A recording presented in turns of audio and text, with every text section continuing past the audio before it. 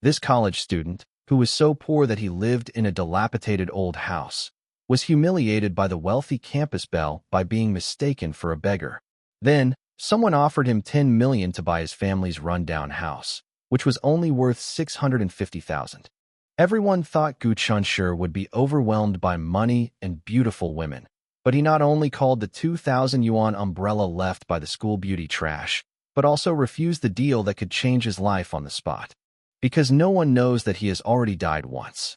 The betrayal and paralysis of his past life made him see through people's hearts. His only advantage after being reborn is knowing in advance who is worth protecting and who must pay the price. Now, on one side is 10 million in cash, and on the other is a top internet celebrity actively approaching him. Gu Chunshur suddenly sneered, "This is not good luck at all, but two tests specially prepared for him by Xiao Yu's brother, who has a net worth of billions." What the other party didn't know was that this test had awakened a vengeful spirit that should never have been provoked. Part 2. Yang Muse stared at the woman and coldly concluded. Gu Chunshur wasn't selling a house at all. He was taking a dilapidated little house and gambling on a high-stakes gamble that could save him 20 years of hard work. That apartment is currently worth only 650,000 yuan, and they've already offered 1 million, which is equivalent to giving away 350,000 yuan for free. A normal person would have already agreed. But Gu Chunshur deliberately asked for 10 million, clearly seeing that the woman was rich and that she was in a hurry to buy the apartment, wanting to take the opportunity to rise to the top in one step. The woman hesitated and asked, "Do you really want to spend 10 million to buy his old apartment in that neighborhood?" Yang Muse laughed. "If Gu Chunshur dares to ask for that price, then I dare to buy it." The 10 million wasn't for the house, but to let Xiao Yu see for herself just how greedy that seemingly ordinary man really was. The next day after school, a sudden downpour began, and the students were all stuck in the rain outside the school building complaining. Gu Chunshur, however, calmly opened his folding umbrella and walked into the rain. Xiao Yu checks the weather every day and reminds him to add clothes and bring an umbrella, so this kind of miserable weather has no effect on him at all. Just as I arrived at the school gate, a limousine pulled up rudely, completely blocking the entrance. Gu Chunshur frowned, thinking that the driver's manners were really poor. The next second, a long-haired girl in a lace dress walked past him and gracefully got into the car. The starry sky-patterned umbrella in her hand was casually tossed to the ground, left to be battered by the torrential rain and fierce wind. Before Gu Chunshur could react, the girl bent down to get into the car, pointed to the umbrella on the ground, and said in a cold and arrogant tone, "It's yours." She didn't glance at Gu Chunshur once, as if casually tossing a piece of unwanted trash to a beggar on the street. The car door slammed shut, and the van sped away, leaving Gu Chunshur holding his umbrella, completely bewildered. He throws unwanted things at him with an air of superiority, as if he's bestowing charity. This guy must be crazy. Behind him, someone laughs and mocks. "The school beauty, gave you her umbrella. Aren't you going to pick it up and take it home to worship?" Gu Chunshur turned around and saw Zheng Buiyuan's ambiguous smile. Zheng Buiyuan was a freshman in the same department, a local from City A, from a wealthy family, good-looking, and always a popular figure at school. Gu Chunshur glanced at the umbrella on the ground and said calmly, "I have no interest in the trash thrown by rude people." After saying that, he turned and left, but Zheng Buiyuan stood there stunned, then smiled. It turns out there are actually men in school who aren't willing to be Du Yushuan's lapdog. When he caught up with Gu Chun, he asked him if he knew that the umbrella was worth over 2,000 yuan, and more importantly, it was the umbrella used by Du Yushuan, the nation's first love. Gu Chunshur only replied, "Even if it's worth 100 million, what does it have to do with me?" Zheng Buiyuan persisted, "Can you resist Du Yushuan?" Gu Chunshur looked puzzled. What's there to resist? She's not a machine gun or a cannon. Zheng Buiyuan burst out laughing and simply followed Gu Chunshur to the subway station. Along the way, he chatted casually, and although Gu Chunshur wasn't particularly interested, he still responded politely. As they walked to the subway station, Zheng Buiyuan suddenly asked, "Why don't you live on campus?" Gu Chunshur casually made up a lie. "I don't like being restricted." Zheng Buiyuan's tone shifted abruptly, his expression suddenly turning serious. "You must never be fooled by that woman's appearance again." Gu Chunshi was stunned for a moment. What? Zheng Buiyuan looked at him and said, word by word, I'm talking about Du Yuxuan. Zheng Buiyuan stared at Gu Chun, his tone so serious it sounded like a warning to him to stay away from dangerous people. Don't be fooled by Du Yuxuan's innocent and lovely appearance. She's not as simple as you think. Gu Chunshi was speechless for a moment, wondering if there was some kind of grudge between the two. To make it even more dramatic, could it be that Zheng Buiyuan actually had a crush on Du Yuxuan and was deliberately warning him not to get involved? But when Zheng Buiyuan mentioned that girl, the disgust on his face was undisguised, and it didn't seem like he was faking it. Gu Chunshi replied calmly, Don't worry, I've never been interested in people who litter or have no manners. But as soon as he spoke, he suddenly remembered that Du Yuxuan seemed to be a key figure in the company's new project. Back home, Jinglan called again, bringing news even more unexpected than Du Yuxuan's. The woman actually agreed, willing to spend 10 million to buy their old, dilapidated house. A typical old house. Asking for 10 million, it didn't seem like a normal transaction at all. Jinglan was extremely anxious on the phone. The more readily she agrees, the more uneasy I feel. What exactly is she trying to do? Gu Chunshi avoided Xiao Yu and asked his mother instead. Mom, are you starting to feel something? I'm not interested at all. Jinglan exploded on the spot. Even if you have money, you can't waste it like this. She's definitely up to something. Gu Chunshi's expression darkened. I think this matter may be related to Xiao Yu. Jinglan slapped her thigh, clearly having already considered this possibility. Besides Xiao Yu, who else would be worth someone spending 10 million to force their way into their neighbor's house? The more she thought about it, the more uneasy she became. Could it be that they want to move in with Xiao Yu and slowly get closer to her? At that moment, Gu Cheng's face appeared on the phone screen, his kind expression carrying an undeniable authority. Chunshi, you didn't tell Xiao Yu about this, did you? No, I didn't want to trouble her. Gu Cheng nodded. Then don't tell her yet. Let's figure out a solution ourselves. They didn't treat Xiao Yu as an outsider. On the contrary, they considered her family and wanted to shield her from these troubles first. After dinner, Gu Chunshi took Xiao Yu downstairs for a walk. The autumn night breeze was as cool as water. The small square was bustling with activity, with square dancing music blaring, children chasing each other, and elderly people strolling leisurely. Beside the square, an old man with a white beard was tending his candied hawthorn stall. Gu Chunshi looked at Xiao Yu and casually asked her, Want some candied hawthorn? Xiao Yu gazed at the bunches of red berries and asked earnestly, Are they delicious? Gu Chunshi was taken aback. You've never had them before? I've eaten hawthorn berries, but never candied hawthorn berries. She asked curiously, Are they as sour as hawthorn berries? At that moment, Gu Chunshi felt a slight pang in his heart. This girl had experienced so much, yet she had never even tasted the most ordinary candied hawthorn. He didn't say anything more, simply bought 2 skewers and handed them to Xiao Yu.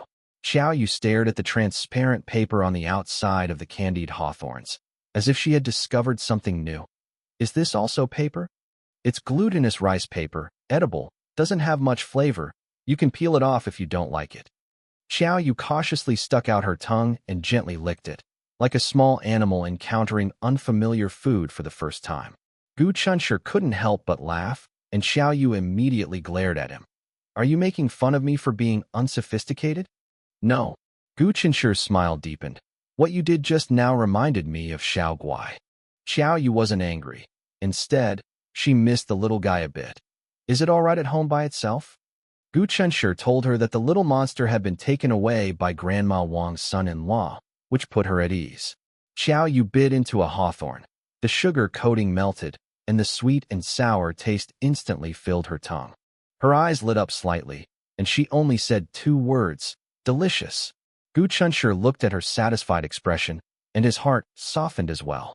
Xiao Yu had already started planning to buy hawthorns another day and learn how to make candied hawthorns online. Gu Chunshi ruffled her hair and said with a smile as usual, My darling is getting more and more outstanding.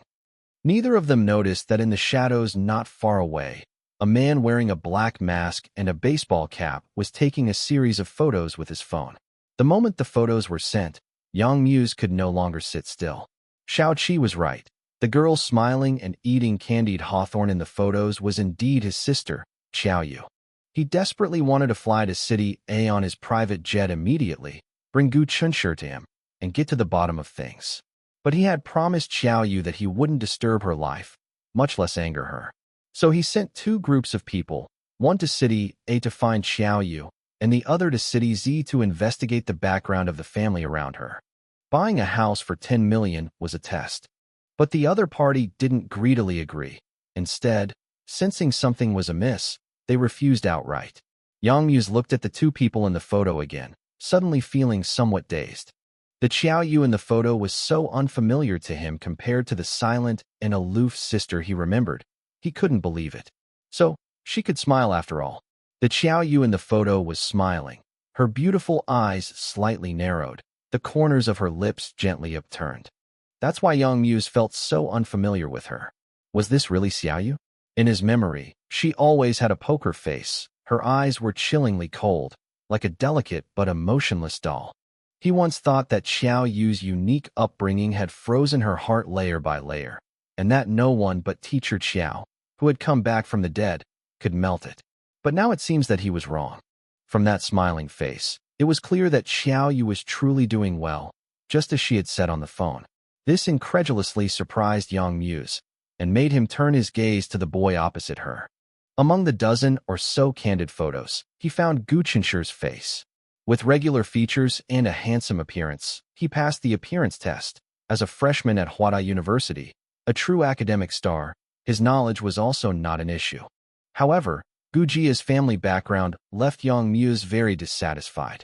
His parents were ordinary workers living in an old apartment building without central heating. For someone worth billions like him, such conditions were simply unacceptable.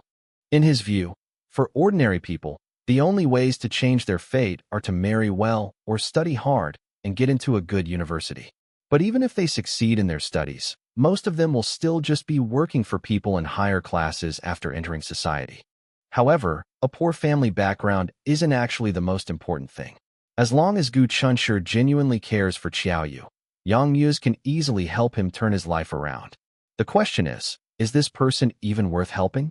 In the photo, Xiaoyu seemed to be enjoying love like any ordinary girl. Yang Muse felt both gratified and disappointed, blaming himself. It turned out that she could indeed live well after leaving the Yang family. Was all the Yang family left her with only pain and misery? He said he treated Xiaoyu like a younger sister, but he never truly cared for or loved her. Now that he wants to make amends, she doesn't care at all and avoids him like the plague. But the better Xiaoyu does now, the more uneasy he feels. Her unhappy childhood must not be allowed to continue into the future. If Gu Chunshur is merely lustful and then abandons her, Xiaoyu simply cannot bear the consequences. This future brother-in-law's character must withstand the test. Yang Muse narrowed his eyes slightly. He didn't want the 10 million? Then he'd try a different temptation. Even if it would infuriate Xiaoyu if she found out, for her future happiness, he had to protect her from this temptation. On the other side, Gu Chunshur ate 8 hawthorns on a candied hawthorn skewer, quickly finishing them off with only a small stick left. Xiaoyu, however, still had 5 left. Gu Chunshur teased, shaking the wooden stick. You eat so slowly. Luckily, we don't lack food and drink now. If this were an era of scarcity, it would be really worrying. Xiaoyu chuckled and replied, Are you worried that I'll eat too slowly and not be able to compete with others, and that I'll starve to death early? Actually, death isn't that scary. You might suffer before you die, but once you're truly dead, it's like falling asleep, without any awareness or feeling. Xiaoyu. Gu Chunshur's face instantly darkened. Xiaoyu was somewhat bewildered. This was the first time he hadn't called her wife or baby, but had instead addressed her by her name seriously. She reached out to touch his face, but Gu Chunshur grabbed her wrist mid-air. There's something on the corner of my mouth, Xiaoyu explained. Gu Chunshur didn't believe him. He had just wiped his mouth. There was nothing there. But he couldn't care less about that now. He was genuinely angry and genuinely scared. He wanted to ask if Xiaoyu had ever had suicidal thoughts, but the words stuck in his throat, and he couldn't bring himself to say them. He was afraid that those terrible memories would be rekindled. In the end, Gu Chunshur simply held her hand and slowly pressed it against his cheek. Her palm was still a little cold. Wife, remember, no matter when, no matter where, I will always be by your side. Understand? Xiao Yu smiled gently. She knew exactly what Gu Chunshur had wanted to ask. She had indeed had negative thoughts after her mother's passing, but that was all in the past. She couldn't bear to leave now. She had Gu Chunshur, her uncle and aunt, and even Zhou Xiangyu was someone she cared about. And in the future, perhaps even more important people would come along. For example, her child with Gu Chunshur. Therefore, she wanted to have another child with Gu Chunshur. How could she bear to die young? The Gu family changed Xiao Yu a lot, including her attitude towards life. She hugged Gu Chunshur and acted coquettishly, looking up at him with her little face. Honey, I will never say such things again. Please don't be angry and forgive me this time, okay? Gu Chunshur was speechless for a moment. More than being angry at her for her thoughtless words, he felt sorry for the helplessness she had experienced in the past. Xiao Yu rarely spoke so softly and coquettishly, and Gu Chunshur's heart had already melted, but he felt that he couldn't let her off so easily. He deliberately put on a stern face and said almost commandingly, "Don't say things like that again. Do you hear me?" Xiao Yu nodded obediently. I know. With her coaxing, Gu Chunshur had no anger left. He patted her head with satisfaction and his tone softened. Let's go back. The two walked back slowly, their fingers intertwined. The man who had been following them from the shadows immediately stood up, wanting to take more photos and videos. But Gu Chunshur, who was ahead, suddenly turned around and glanced back, startling the man so much that he dared not move. The boss had already instructed them that Xiao Yu was a skilled and extremely vigilant person, and they absolutely could not let her discover that they were being followed, otherwise the consequences would be severe. The man following them had no choice but to pretend to be an ordinary passerby and casually walk past the two of them. Xiao Yu had 4 candied hawthorns left in her hand, but Gu Chunshur stopped in front of a snack shop, saying that he had no taste in his mouth and wanted to go in to buy something to eat, and asked Xiao Yu to help him choose. Xiao Yu saw right through his thoughts. Gu Chunshur rarely touched snacks except for fruit, so why would he suddenly crave them? He clearly wanted to buy them for her. She smiled and handed him the candied hawthorns. You just finished one and it doesn't taste good yet? The rest will taste good. Gu Chunshur took a bite, knowing he wasn't good at lying, and simply laughed. Come on, let's buy some good food. Xiao Yu wasn't particularly attached to snacks. He'd eat them if they were available, but it didn't matter if they weren't. She had wanted to advise him not to buy any, but remembering that she had just upset him that evening, she obediently followed him into the store. There was also a couple in the store. The boy was pointing confidently at the shelves. Baby, pick whatever you want to eat. The girl kissed him, picked up her shopping basket, and started shopping, quickly filling it to the brim, making the owner beam with joy. But the atmosphere changed the moment Gu Chunshur and Xiao Yu entered. The boy's eyes lit up the moment he saw Xiao Yu, his gaze constantly drifting towards her. Noticing this, Gu Chunshur immediately gripped Xiao Yu's hand tightly and gave her a cold look.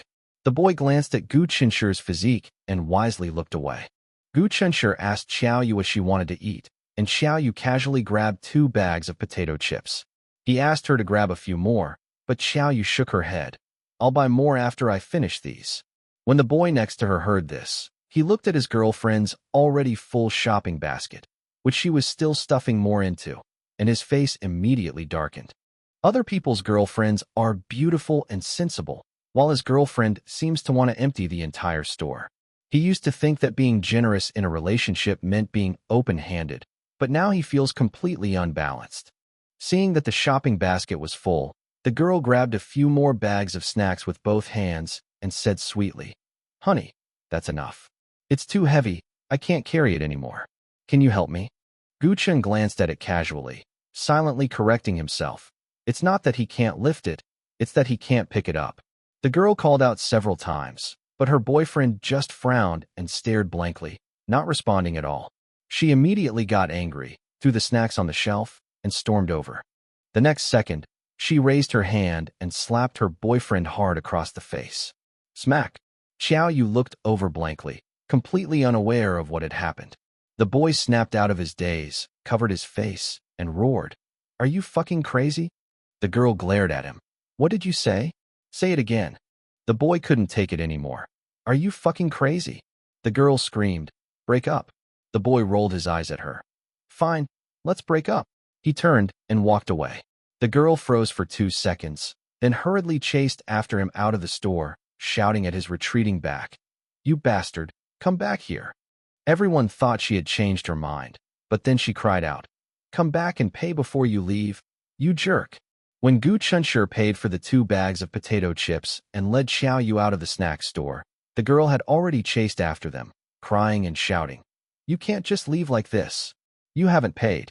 The simple phrase, you haven't paid yet, immediately stunned the unsuspecting passers-by, who craned their necks to watch with curiosity. One old man even shook his head in disappointment. The world these days, sigh. Xiao Yu looked puzzled. Is there something wrong with this girl? She slapped someone and didn't apologize, yet she expects the other person to pay for her expenses? Can't she just buy what she wants to eat herself? She felt indignant on behalf of the boy. He got slapped for no reason, and all he said was, let's break up. Why didn't he slap back before leaving?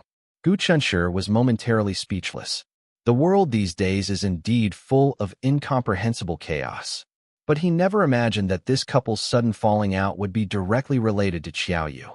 This accusation came out of nowhere, and he was completely innocent. Reaching the stairwell, Gu Chunshur suddenly released Xiao Yu's hand. Xiao Yu was slightly taken aback. Usually, he wouldn't let go until they reached the front door and he was taking out his keys, but today, he had let go prematurely. But the next second, Gu Chunshur squatted down. Xiao Yu didn't need him to say anything. She immediately understood what he meant. This was an unspoken understanding that had already formed between the two after they confirmed their relationship. I ate quite a bit tonight. A bit more than usual, are you sure? Xiao Yu asked before leaning over. Gu Chunshur urged her. Don't dawdle. Hurry up. In his eyes, Xiao Yu was too good. So good that he always felt that no matter how much he did, it wasn't enough. Not to mention carrying her up to the 4th floor. He would be willing to carry her every time he went out in the future. Xiao Yu leaned onto his back and wrapped her arms around his neck. Gu Chunshur steadily stood up and walked upstairs step by step. Xiao Yu smiled, her heart floating on clouds, so sweet it made her dizzy. Unconsciously, her gaze fell on the back of Gu Chunshur's neck, exposed outside his collar. The skin there was a healthy light tan, firm and clean. Xiao Yu couldn't resist and gently kissed it. It was just an involuntary action, but she didn't expect it to trigger a series of reactions. Gu Chunshur was carrying his beloved girl on his back when he suddenly felt a numbness in the back of his neck, followed by a tingling sensation throughout his body, as if he were being electrocuted. He jolted awake, almost startled by the sudden sensation. It wasn't until he felt that warm, soft touch that he belatedly realized that Xiao Yu had secretly kissed him. Xiao Yu was startled by his sudden movement, thinking she was about to be thrown off, and quickly hugged his neck even tighter. Once they both realized what had happened, Gu Chunshur couldn't help but chuckle. Xiao Yu asked him what he was laughing at, and Gu Chunshur truthfully replied, I thought I just got an electric shock. It was numb and itchy. It scared me half to death. Xiao Yu chuckled to herself. Gu Chunshur then asked, Did you think I was going to throw you down? Xiao Yu obediently hummed in agreement. Gu Chunshur's smile faded, and he earnestly told her, You must remember, no matter what storms we encounter in the future, I will never abandon you. Remember that, do you hear me? Xiao Yu responded softly. They arrived at their doorstep quickly, and Gu Chunshur put her down, habitually reaching out to touch her small face. Xiao Yu's skin was soft and delicate. He was always exceptionally gentle when touching her, afraid of hurting her if he used too much force. Normally, Gu Chunshur would never think of Xiao Yu having any big boss attributes. But this time, the moment his hand touched her face, he quickly withdrew it as if he had been burned. As he opened the door, he said, feigning calmness, I haven't updated my comics yet today, I'm busy. He was clearly just making conversation. He needed to quickly shift his focus, otherwise his mind would be filled with that tingling sensation from before, and he might even be tempted to ask Xiao Yu to kiss him again. He was afraid he wouldn't have enough self-control and would do something he shouldn't. Not now. Baby, I'm going to take a shower first. Gu Chunshur didn't turn around and went straight into the bathroom, clearly eager to cool himself down. Xiao Yu naturally had no objections, but she was a little confused. In the past, Gu Chunshur would always let her go first, no matter what they did. The naive girl never imagined that her unintentional kiss would cause such trouble. The next day on the subway, Gu Chunshur was wearing Bluetooth earphones, through which he heard Chung Karen's resentful complaints. For the past few days, Chung Karen had been trying to contact Du Yuxuan. Initially, the other woman agreed to meet, but she never showed up at the agreed time and place. Chung Karen was stood up 3 times in total.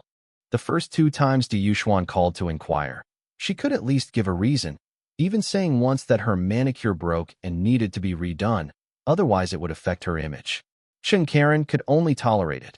After all, she was now the most popular internet celebrity, and even her clients were very obedient to her. The third time, Chung Karen, suppressing his anger, asked her why she had stood him up again, but Du Yuxuan exploded first. She directly yelled, "Are you out of your mind? I've been so busy lately, I don't have time. Can you stop clinging to me like a leech? Men are all the same. It's so annoying." After saying that, she didn't give Chung Karen a chance to react and hung up the phone. Chung Karen was completely speechless. He was the one who got stood up, he was the one who felt wronged, and yet, in the end, it was Du Yuxuan who got angry and yelled at him. After listening, Gu Chunshur asked if he could get the client to intervene and at least get Du Yuxuan to cooperate. Chung Karen smiled wryly. "Client? Don't count on it. The client treats her like royalty." Gu Chunshur could only chuckle. This was indeed a difficult matter. Chung Karen hesitated for a moment before calling out, "Chunshur," and Gu Chunshur immediately pretended not to understand. "Oh, I'm getting off the bus soon. I'm not talking anymore, bye-bye." Chung Karen said helplessly, "I know you don't want to, but I really have no choice but to shamelessly beg you this once." Gu Chunshur stated his position directly. "I have a girlfriend and don't want to have too much contact with other girls." Chung Karen quickly assured her, "Don't worry, I will personally explain to my sister-in-law, and it will definitely not affect your relationship." "No, that's not the only reason. In short, I can't help you with this. You'd better think of another way. Besides, this is not within my job scope. I'm sorry, I can't accept it." Gu Chunshur was a specially recruited employee. His contract clearly stated that he was only responsible for providing feasible solutions for the company's new projects and would not participate in anything else, so his refusal was perfectly justified. Chung Karen sensed his aversion to Du Yuxuan and asked curiously, "Brother Gu, why do you seem to dislike her so much?" Gu Chunshur countered, "If you could, would you like to fawn over an arrogant and rude girl who doesn't appreciate your kindness?"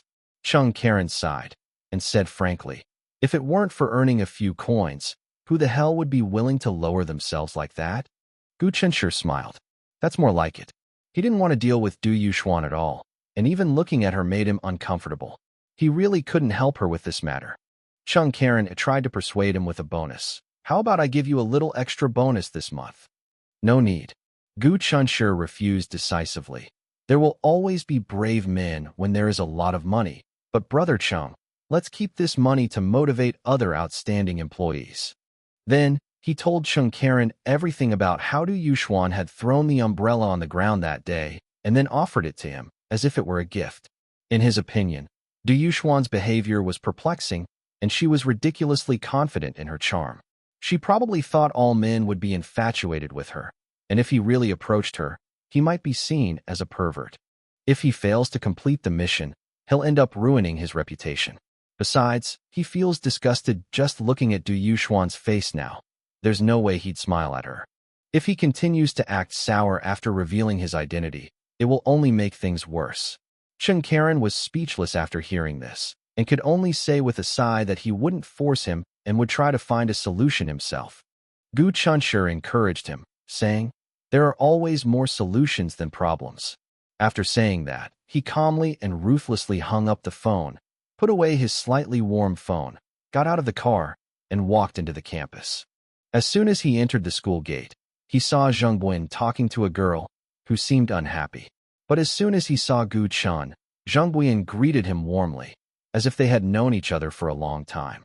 Gu Chunshur neither liked nor disliked Zheng Buin. He just found this sudden show of goodwill a bit inexplicable. Then, Zheng Buin even invited him to his home on Saturday. Everyone knows that receiving an invitation from Zheng Buin means that he considers her a true friend. but they've barely interacted before. Is it simply because he explicitly stated he wasn't interested in Du Yuxuan?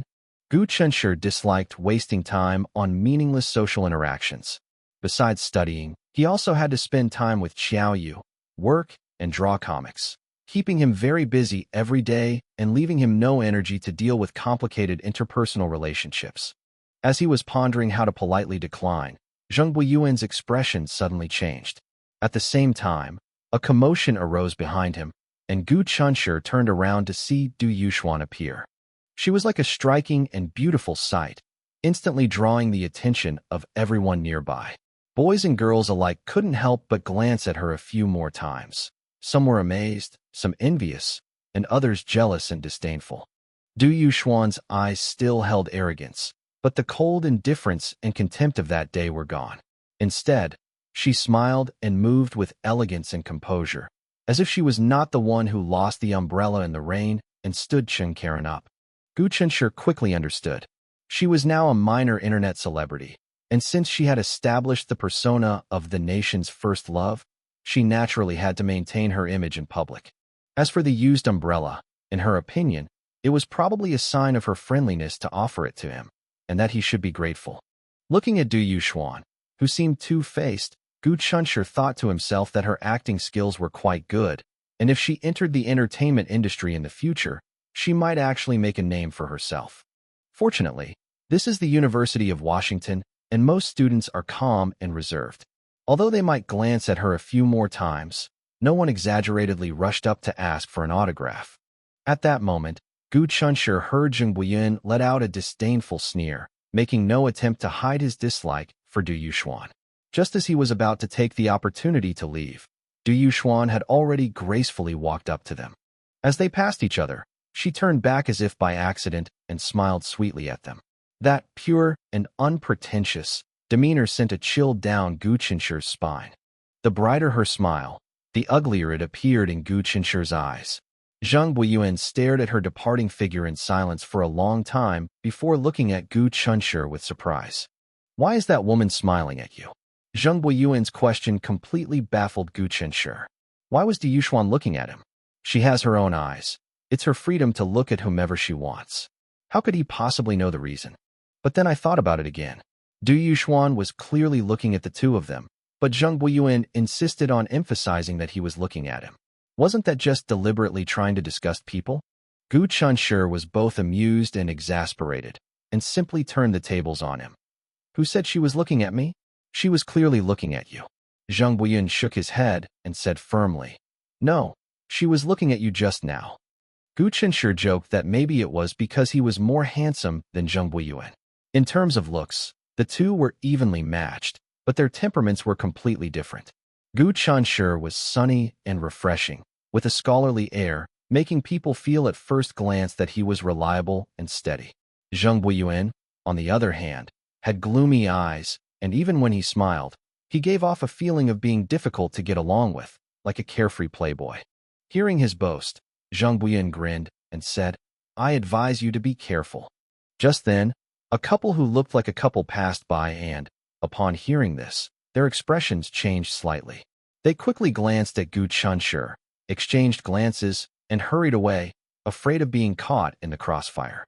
Gu Chunshi found it amusing. They had clearly misunderstood, thinking Zheng Buiyuan was threatening him. What Zheng Buiyuan really wanted to warn him wasn't to be fooled by Du Yuxuan's appearance and accidentally become her lapdog. It's just that his words always carried a playful tone, which did indeed make it easy for people to misunderstand. There was only one class in the morning. After class, Gu Chunshi went to the library to look up information. The library wasn't crowded. Everyone was either browsing the bookshelves or sitting quietly reading. Gu Chunshi found the book he needed and was about to find a seat when two classmates approached. He stepped aside to let them pass. One of the boys, wearing black-rimmed glasses, stopped in front of him, hesitant to speak. Gu Chunshi didn't recognize him and could only ask, "Is there something you need?" The boy hesitated for a moment, then said in a low voice, "I saw you with Zheng Buiyuan this morning." The girl behind him immediately changed her expression and hurriedly tugged at his sleeve, signaling him to stop talking. Gu Chunshi then remembered that these two were the couple who had passed by that morning and misunderstood Zheng Buiyuan's threat. He nodded. What's the problem? The boy seemed to have made up his mind and reminded him. I advise you. It's best not to offend him in the future, he's a. The girl finally couldn't help but say anxiously. Senior, don't meddle in other people's business. Gu Chunshur glanced at her. The girl looked away awkwardly, as if looking at him for even a moment would bring misfortune. Gu Chunshur asked, why? Is he scary? Since the girl called him senior, then this boy must also be a senior at Huazhong University of Science and Technology. Gu Chunshur felt that the other party wouldn't have come to remind him for no reason, and he couldn't help but feel a little curious. Just who is Zheng Buyan? The senior student asked in surprise. Didn't you realize at all what kind of person he is? Gu Chunshur didn't answer. But this silence, in the senior student's eyes, seemed like he was forcing himself to remain calm while actually being terrified. The senior sighed. We all heard what he threatened you this morning. The girl tried to pull him away, saying, Senior, don't talk to him anymore. If that guy surnamed Zheng finds out, he might cause you trouble. Gu Chunshur felt increasingly uneasy as he listened. Could it be that Zheng Buiyuan was really a bully, and notorious enough to be feared by everyone? The senior student said seriously, Tian Jingjing, one shouldn't be too indifferent. I didn't do anything. I was just reminding him. Tian Jingjing blushed deeply and lowered her head in shame. Gu Chunshur, on the other hand, felt a growing fondness for this straightforward senior. Nowadays, most people only care about themselves and avoid other people's troubles if they can. Even Gu Chunshur, after his rebirth, had long forgotten his father's straightforwardness and his mother's warm heart. Then, the senior pulled him aside and told him about something.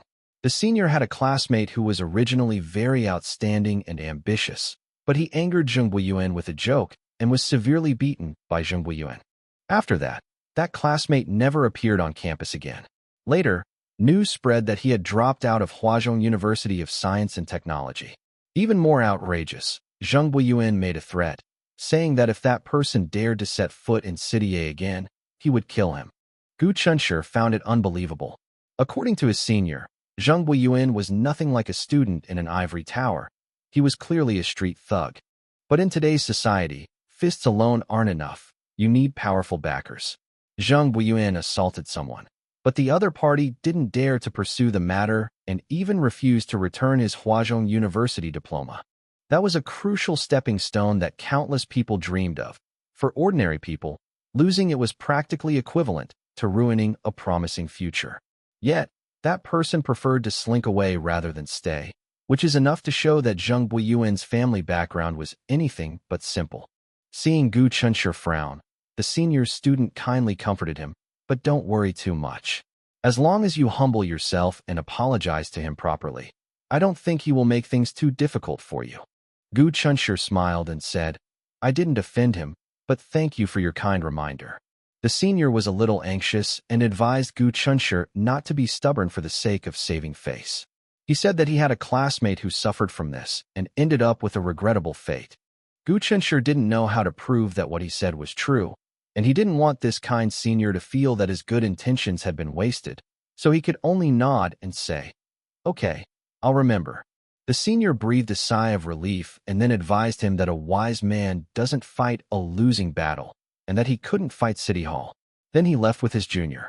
Gu Chunshur leaned against the bookshelf for a long time, shook his head and smiled, then picked up a book and found an empty table to sit down. Not long after, his phone vibrated twice in his pocket. Li Feiyao had sent a message. Little brother, I'm at the gate of your school, but the security guard won't let me in.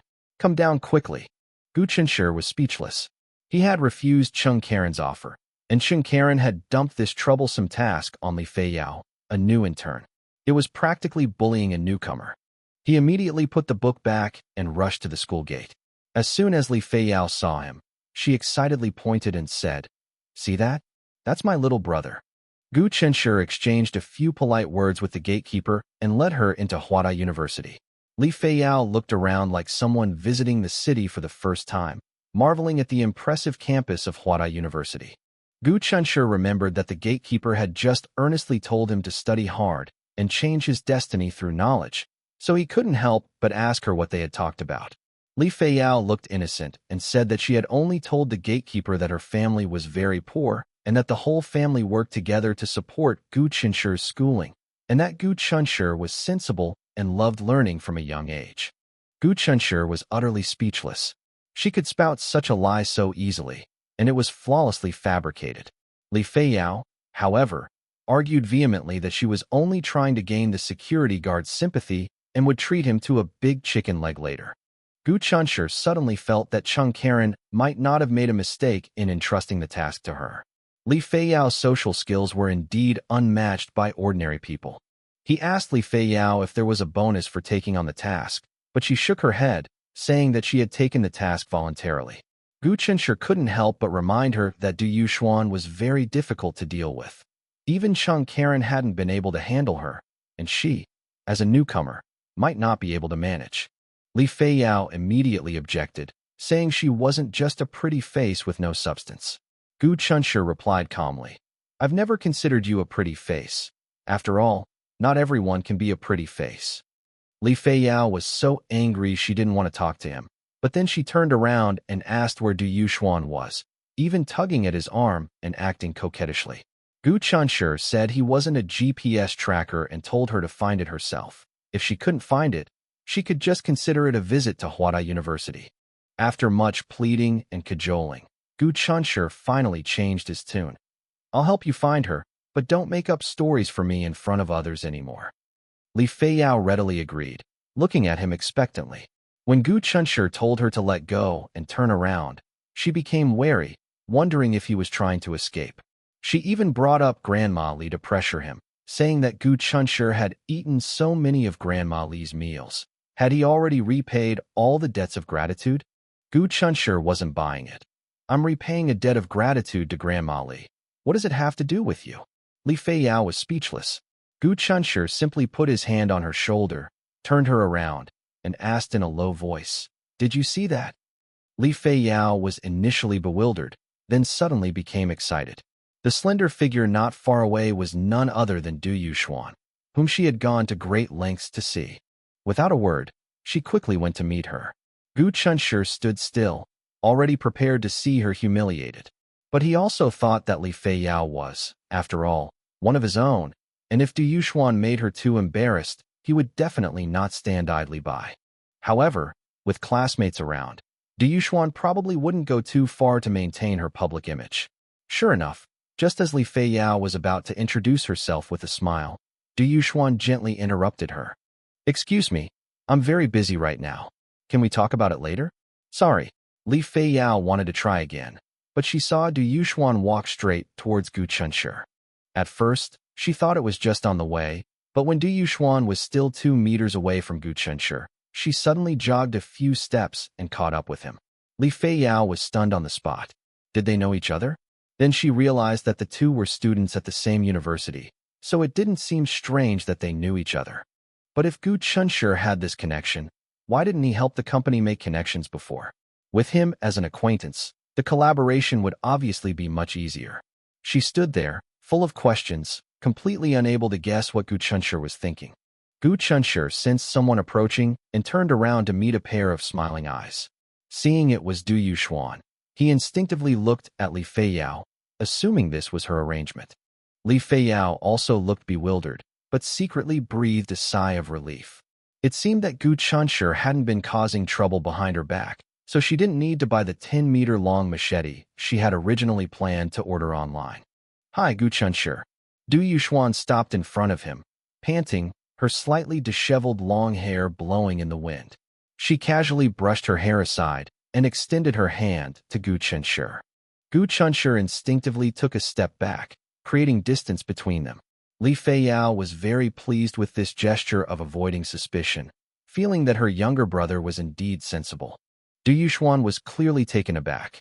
She had never encountered a boy who actively avoided her before, and could only comfort herself that her actions had been too sudden and had startled Gu Qinshi. "My bracelet is broken. Can you help me put it back on?" She shyly opened her palm, revealing a string of emerald green crystal bracelets. Gu Qinshi looked at the bracelet, but became wary. How could Du Yuxuan, a prominent figure at school, who had never crossed paths with him, a man so low-key he was practically invisible, know his name so accurately? Anyone else might have assumed they were about to have a stroke of good luck in love. But Gu Chunshur was very clear-headed and not so narcissistic as to think that Du Yuxuan was deliberately inquiring about him because she liked him. Especially when he thought about how she had arrogantly thrown her umbrella on the ground as if she were giving it to someone. Gu Chunshur had absolutely no good feelings towards her. He didn't respond to her words, but simply glanced at Li Feiyao expressionlessly. Li Feiyao immediately understood and quickly stepped forward, saying, "Let me help you." Du Yuxuan's face stiffened slightly, a hint of displeasure flashing in her eyes, but she quickly smiled sweetly and said, "Thank you, senior." Li Feiyao almost cursed inwardly. She clearly didn't look much older than Du Yuxuan, yet she was being called senior. But she still smiled and carefully put the bracelet on Du Yuxuan's wrist. After putting it on, she suddenly asked Gu Chunshur in a coquettish tone, "Brother, this bracelet is so pretty. I want to buy one too.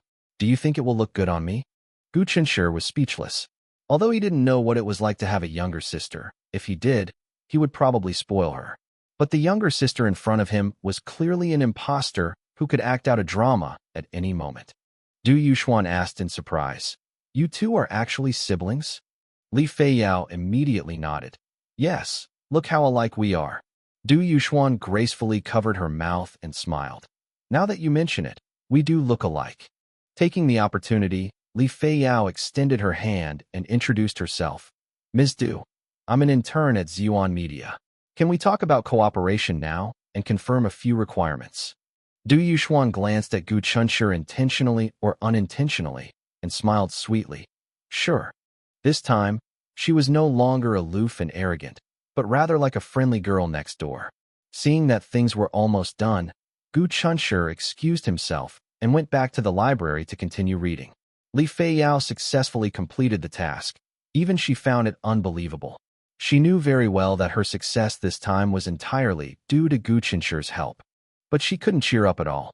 When she left Huada University, the security guard saw her looking worried and comforted her. "The school won't let your brother suffer, little sister, don't worry." Li Feiyao forced a smile, walked into a nearby coffee shop, and couldn't help but call Gu Chunshur. Gu Chunshur spoke first. "No need for thanks. I didn't help you much." Li Feiyao said, "Don't interrupt. I have something to ask you." In the library, Gu Chunshur had just opened a book when he became serious. "Did Du Yuxuan give you a hard time?" "No." The conversation went very smoothly. "You and Du Yuxuan really didn't know each other before?" "Yes." "But she called you by your name accurately? How should I know?" Li Feiyao stirred her coffee and suddenly blurted out, "I have a feeling that Du Yuxuan likes you." Gu Chunshur said speechlessly, "You can eat more food, but you can't say whatever you want." Li Feiyao remained steadfast in her opinion. Du Yuxuan's attitude towards Gu Chunshur clearly showed interest. She even smiled and praised him, saying that he was indeed her younger brother. Quite charming indeed. Gu Chunshur immediately became serious, telling her to stop talking nonsense. Li Feiyao also immediately stopped joking and solemnly reminded him, "You have a girlfriend. I've already decided on Xiao Yu as my sister-in-law. You can't be fickle." Gu Chunshur was both amused and exasperated. Suddenly having this older sister who always worried about his love life was truly exasperating. He didn't mind Li Feiyao's tactless concern at all, because now there was one more person in the world who genuinely cared about Xiao Yu. Li Feiyao threatened fiercely, "If you dare to wrong Xiao Yu, I'll tell your uncle and aunt." Gu Chunshur teased her on purpose, saying that his parents had never laid a finger on him since he was a child. Gu Cheng and Jing Lan were gentle and did not approve of violent education.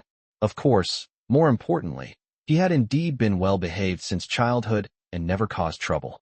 Li Feiyao immediately corrected, "I'm going to ask your aunt and uncle for the right to hit you, to teach you a lesson on behalf of Xiao Yu." Gu Chunshur glanced at her thin arms and legs and couldn't help but ask, "With your physique, can you beat me?" Li Feiyao suddenly lost her confidence, but then felt wronged. "If I hit you, do you have to hit me back?" Gu Chunshur first laughed at her for thinking too much, then seriously told her that if he really did something wrong, she could hit him however she wanted, and he wouldn't fight back. This pleased Li Feiyao. She smiled and said that since her uncle and aunt couldn't bear to hit him, Neither could she, as his older sister. If they really had to, her grandmother would punish her first. Gu Chenshi then asked when Grandma Li would be coming to City A. Chen Karen had already rented a 2-bedroom apartment for Li Feiyao nearby, and said that Grandma Li would come after the Mid-Autumn Festival. But Li Feiyao immediately steered the conversation back to Du Yuxuan, reminding him to be more careful. It wasn't that she didn't trust Gu Chenshi's character, but she was afraid that Xiao Yu would be upset if she heard rumors. Gu Chenshi deliberately countered with a question, revealing that she didn't distrust him, but rather distrusted that Xiao Yu would firmly believe in him. Li Feiyao was speechless and almost wanted to punch him. Fortunately, Gu Chenshi quickly explained that he was just teasing her and knew his limits. Li Feiyao then hung up the phone with relief, but did not immediately report to her boss that the task was complete. She silently pulled out a group photo, looked at the kind, smiling face of the elderly woman with silver hair, and smiled gently. But as she looked at it, her vision gradually blurred. On the other side, Gu Chenshi only read 2 pages before he couldn't concentrate on the book anymore. His longing for Xiao Yu surged like a tide, and even though they had only been apart for less than 3 hours, he couldn't help but take out his phone. Having witnessed the affected mannerisms of some girls, he felt even more fortunate. Xiao Yu was the best girl in the world. The video call connected, and Xiao Yu's beautiful face appeared on the screen, instantly putting Gu Chenshi's mind at ease. He asked, "Wife, what are you doing?" Xiao Yu sat cross-legged on the sofa, smiling lazily with her eyes half closed. "I'm thinking about what delicious food to make for my husband tonight." Gu Chenshi immediately said that he loved everything his wife cooked. Even the dishwater tasted sweet to him. Xiao Yu was amused and teased him for being so cheeky. Gu Chenshi, as usual, reminded her not to open the door if anyone knocked while he was away. Xiao Yu was already used to his nagging and obediently nodded in agreement. After hanging up the phone, Gu Chenshi frowned. It was obvious to anyone that Du Yuxuan was trying to get closer to him. He knew he was outstanding, but Huada University was never short of outstanding people. Du Yuxuan had become famous overnight because of her beauty, and she had always been somewhat arrogant because of her favored status. Why would she take the initiative to show her affection to him, who was unknown? Something unusual is bound to happen. Everything that's been happening lately is too coincidental. A nouveau riche woman from his hometown bought his family's old house for a high price, and a popular internet celebrity at school is actively approaching him. On one hand, there was a windfall of 10 million. On the other, an unexpected stroke of good fortune in love. Gu Chenshi didn't believe it was a coincidence. In his view, these were clearly 2 different tests and trials. His gaze fell on the documents, and a cold smile slowly crept onto his lips. 10 million and a big internet celebrity, they seemed unrelated. But if they really weren't, that would be a miracle. With the Yang family's power, 10 million is nothing. As for Du Yuxuan, she's just a pawn they can discard at any time. Yang Muse verbally promised Xiao Yu that he would no longer disturb her life. But behind her back he was still engaging in these underhanded tactics, playing the double game with practiced skill. Dinner was simple: stir-fried lettuce, celery, and dried tofu, and a dish of sliced pork made with garlic sprouts, chili peppers, wood ear mushrooms, and minced meat. Xiao Yu spread out half a handmade pancake, scooped out 3 spoonfuls of sliced pork, spread it evenly, rolled it up carefully, and handed it to Gu Chenshi. Gu Chenshi took a bite. The spicy and fragrant flavor instantly stimulated his taste buds, greatly increasing his appetite. Xiao Yu loved watching him devour the food she had cooked, and it filled her with a sense of accomplishment. She rolled one up for herself too, but put in even less vegetables, and it rolled up thinly, just like her slender figure. Gu Chenshi finished the wrap in a few bites, and Xiao Yu handed him the warm water that had been poured beforehand. He tilted his head back and drank half a cup, easing the spiciness in his mouth. Xiao Yu put down the pancake she was holding after taking only 2 bites, then picked up another one, intending to roll it up for Gu Chenshi. Gu Chenshi reached out and snatched it away. "I can do it myself. Otherwise, if this goes on for too long, I'm afraid my wife will turn me into a useless piece of trash who can't lift a finger and will just lie on the sofa like rotten meat." Xiao Yu said naturally, "Don't worry. Even if you're a pile of rotten flesh, I'll still love you." These words sound like sweet nothings, but judging from her matter-of-fact expression, she was simply stating a fact. Gu Qinshi's hand holding the spoon paused. He suddenly remembered his past life, when he was paralyzed from the waist down, lying lifeless in his hospital bed all day, just like a pile of rotten flesh. But his parents never abandoned him. They continued to care for him wholeheartedly, hoping for a miracle in their despair. Perhaps a miracle did happen, allowing him to be reborn and have a chance to start over. Only those who truly love you will never abandon you, no matter what you become. However, Gu Qinshi's anxiety had not completely disappeared. He needed to see Yang Muse as soon as possible because he had no idea what this man was up to. In terms of strength, Yang Muse was like a mountain, while he was just a grain of sand. Gu Qinshi wished he could become powerful overnight and have the ability to compete with capital.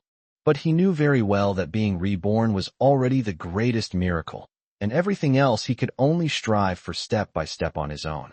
His future is undoubtedly bright, and he is confident that he can provide a good life for the people he loves. However, in order to protect Xiao Yu, he still can't help but feel restless and impatient, wishing he could achieve instant success. Then he remembered what he had said to comfort Chung Karen. There are always more solutions than problems. He was so afraid of losing Xiao Yu that he started overthinking and lost his composure. Yang Muse isn't a monster. As long as he's human, he'll find a way to deal with it. Gu Chunshi took a deep breath, and his anxiety finally subsided considerably. He decided to contact Yang Muse as soon as possible. Xiao Yu should have Yang Muse's number in her phone, but unfortunately, her phone doesn't have a screen lock password. As he was thinking, Xiao Yu noticed something was wrong and looked at him with concern. What's wrong? Gu Chunshi snapped out of his reverie and smiled gently. It's nothing. Xiao Yu said seriously. You have something on your mind. Gu Chunshi readily admitted. Yes. What's on your mind? Tell me about it. I'm thinking, I absolutely can't become a pile of rotten meat. Even if you don't mind me, I'll still dislike myself. As he spoke, he grabbed Xiao Yu's hand, pulled it to his lips, and kissed it. Suddenly, he asked, Wife, do you have something on your mind too? Xiao Yu was taken aback, and Gu Chunshi was also startled. He was only worried that Xiao Yu would notice something was amiss, so he tried to steer the conversation back to her and distract her. Unexpectedly, she actually had something on her mind. Yang Muse called me today. Gu Chunshi remained expressionless. What did he say? The mention of the Yang family irritated Xiao Yu. He wants me to spend the Mid-Autumn Festival with that old lady. Gu Chunshi sneered. The fox's tail has been revealed so quickly? Didn't he tell you before not to go back unless necessary? Xiao Yu shook his head. It's not that she's asking me to go back.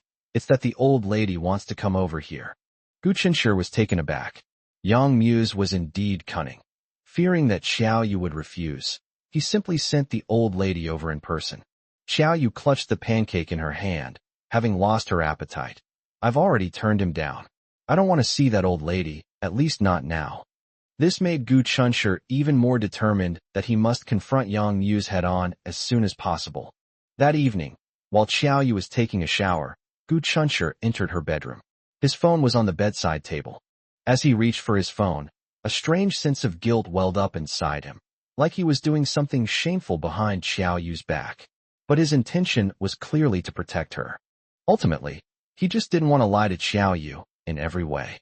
After unlocking his phone, Gu Chunshi discovered that the wallpaper was a picture of himself standing by the window, gazing into the distance. He didn't even know when Xiao Yu had taken the picture.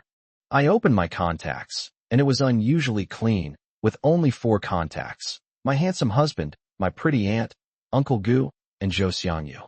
Gu Chunshi couldn't help but laugh. There were 2 handsome S in front of him, beautiful in front of his mother, and his father became the respectful Uncle Gu. As for Zhou Xiangyu, he is just Zhou Xiangyu. But the smile quickly froze. There were only 4 people in the contacts, and Yang Muse was nowhere to be found.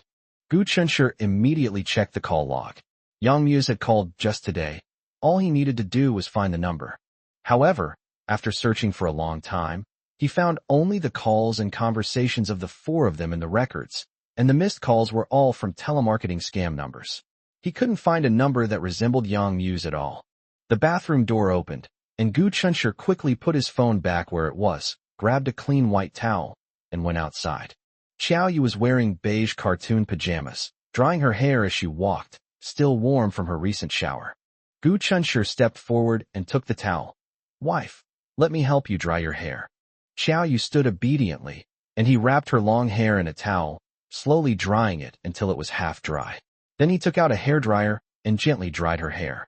Amidst the noise of the hairdryer, Xiao Yu discussed with him about buying some local specialties from City A before heading home. Gu Chunshur agreed, while silently making his own plans. His mother still had the business card of the woman who wanted to buy his house. After returning home, he contacted Yang Muse through that woman. Gu Chunshur didn't expect that things would develop in a way that would prevent him from even returning home.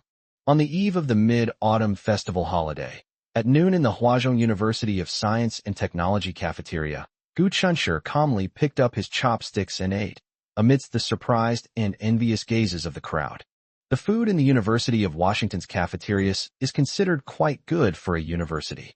Some students were even moved to tears by their first meal at the start of the semester, exclaiming that they had finally said goodbye to the pig swill of their 3 years of high school. Gu Chunshur was used to Xiao Yu's cooking, so when he ate in the cafeteria, he found the food to be just average. He had barely sat down when the popular internet celebrity Du Yuxuan, carrying a tray, sat down opposite him quite naturally, as if the two had known each other for a long time. Gu Chunshur already disliked her, and the thought that behind her smiling face might be a deal with Yang Muse made him even more disgusted. Du glanced at his plate and asked with a smile, "Gu Chunshur, you're so tall. How come you eat so little?" Gu Chunshur looked up at her, his gaze slightly cold, and said with a half-smile, "What's it to you?" His voice wasn't loud, but it was just loud enough for those around him to hear. Several students at nearby tables were stunned, thinking they had misheard. Du Yuxuan, who was closest, was equally astonished. What did you just say?" Gu Chunshur still wore a gentle smile, but only Du Yuxuan could see the coldness in his eyes. He lowered his voice and repeated, word by word, "I said, what's it to you? Do we even know each other? Whether I eat a lot or a little, it's none of your business." Du Yuxuan heard it clearly this time. Her face instantly turned red, and she was so embarrassed and annoyed that she couldn't speak. Gu Chunshur slowly picked up a shredded potato and calmly reminded him, "Don't get angry. So many people are watching. You don't want your carefully maintained image to crumble, do you?" Du Yuxuan's cheeks burned with pain. She was the nation's first love, receiving countless love letters and possessing both good looks and a high level of education. Yet this boy in front of her made no attempt to hide his disdain for her. Just as she was feeling both ashamed and angry, Gu Chunshur suddenly asked, "How much did he pay you?" The sentence seemed abrupt, but Du Yuxuan understood it instantly. Her pupils contracted, and she almost jumped up from her seat, tightly pursing her lips, afraid to speak. Gu Chunshur appeared to be dressed in an outfit costing less than 1,000 yuan, like an ordinary student from a poor family. But if he were truly an ordinary person, why would anyone be willing to spend 5 million yuan to let her get close to him? Du Yuxuan had always suspected that Gu Chunshur's family background was not as simple as it seemed. When 5 million was offered to her, she hesitated. She was afraid that a scandal would ruin her carefully cultivated perfect image, and even more afraid that it would affect her entry into the entertainment industry. But the other party told her that she only needed to seduce Gu Chunshur for a week, and didn't actually have to be with him. After a week, she would report back on her progress, and if it was successful, they would invest in making a youth campus movie tailor-made for her, with her as the female lead. Du Yuxuan's dream was never to be a fleeting internet celebrity, but to become a real star. She finally succumbed to temptation. She was initially full of confidence, thinking that winning over Gu Chun would be a piece of cake. Who knew that she would be publicly humiliated and have her intentions seen through at a glance? "What else does he want you to do to me?" Gu Chunshur continued to ask, his tone leaving no room for argument. Du Yuxuan hurriedly shook her head. "No, there isn't any." She couldn't afford to offend the person who offered 5 million, and she dared not provoke Gu Chunshur, whom she couldn't see through. She finally regretted it. There's no such thing as a free lunch. She shouldn't have been so greedy as to get involved. Before the two experts have even decided their match, it's often the insignificant person caught in the middle who suffers the most. Although Gu Chunshur couldn't read minds, he could see her fear. Since Yang Muse had unintentionally raised his value, he naturally wanted to make good use of it. Moreover, the company's new project had been stalled precisely because of Du Yuxuan, this troublesome woman. Give me his contact information, Gu Chunshur ordered directly. Since we've already set the stage, let's set it up even higher. Du Yuxuan lowered her head, her whole body trembling with fear. Gu Chunshur's voice turned cold. Didn't you hear what I said? Du Yuxuan was on the verge of tears, frantically explaining. I'm sorry, I absolutely meant you no harm. I really didn't want to get involved in your feud, 2-inch. Gu Chunshur's face was cold as he uttered only 4 words. Contact information. Du Yuxuan bit her lower lip, desperately holding back her tears. After hesitating for a long time, she stammered. Then how about I contact him first and ask for his opinion? Gu Chunshur sneered. Du Yuxuan trembled, her mental defenses completely crumbling. She left a phone number, picked up her tray, and fled the cafeteria as if her life depended on it. Gu Chunshur scoffed, fool. After getting the number, he quickly finished his meal, left the cafeteria, and found a quiet place to make the call. Hello, who are you looking for? A man's voice came from the other end of the phone. Gu Chunshur unconsciously frowned. Gu Chun was present during Yang Mu's several phone calls with Xiao Yu, and Xiao Yu always had the call on speakerphone, so he remembered Yang Mu's voice. But the man on the other end of the phone was not Yang Muse at all. Gu Chunshur's face darkened. That woman, Du Yuxuan, actually gave him a fake number just to get away with it? The thought had barely crossed his mind when Gu Chunshur rejected it. No, Du Yuxuan looked like she was about to cry at the time, so she probably wouldn't dare to play tricks on him.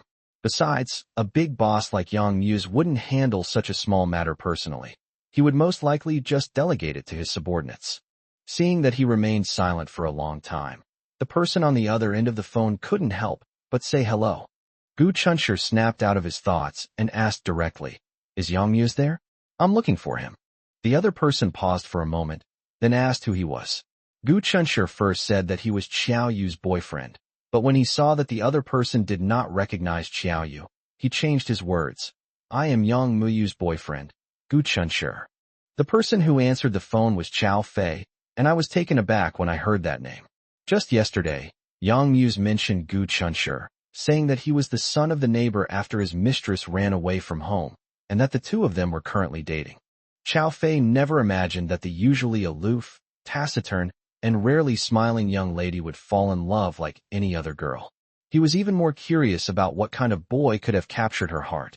Now that Gu Chunshur had taken the initiative to call, Chao Fei immediately wondered if something had happened to Du Yuxuan. He suppressed his doubts, asked Gu Chunshur to wait a moment, and then took his phone to knock on Yang Mu's office door. Yang Muse was engrossed in his documents when he looked up, his gaze cold and authoritative. Upon hearing that Gu Chunshur had requested a call, he paused for a moment, then chuckled softly and took the phone. I am Yang Muse.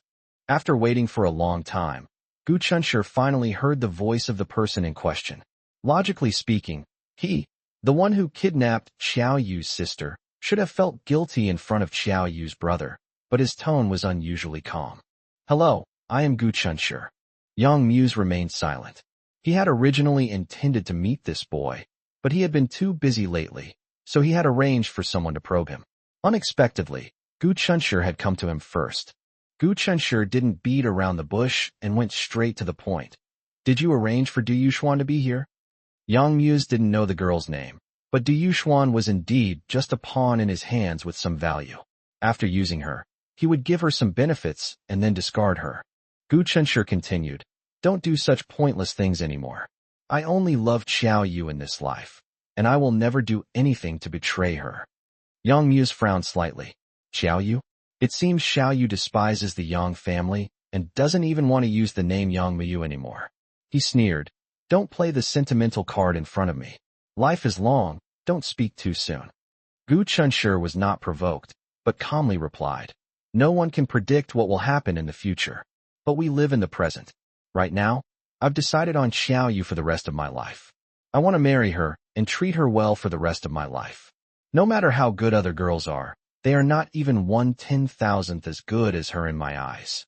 In Yang Mu's view, this was nothing but youthful arrogance. He scoffed. Then how much do you know about her? All. Yang Mu scoffed. All of them? Are you sure? Gu Chunshur smiled and said, for example, her name is now Xiao Yu, but you all thought her name was Yang Muyu. A fake name. Is that something you should be proud of? Yang Mu's voice was even colder. Gu Chunshur didn't want to argue with him about this.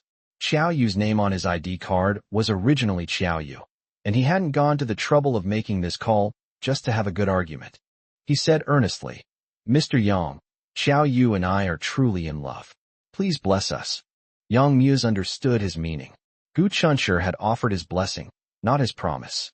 This wasn't a humble request, but a negotiation on equal footing. But what right does a student from Huazhong University of Science and Technology have to talk about equality with him?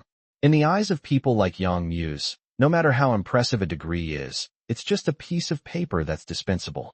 So he changed the question. How did you discover my existence? Gu Chunshur replied, isn't it obvious? No one would actually spend 10 million to buy my family's old house, and a popular internet celebrity wouldn't be interested in me for no reason. Yang Muse had to admit that he had indeed acted too hastily this time. However, the simple and direct temptations of money and women are often the most effective, and the fact that Gu Chunshur could see through them at least showed that he was not stupid. Yang Muse then asked the most practical question. You say you and Xiao Yu are truly in love, but what can you give her? I've investigated you. Your family background is ordinary. Even if you become successful in the future, it means that until then, Xiao Yu will have to suffer with you. After Yang Muse finished speaking, he waited quietly for Gu Chunshur's reply. He had already anticipated that Gu Chunshur would likely be rendered speechless by his questions. Love alone wasn't enough for someone wanting to marry Yang Mu's sister. Even the most precious love might not withstand the test of reality and setbacks. But on the other end of the phone, Gu Chunshur calmly said, I will give her a home where she can feel warmth, stay away from pain, and be whole. Chao Fei, who was waiting nearby, was stunned, and Yang Muse, holding his phone, also fell silent. Gu Chunshur continued, saying that Xiao Yu didn't care about material comforts at all. What she truly longed for was the warmth of a home. Since moving next door to him, his parents had already treated Xiao Yu like their own daughter. They eat together, go shopping together, and celebrate the new year together. Xiao Yu has become an indispensable part of their family. Yang Mu's heart skipped a beat. Last year, Xiao Yu actually spent New Year's Eve with Gu Chunshur's family. It wasn't as he thought, with Xiao Yu huddled alone in a dimly lit rented room, spending the new year all by herself. Xiao Yu can't do without us either, Gu Chunshur added. I can't live without you. Yang Muse suddenly roared in anger. Xiao Yu is a member of the Yang family. When did she become an indispensable part of your family? Gu Chunshur did not argue, only saying that what he said was true. Yang Muse paced restlessly in his office. Despite his years of experience in the business world, he was now unsettled by a few words from a young man. Because Gu Chunshur hit the nail on the head. Xiao Yu wanted a home, and that was precisely what he most wanted to make up for, yet was most powerless to give her. Teacher Xiao is gone, and her father lies unconscious in the hospital. Those old grudges prevent the Yang family from providing Xiao Yu with true, complete warmth. He could provide Xiao Yu with material things, but he couldn't make up for the lack of family affection in her heart. After a long silence, Yang Muse finally said coldly, How can you guarantee that you'll treat her well for the rest of your life? If you dare to hurt her, I'll take your life. Gu Chunshur sensed his wavering and smiled instead. If one day I do something to betray Xiao Yu, you won't have to lift a finger. I won't forgive myself. Yang Muse snorted coldly. Easier said than done. Then he suddenly asked, Have you ever bullied Xiao Yu? Gu Chunshur answered frankly, No. Yang Muse pondered for a moment, then made a request. His grandmother wanted to spend the Mid-Autumn Festival with Xiao Yu, but Xiao Yu refused when he brought it up yesterday. He hoped Gu Chunshur could help persuade her. Gu Chunshur refused without even thinking. I'm sorry, I can't help you with this. Yang Muse was surprised and displeased. You won't even help with this little thing, yet you want to be my brother-in-law. Gu Chunshur thought to himself that all he wanted to be was Xiao Yu's husband, not Yang's brother-in-law. But he only said, I won't force Xiao Yu to do anything she doesn't like. I'm sorry. These words silenced Yang Muse once again. Then, he slowly asked, "Are you sure you know Xiaoyu well?" Gu Chunshi answered directly, "I know her mother is mentally unstable, and I also know she was raised like a canary in a cage since childhood. Is that enough?" Yang Muse was completely stunned. Xiaoyu's background was a taboo subject she least wanted to touch, yet she had actually told Gu Chunshi everything. It turns out Gu Chunshi wasn't bragging. He really did win Xiaoyu's heart. Yang Muse felt a pang of resentment, even a touch of jealousy.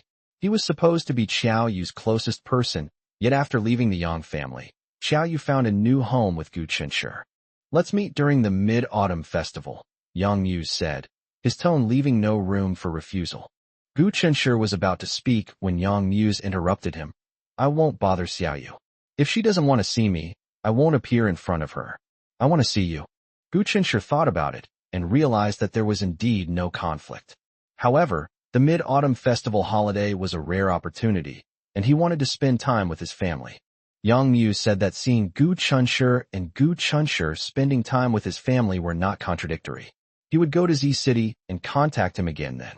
After hanging up the phone, Chao Fei secretly admired Gu Chunshi. This young man was truly remarkable. He had managed to make President Yang go from disdain and rage to calmness in the end.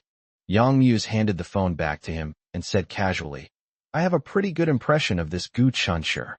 Chao Fei couldn't help but ask, "President Yang, have you accepted him?"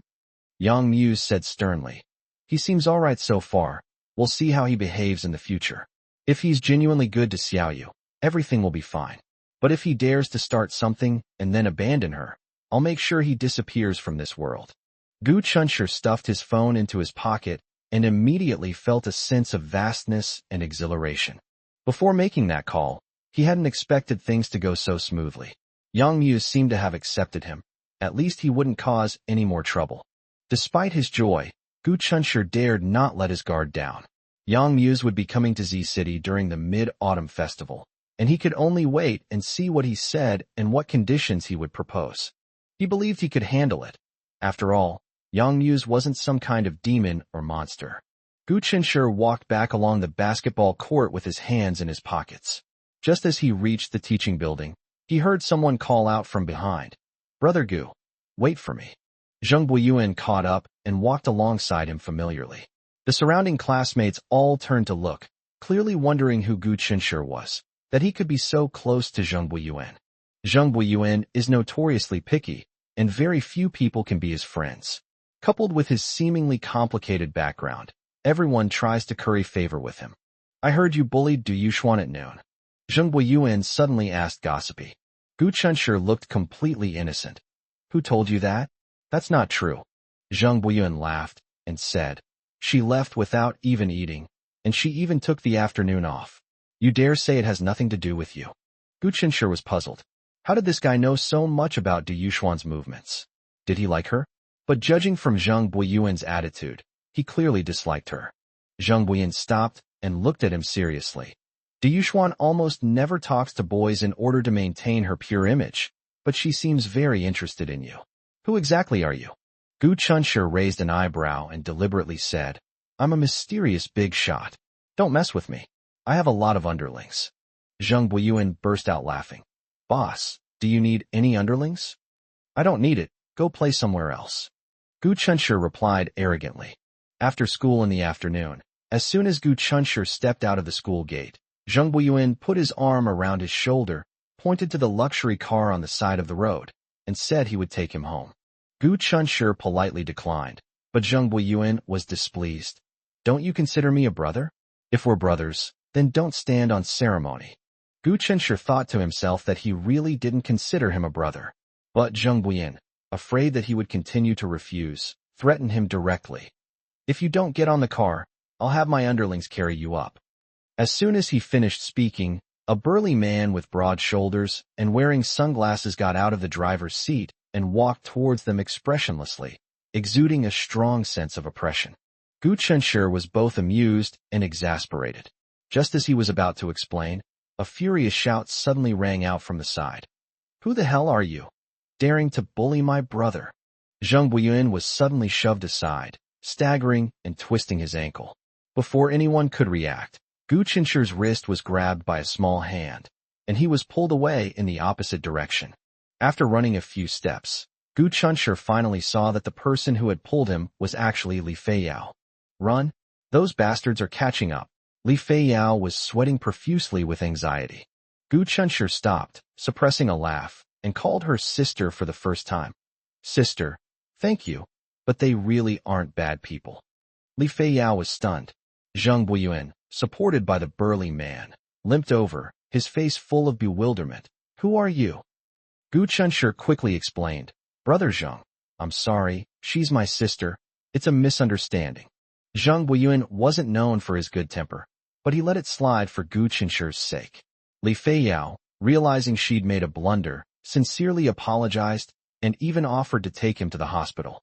Zheng Buiyuan waved his hand magnanimously, saying that his driver would take him there, and then left. Gu Chunshur then asked Li Feiyao why she was there.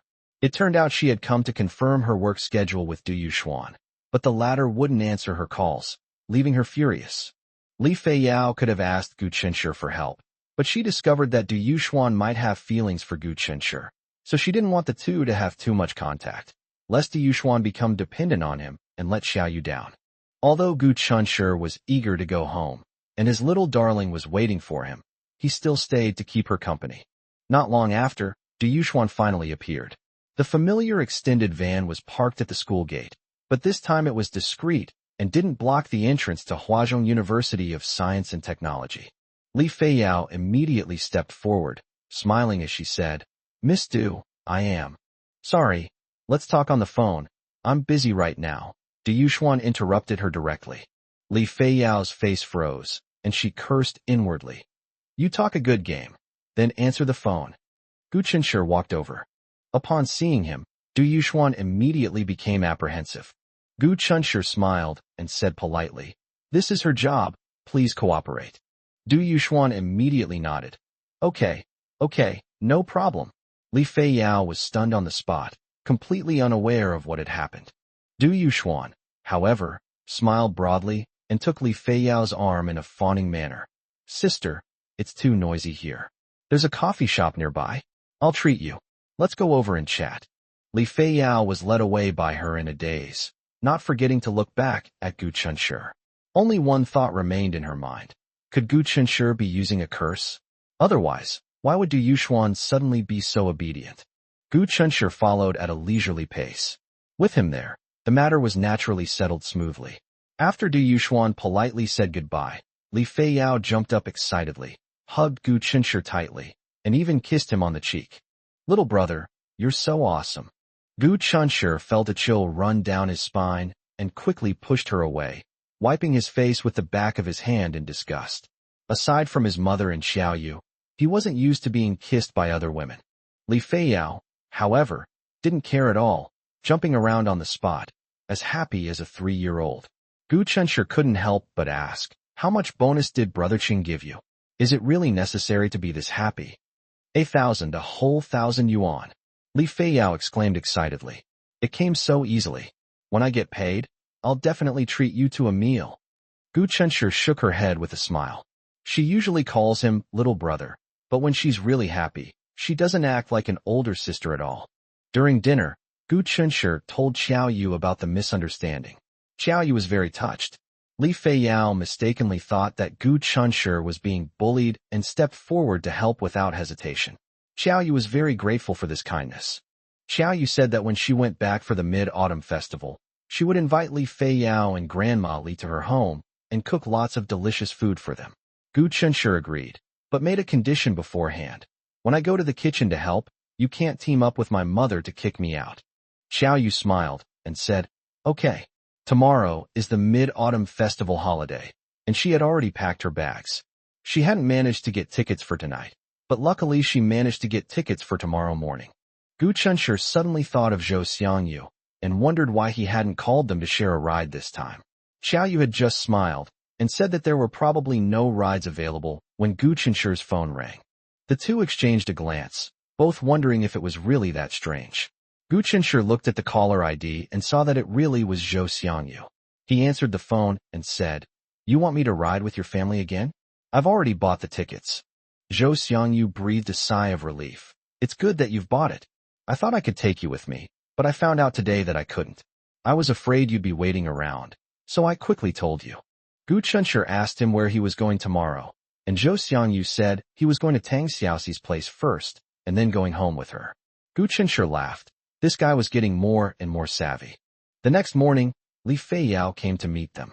The three of them had bought tickets for the same time, and she also had a bowl of millet porridge cooked by Qiao Yu, praising Qiao Yu's cooking skills. Gu Chunshi was quite pleased with herself. This was nothing compared to what she had just tasted. Once she had actually tasted the feast prepared by Qiao Yu, she would probably have to use every compliment she could think of. Li Feiyao looked at their 2 suitcases and exclaimed, "You brought so much luggage." Gu Chunshi then looked at the small backpack on her back and asked in confusion, "Don't you have any luggage?" Li Feiyao patted her backpack. "Isn't this it? Don't underestimate it. It can hold a lot of things." She even offered to help carry the suitcases, but Gu Chunshi and Xiao Yu each carried a small bag, so they only brought 2 suitcases. One bag contained clothes for the 2 of them to wear for the next few days, and the other contained local specialties they bought in City A. Although it had only been a few days since their last trip home, everyone was eager to return, with Li Feiyao being especially impatient. As soon as she got off the car, she rushed upstairs like a whirlwind, completely forgetting about helping with the luggage. Gu Cheng, on the other hand, went downstairs to help Gu Chunshi and Xiao Yu with their luggage. Xiao Yu was still living comfortably in her rented apartment, so Grandma Li naturally wouldn't let her cancel the lease. Grandma Li would be going to city as soon anyway to be with her granddaughter, and was currently staying temporarily in a relative's vacant house. Upon learning that the children were returning, Grandma Li had been waiting at the Gu family home for a long time. As soon as Li Feiyao entered, she hugged her grandmother and proudly boasted, "Your granddaughter is so successful. She earned 1,000 yuan bonus this month." When Gu Chunshi and Xiao Yu went upstairs, Li Feiyao was still clinging to her grandmother and acting like a child. Grandma Li smiled indulgently. "You're so old, yet you still act like a child," Li Feiyao said confidently. "No matter how old I am, I'm still a child in front of Grandma." Jinglan smiled and agreed. In the eyes of elders, a child will always be a child, no matter how old they are. As soon as Gu Chunshi entered the door, he called out Grandma Li. Grandma Li immediately ignored her granddaughter and stood up excitedly. "Oh, my little darling." Xiao Yu then appeared, and Grandma Li took her hand, her eyes full of affection. "This child is so beautiful. She and my Xiao Chunshi are a perfect match. Tomorrow is the Mid-Autumn Festival, but my family has already prepared some hearty dishes today." Gu Chunshi and Xiao Yu returned, and Grandma Li and her granddaughter Li Feiyao also ate together. Naturally, the meal had to be arranged in a very formal manner. During the meal, Gu Chunshi kept his phone in his pocket, afraid of missing Yang Mu's summons call. This concerns his and Xiao Yu's long-term future, so he can't possibly take it lightly. He understood everything Yang Mu's meant yesterday. What the other party disliked was his family background. Compared to the wealthy Yang family, he was indeed nothing at the moment. But Gu Chunshi was not spurred on by this, and was not in a hurry to prove himself. In fact, he had been seriously thinking about his future career ever since the day he finished the college entrance examination. He went to work for Chung Karen to gain experience and knowledge, and to look for better opportunities. He has ideas and a good head for things. He can't work for someone else's whole life. The only thing he lacks now is the startup capital to start his own company. Before Yang Muse could call, Zhou Xiangyu called first. On the other end of the phone, Zhou Xiangyu's voice was unusually deep and weathered, as if he had suddenly weathered countless storms. Gu Chunshi even took the phone away and checked the caller ID again. "Zhou Xiangyu, what's wrong?" "Don't ask, just come downstairs. I'm in the small park near your house." Zhou Xiangyu hung up the phone as soon as he finished speaking. Gu Chunshi's heart sank immediately. This guy had never hung up on him before, so something must have happened. He greeted the people chatting in the living room and hurried downstairs. From a distance, Zhou Xiangyu sat alone on a park bench, legs together, hands on his knees, head down, looking utterly dejected. Gu Chunshi had always remembered Zhou Xiangyu as carefree and easygoing. Apart from the time he misunderstood that Tang Xiaoxi liked someone else, he had never seen him so dejected. Gu Chunshi strode over and asked, "What exactly happened?" Zhou Xiangyu looked up, his face etched with the marks of time. Upon seeing Gu Chun, he immediately looked on the verge of tears, saying, "Old Gu, stop dawdling, what's wrong?" Zhou Xiangyu said sadly, "I only realized now that I'm actually the most unwanted one in the family. Old Gu, I'm going to run away from home." Gu Chunshur frowned. "Don't talk nonsense." "I'm not lying." Zhou Xiangyu became more and more agitated as he spoke. "I seriously doubt whether I'm really my parents' biological child. I'm going to get a paternity test." Gu Chunshur said irritably, "Are you delirious?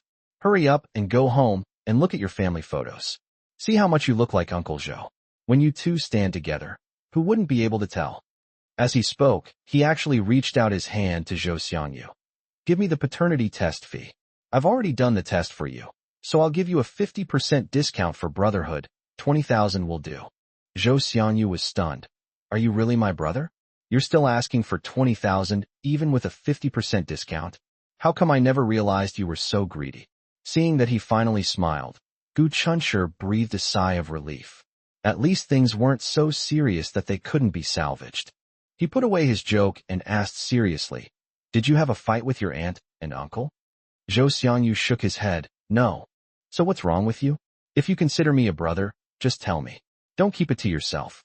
Zhou Xiangyu was silent for a moment, then suddenly asked, "Old Gu, do you remember when you suspected I was a low-key rich kid?" Gu Chunshur's heart skipped a beat, but he cooperated by saying, "I remember. You really fooled me back then." Zhou Xiangyu sighed and said, "Brother, I'm not pretending anymore. I'll come clean. That's right. I'm a low-key rich second generation." Gu Chunshur already knew, but he pretended to be shocked. "Really? You're trying to fool me again? I won't fall for it this time."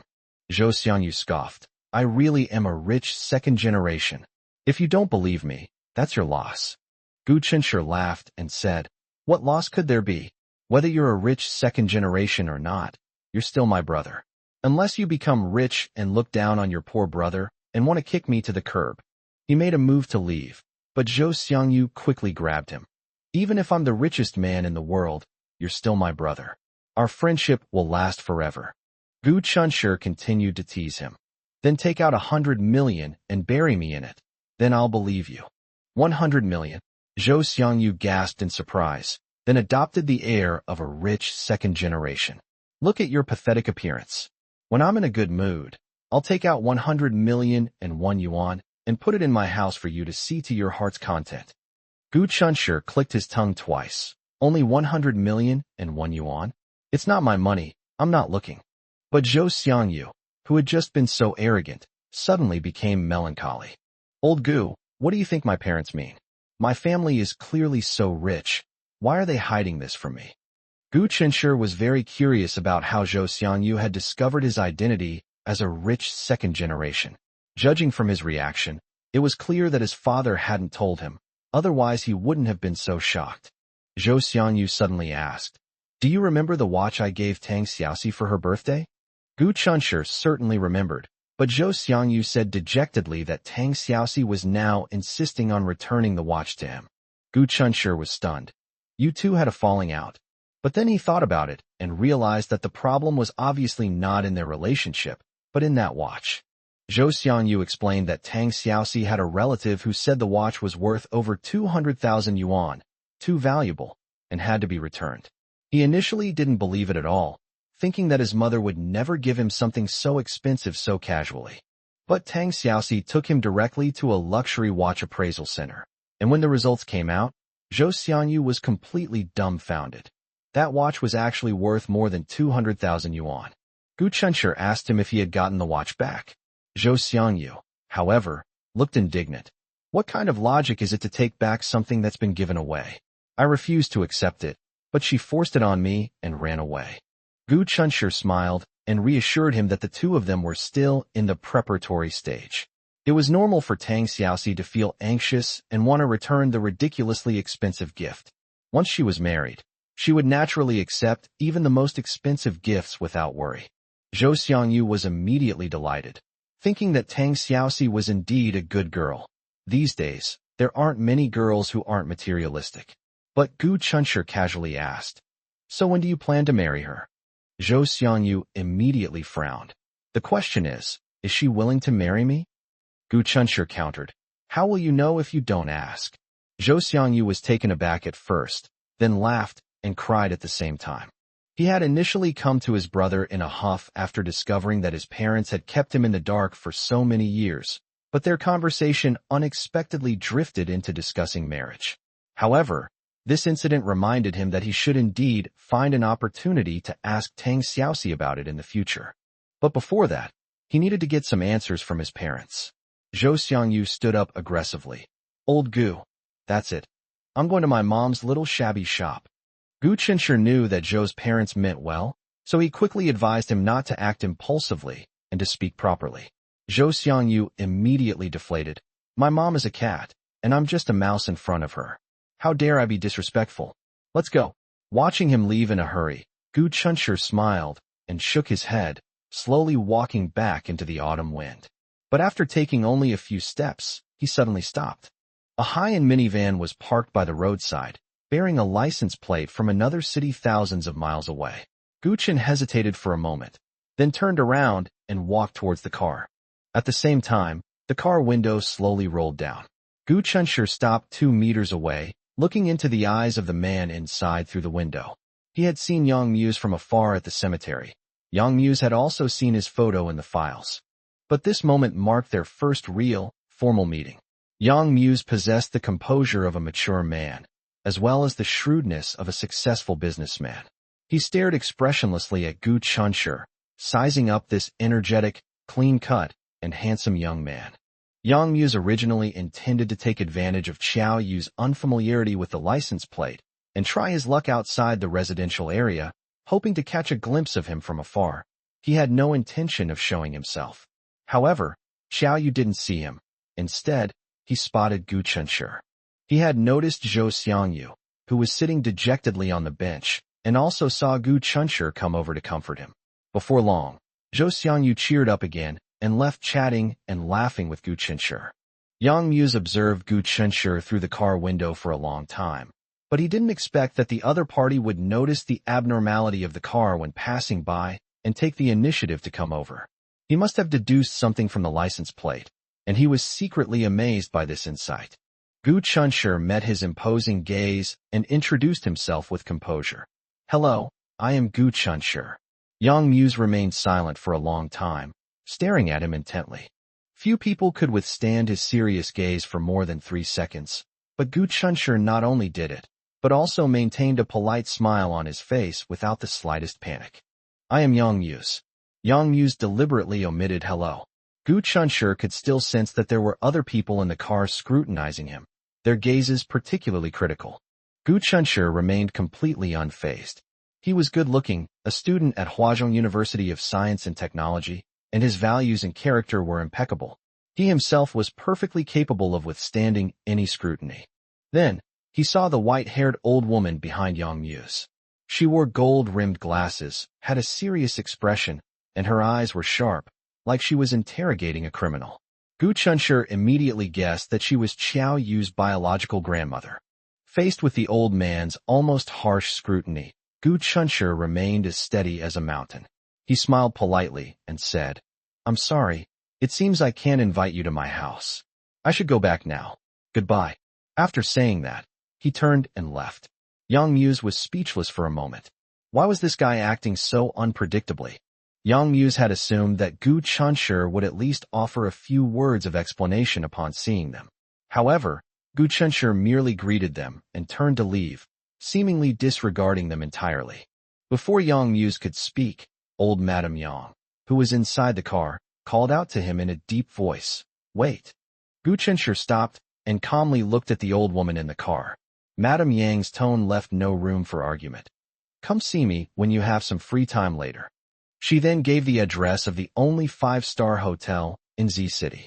She gave the order as if issuing a command, without even asking Gu Chunshi whether he was willing. The car window slowly rolled up, and the car drove away from him. Gu Chunshi, however, didn't care and turned to leave. He neither felt slighted nor would he retaliate with words. Having decided to overcome all obstacles to be with Qiao Yu, he naturally wouldn't impulsively turn against her because of a little pride, even when their strengths were vastly different. Inside the car, Madame Yang patted the armrest, annoyed and helpless. When will this child ever give us a break? The more she thought about it, the angrier she became.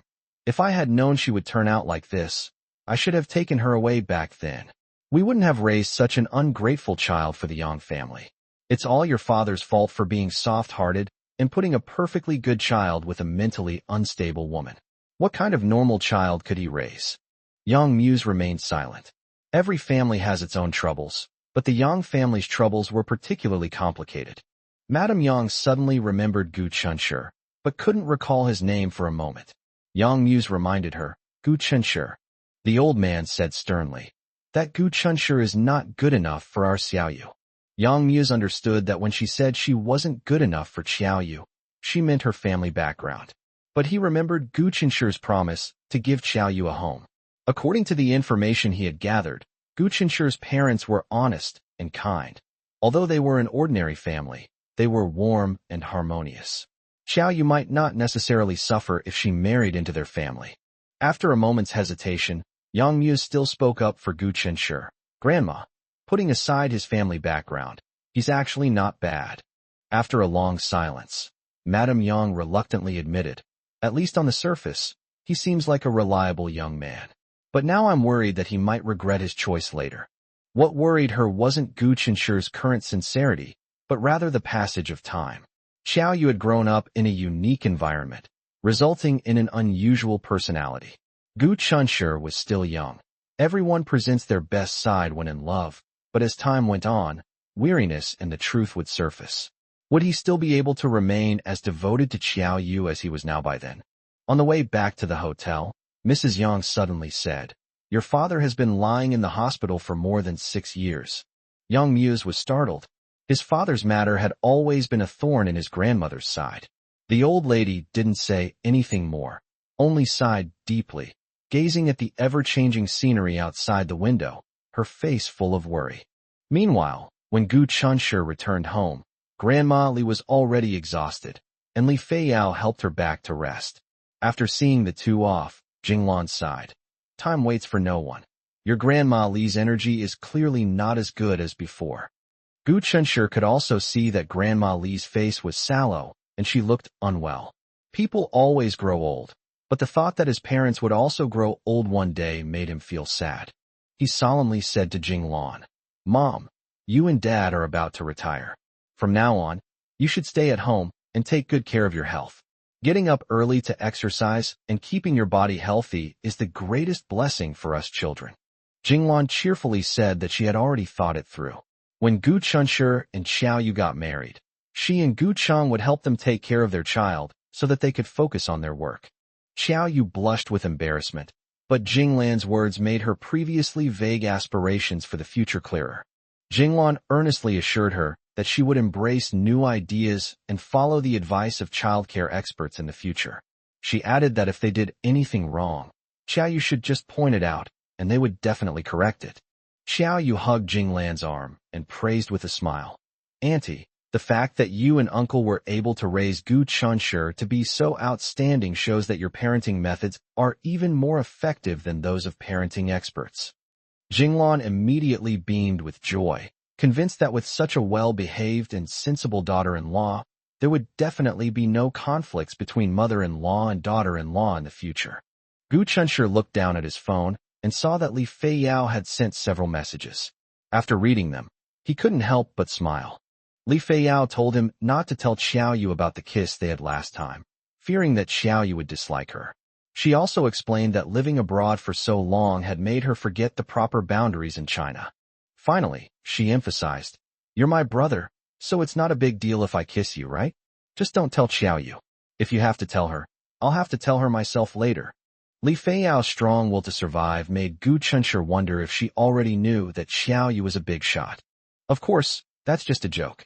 Gu Chunshi replied, considering you're my sister, and to prevent you from dying young, I'll reluctantly agree. Li Feiyao immediately sent a message. Little brother, you're so great. Gu Chunshi put away his phone and looked at his mother and Xiaoyu, who were as close as mother and daughter, and a strong sense of mission suddenly welled up in his heart. They were the two most important women in his life, and he had to protect them. Thinking that he still had to see Madame Yang and Yang Muse, he stopped in his tracks. "Mom, Xiaoyu, I have something to do and need to go out for a bit." He wasn't good at lying, so he simply said he had something to do. Just as Jinglan was about to press for details, Gu Chunshi quickly winked at his mother before Xiaoyu turned around. Jinglan vaguely guessed that this matter was mostly related to the Yang family, so she didn't ask any more questions. "Then go ahead. Xiaoyu, come on, I knitted you a new sweater, see if you like it." Gu Chunshi immediately chimed in. "What about mine?" Jinglan rolled her eyes at him. "Didn't I just knit you a new one last year?" "Mom, you don't love me anymore," Gu Chunshi said, feigning grievance.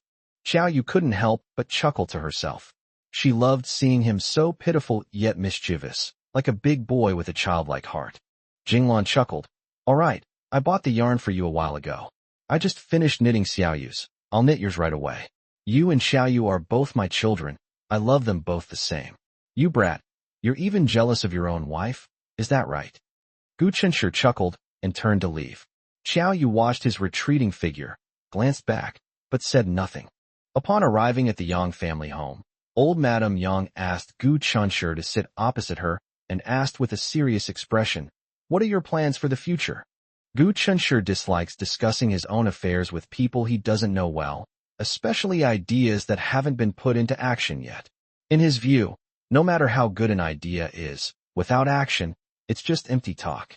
Yang Muse was on the balcony of the presidential suite, making a phone call, clearly busy with work. His assistant, Chao Fei, brought over 2 cups of tea, and couldn't help but glance at Gu Chunshi a few more times as he put them down. This young man is clearly no ordinary person. He was able to win the young lady's heart and change Mr. Yang's opinion with just one phone call. Gu Chunshi replied politely, "My studies are my priority right now. As for the future, there are no specific plans yet." This sincere and down-to-earth answer eased the furrowed brows of old Madame Yang.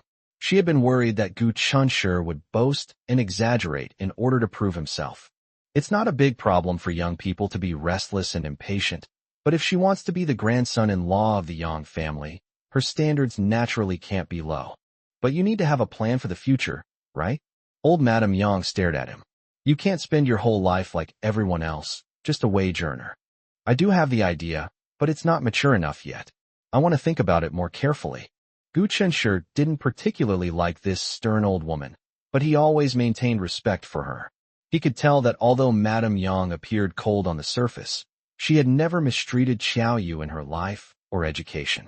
The old woman's anxiety during the phone call after Xiaoyu left home, as well as her current behavior, show that she does love her granddaughter, but for some reason, she never wants to show it. "A mediocre person is no match for my granddaughter's husband," old Madame Yang suddenly said. Gu Chunshi was speechless. Yang Mu's wishful thinking seemed to be hereditary. He didn't want to be anyone's brother-in-law, much less anyone's granddaughter's husband. He only wanted to be Xiaoyu's husband. At this moment, Yang Muse finished his phone call and came over, sitting down next to old Madame Yang, looking at Gu Chunshi with a slight frown. Gu Chunshi remained composed and dignified. Yang Muse said, "I only have one sister, Xiaoyu. As you know now, we weren't born of the same mother, but whether you believe it or not, my affection for her is no less than that for any of my brothers." Gu Chunshi listened quietly. "I hope she can live a fulfilling and happy life. I admit, you are right. What Xiaoyu needs most is not material things, but the warmth of a family." Hearing this, a hint of helplessness appeared on Madame Yang's face. She could give Xiaoyu anything materially, but she couldn't give him personal warmth. Ever since Yang Muse and Xiaoyu's biological father was pushed into a ditch and fell, injuring his head and becoming a vegetable, she felt that the family had long since fallen apart. To become my brother-in-law, besides being good to Xiaoyu, you also need to be exceptionally capable. Yang Muse paused. "I heard you mention earlier that you have some ideas about the future? All right then, for Xiaoyu's sake, I can invest in you and give you 100 million. You can do whatever you want with this 100 million during your university years.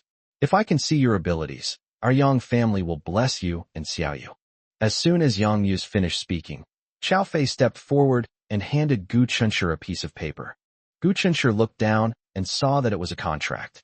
The contract was straightforward. The Yang family was willing to give him 100 million yuan, but behind this money was the intention to bind him firmly to the Yang family. To put it bluntly, the Yang family wanted to use 100 million yuan to buy his personal freedom for life. As long as the Yang family didn't let go, he would have to stay in this relationship forever. For ordinary people, this is an almost irresistible temptation. As long as he continues to treat Xiao Yu well, with the Yang family as his backing, wealth and glory will be within easy reach. Even if I have to be mindful of the Yang family's wishes in the future, compared to a lifetime of wealth, suffering some grievances seems insignificant.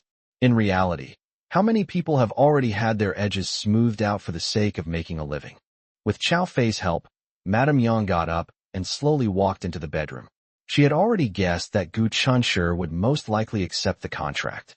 In her eyes, Gu Chunshur was a smart and filial child.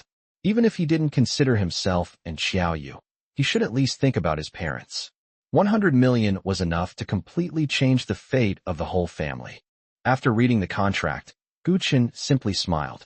The smile was gentle, yet Yang Muse couldn't discern his thoughts. The next second, Gu Chunshur pushed the contract back in front of Yang Muse. Yang Muse appeared calm, but was inwardly somewhat surprised. He had originally thought that Gu Chunshur would choose this shortcut offered by the Yang family without hesitation. Gu Chunshur calmly replied, "Thank you for your kindness, but I don't need it." After saying that, he stood up and said, "I should go back now. Goodbye." Yang Muse stopped him, his tone carrying the calmness typical of a businessman. "Are you sure? I always research the risks and returns before making any investment. This investment in you is the most impulsive thing I've ever done." He leaned back on the sofa, his expression arrogant. "I'll give you 3 seconds to consider. If you still insist on your choice, I will not give you a second chance." Gu Chunshur smiled slightly. "No need to consider it. I can give you an answer right now. I don't need the Yang family's support." Rather than being a puppet of the Yang family, he longed to soar freely. Yang Muse stared at him intently, clearly disappointed.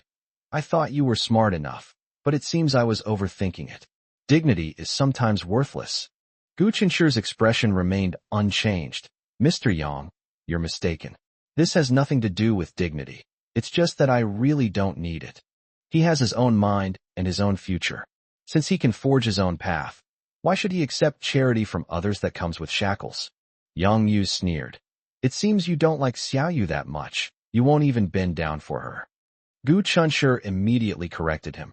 "I am willing to do anything I can for her, but that has no conflict with whether or not I accept your suggestion."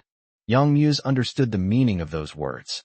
Gu Chunshur could bow down to Xiao Yu, but he would not bow down to the Yang family, much less to Yang Muse. Normally, many people fear the Yang family's status and try every means to curry favor with him. But this young man in front of him seemed to completely disregard him. 5 minutes later, Yang Muse stood in front of the floor-to-ceiling window, watching Gu Chunshur's composed departing figure, and suddenly asked Xiao Fei, "Do you think he will regret it when he thinks back on today?" Xiao Fei thought for a moment. Maybe. Yang Muse remained silent. For the first time, he realized that he couldn't see through Gu Chunshur at all. Originally, he had come for his troublesome younger sister, but now he had developed a strong interest in this young man. Gu Chunshur returned home and habitually glanced at Xiao Yu's door before entering. He was wondering whether Xiao Yu was working or talking to Jinglan when his own door suddenly opened. Jinglan, carrying a bag of freshly washed grapes, saw him and pulled him into the house, closing the door behind her. "Chunshur, what happened? Tell me quickly." Gu Chunshur did not hide anything. "The Yang family has sent people." Jinglan immediately tensed up. "They didn't make things difficult for you, did they?" Gu Chunshur shook his head. "No. That 100 million yuan contract doesn't seem like much of a problem." Jinglan hurriedly asked, "Did they say they were going to take Xiao Yu away?" "No." Jinglan was even more puzzled. "Then what are they doing all this way? It can't just be to see you, can it?" These words instantly reminded Gu Chunshur. Gu Chunshur realized that Yang Muse and Madame Yang's original intention in coming here was to see Xiao Yu. Yang Muse had promised not to bother Xiao Yu, and if he kept his promise, He couldn't show his face in front of her. The problem is, they want to see Xiao Yu, but Xiao Yu is a homebody who almost never goes out. Moreover, Yang Muse is extremely busy and can't possibly spend his entire 3-day holiday in Z City. So, how exactly do they plan to meet Xiao Yu? Jinglan grew increasingly dissatisfied. You didn't know how to treat Xiao Yu better before, and now you're stubbornly refusing to let go. Is it so hard to let Xiao Yu live the life she wants? Gu Chenshi was lost in thought and didn't really hear what was going on. It wasn't until Jinglan shoved the glass bowl of grapes into his hands, then, untying her apron, prepared to leave, that he started to pay attention. They haven't left yet, have they? Where are they staying? I'm going to go see them. Gu Chenshi quickly stopped her. Mom, don't go, I'll handle this. Yang Muse and his wife are both high-ranking and experienced individuals, not ordinary neighbors like Jinglan. Those people are cunning and calculating. If Jinglan were to go, she might not get away with it. He had experienced the arrogance of Yang Muse and his grandfather once, and for all. He didn't want his mother to have to put up with other people's opinions, and he didn't want her to suffer any injustice. Jinglan sighed and pointed to the bowl in his hand. The grapes are for Xiao Yu to wash. Take them over. Gu Chenshi picked up a plump, purplish-red grape and held it to her lips. Mom, open your mouth. Jinglan dodged away. I ate while I was washing. You should take it to Xiao Yu quickly. Gu Chenshi insisted that she eat it. Jinglan couldn't refuse, so she took a bite and nodded, saying, It's sweet and sour. The taste is not bad. No wonder it's expensive. Gu Chenshi deliberately asked, Mom, didn't you just eat it? How come you only realize how delicious it is now? Jinglan was speechless. Gu Chenshi turned around with a smile, but as he walked towards the opposite door, a hint of sadness welled up in his eyes. His parents had been frugal their whole lives, and even now that they were better off, they couldn't change their habits. They always gave the best food to him, and Xiao Yu first, while he and his father only ate ordinary food. The more they acted this way, the more Gu Chenshi felt he wasn't being a good enough son. When Xiao Yu opened the door, she smiled at him, revealing 2 sharp little tiger teeth. Gu Chenshi couldn't help but kiss her forehead and handed her the grapes. My mom washed these for you. Try them. Xiao Yu habitually picked up a piece and offered it to his lips first. This was an unspoken habit between the two of them. Whoever ate something would always leave the first bite for the other. Xiao Yu asked, Has an uncle come back yet? Gu Cheng received a phone call after lunch, saying that something had happened at a relative's house, and he rushed over. Gu Chenshi shook his head. I'll probably be asked to stay for dinner. Then, Xiao Yu suddenly asked, What did Yang Muse say to you? Gu Chenshi was eating grapes when he choked and coughed. Xiao Yu quickly patted his back, but he looked shocked. How did you know? Xiao Yu didn't speak, but quietly ate grapes. Gu Chenshi looked down at her face and asked cautiously, Are you angry? Xiao Yu still ignored him. Gu Chenshi then rubbed his forehead against her. Are you really angry? Then hit me. As long as you can vent your anger, I'll do anything. Xiao Yu looked up. Are you sure? These 3 words instantly reminded Gu Chenshi of Yang Mu's arrogant demeanor, but he still nodded solemnly. Confirmed. Xiao Yu said seriously, From now on, you are not allowed to use the excuse of doing what's best for me to secretly take on everything behind my back. The Yang family is after me, and I have the right to know. Gu Chenshi pulled her into his arms. I know, wife. But how did you know? Xiao Yu said in a serious tone. Actually, I didn't know before, but I do now. Gu Chenshi was stunned, then laughed and cried at the same time. You tricked me? Xiao Yu snorted. Who told you don't have the talent for lying? Annie too. None of you are good at lying. You said you had something to do, but you weren't planning to take me with you, and I knew something was wrong. She then remembered that Yang Muse had mentioned yesterday that he wanted her to spend the Mid-Autumn Festival with old Madame Yang. The 2 things seemed unrelated, but she intuitively connected them. Apart from Yang Muse and old Madame Yang, no one could make Gu Chenshi so serious and want to keep it from her. Gu Chenshi said helplessly, It seems I should be more honest in the future. Trying to play tricks will only make me look bad. Seeing Xiao Yu looking down at the grapes, he couldn't help but ask, Are you really not angry? You didn't respond when I spoke just now. Xiao Yu laughed. Because I'm eating grapes. The grapes Annie bought are so delicious. Gu Chunshur wrapped his arms around her waist from behind, rested his chin on her shoulder, and finally told her everything. Yang Muse and his grandmother came. Yang Muse said he wanted to invest in me and give me 100 million yuan. Xiao Yu looked up. Do you want it? Gu Chunshur countered. What do you think? Xiao Yu said confidently. You definitely won't want it, because you are a person with pride. Gu Chunshur immediately smiled. My wife knows me best. Xiao Yu said seriously. Don't take his money. He's definitely up to no good. Gu Chunshur nodded. He does want me to sign a contract. Once I sign it, I'm afraid I'll lose my freedom. Upon hearing this, Xiao Yu was so angry that she immediately uttered 4 words to Yang Muse. Despicable and shameless. Xiao Yu was furious. Yang Muse, that despicable scoundrel, had actually taken advantage of a loophole in the promise. He promised not to bother her, but he never said he wouldn't bother Gu Chunshur. Thinking about it carefully, this man didn't really seem to be going back on his word. In fact, it made Xiao Yu even more frustrated. I'm going to see them. Xiao Yuhan stood up with a cold expression. Gu Chunshur pulled her back into his arms and whispered, Don't go. I haven't held you enough yet. Xiao Yu was downcast, feeling she had caused him trouble again. Gu Chunshur immediately became unhappy. Why don't you learn your lesson again? Didn't I tell you not to say sorry or thank you to me? Xiao Yu wrapped her arms around his neck, gently pressing her cheek against his face. Neither of them said anything. They simply embraced quietly, feeling each other's warmth and heartbeat. This rare moment of peace is enough to make one feel content. After a while, Xiao Yu suddenly asked, Why is your heart beating so fast? Gu Chunshur chuckled. Yours isn't slow either. But Xiao Yu ultimately decided to make things clear face to face. Even if she didn't want to see those people at all, she couldn't keep hiding. Gu Chunshur said, No need. I think they will come to find you soon. Yang Muse wanted to keep his promise not to disturb Xiao Yu, but he also insisted on seeing her, so he had no choice but to have someone else lure her out. Gu Chunshur guessed correctly. Chu Xian arrived before 4 o'clock in the afternoon. She arrived with gifts and fruit, saying she was there to thank the Gu family for taking her in and comforting her during her most desperate and helpless time. Jinglan warmly welcomed her, even complaining that she hadn't brought so much stuff.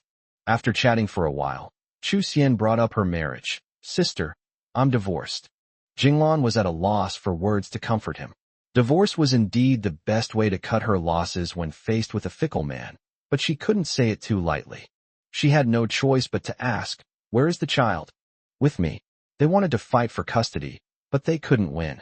Jinglan comforted her, saying that she would eventually meet a man who would treat her wholeheartedly. Chu Xian just smiled, but there was no expectation of love in her eyes. She was clearly completely heartbroken. After a long silence, Chu Xian finally tentatively spoke, Sister Xiao Yu. Jinglan had long realized that the person she really wanted to see was Xiao Yu, and she also knew about their past relationship. However, Xiao Yu had made it clear that she didn't want to have any further contact with people she knew from the past, so Jinglan didn't take the initiative to call her. It wasn't until the music started that Jinglan mumbled, Xiao Yu is working.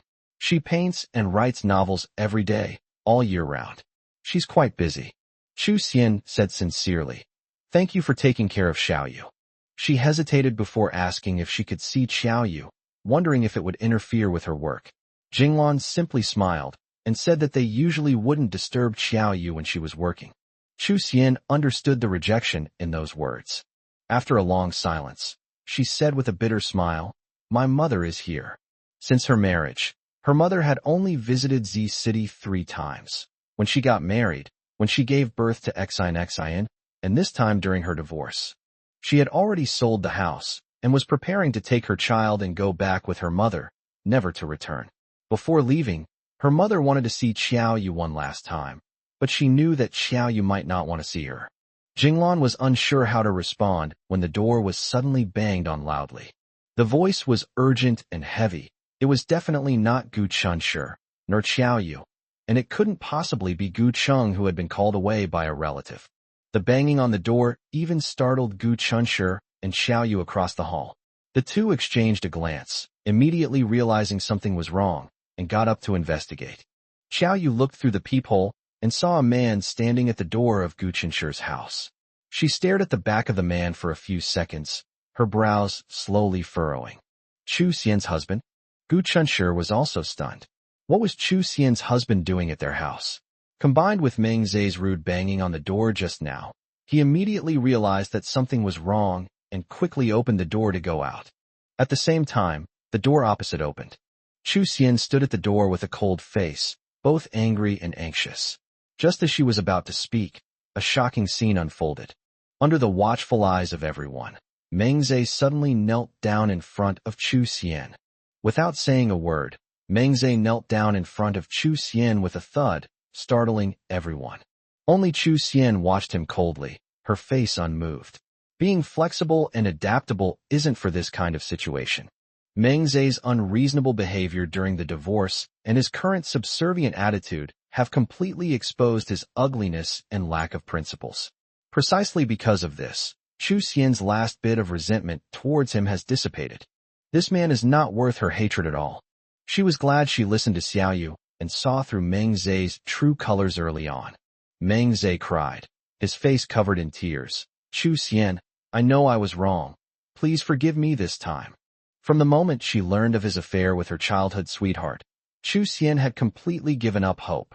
Those sweet memories now only made her feel disgusted and nauseous. She wouldn't even glance at Meng Zai no matter how long he knelt. But this was someone else's doorstep. He couldn't be shameless enough to block the entrance. Chu Xian calmly said, let's talk inside. Meng Zai immediately thought there was hope and quickly got up. Okay, as long as you forgive me, I'll do anything you ask. Chu Xian frowned. Forgive? Absolutely not. She turned to Jinglan apologetically and said, Sister, I'm sorry for causing you trouble. Jinglan waved her hand, telling her to go down and explain things clearly. Meng Zai tried to take Chu Xian's hand, but she dodged him expressionlessly.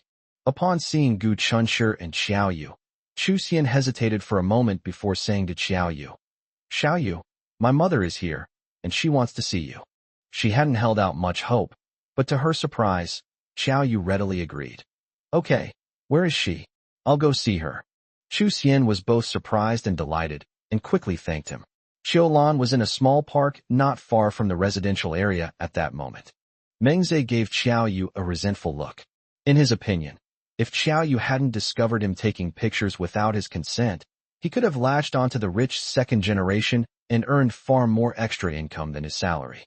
He had a charming mistress on the side, a virtuous wife at home, and an obedient daughter. He originally thought he would be a winner in life. But now all of that is gone. However, when Xiaoyu merely glanced at him casually, Meng Zai trembled and quickly lowered his head, obediently focusing on his toes as he walked. He hated Xiaoyu, but dared not retaliate. He knew perfectly well how much Gu Chunshi cared about Xiaoyu, and he could never forget the terrifying moment when Xiaoyu kicked him to the ground. Neither their background nor Xiaoyu himself were people he could afford to offend. From now on, whenever he saw them, he would have to keep a low profile. Chu Xian wanted to explain things to Meng Zai. Xiaoyu was going to see Qiulan, and Gu Chunshi and Jinglan naturally followed them downstairs. The staircase was narrow, and the group descended one after another. As Gu Chunshi walked behind Xiaoyu, Jinglan suddenly patted him on the shoulder. Jinglan lowered her voice and reminded her, pay attention to Xiaoyu's mood in a while. If she seems upset, take her home immediately. Gu Chunshi nodded in agreement. Having known each other for so long, they both knew Xiaoyu was a calm and composed person, rarely losing her temper. But almost every time she was upset, it was related to the Yang family. The Yang family arrived, including her former art teacher. On the surface, Qiulan came to handle her daughter's marriage, and seeing Xiaoyu was just a side trip. But once she connected with the Yang family, this coincidence became quite intriguing. When they arrived near the small park, Chu Xian told Meng Zai to stay where he was and wait. Meng Zai obediently stopped, and when Chu Xian turned to Xiaoyu, her tone immediately softened. Xiaoyu, come here. Xiaoyu followed in silence. Jinglan felt it was inappropriate to get too close, so she sat down on a bench by the roadside, pretending to be just a passerby. Gu Chunshi stayed by Xiaoyu's side the whole time. No matter what happened, he wanted to stand by her side. Xiaoyu quietly took his hand. She was willing to see Qiulan not out of any old feelings. There was nothing left between her and teacher Qiu. What she really wanted to see was Yang Muse and old Mrs. Yang. Xiao Yu calmly surveyed his surroundings. There were many plants in the park, and fallen leaves covered the ground. The autumn wind blew, and the fallen leaves rustled and rolled. Yang Muse said he wanted to see her. So right now, are they hiding in some corner, secretly observing her? Thinking about this, Xiao Yu felt both bored and ridiculous. She simply couldn't understand the Yang family's actions. If they're sick, they should go to the hospital to get their brains checked, instead of constantly showing their utter lack of common sense in front of her. Beside the artificial hill in the small park sat a woman a few years older than Jingwan. She looked very much like Chu Xian, with neat short hair and wearing a dark blue suit.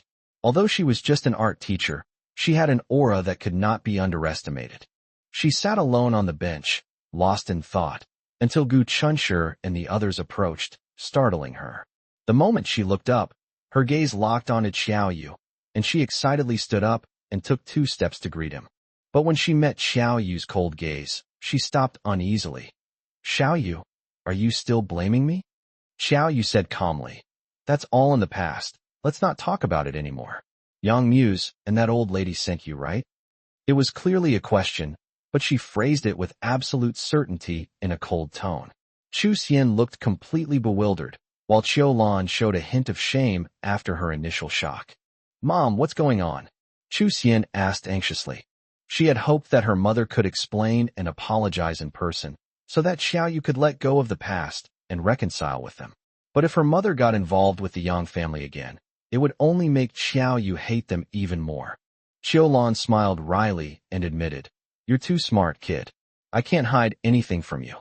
As she spoke, she glanced at Gu Chunshi unconsciously. Chu Xian had already told her that Xiao Yu had a boyfriend. Qiu Lan was initially very worried. Xiao Yu was introverted and naive, and she was afraid that she would be deceived. Chu Xian said Gu Chunshi was good, but Qiu Lan didn't quite believe her daughter's judgment in men. It wasn't until she saw Gu Chunshi with her own eyes that she admitted he was indeed a good-looking young man. Chu Xian wanted to complain about her mother, but she couldn't bring herself to say it. The Yang family was powerful, so how could her mother dare to easily defy them? Besides, her own love life was already terrible enough, and her mother had come from afar, leaving her physically and mentally exhausted. Qiu Lan looked at Xiao Yu and said in a low voice, "Xiao Yu, I'm sorry. Even if you resent me for what happened back then, I would still have done it. If you weren't a child of the Yang family, I would really like to take you in. I should have no problem supporting you and Xian Xian." She wasn't saying these things to beg for forgiveness. Having taught Xiao Yu for 8 years, Qiu Lan knew better than anyone how pitiful the child was, and felt more sorry for him than anyone else. Xiao Yu was beautiful, intelligent, and highly perceptive. She was the easiest student she had ever taught. If she had been born into an ordinary, healthy family and grown up like other children, she would surely have lived a radiant life. But Xiao Yu was unmoved and simply asked, "Do they want you to tell me something?" Qiu Lan looked at Gu Chunshi with a troubled expression. Xiao Yu said directly, "He's not an outsider. You can say whatever you want." Gu Chunshi greeted him politely. "Hello, I am Gu Chunshi. Thank you for your previous care for Xiao Yu." Qiu Lan's expression was complicated. Before, besides Xiao Qingge, Xiao Yu was closest to her and her daughter. But now, they stood on the opposite side of Xiao Yu. After Xiao Qingge's death, Mr. Yang wanted to bring Xiao Yu back to his side, but he knew that Xiao Yu hated him and would never accept him. He also didn't feel comfortable with the women in his family, so in the end, he decided to send Xiao Yu to his mother in the countryside. However, Xiao Yu was extremely resistant to the Yang family, and if she knew that the so-called maternal grandmother was actually her maternal grandmother, she would definitely rebel. So Mr. Yang approached Qiu Lan and asked her to lie to Xiao Yu, saying that her maternal grandmother was actually her maternal grandmother. Qiu Lan initially refused. She knew that once the truth was revealed, her years-long teacher-student relationship with Xiao Yu would be completely severed. Mr. Yang simply gave her a house of over 100 square meters. At that time, her husband had passed away, leaving behind a lot of debt. She paid off the debt and raised Chu Xian by tutoring. The mother and daughter lived in a cheap self-built house in the suburbs. She could endure hardship, but she didn't want her daughter to suffer along with her. After tossing and turning all night, She kept telling herself that it was a white lie, and finally stood in front of Xiao Yu and sincerely said, "Come with your teacher. Your teacher will take you to your grandmother's house." This time, the Yang family promised to resolve the entanglement with her ex-son-in-law, arrange an easy and high-paying job for Chu Xian who had just divorced, and even help her find a new husband. Twice, Xiaolan stood against Xiao Yu, both times for the sake of her daughter. She knew this choice was dishonorable, but she never regretted it, only felt guilty. She lowered her head again. "I'm sorry, Xiao Yu." Xiao Yu said calmly, "Didn't they want to see me? Let them come." After calming down, Xiao Yu realized that she didn't need to offer herself up. Since they like to act as her family and love to claim they care about her, and since they've already come all this way, it's not unreasonable to let them come and see her. As for the meeting place, it was set at a small, casual restaurant nearby. The private room was quiet, perfect for their conversation. Did they think the place wasn't befitting their distinguished status? What did that have to do with her? Xiaolan knew Xiao Yu's temper and didn't dare to offer any more advice. She could only sigh and call Yang Muse. Yang Muse was speechless upon learning the location. Aside from his elders, almost no one dared to act so arrogantly towards him. But no matter how unhappy he was, Xiao Yu was still his sister. Whether she acknowledged it or not, that fact remained unchanged. Grandma Yang walked into the run-down family-run restaurant with a stern face, her expression full of disgust. For the Yang family, who frequented five-star hotels year-round, this place was simply unbearable to look at. Sitting in the private room were Xiao Yu, Xiao Lan, and her daughter, Gu Chenshi, a middle-aged woman, and a man in his 30s. No one in the Yang family paid any attention. All eyes were on Xiao Yu. Nearly a year had passed since they last saw her, and at first glance, she seemed unchanged. But upon closer inspection, her entire demeanor was different. The once aloof and gloomy Xiao Yu now seemed to have gained warmth. Yang Muse couldn't help but glance at Gu Chenshi, wondering if this man had changed her. Grandma Yang's brows furrowed even deeper. She had once doubted Xiao Yu's identity and even secretly used Xiao Yu's hair for a paternity test. Before the results came out, she even hoped that her son had been deceived by another woman and that Xiao Yu wasn't actually a member of the Yang family. But the truth slapped her in the face. Xiao Yu was indeed a member of the Yang family. Grandma Yang glanced at everyone and said coldly, "I have something to say to Xiao Yu. You all go out first." Xiaolan and her daughter immediately stood up, and Meng Zhe followed them out. Jinglan was about to leave when Xiao Yu also stood up and walked towards the door expressionlessly. Putting on airs? Anyone can do that. Grandma Yang's expression changed, and she stared intently at Xiao Yu, her lips pressed into a thin line. Just as Yang Muse was about to intervene, Jinglan gently advised, "Xiao Yu, why don't you two have a proper talk?" As she spoke, she gestured to Xiao Yu with her eyes to calm down. Xiao Yu hadn't really wanted to leave. She just disliked old Madame Yang's behavior and was deliberately trying to intimidate her. After hearing Jinglan's words, she sat back down.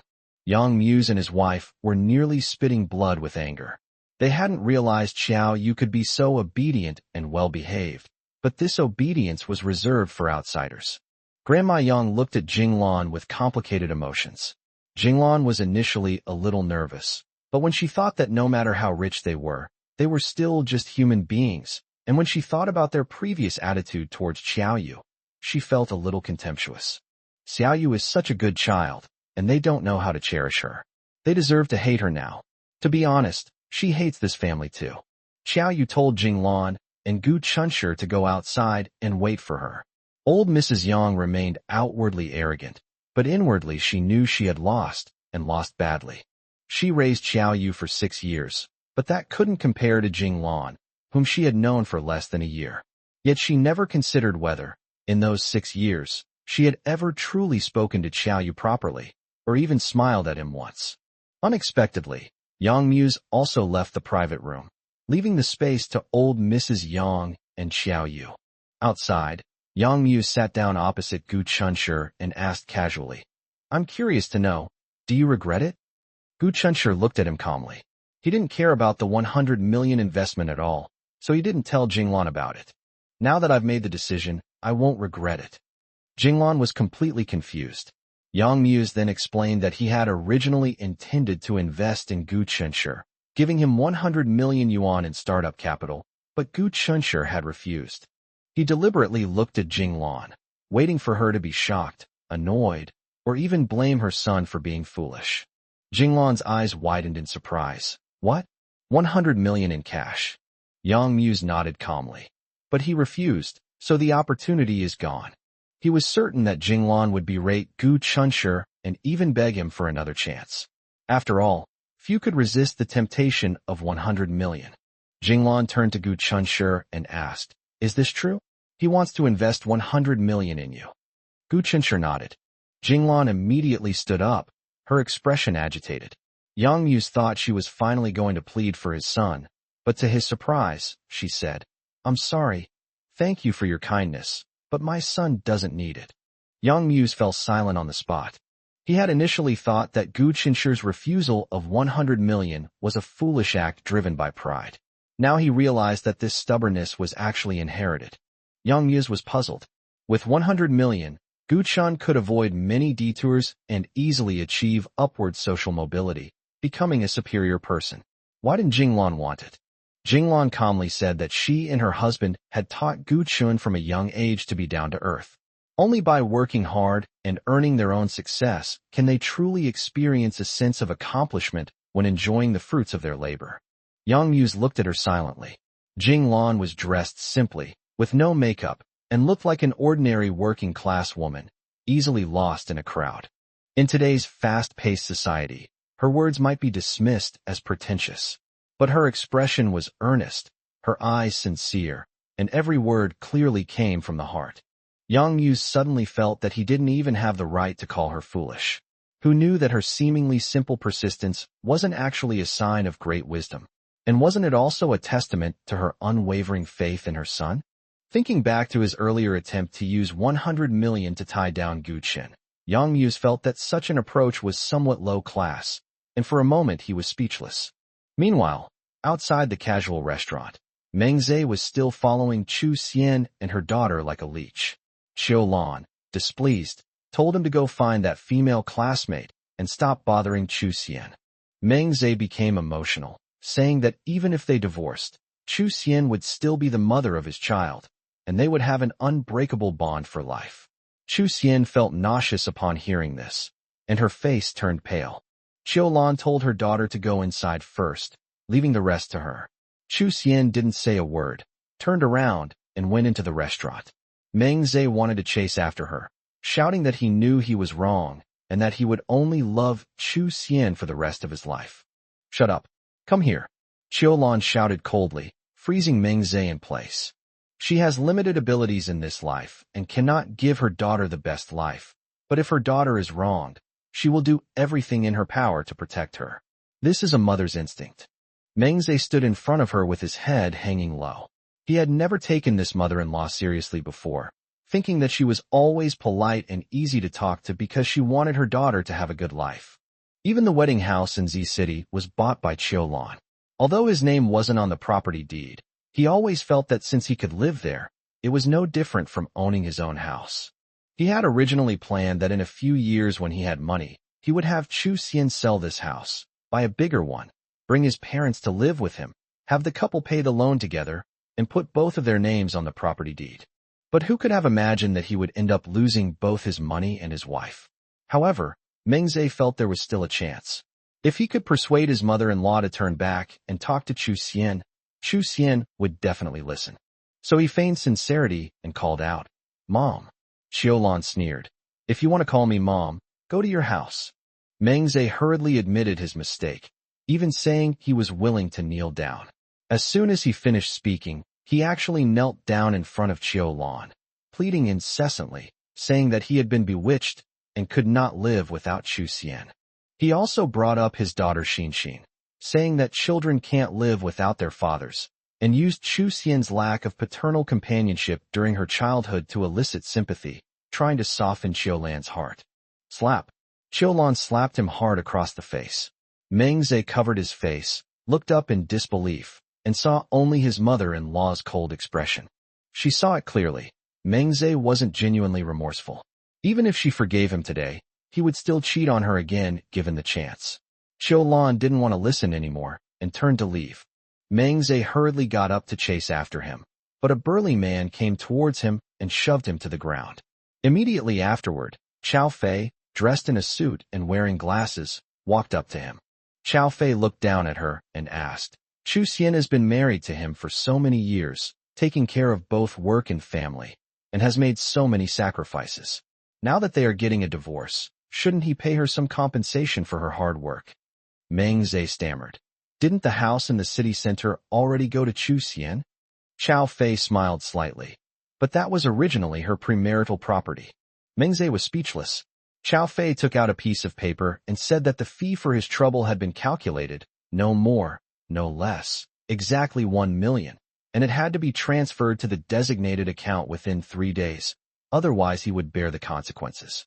After saying that, Qiao Fei tossed the paper lightly to Meng Zhe, leaving behind the words, "You could have parted amicably," and turned to leave. Under the burly man's watchful gaze, Meng Zhe picked up the paper. Upon seeing the amount of 1 million, he broke out in a cold sweat. He knew this looked like extortion, but he dared not take any legitimate means. Because the other party had something on him, and if things really escalated, they could ruin his reputation at any moment. Meng Zhe slapped himself hard, filled with remorse. If he hadn't kept pestering Chu Xian, this million wouldn't have been necessary. Qiao Fei returned to the restaurant and told Qiulan and her daughter that the matter had been resolved and Meng Zhe would transfer Chu Xian's hard-earned fee into the account within 3 days. In order to get a divorce as soon as possible, Chu Xian didn't ask for anything except her premarital house and children, practically leaving with nothing. It was precisely because of her concessions that Meng Zhe felt there was still room for reconciliation. Qiulan promised Yang Muse that she would mediate between them and Xiaoyu. Regardless of whether it ultimately works out or not, Yang Muse would keep his promise. Everyone likes to pursue fame, fortune, and power, and the reason is actually quite simple. If Yang Muse hadn't intervened so forcefully, even if Meng Zhe and Chu Xian had divorced, he would have clung to Chu Xian like a leech, possibly troubling her for the rest of her life. But after Yang Muse intervened, the matter was resolved as easily as brushing off dust. That's the confidence that comes with power. Qiulan thanked them repeatedly and left with Chu Xian. Before leaving, she glanced reluctantly at the closed private room, regretting that she would not be able to see Xiaoyu again. But no sooner had they left than the door to the private room opened. Xiaoyu, her face still flushed with barely suppressed anger, walked up to Yang Muse and sneered. "You've always thought so too? If you think I'm guilty, just call the police and have me arrested.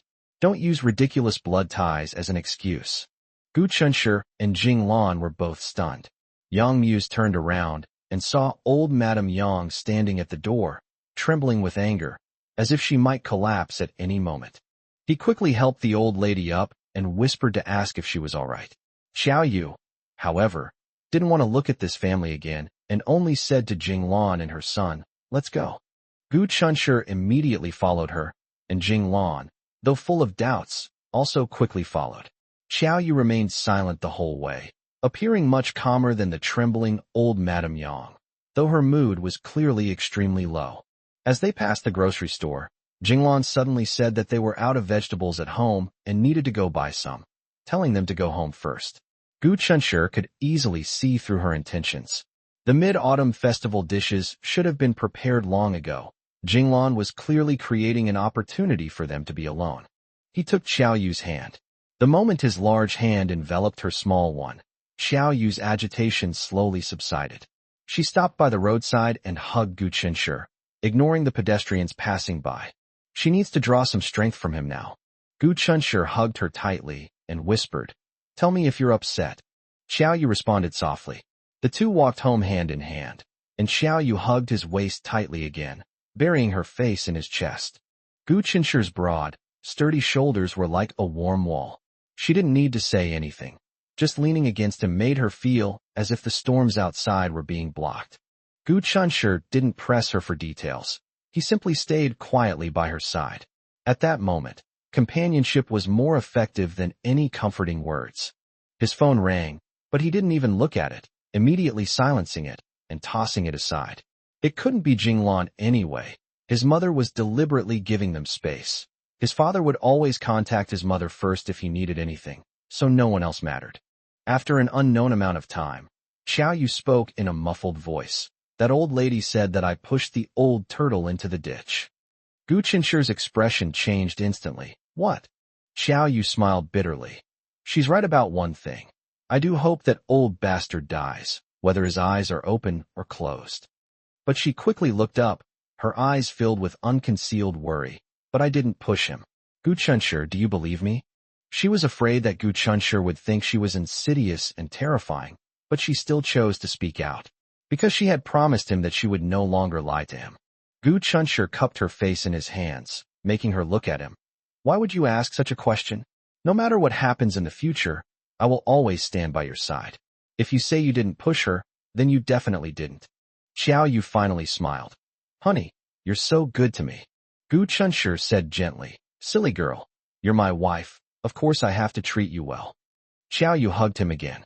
If it weren't for the warmth that Gu Qinshi and the Gu family had given her, she might have really lost control on the spot after hearing old Madame Yang's slander.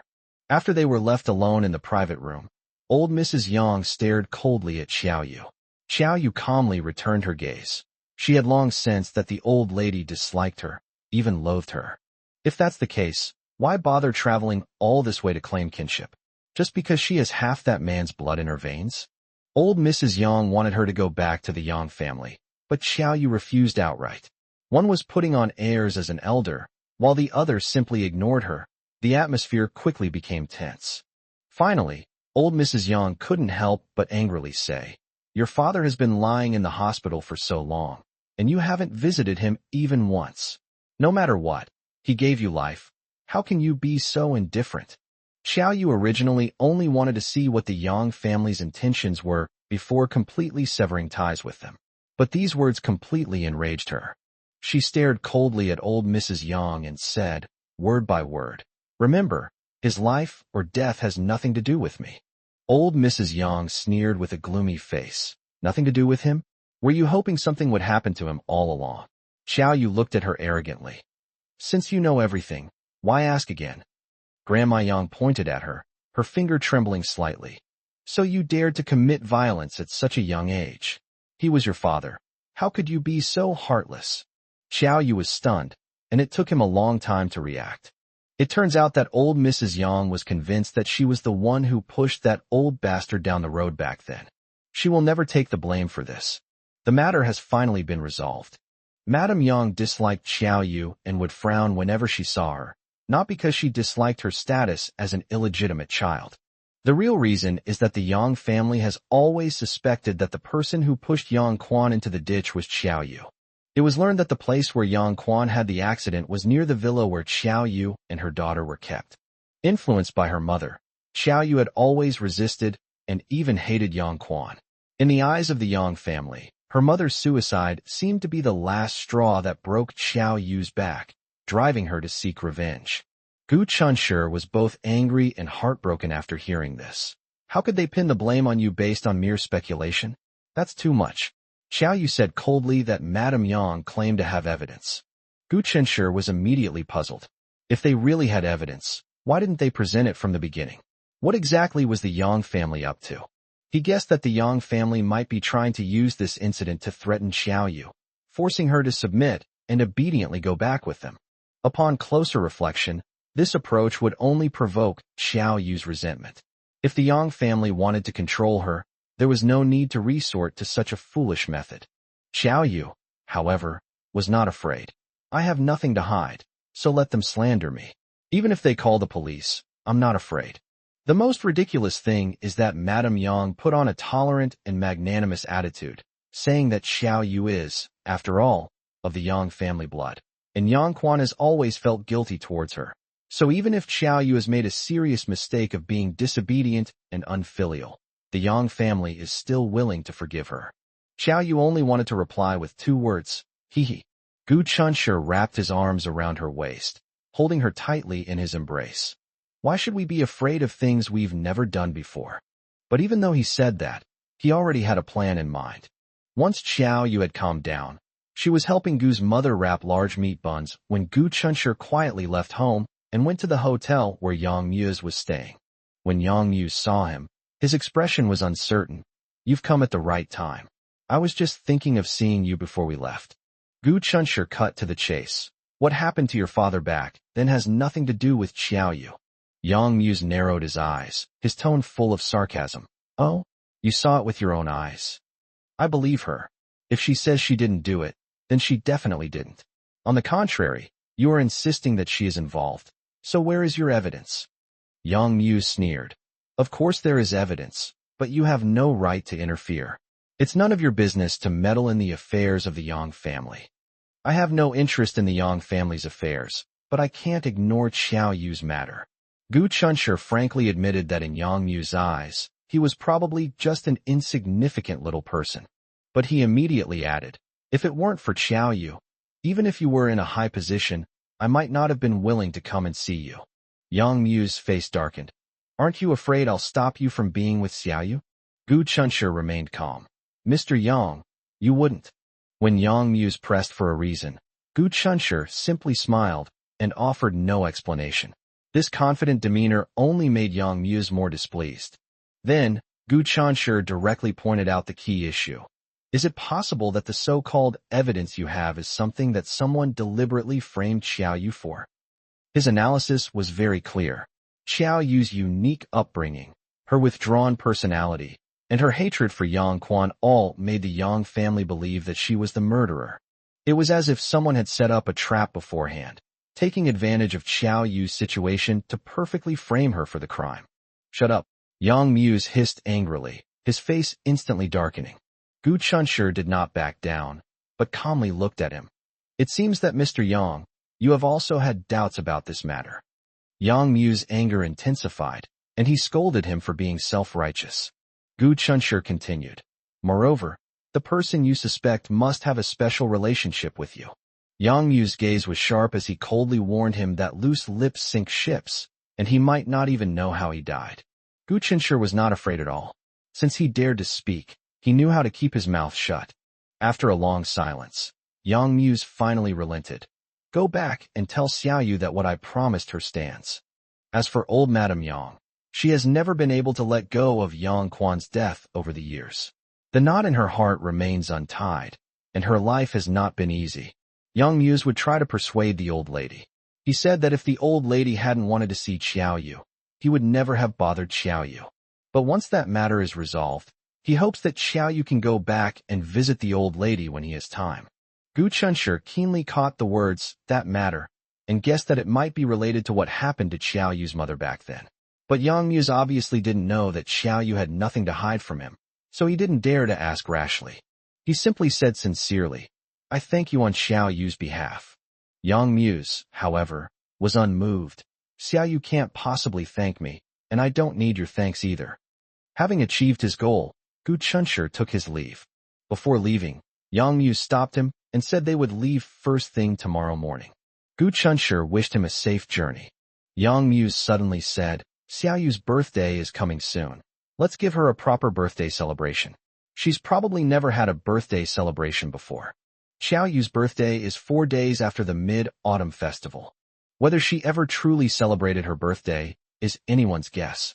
Even if she did, it was probably when she was too young to remember. A day that would be incredibly important to other children was, in Xiaoyu's monotonous life, completely erased like an eraser, leaving no trace whatsoever. The appearance of Qiu Lan and her daughter, along with Yang Muse and his grandson, was like a sudden, violent rainstorm. It came on strong and left just as quickly. After life returned to normal, looking back on everything that happened yesterday felt somewhat unreal. Today is the Mid-Autumn Festival, and everyone got up early, except for Gu Chunshi, who was still fast asleep, wrapped in a thin blanket. He thought too much last night, went to bed very late, and had a jumbled dream. He dreamt that Xiaoyu left him, and his emotions fluctuated wildly. He didn't wake up until sunlight streamed through the gaps in the curtains and fell on his pillow. Gu Chunshi raised his hand to shield his eyes from the sunlight, secretly relieved. Thankfully, it was just a dream. But when he lowered his arm, he realized there was someone else in the dimly lit room. Xiaoyu had her back to him and was tiptoeing away. Gu Chunshi smiled and stretched out his long arm, pulling the person directly into his arms. Xiao Yu gasped in fright, and in the blink of an eye, she found herself lying on top of him. Meeting Gu Qinshi's smiling eyes, her face instantly turned bright red. Gu Qinshi was wearing a loose short-sleeved shirt and shorts, which didn't make her feel any more embarrassed. However, the intense heat emanating from his body still made Xiao Yu a little uncomfortable. She placed her hands on his chest and whispered a complaint. "You jerk, if I had a heart condition, could you take responsibility?" Gu Qinshi lowered his head and kissed her forehead. "Baby, why are you accusing me first? You were the one who sneaked into my room. If I didn't have a strong mentality, I would be in trouble now." Before he could finish speaking, Xiao Yu suddenly kissed him. The soft touch silenced all his teasing, and Gu Qinshi's breathing became erratic. Xiao Yu's kiss was like a spark falling into a haystack, igniting him instantly. A few seconds later, Xiao Yu released him first and warned fiercely, "Don't talk nonsense in the future. If you dare to talk nonsense again, I will bite you." Xiao Yu was at her wit's end with him, so she smiled and gently punched him twice. She could easily break other people's ribs, but when it came to Gu Chun, she always carefully held back, afraid of hurting him. Seeing that she was about to get up, Gu Chunshi lazily put his arm around her waist again. "Aren't you going to sleep? Get up, you sleepyhead. Your aunt and uncle have made breakfast and are just waiting for you." Gu Chunshi didn't let go immediately, his voice still filled with lingering fear. "Wife, I just had a really scary dream. I dreamt that you left me." Xiao Yu looked at him and solemnly promised, "Don't worry, I won't leave you." She'd fight anyone who dared to separate them. The old Xiao Yu had just drifted along, living like a walking corpse, and death seemed insignificant to her. It was only after meeting Jinglan, Gu Cheng, and Gu Chan that she finally felt that she was truly alive. Jinglan and Gu Cheng went downstairs for a walk early in the morning. Jinglan said that she was getting old and needed to exercise more, otherwise she wouldn't have the strength to hold her grandchildren in the future. It was precisely because the elders weren't there that Xiao Yu dared to stay in Gu Qinshi's room for so long. At that moment, Gu Qinshi's phone rang for a video call. Zhou Xiangyu's resentful face appeared on the screen, and he immediately accused, "Old Gu, did you stop loving me after you found out I was a rich second generation?" Gu Qinshi looked blank. "No, I loved Xiao Yu, I never loved you." Zhou Xiangyu was speechless. What he said seemed reasonable, but he was still annoyed. His parents were hiding their family background from him, and his brothers were indifferent to him. What was wrong with the world? Was being a rich kid his fault?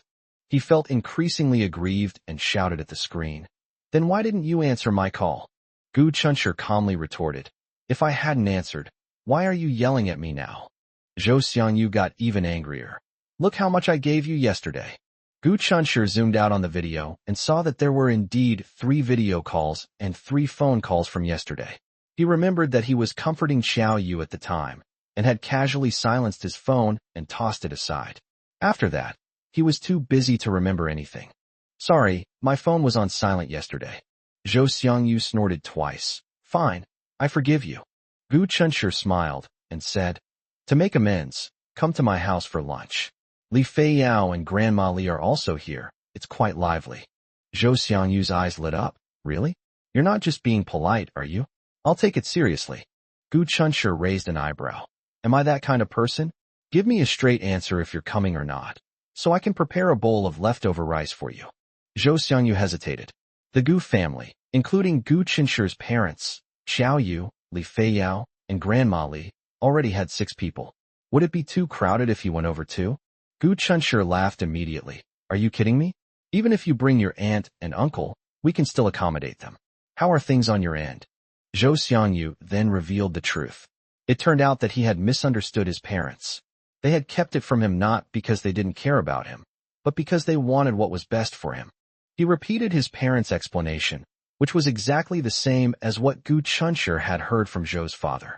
Thinking about how his parents were willing to live in a cramped old apartment instead of a big villa just to be with him, he felt increasingly guilty as he spoke. During the holidays, they are all busy and can't even get a decent meal. I used to be so suspicious of them. They are really awful. Gu Chunshi comforted him, saying that it wasn't entirely his fault. Anyone would overthink things if their parents kept it from them. Zhou Xiangyu felt a little better after that. Gu Chenshi then suggested that Uncle Zhou and Aunt Zhou come over to join in the fun. Although it would be a bit of a hassle for his parents, he knew that they were always warm and hospitable, and the two families had already arranged to have a meal together. But Zhou Xiangyu said he could go alone. There was a problem at the branch in Z City, so Zhou's father rushed there to deal with it. Zhou's mother also had a relative who was sick, so she took her grandmother back to her parents' home to visit. The festival of reunion was marred by these unexpected events, leaving Zhou Xiangyu all alone. Gu Chenshi then urged him to come over quickly and deliberately said that he would not give him leftovers today because he felt sorry for him. Zhou Xiangyu, however, became arrogant. Who's pitiful? My mom gave me 10,000 yuan before she left and told me to eat whatever I wanted. Gu Chenshi was speechless for a moment, then simply told him to take the money and go out for a good meal, making a move to hang up the phone. Zhou Xiangyu laughed and scolded him for being inconsiderate.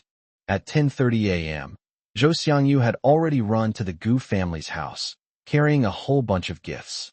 Mooncake gift boxes, imported fruits, braised beef, and sugar-free yogurt were scattered all over the floor, making him look like a walking little vendor. He was so tired that he collapsed on the sofa, expecting Gu Chenshi to pour him water like a king. But when Gu Chenshi actually went to pour it, he felt uncomfortable and quickly stood up to do it himself. Jinglan came out of the kitchen and was surprised to see the gifts all over the floor. She quickly told him to take them back as they were. Auntie's house is your house. You're here. Why did you bring so many things? Zhou Xiangyu smiled and said it was just a small token of his appreciation. Gu Chenshi, who was munching on an apple beside him, told his mother not to be so polite, which made Jinglan glare at him in annoyance.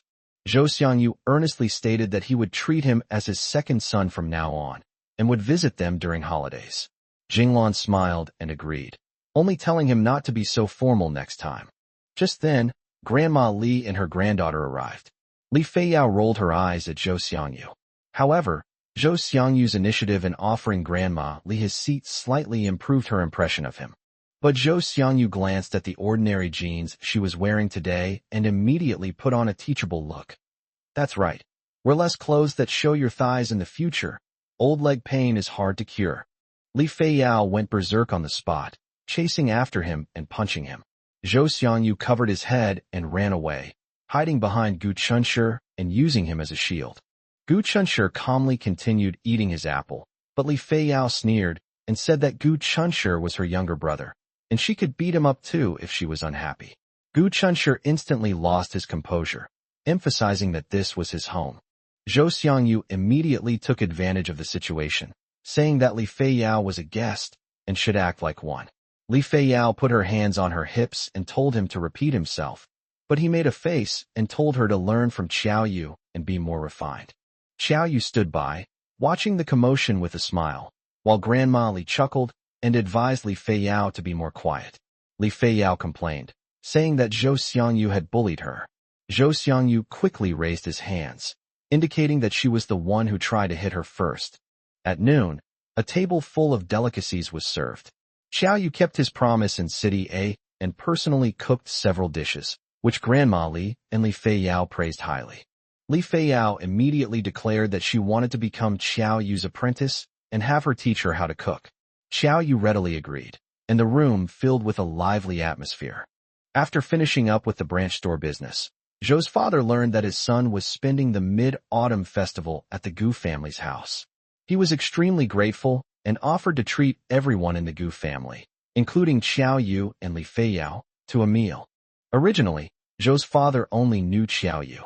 It was Zhou Xiangyu who, worried that Li Feiyao and her grandmother would have nowhere to go that night, took the initiative to remind his father to invite them as well. Li Feiyao's goodwill towards him increased again. She felt that although this guy had a sharp tongue, he wasn't a bad person at heart. Gu's parents naturally declined.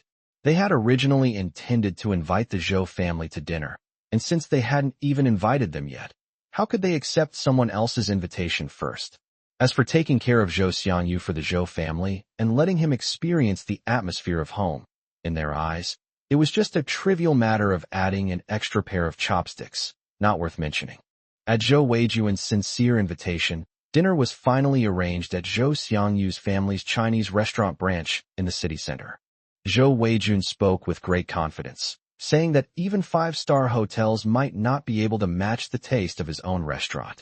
Gu Cheng made a request. No matter how busy Zhou Weijun was, he had to make time by the end of the year at the latest so that the Gu family could host a dinner party for everyone. Zhou Weijun readily agreed. Grandma Li felt a little embarrassed. It was normal for the Gu family and the Zhou family to treat each other to meals since they were on good terms. But she and Li Feiyao didn't have any dealings with them. So how could she possibly go along for a free meal?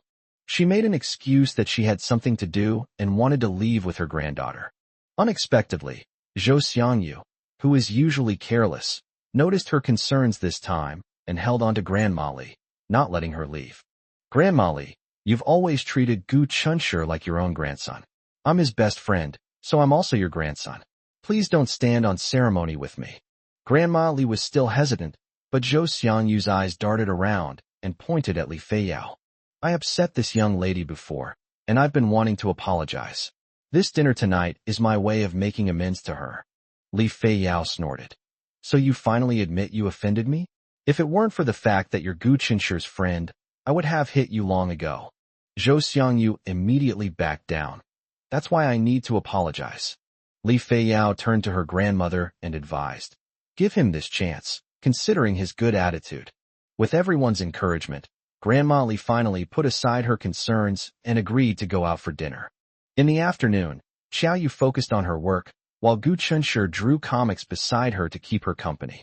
After getting tired of drawing, he opened Douyin, TikTok, and casually scrolled through the comments. He doesn't usually watch videos because he's too busy, and spending time with Xiaoyu is also a serious matter. Most of the comments were praising him, which made him quite happy.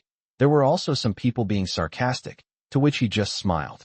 However, a very small number of comments were particularly jarring, with some people applying the comic to reality, launching fierce criticisms, and even resorting to personal attacks. They said the author suffers from delusions, which is why he fantasizes about a beautiful girl moving next door. They said there aren't that many beautiful women in reality, let alone a fairy tale girlfriend. Some people felt that Gu's mother's concern for her neighbors was fake, arguing that in reality, everyone lives their lives behind closed doors, and who would care about strangers? Seeing that Xiaoyu was skilled in both literature and martial arts, they mocked him, saying it was outrageous, and he might as well go and cultivate immortality. As for Gu Chinshur's diligent preparation for the college entrance exam after his rebirth, he was even criticized as the most pathetic reborn person.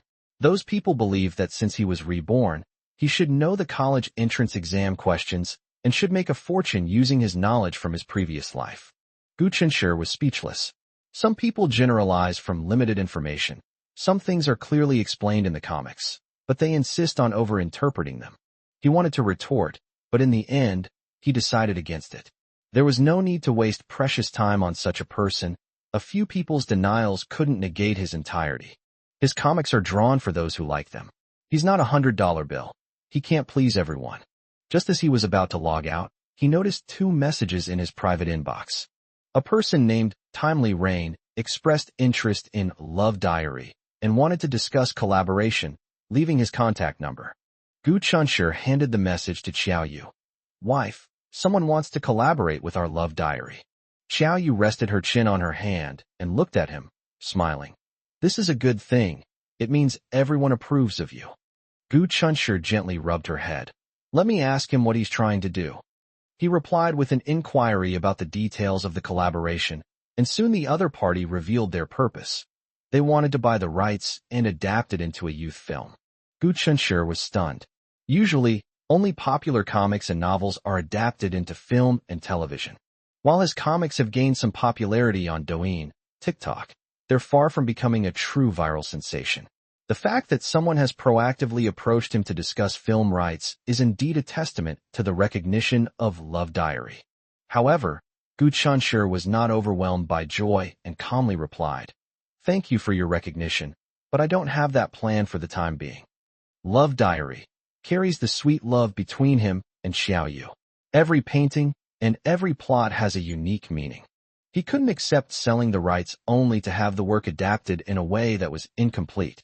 Moreover, many popular works have been drastically altered after being adapted for film or television, drawing fierce criticism from fans. This comic is like his child. He's not so poor that he has to sell his child. Moreover, he didn't believe any actor could perfectly portray the romance between him and Xiaoyu. The other party was still persistent, saying that with their promotion, Gu Chunshi and his work would become even more popular, and advised him not to miss the opportunity. Gu Chunshi's answer was straightforward. No need to consider it. I'm not selling. After leaving Douyin, he told Xiaoyu, someone wants to buy our love diary. Xiaoyu nodded. I support your decision. Gu Chunshi suddenly said, I have a dream that one day we can use animation to bring our love diary to the big screen and torture more single people. Live actors cannot portray their stories, but if the technology is advanced enough, virtual anime characters can. Xiaoyu was very interested. It's a great idea, I support you. Gu Chunshi felt a warmth in his heart. No matter what choice he made, he knew that Xiaoyu would stand by his side unconditionally. But for now, it's just a dream. Animated films are too expensive, far beyond his means. But his luck seemed to be good. He had just dozed off when someone brought him a pillow. Zhou Weijun made very thoughtful arrangements, sending 2 cars before dark to pick up Gu Chunshi and the others. Gu Chunshi's family rode in one car, and Xiaoyu was naturally in it as well. Now she was an indispensable part of the Gu family. Zhou Xiangyu and Li Feiyao rode in another car. As soon as they got in, Li Feiyao kept looking him over. Zhou Xiangyu immediately became alert and solemnly reminded him, our grudges are settled. You are not allowed to hit me again, or I will fight back. Li Feiyao rolled her eyes at him. As long as you don't mention my old leg pain, I won't hit you. Zhou Xiangyu even complained, I was just trying to help you. Li Feiyao immediately glared at him and threatened to sew his mouth shut with a needle if he brought it up again. Grandma Li in the front row couldn't stand it anymore and called out, Yao Yao, and she instantly fell silent. Not long after, Li Feiyao asked Zhou Xiangyu if he had a girlfriend. Zhou Xiangyu immediately replied proudly that he was so handsome, of course he did, and that his girlfriend was beautiful and gentle. Li Feiyao looked incredulous. You actually have a girlfriend? Zhou Xiangyu was displeased and advised her to control her temper, otherwise no one would dare to marry her in the future. These words immediately ignited Li Feiyao, who raised her fist to strike. Zhou Xiangyu quickly pleaded with Grandma Li for help. This time, I didn't mention rheumatism. Under her grandmother's restraint, Li Feiyao couldn't make a move. Zhou Xiangyu then explained that he meant she would definitely be in high demand after changing her temper. But the more he explained, the angrier Li Feiyao became, scolding him for not speaking up and saying that no one would listen to him, and even sympathizing with his girlfriend, saying that it must be very difficult for her to be with someone like him. Zhou Xiangyu retorted, sticking out his neck. She said she liked the feeling of being with me. Li Feiyao suddenly asked him if his family was particularly wealthy. Zhou Xiangyu wanted to boast about being a low-key rich kid, but fearing it would be too ostentatious, he vaguely replied, It's all right. Why are you asking? Li Feiyao quickly clarified that it was just a hypothesis. Could it be that what his girlfriend actually liked was his family background? Zhou Xiangyu immediately became agitated and interrupted her. Impossible. We've been high school classmates for 3 years. Do you think I don't know her character? She's not a gold digger at all. Seeing that he was genuinely angry, Li Feiyao quickly apologized, saying she was just teasing him. Although Zhou Xiangyu often made her angry, she also hoped that he could find a girl who truly loved him. Zhou Xiangyu snorted. For Lao Gu's sake, we'll still be friends. Li Feiyao smiled and agreed, but then set rules. No mention of her old leg pain, no saying that no one wanted her, and no calling her a troublemaker. Zhou Xiangyu corrected her seriously. You added 2 more this time. Li Feiyao was so angry that she was speechless. Having ruled out the possibility that he was after money, Li Feiyao was even more curious about what Zhou Xiangyu's gentle and kind girlfriend saw in him. He was good-looking, but his manner was irritating and boring. Did he only become humorous and considerate in front of his girlfriend? Meanwhile, at the Tang family home, Tang Xiaoxi suddenly sneezed loudly. She rubbed her nose, lowered her head, and sat obediently with her hands on her knees, like someone being interrogated. Her mother handed her a tissue and asked if she had a cold. Sitting opposite her were her aunt and cousin, Xia Lingling. Her aunt was dressed fashionably, but she spoke with a tone of earnest advice, saying that for ordinary families, it's best to marry someone of equal social standing. If the other family is too well off, the woman is easily looked down upon and will be subservient to her husband's family for life. Tang Xiaoxi is introverted. She only told her cousin Tang Xiaoyuan, with whom she grew up, about her relationship with Zhou Xiangyu. She hadn't even told her parents. She originally planned to tell her family after their relationship was truly confirmed. However, the designer watch worth over 200,000 yuan still exposed Zhou Xiangyu's true colors. That day, Tang Xiaoxi wore the watch she received for her birthday to a family gathering. A well-off relative immediately recognized the watch's value and asked her where she got it. Tang Xiaoxi honestly replied that it was a birthday gift from a friend. The relative's expression immediately turned serious. How could an ordinary person casually give away a designer watch worth over 200,000 yuan? Unless they have ulterior motives. This was no small matter, and Tang Xiaoxi could not escape the questioning from her parents and relatives. The aunt's family was also at the gathering that day. After learning about the watch, Tang's parents were very uneasy. After questioning her carefully, they demanded that Tang Xiaoxi return the watch to Zhou Xiangyu. The gift was too valuable for her to accept. Although Tang Xiaoxi was reluctant, after all, it was the first gift Zhou Xiangyu had ever given her. She also understood that her parents were right. She had always been puzzled. She had liked Zhou Xiangyu for a long time and had secretly been paying attention to him. There weren't many students in the class from particularly wealthy families, and Zhou Xiangyu was clearly not among them. His lifestyle was no different from everyone else's, and he lived in an old neighborhood that was 20 or 30 years old. Tang Xiaoxi simply couldn't believe that the birthday gift he casually gave her would be worth more than 200,000 yuan. She initially thought her relative had misjudged the watch, but on their advice, she took it to a watch authentication center. The results left her completely stunned. Her relative wasn't mistaken. The watch was indeed very valuable. Tang Xiaoxi panicked, thinking that Zhou Xiangyu had mistakenly given her the most valuable item in the house as an ordinary gift. She quickly contacted Zhou Xiangyu, insisting on returning the watch. Zhou Xiangyu's reaction was exactly as she expected. He had no idea how much the watch was worth. Tang Xiaoxi had no choice but to take him to the appraisal center again. Once the results came out, she insisted on returning the watch to him. But although the watch was returned, her relationship with Zhou Xiangyu was completely exposed. When my aunt came to visit, she inevitably brought up this matter to lecture me. She told me about a woman from a very different social class who was eventually kicked out of her wealthy husband's house. She said that the woman not only left with nothing but also couldn't see her children, and her ex-husband even married a young woman. Xia Lingling also advised, Sister Xiaoxi, what my mom said is true, so please don't take it lightly. Tang Xiaoxi could only explain for Zhou Xiangyu. Auntie, I know him very well. He's not that kind of person. But her aunt immediately retorted. You can know a person's face, but not their heart. His family is so rich. How could you not know? He's hiding this from you. He must have other intentions. Tang Xiaoxi told them that Zhou Xiangyu had already explained that his parents had been keeping it from him.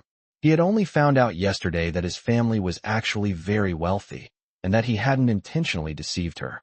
Xia Lingling felt that her aunt was siding with outsiders, and her aunt was even more convinced that parents who would even lie to their own son must not be good people, and would only treat their daughter-in-law as an outsider in the future.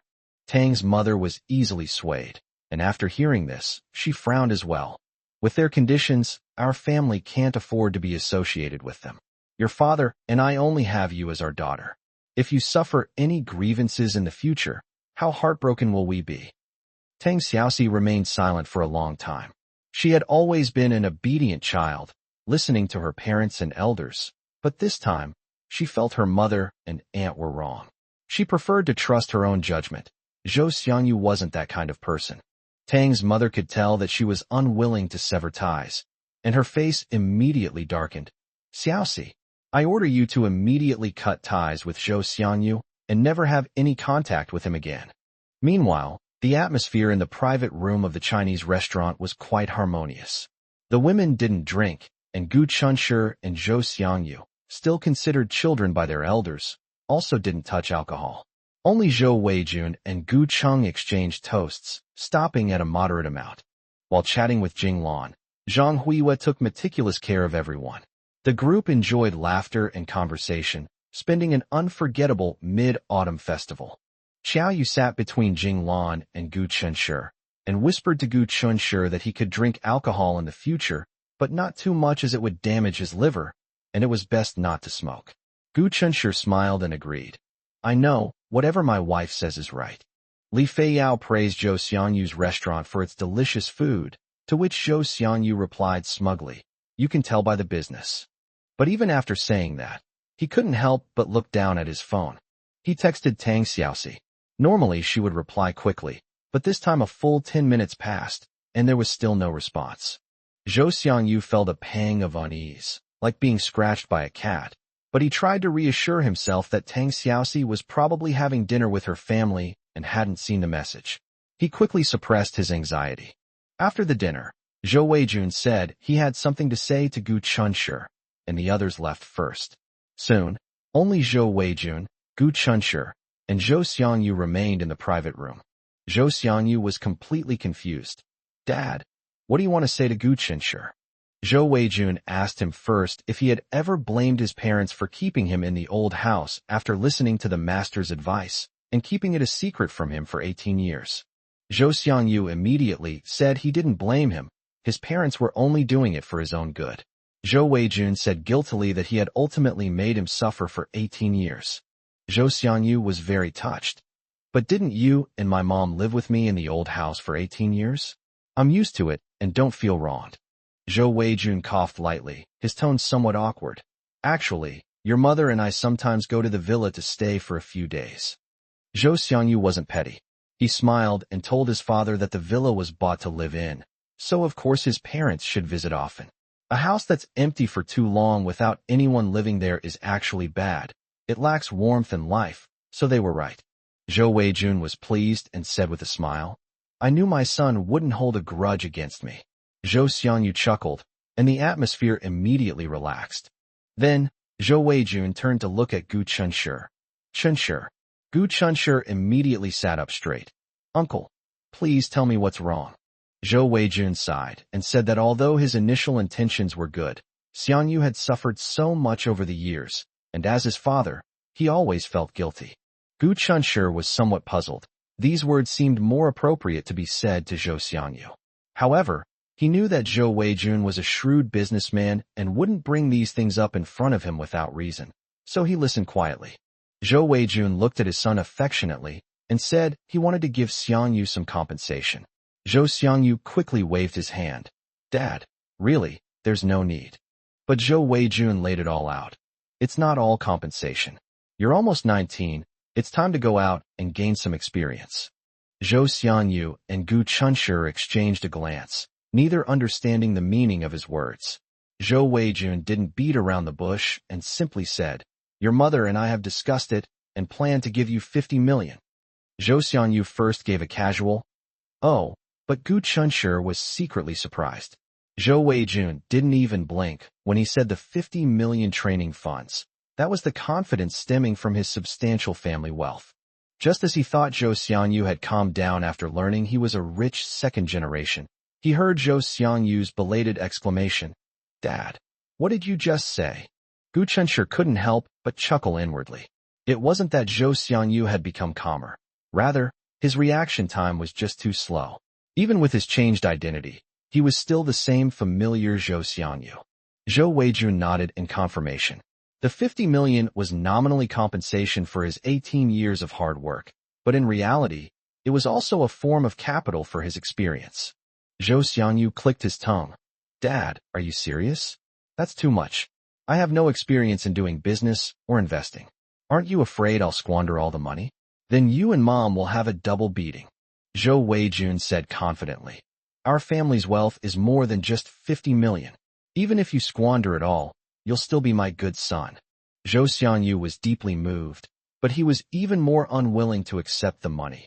This is all money that you and my mother worked hard to earn, so I can't take it. Zhou Weijun said. That's why I asked Chunshi to stay as well. The conversation suddenly turned to Gu Chunshi. Zhou Weijun mentioned something Zhou Xiangyu had said. Gu Chunshi had once saved a company from bankruptcy with an excellent business plan. Looking at Gu Chunshi, he said earnestly, "You are a thoughtful and promising child. Uncle has high hopes for you." Gu Chunshi glanced at Zhou Xiangyu helplessly. He was always low-key, and besides, his encounter with Chung Karen that time had an element of luck involved. Being praised so solemnly made him feel somewhat embarrassed. Zhou Xiangyu disagreed. "I'm just telling the truth. I didn't embellish it." Gu Chunshi could only humbly say that luck accounted for at least half of the success last time. Zhou Weijun, however, said that luck and ability always complement each other. Without ability, one cannot seize opportunities even with only luck. He then frankly admitted that Zhou Xiangyu was simple-minded and had little business acumen.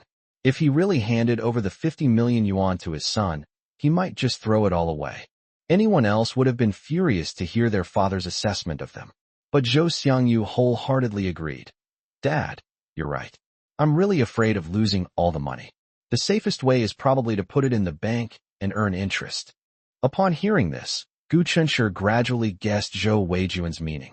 The other party probably wanted him to bring Zhou Xiangyu along to work. But he had only been in college for a short time, and Zhou Weijun himself was a successful businessman. Why would he entrust his son's training to him?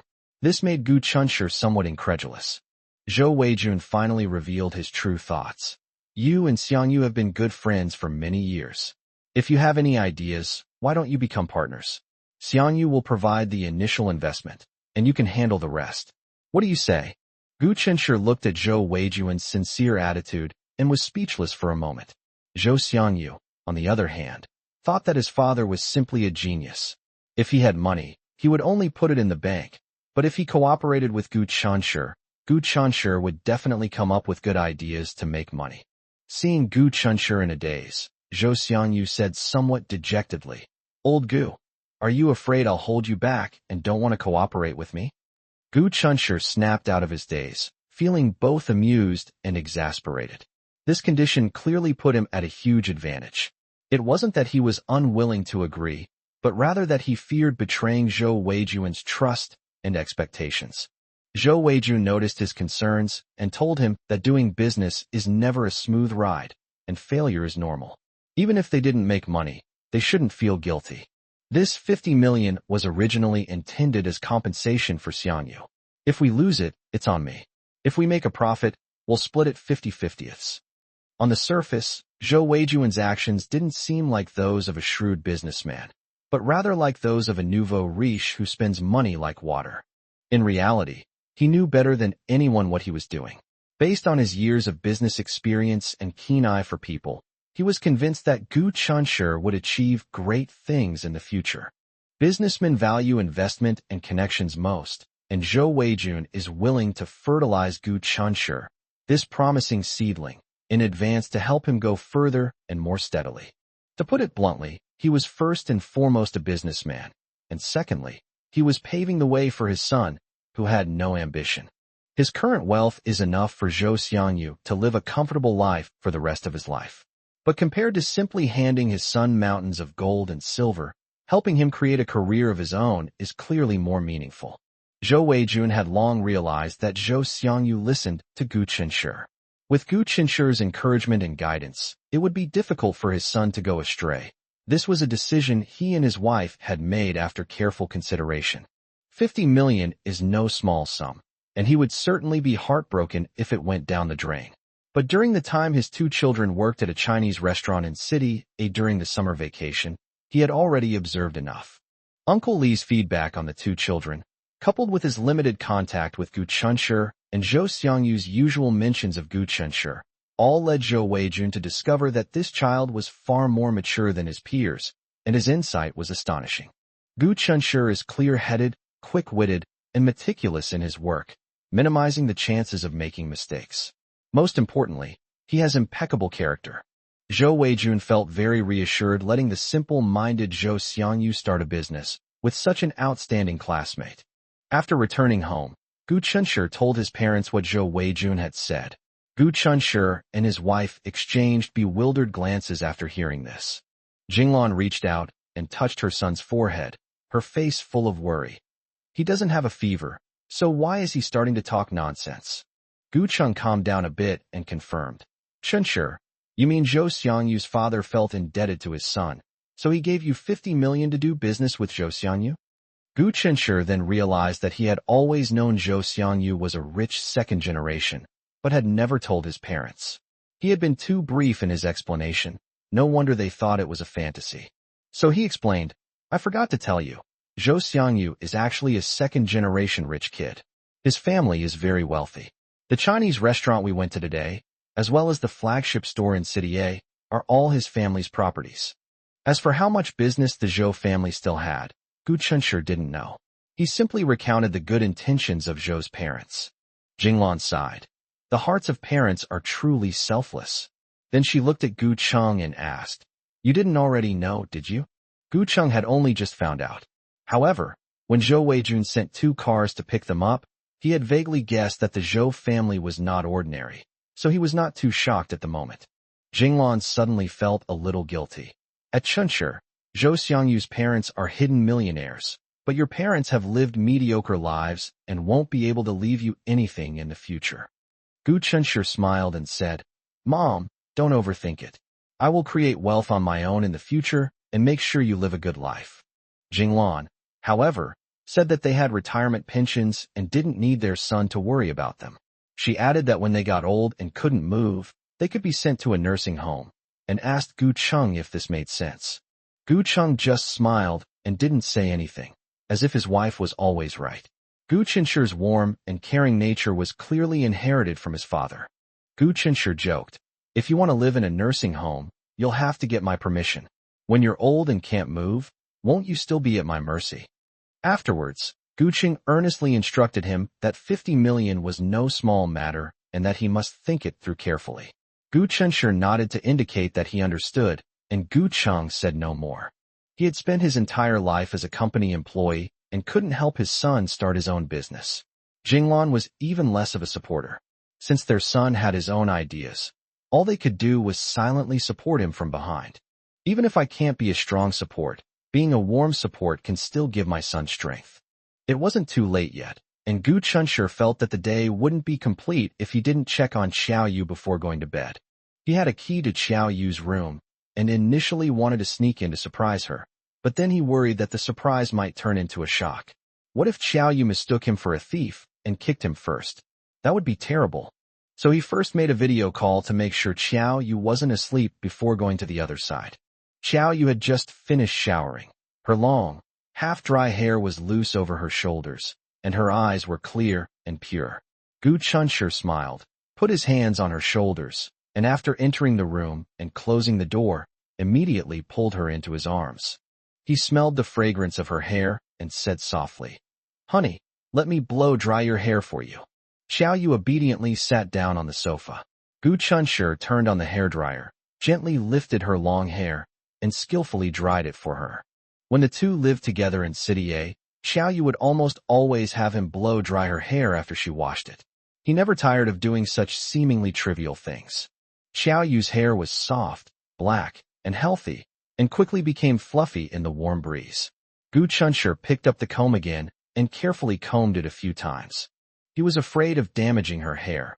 After all, he remembered that his mother had experienced severe hair loss for a period of time, and there would always be a clump of hair tangled in her comb. However, Xiao Yu's long hair was very smooth, and because he was extra careful, he hardly lost any strands. Gu Chunshur sat on the sofa with Xiao Yu in his arms and told her about Zhou Weijun's compensation of 50 million yuan to Zhou Xiangyu and his plan to have them use the money to do business together. His parents and Xiao Yu were his most important family members, so he naturally wouldn't hide such a big matter from Xiao Yu. Xiao Yu asked him softly, What are you thinking? Gu Chunshur said that this was indeed a timely help for him, allowing him to truly put his thoughts into practice. Xiao Yu quickly saw through his concerns. Are you afraid that if you make the wrong decision, the 50 million will go down the drain? Gu Chunshur lowered his head and kissed her forehead. The person who understood him best was indeed his wife. He understood Zhou Weijun's meaning perfectly. Zhou Xiangyu was his best friend, and he would definitely bring Zhou Xiangyu along whenever the opportunity arose. Bringing his love story to the big screen was, in itself, a way of commemorating his meeting and falling in love with Xiaoyu. Making money would be ideal, of course, but what if the response was lukewarm? Should the Zhou family really bear the loss? He can't do it. Zhou Weijun has a keen eye for people. Gu Chunshi isn't the type to act rashly without a solid foundation. Despite his worries, he doesn't intend to give up on this dream. If your dreams can be combined with your career, that would be the luckiest thing ever. Gu Chunshi nuzzled Xiaoyu's soft face, gradually forming an idea in his mind.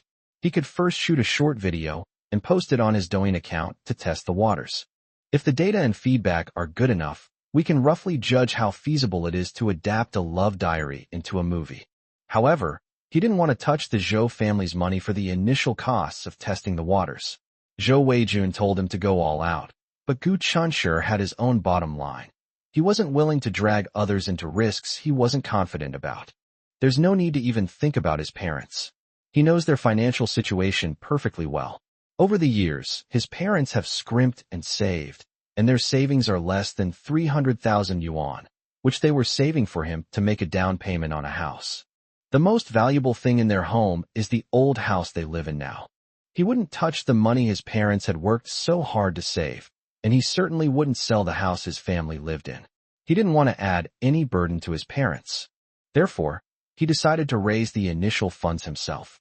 Gu Chunshi put his arm around Xiaoyu's waist and opened the Douyin app. He already had over 300,000 followers, which, although not comparable to those top influencers with tens of millions of followers, was still an unexpected bonus for him. Live streaming e-commerce is all the rage right now, and celebrities and other prominent figures are making money from it. He has a fan base, so maybe this is a path he could give it a try. He used to be a low-key person who didn't like to be in the public eye and had never considered live streaming.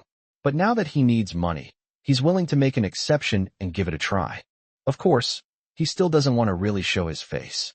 Many problems are like this. When you don't plan to do them, you feel restricted in every way, but once you decide to do them, you can always find a solution by using your brain a little.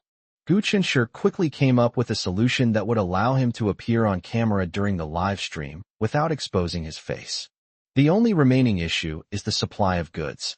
He doesn't want to sell things that come to him cheaply, and he certainly doesn't want to fool his fans with inferior products. The things he wants to sell must be of good quality and inexpensive. This can't be rushed. They're going back to school the day after tomorrow, so Gu Chunshi decided to think about it slowly when they get back. Right now, there's something even more important. Xiaoyu's birthday is coming up soon. From Yang Muse, he learned that Xiaoyu had probably never properly celebrated her birthday before, which made him feel extremely distressed. Over the years, his parents have remembered his birthday every year and would cook him a bowl of longevity noodles. So he secretly decided that he must give Xiaoyu a birthday that he would never forget. On the last morning of the 3-day holiday, Zhou Xiangyu ran to Tang Xiaoxi's residential area early in the morning. He finally received Tang Xiaoxi's reply, but it was worse than no reply at all. The text message contained only one sentence. Zhou Xiangyu, our families are too different. We are not suitable for each other. Let's break up. Zhou Xiangyu was completely stunned after reading it. His first reaction was that it was April Fool's Day. But he quickly remembered that April Fool's Day is April 1st. So is Tang Xiaoxi serious? Was it his fault that he was a rich second generation? He never expected that Tang Xiaoxi would break up with him for this reason. He had planned to sleep until the afternoon, but upon seeing the text message, he instantly woke up, hastily threw on some clothes, and rushed out the door. But when he got to the entrance of the residential area, he realized that he only knew which residential area Tang Xiaoxi lived in, but he didn't know which building or unit she lived in. His girlfriend wanted to break up with him, but he didn't even have a chance to win her back in person. Zhou Xiangyu was stopped at the gate and anxiously called Tang Xiaoxi repeatedly. Ever since he received the text message, he had hoped she would answer the phone and tell him with a laugh that it was just a joke. But no one answered the phone. If the phone call hadn't still gone through, he would have suspected he'd been blocked. Zhou Xiangyu's stubbornness had fully kicked in. Think you can break up with him with just one text message? No way. He was determined to make Tang Xiaoxi say those words to his face. Finally, after his persistent dialing, the call was answered. But at this moment, Zhou Xiangyu's heart was beating faster and faster. What he feared most was Tang Xiaoxi's cold voice. The moment the call connected, Zhou Xiangyu felt like he couldn't even breathe. Hello.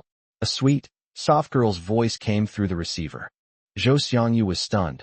This didn't sound like Tang Xiaoxi's voice. He looked down to confirm the number. It was indeed Tang Xiaoxi's phone.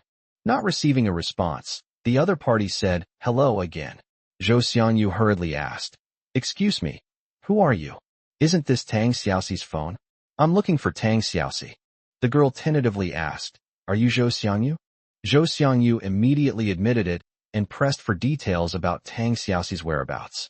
The girl, however, said Tang Xiaoxi wasn't there and asked for his location first. Upon learning that he was at the entrance of the residential area, the girl simply said, wait for me over there.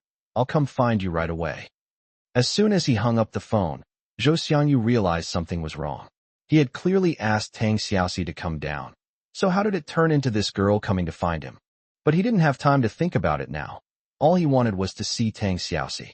Breaking up was fine, but they had to talk it out face to face. He couldn't accept any excuse about the vast difference in their family backgrounds.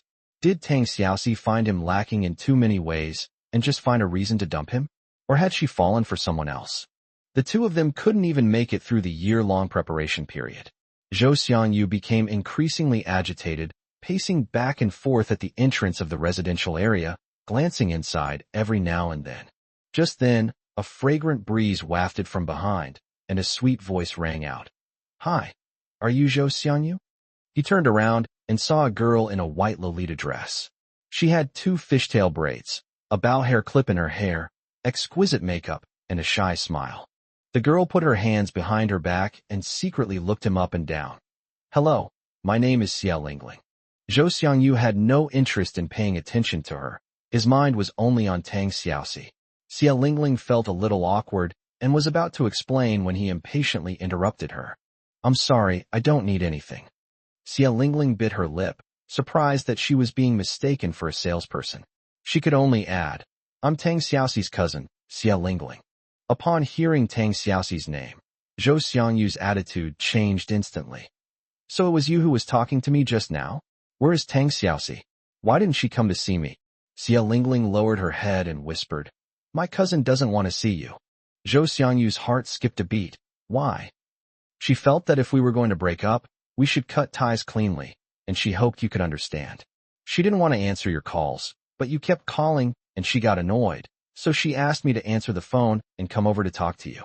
Zhou Xiangyu stood frozen in place, as if struck by lightning. Breaking up was one thing, but Tang Xiaoxi wouldn't even see him once?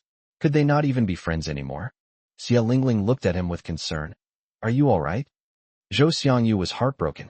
How could Tang Xiaoxi, so gentle and kind, treat him like this?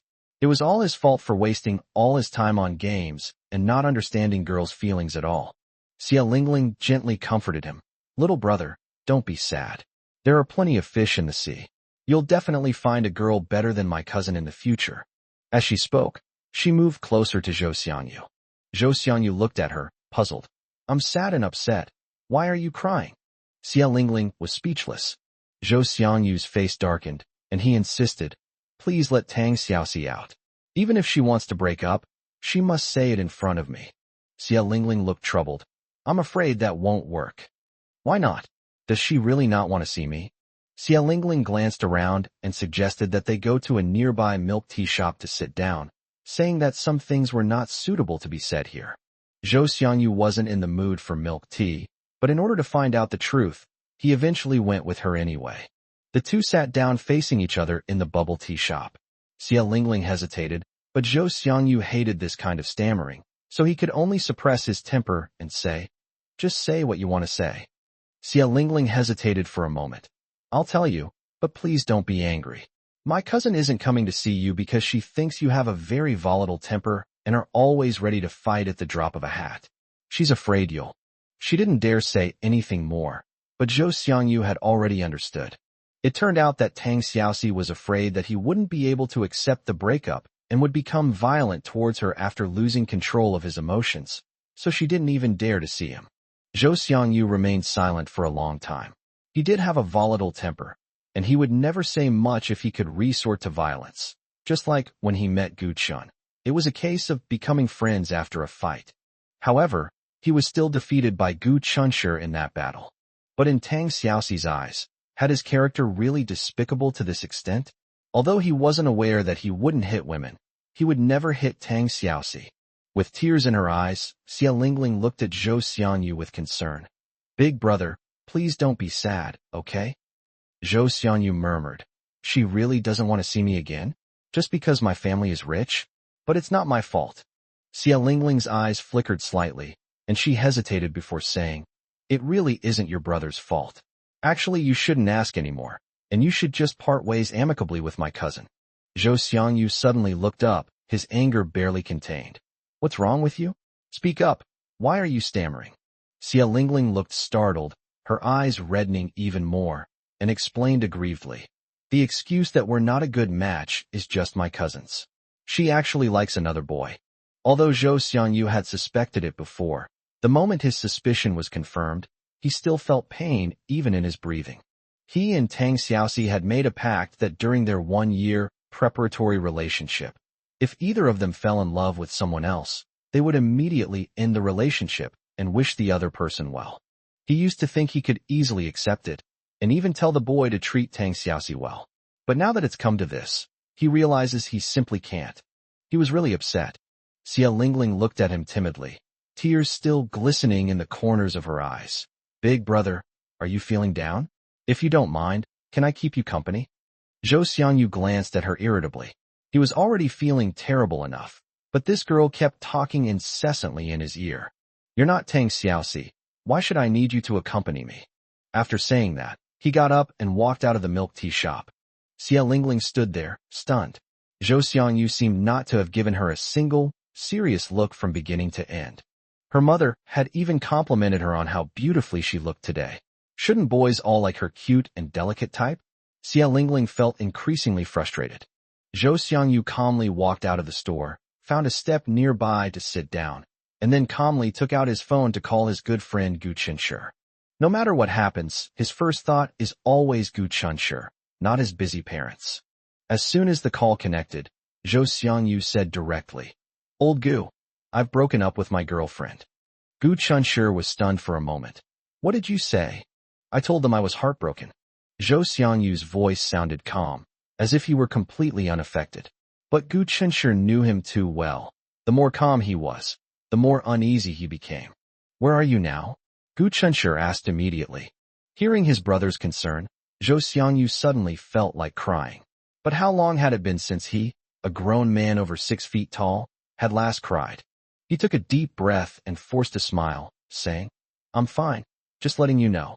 I'm single now, so no one will bother me when I'm playing games anymore, ha. Gu Chunshi didn't go along with him. What games are you playing? Didn't your uncle ask you to do business with me? Don't think that just because you've put up 50 million, you can be a hands-off boss. Zhou Xiangyu said he would never let Gu Chunshi down at crucial moments, but he still refused to say where he was. He only told Gu Chunshi to stay at home with his parents and sister before hanging up the phone. Gu Chunshi stared at his phone, his unease growing. This was the second time Zhou Xiangyu had hung up on him. Heartbroken, what exactly happened between him and Tang Xiaoxi? Gu Chunshi immediately called Tang Xiaoxi, but no one answered after 3 consecutive calls. He immediately realized something was wrong and called Zhou Xiangyu back. What did you do to make Tang Xiaoxi angry? Zhou Xiangyu said aggrievedly. I didn't provoke her at all.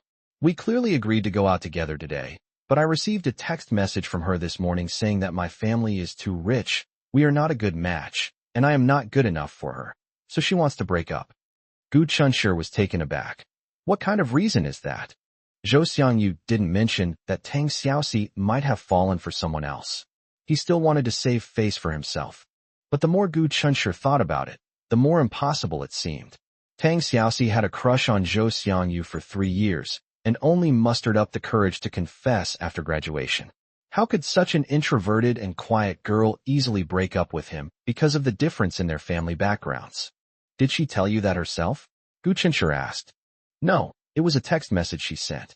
But what's the difference between a text message and saying it in person? Zhou Xiangyu was heartbroken. Of course there's a difference, Gu Chunshur said firmly. You didn't hear her say it with your own ears, so how can you be sure that's what she really thinks? I think there's definitely a misunderstanding here. A glimmer of hope suddenly rose in Zhou Xiangyu's heart. Old Gu, do you really think so? Or are you just trying to comfort me? Gu Chunshur said helplessly. Are you stupid? You two made plans to go out today, and now she wants to break up with you. Gu Chunshur's reminder also puzzled Zhou Xiangyu. Last night before going to bed, they clearly made plans for today's activities and said good night to each other as usual. There was nothing wrong at all. How could Tang Xiaoxi suddenly want to break up with him after only one night? This is really unreasonable. Zhou Xiangyu's expression turned grave, and he couldn't help but say, Old Gu, something bad has happened. Tang Xiaoxi might be sick. She might have damaged her brain with a fever. Gu Chunshur was speechless for a moment. Although it is possible, the chances are very small. Zhou Xiangyu said dejectedly that Tang Xiaoxi's cousin told him that Tang Xiaoxi had fallen for another boy. Gu Chunshur was stunned and immediately asked, Have you been scammed? Are you sure the person who told you all this is really Tang Xiaoxi's cousin?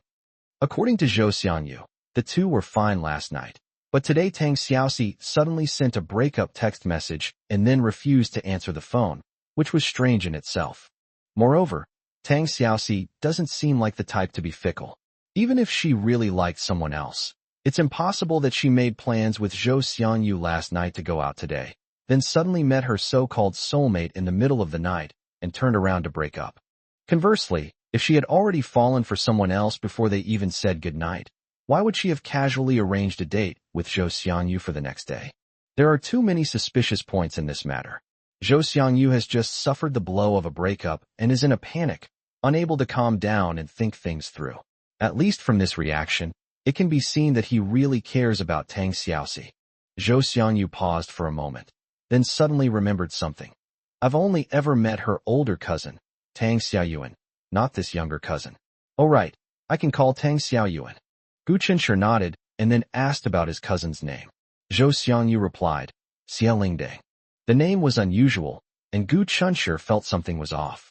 He reminded Zhou Xiangyu to stop contacting Xia Lingdang for the time being. Since they couldn't reach Tang Xiaoxi, they should try to get information from Tang Xiaoyuan first. Zhou Xiangyu immediately hung up the phone, found Tang Xiaoyuan's number, and dialed it. The call was answered quickly, and Tang Xiaoyuan laughed heartily. Hi, brother-in-law. What's up? Zhou Xiangyu had no time for pleasantries and went straight to asking if she could contact Tang Xiaoxi and have her call him back. Tang Xiaoyuan was quite surprised, saying that Tang Xiaoxi's phone might just be malfunctioning. However, she was currently out of town and couldn't go to Tang Xiaoxi's house to check on her, nor could she offer any assistance. With his cousin's connection broken, Zhou Xiangyu was unwilling to give up so easily, so he came up with a clumsy solution to wait outside Tang Xiaoxi's apartment complex. We have to go back to school tomorrow, and everyone has to head back this afternoon. If Tang Xiaoxi deliberately avoids him, once we get back to school and go our separate ways, he might not see her again. He just hoped that if he foolishly waited at the door, he would actually see Tang Xiaoxi appear. Just then, his phone rang. Zhou Xiangyu hurriedly picked it up, only to find that the caller wasn't Tang Xiaoxi, but Li Feiyao, and he was immediately utterly disappointed. Li Feiyao cut to the chase. Where are you now? Zhou Xiangyu was in a bad mood and replied irritably. What's it to you? Li Feiyao immediately objected. If it weren't for the fact that you're my brother and good buddy, who would bother with your business? Enough nonsense. Send me your location right now. Although Zhou Xiangyu was confused, he still obediently sent his location. Li Feiyao gave the order with satisfaction. Stay where you are and wait for me. Don't go anywhere. Gu Chunshur watched speechlessly as she excitedly slung her small bag over her shoulder, greeted everyone, and ran outside. This intense gossip-loving nature of women was truly maddening. During the 3-day holiday, Grandma Li and Li Feiyao ate at the Gu family home every day. The two families have an excellent relationship and are like one big family. When Gu Chunshur was a child, Gu Chang had a hard time supporting the family on his own. Jing Lan wanted to go out and earn money, but there was no one to take care of young Gu Chunshur. It was Grandma Li, who was retired at home, who took the initiative to help take care of him. Now that Grandma Li's son has settled abroad, she has no one to rely on in China, so she naturally went to live with the Gu family, and no one thought there was anything wrong with it. While Gu Chunshi was talking to Zhou Xiangyu, Li Feiyao was chatting in the living room and happened to overhear the conversation. Like Gu Chunshi, she felt that there must be a misunderstanding between Zhou Xiangyu and Tang Xiaoxi. Especially after learning that Xia Lingdang had been involved throughout, Li Feiyao keenly sensed that there was probably a big conspiracy hidden inside. So she was in a hurry to get her location, saying she was going to offer Zhou Xiangyu some comfort and advice, and that watching the spectacle was just a side thing. As she ran to the door, Li Feiyao suddenly turned back and asked Xiao Yu, "Yu, do you want to go? Isn't he your younger brother? Now that he's having relationship problems, shouldn't you, as his older sister, go and care about him?" She and Xiao Yu have become quite familiar with each other, and she likes to call her Yu affectionately. Xiao Yu wasn't used to it at first, but after hearing it so often, she accepted it. Xiao Yu had no intention of reading gossip, but after being reminded of this, and remembering how Zhou Xiangyu always called her sister, she felt she couldn't just stand by and do nothing. Xiao Yu subconsciously looked at Gu Chunshi. Gu Chunshi smiled and said, "If you want to go with Li Feiyao." Chapter 241, The Hungry Wolf and the Lamb. Zhou Xiangyu is an obedient and well-behaved child. Li Feiyao told him not to wander around, and he obediently stood still, not daring to move around, afraid that Li Feiyao wouldn't be able to find him.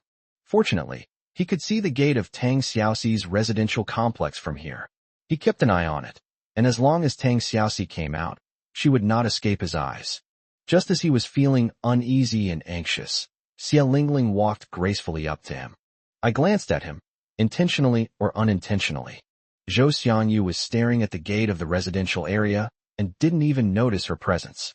It wasn't until he heard a startled cry of "ouch" that Zhou Xiangyu came to his senses. Someone had bumped into him without thinking, making him stumble. Only a dead person wouldn't react. Zhou Xiangyu looked at the girl who had collapsed into his arms and angrily pushed her away. He was already feeling irritable. "Are you out of your mind? Why don't you walk on this wide road instead of walking right in front of me? And how could you fall down on such a flat road? I think you should go back to your baby walker and learn to walk for another year."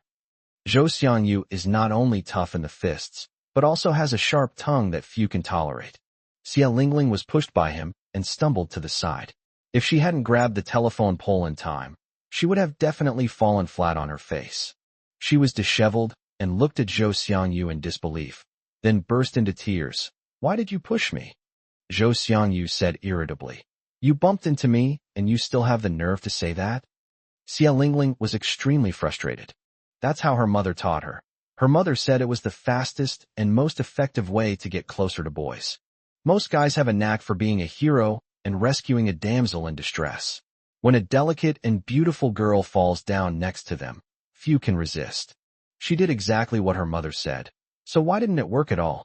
Zhou Xiangyu hadn't forgotten Gu Qinshi's instructions. He glanced at her coldly, unwilling to say another word to the girl. To be honest, he found the girl in front of him incredibly annoying. She was always nagging, pretending to be cute, and walking without a proper stance. Compared to Tang Xiaoxi, she was far inferior. Zhou Xiangyu's disdainful look severely traumatized Xia Lingling's naive and ignorant heart. There were plenty of boys who liked her at vocational high school, and she had never been treated like this before. She stomped her foot angrily and said, "Who do you think you are? It's no wonder my cousin dumped you." Zhou Xiangyu got angry, his face turning red and his neck thickening as he said, "If you keep talking nonsense, I'll slap you, you believe me?" The petite Xia Lingling met Zhou Xiangyu's angry gaze. His tall shadow enveloped her, and the invisible pressure made her afraid to speak. She squatted down, covered her face, and cried. At this moment, a well-dressed middle-aged woman rushed out from a nearby store, pointed at Zhou Xiangyu's nose, and scolded him for being shameless and bullying girls because of his height. During her rant, Zhou Xiangyu learned that the woman was Tang Xiaoxi's aunt. He realized that she was going to tell Tang Xiaoxi and her parents about his terrible behavior so that Tang Xiaoxi would never forgive him. Zhou Xiangyu panicked. "I can forgive you, but you have to apologize to my daughter and then take her to the hospital for a full checkup to see if she's injured." Zhou Xiangyu asked blankly. "I only pushed her a little. I didn't knock her down. Is it really necessary to go to the hospital for a checkup? Tang Xiaoxi's aunt, Chen Meili, raised her eyebrows. You think it's unnecessary just because you say so? Who's going to take responsibility if something goes wrong later? You have to take her to the hospital for a checkup, give her a full body examination, and only when the doctor says she's fine will this matter be over. Zhou Xiangyu was at a loss and said, So you mean it? Okay, I'll take her to the hospital right away, but you have to promise me you won't tell Tang Xiaoxi about this. If Tang Xiaoxi found out, she would definitely hate him. He didn't want Tang Xiaoxi to dislike him. Aunt Tang Xiaoxi's face showed a smug smile. This rich kid looks a bit dim-witted, so he should be easy to manipulate. If my daughter can win him over, the two of them will live a life of luxury. Wouldn't that be wonderful? Her daughter isn't made of glass. Of course, pushing her won't cause any problems. She simply wanted to create an opportunity for her daughter to be alone with this rich second generation. In order to turn this extravagant rich second-generation heir, who casually gifted her a luxury watch worth over 200,000 yuan for a birthday present, into her son-in-law, Chen Meili used her brain, which had watched hundreds of melodramatic dramas, to come up with a brilliant plan. Zhou Xiangyu frowned as he looked at Xie Lingling, who was wiping away tears with her head down. He was extremely annoyed. He still wanted to wait for Tang Xiaoxi. Hey, let's go. I'll take you to the hospital for a checkup. Xie Lingling walked awkwardly to Zhou Xiangyu. Chen Meili gave Xie Lingling a wink, clearly saying, Don't worry, Mom will help you win over this silly boy, and then said to Zhou Xiangyu, Let's go. Chen Meili waved, and a taxi stopped in front of them. Chen Meili and Xie Lingling got into the taxi, then urged Zhou Xiangyu to get in quickly. Zhou Xiangyu suddenly calmed down. A strange feeling welled up inside me. Wrong. Something's not right. This mother and daughter don't look like good people at all. They looked like two hungry wolves with gleaming green eyes. And I am that weak and helpless lamb. If he gets into that taxi, he'll be devoured by those two hungry wolves, leaving not even a trace. He was unusually clever this time. The cunning Chen Meili meticulously designed a trap for him. Once he, being naive, gets on the bus, he might fall into her trap and be trapped by her. Seeing his hesitation, Chen Meili was afraid he would realize something was wrong, so she quickly got out of the car and reached out to grab Zhou Xiangyu's arm. Hey, you're not thinking of changing your mind, are you? Just as Chen Meili was about to grab Zhou Xiangyu, a hand suddenly reached out and slapped heavily on the back of Chen Meili's hand. It was fast and urgent, and with a crisp, pleasant snap. Yes, that's right, it sounds really nice. Zhou Xiangyu exclaimed in surprise. Li Feiyao. When he was alone, he was completely fooled by the mother and daughter, feeling like he was being played, but he couldn't find any evidence. Now that he saw Li Feiyao, he immediately felt more confident. However, when he saw Xiao Yu slowly walking over from behind Li Feiyao, he felt more than just confident. He now felt that even the Bull Demon King was nothing in front of him. Chen Meili's hand stung from the hard slap, and she glared at Li Feiyao angrily. Where did this wild girl come from? Who are you? Li Feiyao, hands on her hips, said. I also want to ask you, where did you come from, you shrew? Who are you? Why were you pulling and tugging at him?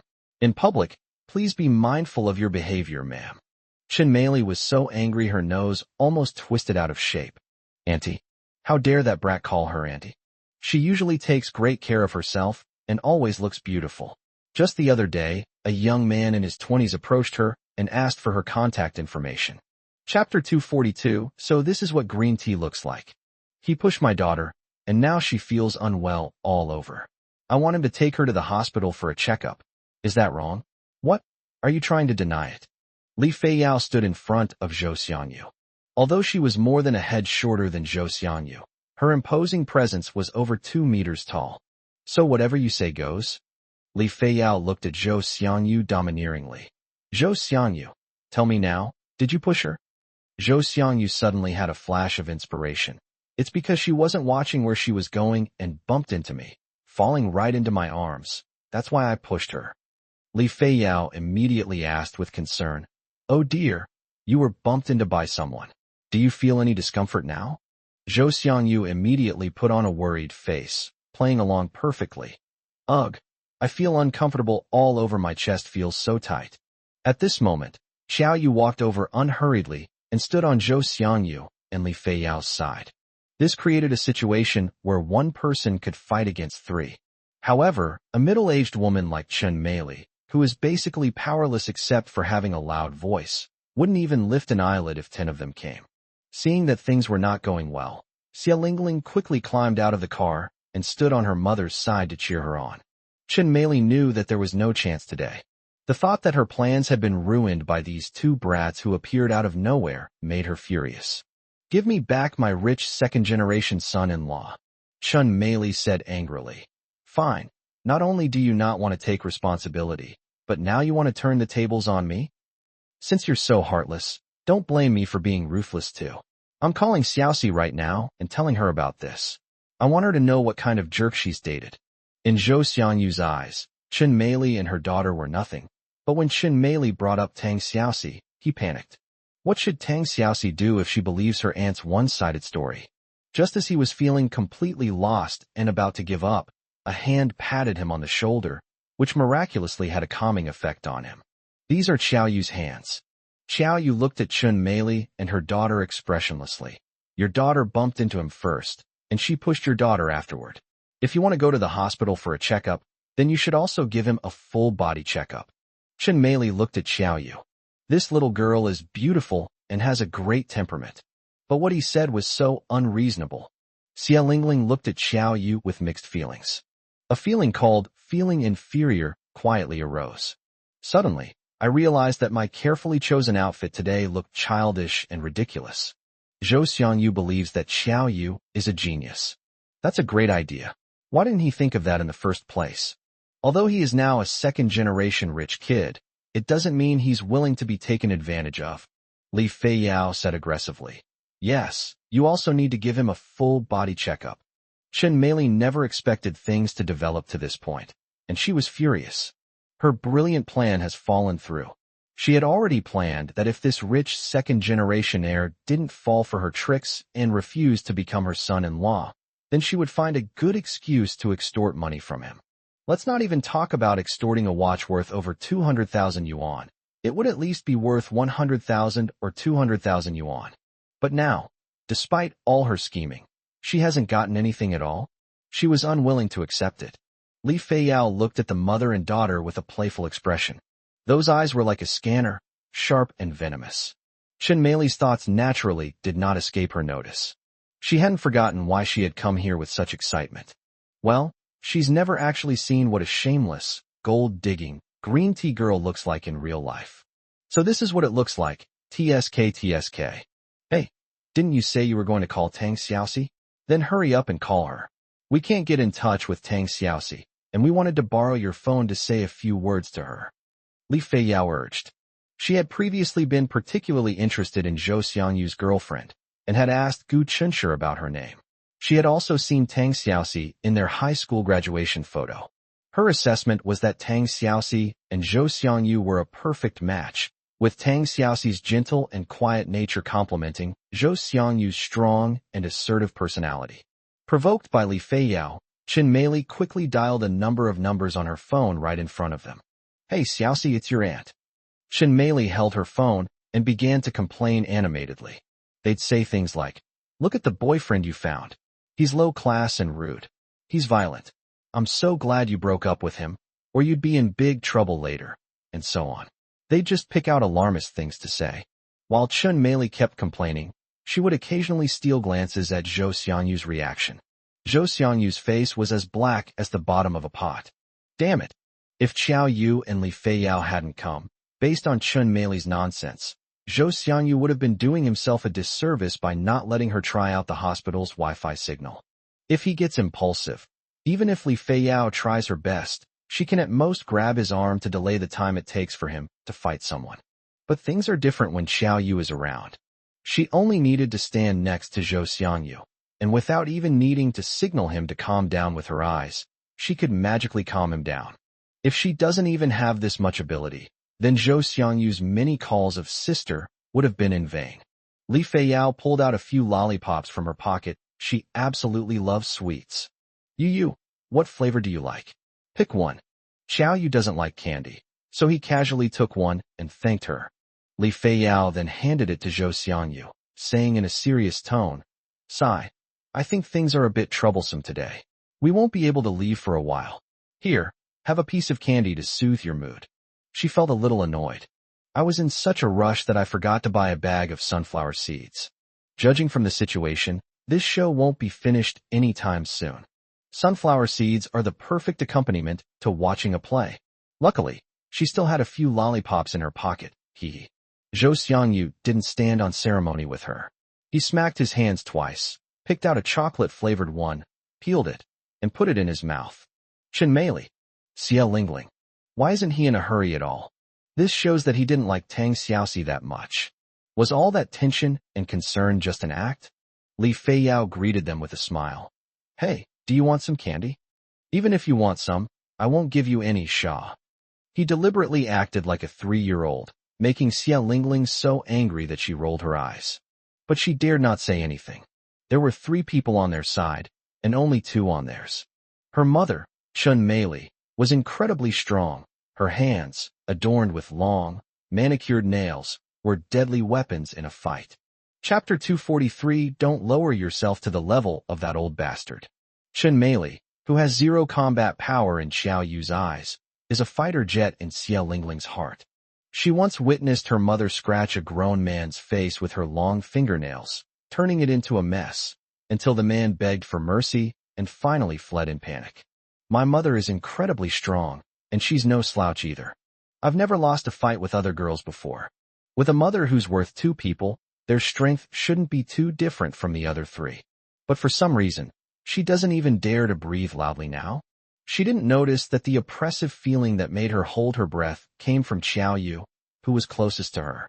After finishing her call, Chen Meili said smugly to Zhou Xiangyu, "You still want to make up with my niece? Forget about it for the rest of your life.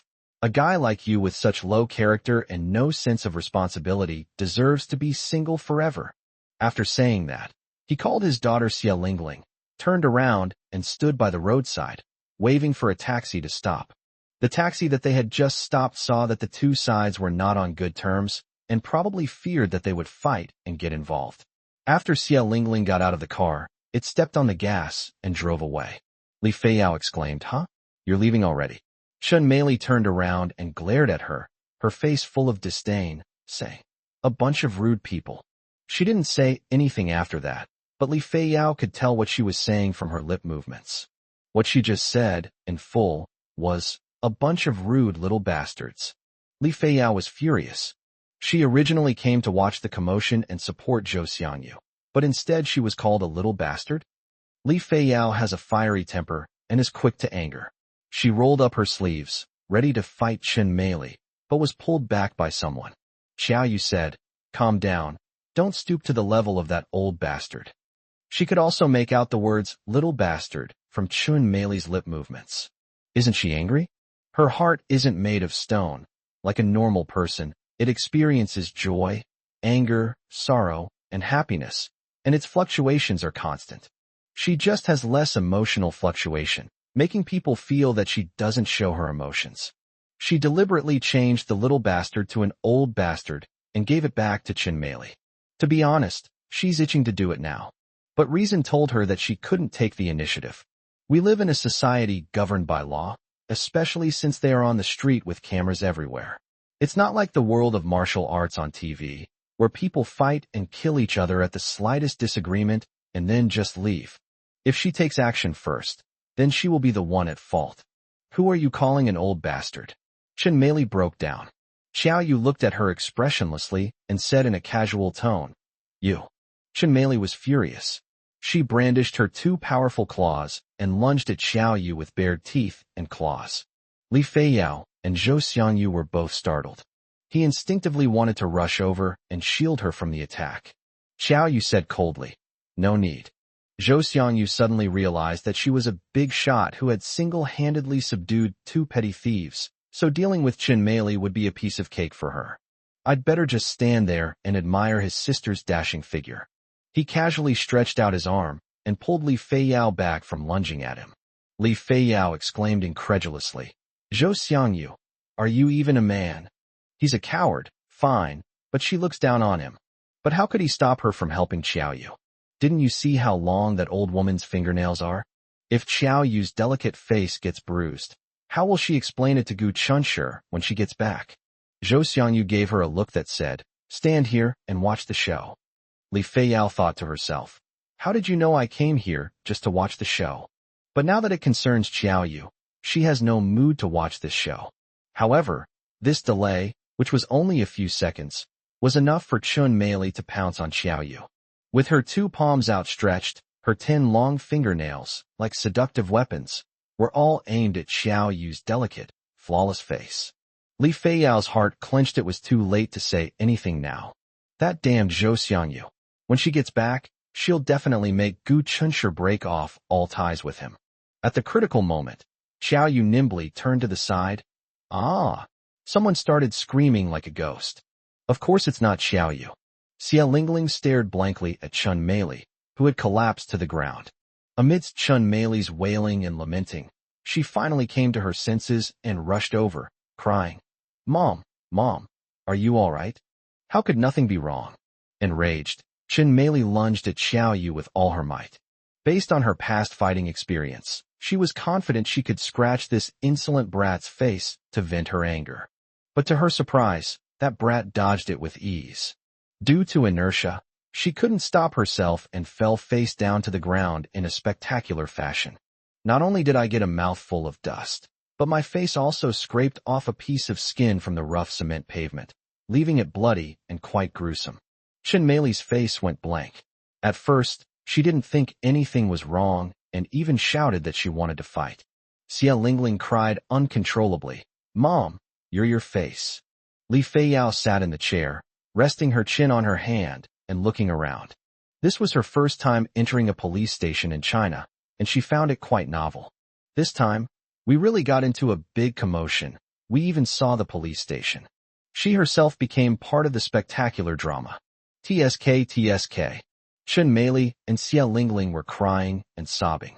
Police officers from the local police station reviewed the surveillance footage from the crime scene and discovered that the other party they were accusing hadn't even extended a hand throughout the entire incident. There was absolutely no fault on their part. The woman who cried the most was behaving inappropriately by lunging at others with her arms outstretched. Chun Meili covered her face with one hand and pointed at Xiaoyu with the other, tearfully accusing him through her sausage-like lips. She called me an old bastard, so I couldn't control myself and hit her. "Officer, wasn't it right for her to call me an old bastard?" Zhou Xiangyu immediately retorted, "If that's how you put it, you were the one who called us little bastards first, so my sister called you an old bastard. That's called reciprocity." Li Feiyao now understands why Zhou Xiangyu stopped her from helping Xiaoyu. Because there's absolutely no need for that. The prejudice against Zhou Xiangyu in my heart vanished in an instant. She confirmed, "Yes, officer, she was the one who insulted our little bastards first. And her daughter bumped into my brother. Not only did she not apologize, but she also tried to extort money from him, demanding that he take her daughter to the hospital for a full body checkup." Xia Lingling retorted angrily, "Don't talk nonsense. Who's trying to extort you? If he hadn't pushed me, would we have been able to contact him?" Li Feiyao said sarcastically, "You've already fallen into my brother's arms. If I don't push you away, shouldn't you say my brother molested you?" Xia Lingling blushed. "You're slandering me. You're defaming me. I was dizzy because of low blood sugar." Li Feiyao scoffed. "The road is so wide, yet she fainted in my brother's arms. Are you going to say it's a coincidence? Do you even believe that yourself?" "I certainly don't." Chapter 244 Disfigured. Li Feiyao directly exposed Xia Lingling's clumsy lie. Xia Lingling stammered, "I felt unwell and wanted to ask him for help, but before I could even speak, I fainted. How can that be wrong? Low blood sugar isn't something I can control." As she spoke, Xia Lingling began to wipe away her tears, feeling wronged. Chun Meili also cried. Her beauty, which she was so proud of, is gone. With such a large scrape on your face, it will definitely leave a huge scar in the future. She's disfigured. The police officers at the local police station were annoyed by the crying of the mother and daughter, but as public servants, they had to patiently mediate the situation for them. The police have a clear understanding of the cause and effect of the incident through surveillance footage. First, The girl in the skirt fainted and bumped into the young man who was parked on the side of the road. The young man was startled and then instinctively pushed the girl. The girl stumbled and almost fell, but managed to grab onto the lamppost and didn't fall. The girl squatted on the ground and cried. The girl's mother rushed out from nearby and argued with the young man. Two girls appeared on the young man's side, and he tried to reason with them, which eventually escalated into an argument. The girl's mother rushed over and tried to hit one of the girls. The girl dodged, but the girl's mother fell to the ground, scraping her lip and cheek. The police concluded that the girl's mother's fall was her own doing and had nothing to do with the three people involved. This conclusion was unacceptable to Chun Mei. If it weren't for them, how could my face have been scratched? They have to compensate me for my medical expenses and cosmetic surgery costs. The police officer, expressionless, said something fair. If that's your opinion, then I think the biggest responsibility lies with your own foot. Why didn't you stop in time? So if you want to claim compensation, then claim compensation from your foot. Li Feiyao suppressed a laugh and secretly gave a thumbs up to the fair, selfless, yet mischievous and adorable police officer. Awesome. Absolutely awesome. Chun Mei. She was still unwilling to admit defeat and wanted to say something more, but the police officer reminded her, "You'd better not say anything now. You should go to the hospital to treat your wound as soon as possible so that it doesn't get infected and inflamed, which would be a bigger problem than it is now." Chun Mei cried out, "Ouch," and hurriedly stood up and walked out in a panic. Xia Lingling, sobbing, followed closely behind. The mother and daughter left. Just as Qiao Yu and his two companions stepped out of the police station, Gu Chunshi rushed over in a flurry. With Li Feiyao and Qiao Yu there, Gu Chunshi felt there was no need for him to follow them. He believed that Qiao Yu and the other person could help Zhou Xiangyu solve the problem. So I stayed home and drew 2 comics. But he was concerned about his good friend, so he called to inquire about the progress of the matter. He called Zhou Xiangyu, who had just been taken to the police station. Chun Mei thought it was Zhou Xiangyu's parents calling, so she shouted into the phone, "He hit someone. You need to come to the police station right away to deal with this." Gu Chunshi was startled. The way things had turned out was truly unexpected. After finding out which police station it was at, they rushed over. Li Feiyao laughed and said to him, "You're too late, the show's already over." Gu Chunshi said speechlessly, "Do you think I'm like you, someone who just enjoys watching the show?" Qiao Yu said, "The mother and daughter just left." Gu Chunshi thought for a moment, and it seemed that when he rushed over, he saw a mother and daughter crying and getting into a taxi and leaving. Upon learning that they were all right, Gu Chunshi breathed a sigh of relief. "It's good that you're all right." Zhou Xiangyu, on the verge of tears, said, "No, Lao Gu, I have something to do." He has now completely offended Tang Xiaoxi's aunt, and Tang Xiaoxi will definitely not forgive him. Gu Chunshi comforted him, saying, "Maybe things aren't as bad as you think.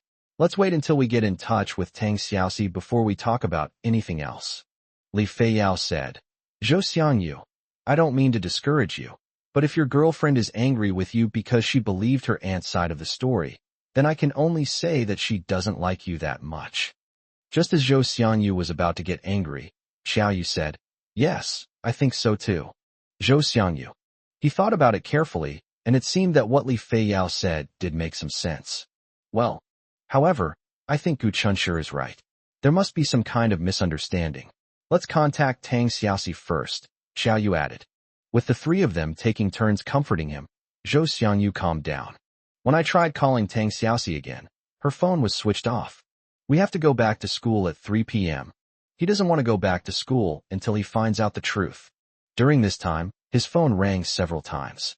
Each time he picked it up with hope, only to be disappointed each time. Without exception, all the calls were from unfamiliar numbers and were not from Tang Xiaoxi. He was feeling very down. He didn't want to answer any calls that weren't from Tang Xiaoxi, let alone from unfamiliar numbers, because they were either salespeople or scammers. But I don't know what happened today. Did the fraud gang find out he was a rich kid? Despite his persistent calls, Zhou Xiangyu, unable to bear the harassment any longer, answered angrily. Beat me, trying to kill me, huh? Let me tell you, I have plenty of money, but I'm not giving it to you beasts." Without giving the other party time to react, he hung up the phone. Li Feiyao patted his shoulder. Xiaozhou, your offensive power needs to be improved. If it were me, I would keep cursing him until he hangs up on his own. Seeing that he was in low spirits and afraid that he would overthink things, Gu Chunshir took him to his home. Now, our 70-square-meter home is bustling with activity. Zhou Xiangyu gave her a thumbs up. Sister Li is awesome. During their conversation, the cell phone rang again. Zhou Xiangyu retorted angrily. With this kind of perseverance, you would have been rich long ago just by doing manual labor. Why would you need to resort to fraud? Li Feiyao, always eager for drama, exclaimed excitedly. Hurry up. Do as I say. Keep cursing him until he hangs up on his own. If you run out of things to say, I can teach you. Just as Zhou Xiangyu was still angry, he answered the phone furiously. He was about to start cursing when he suddenly saw the caller ID and quickly swallowed back the words that were about to come out of his throat. Caller, Tang Xiaoyuan. Brother-in-law, what happened on your end? My uncle and aunt are furious. Tang Xiaoyuan's voice was full of doubt. Needless to say, it must have been that old bastard who did it. Zhou Xiangyu said hurriedly. Sister Xiaoyuan, let me explain. Tang Xiaoyuan said. What's the use of explaining to me? You should go explain to my uncle and aunt, and Xiaoxi. Zhou Xiangyu said dejectedly. But Xiaoxi keeps refusing to answer my calls. Xiaoxi's phone screen is broken, Tang Xiaoyuan said. It broke last night, and is probably being repaired at a phone shop right now, so of course she can't answer your call. Zhou Xiangyu. Wait, you said Tang Xiaoxi's phone is broken? Chapter 245, Zhou Xiangyu's Panic. Yes, Tang Xiaoyuan replied. I only found out today. It was accidentally knocked to the ground and broken in the middle of the night yesterday. It was taken to be repaired today, so of course she couldn't answer your call. Zhou Xiangyu fell into deep thought. Tang Xiaoyuan said that Tang Xiaoxi's phone screen was broken and she took it to a phone shop for repair today. But when he called Tang Xiaoxi today, the call went through and was answered. However, the person who answered the phone was her cousin. Zhou Xiangyu was enlightened. Old Gu was right. There was a misunderstanding. Moreover, it's more than just a misunderstanding. Judging from the current situation, it's practically a conspiracy. Damn it. He wants to settle the score with that mother and daughter right now.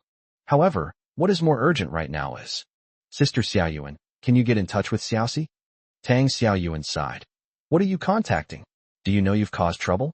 They get so angry whenever they mention you now. It seems like they even made Xiaoxi cry. I don't dare to speak up for you. Because Zhou Xiangyu didn't answer the phone, and when he finally did, he started cursing. Tang's parents couldn't take it anymore and asked Tang Xiaoyuan to help contact Zhou Xiangyu. Zhou Xiangyu was dumbfounded. Sister Xiaoyuan, this is a misunderstanding, a huge misunderstanding. Can you tell me Xiaoxi's exact address? I need to go and talk to them in person. In his haste, he forgot that even if he knew Tang Xiaoxi's exact address, he still wouldn't be able to enter the residential area. No, I think you'd better not go. Going now would only add fuel to the fire, of course. It would be pointless for you to go, since they're not home right now. Tang Xiaoyuan paused, then said, But I really don't understand why you start cursing as soon as you answer the phone. Now my uncle and aunt have a very bad impression of you.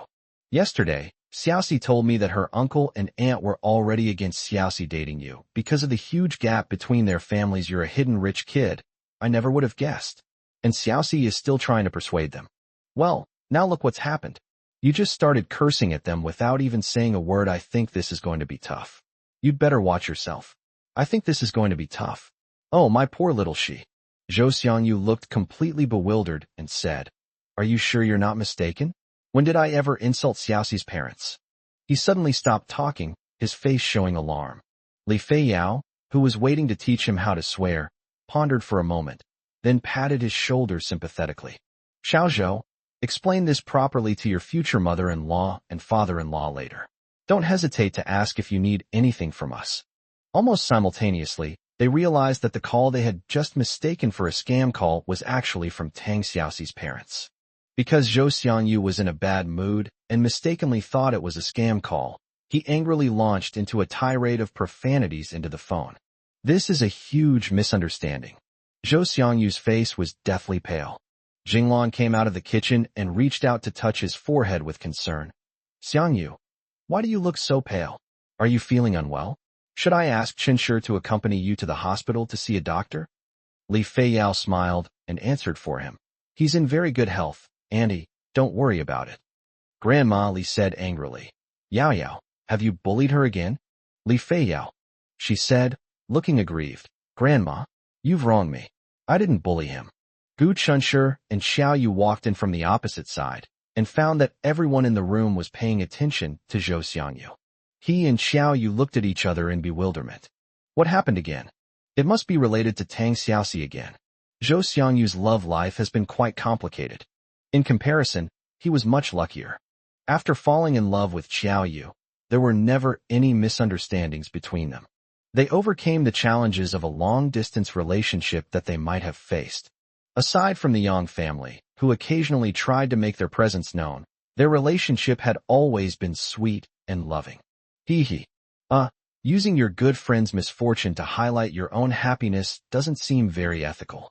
Jinglan understands the principle of letting young people handle their own affairs. There is a generation gap between them and the younger generation, so if the other party is unwilling to talk about it, it is better not to interfere. Gu Qinsher walked over and quietly asked, Zhou Xiangyu, what's wrong with you again?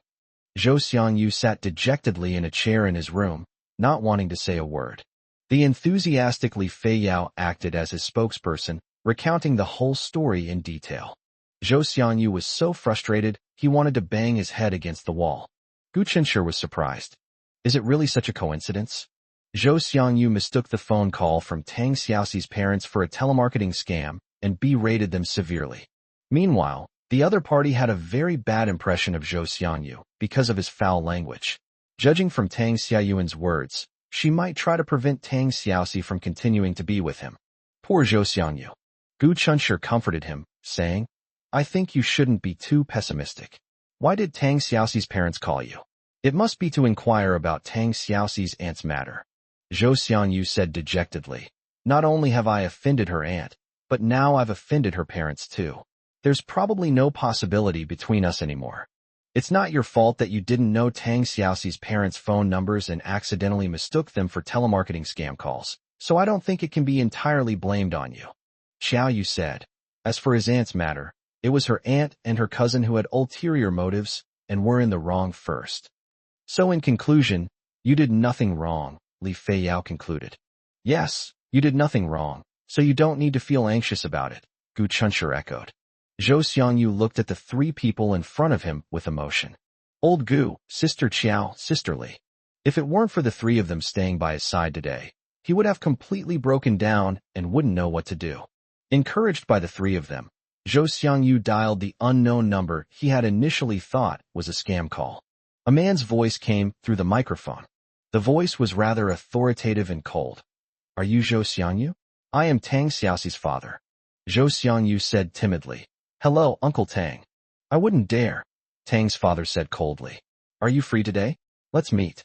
Zhou Xiangyu glanced uneasily at Gu Qinsher and the others. Gu Qinsher nodded to him. Zhou Xiangyu said, Uncle Tang, if you're free. As he hung up the phone in a daze, an ominous premonition immediately welled up in his heart. Gu Qinsher said, Don't worry, I'll go with you. Li Feiyao raised her hand. Me too. I'll go with you. Xiao Yu smiled faintly. Count me in.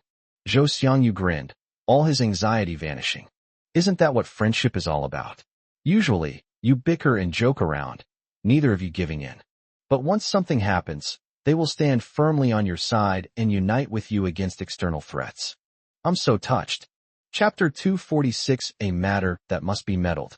Zhou Xiangyu finally met Tang Xiaoxi's parents. They looked like honest, unassuming people. Especially Tang's mother, who was plain-looking and dressed simply, was just as unassuming as Ms. Jinglan. They sat in the tea house, watching with surprise and disbelief as two boys and a girl filed, and they had only arranged to meet Zhou Xiangyu. So why were there so many people? Could there be a mistake? The first one to walk in seems to be Gu Qinsher, the only one from number 1 high school to get into Huada University. The two pretty girls following behind were unfamiliar faces. They weren't students in their class. The tall man who walked in last had his head down, but they could still tell at a glance that he was the protagonist they were going to meet today, Zhou Xiangyu. Like most parents, Mr. and Mrs. Tang paid special attention to their child's studies. Thus, he knew Tang Xiaoxi's classmates very well, only those with good grades. When Jingshu firmly held the top spot in the class, they told Tang Xiaoxi to get closer to Jingshu and never play with those who were bad at studying, because they firmly believed in the saying that one is influenced by one's company. Later, when Tang Xiaoxi's deskmate, Gu Chunshi, suddenly surged ahead and surpassed Jingshu, they were overjoyed. They encouraged Tang Xiaoxi to take advantage of her proximity to Gu Chunshi, talk to him more, build a good relationship, and ask him for help whenever she encountered a problem. As for Zhou Xiangyu, whose grades fluctuated, they knew him quite well. The reason is simple. Zhou Xiangyu is frequently criticized by teachers of various subjects in the class group chat, and the criticisms are surprisingly consistent. He doesn't listen attentively in class, and he falls asleep during class. Therefore, Zhou Xiangyu became a celebrity in the eyes of the other students' parents in Class 7 in this way. Many parents use Zhou Xiangyu as a negative example to teach their own children to study hard and make progress every day, and never to follow Zhou Xiangyu's example. Some parents even took it upon themselves to plan a promising future for Zhou Xiangyu. If you don't study hard, you'll end up working on a construction site with that Zhou Xiangyu. These parents who use Zhou Xiangyu as a negative example include Tang's father and mother. Later, Zhou Xiangyu, who was almost universally disliked by teachers, students, and parents, turned into a dark horse with great momentum, getting into a pretty good university and proving his detractors wrong. Now, he has become a minor legend in Class 7. Tang's parents, who were waiting to confront him, instinctively stood up when Gu Chunshi walked in first. In their eyes, being a student at the University of Washington is equivalent to having a bright future and limitless potential. Most people admire those who are strong, and Tang's parents were no exception. With Gu Chunshi around, even seeing Zhou Xiangyu, who infuriated them, miraculously calmed their anger considerably. Gu Chunshi smiled politely at them. "Hello, uncles and aunts. I am Gu Chunshi, Tang Xiaoxi's high school deskmate." Hello. Tang's father extended his hand and shook hands with Gu Chunshi politely. Zhou Xiangyu approached with a sheepish look on his face and said, "Hello, uncles and aunts. I'm Zhou Xiangyu." Mr. and Mrs. Tang exchanged a glance, their usual warmth towards Gu Chun completely gone. They gave a curt as a greeting. Zhou Xiangyu glanced at his good brother with a sense of frustration. They're all human, so the Tang family parents' differential treatment is far too blatant. Luckily, Gu Chunshi was his brother, otherwise he really wanted to. That said, Gu Chunshi, handsome, clean-cut, and polite, does seem to be more popular with elders than most boys his age according to Ms. Zhang Huiwa. Zhou Xiangyu felt a little better. And now he knows that the fraudster he was yelling at on the phone was actually Tang's mother. What a terrible thing. Although ignorance is no excuse, he inadvertently revealed his lack of manners to Tang's mother. Zhou Xiangyu believed that at this moment, the impression he left in Tang's parents' minds was definitely the same as that of a rich and heartless playboy on TV. "Wah," Zhou Xiangyu said awkwardly. "Uncle and aunt, I didn't know that was your phone number. I thought it was an annoying scam call, so of course, it was wrong of me to swear. I'm sorry." He bowed deeply to Mr. and Mrs. Tang with a very sincere attitude. Mr. Tang remained silent, but Mrs. Tang spoke up. "We didn't really care about the phone call anyway." Upon hearing her words, Zhou Xiangyu felt even more uneasy. Because Tang Xiaoyuan told him on the phone that after he cursed at his mother, she almost fainted from anger and gave Tang Xiaoxi a severe scolding.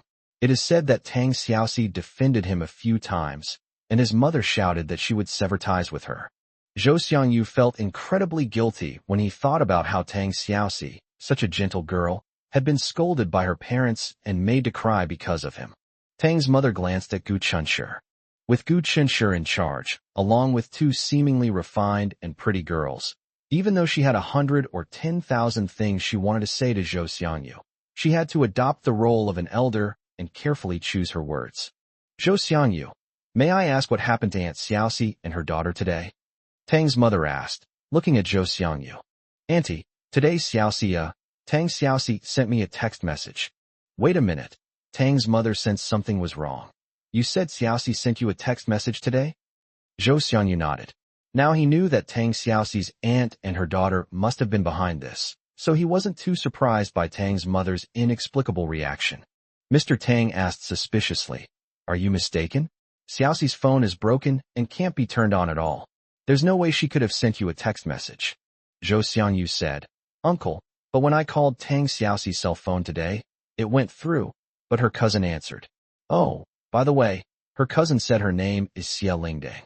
"What's Xie Lingdang?" Tang's mother was extremely surprised. "My niece is named Xie Lingling." Zhou Xiangyu was a little confused. "Huh? Oh, I think her name is Xie Lingling. I'm sorry, I remembered wrong." Gu Chunshi gave him a speechless look. "I was surprised that I thought Xie Lingdang's name was quite unique and distinctive. Turns out, this idiot made a mistake? Well, it's okay to forget other girls' names, as long as he doesn't forget his wife Tang Xiaoxi's name." Through this incident, Gu Chunshi realized that Zhou Xiangyu had truly fallen in love with Tang Xiaoxi, and that he wouldn't be able to bear a real breakup with her. "We can't find Tang Xiaoxi right now, and we don't know what's going on." However, Gu Chunshi's intuition told him that the biggest obstacle to their relationship was not Tang Xiaoxi's aunt, whom he had completely offended, but Tang Xiaoxi's parents. He, Xiaoyu, and Li Feiyao came along to help Zhou Xiangyu resolve future troubles. Who can blame him when Zhou Xiangyu is his best friend? He had to get involved in this.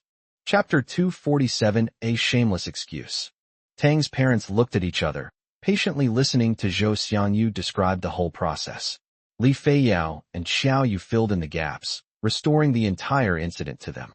Tang's mother found it hard to accept, because from their description, the whole thing seemed to be the fault of her sister and niece. Her expression was not good. "I can't just listen to your side of the story," Zhou Xiangyu said. "Auntie, if I've told even half a lie, may I be struck by lightning."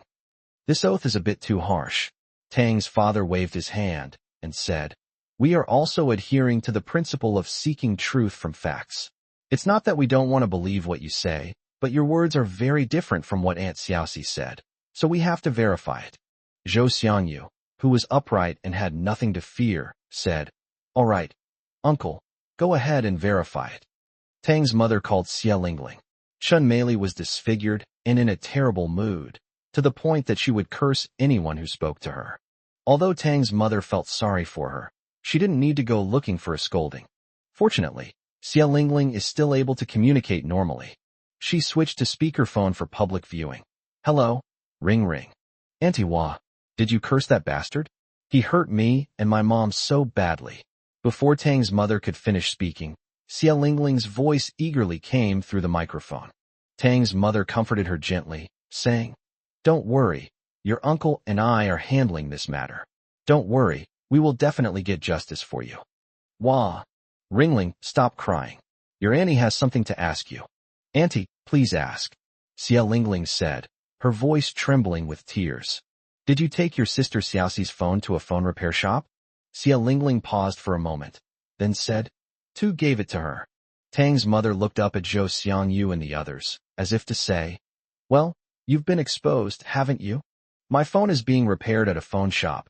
How could my niece possibly receive your call?" It's understandable that Tang's mother chose to believe her niece. However, Gu Chunshi and the others could sense Xie Lingling's guilty conscience from her brief silence. Gu Chunshi gave Zhou Xiangyu a wink, and Zhou Xiangyu understood immediately, pulling up the call records between him and Tang Xiaoxi's phone number from this morning.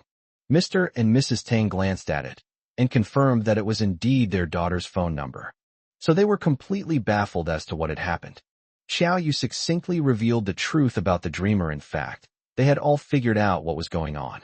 Xiaoyu pointed at the phone in Tang's mother's hand and said, "The phone is being repaired at the phone shop, but the SIM card can be removed. Did you take Tang Xiaoxi's SIM card out and put it in your own phone?" Tang's mother thought Xiaoyu's imagination was running wild. To prove her niece's innocence, she hurriedly asked, "Lingling, tell your aunt, you didn't do that, right?" There was no sound coming through the microphone for a long time. Tang's mother grew anxious. "Ring ring." Xie Lingling's weak voice rang out. "Auntie, I took Sister Xiaoxi's SIM card." Mr. and Mrs. Tang were both startled. Zhou Xiangyu looked relieved. Xie Lingling can't get away with it. He has the conversation between him and Tang Xiaoxi, as well as the breakup text message. The phone was taken for repair by them in a kind way. Isn't it stupid and ridiculous to say that all the activity on that phone number had nothing to do with them during this time? Tang's mother's cheeks flushed slightly. She firmly believed that Zhou Xiangyu and his group were talking nonsense, but she never expected that she would be proven wrong so quickly. Did you send a text message to Zhou Xiangyu using your sister Xiaoxi's phone number? And then you answered his call? Tang's father couldn't help but ask. Xia Lingling stammered. Tang's mother said disappointedly. But that's not what you said at the beginning. You said you and your mother ran into Zhou Xiangyu outside our community, and then Zhou Xiangyu was rude to you. Why did you do that? Xia Lingling remained silent for a long time before suddenly exclaiming. That's right, Auntie, I did send a text message to Zhou Xiangyu. It was wrong of me to take Sister Xiaoxi's SIM card, but my intentions were good. Zhou Xiangyu was completely taken aback. She secretly sent herself text messages in Tang Xiaoxi's name, making a huge mess of things, and she still thinks she's in the right? What good intentions? Are you trying to make me laugh my teeth out? Petue, this is fucking ridiculous. Whoever marries this woman will be unlucky for life. Tang's mother was stunned. For the sake of your sister Xiaoxi? That's right, Xia Lingling exclaimed. Aren't you all worried that Sister Xiaoxi's boyfriend is too rich, has bad character, and will look down on people and be unfaithful in the future? These words left not only Tang's mother, but also Tang's father extremely embarrassed. My mom and I both think that Xiaoxi is too honest and easily fooled, so we sacrificed our precious time to test whether her boyfriend is reliable.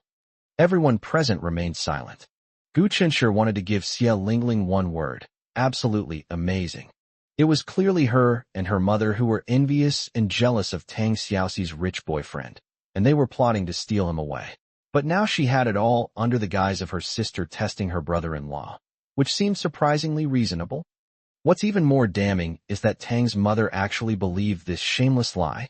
This is fucking weird. Tang's mother scolded. You children really being silly. His words conveyed only concern and not a hint of blame. He even spent a long time comforting Xia Lingling before hanging up the phone. Tang's father, however, seemed to be deep in thought. If Xia Lingling really managed to fool him like that, Gu Qinsher would feel like his IQ had been brutally rubbed into the ground for 2 hours. He said, Uncle and Aunt, forgive my bluntness, but perhaps her intentions were good, but her behavior was very inappropriate. Tang Xiaoxi is an adult. If you really respect her and want what's best for her, you should offer kind advice instead of simply and crudely intervening. Tang's father remained silent. Tang's mother still wanted to defend Xia Lingling and her daughter. They meant well, but ended up doing something wrong. Li Feiyao couldn't stand it anymore. Auntie, are you closer to your own daughter or your sister and niece? Their behavior not only caused misunderstandings between Tang Xiaoxi and Zhou Xiangyu, but also sowed discord between you. I heard that Tang Xiaoxi was made to cry by your scolding, but please think carefully about how innocent she is. Aren't Xia Lingling and her mother reaping the consequences of their own forceful interference in others' affairs? Completely overwhelmed by her imposing presence, Tang's mother stammered. Fist hat's not how it's supposed to be. Li Feiyao immediately pulled up a video. She took the photos when the police reviewed the surveillance footage. She originally intended to have Zhou Xiangyu show them to Tang Xiaoxi to remind her to be careful of her aunt and cousin, but now she showed them to Tang's parents instead. Chapter 248: The Scent of Conspiracy. After watching the video, Tang's parents were speechless for a long time. The roadside surveillance cameras captured very clear images. Xia Lingling's movement as she leaned against Zhou Xiangyu was incredibly affected and brimming with seductive intent. It may not be the right thing to say, but that's the truth. Seeing them awkwardly speechless for a long time, Li Feiyao fanned the flames, saying, Uncle and Aunt, do you think this kind of probing is appropriate? Tang's father said awkwardly, Of course it's inappropriate. This is too inappropriate. Tang's mother wished she could disappear into a crack in the ground. How could Lingling? Beauty, too. How could she let Lingling run wild? This is outrageous. A girl should be dignified and graceful, not like those other sluts who do such things. Even using the excuse of testing whether her sister's boyfriend is reliable is not allowed. Little did she know that Xia Lingling did all this because of her good sister, Chen Meili. all for the sake of stealing her daughter's rich second-generation boyfriend. Tang's mother blushed. As the saying goes, seeing is believing, and Xia Lingling's affected manner in the video and Qin Meili's later bossy attitude towards Zhou Xiangyu cannot be faked. In contrast, when a pretty young girl throws herself at him, Zhou Xiangyu's first reaction is to push her away. His action can be interpreted in two ways. The first meaning is that the person is rather indifferent. When they encounter a young girl in need of help, they simply ignore her to avoid causing unnecessary trouble. The second meaning is to immediately sever ties with the young girl and avoid suspicion in order to prevent misunderstandings. If Tang's parents were just bystanders watching the spectacle, they might have thought Zhou Xiangyu's behavior was rather cold-hearted. But if they consider Zhou Xiangyu as their daughter's boyfriend, then there's absolutely nothing wrong with his actions. Moreover, Xia Lingling's actions were indeed very inappropriate. Mr. Tang remained silent, his face grim. He was clearly much calmer than Tang's mother and was more able to see the essence of the matter clearly. Tang's mother, who has always doted on her niece, is now speechless. She felt very uncomfortable. Between her biological daughter and her niece, there's no doubt that the scales in her heart should tip towards whom? After 10 months of pregnancy, from a tiny baby weighing only a few pounds to a graceful young lady, Tang's mother still cares most about her own daughter. Xia Lingling said she was testing her daughter's boyfriend's character, using this almost seductive method to test someone. Her niece, Xia Lingling, is delicate and charming, naturally loves to act coquettish, enjoys dressing up, and is also very beautiful. According to Qin Meili, she has a lot of male admirers at school. Tang's mother suddenly started thinking a lot. She thought that if her daughter ever had a boyfriend, Xia Lingling would have to test him in this way. She wasn't sure if her future son-in-law could withstand such a test. Tang's mother has lived almost half her life. She has experienced a lot and has many insights. How could she not know that people's hearts are most afraid of being tested? Tang's mother was filled with doubt and uncertainty, her feelings complex and difficult to express. Seeing that the time was right, Li Feiyao shut her mouth at the appropriate moment. The atmosphere suddenly fell into an eerie silence. Gu Qin gave Zhou Xiangyu a look that made him uneasy. It means to tell him not to panic or worry. Things are moving in a positive direction. After receiving his gaze, Zhou Xiangyu indeed calmed down considerably. Gu Qinshi's hand was suddenly gently grasped by another hand, held loosely. He chuckled to himself. Standing next to him was Xiao Yu. So whose hand is this if not Xiao Yu's? Gu Qinsher took it back. Xiao Yu's hands have slender fingers, and apart from some calluses on the areas where she often holds paintbrushes, the rest of her hands are very soft. I don't know why, but her hands are always a little cold, no matter how many clothes she wears. In Xiao Yu's words, she's been like this since she was a child. Perhaps she's just naturally cold-hearted. Whenever he had the chance, Gu Qinsher would always want to hold her hand, place it in his palm, and warm it for her. Sitting silently facing Tang's mother, Tang's father suddenly asked, "How did Xiaoxi's phone break?"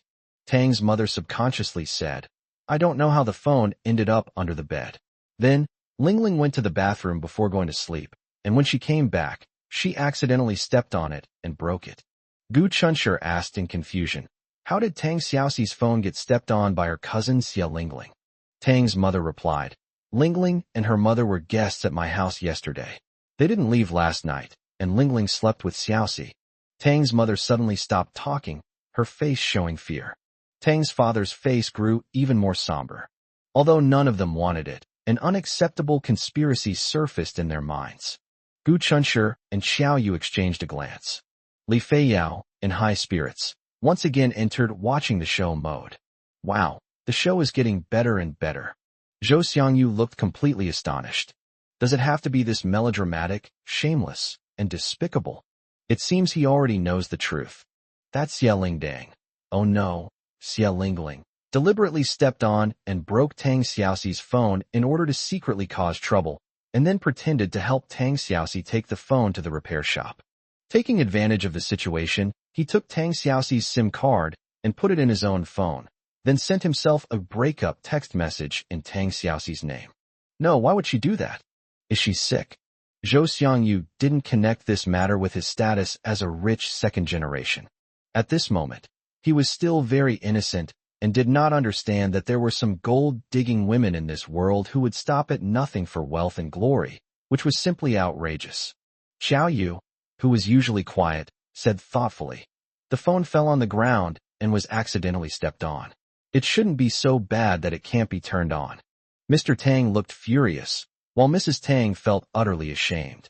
It seems she inadvertently let a wolf into her house, and that wolf turned out to be her most trusted family member. They all saw Tang Xiaoxi's phone that had been stepped on and damaged. The screen is completely shattered. It's very badly damaged. Only after Xiao Yu reminded them did they realize that if they had accidentally stepped on it, it wouldn't have been this serious. The phone was so badly damaged it looked like someone had secretly stomped on it several times. They thought it was a bit strange at the time, but didn't think much of it. Looking back now, their daughter, Tang Xiaoxi, was very meticulous in everything she did. She used a cell phone for 2 or 3 years, and it still looked brand new.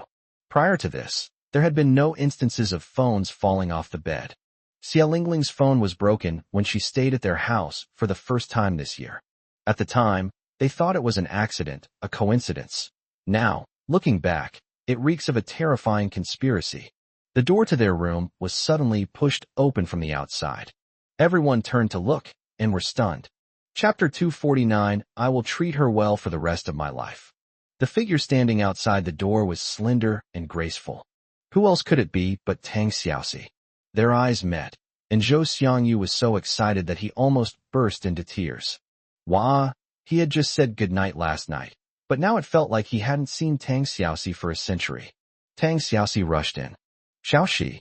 Tang's mother exclaimed in surprise. Previously, Shun Mei's complaint call had angered Tang's mother, but in order to get to the bottom of things, she asked Tang Xiaoxi for Zhou Xiangyu's phone number and called Zhou Xiangyu to ask about the situation. As soon as the call connected, Zhou Xiangyu started cursing without saying a word, which infuriated Tang's mother, who already had some reservations about Zhou Xiangyu, and she even took her anger out on Tang Xiaoxi. Tang's mother was so angry that she scolded Tang Xiaoxi, accusing her of making friends with all sorts of shady characters behind their backs. Feeling wronged, Tang Xiaoxi couldn't help but defend Zhou Xiangyu. Mom, Zhou Xiangyu isn't what you think. He's actually a very good person. Her defense of her mother was seen as disobedience. Not only did it fail to change his mother's opinion of Zhou Xiangyu, it also added fuel to the fire. Tang's mother was heartbroken. It's true what they say, daughters grow up and leave home. She's not even married yet, and she's already starting to side with outsiders. What will happen in the future? Tang's mother was furious and gave her disobedient and unfilial daughter a good scolding until her husband couldn't bear to see her crying so hard and spoke up to stop her. The couple came out to see Zhou Xiangyu, and Tang's mother told Tang Xiaoxi to stay at home and reflect on where she went wrong. My usually obedient daughter has now come looking for me against her will? With red eyes, Tang Xiaoxi said to her parents, Dad, Mom, Zhou Xiangyu is really not the kind of person you imagine. Looking at the petite figure blocking his way, Zhou Xiangyu's eyes welled up with tears of emotion. What a good girl. If I ever make her cry again, I'll slap myself. Looking at his daughter, Tang's father said helplessly, Xiaoxi, why did you run out? We've already figured this out. There was indeed a misunderstanding. We wrongly accused Zhou Xiangyu. Tang's mother remained silent, tacitly agreeing with Tang's father's statement. Really, Tang Xiaoxi was overjoyed. She then realized that besides her parents and Zhou Xiangyu, there were Gu Chunshi, Xiao Yu, and another girl she didn't recognize in the room. Although she didn't know Li Feiyao, seeing Gu Chunshi and Xiao Yu, Tang Xiaoxi knew she no longer needed to worry about anything. With them there, things will definitely be handled satisfactorily. Tang's mother said awkwardly to Zhou Xiangyu, Zhou Xiangyu, I'm sorry. We really shouldn't have attacked you before we understood the truth. I sincerely apologize to you here. I'm so sorry, Zhou Xiangyu hurriedly said. It's also my fault for not handling this matter well, which is why my aunt and uncle misunderstood. Tang's father pondered for a moment and said, You bear no responsibility whatsoever in this matter. Tang's father's comments made Tang's mother feel very uncomfortable. I have to admit, my husband is right. It was indeed her sister and niece who were in the wrong. Why are you testing me out of the blue? It was supposed to be a test, but his behavior just didn't seem right. Tang's mother couldn't help but recall her younger sister's materialistic remarks. It's not that she wanted to overthink it, but after the truth came out, the behavior of the mother and daughter made it impossible not to think about it. To be honest, Tang's mother felt a little disheartened. She is the eldest of 3 sisters, and Chen Meili is the youngest. Chen Meili was usually the most favored by her parents, and her older sister also took great care of her. And because he loved her so much, he treated Xia Lingling especially well. However, Tang's mother recalled that Chen Meili's expression turned sour when she learned that Xiaoxi's boyfriend had given Xiaoxi a designer watch worth over 200,000 yuan. These past few days, I've been constantly bringing up the tragedy caused by the huge gap in their family backgrounds. She was initially touched, thinking that her sister Chen Meili, who usually only liked to talk about beauty brands, had finally shown some concern for her niece. But now that she thinks about it, it seems that's not the case at all. Chen Meili is envious of Xiaoxi finding a rich boy as her boyfriend and wants to steal him away for her daughter. Tang's mother broke down. They were all her family. She didn't want to think of them in a negative light. But this seems to be the truth. How could they do that? It's outrageous. While Tang's mother was embarrassing herself and realizing the truth, Tang's father had already become polite with Zhou Xiangyu and Gu Chenshi. Children, this place is close to our home. Come on, let's go to my house for a while. Zhou Xiangyu did not respond to Tang's father's warm invitation. His attention was focused on Tang Xiaoxi. To be fair, the whole thing that Chen Meili and her mother pulled off, besides being ridiculous and shameless, wasn't entirely without merit. For example, they made Zhou Xiangyu finally understand how important Tang Xiaoxi was to him. From the moment Tang Xiaoxi appeared, his gaze almost never left her. It was as if this gentle and kind girl would disappear from his side if he were to be careless. Normally, Gu Chenshi would have politely declined Tang's father's invitation. But today, Gu Chenshi glanced at Zhou Xiangyu, who was staring blankly at Tang Xiaoxi, and said to Tang's father with a smile, "Uncle, then I'll have to bother you." Tang's father breathed a sigh of relief and walked out first with a beaming smile, leading the way. Gu Chenshi patted Zhou Xiangyu on the shoulder and said in a voice only the two of them could hear, Let's go and get acquainted with your future father-in-law."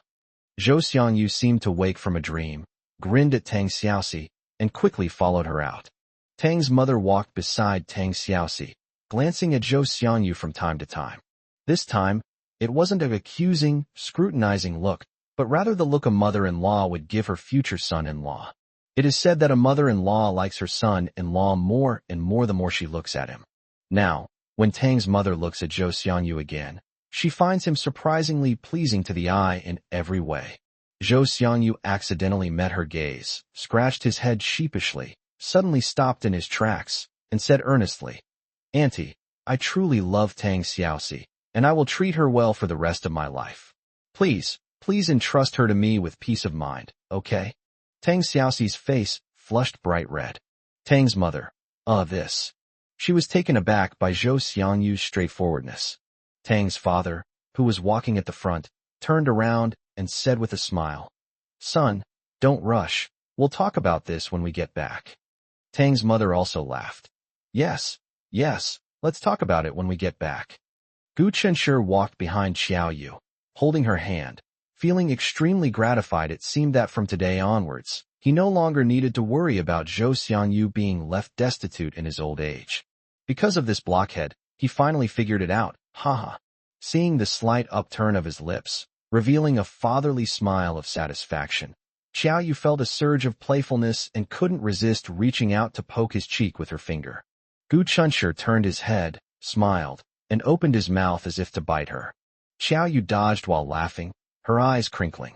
In such a joyous moment, someone became depressed. That's Li Feiyao, walking at the very back.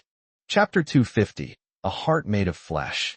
Li Feiyao pulled a lollipop out of her pocket, peeled it, and angrily put it in her mouth. Given the current situation, Zhou Xiangyu, that big oaf, and his girlfriend are definitely set. The handsome younger brother and his beautiful sister-in-law are showing off their love in front of us. The overwhelming stench of romance made this single woman very unhappy. Okay, everyone else is being sweet, so she wants to be sweet too. But when Li Feiyao tasted the lollipop in her mouth, she was annoyed. She wants something sweet, but the lollipop in her mouth was pineapple-flavored. Just then, she suddenly noticed that there were 7 people present, all of them in pairs.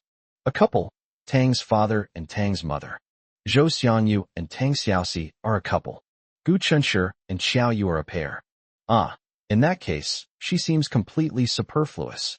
They sat at the Tang family's house for a while, and then Gu Chunshi took Xiao Yu and Li Feiyao away under some pretext. They left Zhou Xiangyu at the Tang family's house. However, using drop is not quite appropriate.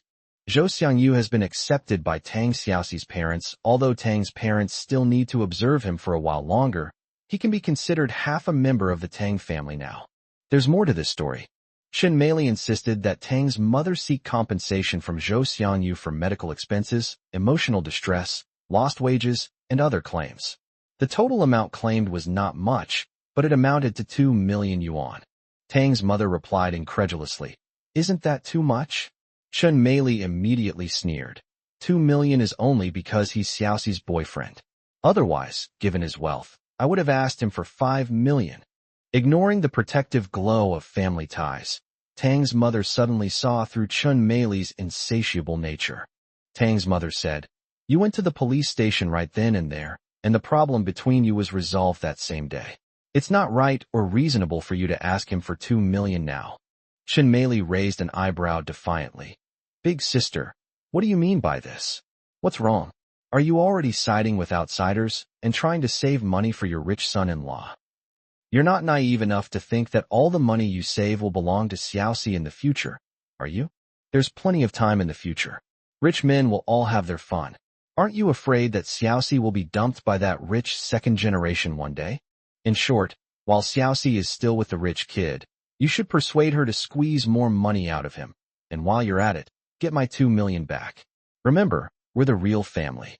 After making her demands on Tang's mother in a self-righteous and domineering manner, Chen Meili even threatened, "If you don't get these 2 million for me, I'll sever all ties with you." Tang's mother was so angry she almost exploded. Picking up the broom behind the door, she chased the shameless Chen Meili out. Does it mean severing ties? Just then, Tang's mother also felt that having such a relative would ruin her daughter's future happiness, so severing ties was just right.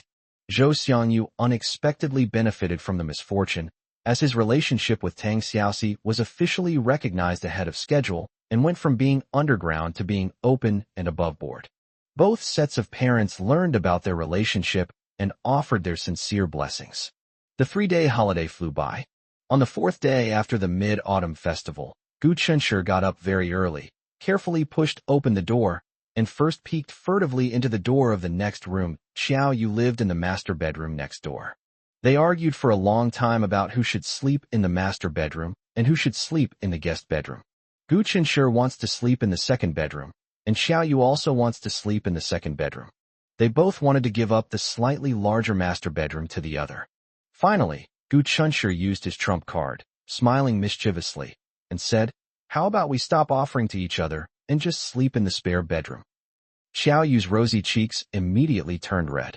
He stood there with his head down, not saying a word, and it was unclear whether he was angry or something else. At that moment, Gu Chunshi had a sudden thought. If he were to make some excessive demands of Xiao Yu, who always obeys him, certainly wouldn't refuse. However, although he sometimes felt a little unbearable, he firmly adhered to his sense of responsibility as a man. There are certain things that he and Xiao Yu, these two kids, cannot do right now, even though they are legally adults. Gu Chunshi was unaware that Xiao Yu's unwavering love for him was largely due to the respect Gu Chunshi showed her in every way. Although Xiao Yu had almost no contact with other men besides Yang Quan when she was a child, the many teachers that Yang Quan hired taught her all the basic knowledge, common sense, and things that a normal person should know. In addition, she reads various books in her spare time to pass the time, which continuously expands her thoughts and knowledge. Therefore, despite her lack of worldly experience, she was not the naive and clueless person others perceived her to be. She fully experienced the evil of men after leaving Madame Yang's place and randomly boarding a bus, beginning a purposeless journey. Along the way, she will inevitably meet many people. No matter who speaks to her, Whether they are men or women, she, being naturally aloof, ignores them all. Among them was a greasy-looking man in his 30s who, seeing her alone, secretly followed her for most of the day. That evening, Xiao Yu checked into a small hotel, and unsurprisingly, the man also stayed at the same hotel. In the middle of the night, the door to Xiao Yu's room was silently opened from the outside. Xiao Yu, who should have been lying in bed dreaming, stood expressionless behind the door, his figure perfectly concealed in the darkness. The man who had been following her was outside the door. Just because she's young doesn't mean she can't see what a man wants. In fact, she could have taken another long-distance bus, closed her eyes when she got tired, and looked out at the monotonous night view through the bus window when she was awake. This is how she got through the past 2 days since she ran away from home. The bag contained 2 changes of clothes, 2 packs of tissues, a water bottle, a toothbrush, and half a tube of toothpaste. That was all her possessions. At each stop, she would go to the nearby public restroom to wash up briefly, buy something to eat, and then randomly board the next bus. She doesn't feel tired. How could a walking corpse get tired? The reason she deviated from her usual practice and chose to stay at a hotel that didn't seem very reputable was because she was itching to. What happened to that stalker? He. In short, the shadow that Xiao Yu left in his heart is indelible and will accompany him for the rest of his life. Oh, by the way, Xiao Yu also kicked his leg so hard it was broken. As for which leg, well, those who know. Then he drove off. As for what happened to the stalker in the end, who cares? Xiao Yu's unique life experiences made him more aware of the wickedness of human nature. So how could she not break down when Jinglan genuinely cared for her, and when Gu Chunshi treated her with the utmost respect? Her heart is made of flesh too. On Xiao Yu's birthday, Gu Chunshi secretly got up early, peeked out and found that the door next door was closed, so he quietly slipped into the kitchen. Xiao Yu takes care of him every day and makes him breakfast. Today, he insisted on making breakfast for Xiao Yu. Chapter 251 I Love You. Gu Chunshi took out the mixed grains he had bought from the grain and oil store, mixed them in the right proportions, rinsed them, added an appropriate amount of water, threw in a few pieces of rock sugar, and cooked 8 treasure porridge. Then peel the potatoes, slice them, stack them together, and then shred them. He was extremely careful while cutting, afraid of making a sound that might wake Xiao Yu, who was having a sweet dream. Stir-fry shredded potatoes, fry 2 golden brown poached eggs, and steam a few shumai that Xiao Yu had wrapped and frozen beforehand. Once the 8 treasure porridge is cooked and the shumai is steamed, a delicious breakfast is ready. Gu Chunshi looked at his achievements from this morning, feeling a great sense of accomplishment. He turned around and was startled to see someone leaning against the kitchen door, looking at him with a half-smile. Xiao Yu must have just gotten out of bed. Her long hair was loose, and she was wearing a plain-colored long-sleeve pajama. Her lazy expression vaguely showed that she was still sleepy and drowsy. Gu Chunshi. He remembered that he had closed the kitchen door, so when did Xiao Yu open it? He didn't notice at all. If you put him in a spy drama, with his abysmal level of alertness, he wouldn't last 3 seconds. He walked over with a bit of guilt and touched her face. Did I make a noise that woke you up? I'm sorry, it's still early, you should go back to sleep. Do sleepwalkers act and speak like normal people with their eyes open? Xiao Yu blurted out of nowhere. Huh. Gu Chunshi was a little confused. Xiao Yu reached out and cupped his face in her hands, asking with great concern, Husband? Husband, what's wrong? Gu Chunshi was bewildered. Xiao Yu smiled and said, Looks like you weren't sleepwalking? I thought you were sleepwalking since you got up so early. Gu Chunshi was both amused and exasperated. No, I have no history of sleepwalking, don't worry. Xiao Yu pointed at the steaming rice cooker. Why did you steal my job today? Who said this is your job? Gu Chunshi retorted. Wife, you can't be so domineering. I have this right too. You can't take away my joy of making breakfast. Xiao Yu hugged his waist and kissed him on his left cheek. Don't do it again, okay? Gu Chunshi pressed his advantage, saying, No, my right cheek is jealous. Xiao Yu smiled and kissed him on the right cheek, tilting her head to look at him. Now, where are you still jealous? Since she's like this, Gu Chunshi won't hold back. He pointed to his lips in a very serious manner. Xiao Yu smiled, pursed her lips, and leaned closer. Then she put her arms around his neck and whispered, Is there anything else? Gu Chenshi felt dizzy and lightheaded. Today is her birthday, and he wants to do everything he can for her to make her have a comfortable and enjoyable day. But how come he himself became the one to receive the reward? Although Gu Chenshi was reluctant, his remaining rationality made him harden his heart and push Xiao Yu away. On a cool mid-autumn festival morning, he wanted to take a cold shower. Baby, it's still early. Go back and sleep a little longer, Gu Chenshi coaxed gently. Xiao Yu, however, shamelessly pulled up a small stool and sat down, resting her chin on her hands, a faint smile on her face, and half closing her eyes as she looked at Gu Chenshi. Soft sunlight streamed in through the kitchen window, falling on her face and casting a faint halo over her fair and delicate features, making her appear to be radiant in Gu Chenshi's eyes at that moment. Xiao Yu's long hair was slightly messy and draped over her shoulders. She looked languid and her eyes were gentle. What are you laughing at? Gu Chenshi touched the corner of his mouth blankly. Oh, it seemed to have involuntarily turned up. He thought about it seriously. The best girl in the world is my wife. How can I not smile? Xiao Yu smiled, pursing her lips. This guy is so serious even when he's saying sweet nothings. Are you sure you don't want to go back to sleep a little longer? Xiao Yu hummed in agreement. I can't sleep. I don't want to sleep. Did I disturb you? Gu Chenshi asked guiltily. The intention was to let her sleep a little longer, but things didn't go as planned, and she ended up waking up earlier than usual. Xiao Yu shook her head. No, I went to bed early yesterday, so I woke up early. In that case, let's wash up and get ready for breakfast. A moment later, the two sat facing each other. Gu Chenshi took a bite of the shumai.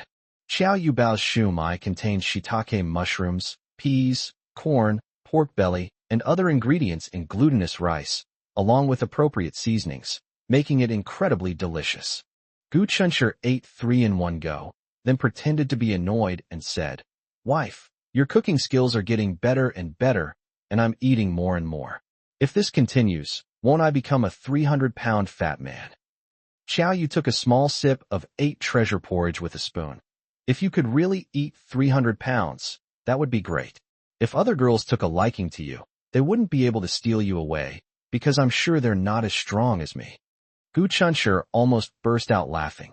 You're overthinking it. If I really reached 300 pounds, wouldn't I turn into a ball? At that point, not only would other girls like me, but you might even dislike me, my wife. Nonsense. No matter what you become, I will never dislike you. Gu Chenshi lowered his head and chuckled. Xiao Yu then realized he had been tricked. In his astonishment, he scolded, You little devil, you're really cunning. Gu Chenshi knew exactly what Xiao Yu's response would be when he worried that one day she would despise him. That's why he deliberately said those things just now, because he loved hearing Xiao Yu say that no matter what he became, he wouldn't dislike him. Tell me, honey, what else do you want to hear me say? I'll tell you. Xiao Yu looked at him with doting eyes. Because he is Gu Chenshi, she loves to spoil him unconditionally. Gu Chenshi confirmed again. You'll agree to anything I ask you to say? Xiao Yu thought for a moment and said sternly, You are not allowed to say anything negative, such as Gu Chenshi is a big bad guy, or Xiao Yu does not like Gu Chenshi. I will not say such things. Gu Chenshi. Even though she had already said it, he was still very touched. He stared blankly at the girl opposite him. My heart melted quickly, like an ice cube under the blazing June sun. Xiao Yu's love for him permeated every aspect of their lives. She wouldn't even joke about their relationship.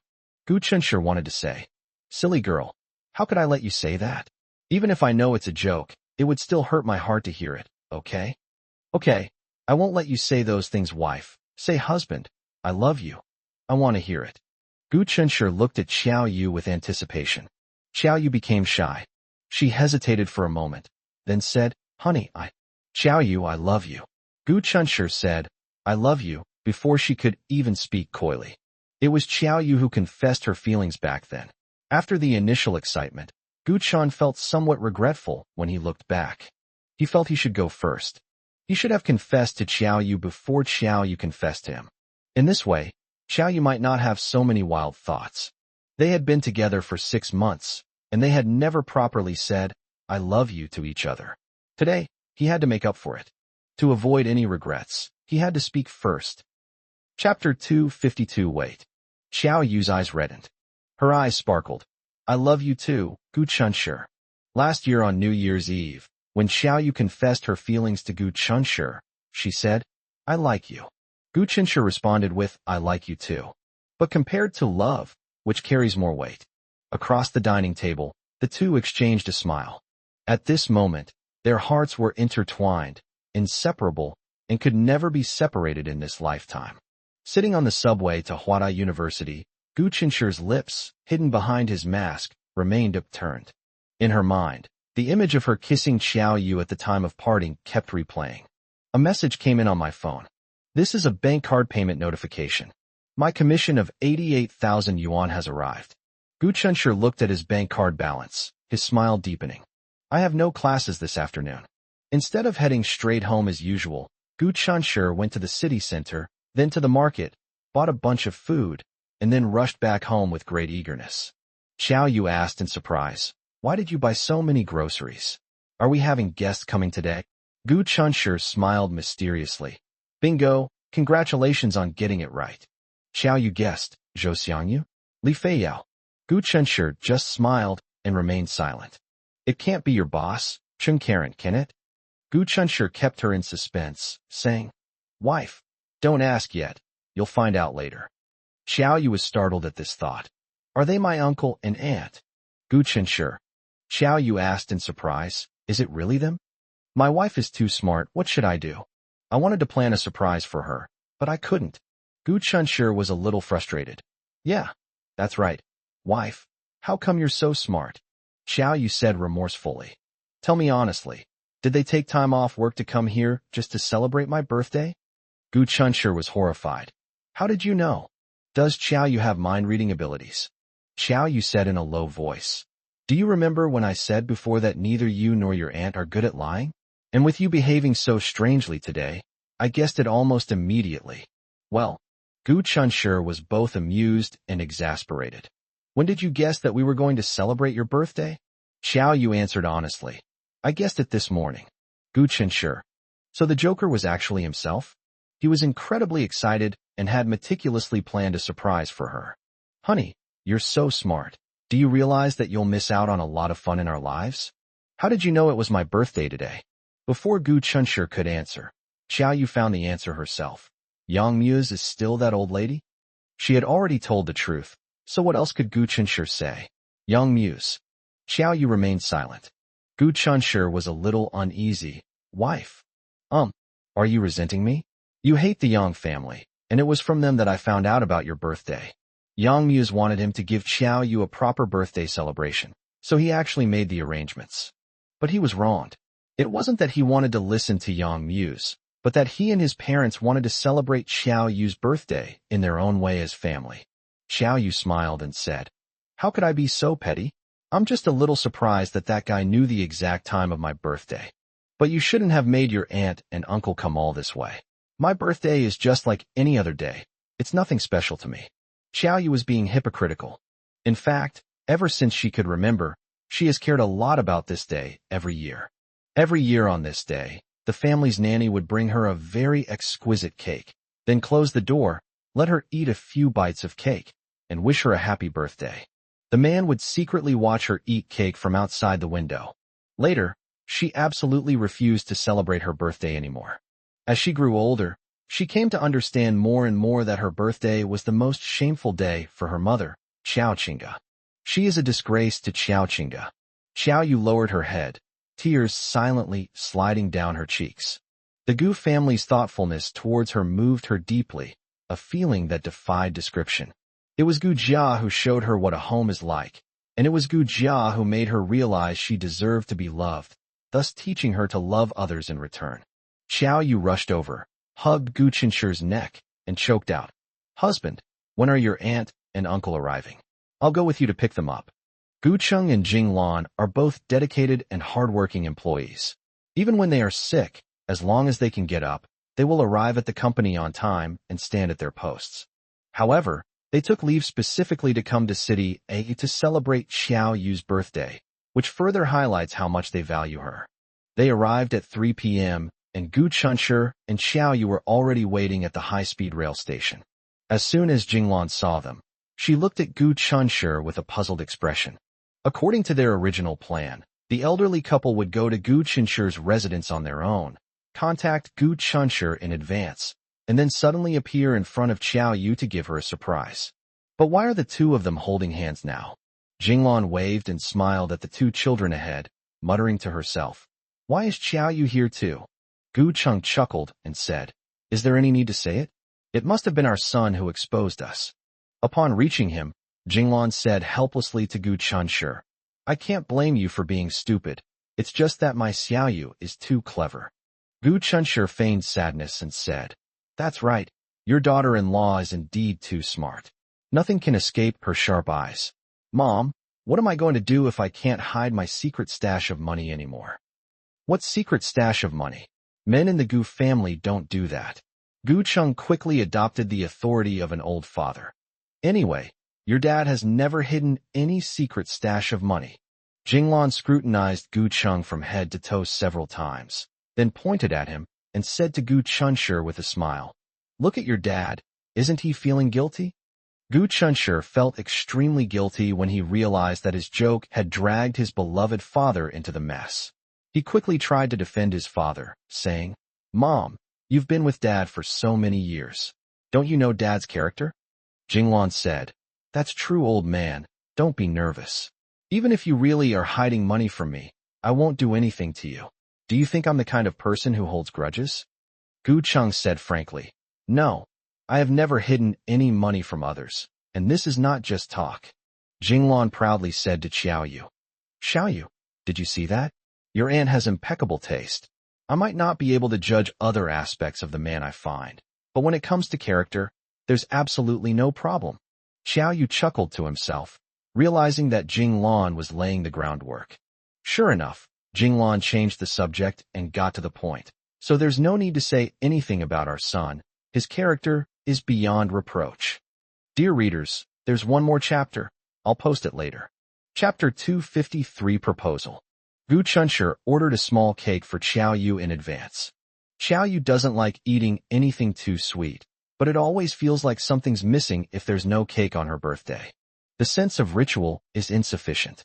On the way to pick up my parents, I picked it up and took it home.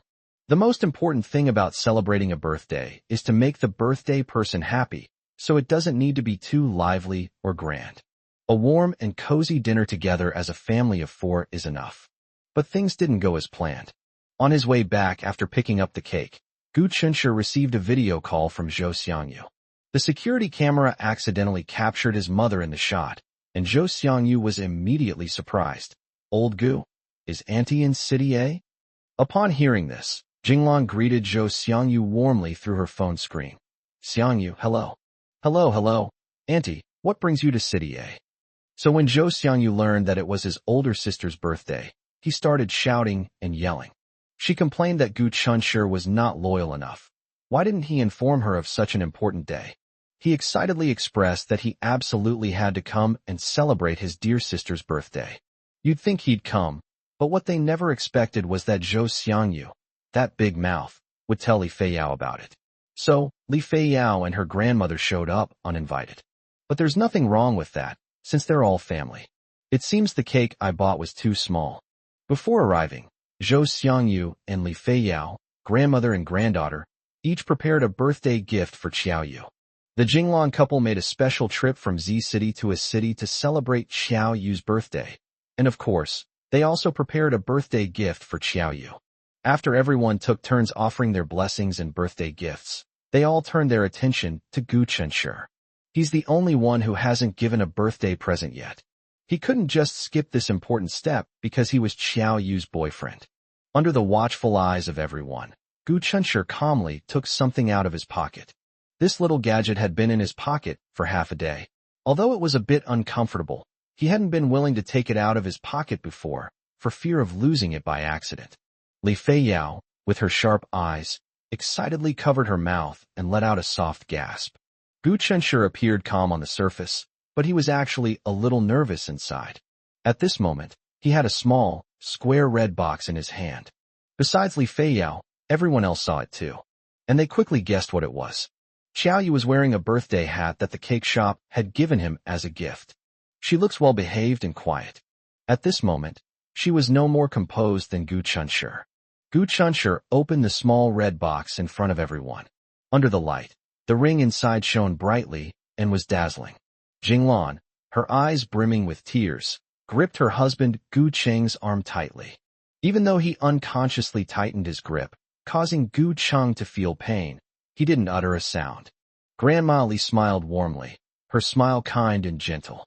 Zhou Xiangyu clenched his fists, as if silently cheering on his good brother. Li Feiyao covered her mouth tightly with both hands, afraid that her scream would ruin the beautiful atmosphere. At this moment, the room was so quiet you could hear a pin drop.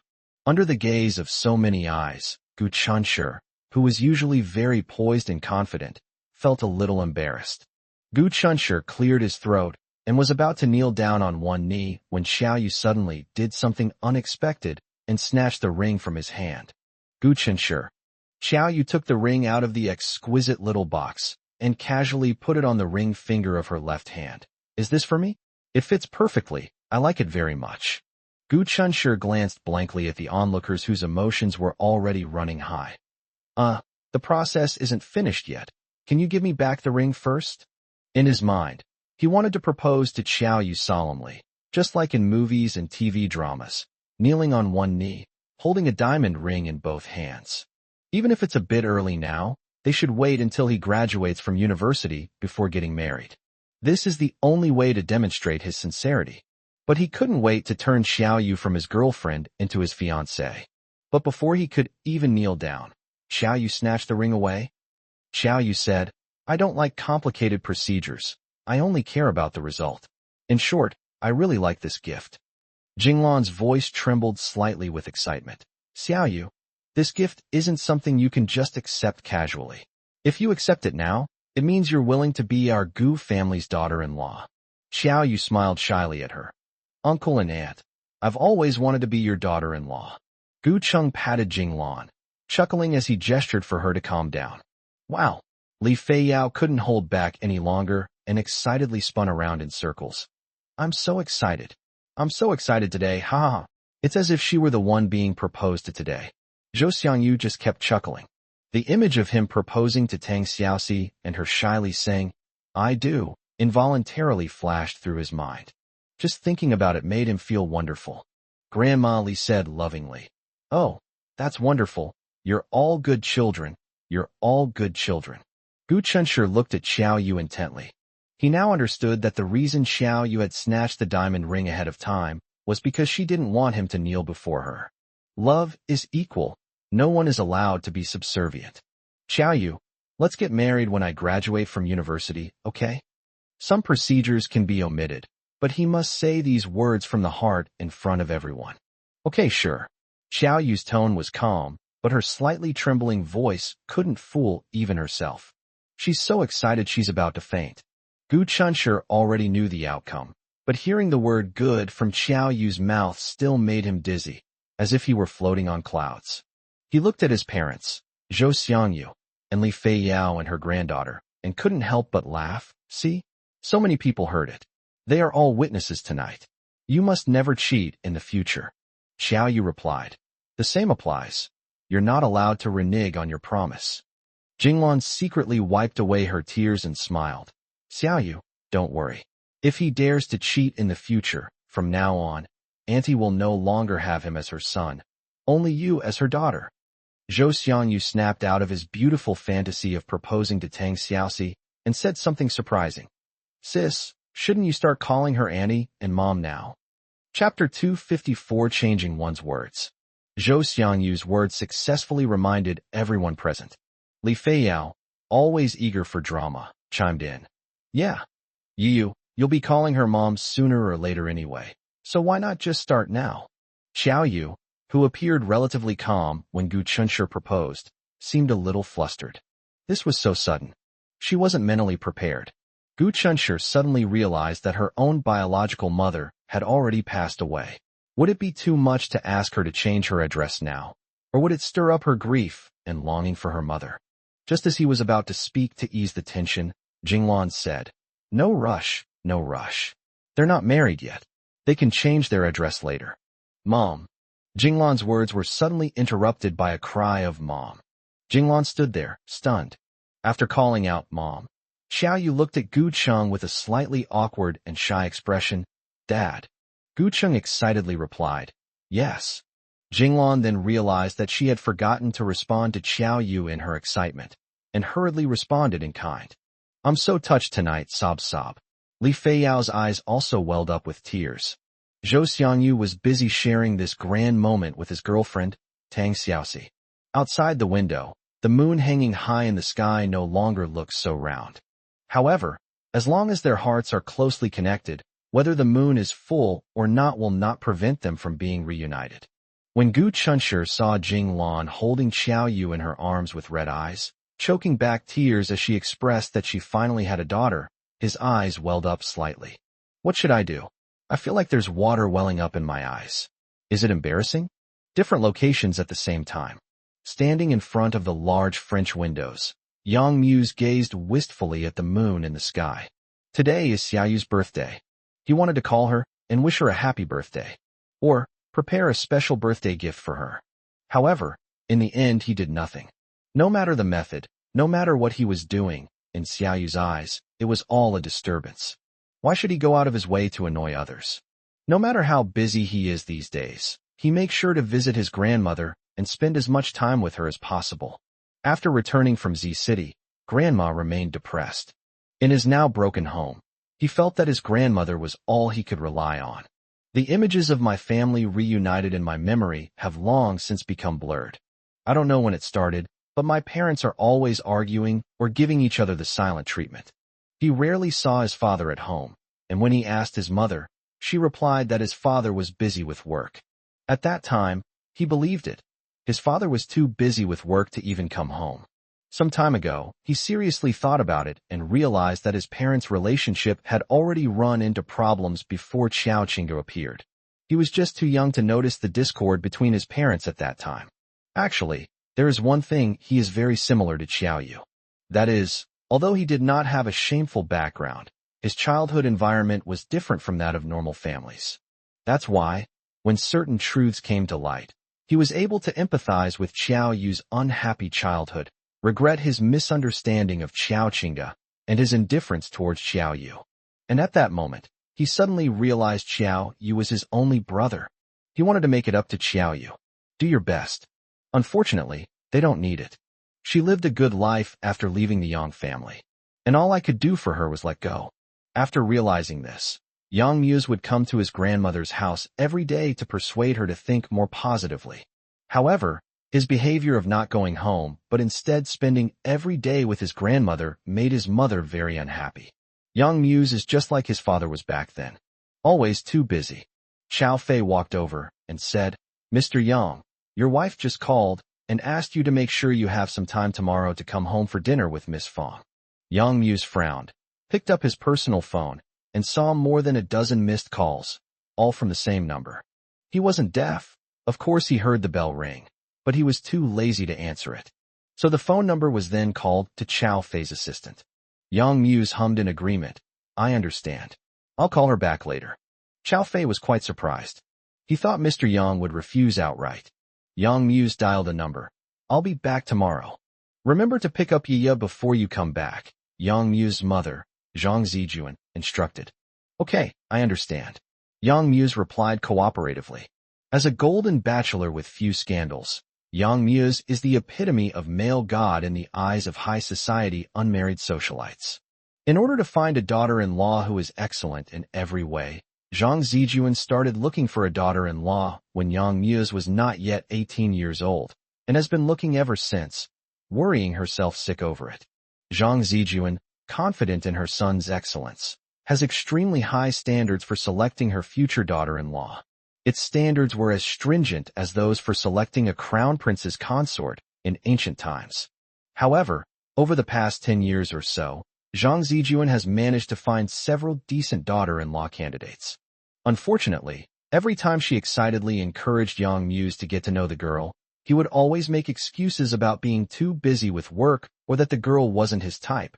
and refused to have any further contact with her. In the blink of an eye, Yang Muse is already in his early 30s. Zhang Zijuan finally realized that she couldn't delay any longer, so she used her maternal authority to order Yang Muse to find a girlfriend this year and get married by May next year at the latest, so that she could hold her grandson the year after next. Unfortunately, although she was Yang Muse's biological mother, she didn't understand her son well enough. Yang Muse is not someone who can be manipulated or controlled at will. Currently, Zhang Zijuan's most satisfactory daughter-in-law candidate is Fangya, the daughter of a real estate tycoon.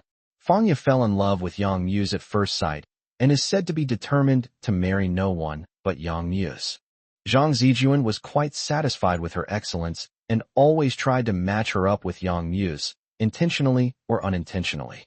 What angered her was that Yang Muse made it clear that he didn't like Fangya. Nevertheless, Zhang Zijuan did not give up. Now that Yang Muse is willing to come back for dinner with Fangya, it shows that his attitude towards Fangya has changed, which makes Zhang Zijuan very happy. Unfortunately, she was happy too soon. The reason Yang Muse went along with her wishes this time and cooperated with her in putting on a show of maternal love and filial piety was that, as her son, it was the last time he would try to make her happy. The things he was secretly investigating and the increasingly clear evidence all proved that he would be irreconcilably opposed to his biological mother. For his own sake, and for the sake of the entire Yang family, he had to uphold justice even at the cost of his own family. Having been in business for many years, he had long since developed a cold and hard heart. Soft-hearted? Won't. Chapter 255 Zhengbo Yuan, the Socialite. The day after Qiao Yu's birthday, Gu Cheng and Jing Lan took the plane tickets that Gu Chunshi had bought for them in advance and boarded the plane to leave City A. Because the excitement from last night hadn't subsided by today, Jing Lan, who had never flown before, didn't even experience what it felt like to fly after the plane landed. Qiao Yu sat by the window, stretching out her hand to admire the diamond ring on her left ring finger, unable to get enough of looking at it. Gu Chunshi knows her very well. The diamond ring she bought was in a minimalist style, simple, understated, and not ostentatious. She doesn't like dressing up or wearing any jewelry. Even without makeup, she can be stunningly beautiful. However, she couldn't put down the diamond ring that Gu Chunshi gave her. In fact, she liked any gift that Gu Chunshi gave her. However, the meaning represented by this diamond ring is extraordinary. This diamond ring seemed to be imbued with some kind of magical power by fate. Its appearance was as if it were a contract that bound her and Gu Chunshi together, a contract that no one could resist. No one can separate them, even if it's fate that brought them together. Lunchtime at the Huazhong University of Science and Technology cafeteria. Brother Gu, this way. As Gu Chunshi was carrying his tray and looking for an empty seat, Zheng Buyan, who was already sitting at a table, greeted him warmly. Gu Chunshi looked at him. I found that his table was already full. So Zheng Buyan greeted him, but only a lonely one. Fortunately, there was still an empty seat at the table behind Zheng Buyan. Gu Chunshi smiled at Zheng Buyan as he walked over there. As he approached, Zheng Buyan said to the boy sitting next to him, Dolly, this is my new friend. Could you please give him your seat? Gu Chunshi. Although Zheng Buyan added the word trouble to his confident tone, it still sounded somewhat like a command. Gu Chunshi's gaze fell on the boy named Dolly. Oh, he was a boy with a burly build, like a gorilla. Dolly obediently said, oh, and actually picked up the plate and stood up. After looking around, she sat down at the table that Gu Chunshi had originally planned to take. Brother Gu, come, sit here. Zheng Buyan patted the empty seat that had just been vacated and invited him to sit. Gu Chunshi respectfully walked over and sat down next to Zheng Buyan. As I sat down, I couldn't help but turn around and give Dolly an apologetic look. Zheng Buyan said, don't feel guilty, we're all family. The phrase, we're all on the same side, made Gu Chunshi feel as if he had entered some kind of underworld, which was quite strange. Zheng Buyan has a certain street smarts about him, but he also possesses a refined air that is hard to match among the real people in society. This guy has a kind of refined scoundrel vibe about him. In short, he seems like a very profound person. Brother Gu, I'd like to treat you to dinner tonight. Would you do me the honor of coming over? Zheng Buyan sincerely invited Gu Chunshi. Gu Chunshi was very puzzled. Zheng Buiyuan seemed to have a lot of goodwill towards him. I've been actively trying to get closer to myself lately. But Gu Chunshi knows himself very well. He wasn't the kind of person who made people feel warm and friendly. Why does Zheng Buiyuan pay so much attention to him? This was not Gu Chunshi's wishful thinking. Being in the same university and the same major meant that Gu Chunshi and Zheng Buiyuan saw each other all the time. Before this, even when they bumped into each other, they would consciously treat each other as invisible and never even greeted each other. He could see that Zheng Buiyuan had an innate arrogance.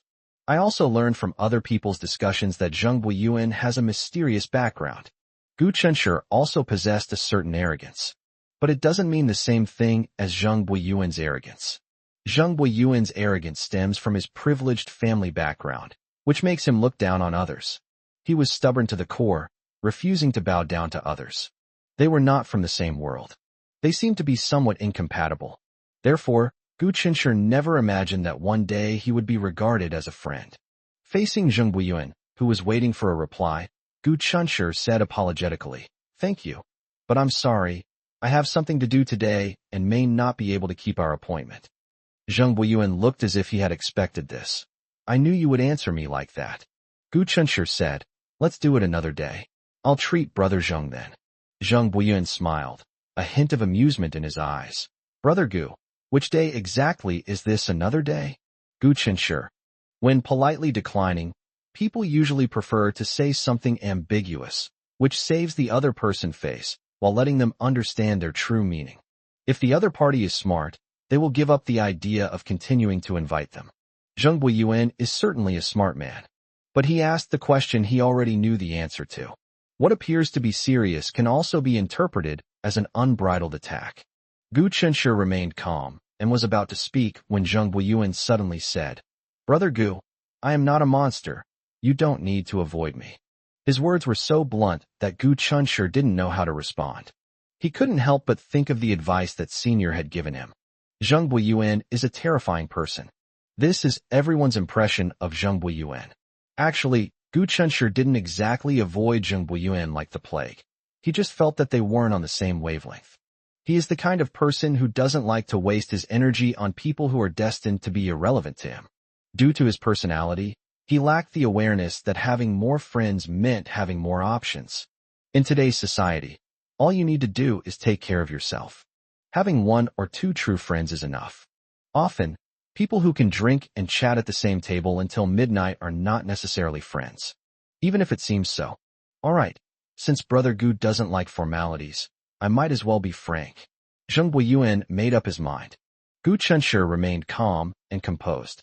I wasn't surprised at all. If Zheng Buiyuan wanted to be friends with him, they would have been friends long ago. It wouldn't have come to this point. Zheng Buiyuan looked into Gu Chunshi's eyes and said, "I would like to ask Brother Gu for a favor."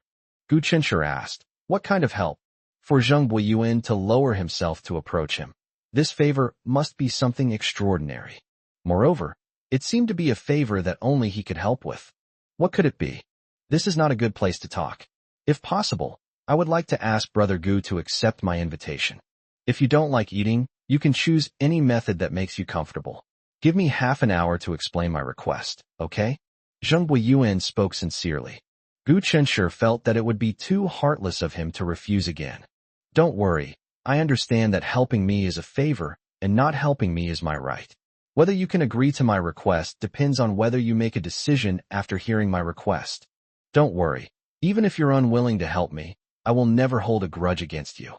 I was originally going to update all 3 chapters at once today, but an unexpected incident occurred, and the situation has become more complicated, and it's still not resolved, causing a slight delay. Therefore, the 3rd chapter will be a little later. Chapter 256, I want her to disappear from my sight. Gu Chunshi wanted to dedicate all his free time to Qiao Yu, but Zheng Buiyuan's sincere words made it impossible for him to refuse. Although he may appear indifferent on the surface, it doesn't mean he is truly indifferent to others. He's happy to lend a helping hand, even for the smallest favors. Hopefully, Zheng Buiyuan's request won't put him in too much of a difficult position. What were you thinking about just now, Brother Gu? You were so engrossed in your thoughts. I called you several times before you finally responded. Gu Qinsher agreed to go to a nearby coffee shop with Zheng Buiyuan after school, which relieved Zheng Buiyuan and made him look relaxed. After celebrating Xiao Yu's birthday, Gu Qinsher focused all his attention on his own plans. His plan is to use his Douyin account, where he serializes his love diary, to start live streaming and earn some quick money to raise enough funds for the initial trial phase of the love diary. What to sell through live streaming and where to find supply channels are difficult questions that need to be seriously considered. Zheng Buiyuan said, "Brother Gu, if you encounter any difficulties, you can tell me directly. As long as I can solve it, I promise I will do so without hesitation. I had some thoughts on my mind, but it's nothing serious, so I won't trouble you, Brother Zheng." Gu Qinsher knew that Zheng Buiyuan needed his help now, and if he asked him to sponsor him with some money, Zheng Buiyuan would probably agree without hesitation. However, he believes that his plan is still in its early stages and is far from the point where he needs to beg for donations everywhere. As the saying goes, he who takes a man's money is bound to him, and he who eats another man's food is bound. We still need to rely on ourselves first. We'll talk about that later. All right, but I'll say it again. If you ever have any trouble, please don't treat me like an outsider. Remember to tell me. To be honest, my family is in City A and knows quite a few people. We should be able to offer you some help. Gu Qinsher had a sudden thought. Zheng Buiyuan's words made him realize that some things cannot be accomplished simply by having money. Zheng Buiyuan is a local from City A, and he has a network of connections and resources that are the envy of many. As long as Zheng Buiyuan's request wasn't unreasonable, Gu Qinsher felt it was necessary to help him out. After realizing he would be home late that night, the first thing Gu Qinsher did was to report his itinerary to his wife. "Honey, I have a date with a friend today, so I'll be home a little late." After Xiao Yu accepted the ring, Gu Qinsher felt even more justified in calling her his wife. "Xiao Yu. Okay, I understand. Xiao Yu. What time will you be back? Try not to drink too much tonight. Xiao Yu. Eat more vegetables and drink less alcohol. Xiao Yu. Send me the location of your date later. When it's almost over, send me a message and I'll come pick you up." Xiao Yu typed very fast. Gu Qinsher was still reading her first message when several more followed. Gu Qinsher replied, "It won't be too late, at most half an hour later than usual." He's made up his mind. After his meeting with Zheng Buiyuan, he ran to the subway station, which was both good exercise and saved time. Well, okay, he admitted it. He wanted to see his little darling a minute or two earlier if possible. Xiao Yu sent a smiley face. "Xiao Yu. Okay, I'll be waiting for you at home." "Xiao Yu. I love you." Gu Qinsher smiled and replied, "I love you too." To be honest, their conversation was quite cheesy. Before he and Xiao Yu officially became a couple, Gu Qinsher would occasionally glance at romantic dramas his mother watched, and the sweet, mushy dialogue between the lovers would make him cringe. But now, even if he were to say, "I love you," to Xiao Yu 10,000 times, he wouldn't feel cheesy at all. Instead, they got used to it, and felt uneasy if they didn't talk about it for a day. Sigh, don't just say women are fickle. Now he feels that all people are fickle. At 6 o'clock in the afternoon, Gu Qinsher and Zheng Buiyuan sat facing each other in the coffee shop. Zheng Buiyuan booked a small private room. It makes it easier to talk. The first thing he said after sitting down completely stunned Gu Qinsher. He said, "Brother Gu, do you have any dirt on Du Yuxuan?" Gu Qinsher asked in surprise, "What?" He had long sensed that Zheng Buiyuan was paying special attention to Du Yuxuan, but he didn't expect it to be to this extent. Zheng Buiyuan repeated what he had just said, then stared into Gu Qinsher's eyes. "I hate this woman and want her to disappear from my sight. So can you tell me what you know about her?" After confirming that he hadn't misheard, Gu Qinsher shook his head, still incredulous, and said, "Sorry, I don't have any dirt on Du Yuxuan." He was secretly surprised. What grudge does Zheng Buiyuan hold against Du Yuxuan? Zheng Buiyuan even said something chilling like, "I want her to disappear from my sight." Zheng Buiyuan was very disappointed. To prove he wasn't lying, Gu Qinsher explained again. "To be honest, before she threw the umbrella at me that day, I didn't know much about her, and of course, I still don't now. Before coming to UW, I didn't know her at all, so I really didn't have any information about her." Zheng Buiyuan smiled and said, "Brother Gu, just say so if you don't want to help me." I've said I would never hold a grudge against you, and I can keep my word. But you don't need to lie to me. Gu Chunshi was completely bewildered. Brother Zheng, what makes you say that? He and Zheng Buyin didn't know what was going on, but they addressed each other as Brother Gu and Brother Zheng, both afraid of being disrespectful in their address. Interestingly, the two of them have gotten used to this way of getting along quite well. Zheng Buyin said, I believe you if you say you didn't know Du Yuxuan before this. But if you say you don't have any dirt on Du Yuxuan, I don't believe you. Gu Chunshi was both amused and exasperated. Brother Zheng, what is the basis for your judgment that I am lying? Du Yuxuan acts like a mouse seeing a cat when he sees you, and that's the evidence. Gu Chunshi asked for evidence, and Zheng Buyin immediately provided it. Gu Chunshi was stunned. Oh, how could he have forgotten about that? No wonder Zheng Buyin misunderstood that he had something on Du Yuxuan. Du Yuxuan now acts like a mouse seeing a cat whenever she sees him. It's no exaggeration to say that Du Yuxuan is now completely obedient to him. They're unbelievably well-behaved. Haha, compared to her arrogant attitude when she threw the umbrella before, it's really ironic. Brother Zheng, you've really misunderstood. I really don't have any dirt on her. As for why she's acting like a mouse around a cat now, there are actually some reasons for that, but I can't explain them to you. Please forgive me. His relationship with Xiao Yu and his bizarre affairs with the Yang family are too complicated to explain. It can't be explained in a few words, and it will inevitably prevent him from going home in half an hour. Moreover, this is his private matter, and he doesn't want to share it with people he's not very familiar with. Zheng Buyin stared at him for 3 seconds, then nodded. Brother Gu, I believe you. Chapter 257, The Heart of Guardianship. Zheng Buyin's I believe you carried great weight, allowing Gu Chunshi to discern that he genuinely believed in him, rather than just saying it casually. Gu Chunshi was a little touched. In today's complex society, there is an extreme lack of trust between people.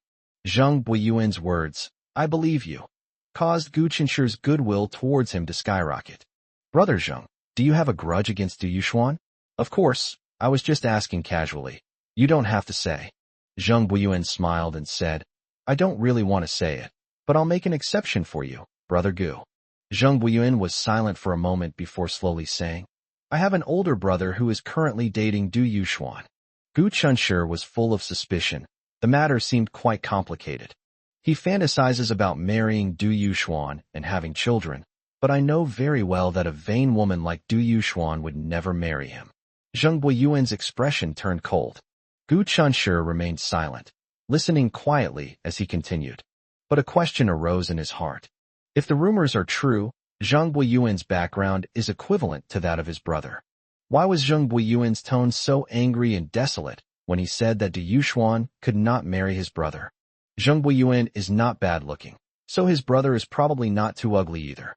Or, to put it another way, even if his brother isn't particularly handsome, his outstanding family background allows him to stand out from a group of talented young people. They become highly sought-after potential partners. It may sound a bit realistic, but that's just how many people are in life. Therefore, Gu Chunshi found it strange that Zheng Buyin was so certain that Du Yuxuan's relationship with his brother was not aimed at marriage. Zheng Buyin seemed to sense his thoughts and said sadly, My brother, he was in a car accident when he was a child, and since then, he has been confined to a wheelchair for the rest of his life. Gu Chunshi was stunned. My brother is 14 years older than me. Because he can no longer stand up, my parents had another child. This child is naturally Zheng Buyin. From Zheng Buyin, Gu Chunshi learned that Zheng Buyin's older brother, Zheng Bowen, met Du Yuxuan when the housekeeper pushed him around the house to relax. Du Yuxuan is youthful, beautiful, lively, and adorable. In Zheng Buyin's words, Du Yuxuan deceived Zheng Bowen by portraying herself as lively, cute, gentle, generous, and understanding, making him fall in love with her. After the two got together, Du Yuxuan suddenly became famous and became a hot new internet star, the nation's first love sister. That was Zheng Bowen stirring things up behind the scenes. It's fair to say that without Zheng Bowen, who would know Du Yuxuan? Zheng Buyin knew that Du Yuxuan was using Zheng Bowen, but under Du Yuxuan's gentle advances, Zheng Bowen became completely devoted to her and trusted her implicitly. Others were merely making subtle hints to him, yet they still enraged him. Zheng Buiyuan was very worried. When Du Yuxuan reveals her true colors one day, her brother will definitely not be able to stand it. My brother has become self-conscious and sensitive because of his legs. He is already so unfortunate, and I don't want him to experience any more misfortune. To prevent him from suffering further harm, I want him to see Du Yuxuan's true colors. Before I could find something to use against her, I didn't dare to investigate her openly, for fear that my brother would find out and turn against me. So, Brother Gu, do you understand what I mean? Gu Chenshi sensed Zheng Buiyuan's protectiveness towards his brother. This is the power of family love. Du Yuxuan has become famous by taking advantage of my brother. I'm sure that when she finds a new sugar daddy, she will definitely kick my brother to the curb. Before she kicks my brother, I'm going to tear off her disguise and let him see her true colors. Gu Chenshi said regretfully, I really want to help you with this, but unfortunately, I don't have any dirt on her. Zheng Buiyuan waved his hand and said, Brother Gu, there is no need to blame yourself. Even if I cannot seek your help, it does not mean that I am at my wit's end. The fox will always show its tail eventually. In short, I will not let this go so easily. Gu Chenshi pondered for a moment. It was perhaps because of Zheng Buiyuan's brother's experience that Gu Chenshi, who had the same experience in his previous life, felt the same way. Perhaps it was Zheng Buiyuan's protectiveness of his brother that moved Gu Chenshi. He felt frustrated that he couldn't offer Zheng Buiyuan any help. People of bad character, regardless of gender, are all detestable. Gu Chenshi suddenly felt a strong urge to get involved in this mess, partly out of sympathy for Zheng Buiyuan's brother who had been blinded. On the one hand, he really hated Du Yuxuan for being ruthless in achieving her goals. Zheng Buiyuan suddenly looked at Gu Chenshi with a strange expression and sighed silently. Gu Chenshi accidentally caught it. Zheng Buiyuan was very frank. You know what? When I found out that Du Yuxuan was getting close to you, I was actually very happy. Gu Chenshi was completely confused. Why? Because in this way, I can catch her fickle and let my brother see her true colors. Unfortunately, Brother Gu, you're not cooperating at all. Gu Chenshi, I'm sorry, it's my fault. I'm really not interested in her. To be honest, that's exactly what I admire about you, Brother Gu. Zheng Buiyuan said without any hesitation. Du Yuxuan is a woman who is particularly good at pretending. You are the first man I have ever met who has shown disdain for her. At that time, I felt that you were different from others and that you were someone to be looked at with new respect. Gu Chenshi recalled it for a moment, and it seemed to be true. That day, Du Yuxuan threw an umbrella worth more than 2,000 yuan on the ground and gave it to him in a condescending tone. Gu Chenshi was baffled and simply ignored her. It was around that time that Zheng Buiyuan took the initiative to strike up a conversation with him and showed him great goodwill. Gu Chenshi found it both funny and absurd. So, winning the favor of the aloof young Master Zheng is that simple. All you need to do is ignore Du Yuxuan. Brother Zheng, I might as well tell you the truth. The reason why Du Yuxuan is like a mouse seeing a cat when she sees me is because she has mistaken me for a mysterious big shot. Zheng Buiyuan was surprised, then half-jokingly said, Could it be that you, Brother Gu, aren't you? Gu Chenshi countered, And what do you think? Without hesitation, Zheng Buiyuan replied, It's hard to say now, but it certainly will be in the future. Gu Chenshi laughed and said, Thank you for your kind words, Brother Zheng. Zheng Buiyuan said, Brother Gu, please forgive my audacity. I want to know, is Du Yuxuan's initiative to approach you related to her thinking you are a mysterious big shot? If so, it means that Du Yuxuan is eager to find a new sugar daddy for herself. She's not far from kicking her brother. Zheng Buiyuan tried hard to control his anger. Gu Chenshi shook his head. No. Zheng Buiyuan did not press the matter further. Although he unexpectedly discovered that Gu Chenshi seemed to have many interesting stories, Zheng Buiyuan was very tactful and understood the principle of not asking questions that shouldn't be asked.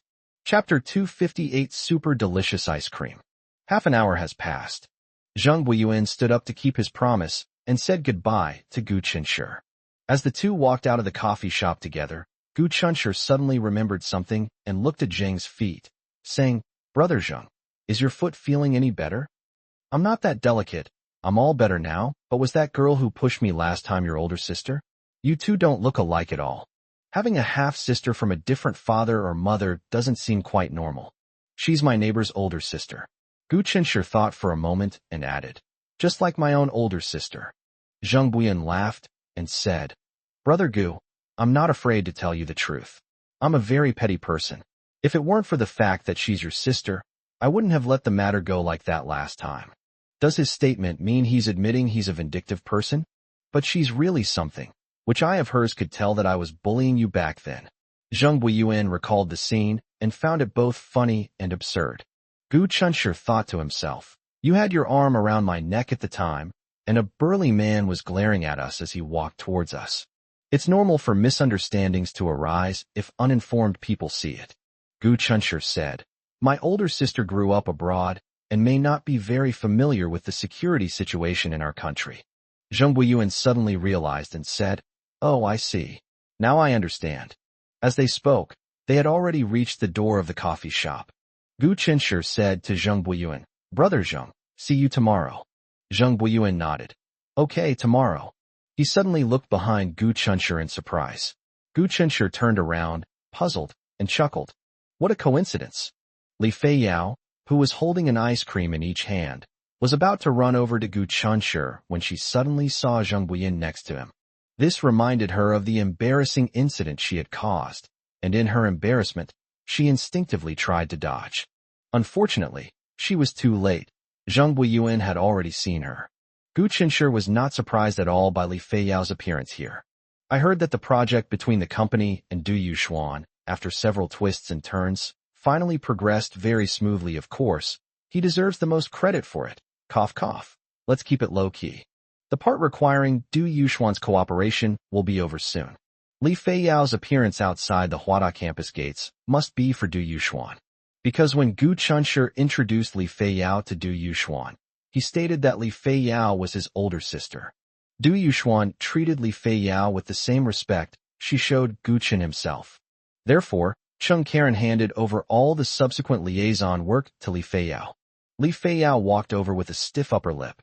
Du Yuxuan gets out of school a little later, so she comes early and waits outside the door. When I was bored, I bought an ice cream nearby. Just after I paid, I suddenly thought that I might run into Gu Qin, so I bought another one. She had already decided that if she couldn't see Gu Qinsher, she wouldn't mind eating 2 ice creams by herself. Okay, she's just making excuses for her gluttony. To her surprise, when she looked around after buying the ice cream, she actually spotted Gu Qinsher. Wow, she's really astute. Just as Li Feiyao was about to excitedly run up to Gu Qinsher, generously hand him the ice cream, and haughtily say, Here, let me treat you to ice cream, she saw Zheng Buyan. He immediately dug out a 3-bedroom, 1 living room apartment on the spot with his toes. The current situation is that the 2 ice creams she has aren't enough to share. She walked over with a smile, handing over the ice cream in her hands to them, 1 on each side, and said generously, Here, it's my treat for you to have ice cream. Zheng Buyan is a shrewd person. How could he not know that he was just an afterthought? He declined, saying, Thank you, but no thanks, I don't like ice cream. Li Feiyao exclaimed, Ah, and asked, puzzled, Why don't you like to eat something so delicious? She wasn't just making conversation. She genuinely couldn't understand how anyone could dislike something so delicious. If it weren't for her health, she could eat from morning till night. Zheng Buyan. If you don't like it, you just don't like it. Why ask so many questions? Besides, it's not that he really dislikes ice cream. He was a huge ice cream lover when he was a child, but now that he's grown up, it's something he can do without. He wasn't stupid. He could tell that Li Feiyao had 2 ice creams in her hand, 1 for herself and 1 for Gu Qinsher, and there was none for him at all. Really not going to eat? Li Feiyao asked again to confirm. Yes, thank you. If you're not going to eat it, then I'll eat it, okay? You eat it. Li Feiyao breathed a sigh of relief. Thank goodness. Her share was saved. Zheng Buyan keenly noticed her relief, which made him both amused and exasperated. This girl is really interesting. Silly and foolish. It doesn't match Brother Gu's temperament at all. Li Feiyao then realized that her arm, which was raised towards Gu Qinsher, was almost sore, and urged, Little brother, hurry up. Gu Qinsher said, I won't eat. What's wrong? None of you are going to give me any face today? Although Li Feiyao also wanted to eat both ice creams in one go. Unlike Zheng Buiyuan's secret joy when he politely declined, Gu Qinshi's refusal would only make Li Feiyao think he was silly. Such delicious food. If there's no one to share it with, the wonderful feeling of tasting it will be greatly diminished, okay? Hurry up, don't dawdle. Don't tell me you don't like it. I remember you loved it when you were little. Gu Qinshi is the same as Zheng Buiyuan. When I was a child, I was very fond of these sweets, but as I grew up, I ate them less. Gu Qinshi took it. Is your foot feeling any better? I'm really sorry about what happened last time. How about I treat you to a meal as an apology? Li Feiyao said shyly. Ugh, she really hates seeing this guy. Just seeing him reminds her of all the stupid things she's done in the past. However, she didn't regret it. What if Gu Qinshi was really being bullied? Better to kill 1,000 innocent people than let one guilty person go free. Zheng Buiyuan generously replied. No need. Thank you. My foot is all better now. It's nothing serious, don't worry about it. Li Feiyao asked sheepishly. How much did you spend at the hospital later? I'll reimburse you. Zheng Buiyuan was stunned for a moment, but after realizing what was happening, he said nonchalantly. It didn't cost much, so it's okay. Li Feiyao knew, of course, that Zheng Buiyuan's magnanimity was entirely due to Gu Qinshi's influence. Gu Qinshi's male classmate, well, he doesn't seem very easy to get along with. Moreover, judging from his designer clothes, this guy comes from a well-off family. He exuded an air of arrogance and dissoluteness. I don't know how Gu Qinshi could have such a good relationship with someone like that. Chapter 259 An Interesting Girl.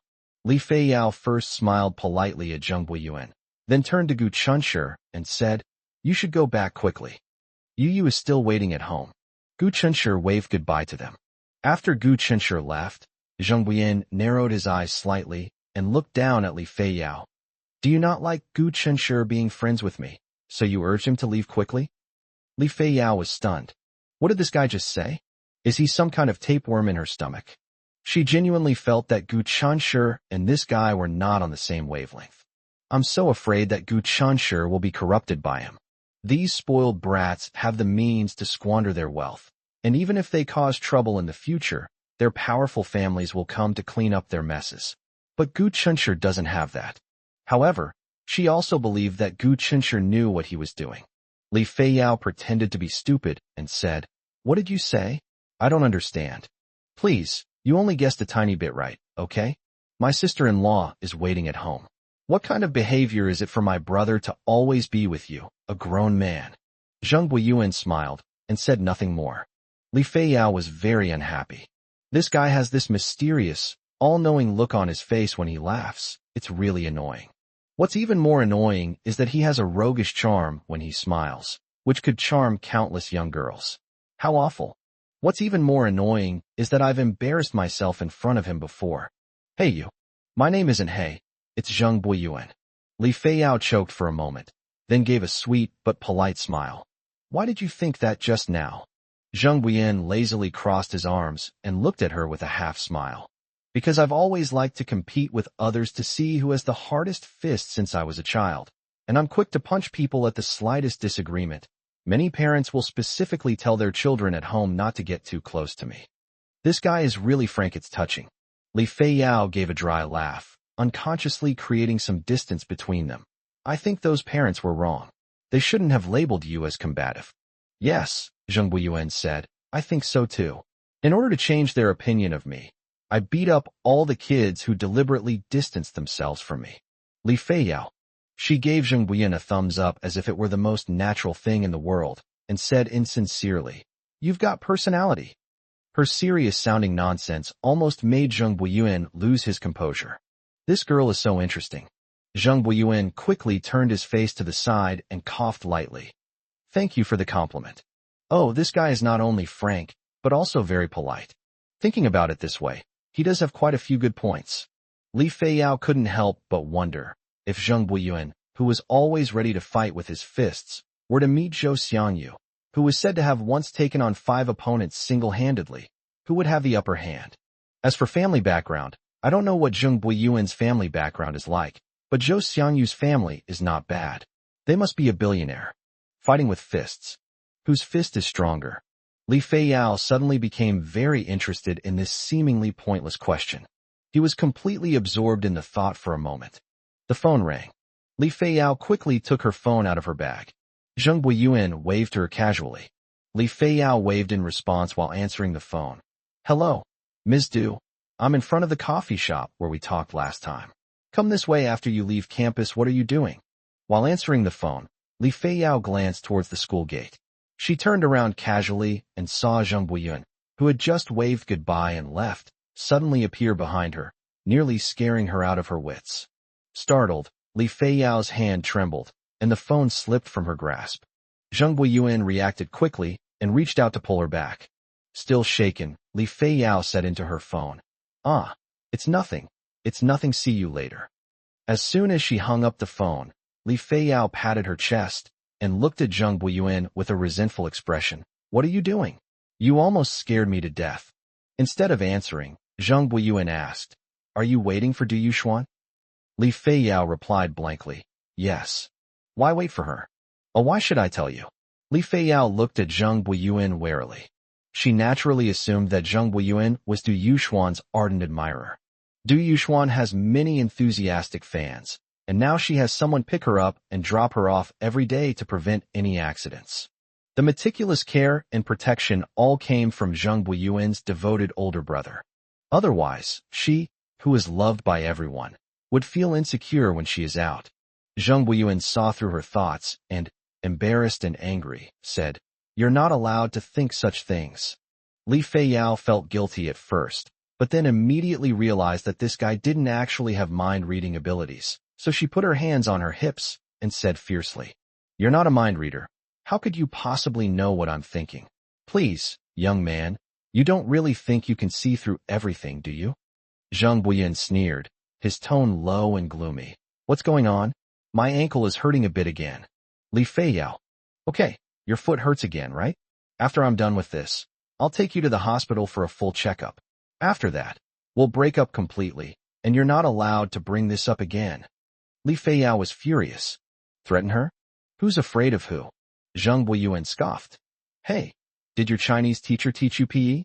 Don't you think it's inappropriate to use cut off completely between you and me?" Li Feiyao. That doesn't seem quite right." She was so angry that she blurted out whatever she wanted. "Also, my foot hurts right now. Can you take me to the hospital for a checkup later? What if the condition worsens? Can you take responsibility?" Li Feiyao retorted angrily. "You can't blame me for that. The day I offered to take you to the hospital, you refused to go." Zheng Buiyuan said calmly, "But I have to go now. Let's go. Will you take me?" Li Feiyao was so angry she felt like her lungs were about to explode. My first thought was to call Gu Chunshi and complain. But then she thought again. She wasn't a 3-year-old child, and Gu Chunshi wasn't her parent. At this time, Gu Chunshi should not have arrived home yet. Forget it. Don't make things difficult for him. She's a grown woman. She can try to handle it herself.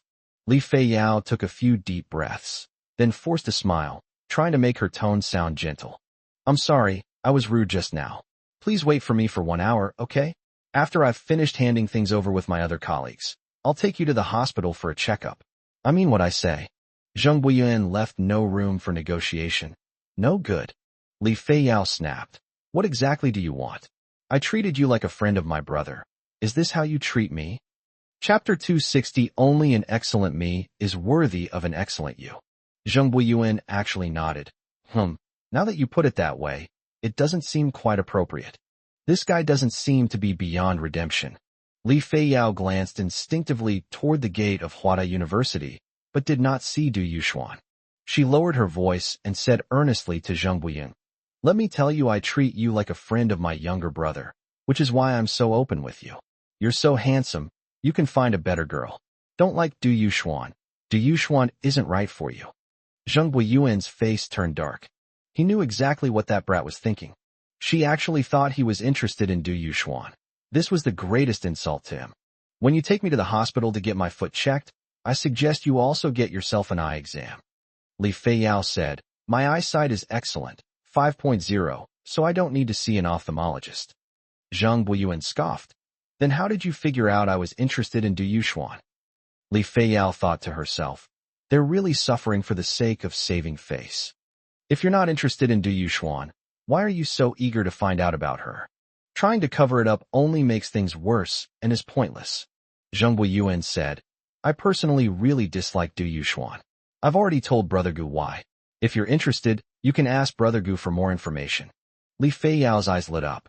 Wow, her gossipy nature was instantly ignited. She wished she could call Gu Chunshi right now. However, let me make this clear first. You must keep this a secret. If you blabber on about it everywhere, the consequences will be severe, Zheng Buiyuan said sinisterly. The gossip flame that had been rising in Li Feiyao's heart was extinguished in an instant. Curiosity killed the cat. To live a long and healthy life, she decided not to inquire further. Hey, how can you be so domineering? If you don't want others to know, then don't tell my brother. Zheng Buiyuan looked at her mockingly. I trust Brother Gu's character. He won't go around telling everyone. As for you, well, A simple he fully expressed doubts about Li Feiyao's character. Li Feiyao was so angry her nose almost twisted out of shape. Give me your phone. Zheng Buiyuan reached out his hand to her without saying a word. Li Feiyao asked in confusion, What? Leave your phone number, let's be friends. Zheng Buiyuan said, half jokingly. Li Feiyao exaggeratedly said, What? Are you trying to pursue me because I'm so beautiful that everyone loves me and flowers bloom for me? Zheng Buiyuan almost choked on his own saliva. With his silver tongue, he was momentarily at a loss for how to deal with Li Feiyao's shamelessness. Seeing him humiliated, Li Feiyao immediately felt relieved and in a great mood. She chuckled and handed him her phone, saying, Here you go. Zheng Buiyuan used her phone to dial a number. Needless to say, the number he dialed was his own. Zheng Buiyuan said, We'll contact each other tonight, and then walked away. Li Feiyao stared at his swaggering figure as he left, thinking to herself, What an arrogant and strange guy. Honey, come on, open your mouth. Ah, good girl. Gu Chunshi. He finished the apple in his mouth and said in a cheesy way, I want to be my wife's good boy forever. Xiao Yu shuddered, shaking off goosebumps all over his body. Now, it's always fruit time, 1 hour after meals. Since living with Xiao Yu in their own little world, Gu Chunshi's life has undergone a complete transformation. The most obvious change is that life has become very regular. There is a constant supply of fruit at home. An hour after the meal, Xiao Yu would wash some fruit, peel the skin off the parts that need peeling, and then break them apart piece by piece. Peel the fruit that needs peeling, cut it into evenly sized small pieces, put it in a glass bowl, insert a fruit fork, and bring it over to eat with Gu Chunshi. Gu Chunshi felt like Xiao Yu was turning him into a useless person. She liked to feed him. She would take a bite herself and then feed Gu Chunshi a bite, enjoying it immensely. Today's dessert is apples. Gu Chunshi couldn't help but chuckle as he looked at his phone. Seeing the playful and mocking glint in his smile, Xiao Yu's curiosity was piqued. What are you laughing at? Gu Chunshi was reading his private messages on Douyin. The timely helper, who contacted him during the Mid-Autumn Festival holiday, persisted in trying to persuade him even after he rejected her. Timely Rain. Author, this is a once-in-a-lifetime opportunity. You must not let it slip by. Timely Rain. With our promotion, we're sure to make you, the writer, famous. Timely Rain. Once your work is adapted and released, it will definitely cause a sensation. Timely Rain. We will invite the hottest new star right now, the nation's first love, Du Yuxuan, to play the female lead. When Gu Chunshi saw this, he couldn't hold back anymore. Why cast Du Yuxuan, that woman who's all looks and no substance, as is Xiao Yu? Is this a joke? He held Xiao Yu on his lap as they sat together. Xiao Yu is very thin and light, but when you hug him, you don't feel like he's all bones. He's not uncomfortable at all. Gu Chunshi hugged her, habitually resting his chin on her shoulder. Do you remember when I told you last time that someone wanted to buy the rights to our love diary and adapt it into a live-action film or television series? Xiao Yu said, Yes, I remember. This person is still persistent after I rejected him and is now trying to persuade me. This shows that he highly recognizes your abilities. Xiao Yu objectively commented. That's not wrong. It's because your husband is so outstanding. Gu Chunshi was like a peddler praising his own wares. Yes, that's right, my husband is very outstanding. Xiao Yu said earnestly, following his words. Gu Chunshur chuckled softly, his warm breath tickling Xiao Yu's ear. If I weren't exceptional, how could I be worthy of an exceptional wife like you? Gu Chunshur buried his face in her neck and rubbed against her. Fortunately, at this moment, only the two of them were shamelessly showing off their affection. If there were a viewer here, they would definitely roll their eyes in anger. It's fine to just show off their love. Why are they praising each other? When will this ever end? However, if we're being serious, Gu Chunshur and Xiao Yu are indeed among the best of their peers. In an attempt to convince me, that person said they would invite a currently popular internet celebrity to play the female lead, which means you. But do you know who he's talking about? It's that national sweetheart, Du Yuxuan. Xiao Yu, who stays at home all day and never pays attention to online trends, is no stranger to the name Du Yuxuan. Li Feiyao once complained bitterly about this woman in front of her. Despite Li Feiyao's sharp tongue, though, she didn't wrong Du Yuxuan at all. Xiao Yu knew that this woman was two-faced and hypocritical. She was a key figure in the company's new project, and her diva-like behavior had caused Chung Karen a lot of trouble. Finally, through some unknown method, the project was able to proceed smoothly. Chapter 261 Suspect. At this moment, Xiao Yu had no idea that it was her own husband who made Du Yuxuan obediently cooperate with the company's work like a little lamb. Is Du Yuxuan really that annoying? Xiao Yu recalled Li Feiyao's complaints. She was a dutiful listener in front of Li Feiyao, and at the time she had no interest in Du Yuxuan whatsoever. But seeing that Gu Chunshur also looked down on Du Yuxuan, she became slightly more interested in Du Yuxuan, who had incurred the wrath of the masses. Wife. Gu Chunshur suddenly lifted his face from her neck, and Xiao Yu sensed that the atmosphere had suddenly changed, so she turned her head to look at him in confusion. I want to confess to you and receive leniency, Gu Chunshur said earnestly. Xiao Yu blinked and smiled. Don't be so serious, just say what's on your mind. Then I'll say it. Wait, let me guess first. Xiao Yu thought for a moment. What you need to confess to me is that Li Feiyao kissed you a few days ago. Gu Chunshur asked in surprise. Li Feiyao already told you? She's quite bold and responsible. Xiao Yu was slightly taken aback. Did I guess wrong? Unexpectedly, Gu Chunshur was hiding other things from her. However, he must have had a reason to keep it from her. See, this is the difference between a goddess-like girlfriend and an ordinary girl. If it were some other girl, she would definitely overthink, become anxious, and impatiently press for answers. Gu Chunshur said, before the Mid-Autumn Festival, Yang Muse, as my brother-in-law, had Du Yuxuan approach me to test my character. Xiao Yu was startled. Is this even possible? That damn Yang Muse, he's really gone too far. And Gu Chunshur, why didn't he tell her? Gu Chunshur extended his right index finger and placed it on her unconsciously furrowed brows, attempting to smooth them out. Xiao Yu grabbed his hand, forcefully making him behave. Why didn't you tell me from the beginning? I'm afraid it will upset you. Aren't you afraid of bothering me by telling me this now? The problem is solved now. Well, that's not quite right. It's only temporarily solved, Gu Chunshur said solemnly. Xiao Yu asked seriously, besides sending a woman to test you, what else has he done? Gu Chunshur explained in detail. Send another woman. Oh, don't misunderstand. This woman is a middle-aged woman in her 40s or 50s to my house to spend 10 million to buy my house. Xiao Yu asked sharply. So, you, your uncle and aunt, teamed up to lie to me, didn't you? Gu Chunshur obediently said, I'm sorry, wife. I know I was wrong. Oh, by the way, my parents only kept it from you because I strongly insisted. It's all my responsibility and has nothing to do with them. He consciously took all the responsibility upon himself. He wasn't afraid at all that Xiao Yu would get angry and turn against him because of this. His little darling is so understanding. How could she possibly turn against him?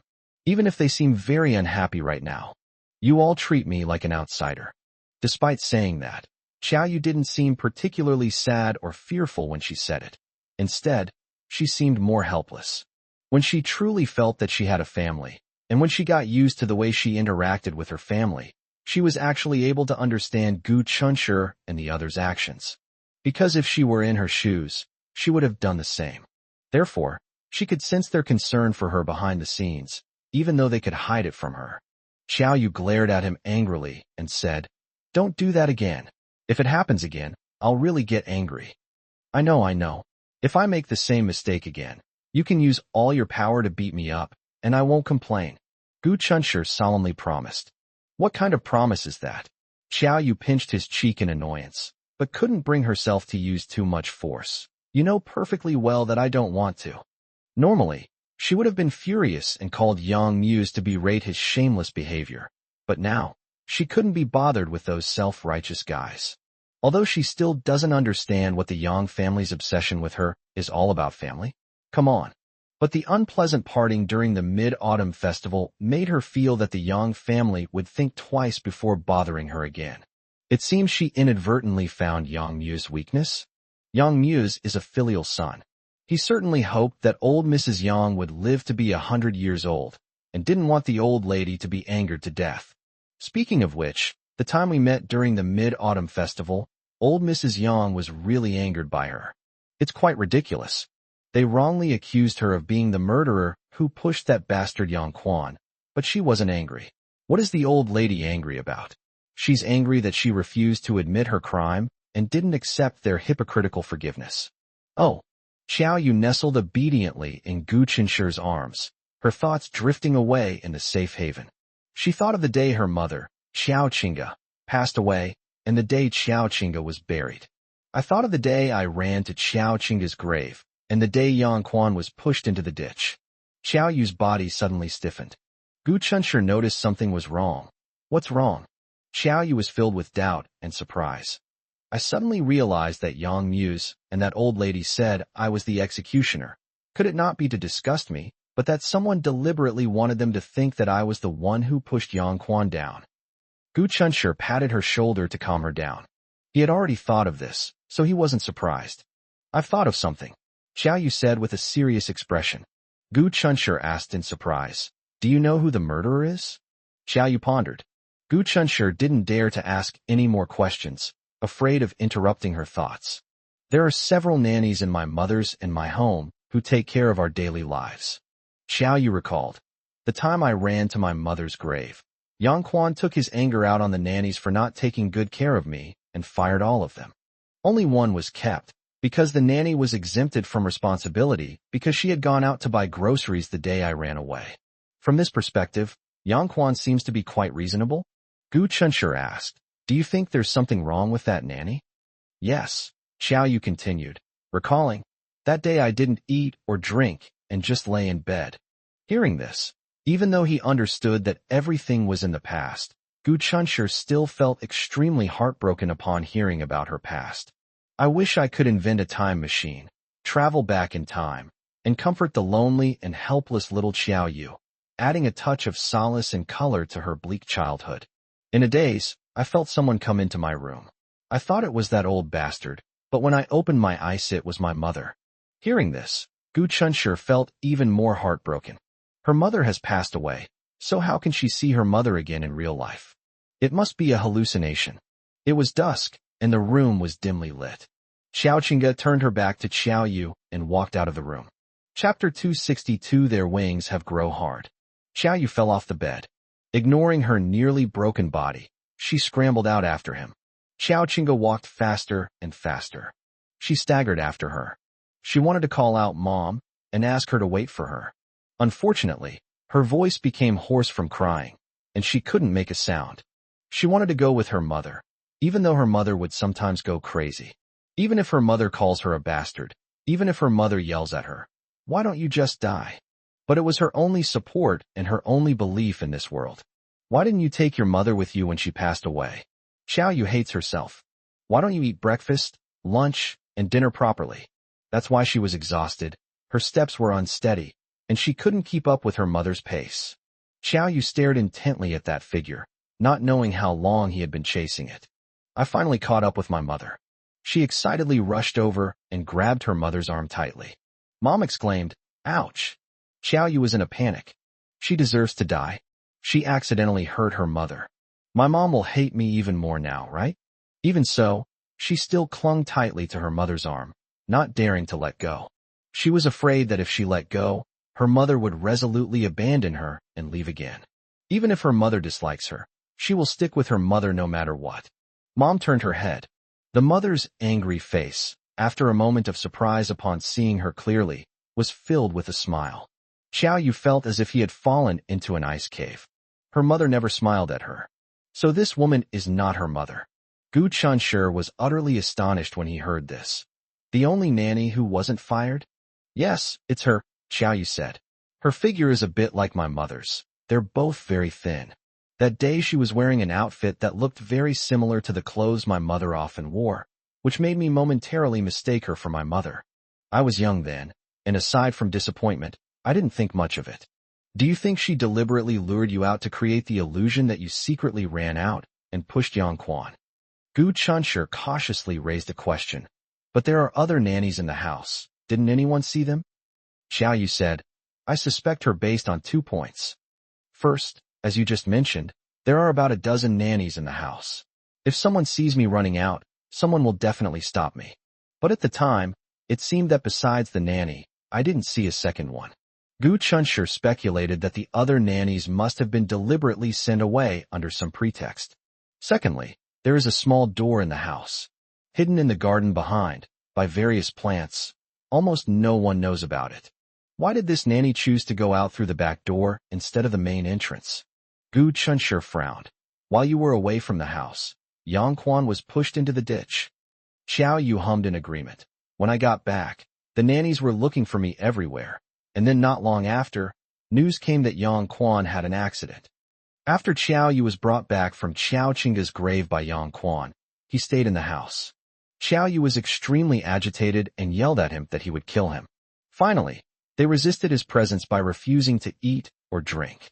Finally, Yang Quan realized that his presence was seriously detrimental to her emotional adjustment and had no choice but to leave. As for why he stopped at the ditch near the woods not far from the house, who he saw, and who pushed him in, everything is a mystery. But with the floodgates of Xiao Yu's memories opening, perhaps uncovering the mastermind behind it all is just around the corner. If she had done it, she wouldn't be afraid of being called an executioner. But she was unwilling to become someone else's pawn without even realizing it. She wanted to find the mastermind behind this and demand an explanation. Why didn't they just throw Yang Quan to his death in that stinking ditch? Gu Chunshi pondered for a moment. Wife, I have a guess. He had a bold conjecture that seemed to fit the complex situation of the Yang family. In their initial phone call, Yang Muse admitted that Xiao Yu's mother, Qiao Qingga, was innocent. He believes that someone was behind the scenes instigating the events of that year. In short, the grudges and feuds within wealthy families are beyond the imagination of ordinary people. Gu Chunshi then wondered if the nanny was actually an informant planted by the mastermind behind the scenes to spies around Xiao Yu and her daughter. Gu Chunshi broke out in a cold sweat. If so, wouldn't it be very convenient for the mastermind to do something to Xiao Yu and her daughter? W City, 1,000 miles away. A luxurious mansion in the city center where land is extremely valuable. Yang Muse. His roar silenced everyone present, who dared not utter a sound. Only the man sitting on the sofa with his legs crossed remained calm and composed. A graceful and elegant woman stood before him, pointing her index finger at him with a slightly trembling hand. You think you're all grown up now? Zhang Zijuan's chest heaved violently. Yang Muse said in a calm tone, stating a fact. My wings have been strong for a long time, Mom. How come you only realized it now? Zhang Zijuan was speechless. She tried to calm herself down and sat down opposite Yang Muse. Mom was just too emotional. Muse, you won't blame Mom, will you? Yang Muse remained silent. Zhang Zijuan said, What's wrong with you? Why don't you like her? How could you tell her so bluntly not to waste her time on you? Do you know how heartbroken she is? Yang Muse said lazily, Otherwise what? I can't just marry every girl who likes me, just to avoid hurting their feelings. Zhang Zijuan. Yiya is different. Her family background is not much different from ours, so we are a good match. She and your mother also get along very well. Mom, if it's you who wants to get married, you can do it your own way, no problem at all. But if it's me who wants to get married, it has to be according to my wishes. Yang Muse interrupted her directly. Zhang Zijuan was so choked by him that she almost passed out. Yang Muse put his legs down and was about to stand up when his personal cell phone rang. The incoming call number made his pupils shrink abruptly. Yang Muse hung up the phone without making a sound, not because he wanted to, but because he didn't want Zhang Zijuan to hear his conversation with the caller. He stood up without looking back. I have something to do. I'm leaving. Zhang Zijuan slumped on the sofa, lamenting, why is my life so miserable? My husband is having an affair, but I still have to do my best to play the role of a loving couple with him, so as not to be laughed at by outsiders. My son is getting more and more rebellious as he grows up, preferring to be close to his grandmother rather than his own mother. Yang Muse paused. So when even your closest relatives don't want to be near you, why not look for the reasons within yourself? Yang Muse's eyes suddenly turned cold, and he strode out. As soon as I got in the car, I couldn't wait to call back. He was a little agitated. Xiao Yu actually took the initiative to call him. But it probably isn't anything good, right? She was so annoyed with him and the Yang family that she wished they would get far away from her. Why would she be willing to contact him first? Chapter 263, Loving Siblings. Xiao Yu. Yang Muse, I have something to ask you. Yang Muse solemnly said. You speak. He could tell that Xiao Yu's voice was very serious. You say you have evidence that I pushed Yang Quan. What is that evidence? Yang Muse hesitated and said, Xiao Yu. Actually, I haven't completely decided on this matter in my heart. But actually, in your heart, I'm the most suspicious, right? It would be easy for a 12-year-old child to push an adult into a ditch in a sneak attack, and Xiao Yu has been practicing martial arts since elementary school, so his strength is naturally greater than that of an ordinary person. Yang Muse was silent for a moment, then said frankly, Yes. On the day my father had the accident, you said you were going to kill him. Later, according to our investigation, you happened to disappear from home around the same time my father had the accident. Xiao Yu thought with a hint of mockery. How could that place be called home? That place was clearly a cage that robbed her and her mother of all their dignity. And then, she was very calm, showing none of the anger that old Mrs. Yang had shown when she accused her of murder during the Mid-Autumn Festival. At first, we couldn't believe that you pushed my dad. No matter what, he is your biological father. But later, when you were sent to my grandmother's, we found a pair of your shoes where you used to live. The soles of the shoes were covered in mud, just like the mud from where my father had his accident. Xiao Yu calmly said, The reason you didn't expose me back then was because you felt sorry for me since my mother had just died, and also because I'm a descendant of the Yang family. That was the meaning behind what old Mrs. Yang was saying at the time. And by doing so, they demanded no, threatened Xiao Yu to obey them. Yang Muse thought of the words Gu Chunshur had said to him before he left. Before Gu Chunshur approached him, he subconsciously harbored doubts about this past incident. But all the evidence points to Xiao Yu. He dared not think too deeply about it. The more he thought about it, the more horrified he felt, and the more desperate he felt about the complex human nature driven by self-interest. Therefore, he never dared to tell anyone about his suspicions. He feared that in discussions with others, his suspicions would gradually be confirmed, and he was finding it hard to face the outcome. Until Gu Chunshur came knocking on his door and directly exposed the secret he didn't want to face. This made him suddenly realize that some facts cannot be changed by running away. He has to face what he has to face. Xiao Yu, I hope you are innocent in this matter concerning my father. I'm investigating this matter, as well as what happened to your mother back then. Don't worry, I will keep my promise and will let you know as soon as I have any results. Yang Muse, listen carefully, I have something to tell you.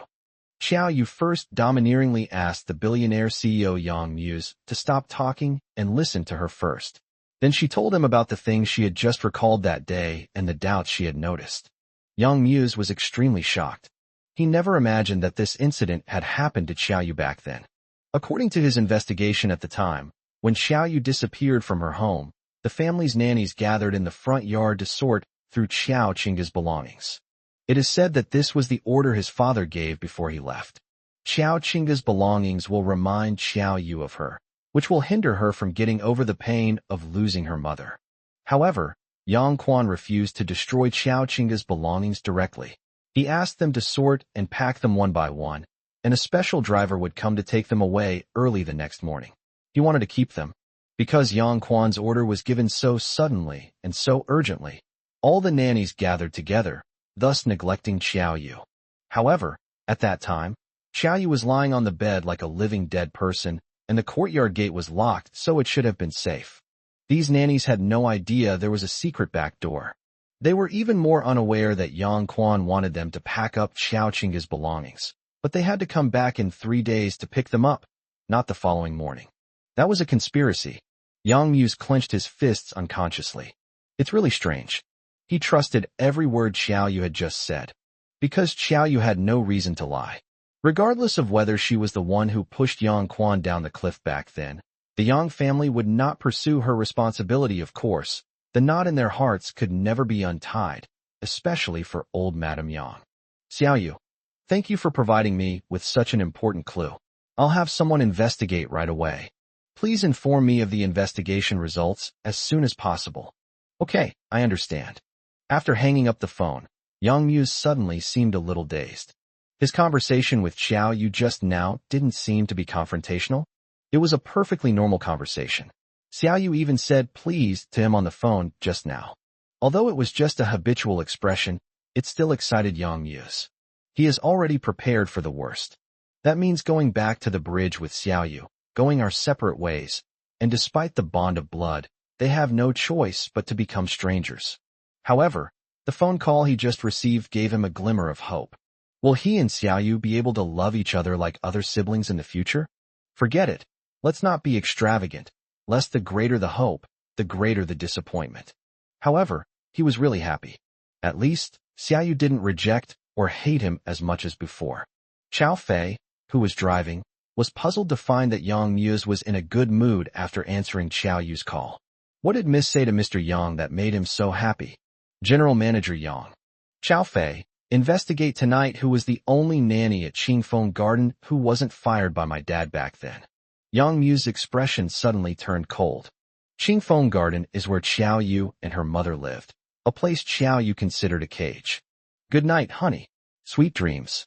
Before going to sleep, Gu Chunshir stood outside Xiao Yu's door and, as usual, said good night to Xiao Yu. Good night.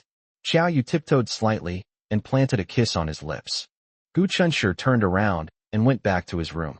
He sat on the bed and looked at the private messages on Douyin, pondering. Is this timely help really the person he's thinking of? Zheng Buiyuan's older brother, Zheng Bowen.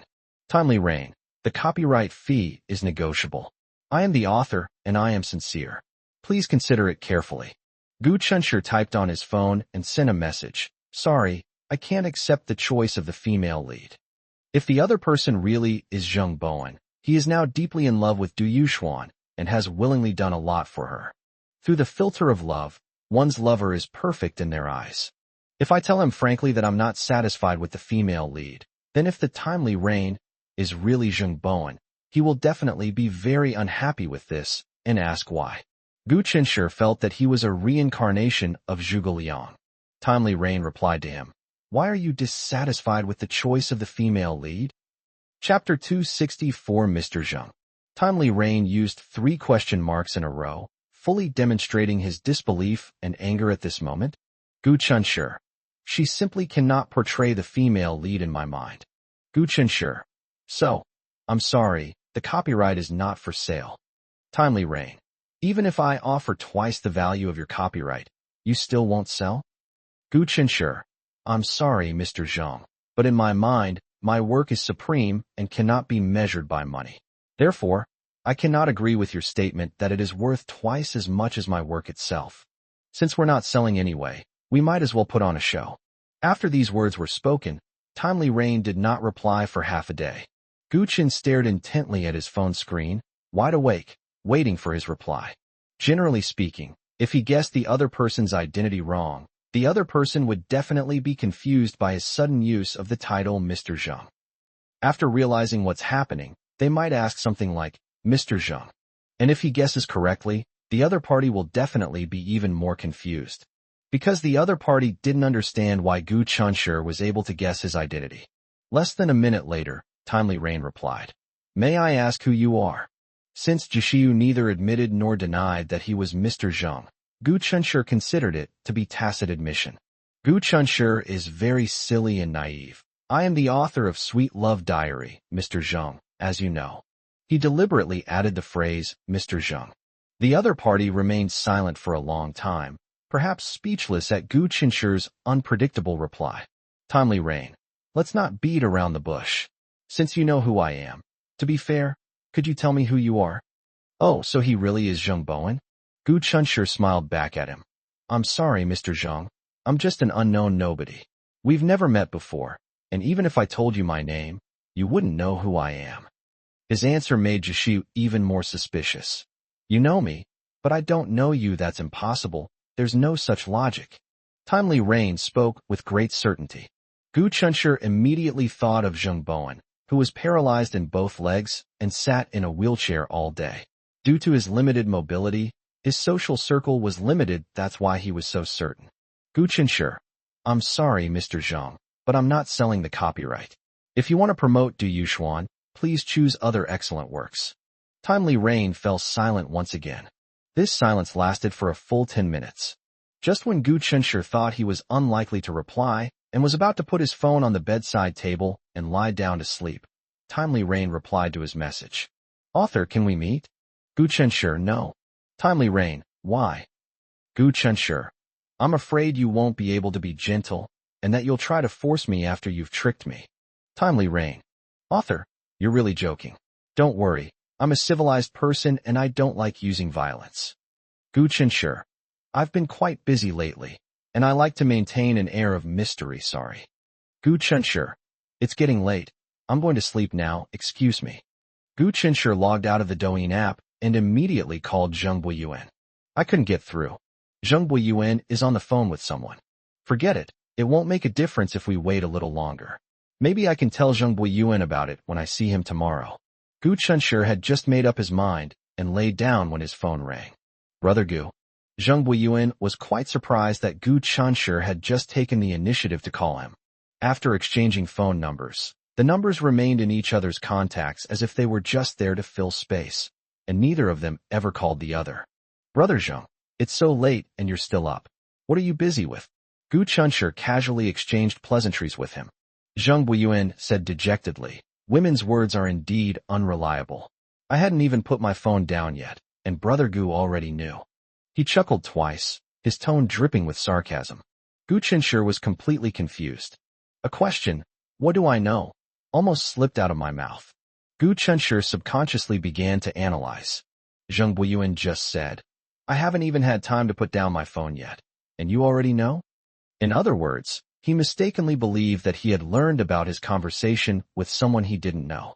Gu Qinshu continued his analysis, wondering if he could interpret it as Zheng Buiyuan having just spoken to someone he knew. So Zheng Buiyuan believes that this person couldn't wait to leak the information to him? Meanwhile, there were people who knew Zheng Buiyuan and could talk to him privately. It's only Li Feiyao. Although it was a bit of a stretch, among Gu Qinshu's acquaintances, only Li Feiyao had ever met Zheng Buiyuan. So Zheng Buiyuan was just on the phone with Li Feiyao. They probably only met twice in total, and he was present both times. Gu Qinshu recalled that when he left today, Li Feiyao was still waiting for Du Yuxuan outside the school gate. It was around that time that Zheng Buiyuan got Li Feiyao's phone number. Gu Qinshu was surprised. Why does Zheng Buiyuan want Li Feiyao's phone number? Gu Qinshu had no idea that a playboy like Zheng Buiyuan would pursue Li Feiyao just because she was lively, cute, and loved by everyone. Zheng Buiyuan's efforts for his brother's happiness and to find fault with Du Yuxuan are truly touching. Brother Zheng, may I ask what my neighbor's sister told you? Gu Qinshu asked tentatively. Zheng Buiyuan gritted his teeth. Brother Gu, let me give you a piece of advice. Never tell your neighbor's sister anything in the future. She promised me so readily, but I never expected her to turn around and talk to you. Gu Qinshu felt very sorry for Li Feiyao and quickly clarified. Brother Zheng, you misunderstood. My neighbor's sister did not tell me anything. Zheng Buiyuan said with a wry smile. All right, Brother Gu, I know you want to protect her, but I think you should stop now. Gu Qinshu couldn't help but touch his smooth chin.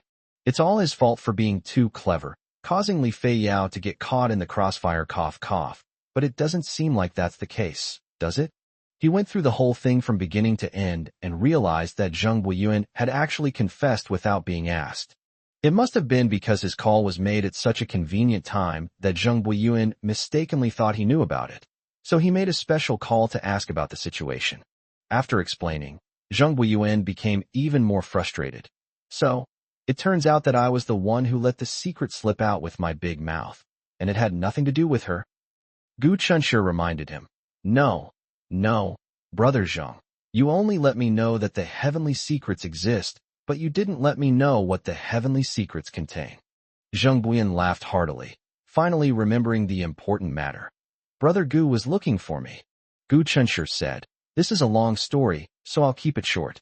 I serialized a comic on the Douyin app, which became quite popular.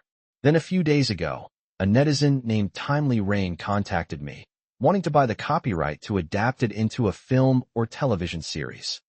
Zhang Buiyuan exclaimed in surprise, Brother Gu, I never expected you to be so talented.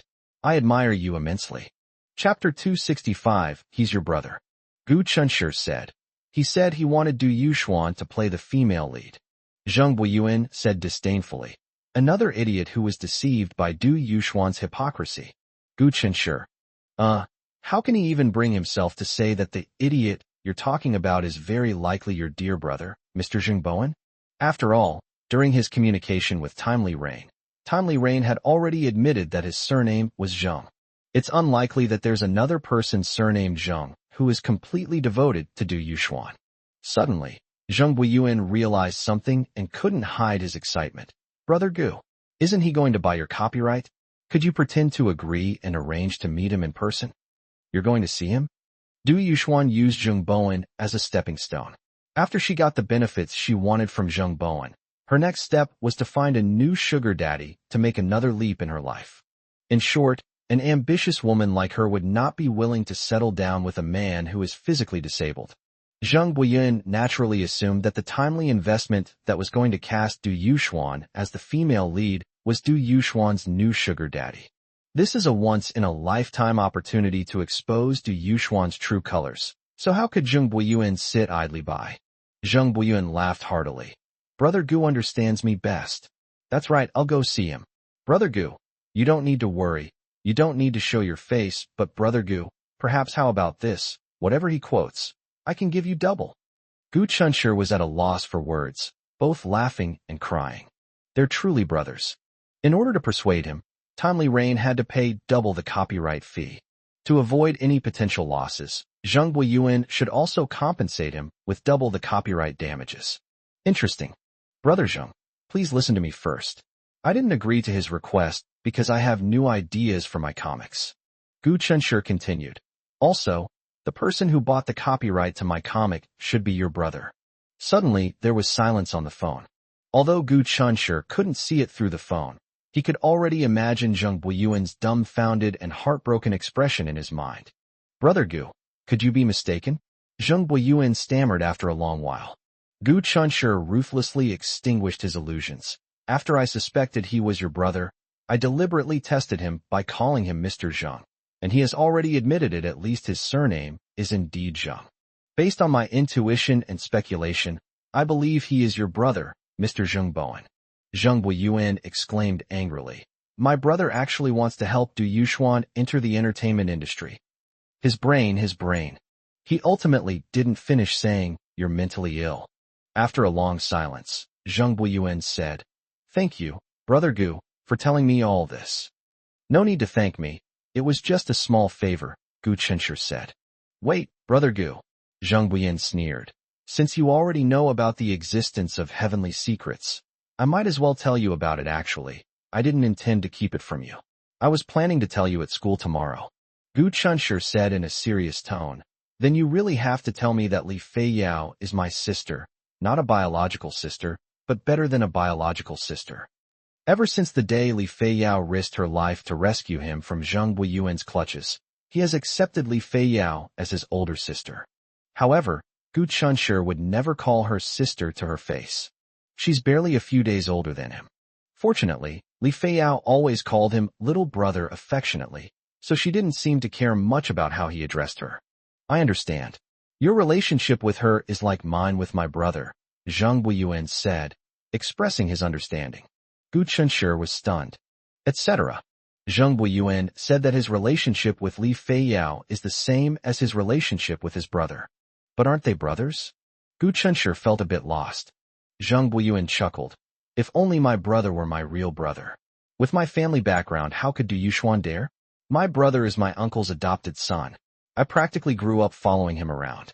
If I caused trouble, he'd take the blame for me countless times because he was afraid my dad would beat me. Gu Qinsher then learned that Aunt Zheng Buiyuan was infertile and had adopted his brother, Mr. Zheng Bowen.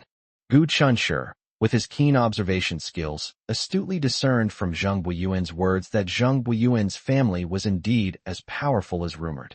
Because he just said, "With my family's resources, how could Du Yuxuan dare to do that?" In other words, Du Yuxuan dared to use his cousin as a stepping stone, but if his cousin were his own brother, Du Yuxuan wouldn't dare. Zheng Buiyuan said sadly, "My uncle has passed away, my aunt has moved into a nursing home, and my brother is managing the business left by my uncle all by himself despite his physical limitations. It's really hard for him. But he's a very stubborn person. He never tells us anything or asks us for help. Outsiders don't even know his relationship with our family." Gu Qinsher understood. Du Yuxuan was unaware of the relationship between Zheng Bowen and Zheng Buiyuan's families, treating him as just an ordinary rich man.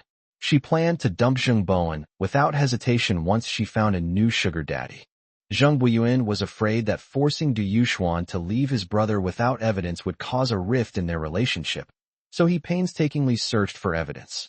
After listening to Zheng Buiyuan's description of Zheng Bowen, Gu Qinsher gained a preliminary understanding of Zheng Bowen, a person with a disability but strong will, a strong sense of self-respect, and a desire to prove himself.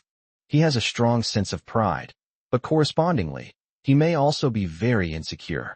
That's why Zheng Buiyuan was worried that when he suffered a setback in his relationship, he might not be able to handle it, and it could lead to a breakdown. After learning that Li Feiyao and Du Yuxuan had work-related dealings, Zheng Buiyuan asked Li Feiyao to contact Du Yuxuan and provide him with some information about her. Although Li Feiyao disliked Du Yuxuan, she had a strong sense of privacy and felt that this action would violate Du Yuxuan's privacy, so she refused to agree. Zheng Buiyuan revealed that Du Yuxuan had deceived his brother's feelings. This trick works. Li Feiyao's chivalrous spirit was stirred, and she immediately offered to provide Zheng Buiyuan with some information, provided it did not break the law. Du Yuxuan's two-faced behavior has ruined her own character. Faced with a two-faced internet celebrity and Gu Qinsher's friends, Li Feiyao chose Gu Qinsher's friends without hesitation. First, she trusted her judgment of Du Yuxuan's character. Secondly, she trusted Gu Qinsher's judgment of Zheng Buiyuan's character. With this double insurance, Li Feiyao had no doubts about Zheng Buiyuan's words. Zheng Buiyuan thought of something and chuckled. "Brother Gu, your neighbor's sister is quite cunning." Gu Qinsher knew Li Feiyao fairly well. She was indeed clever and mischievous. "Brother Zheng, what makes you say that?" "I don't like to take advantage of others, so I offered her some compensation, but she refused without even hearing the amount." Gu Qinsher couldn't help but smile when he thought of Li Feiyao's overjoyed expression when she received the special bonus set up by Qin Karen. Can money earned through one's own hard work be the same as windfall gains? See, that's how big the differences are between people. Some people will stop at nothing to make money. Not to mention murder and arson, like Meng Zhe before and Du Yuxuan now. They have no principles for money and do not care at all whether their behavior will affect other people's lives or even their future. However, some people can firmly adhere to their principles when faced with the temptation of money, such as Li Feiyao. Comments are no longer visible in the author's backend. If you find any typos, please tag the author when you remind them. This way, the author can accurately find and correct the typos. Thank you. Chapter 266 Human Favors Are More Valuable. Gu Qinsher asked in confusion, "Didn't she reject you? Where is the ghost?" Zheng Buiyuan said, "That's not how it's described, Brother Gu. If she refuses to accept any payment from me, it means I owe her a favor. For me, anything that can be solved with money isn't a problem, but if it involves personal relationships, then it gets more complicated." Gu Qinsher. This might be what they call the generation gap. It's not the kind of generation gap where there's a large age difference, but rather the generation gap caused by the different perspectives and ways of looking at things between the rich and the poor. For someone like Zheng Buiyuan, who has connections, personal relationships are far more valuable than any reward he pays. That's why he said Li Feiyao was very cunning. The problem is, Li Feiyao doesn't know his background. Even Gu Chenshi could only deduce that Zheng Buiyuan came from a distinguished family, but he had no idea what his specific background was. Bang bang. A soft knock came from the door. Who else could it be but Xiao Yu? Gu Chenshi said, "Brother Zheng, I won't disturb your rest any longer. See you tomorrow." Gu Chenshi hung up the phone and got out of bed to open the door for Xiao Yu. Xiao Yu stood behind the door, looking at him reproachfully. "What time is it? Why aren't you asleep yet?"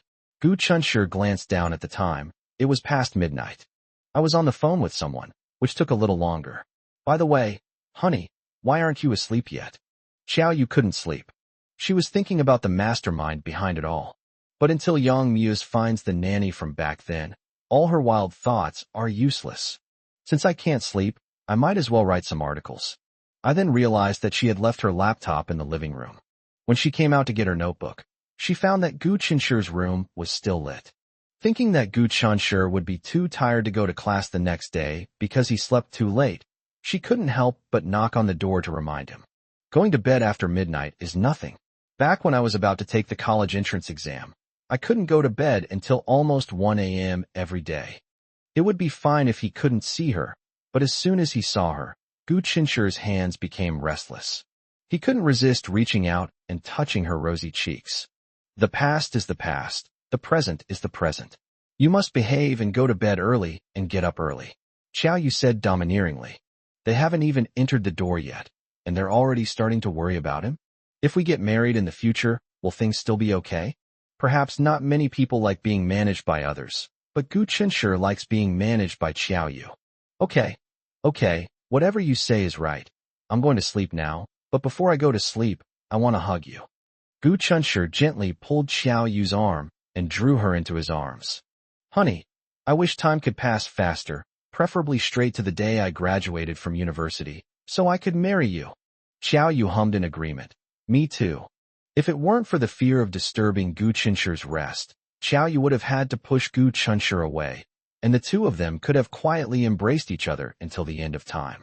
Gu Chenshi clung to her like a rascal, refusing to let go. Xiao Yu coaxed him in a tone that sounded like she was talking to a child. Good boy. Go to sleep. I love you. I love you too, my wife. Fortunately, cheesy love quotes like, I love you, and you love me, don't require copyright fees. Otherwise, the two of them would have gone bankrupt from saying them so often. Honestly, I really wish time could pass faster. Gu Chenshi longed for the days when he could fall asleep in Xiao Yu's arms and see her as soon as he opened his eyes. Saturday arrived in the blink of an eye. Gu Chenshi got up very early. He thought he had gotten up early enough, but Xiao Yu had gotten up even earlier and was already in the kitchen preparing breakfast. They were on high alert, unwilling to give Gu Chenshi any chance to perform. I made a little more breakfast than usual today, because, Old Gu, I'm here. Ha ha ha. Zhou Xiangyu's arrogant laughter rang out. Gu Chenshi shook his head with amusement. Knowing that he and Xiao Yu were going out today, he didn't even sleep in, just so he could get a free meal. But this guy doesn't even spare a plain and ordinary breakfast. How insane is he? Gu Chenshi ordered him. How can you let someone serve you rice? Go, serve yourself. Zhou Xiangyu skipped into the kitchen. Hey, when are you guys coming back? I can't get lunch here, but I want to get dinner here. Zhou Xiangyu said pitifully. In the kitchen refrigerator, I just put in a piece of pork belly, a wild rooster, 5 or 6 pounds of premium spare ribs, and a large piece of mutton. They were all brought by Zhou Xiangyu. This is why Gu Chenshi felt embarrassed to kick him out every time he came to freeload a meal. Just kidding.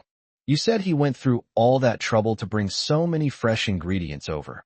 And if he goes back without even getting a single bite, what a waste. It's hard to confirm that, and we don't know when we'll be back either, Gu Chenshi said. Zhou Xiangyu snorted. Old Gu, we're brothers, this is really not nice of you, you know. Xiao Yu said, Gu Chenshi is right. We are going to Y City. If all goes well, we can get here before dinner. Otherwise, we may not be able to get back until tomorrow. Y City. Zhou Xiangyu reacted strongly, as Tang Xiaoxi went to university in Y City. What are you going to Y City for? Are you planning to secretly meet Tang Xiaoxi behind my back? Gu Chenshi. What the hell? Why are we going to find Tang Xiaoxi? Zhou Xiangyu, stop glaring at me with those big, bright eyes. Don't worry, I have a wife. I won't steal your wife. Zhou Xiangyu was puzzled. For him, the greatest attraction of Y City, a third-tier city, was that Tang Xiaoxi studied at a university in that city. In other words, in his eyes, all the charm of Y City came from Tang Xiaoxi. If Gu Chunshi and the others weren't going to find Tang Xiaoxi, what was there to do in Y City?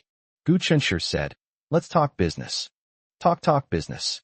Zhou Xiangyu looked at Gu Chunshi, who remained calm and composed, with a bewildered expression. Suddenly, I realized that the gap between myself and my best friend had widened dramatically. His father gave him 50 million yuan, but he had no interest in it except putting it in the bank.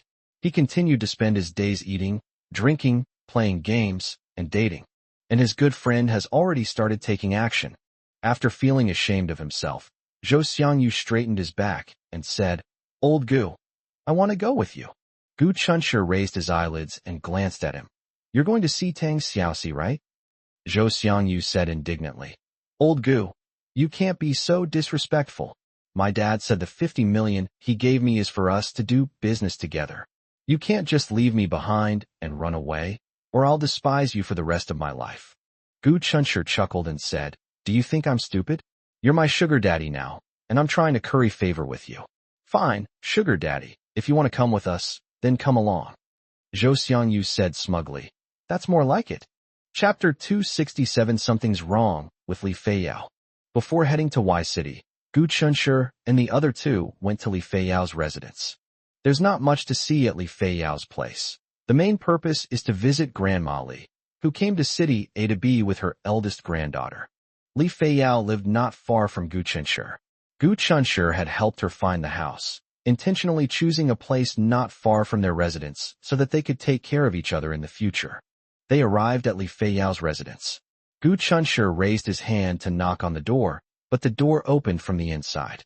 Li Feiyao's eyes were red.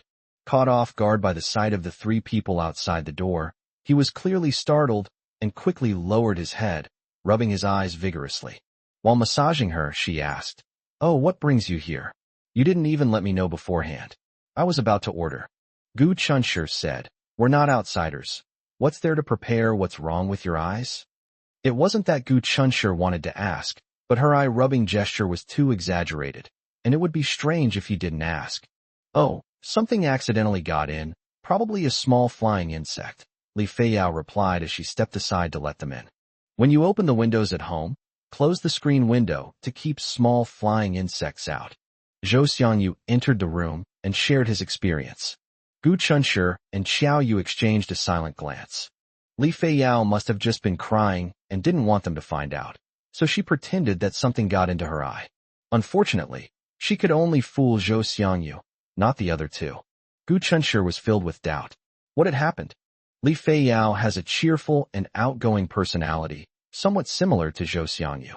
She's easygoing and doesn't seem like the type to cry easily.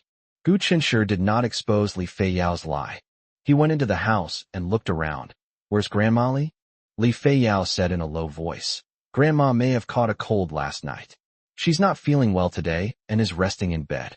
Upon hearing this, Gu Chunshi and Xiao Yu, who had walked into the living room, stopped in their tracks. Since that's the case, they shouldn't disturb Grandma Li's rest. I'll just say a few words and then leave. Zhou Xiangyu, who was walking at the front and was usually oblivious to things, finally realized something was wrong, so he stopped and obediently sat on the sofa. A bunch of unwashed grapes sat on the coffee table. Li Feiyao picked them up and went into the kitchen. Zhou Xiangyu said, Don't bother, we're not eating. Li Feiyao said, If you're not going to eat, I'll eat, okay? Why are you being so polite with me? After she left, Zhou Xiangyu lowered his voice and said to Gu Chunshi, Old Gu, don't you think she's acting a little strange? Gu Chunshi looked at Zhou Xiangyu with new respect. That's quite insightful. Gu Chunshi also lowered his voice. Yes, I can see that. Let's sit for a while and then leave. On the one hand, she was afraid that Li Feiyao would hear, and on the other hand, she was afraid of disturbing Grandma Li who was resting inside. She usually seems so fierce and tough, but I never expected her to be so delicate. She can't even stand a tiny bug in her eye and keeps crying. She's a girl after all. When Zhou Xiangyu saw Xiao Yu sitting down next to Gu Chunshi, he added, But my sister is different from them. Gu Chenshi was speechless. Zhou Xiangyu's logic is quite amazing. He couldn't help but worry. Li Feiyao had a straightforward personality and was the kind of person who couldn't keep things to herself. But this time she preferred to cry alone in secret rather than tell them. Does that mean the problem is a bit serious? He couldn't continue thinking about it. Li Feiyao returned with the grapes. Looking at her eyes again, they weren't as red as before. If you look closely, you can see that she's applied some concealer around her eyes. Gu Chenshi and the others tacitly pretended not to notice, ate a few grapes, and then Gu Chenshi peeked through the crack in the door at Grandma Li, who was lying on her side on the bed. His grandparents passed away early, leaving no trace in his memory. Therefore, in his mind, Grandma Li, who took care of him since he was a child, was his real grandmother. After saying goodbye to Li Feiyao, the three of them left the room, and Li Feiyao saw them out. When Grandma Li wakes up, please tell her we've gone to Y City, Gu Chenshi instructed Li Feiyao. If Grandma Li hadn't been told, she might have cooked something at home and asked Li Feiyao to invite him and Xiao Yu over to eat. That's what happened last week. Li Feiyao asked in surprise, "You're going to Y City?" Zhou Xianyu spoke first. "That's right, we're going to talk business." Their proud tone made it sound as if they were about to discuss a huge business deal worth hundreds of millions. Li Feiyao was intrigued. "Really? I really want to go with you guys too. Little brother, you're not going to abandon Brother Chung and go solo, are you? But I support you. Brother, you are a promising person. You can't spend your whole life working for someone else. I have faith in you. If you need any staff, just let me know, and I'll fire Brother Chung right away and come help you out." Gu Chenshi joked. "Aren't you afraid that my business will fail and I won't be able to pay salaries?" Li Feiyao said, "How could that be? But if you really can't afford to pay me my salary, I won't ask you for it. We're like family, right? Even if I don't care about you, I have to consider you and her aunt and uncle's feelings." Xiao Yu smiled gently. Gu Chenshi hesitated whether he should ask for clarification. Zhou Xianyu urged impatiently, "Let's hurry up and finish this quickly so we can come back soon. I want to eat braised pork ribs tonight." Gu Chenshi exposed his weakness. "Stop using braised pork ribs as an excuse. I think you're just eager to see Tang Xiaoxi, aren't you?" "Who said that? I want to eat braised pork ribs and see Tang Xiaoxi at the same time." Li Feiyao rolled her eyes and said, "The stench of love is polluting the air around me. Hurry up and leave. Hurry up and leave, or I won't be able to breathe." Zhou Xianyu earnestly advised, "Sisterly, you're actually quite good-looking, really. If you just tone down your temper, someone will fall for you right away." Gu Chenshi. Xiao Yu linked arms with Gu Chenshi, looking away as if it were none of her business. Although Zhou Xianyu addressed her affectionately as sister, he had brought this upon himself, and there was really nothing she could do about it. Li Feiyao was so angry that smoke seemed to rise from her head. She waved her fist and shouted, "If you don't talk, no one will think you're mute." Zhou Xianyu screamed and fled in panic. Gu Chenshi shook his head. "These two can't meet. They'll start fighting the moment they do." "Oh right, you're going to Y City?" Li Feiyao remembered something. Brother Cheng's hometown is also in Y City. I heard him say at the company yesterday that he's going back to his hometown to visit his parents today. Even after getting into the car, Zhou Xianyu was still puzzled. "Hey, why did Li Feiyao get angry?" Gu Chenshi said wearily, "Brother, can't I just call you brother from now on? If you don't want to get beaten up later, can you say less in front of her?" Chapter 268, I love to torture couples. Gu Chenshi kindly advised Zhou Xianyu to say less in front of Li Feiyao in the future. Zhou Xianyu retorted, "I know my words aren't very pleasant, but honest advice is hard to swallow. Aren't I doing this for her own good?" Gu Chenshi put his arm around Xiao Yu's shoulder and shook his head to himself sigh. "Sorry, he has limited ability and can't pull back someone who's courting death. Every pot has its lid. You might think Li Feiyao isn't gentle enough, but maybe there are people who just like her style." Zhou Xianyu said thoughtfully, "Old Gu, I agree with what you said. The world is full of wonders, otherwise how could there be masochists?" Gu Chenshi. Fortunately, Li Feiyao wasn't there, otherwise Zhou Xianyu would have been doomed if he had heard those words. He looked down and exchanged a glance with Xiao Yu, who was suppressing a laugh. Xiao Yu pursed her lips tightly, her eyes curved into crescents, and her dark pupils sparkled with a light that surpassed even the stars, captivating all who beheld her. His little cutie is still the cutest. Old Gu. Zhou Xiangyu's heartbroken voice suddenly came from behind. Gu Chunshi and Xiao Yu couldn't help but stop and turn to look at Zhou Xiangyu, who was standing still.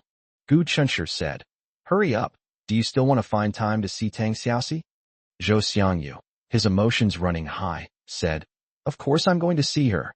But before that, you have to answer one question for me." Gu Chunshi asked in confusion, "What's the problem? Speak up if you have something to say, or shut up." "Forget it. I shouldn't swear in front of my wife." "Tell me, aren't you biased?" Zhou Xiangyu delivered a soul-searching blow. Gu Chunshi was completely bewildered. "What the hell? I was originally the person you loved the most." Zhou Xiangyu shouted in protest. Gu Chunshi's lips twitched. "What the heck? Could you please say it again?" Zhou Xiangyu suddenly realized he had said something wrong, and a strong will to survive made him quickly try to salvage the situation. "Besides my sister, there's also your uncle and aunt. I used to be the person you loved most. But ever since Li Feiyao came, you've started to neglect me. Every time we have a disagreement, you take her side." Gu Chunshi was stunned. Unexpectedly, Zhou Xiangyu's resentment towards him was so intense. But he's the kind of person who always sides with reason, not personal relationships. However, he couldn't help but reflect on his actions. Although Zhou Xiangyu sometimes speaks without thinking and is very annoying, haven't I also taken advantage of our good relationship to criticize him without restraint? There are many ways to speak, so why choose the way he doesn't like to speak? As he thought about it, Gu Chunshi felt guilty. "I promised myself I'd treat him well. How could I?" Xiao Yu smiled magnanimously at Zhou Xiangyu. No matter how much Zhou Xiangyu tried to win favor, she couldn't take away Gu Chunshi's love for her and his aunt and uncle. "Don't be stubborn. Gu Chunshi was just giving you well-intentioned advice. It's not being biased." Zhou Xiangyu, who was originally sulking, suddenly burst into laughter. He darted over with a cheeky grin and asked Gu Chunshi, "Hey, Gu, I just saw you spacing out. Tell me, is your soul suffering from the torment of your conscience?" Gu Chunshi rolled his eyes and couldn't help but laugh. "Get lost." In the crisp autumn air, the edges of the withered yellow leaves curled up, and the autumn wind blew, scraping against the cement ground and making a rustling sound. Stepping on it produces a crisp crack sound as it breaks. Gu Chunshi looked up. Across from the three of them was a small courtyard with old, weathered walls. There is a poplar tree in front of the yard whose leaves have almost all fallen. Coupled with the gray-blue sky, it inexplicably evokes a sense of desolation and bleakness. Rustle. Leaves rolled around their feet. Xiao Yu silently surveyed the courtyard without uttering a word. Zhou Xiangyu looked around and whispered in Gu Chunshi's ear, "Old Gu, why does this place feel so eerie? Could we have come to the wrong place? Are you even capable? You can make it feel eerie even in broad daylight." "I'm impressed." Gu Chunshi glanced at him sideways. Compared to the prosperity they had traveled through, this place was a bit more dilapidated, but it was by no means gloomy at all. He finally realized that it wasn't that he didn't want to be gentle with Zhou Xiangyu, but rather that this guy's thought process was sometimes so baffling that it made him want to argue with him. Therefore, I was not wrong. Yes, that's right. Gu Chunshi's guilt towards Zhou Xiangyu lessened slightly. Gu Chunshi showed him his phone. The phone screen is still on a navigation app. "See this? This is the right place." Zhou Xiangyu retorted, "Do you think navigation is reliable? I once saw a news report about someone who used navigation while driving and ended up in a ditch." Haha, that cracked me up. Gu Chunshi held back for a moment, then thought, "Oh well, this guy's smile is kind of cute, even though he looks like an idiot." Gu Chunshi said to Xiao Yu, who was a normal person, "There's no mistake, this is the place. I'll go knock on the door." Xiao Yu nodded. "Okay," etc. Zhou Xiangyu spoke up to stop him. He looked around and found a few bricks under the courtyard wall, which had been there for who knows how long and were covered with moss. Zhou Xiangyu, finding it dirty, kicked off the top brick with his foot, bent down to pick up the second brick, which looked slightly better, weighed it in his hand, and followed behind Gu Chunshi, solemnly saying, "Knock it down." Gu Chunshi. Those who knew them would think they were there to discuss business, but those who didn't would think they were there to rob them. "Put the brick down." "No, We don't know anyone here. What if we run into local bandits or bullies? Anyway, I don't think things are that simple. Better safe than sorry. Cough, cough. As the two were arguing, a soft cough came from behind them. Gu Chenshi and Zhou Xiangyu turned around at the same time. They saw Qiao Yu with his hands in the pockets of his beige hooded jacket, smiling as he looked at them. Their gazes, without prior arrangement, shifted from Qiao Yu to the young woman standing next to him and an elderly woman with gray hair. The old woman looked at them with a terrified expression, while the young woman seemed much calmer. Gu Chenshi quickly gave Zhou Xiangyu a wink. You scared someone. Zhou Xiangyu sheepishly hid the brick behind his back. The young woman looked them up and down, then tentatively asked, You love showing off your love? Zhou Xiangyu was completely bewildered. Gu Chenshi calmly replied, Yes, that's me. That's right. Gu Chenshi's Douyin account name is Super Loves to Torture Singles.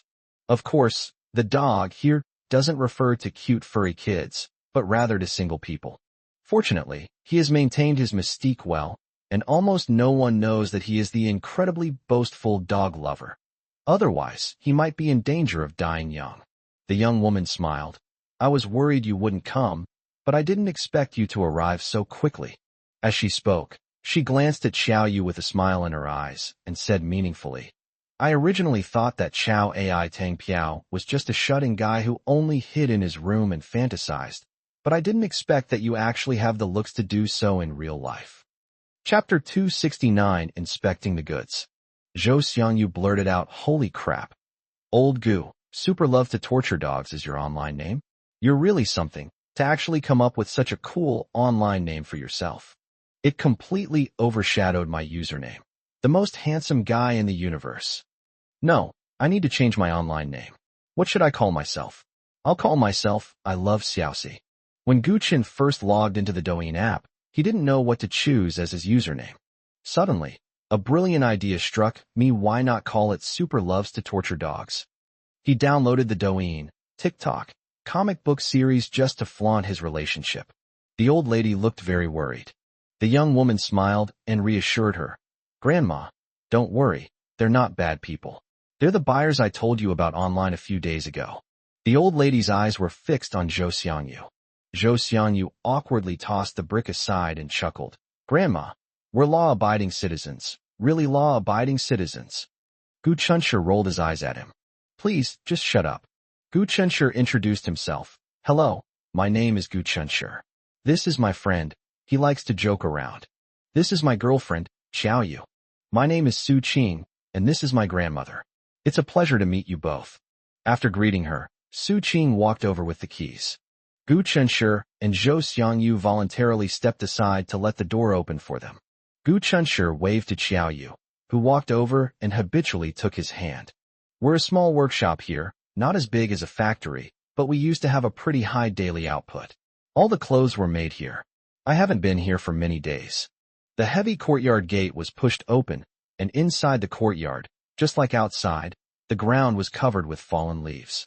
Grandma Su jogged a few steps, picked up the large broom that was commonly seen in rural areas, and stood against the wall, and began to sweep the floor. Are you sure you've only been away for a while? The thickness of these fallen leaves makes it seem like no one has been here for a year. Zhou Xiangyu frowned. Su Qing smiled and said, A year is too much, but it's probably been about a month since anyone came. I'm sorry you came from so far away. I didn't expect you to arrive so quickly. I was planning to tidy up the place and boil some water to make some tea to entertain you, but there's nothing here now. Please forgive me. It's all right. We didn't come all this way just for a cup of tea anyway. Gu Chenshi asked. Is the goods here? Su Qing nodded. Yes. She opened a door, and as soon as she pushed it open, a wave of stuffy, foul air rushed out. The room was quite spacious, with about a dozen sewing machines arranged in a row. The smooth surfaces of the sewing machines were covered with a layer of dust. Su Qing went inside and turned on the lights, instantly brightening the large, dimly lit space. Su Qing led them inside. There was no place to put the sewing machine inside, but there was a huge table. The table was piled high with clothes. They have both men's and women's clothing. There were more than a dozen large blue baskets on the ground, and the baskets were also filled with clothes. Gu Chenshi casually picked up a piece of women's clothing from the table and found that even the loose threads hadn't been cut. Xiao Yu picked up a piece of women's clothing and examined it. It's a popular style right now, the fabric feels nice, and the workmanship is good. Zhou Xiangyu didn't want to look like a bystander, so he pretended to pick up a piece of men's clothing. But he couldn't really tell what it was about. It was just a piece of clothing, right? I simply put it on myself, and hey, I have to say, it fits me perfectly, not too fat and not too thin, just like it was tailor-made for me. Su Qing leaned against the large table, her expression somewhat nonchalant and dejected. The goods are all good, and the price is negotiable. I sincerely want to clear out my stock. If you think they're good, then take them all. Zhou Xiangyu was startled and looked around. There are at least several hundred pieces of clothing here. That's too many. How much does it cost? Then he realized, what's there to be afraid of? His dad gave him 50 million. These clothes can't possibly be worth 50 million, can they? He then regained his composure. After Gu Chunshi decided to keep up with the times and try live streaming sales, he would spend some time every day looking for sources of goods. We contacted several suppliers, but we're not satisfied with any of them. His main selling point is high quality at low prices. He wouldn't do anything to fool people, especially his own fans. Then a few days ago, a comment from a netizen in the comments section of Sweet Love Diary caught his attention. Life is a play. Just enjoy watching this kind of sweet romance that a shut and fantasizes about. Don't take it too seriously, or the harsh reality will show you that your longing for beautiful love is just a joke. Life is a play, and that's Su Qing. The netizens in the comments section responded to her in a flurry of different ways. Some people approve of her, while others advise her not to be too pessimistic. Some netizens also said that reading comics is just for relaxation and to satisfy one's fantasies. If you take it too seriously, you might as well give up TV, novels, and the internet altogether. Some even more pointedly questioned whether she had just broken up with her boyfriend, which was why she made those remarks. She actually admitted it quite frankly. She replied to netizens that her boyfriend of 5 years had gotten married, and the bride was not her, but her cousin. It's ridiculous that after my boyfriend and cousin got married, they moved into the new house they bought together, which they planned to use as their marital home. Her boyfriend was unable to repay her mortgage payment in a short period of time, so he gave her the small clothing factory they ran together. The comments section was filled with scenes straight out of a melodramatic soap opera, instantly igniting a fiery passion for gossip among netizens. Of course, many kind-hearted netizens also advised her to think more positively. On a whim, Gu Chunshi contacted her and asked if she had any clothing inventory. Su Qing looked at Gu Chunshi strangely. How did you know I had inventory on hand? From the time Gu Chunshi contacted her until now, she still hasn't figured it out. Gu Chunshi smiled, but didn't say anything. A woman who has just experienced her boyfriend and cousin getting married will inevitably feel depressed and negative for a period of time, except for a few who are particularly strong-willed. During this time, she must have been unable to focus on her career. Gu Chunshi deduced this conclusion from here. And he was right. If you can buy all the goods here, I can give you a cost price. Su Qing looked at the workshop without any hesitation. I see you didn't drive here. I can help you find a truck and some workers to help you pack the goods and take them all away. The shrewd Zhou Xiangyu chimed in. Too hasty. We haven't even checked it out yet. Gu Chunshi said. Boss Su, I only plan to take the sample garments from you today and leave the rest with you. Upon hearing this, not only Su Qing, but even Zhou Xiangyu, one of his own, couldn't stand it anymore. What was old Gu up to? The check was very thorough. Hopefully there are no typos. Omega. Chapter 270, Getting Something for Nothing. Gu Chunshi has now developed the habit of discussing things with his wife, Xiao Yu, before doing anything. Xiao Yu knew his plan and remained quite calm. Su Qing looked at Gu Chunshi with a puzzled expression. Author, what do you mean? When introducing himself, Gu Chun gave his name, but Su Qing only remembered that his surname was Gu and forgot his given name. When it's time to simply refer to Gu Chunshi as the author, Gu Chunshi's plan is as follows. He was in charge of live streaming sales, while Su Qing was in charge of shipping. So this thing still needs to be kept with Su Qing. Su Qing couldn't help but frown, glaring at Gu Chunshi with an expression that seemed to say, Are you kidding me? Mr. Su, Are you trying to get rid of this little bit of inventory as soon as possible and then shut down this small factory? Su Qing was stunned. He had actually seen through her. That's right. That's exactly what I'm thinking.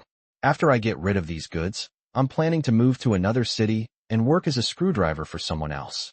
So I hope you can be quick and take all of these goods away at once. We can discuss the price. Su Qing was getting a little impatient. Why would you punish yourself for someone else's mistakes? Gu Chunshi suddenly asked. Although it might seem like meddling and showing off, Gu Chunshi couldn't help himself. Su Qing was stunned for a moment, then said angrily, How old are you this year? Not even 20 yet, right? Judging from your appearance, you should be a student.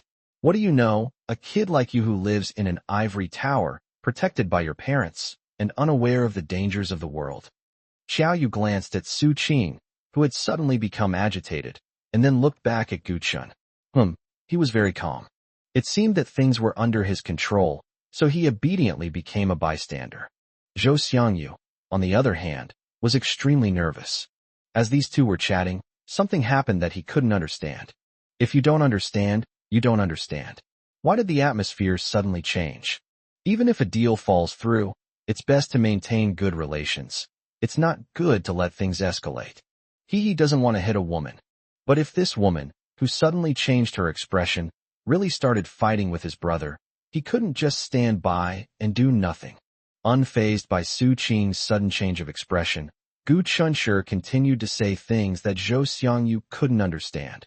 I think you should feel lucky to see their true colors now, which is better than realizing reality after you've fallen into the mud. Su Qing's expression was very unpleasant. People should be a little selfish and live for themselves, shouldn't they? Those disgusting trash should be kicked aside and never seen again in this lifetime, don't you think? Gu Chunshi smiled as he looked at her. Xiao Yu looked out the window and blurted out, The weather should be even better tomorrow than today. Gu Chunshi said, Has Grandma already swept the yard clean by now? Su Qing remained silent, her expression showing some emotion. Only Zhou Xiangyu was dizzy and confused, as if he were listening to gibberish. I opened my mouth several times to ask for clarification, but I held back each time. He could sense that every word Gu Chunshi said later, which he couldn't understand, was full of profound meaning. After a long silence, Su Qing suddenly smiled and said, Okay, let's do it your way. You sell goods via live streaming, and I'll handle the shipping. If I sell one item, you pay me for one item. If I sell two items, you pay me for both. If we can't sell it, you won't lose anything. If we do, it's a win-win situation for both of us, little brother. You look young, but you're quite clever. Gu Chunshi flattered. No matter how quick-witted I am, I still need to meet a boss as generous as you.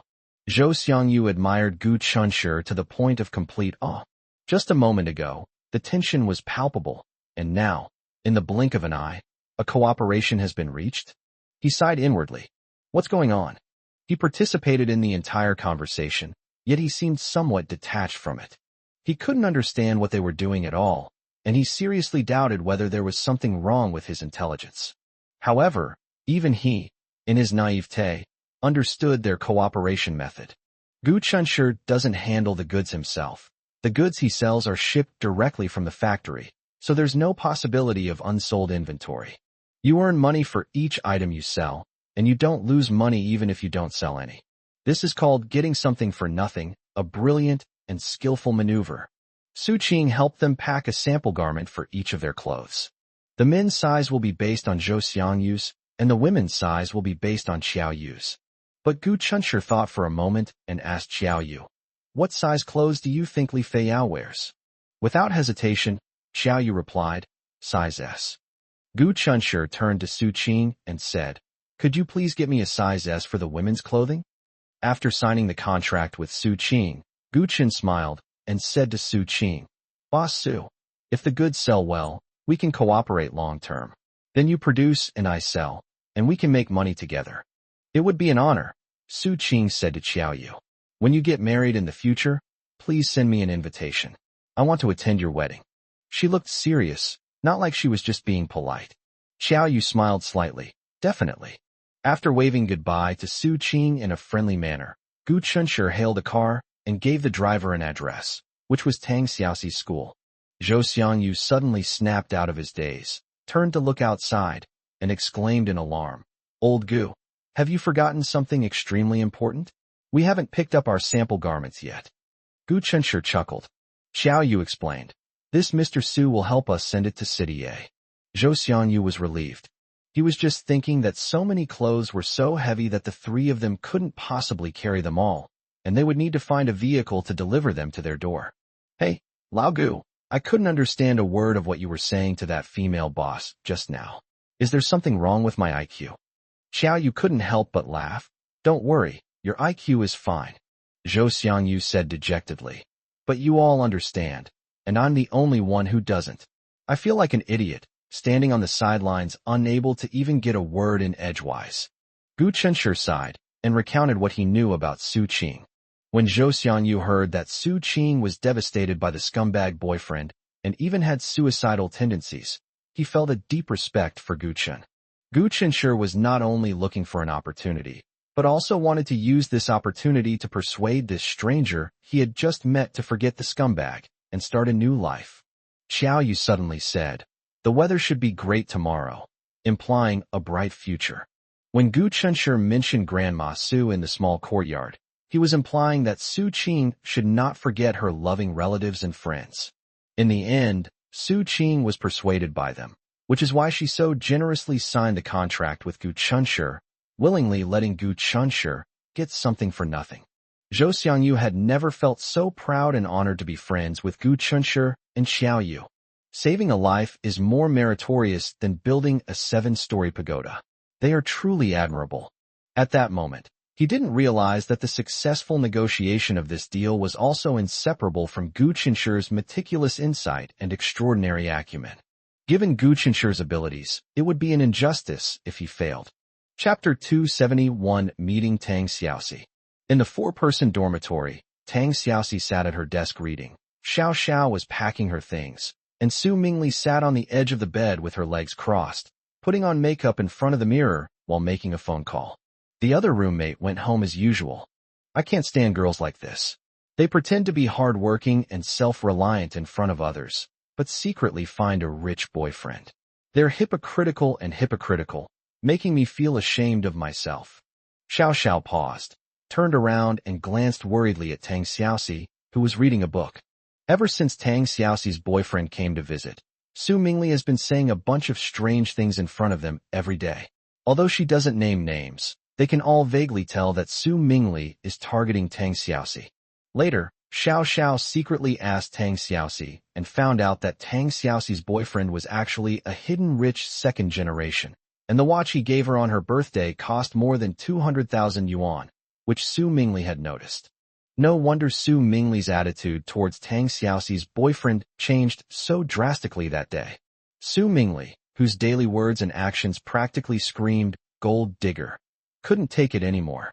Perhaps in her eyes, if she couldn't even find a rich second-generation boyfriend who would give her a birthday gift worth over 200,000 yuan, why should Tang Xiaoxi, who was inferior to her in every way, be able to? She was severely psychologically unbalanced, and secretly used Tang Xiaoxi as a target for venting her emotions. Tang Xiaoxi knew perfectly well what was going on, but completely ignored her. When a dog barks in your ear and you bark back, trying to outshout it, don't you think this behavior is utterly foolish? If the dog is just barking and not biting you, then it seems unnecessary to pay attention to it. The louder it shouts, the more ridiculous it becomes. However, Su Mingli's phone call this morning was really too much. Tang Xiaoxi remained unmoved. Normally, she would be heartbroken and extremely aggrieved. But after her cousin Xia Lingling tried to steal Zhou Xiangyu's heart, Tang Xiaoxi developed a strong mentality. The phone rang. Tang Xiaoxi glanced at the caller ID, and the grievances that had been suppressed in her heart surged up wildly. "Hello, Zhou Xiangyu. You're talking business with Gu Chunshur and Xiao Yu? It went very smoothly. That's great. What? You're at our school gate now. Oh, I'm coming right now." The unexpected surprise swept away all of Tang Xiaoxi's grievances. Xiao Xiao asked her with a smile. "Xiaoxi, your boyfriend came to see you again?" Su Mingli paused in applying makeup. Tang Xiaoxi nodded excitedly. "Yes, I came with my high school classmate." Xiao Xiao finished packing her things, slung her bag over her shoulder, and said with a smile, "Come on, I'll go down with you, and we can say hello." The two left together. Su Mingli, sitting alone on the edge of the bed, angrily threw her phone onto the bed. The screen was black. She hadn't made a call at all, but deliberately pretended to chat with someone to indirectly criticize someone else. Zhou Xiangyu stood at the gate, craning his neck to look inside, his eyes practically straining with longing, almost turning himself into a waiting for wife stone. Xiao Yu looked up with curiosity at the large, gold-plated characters of Y City Normal University. Gu Chunshur said, "If you want to go to university to make up for your regrets, you can take the adult college entrance examination. I support you." Xiao Yu looked away and shook her head. "No, I'll see a lot of people every day at school and probably have to deal with a lot of people. Just thinking about it makes me tired." She still prefers to stay quietly at home, seeing him off every day, and then, in anticipation of his return, starting her day's work or doing housework that's enough for her. They're here. They're here. They? Gu Chunshur and Xiao Yu peered inside. Sure enough, Tang Xiaoxi and a female classmate walked towards them. Zhou Xiangyu waved excitedly at them. "Over here, over here." Gu Chunshur and Xiao Yu exchanged a glance and smiled knowingly. It seems like Zhou Xiangyu hasn't talked about games in front of them for a long time now. Instead, he constantly refers to Xiao Shi and Xiao Shi, becoming a doting husband. "Xiao Xiao, you've already met my boyfriend before, so I won't introduce him again. This is my high school classmate and deskmate, Gu Chunshur. He's a top student and is currently studying at Huada University." Xiao Xiao was filled with respect and gave Gu Chunshur a thumbs up. Amazing. In the eyes of almost all students, the University of Washington is a prestigious institution. Are people even human enough to get into the University of Washington? That's God, okay. Tang Xiaoxi continued, "This is Xiao Yu. She is my good friend and Gu Chunshur's girlfriend." Xiao Yu nodded to Xiao Xiao. "Hello, nice to meet you." Xiao Xiao smiled and said, "I'm also very happy to meet you two. You two are a perfect match." Although she had heard similar words many times, Xiao Yu still didn't find them tiresome. "Thank you." "Oh, are you all Xiaoxi's classmates?" A sudden voice broke their peaceful atmosphere. Su Mingli couldn't sit still when she heard that Tang Xiaoxi's rich boyfriend had arrived. After Tang Xiaoxi and the others left, she casually tossed aside the mirror in her hand and hurriedly chased after them. She doesn't like Tang Xiaoxi, but she likes Tang Xiaoxi's rich second-generation boyfriend. Gu Chunshur and the others looked at Su Mingli with some confusion. Su Mingli raised her hand and tucked the curly hair behind her ear, smiling slightly as she leaned closer with captivating charm. The scent of expensive perfume followed immediately. Tang Xiaoxi's expression turned slightly indifferent. Xiao Xiao laughed somewhat awkwardly. Su Mingli had very mixed feelings. She suddenly regretted her previous veiled criticism of Tang Xiaoxi. "I never expected this plain-looking girl to have so many outstanding male classmates. My boyfriend is a rich second generation." Several days later, when I saw Zhou Xiangyu again, I found that Zhou Xiangyu was quite good-looking and exuded an indescribable personal charm. My male deskmate is a student at Huazhong University of Science and Technology. He may not be as well off as Tang Xiaoxi's rich boyfriend, but he is a promising young man with unlimited potential. The key is that he's also very handsome. If I can't steal Tang Xiaoxi's rich boyfriend, I'll at least steal her male classmate. Su Mingli glanced furtively at Xiao Yu, who was supposedly Hua Daxing's girlfriend. Xiao Yu's natural beauty and refined, aloof, and noble air, without the need for makeup, immediately made Su Mingli give up on her. Tang Xiaoxi was so annoyed by her that she had no intention of introducing her to Gu Chunshur and Xiao Yu. "It's all right," Su Mingli said with a thick skin, smiling broadly as she introduced herself to Gu Chunshur. "Hello, I'm Tang Xiaoxi's roommate, Su Mingli. We're usually very close." As she spoke, she extended her hand, which was adorned with an exquisite manicure, towards Gu Chunshur. Xiao Yu gently slapped her hand away. "I'm sorry, my boyfriend is allergic to perfume." Chapter 272 Live Broadcast Preparation. Xiao Yu disliked Su Mingli, and naturally disliked her having any contact with Gu Chunshur. Without a word, he reached out and stopped Su Mingli from shaking hands with Gu Chunshur to get closer to him. This move was met with cheers from the others present. After silently giving Xiao Yu a thumbs up, Gu Chunshi chimed in. My wife is right. I am indeed allergic to perfume. Su Mingli was incredibly embarrassed, so she tried to save face by saying, Huh, this is the first time I've heard of someone being allergic to perfume. Does that mean your wife can never wear perfume in her entire life? Xiao Yu said expressionlessly, I don't like wearing perfume. Su Mingli.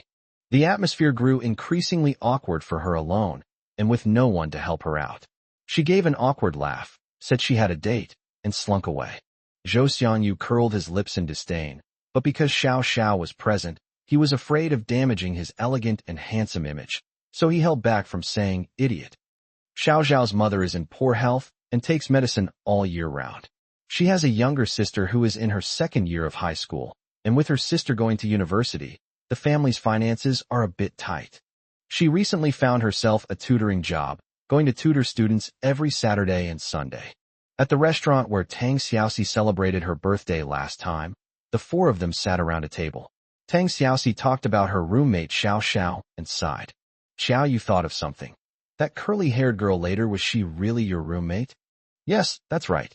Tang Xiaoxi was a little annoyed and didn't want to affect everyone's mood, so she didn't mention what Su Mingli had done to her. We don't have the same values, so we don't usually hang out together. Zhou Xiangyu said, that's right. I feel unlucky just looking at her. Ugh. Gu Chunshi received a call from Chung Karen. Brother Gu, I heard you guys are in Y City now? Did Li Feiyao tell you this? Zheng Guiyuan had wronged Li Feiyao last time, but Gu Chunshi was right this time. However, Gu Chunshi wouldn't blame her for being talkative. She's looking for a meal ticket for them. I asked her about work, and she mentioned it to me casually. Chung Karen said, I'm in Y City now. Where are you? I'll treat you to dinner. Gu Chunshi looked at the table full of freshly served dishes and said, we're eating right now. Why don't you come and join us? It's on me. It's my fault for finding out too late. When are you going back?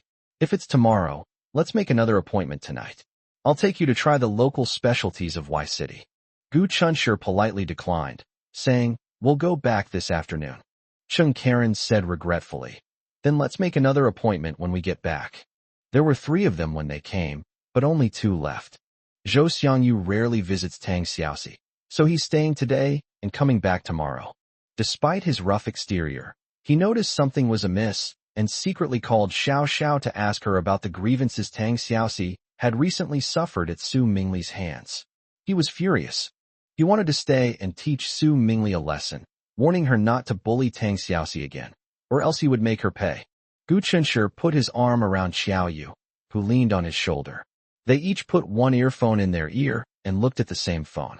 The movie playing on my phone is an animated feature film that was a hit before the Lunar New Year. Xiao Yu's hair smelled of shampoo, not too strong or too weak, just the right amount to make Gu Chunshi feel comfortable.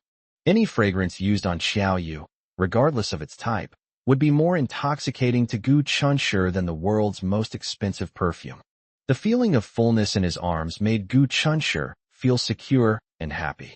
He couldn't help but nuzzle Xiao Yu's head with his chin, and Xiao Yu chuckled softly.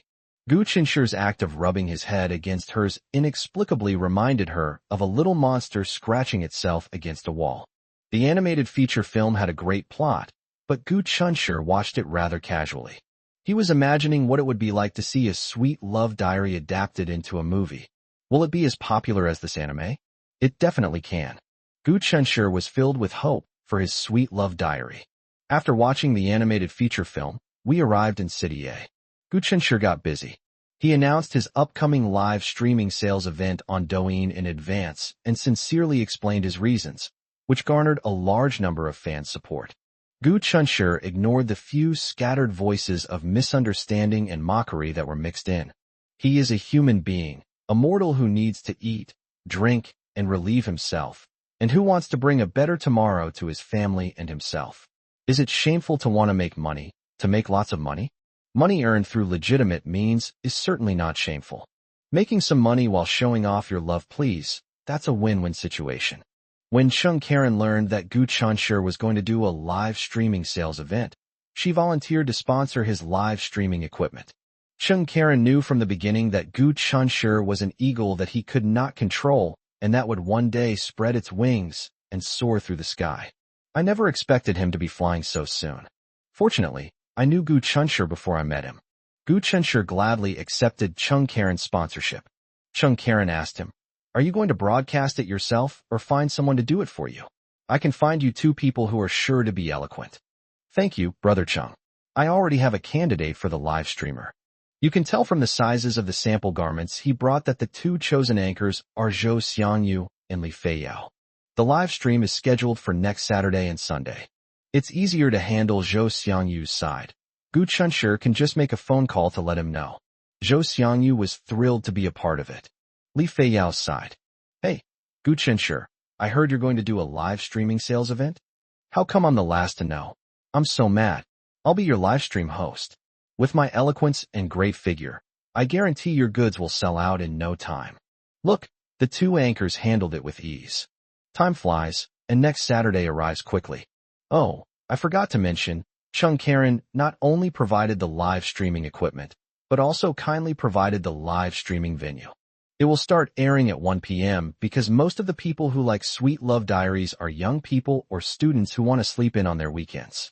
They arrived at the venue ahead of time, and after everything was ready, Xiaoyu took out 2 masks that she had made herself and handed them to Zhou Xiangyu and Li Feiyao respectively. The masks are made to resemble the 2 most popular male and female supporting characters from Sweet Love Diary. Believe it or not, in reality, it refers to Zhou Xiangyu and Li Feiyao. These are for them to wear during their live streams. Gu Chunshir had already thought it through. Wearing a mask of a character from the Sweet Love Diary comic during a live stream can ensure that the streamer is not exposed and that their real life is not affected, while also making fans feel more connected to them. "Old Gu, are you suggesting I cover my handsome face during the live stream? That's great. If I accidentally mispronounce something, I can use the mask to cover up my embarrassment." Li Feiyao tried on the mask, and it fit perfectly. It's time for the live stream. I'm currently writing about the male protagonist starting his own business, and I want him to become powerful. If any readers don't like it, please let the story rest for a while. This story is expected to end next month, and it will cover the part where they get married and have children. Thank you for your continued support. Chapter 273, Living a Low-Key Life. The live stream started on time. Many fans went online to show their support. The idea of a supporting character from a comic book stepping out to sell products via live streaming is novel and interesting. "Hi everyone, I'm Yao Yao. I am Xiang. Li Feiyao and Zhou Xiangyu waved and greeted the phone camera. She was poised and confident, not nervous at all.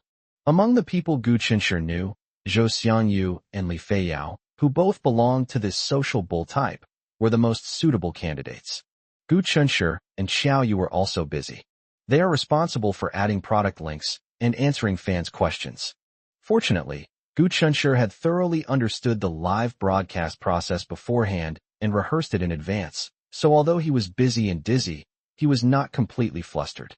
Chung Karen stayed at the company, lending a hand from time to time. Grandma Li sat on the chair that Gu Chunshir had specially moved for her, watching her granddaughter, who was eloquently introducing clothes and interacting with fans, with a face full of pride and doting affection. Originally, Xiang and Yao Yao were created based on Zhou Xiangyu and Li Feiyao, and their personalities are exactly the same as the feeling that Gu Chunshir presents in the comics. The fans in the live stream were completely confused, wondering if the character was actually based on someone from the comics. With the lively and humorous interaction between Li Feiyao and Zhou Xiangyu, the number of people entering the live stream skyrocketed, and orders kept pouring in, making it incredibly popular. This really startled Gu Chunshir. He had no practical experience, and, adhering to the principle of being cautious and ensuring a minimum, thought that he would be lucky to sell a few dozen items during the live stream. However, when the live stream continued until 8 p.m., he sold more than 1,000 items in one go. Chung Karen was shocked. Brother Gu is terrifyingly powerful. Su Qing, who was far away in Y City, was also shocked. With so many orders sold at once, she simply couldn't pack them all up in one go. Fortunately, the delivery deadline was within 3 days. Fortunately, some of those workers are still unemployed at home. Su Qing quickly gathered them over, and they worked tirelessly to trim the loose threads on the garments, pack them up, and ship them out. They were all extremely busy. During a brief moment to take a sip of water, Su Qing gazed at the bustling packing scene and suddenly realized that tomorrow would definitely be better. This batch of goods was ordered by a certain customer. Because the news of her ex-boyfriend marrying her cousin caused a huge uproar in both families, the delivery time was delayed, and the customer, in a fit of anger, decided not to accept the goods. So this batch of goods ended up being stuck with us. What was originally a loss for two people has now become compensation for Su Qing's house purchase payment. The heartbreak left Su Qing with no interest in finding a market for the goods, until Gu Chunshur came to her door. That's right, all you scumbags and jerks, get the hell out of here. I've been reborn, and I'm ready to start afresh. Remembering Gu Chunshur's words about long-term cooperation, Su Qing put her water glass on the table with great enthusiasm, rolled up her sleeves, and joined the packing army. The first live broadcast event was a great success and came to a successful conclusion. Zhou Xiangyu, still wanting more. Hey, is it over already? I wanted to broadcast until midnight. I'm sure I could sell out all of Su Qing's stock in one go. Gu Chunshur unscrewed a bottle of mineral water. Hey bro, your throat's about to burst, right? Have some water first. Li Feiyao ran up to Grandma Li and asked for praise. Grandma, isn't your eldest granddaughter amazing? The live stream lasted for 7 hours. Grandma Li is elderly, and it was impossible for her to sit here and accompany her granddaughter for 7 hours. Chung Karen thoughtfully brought over a recliner, along with water and bread. Grandma Li can lie down and rest when she gets tired of sitting, and drink water when she is thirsty and eat bread when she is hungry. However, during the entire 7-hour journey, she only drank 2 sips of water, refused to eat anything, and said she wasn't hungry. Grandma Li handed Li Feiyao a bottle of water with a smile and said proudly, "How could my granddaughter not be wonderful? You've worked hard, my good baby. Drink some water." Li Feiyao chuckled as she unscrewed the bottle cap, tilted her head back, and drank a third of it in one gulp. During the live stream, Gu Chunshur would occasionally remind them to drink some water and sometimes sit down to rest, but 7 consecutive hours of trying on clothes and explaining them had exhausted her. Tired, but enjoying it nonetheless. She found her value in her busy life. After finishing work, Gu Chunshur took everyone out for a big meal. As laughter and bright hopes for the future filled the private room, Gu Chunshur secretly kept an eye on Grandma Li's condition. He paid a lot of attention to Grandma Li today, whether intentionally or unintentionally. He noticed that Grandma Li had lost weight. His complexion also appeared an unhealthy, dull yellow. During the meal, he and Li Feiyao, who was sitting on the other side of Grandma Li, kept putting food on her plate.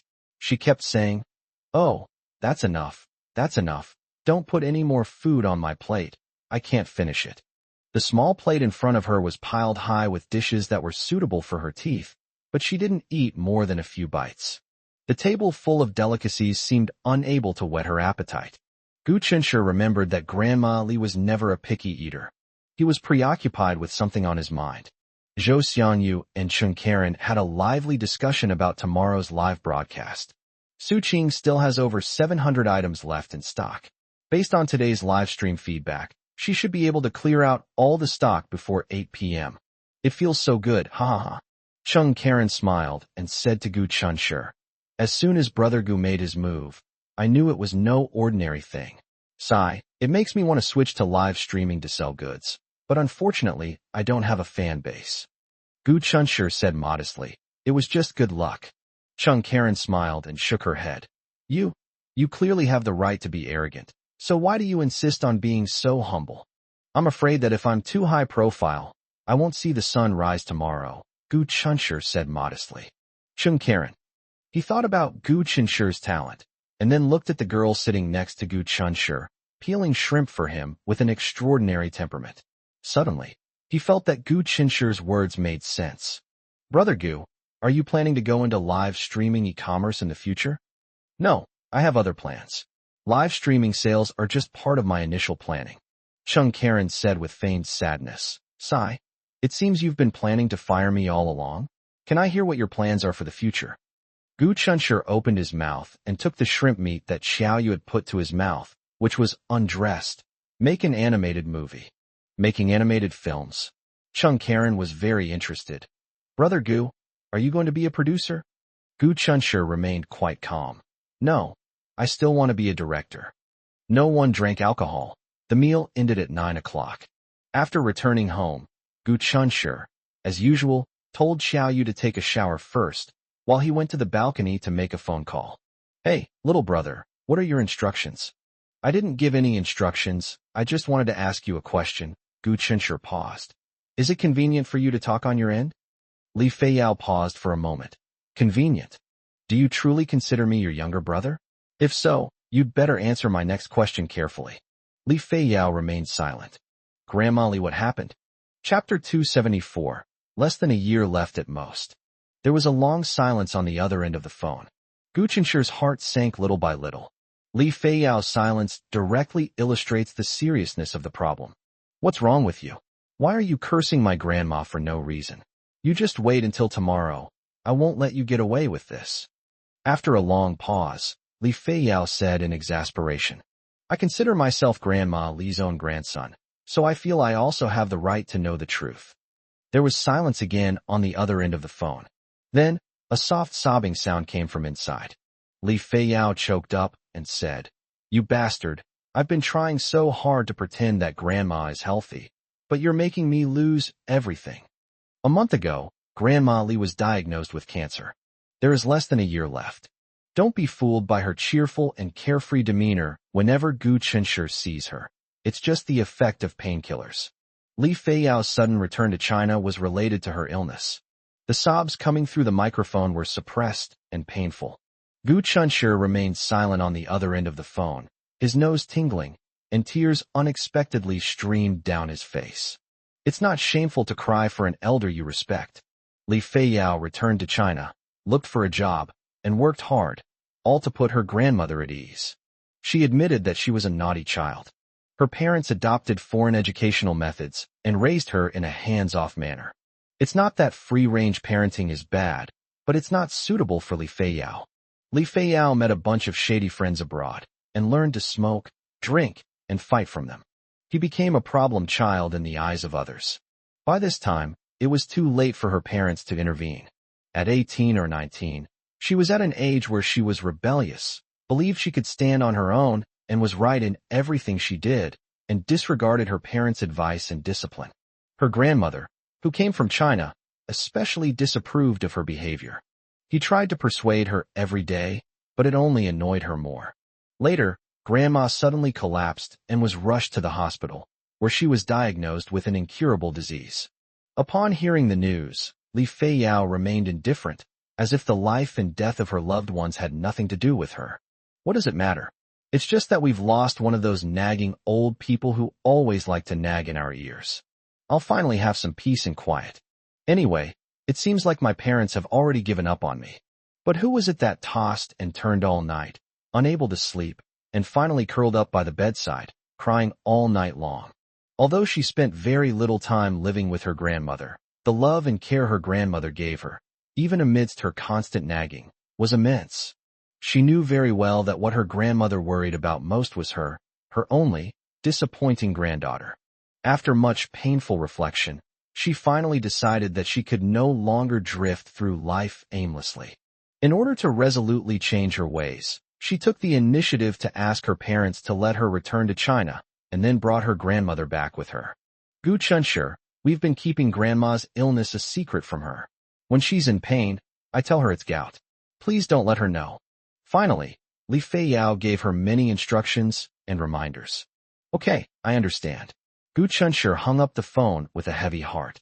Before he could react, soft fingertips gently wiped away the warm liquid that lingered at the corner of his eye. Gu Chunshur couldn't remember how long he had talked to Li Feiyao on the phone. His entire being was immersed in the devastating news. He didn't notice when Xiaoyu finished showering, or when she appeared before him with her slightly curly, wet hair.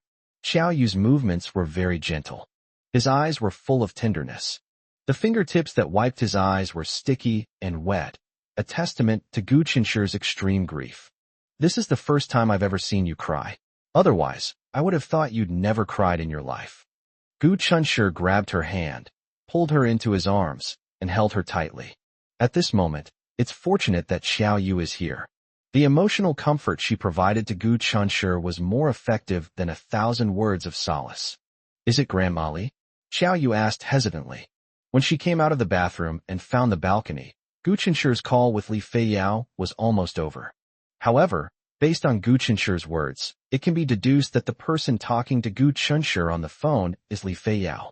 Gu Chunshi's sorrowful tone and the tears in his eyes naturally reminded Xiao Yu of Grandma Li. She also noticed that Grandma Li's complexion was abnormally sallow, and had even reminded her to call home and remind her uncle and aunt to take better care of their health. She never expected the problem to be so serious. Gu Chunshi calmed down considerably. Well, at most, there's less than a year left. Should we tell your uncle and aunt? Let's not talk about it for now, so as not to upset them. Sadness is sadness, but when the sun rises, life goes on. If we become passive and slack off because of this, wouldn't that go against Grandma Li's earnest expectations? After meeting, Gu Chunshi and Li Feiyao tacitly ignored their phone call from the previous night and began preparing for the live broadcast. Zhou Xiangyu walked in with his hands in his pockets, strutting around like he didn't recognize anyone, humming a cheerful tune. He was humming "Today is a good day." Old Gu, could you ask Boss Su to bring some more stock today? Let's broadcast it for another 7 or 8 hours straight. I feel like I have all the energy in me right now.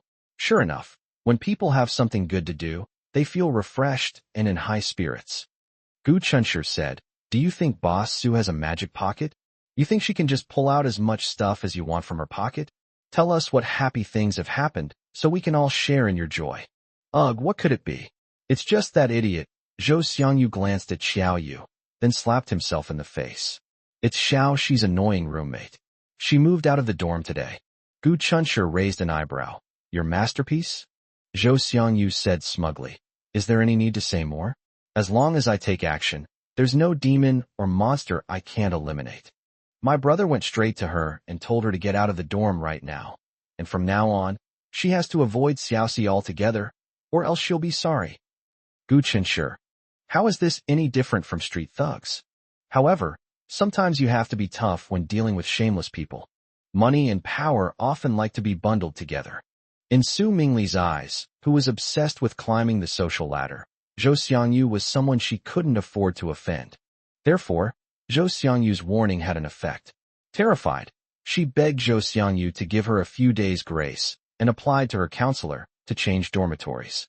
According to feedback from Tang Xiaoxi and Xiao Xiao, Su Mingli was very well behaved in the dormitory before she moved out, and no longer dared to make sarcastic remarks about Tang Xiaoxi.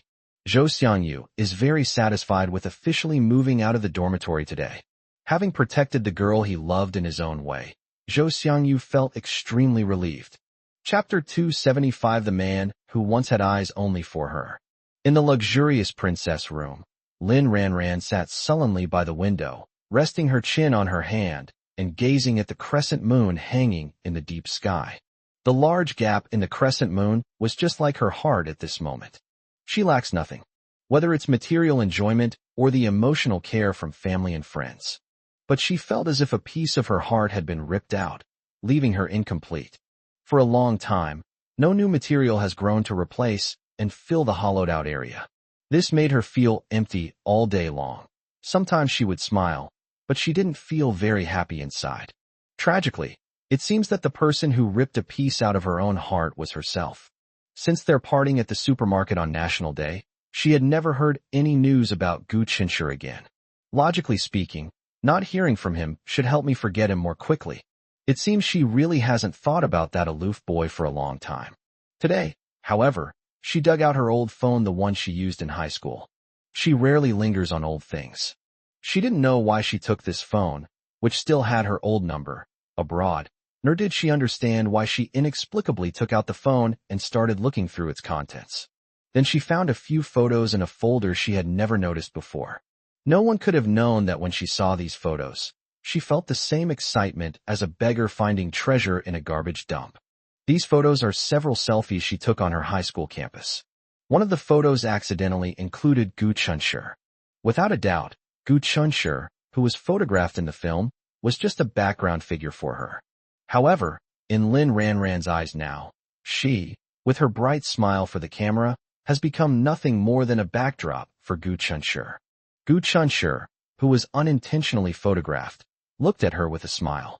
His eyes held a tenderness that both captivated and pained her. When she even began to doubt that Gu Chunshi's feelings for her were just wishful thinking, this photo powerfully told her that Gu Chunshi's kindness to her was not an illusion. But what can we do about it?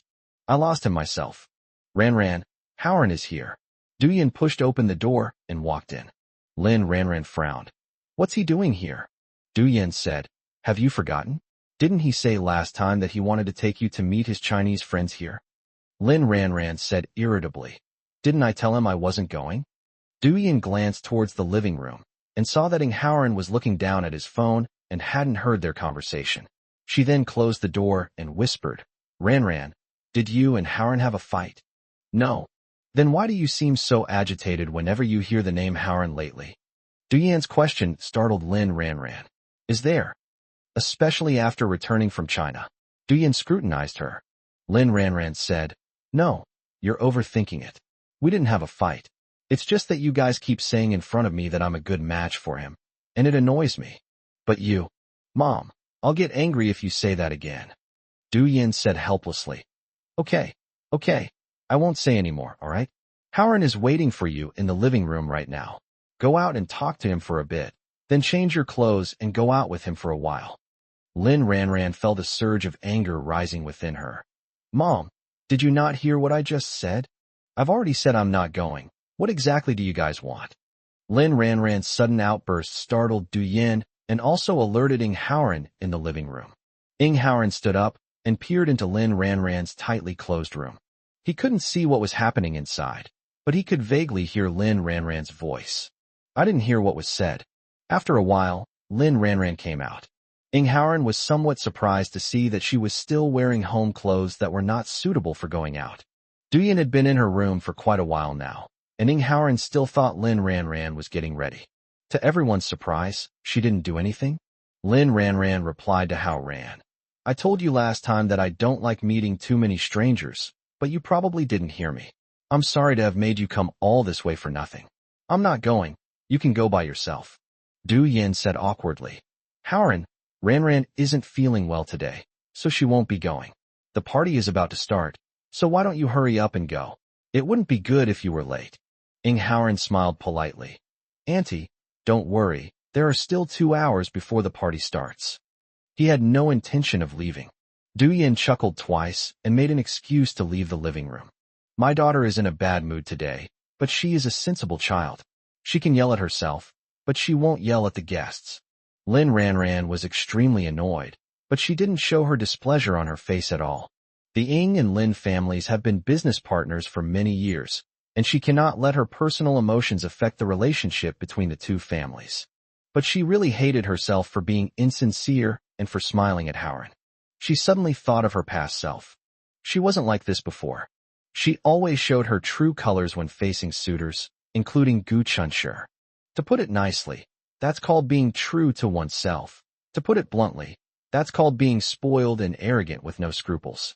She felt that no matter how willful she was, the boys who liked to fawn over her wouldn't actually get angry with her. She was wrong. Mistakes cannot be undone. Perhaps others would unconditionally and without limits tolerate her like her parents, but Gu Chunshi wouldn't. In the spacious living room, Ranran and Howren sat facing each other. Ranran felt like she was sitting on pins and needles. She knew that Howren had romantic feelings for her, but she hadn't thought anything of it before. Now, however, his affectionate gaze made her feel very uncomfortable. Howren broke the silence. Ranran, there are some things I've always wanted to tell you. Ranran was startled, seemingly already guessing what he was going to say, and hurriedly interrupted him. Yes, I've always considered you a good friend too. Brother Howren, you're a good person. Howren. He almost lost the composure and deep affection on his handsome face. This is the first time in his life he's ever been friend-zoned. He felt incredulous, frustrated, and embarrassed. He sat there for a long time without saying a word. After a while, he suddenly laughed self-deprecatingly.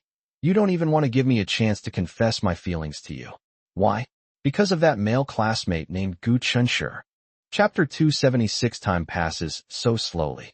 Hearing the name Gu Chunshi from Ing Haoran's mouth suddenly made Lin Ranran panic for a moment, which Ing Haoran keenly noticed. My uncle and aunt have always told me that you are a well-behaved girl who has never been in a relationship.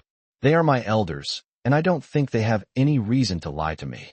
Lin Ranran looked at Ing Haoran in surprise, who had suddenly changed his demeanor, wondering what he meant. But if he was just one of your former admirers, then you don't need to be so hung up on him. So is he someone you secretly love? Ing Haoran's analysis suddenly infuriated Lin Ranran. Wrong. Gu Chunshi used to admire her and pursue her. The idea of secretly liking a boy is something that only happens to other girls. Lin Ranran would never do that. Did she really need to react so strongly? Perhaps it's because, in the past, she wouldn't even deign to let her gaze linger on any boy, but later, she couldn't help but follow a certain boy. That Gu Chunshi is passable except for his looks. Ing Haoran suddenly felt a little guilty as he said this. He originally wanted to belittle Gu Chunshi in front of Lin Ranran, to make Gu Chunshi seem utterly worthless. But then he suddenly remembered that besides his good looks, Gu Chunshi was also a top student. He then suddenly realized that his rival in love, apart from having a less privileged family background, seemed to be quite acceptable in other aspects. Ing Haoran felt very uncomfortable. Having gained the approval of Lin's parents, he was determined to have Lin Ranran. But Lin Ranran was thinking of another man.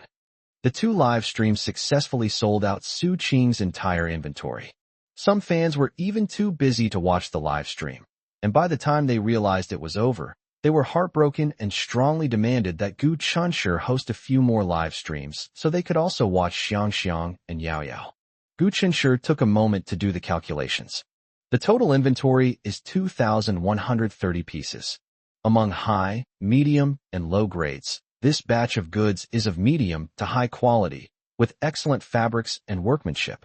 Before the live stream, Gu Chunshi visited several other clothing stores to get a detailed understanding of their prices. Finally, the prices were reduced based on the original prices in physical stores. After all, his main selling point is good quality at low prices. However, the price cannot be set too low, because we may seek long-term cooperation with Su Qing in the future, so we must ensure that Su Qing can make money while keeping the price low. It's easy to bring prices down, but difficult to raise them up. The final profit for each garment was set at 80. More than 2,000 pieces of clothing yielded a profit of 170,400. Gu Chunshi remained calm when he calculated the number. This money was earned rather easily, because he didn't put in anything except for a little effort and time. The equipment and venue were sponsored by Chung Karen. The hosts were Zhou Xianyu and Li Feiyao, and he and Xiao Yu took care of everything else. Brother Chung is awesome. I'll treat him to a big meal another day. As for Zhou Xianyu and Li Feiyao, they naturally joined the group without mentioning any compensation. It was as if they weren't working, but rather spending 2 days having fun with everyone. However, the meticulous Gu Chunshi had considered all aspects. Zhou Xianyu and Li Feiyao's remuneration must not be reduced by a single penny. Even close brothers should keep clear accounts. They are both his half-brothers, and he cannot let money cause a rift in their relationship. Unexpectedly, his idea of paying a fee made Zhou Xianyu and Li Feiyao very sad. What, Lao Gu, did I hear that right? You actually want to give me money? What do you take me for? Are we still brothers? If we're brothers, how can we talk about money? And I had so much fun for 2 days. You gave me 2 days of great entertainment. I'd even like to pay you. This is Zhou Xianyu's reaction. Gu Chunshi, working for someone else, and then having to pay them. What a foolish son of a landlord. Money? I don't want it. I had no experience with live streaming before, but now you've given me the opportunity to learn, which has allowed me to unintentionally discover my potential. Haha hey, Gu Chunshi. What do you mean? You're actually treating me like an outsider. Hey, are you going to kick me out of the way when you start your company? No way. I'm going to work for you from now on. This is Li Feiyao's answer.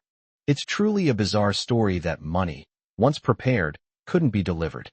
Xiao Yu tilted her head, looking at him with a smile in her eyes. How much are you planning to pay me?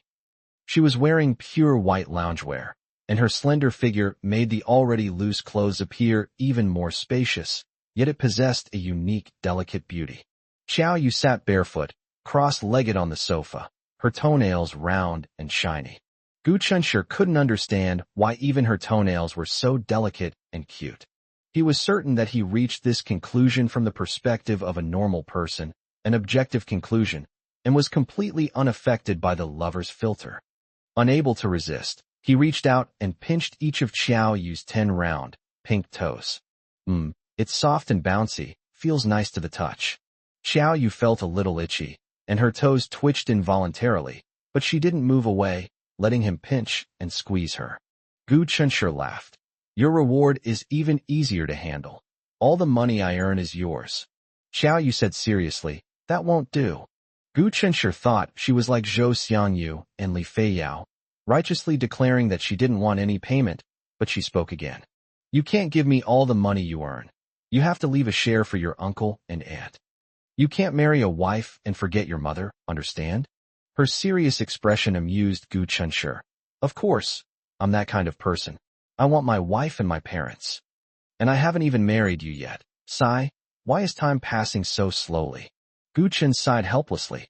But at the same time, I wish time would slow down. He wanted to fully appreciate every single moment of the present. Gu Chunshi is a man of his own mind. He only told his parents about the live streaming sales after paying Su Qing for the goods. Needless to say, the couple was extremely surprised.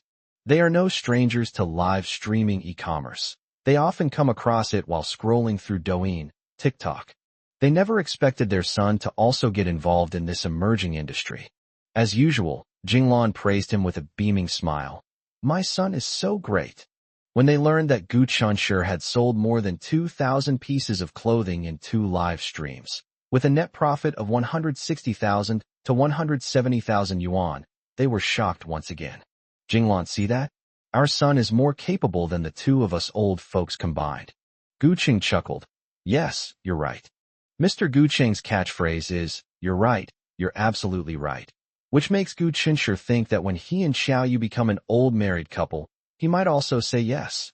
Yes, you're absolutely right, when Xiao Yu says something. However, there is one thing. Xiao Yu has far fewer words than his mother, Ms. Jinglan. Chapter 277 Mr. Gu Chunshi. The 2 live streaming sales events did not provoke any resentment from fans. On the contrary, they fueled their enthusiasm. Fans have been receiving the clothes one after another, and they've been excitedly rushing to the comments section to give feedback that the clothes are of good quality and the price is cheaper than in physical stores. Many fans asked Gu Chunshi when his next live stream would start. Some people didn't buy it last time, but after seeing others say it was good, they couldn't resist buying a couple to see how it is. Meanwhile, a few discordant voices emerged, suggesting that the fans who praised the clothes were shills. This led to a combined attack from other fans who provided genuine feedback, ultimately resulting in the person who made the sarcastic comment being shut down and forced to leave in disgrace. Timely Rain messaged Gu Chunshi again. I watched both live streams. They were great. The atmosphere was excellent. No wonder the author didn't want to sell the copyright to me. Turns out they're not short of money. Gu Chunshi. This has little to do with money. I just don't want certain people to ruin my work. Of course, Mr. Zheng, don't misunderstand. I'm not referring to you. Timely Rain. If you're not referring to me, then you must be referring to Du Yuxuan. Gu Chunshi. She really can't portray the female lead in my mind. Gu Chunshi thought that his blunt dislike for Du Yuxuan would make Xing Bowen on the other end of the phone furious. Unexpectedly, Timely Rain sent a string of ha, and then chimed in, you're right. Gu Chunshi wondered if he was being sarcastic in his anger. Timely Rain. Du Yuxuan has neither acting skills nor good character. How can someone like her be an actress? When Gu Chunshi saw the latest text message he sent, he wondered if his eyes were playing tricks on him. Could this be something someone who deeply loves Du Yuxuan would say? However, the next sentence from Timely Rain sent a chill down Gu Chunshi's spine, even in the cool late autumn air. Timely Rain. You probably think so too, Mr. Gu Chunshi, right? The Timely Helper accurately typed out Gu Chunshi's name. Gu Chunshi stared at the 6 black characters, Gu Chunshi, Mr. Gu, and saw a strong sense of mockery in them. He quickly regained his composure and began analyzing the situation rapidly. The fact that the other party could accurately state his name must be related to Zheng Buiyuan. Gu Chunshi had mixed feelings. He believed that Zheng Buiyuan was not the kind of person who would betray his brothers. The key question is whether Zheng Buiyuan truly considered him a brother. Gu Chunshi pondered for a moment before replying to Timely Rain. It seems that it would be quite ridiculous for me to maintain my mystery in front of the all-powerful Mr. Zheng. Timely Rain, aren't you curious how I know your name? Gu Chunshi, that's not important. What's important is that, Mr. Zheng, you already know who I am. On the other end of the phone, Jishiyu looked at the latest message from Gu Chunshi, and after a brief silence, pushed up her gold-rimmed glasses and couldn't help but laugh. Boing, your friend is quite interesting. I'd like to meet him. Just as Gu Chunshi was about to call Zheng Buiyuan to ask about the situation, Zheng Buiyuan's call came. Brother Gu, I'm sorry, but my brother is too smart. He guessed that you could guess his identity, which must be related to me. So they came over and pressed me to tell them who you were, and then I confessed everything. Facing the traitor, Gu Chunshi remained remarkably calm. I already guessed it was you. Brother Gu, my brother wants to see you, Zheng Buiyuan stammered, a rare occurrence for him. Gu Chunshi readily agreed. Sure. What time and where? Zheng Buiyuan asked in surprise. You agreed just like that? Gu Chunshi retorted. Do I need to make excuses? Aren't you afraid that my brother will retaliate against you because you disliked Du Yuxuan for being the female lead in the comic?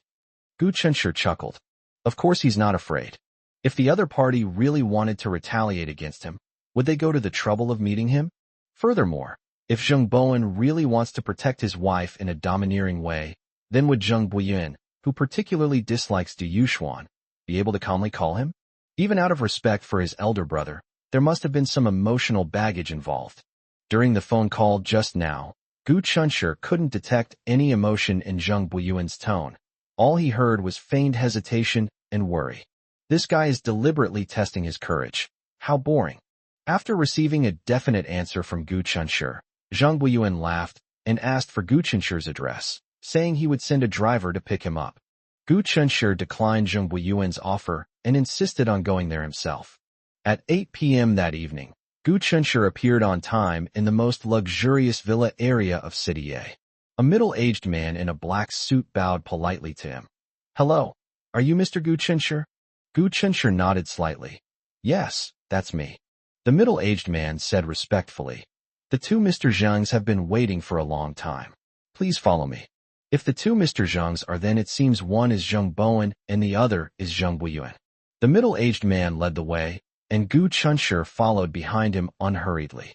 After walking for a while without looking to the side, I heard a familiar voice calling out, Brother Gu, over here. Gu Chunshi looked up and saw Zheng Buiyuan waving excitedly at him from the second-floor handrail. Zheng Buiyuan rushed downstairs and personally led Gu Chunshi to the study on the second floor. Zheng Bowen sat behind a large desk, and visually, he appeared to be a healthy and normal person. He wasn't particularly handsome, but he had a remarkable air about him. His gold-rimmed glasses perfectly showcased his refined and scholarly demeanor. Zheng Bowen remained seated, then looked up at Gu Chunshi with a scrutinizing gaze behind his glasses. You're Gu Chunshi? I've heard so much about you. My brother has mentioned you to me quite a bit these past few days. Please have a seat. Gu Chunshi thought Zheng Bowen would talk to him about Du Yuxuan, but to his surprise, Zheng Bowen didn't mention Du Yuxuan at all. Instead, he showed great interest in his comic book, Sweet Love Diary. They talked about the characters and the plot, and Zheng Buiyuan couldn't get a word in edgewise. He was so eager to know what was going on that he asked Gu Chunshi to reveal his Douyin account, so he could go in and see for himself. When Zheng Buiyuan saw Gu Chunshi's Douyin account name, which was super fond of torturing dogs, he was immediately filled with surprise and doubt. After confirming it was correct several times, it was hard to imagine that the usually low-key Gu Chunshi would choose such a high-profile and infuriating online name. Zheng Bowen and Gu Chunshi unexpectedly hit it off during their conversation. Zheng Buiyuan looked down at the comics, his teeth aching more and more as he read. I never would have guessed that Brother Gu was such a repressed pervert, otherwise he wouldn't have been able to create such a cheesy comic. However, it seems pretty good. Although the plot is pieced together from ordinary daily life, It is very interesting and immersive. Chapter 278, Playing Along. Although Gu Chunshir had a pleasant conversation with Zheng Bowen, he remained wary. Who knows if Zheng Bowen is still harboring wicked intentions and is trying to find another way to persuade him to sell the copyright. Zheng Bowen made no mention of buying the copyright. This actually made Gu Chunshir a little impatient. Standing before the mature Zheng Bowen, he admitted that he was indeed still a bit green. Mr. Zheng, I really have no intention of selling the copyright to my comic. And as you said, Du Yuxuan is not a professional actress. She can't portray the female lead in my mind. Zheng Bowen said with amusement. Indeed, so I don't plan to ruin your comic anymore. But that comic is really good. It would be a waste to only serialize it on Douyin. Gu Chunshir was secretly filled with doubt. Zheng Guiyuan told him that Zheng Bowen believed Du Yuxuan was his true love and treated her with great care. However, in his previous interaction with Zheng Bowen on Douyin, before Zheng Bowen even mentioned his name, he made no attempt to hide his dislike for Du Yuxuan. Yet Zheng Bowen did not show any displeasure. Is Zheng Bowen broad-minded? Or perhaps Zheng Bowen is extremely shrewd, hiding all his unhappiness in his heart without showing it at all? But Gu Chunshir's intuition told him that Zheng Bowen didn't care about Du Yuxuan as much as Zheng Guiyuan had said. Anyway, if someone shows disdain for Qiao Yu in front of Gu Chunshir, he will be very angry and will definitely not be able to chat and laugh with that person as if nothing happened. I have some ideas for my comics, and I'm currently in the initial stages of preparation, Gu Chunshir said frankly. Zheng Bowen guessed with great interest. Publish a physical book? Every day, fans leave comments urging Gu Chunshir to release physical comic books, prompting him to decide to publish a batch of physical books in the future. However, his focus is currently on animated films, and he has no plans to release physical books for the time being. Looks like I guessed wrong? Zheng Bowen was slightly surprised. A physical book will definitely be published in the future, but for now I want to release an animated short film first, Gu Chunshir said honestly. He did not elaborate further, saying that it was more of a promotional video than a short film. As they were chatting, Zheng Bowen's phone rang. Zheng Bowen glanced at the caller ID, but did not avoid it. He answered the phone directly in front of Zheng Guiyuan and Gu Chunshir. Blog post. Gu Chunshir was slightly taken aback. Zheng Bowen actually had the phone on speakerphone. They really don't treat them like outsiders. Oh no, that's not right. In front of Zheng Bowen, Zheng Guiyuan was never an outsider. He is the outsider. What is it now? Zheng Bowen asked calmly. Have you gotten the copyright yet? Du Yuxuan's sweet voice came through the microphone. The copyright definitely refers to the copyright of Sweet Love Diary.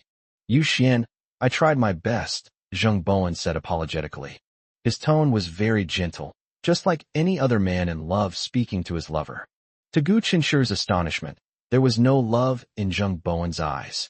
Oh, never mind then, what a pity. I really wanted to play those innocent roles, after all. I have no acting experience, and playing a more innocent character in my first role would be more effective. Gu Chunshir found it utterly unbelievable. Is Du Yuxuan going to play his character Qiao Yu naturally? Get out of my way. I'm so sorry. Honey, the author is adamant about not selling it. How about I find a professional team to tailor a script for you when I have time in the future? Gu Chunshir was now certain that Zheng Bowen did not like Du Yuxuan. But why does he want to promote Du Yuxuan? To bring her into the public eye, and to help her reach new heights.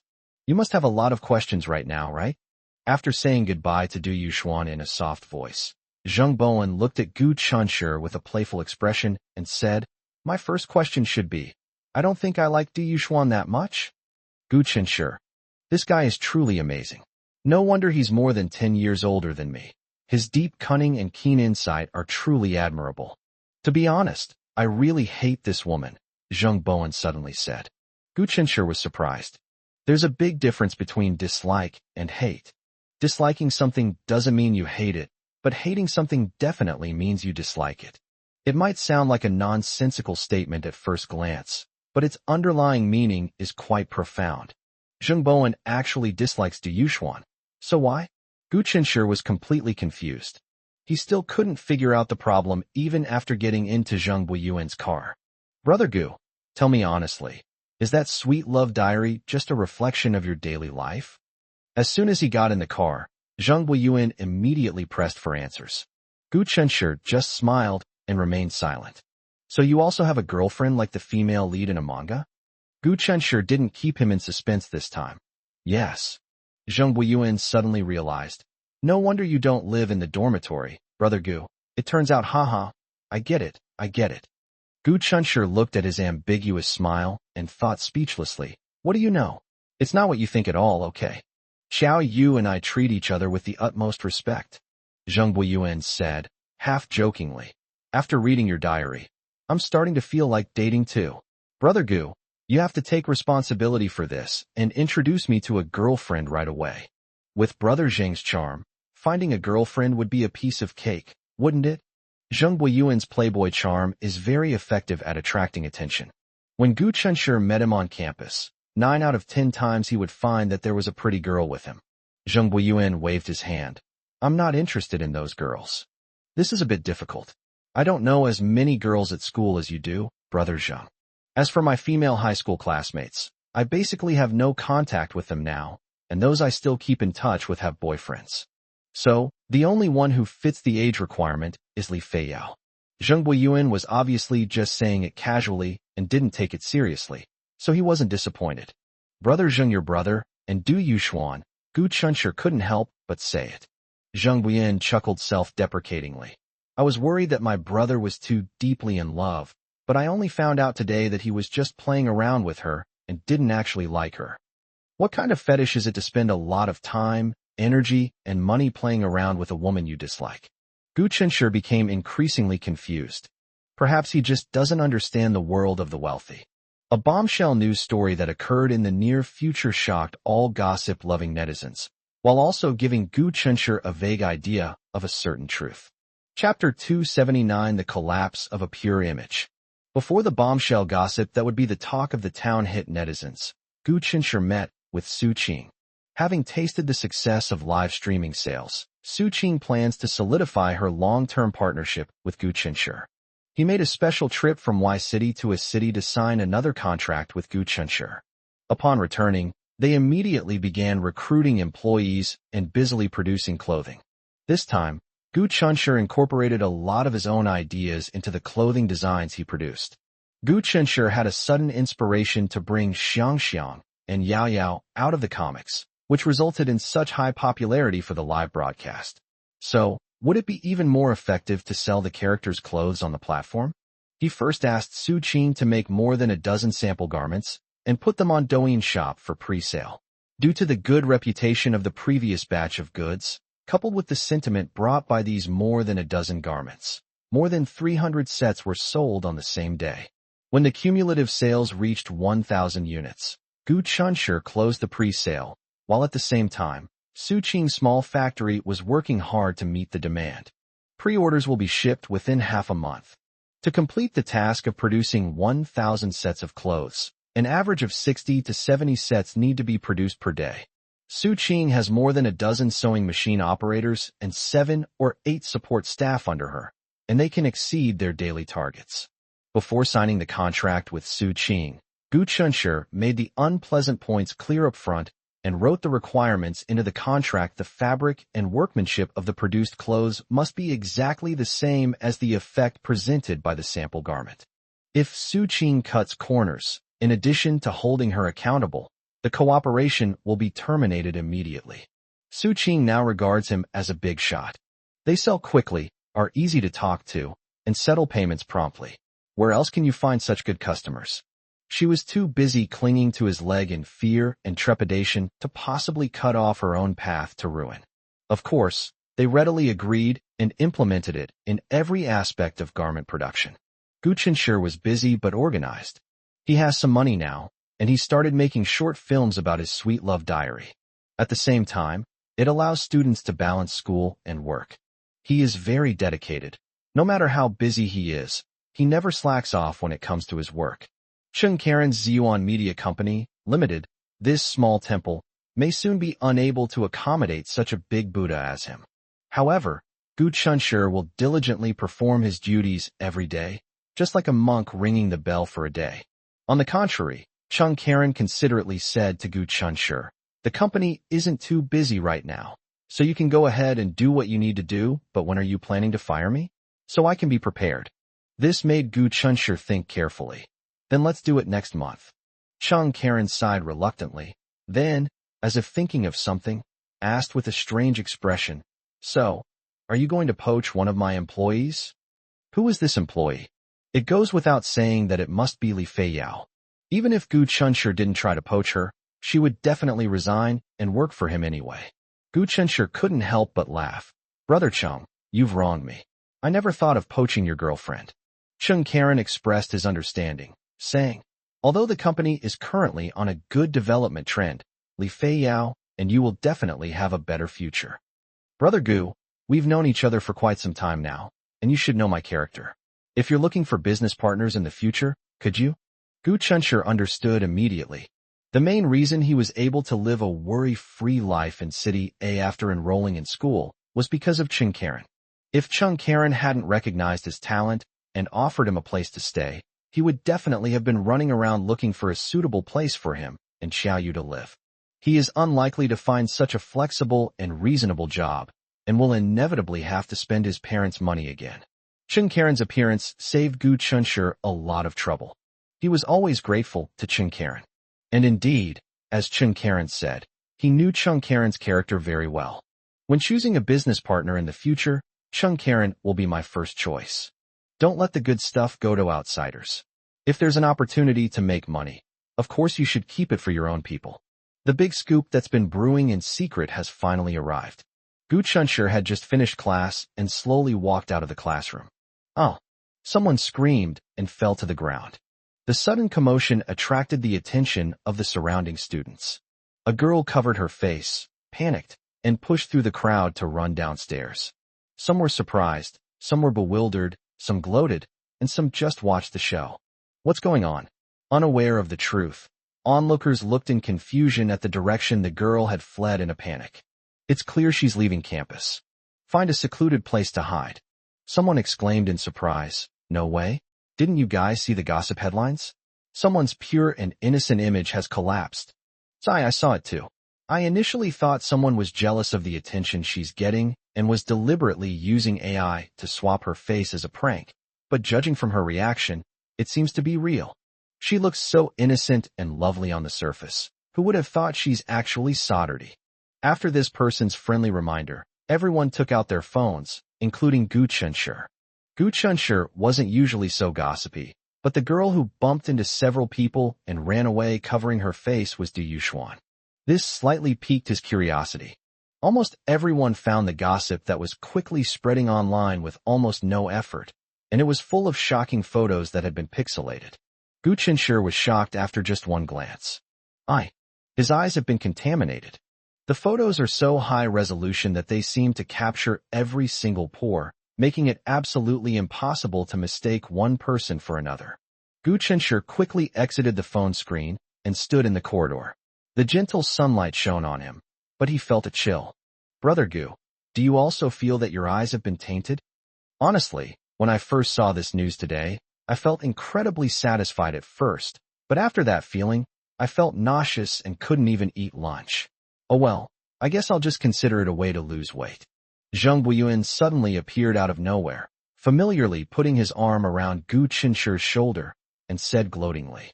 The photos that flooded the internet, making Du Yuxuan feel utterly ashamed and run away from school with her face covered, were of her with some greasy-looking man.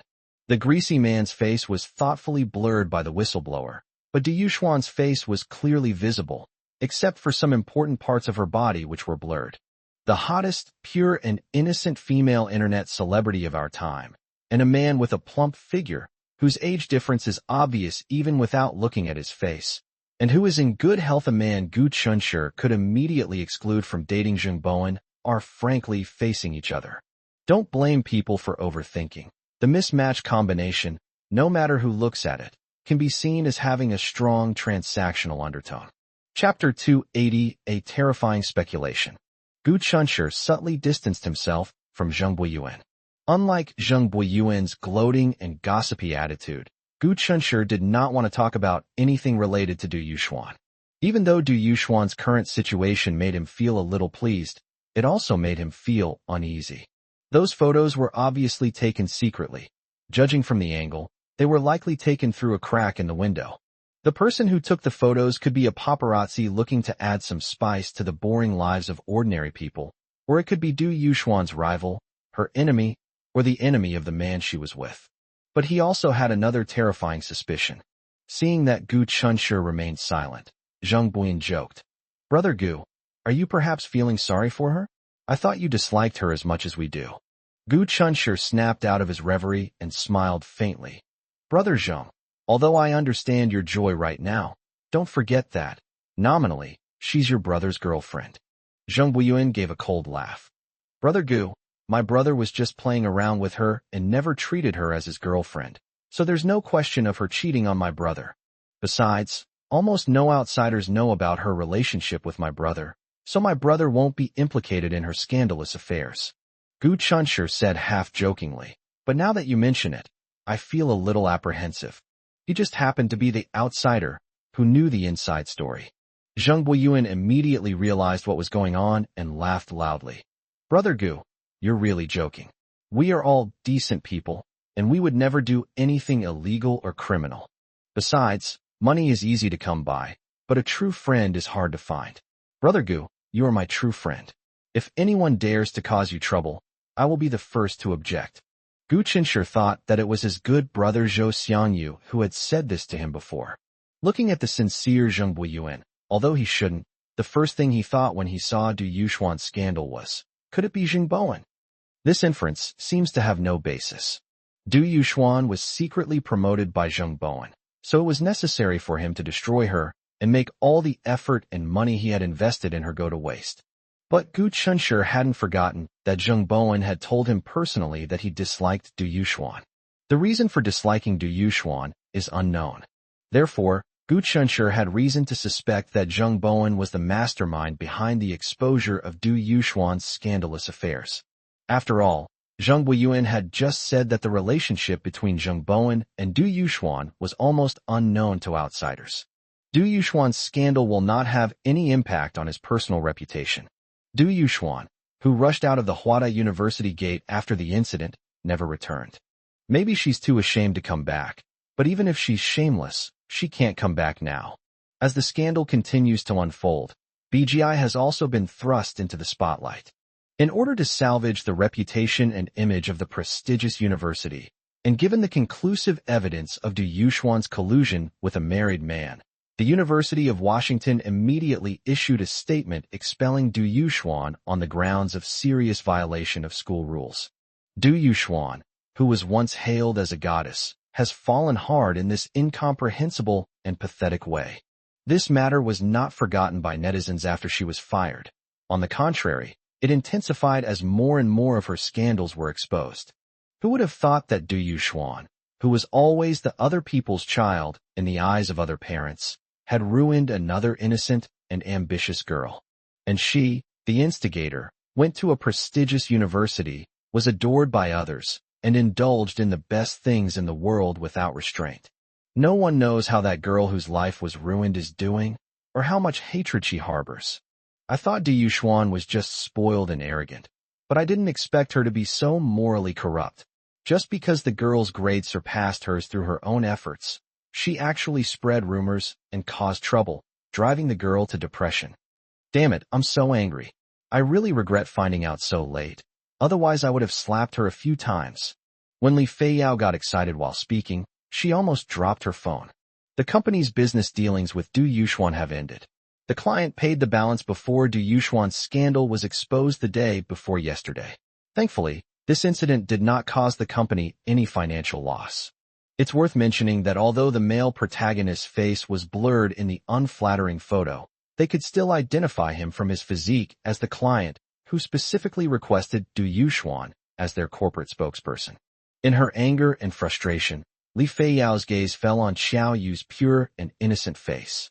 She immediately felt as if a spring of spiritual water had flowed into her heart, cleansing her soul, which had been tainted by sordid events. Li Feiyao couldn't help but cup Xiao Yu's face in her hands and exclaimed happily, "Yu is the best." Xiao Yu was startled by her intimate gesture. Gu Chunshur immediately slapped Li Feiyao's groping hand away, protectively saying to his wife, "Take your pig's paw away from me." Li Feiyao clicked her tongue and said, "You're really lucky, kid." Smack! A crisp sound interrupted Li Feiyao's words. Li Feiyao's face turned pale instantly, and Gu Chunshur rushed over and caught Grandma Li before she fell. When Zheng Buiyuan called, Gu Chunshur and the others were at the hospital. When Zhou Xiangyu came over to freeload a meal but found no one there, he learned that Gu Chunshur was in the hospital. Thinking something had happened to Gu Chunshur, he ran over shouting and yelling. He ran to the emergency room and saw Li Feiyao, who usually had a fiery temper, squatting on the ground crying. A boy was talking to her with his back to Zhou Xiangyu, bent over. Zhou Xiangyu's anger surged to the top of his head. Did Sister Li cry because she was bullied? Unforgivable. He rushed forward and suddenly grabbed the man's collar. Zheng Buiyuan. Zhou Xiangyu raised his hard fist. You fucking bully little girls. Do you even deserve to be called a man? After a moment of surprise, Zheng Buiyuan looked at the angry Zhou Xiangyu with a nonchalant smile and said, "Brother, where can you tell that I'm bullying a girl? I'm comforting her." Zhou Xiangyu said, "Who do you think you are? She doesn't need your comfort." Zheng Buiyuan let him grab the collar of his expensive shirt without struggling, and asked with a half-smile, "So, may I ask, brother, who are you?" One of them was Gu Chunshur's junior high and high school classmate, and the other was Gu Chunshur's college classmate. It was their first meeting, and neither of them knew the other. Immersed in grief, Li Feiyao saw the two fighting and quickly wiped away her tears, saying, "Zhou Xiangyu, what are you doing? Let go." Chapter 281 Repaying Favors. Zhou Xiangyu pointed at Zheng Buiyuan's nose and asked Li Feiyao, "Sister Li, tell me, was he bullying you just now?" Li Feiyao hurriedly said, No, Zhou Xiangyu, you've misunderstood. Let him go quickly, he's Gu Chunshur's college classmate." Zhou Xiangyu was dumbfounded.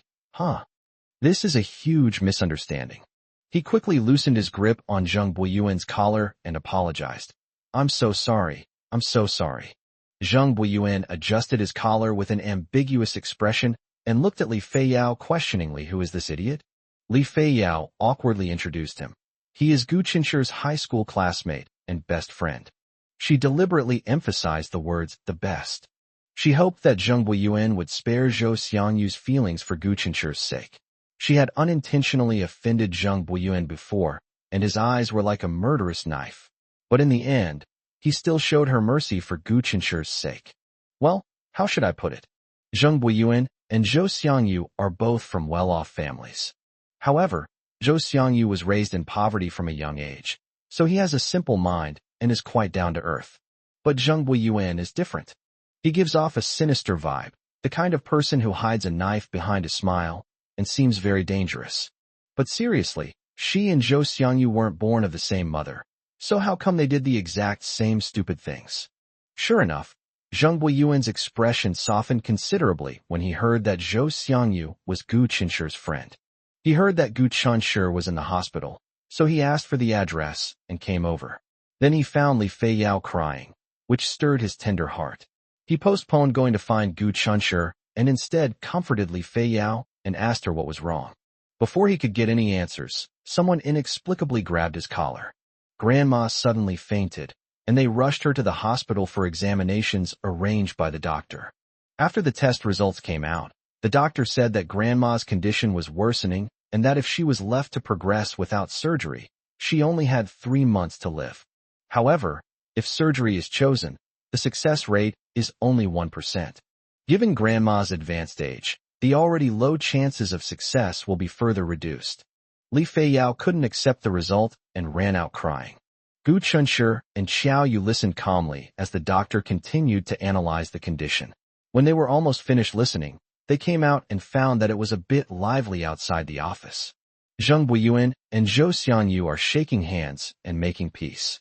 The sudden appearance of these two seemingly mismatched individuals together looks a bit odd, as if they are from different dimensions, having broken through the dimensional barrier to stand together, creating a somewhat incongruous scene.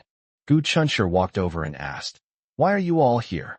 Zhou Xiangyu said, "You said you were in the hospital, so I got anxious and came looking for you." Zheng Buiyuan. His lines were stolen by this guy, leaving him speechless.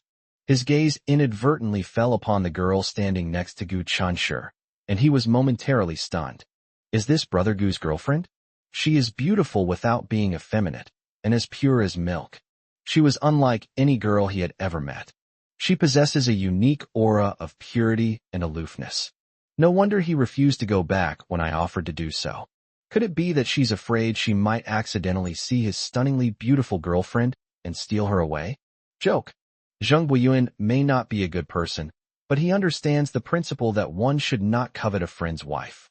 Through Gu Chenshur's explanation, Zheng Buiyuan and Zhou Xiangyu finally understood why Li Feiyao was squatting on the ground crying. Zhou Xiangyu comforted Li Feiyao. Grandma Li is a good person, she'll be blessed. Will the treatment cost a lot? Just give Grandma Li the best medicine, don't worry about the money. My dad gave me 50 million, that should be enough. If it's not enough, I'll ask my dad for more.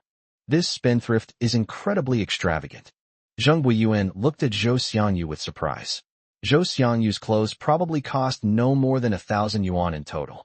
He didn't expect this reckless kid to be a rich second generation. With red eyes, Li Feiyao choked up and said, "Thank you. But this isn't something money can solve. I wish I could schedule Professor Su's surgery, but his schedule is already booked until next year." The Professor Su she mentioned is a medical giant with significant international influence who has devoted decades to studying this type of disease and has saved countless lives from the brink of death with his superb skills. The success rate of surgeries performed by him can double. Zheng Buiyuan pondered for a moment and said, "Li Feiyao, I remember I still owe you a favor. How about we pay it back now?" Li Feiyao and the others looked at Zheng Buiyuan, not understanding what was going on. Zheng Buiyuan smiled and said, "Isn't it a coincidence that Professor Su is my uncle? And he's a real uncle, no doubt about it. My uncle only has me as his nephew. If I ask him to squeeze in a surgery during his rest time, he should be willing to do that. Zheng Buiyuan, thank you so much. You'll be my benefactor from now on. I'll be your ox or horse in my next life to repay your kindness." In her excitement, Li Feiyao relapsed into the same mistake she had with Gu Chunshur in her exhilaration. She suddenly attacked Zheng Buiyuan, giving him a bear hug and kissing him on the cheek. "Hey, what are you doing in public?" Zheng Buiyuan pushed Li Feiyao away in a panic, his face involuntarily turning red. "I will get back to you about your grandmother's situation as soon as possible." When Zheng Buiyuan faced Li Feiyao, his expression suddenly became a little unnatural. He said to Gu Chunshur, "Brother Gu, may I speak to you in private?" Gu Chunshur followed him to a secluded corner. Zheng Buiyuan made a special trip to the hospital, and it wasn't just because he was worried about him. "Didn't you see my brother's comment on Douyin?" That's right. Zheng Bowen, who didn't have Gu Chunshur's phone number, asked Gu Chunshur if he had time through his Douyin account a couple of days ago. This shows that he wanted to meet Gu Chunshur. However, because of his own terrible suspicions, Gu Chunshur avoided Zheng Bowen and simply pretended not to see him. "Oh, I recently did some live streaming sales, and a lot of netizens messaged me asking about styles, sizes, and so on. There was so much information that I might have missed some." This statement is half true and half false. Zheng Buiyuan, unsuspecting, said, "My brother wants to be friends with you. Are you free tonight? He'd like to invite you to dinner." Gu Chunshur had just opened his mouth when Zheng Buiyuan seemed to have guessed what he was going to say and quickly stopped him. "Brother Gu, I know you want to go home and be with your sister-in-law, but I think it would be good for you to make more friends, and my brother is not an outsider. Why don't you go and ask your sister-in-law for permission?" His words reminded Gu Chunshur. Gu Chunshur used to scoff at the idea that having more friends meant having more options, but today, Zheng Buiyuan's quick action in arranging Grandma Li's surgery made him realize that it was indeed necessary to make some friends. Chapter 282, Zheng Bowen's Revenge. Gu Chunshur went to see Zheng Bowen, and of course he had to tell his wife before leaving. Xiao Yu, understanding her situation, said, "Okay, go ahead. Do you drink? Do you want me to pick you up?" Gu Chunshur smiled and said, "No need, my classmate will have his driver take me back." "Oh, then you go ahead. Zhou Xiangyu and I will stay here and keep Li Feiyao company. This time when I met Zheng Bowen, we didn't go to the same villa as last time. It is said that this smaller, cozier house is where Zheng Bowen usually lives." I don't like living in a big house, especially when there aren't many people in my family. Jung Bowen, sitting in a wheelchair, was pushed towards them by the butler. His family is indeed small, only 2 people, one in a nursing home and the other at home. The Zheng family's master chef has excellent skills, but he's not quite as good as Xiao Yu. It's not that the taste is bad, but rather that the overall feeling is lacking. Although it was delicious, nutritionally balanced, and served hot, it left Gu Chunshi with a cold feeling, lacking the warmth of home. Just like how Zheng Bowen decorated this place to be cozy, it still felt lonely and lacked the atmosphere of home. Zheng Bowen chatted and laughed with them, and there was not a trace of bad mood in his eyes. His mood seemed completely unaffected by the Du Yuxuan incident. Zheng Bowen's phone kept ringing during the meal. He seemed to find it noisy, so he turned his phone's ringtone very low. But Gu Chunshi noticed that Zheng Bowen's phone had been ringing non-stop ever since they arrived. But he seemed to ignore it and simply wouldn't answer.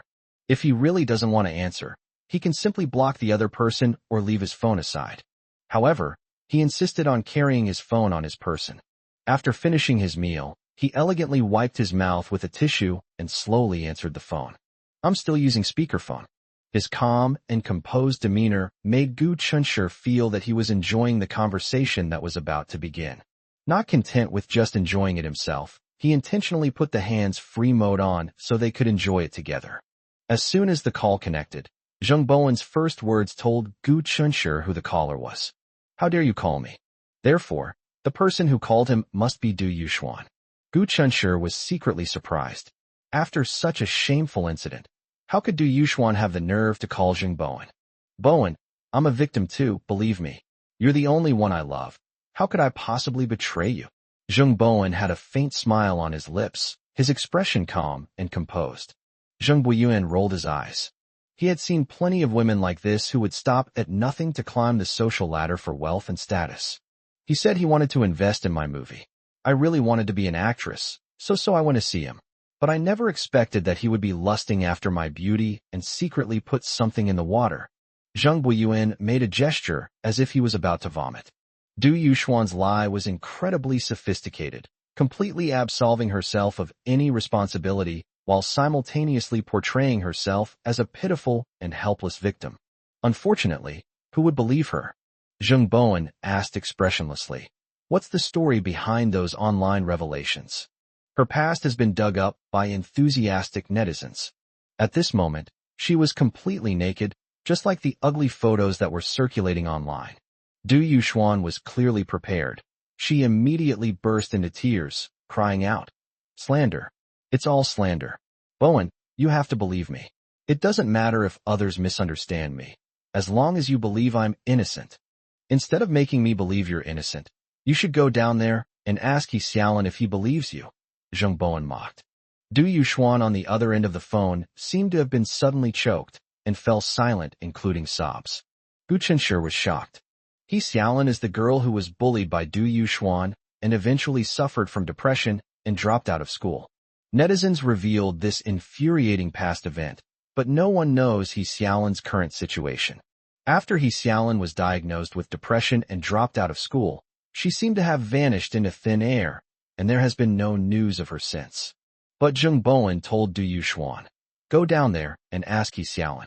Is what he meant by below? He Xiaolin is gone. Zheng Bowen ruthlessly pressed the end button. Zheng Boyuan said, Brother, why are you wasting so much time talking to this bitch? Just block her. Zheng Bowen smiled and said, you wouldn't understand. He did not elaborate on how Zheng Boyuan was ignorant of the law. However, Gu Chunshi understood. Just as he had predicted, it was all orchestrated by Zheng Bowen. First, he accepted Du Yuxuan's advances, satisfied her greed, elevated her to a position she never dared to dream of before, nurtured her ambition, and then began to reap the rewards. When Du Yuxuan was infamous and despised by everyone, the only person she could think of was this man who was confined to a wheelchair and whom she planned to kick away. She thought that this man, who had once devoted himself to planning for her, was the only one who could help her. She kept calling him, but he got angry and wouldn't answer. But she wouldn't give up. As long as the man answers her call, there is still a glimmer of hope. This is why Zheng Bowen let his phone ring incessantly without answering. giving her hope, and then cruelly plunging her into despair. This is the ultimate way to take revenge on someone. Huh. Zheng Buiyuan finally realized. Brother, you know he's Xiaolan? Zheng Bowen, his expression unchanged, gave a curt, Do you remember? I was a child my parents brought out of the orphanage? He Xiaolan and I were in the same orphanage. After being adopted by a wealthy family, Zheng Bowen did not forget his friends from the orphanage. He Xiaolan was the girl he was closest to. The adoptive parents are also loving people who sponsor these children's schooling. He Xiaolan works very hard. She is determined to change her destiny through learning. She could have had a bright future. But everything changed because he stole first place from a girl named Du Yuxuan. In fact, as long as she tells Zheng Bowen about the grievances she has suffered, Zheng Bowen will definitely stand up for her. But she was too sensible. She was so sensible that she swallowed all her bitterness herself and didn't want to trouble Zheng Bowen. Ultimately, she developed a severe fear of school and could no longer attend. After that, no one knew where she went. Zheng Bowen never gave up looking for her. Then, 6 months ago, I unexpectedly learned about what happened to her back then. He wanted to take revenge on Du Yuxuan on behalf of He Xiaolan. However, in a society governed by law, he cannot act impulsively and seek revenge at will. But this didn't stump him. He meticulously set up a scheme for Du Yuxuan. Du Yuxuan's greed led her to willingly slip in. Chapter 283 VIP Treatment. Zheng Bowen originally wanted to promote her further by buying the copyright to Sweet Love Diary and casting her as the female lead. The higher you fly, the harder you fall. To him, the small amount of money spent to make her happy was nothing. Unexpectedly, he encountered an author who absolutely refused to sell the copyright, Gu Chenshi. Zheng Bowen keenly sensed Du Yuxuan's complaints and impatience amidst her understanding demeanor. Oh, he wanted to wait a little longer, but she couldn't wait? Closing the operation early is not out of the question. Ever since Zheng Bowen established a relationship with Du Yuxuan, he has been secretly sending people to follow her. Her every move was under his control. However, the unflattering photos weren't taken by his people. Fearing she might offend her own people, Du Yuxuan, under the pretext of meeting her best friend, asked him to leave her bodyguard and drive her outside while she entered a residential building alone. After confirming that the best friend she was going to meet was a greasy man, her own people, following Zheng Bowen's instructions, leaked the information to a paparazzi who specializes in uncovering all sorts of gossip in the entertainment industry. The paparazzi did a great job. The photos they took and the sensation they created made Zheng Bowen very satisfied. Zheng Buiyuan wanted to praise his older brother for his unparalleled strategy, but he quickly realized something was wrong. Whether his brother's actions in retaliating against Du Yuxuan are right or wrong depends on how you define them. For him, it was naturally a righteous act of punishing evil and promoting good, acting on behalf of heaven. But in the eyes of others, it might be interpreted as insidious and cunning. Zheng Buiyuan looked at Gu Chenshi with concern. Gu Chenshi was speechless. Actually, Zheng Bowen had already guessed the truth even without Zheng Bowen saying it. So why did Zheng Buiyuan say these things in front of him? Alas, the more secrets you know, the faster you die. Of course, it can also be interpreted in other ways at this time. Zheng Bowen's act of revealing his little secret to him is an effective way to get closer to him. Zheng Bowen looked at Gu Chenshi with interest. Brother Gu, do you think my behavior is terrifying? Gu Chenshi thought for a moment and said frankly, although Mr. Zheng's actions are hard to define, if I were Mr. Zheng, I would do the same. It was her own insatiable greed that led her to try to swallow an elephant. Mr. Zheng merely took advantage of her greedy nature. Besides, I believe she climbed into that bed willingly. Zheng Bowen smiled slightly. Brother Gu, no wonder we hit it off immediately. I've decided to be your friend. Gu Chenshi said, it is my honor. As Zheng Buiyuan left Zheng Bowen's house, he looked at the dazzling lights and said reluctantly, Brother Gu, although I am reluctant to let you go, it is really not appropriate to keep you any longer. You should go back quickly and not keep your wife waiting too long. See you tomorrow then. Gu Chenshi bent down and got into the Zheng family's car, waving goodbye to Zheng Buiyuan through the car window. He got back a little after 9. Xiao Yu took a carton of pure milk, thoughtfully inserted a straw, and handed it to Gu Chenshi. My wife is still the best to me. Gu Chun grinned foolishly at Xiaoyu. Of course I'll treat you well. Xiaoyu sniffed. She could smell a faint scent of alcohol on Gu Chun's shirt, but it wasn't baijiu, Chinese liquor, or beer. Have you been drinking? Gu Chunshur said. I drank some red wine. It said to cost hundreds of thousands a bottle, but I didn't taste anything special about it. He hardly drinks alcohol, which is probably like someone who doesn't understand tea. Of course, he doesn't understand tea either and can't appreciate its wonderful flavor. I heard that one of Zheng Bowen's hobbies is collecting fine wines. He has a wine cellar at home, which contains famous wines from all over the world. He would only take out a bottle to share with distinguished guests. Gu Chunshur was one of the honored guests who enjoyed this privilege. He thought of He Xiaolin, Zheng Bowen's childhood friend from the orphanage, and sighed deeply. Xiaoyu, who never wastes time on gossip unrelated to himself, also knew a little about the Du Yuxuan incident. This is thanks to Li Feiyao. She listened to He Xiaolin's story and remained silent for a long time. How many unfortunate people there are in the world. Clearly, she was the luckiest one. She could imagine what she would be like now if she hadn't met Gu Chunshur and his family. Continue living like a zombie, or when you're tired, go find your mother. At the end of the month, Gu Chunshur officially resigned from Ziyuan Media Company, Ltd. Since he never worked at the company, or even showed up at the company at all, his departure caused only a little psychological trauma to the boss, Chen Karen, and had no impact on anyone else in the company. Now that he was no longer Chen Karen's employee, he could no longer live in the employee dormitory with a clear conscience. The rent should be paid to Chen Karen according to market rates. Chen Karen absolutely refused to accept it. His reason was that the house had been vacant and not rented out before Gu Chunshur moved in.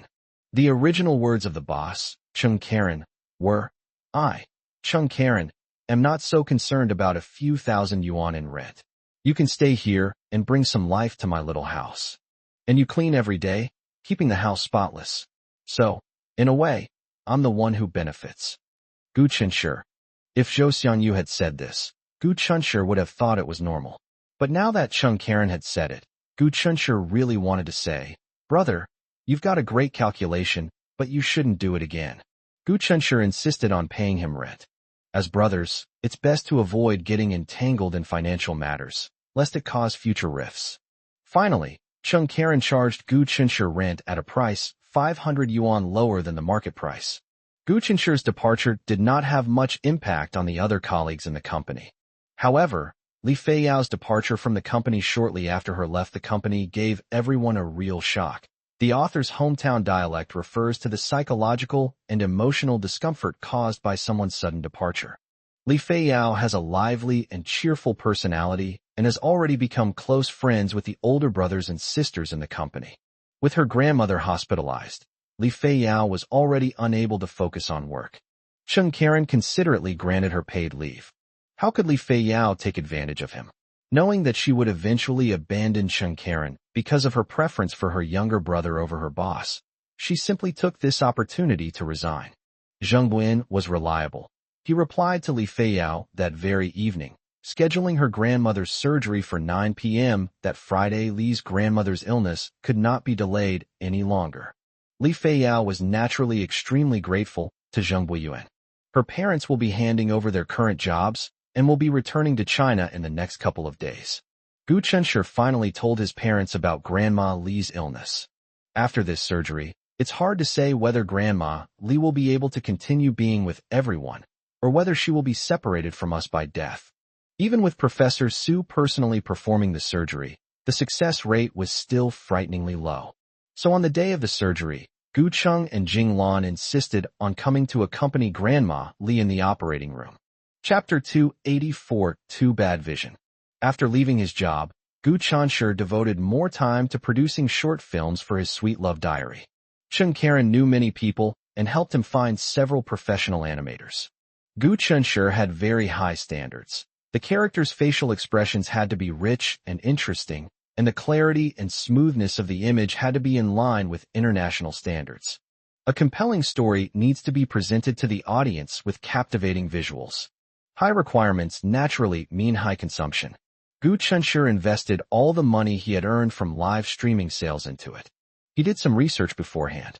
The cost of producing a high-quality animated film can be in the hundreds of millions. It's incredibly expensive. The largest sum of money Gu Chunshur had ever seen in his life was when a distant relative's older brother got married, and the bride's family asked for a dowry of 180,000 yuan. The cash, 18 stacks of money, was neatly placed in a festive red box. As for units like millions, tens of millions, and hundreds of millions, they are astronomical figures for Gu Chunshur. But now he brazenly declares that he wants to do projects worth hundreds of millions. Yet he doesn't seem worried at all. Gu Chunshur did the calculations. Zhou Xiangyu has 50 million. That's definitely not enough. As for the remaining large gap, he was not in a hurry. Gold always shines. If his animation has investment value, then there will be no shortage of investors. Large investments, often exceeding hundreds of millions, are not something that can be accomplished casually. Gu Chunshur remained calm and composed, taking one step at a time and proceeding slowly according to his plan. The night before Grandma Li's surgery, Yang Muse finally contacted Xiaoyu. He found the only nanny who hadn't been fired by Yang Quan back then. However, they didn't dare to alert the enemy. Too much time has passed, and it is difficult for Xiaoyu to get the nanny to confess, based solely on her recollection.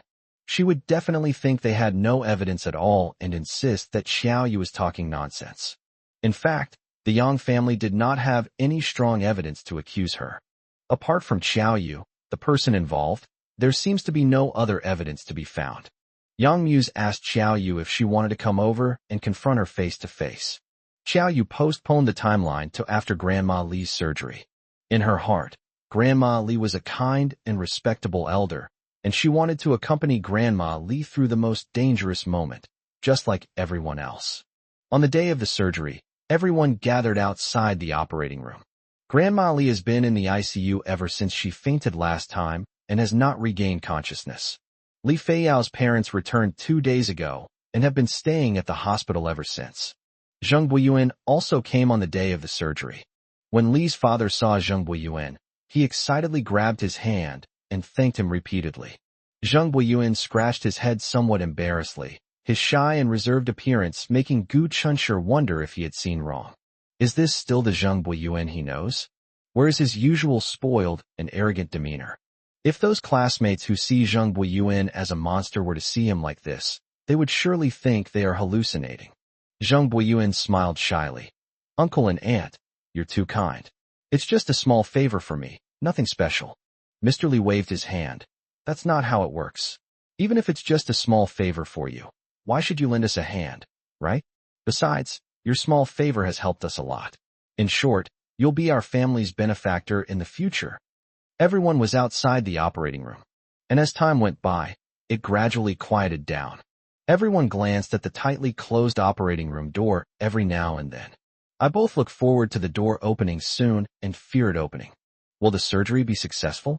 Will Grandma Li be able to? Once the operating room door opens, they will get the answer. It was very agonizing.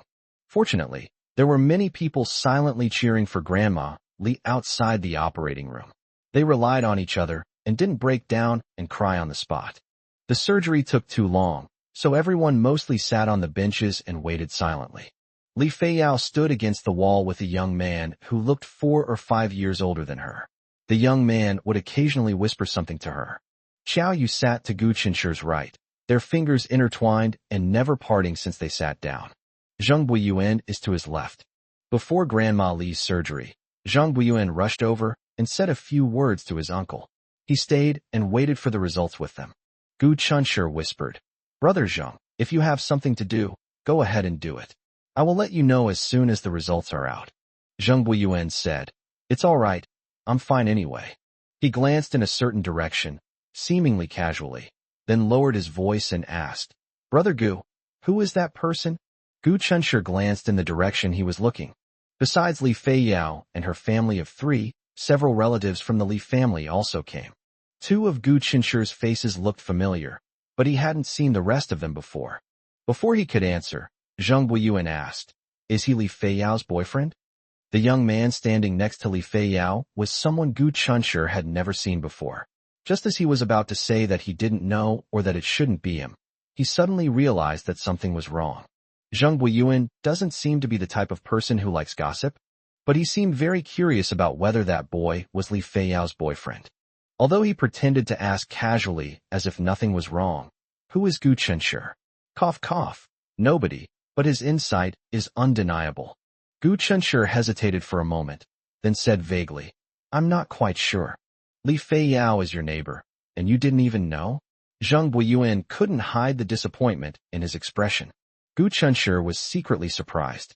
Why does it seem like Zheng Buiyuan cares a lot about Li Feiyao? Illusion? No, it's not an illusion. Gu Chenshi explained. She rarely goes home. She's always abroad. If it weren't for Grandma Li's illness, she wouldn't have returned to China. I don't really know much about her love life. However, I don't think that was her boyfriend. If he were, he would have come to see her after she'd been in City A for a while. After Gu Chenshi finished speaking, he secretly observed Zheng Buiyuan's reaction.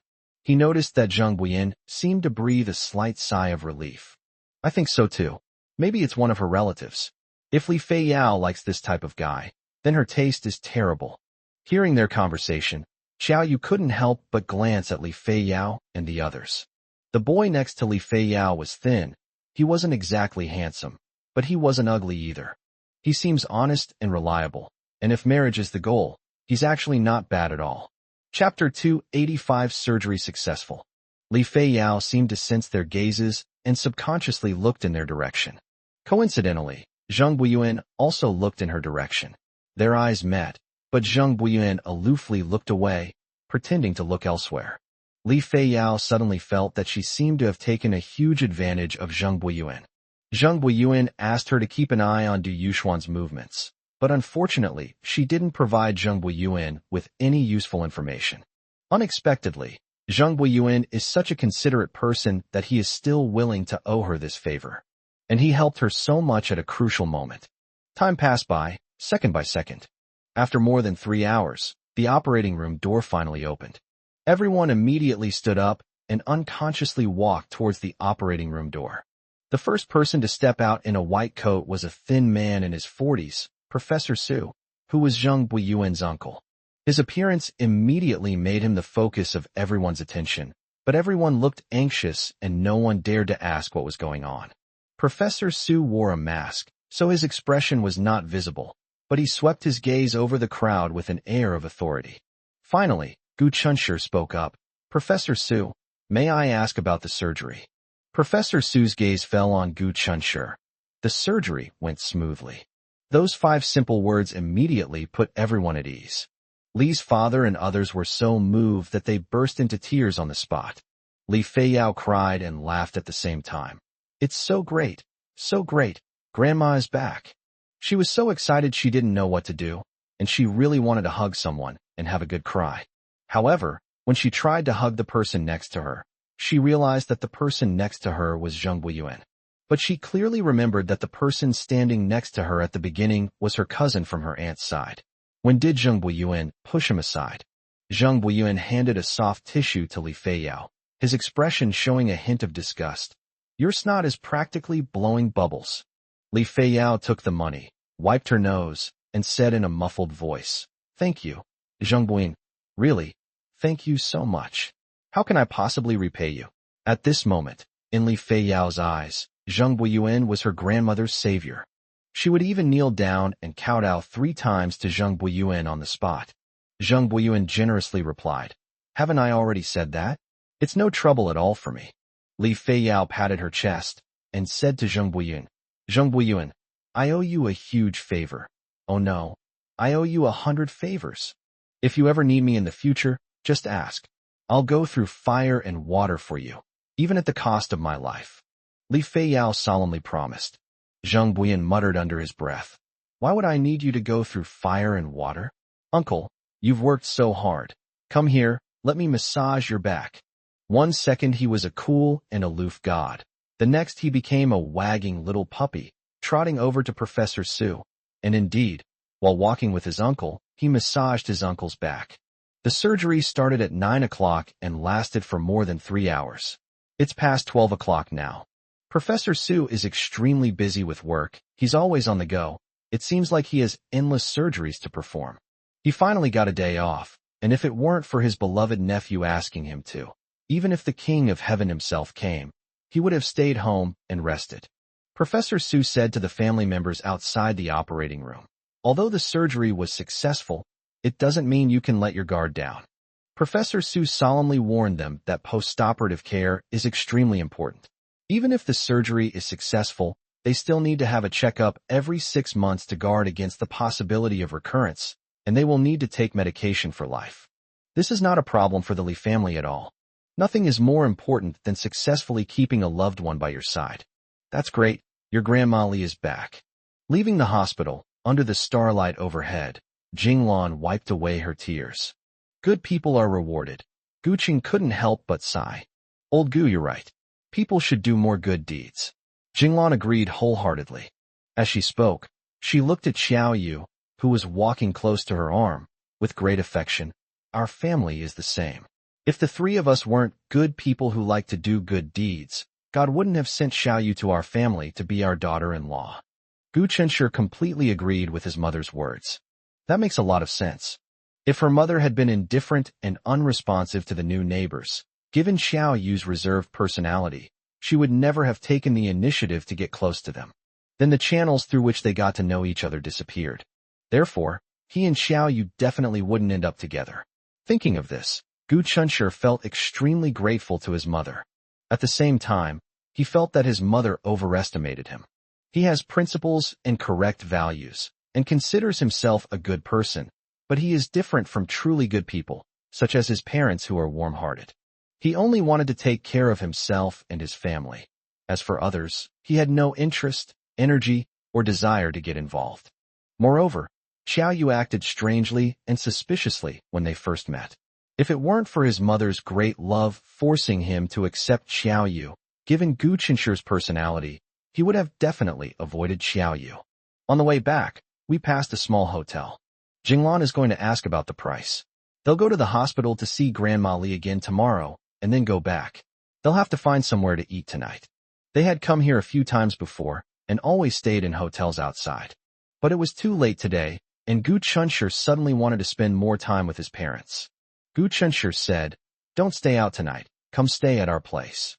Gu Cheng said, "Your room is too small, there's not enough room for everyone. Your mother and I will stay outside, so it will be more spacious for everyone." Xiao Yu said, "Uncle and Aunt, if we squeeze in, we can still find a place to stay. Aunt and I will share a bed, and Uncle, you and Gu Chenshur can share a bed." "Yes, Dad, if you feel it's a bit cramped for you to sleep in the same bed as me, then I'll sleep on the sofa in the living room." Both of their beds were 1.5 meters wide. Jinglan immediately objected. No, it's too uncomfortable for someone as tall as you to sleep on the sofa. If anyone's going to sleep on the sofa, I'll do it." She had barely finished speaking when she suddenly realized there was something wrong with what she had said. She slept on the sofa, but it didn't seem to alleviate the father and son's accommodation problem. Because Xiao Yu still needs to sleep in a separate bed. She couldn't help but think that if the brat and Xiao Yu got married, then this problem would no longer be a problem. Even if the house was small, as long as there were 2 beds, they could sleep comfortably. She shares a bed with her husband, while her son shares a bed with Xiao Yu. However, even with a grandson, there still won't be enough room to sleep. In the end, they'll still need to buy a bigger house. It seems like I've gotten a bit carried away while thinking about it. Chapter 286, Take It to Heart. Jinglan was thinking about how to solve the problem of accommodation for tonight, but her thoughts kept wandering. If we all live together in the future, we'll definitely need to buy a big house. Ideally, living in the same building, one upstairs, one downstairs, would reduce the frequency of meetings and prevent the two from growing tired of each other. The elderly couple lived downstairs and helped the young couple take care of the children and cook. He would never step into the couple's private space unless there was a specific reason. Children nowadays have a strong sense of privacy. As enlightened and sensible elders, Jinglan and Guqing would not interfere with their children's freedom. Thinking about big houses, houses with yards, upstairs and downstairs, isn't that a villa? As a salaried worker earning just over 2,000 yuan a month, Jinglan had the impression that only extremely wealthy bosses could afford to live in a high-end villa. But now, Jinglan, who is still an ordinary employee, has begun to fantasize about living in a big villa with her son, daughter-in-law, and future grandson. Hey, you know what? Just dreaming about it makes me feel pretty good. Gu Chunshur inadvertently caught a glimpse of Jinglan's upturned lips and couldn't help but ask with a smile. Mom, what are you laughing at? Jinglan smiled and said, I was thinking about the scene after you and Xiaoyu got married, when your father and I retired and stayed at home to take care of your child. Xiaoyu's cheeks flushed slightly. To be honest, Xiaoyu had fantasized countless times about her future life while doing housework. She imagined each little scene countless times without getting tired of it. I'll also take the opportunity to recall every beautiful moment I had with them. The anticipation for the future, the memories of the past, and the little things in life now became the source of nourishment for Xiao Yu's once parched soul. Last year, the story she serialized on a certain novel app grew longer and sweeter, yet she did not experience a lack of inspiration. It all stems from the love she's experiencing right now. After returning home, Gu Chunshur lay on the sofa and demonstrated that, apart from being a bit narrow, there was no problem with his legs not being able to straighten, and he could still fall asleep comfortably. Only then did Jinglan and her husband feel at ease enough to go to bed. Grandma Li is recovering well after the surgery. He woke up the next day. She was too weak to speak, but she could smile at everyone and was quite lucid. Gu Chunshur and the others arrived quite early, around 7 a.m., but unexpectedly, Zheng Buiyuan was also there. When Gu Chunshur and the others arrived at the hospital, he was having breakfast with Li Feiyao, their heads facing each other. Gu Chunshur only looked at their heads, not their faces, and miraculously saw a slight resemblance between them as a married couple, which was quite amazing. The air was filled with the rich aroma of meat. They ate steamed buns with soy milk. Zheng Buiyuan looked up and called to Gu Chunshur and the others. Come, sit down and have something to eat together. Gu Chunshur politely declined. Thank you, but no need. We've already eaten out. Li Feiyao said. Zheng Buiyuan, are you free these next few days? I want to treat you to a big meal. You've helped us so much, and you even brought us breakfast this morning. So what do you want to eat? Gu Chunshur looked at the steamed buns, fried dough sticks, egg pancakes, and tea eggs on the table in surprise. So these were brought by Zheng Buiyuan? He thought the Li family didn't know Zheng Buiyuan's tastes, so they bought several kinds of breakfast to entertain him. What is this guy trying to do? Normally, once he helped arrange Grandma Li's surgery, the rest was none of his business. Given his relationship with Li Feiyao, which they had only met a few times, there was absolutely no need for him to come and visit again. But he not only came, he also thoughtfully brought them breakfast. Gu Chunshur glanced at Li Feiyao, who was extremely grateful to Zheng Buiyuan, and came to an unbelievable conclusion. Zheng Buiyuan wanted to pursue Li Feiyao? It seems it's not entirely impossible. After a brief stay at the hospital, Jinglan and Guqing set off to go home. Gu Chunshur and Xiaoyu were not idle either. They carried their pre-packed luggage and took a taxi straight to the airport. The feud between Xiaoyu and the Yang family must be resolved as soon as possible. Given the opportunity, of course, the accusation of parricide should be removed. I hope today's journey will be smooth sailing. While waiting for their flight, Xiaoyu called Yang Muse. We're already at the airport. We'll be there in 2 hours. Gu Chunshur looked down and sent a message to Zhou Xiangyu. We're out of a city for some business, so you won't be able to mooch a meal today. Go eat at your own restaurant. Zhou Xiangyu replied instantly. Old Gu, you're so unfair. I just arrived at the hospital to visit Grandma Li, and you pull this on me. Gu Chunshur, sorry, I forgot. Your college classmate is here too? I accidentally bumped into him last time, so I treated him to lunch to apologize. Never mind, I won't hold it against you. Have fun with your sister. Gu Chunshur thought to himself, if only it were just for fun. After they got together, it seemed like he never took Xiaoyu out for a proper trip even once. Thinking about it this way, he felt a deep sense of indebtedness towards Xiaoyu. Xiaoyu wore a high ponytail today, with her smooth, long hair cascading down from the back of her head, the ends of which were softly curled inside the hood of her black hooded jacket. Her small, delicate earlobes had no piercings. Her fingernails were neatly trimmed and gleamed with a healthy shine. I didn't wear nail polish, and I've never had a manicure. She still rarely wears skirts, and when she does, it's always specifically for him at home. She doesn't wear makeup. After washing her face in the morning, she might apply some moisturizer or even just face wash. Her exact words were, "It's too much trouble." She can spend an hour or two researching food just to cook something delicious for him, but she feels that spending 5 minutes washing her face is a waste of time. Fortunately, she is indeed naturally beautiful, with perfectly proportioned features and fair, firm skin. Even without makeup, she can still be the center of attention. Gu Chunshir reached out and gently pinched her earlobe. Soft and plump. "I was thinking, since you don't have pierced ears, how will you wear earrings when you wear your wedding dress?" Gu Chunshir couldn't help but ponder. Xiao Yu took his suggestion seriously. "How about I get my ears pierced?" Gu Chunshir stopped her, saying, "No, if you don't want to wear them, then don't. Who says a bride has to wear earrings?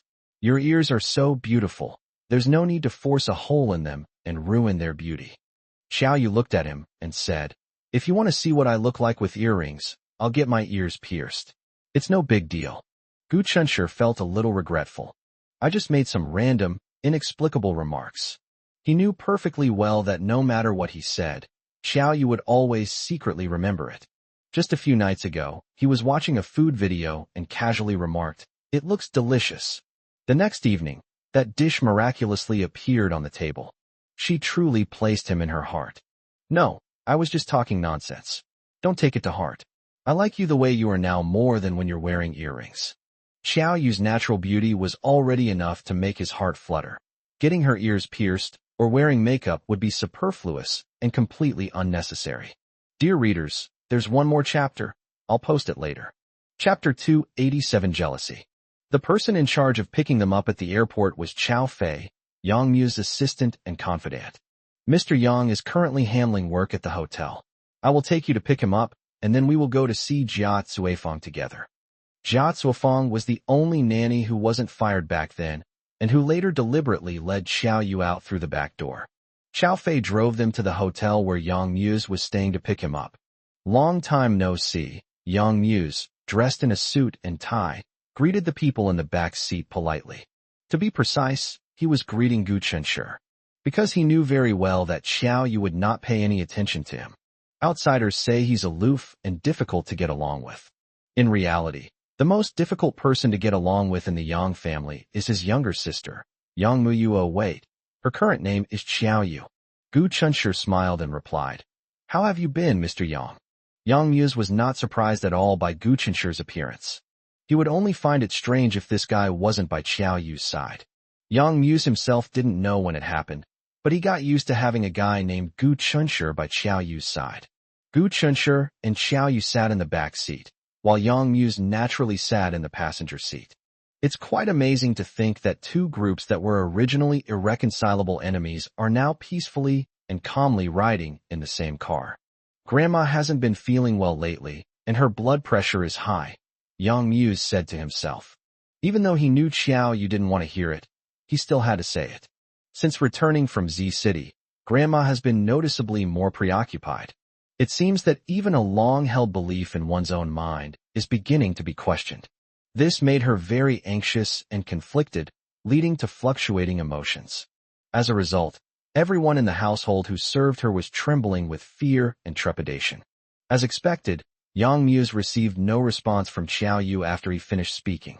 Xiao Yu's expression remained completely unchanged, as if she hadn't heard what Yang Muse had just said at all.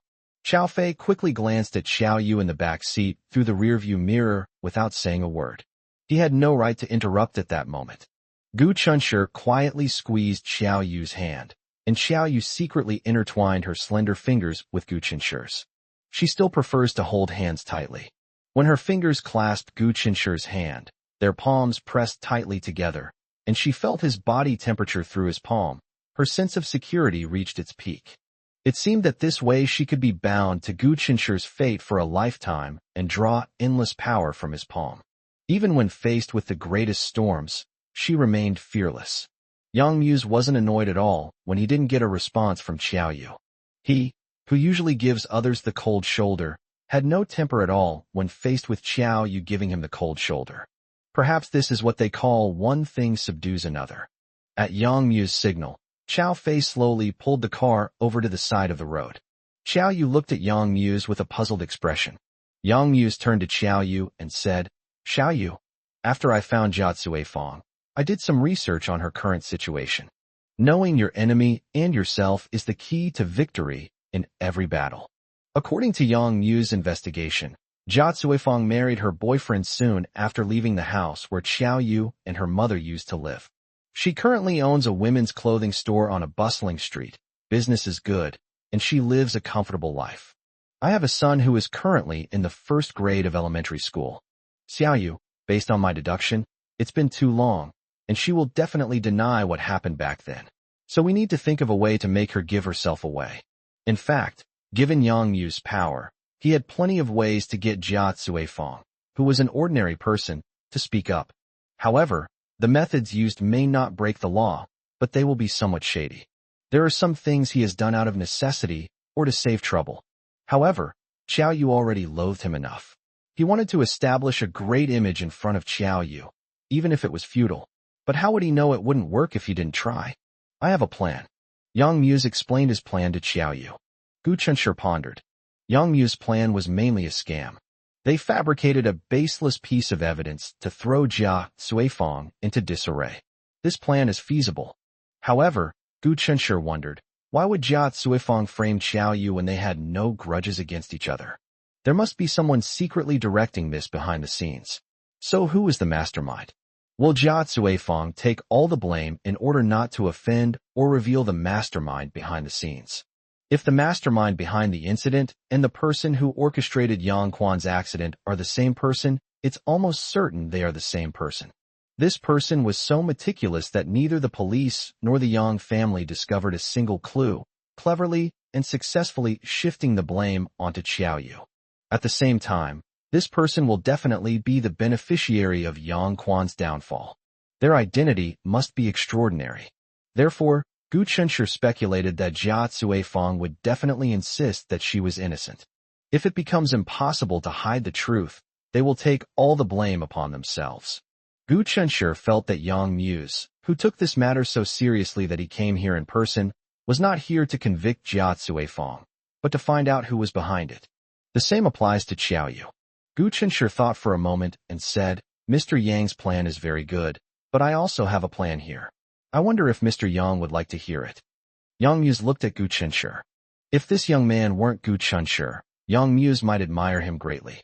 But if he wanted to be his brother-in-law, Yang Mu's gaze would involuntarily become critical and sharp. His future brother-in-law must be exceptionally outstanding. Otherwise, how could he be worthy of his sister? Yang Muse felt somewhat uncomfortable when facing Gu Chun. First of all, this guy isn't afraid of him. This left Yang Muse, who was usually adored wherever he went, feeling a little defeated. Secondly, Xiao Yu was completely devoted to this guy. Yang Muse, who could never get a smile from Xiao Yu no matter how hard he tried, was very jealous. Yang Muse said, Go ahead. Gu Chunshi then asked, May I ask first, if I may be so bold, who is the most suspicious person in Mr. Yang's mind? Upon hearing this, Yang Mu's face immediately darkened. He immediately understood what Gu Chunshi meant. Gu Chunshi wanted him to use his suspected accomplice as bait when he was framing Jia Fang. Chapter 288 Protecting Her Every Day. Dear readers, in the last chapter, Jia Fang's food processing plant was converted into a women's clothing store. M City is a third-tier city in China with a relatively low profile. Gu Chunshi had been here once before, when he came with his parents to attend the wedding of a distant relative's older brother. It was that relative who had shown him the enormous sum of 180,000 yuan in cash. This is his second time visiting this city. High-rise buildings are everywhere, and pedestrians come and go. And they are one of them. At this moment, Gu Chunshi was on a bustling street, where shops along the street had their doors wide open, attracting customers. When Gu Chunshi was little, he had a dream, to open a supermarket, like the one where his mother worked. It contains lots and lots of delicious snacks, as well as all the daily necessities you need. In this way, he can have an endless supply of snacks every day, and he can get whatever he needs at home directly from his own store without having to spend money to buy from other stores. So awesome. Most importantly, his mother can be the boss's wife, and his father is of course the boss. In his childhood eyes, the supermarket owner was the most mysterious, the most prestigious, and the most domineering person in the world. Because he owns all the delicious food on the shelves. Now that Gu Chunshir has grown up, he is filled with emotion when he looks back on his childhood dreams. Nowadays, supermarkets aren't as appealing to him anymore, probably because those delicious snacks no longer hold any allure for him. Furthermore, if he really opened a supermarket and had his parents as the boss and boss's wife, given their hard work, it wouldn't be a chance for them to relax. On the contrary, it would make them even more exhausted. When I was a child, I had little experience and my thinking was simple. To be honest, Gu Chunshir sometimes misses the time when he didn't see through the cruel side of the world. At that time, everything seemed beautiful to him. But if he were to go back to that time, he would absolutely not. Because during that time, Xiaoyu was not in his world.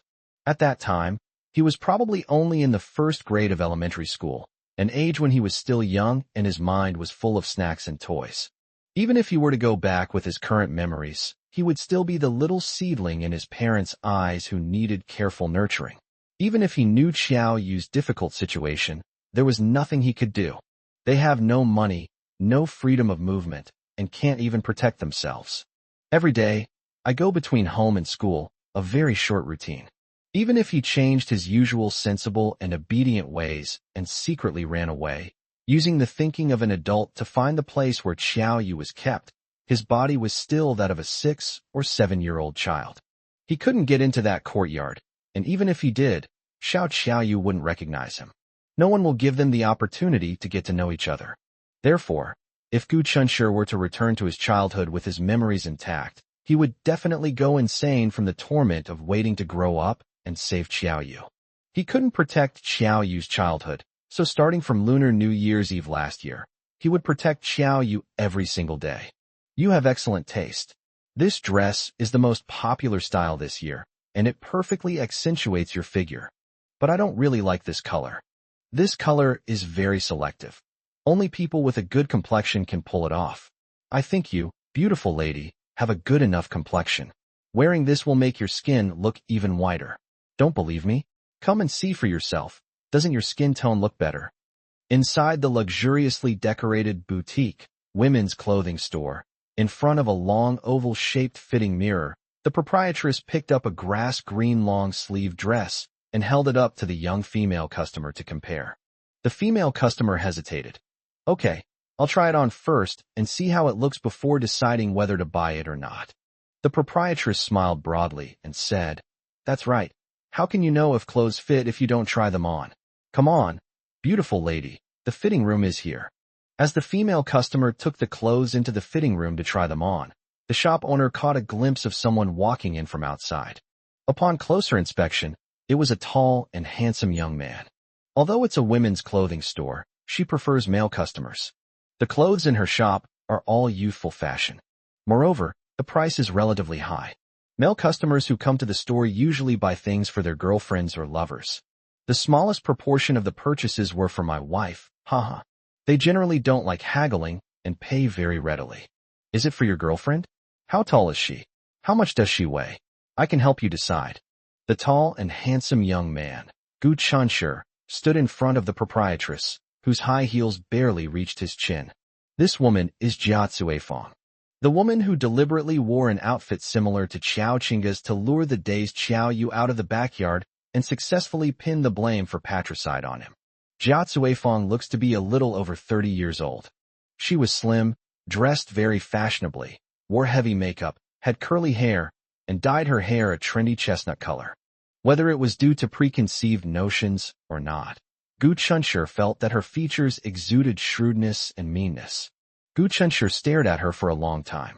My hand unconsciously clenched into a fist and then slowly opened. This despicable woman.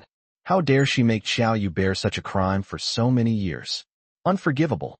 However, he was a civilized man and wanted to retaliate against her for what she had done to Xiaoyu back then in a civilized way. However, to be fair, sometimes civilized solutions are never as satisfying as simple and brutal ones. Jia Cuifang found this male customer rather strange, unlike the other customers who immediately looked at the clothes upon entering. She has seen all sorts of people, after all. It's no exaggeration to say that she can usually quickly grasp the psychology of a guy the age in front of her and then trick him into spending money in the store. Children at this age are at the stage where they care about their image and love to be flattered, making them the easiest target for money. As soon as he came in, Jia Cuifeng had already decided to take his wallet. But she soon discovered that the customer wasn't looking at the clothes after entering the store. Instead, he was staring at her. His face was expressionless, and his eyes were deep and unfathomable. It made her uneasy, and she couldn't help but quickly recall in her mind whether she had ever fooled this boy recently. She's been running her business here for 4 or 5 years now, selling high-end women's clothing.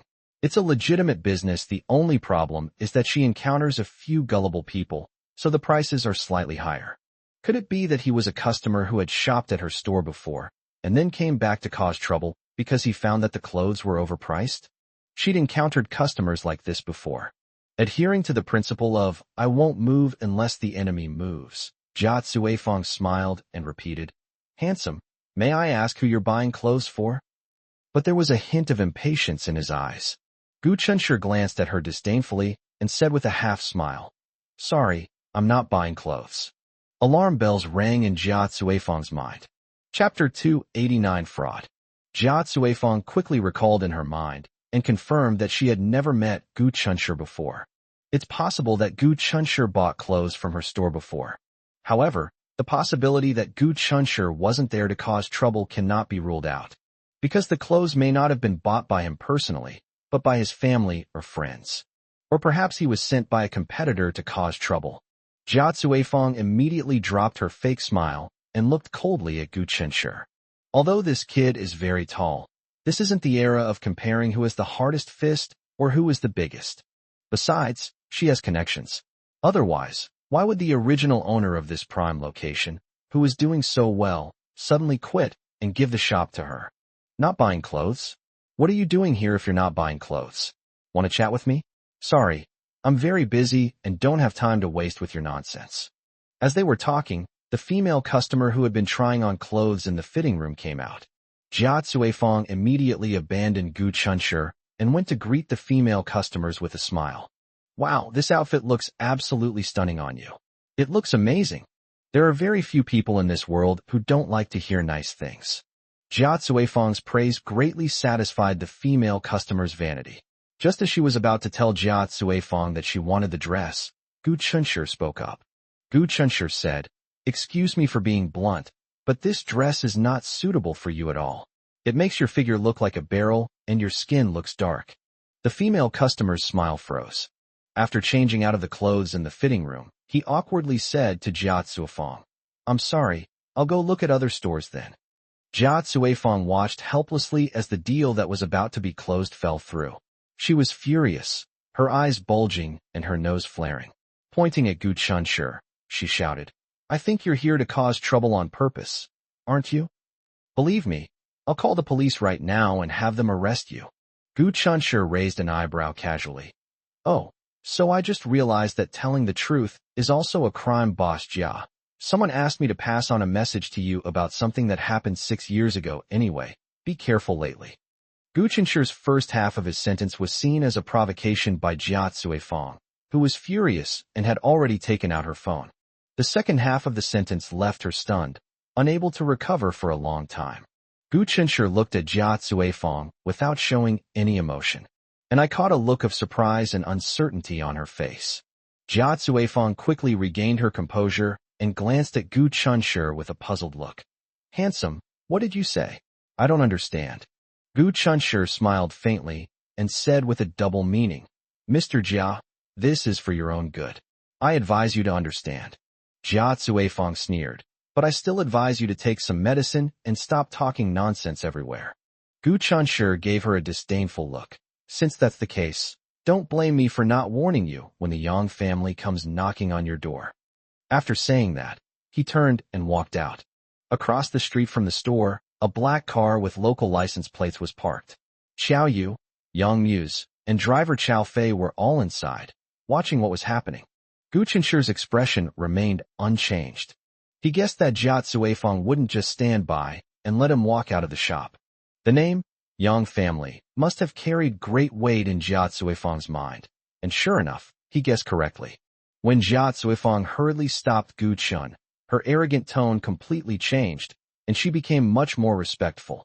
Handsome guy, please wait. Gu Chunshur said impatiently. Excuse me, please move aside. I have other things to do. Jia Cuifang smiled apologetically and said, I'm so sorry. I was blind to your greatness just now. Please come inside and sit down. I'll make you a cup of tea. Gu Chunshur said coldly, I won't drink the tea. I'm just a messenger, here to deliver a message to you. Jia Cuifang asked somewhat nervously. The Yang family has become suspicious? Gu Chunshur said expressionlessly. Yes. They followed the clues and found your trail. You'd better watch yourself. Jia Cuifang's expression changed drastically. But 6 years ago, Mr. Mo clearly confirmed that he had successfully pinned the blame on that little girl. So many years have passed. Why would the Yang family suddenly become suspicious? Gu Chunshur knew, of course, that the little girl she was referring to was Xiaoyu. Who is Mr. Kuomo? Gu Chunshur remained calm and composed. Oh, Mr. Mo is Yang Yu's uncle, Mo Dahai. He doesn't have superpowers, so of course he couldn't have known this without being told by anyone. Gu Chunshur had an earphone in his ear. The headphones have a real-time monitoring function. At this moment, Yang Muse, who was sitting in a luxury car outside the store, was listening to their conversation. When she heard about Mr. Mo from Jia Cuifang, she immediately gritted her teeth and told Gu Chunshur that Mr. Mo was her uncle, her own uncle. There's a saying that you can't hide fire with paper. Don't you understand such a simple principle? All right, I've given you my message. You'd better watch yourself. After saying that, he turned to leave again. Jia Cuifang's face turned pale. She clung tightly to Gu Chunshur's arm, her face deathly pale, on the verge of tears. You can't just leave like this. What should I do now? Do whatever you want. But remember, if you dare to involve yourself in what happened back then, Gu Chunshur paused deliberately. He didn't know who was involved. It seems that Mr. Mo is the mastermind behind this. Gu Chunshur dared not say it directly. What if it was Mr. Mo who conspired with others back then, and besides Mr. Mo, there was another person secretly manipulating Jia Cuifang's every move? If Jia Cuifang discovers the loophole in his words, wouldn't all his efforts be in vain? It's better to deliberately be vague and create an image of being unfathomable and aloof. As long as Jia Cuifang can understand it, that's fine. Jia Cuifang's voice was choked with sobs. I swore that I would never lie about what happened back then, even if it meant my death.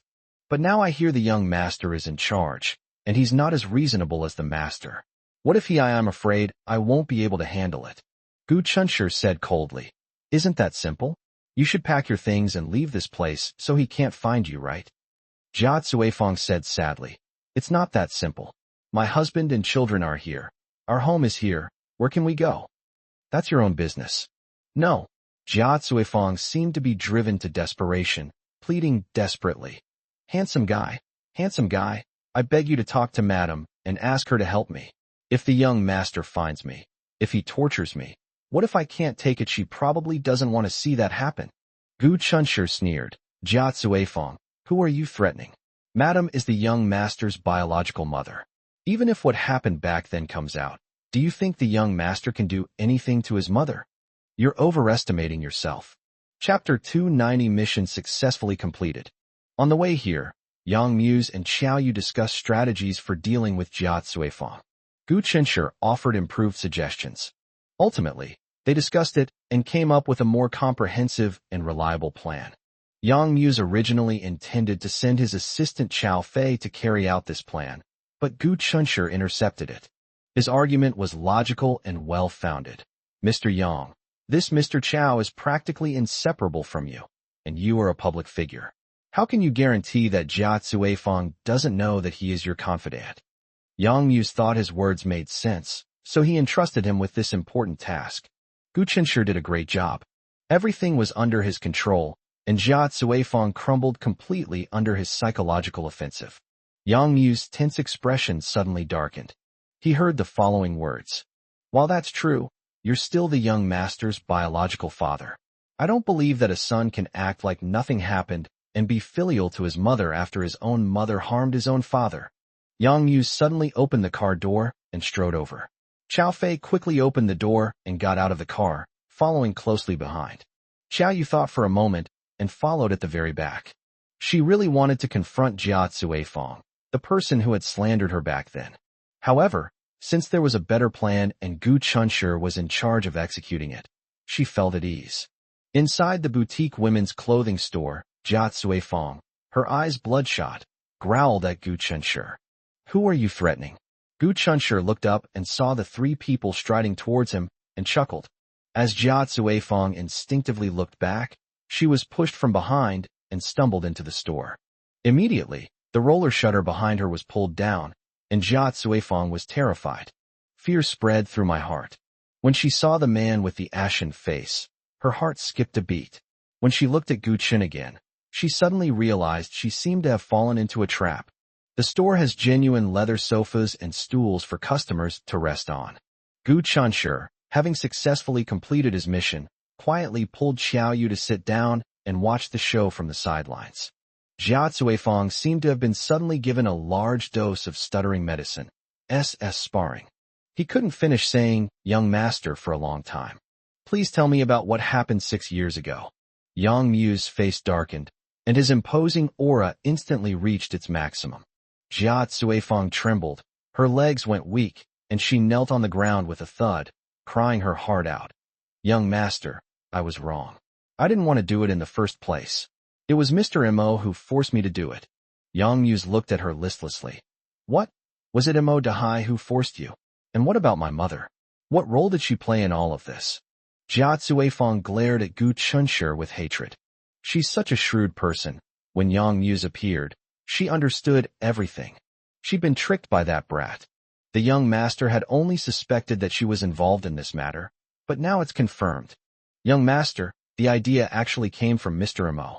I had no choice but to do it." Madam was unaware at first, and by the time she found out, it was too late. Madam was both angry and anxious, but Mr. Mo is still her brother, so she had no other option. "So you mean all your actions were instigated by Mo Dahai?" Yang Muse asked calmly. Gu Chunshi sighed inwardly. This Jia Cuifeng is truly loyal. Even in this situation, she is still desperately trying to protect Mrs. Yang. Unfortunately, the flaws in her words were impossible to ignore. That is, how could she, as Xiao Yu's nanny, know the details of the events of that year? He must be directly under Mrs. Yang's command to know this. Jia Cuifeng nodded frantically. Yes, young master. When Mr. Mo learned that my mother urgently needed a large sum of money for surgery, he came to me and asked me to do something. I was bewitched and made a big mistake in a moment of confusion.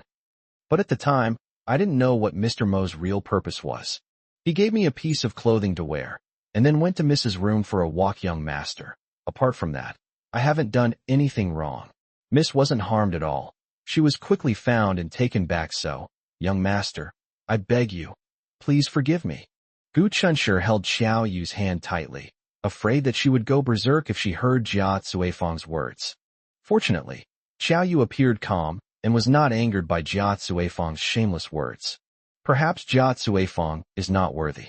You really don't know what Mo Dahai's real purpose was in having you lure Yang Mu out. Yang Muse looked at her coldly. Jia Cuifeng shook her head vigorously.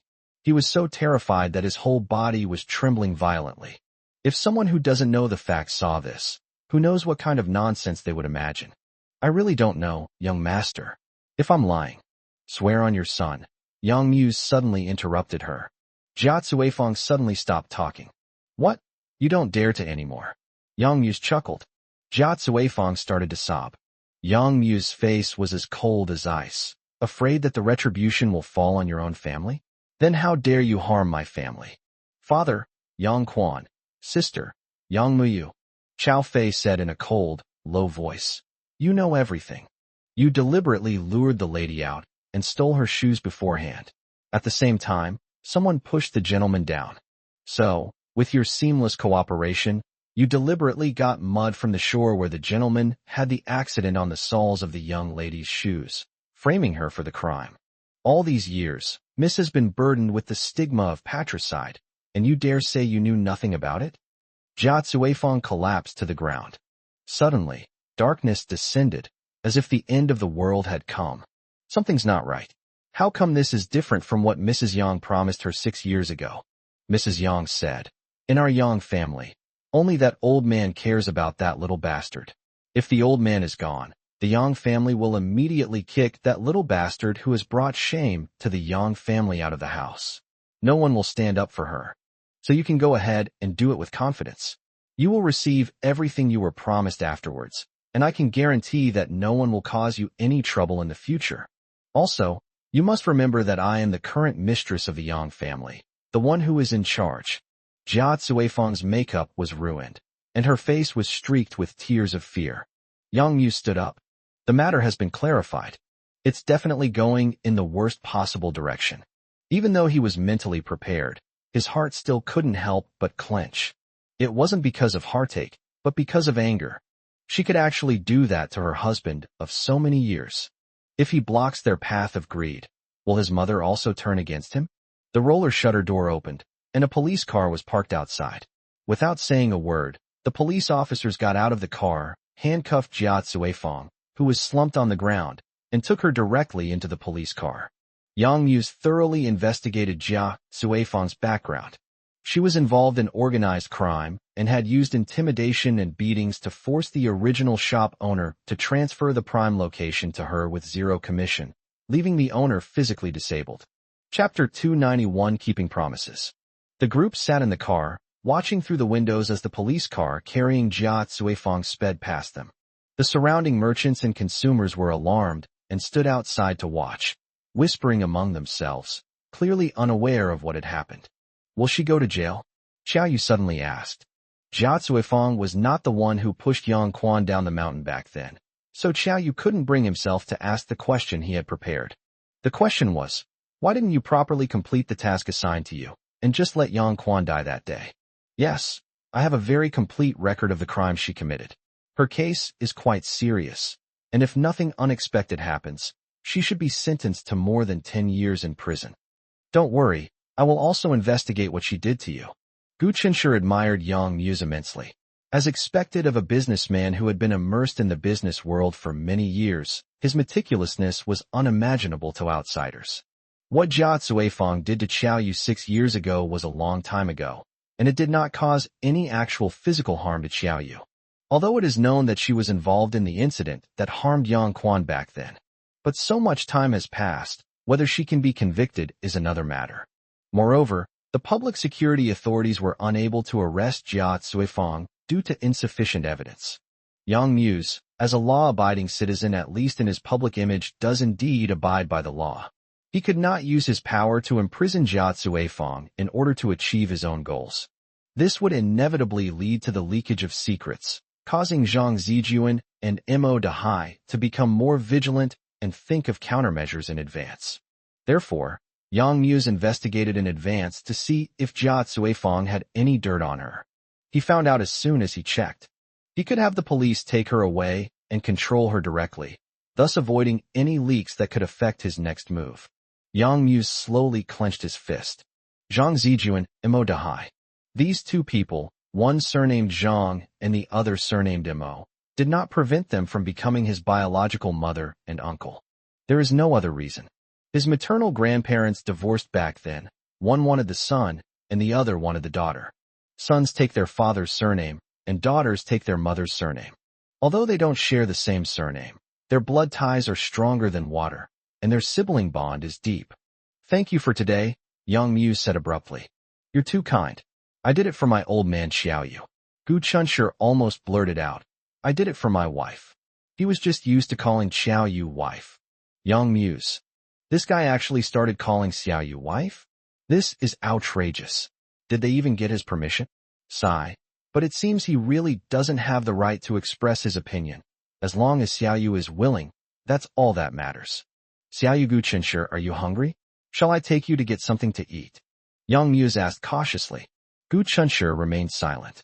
He knew perfectly well that Yang Yu wanted to take this opportunity to cultivate a sibling-like relationship with Xiao Yu. And as for himself, needless to say, he was just there for Xiao Yu's sake. Xiao Yu said in a nonchalant tone, No need, I'm not hungry. Her answer was exactly what Yang Yu had expected, but he still felt a little disappointed.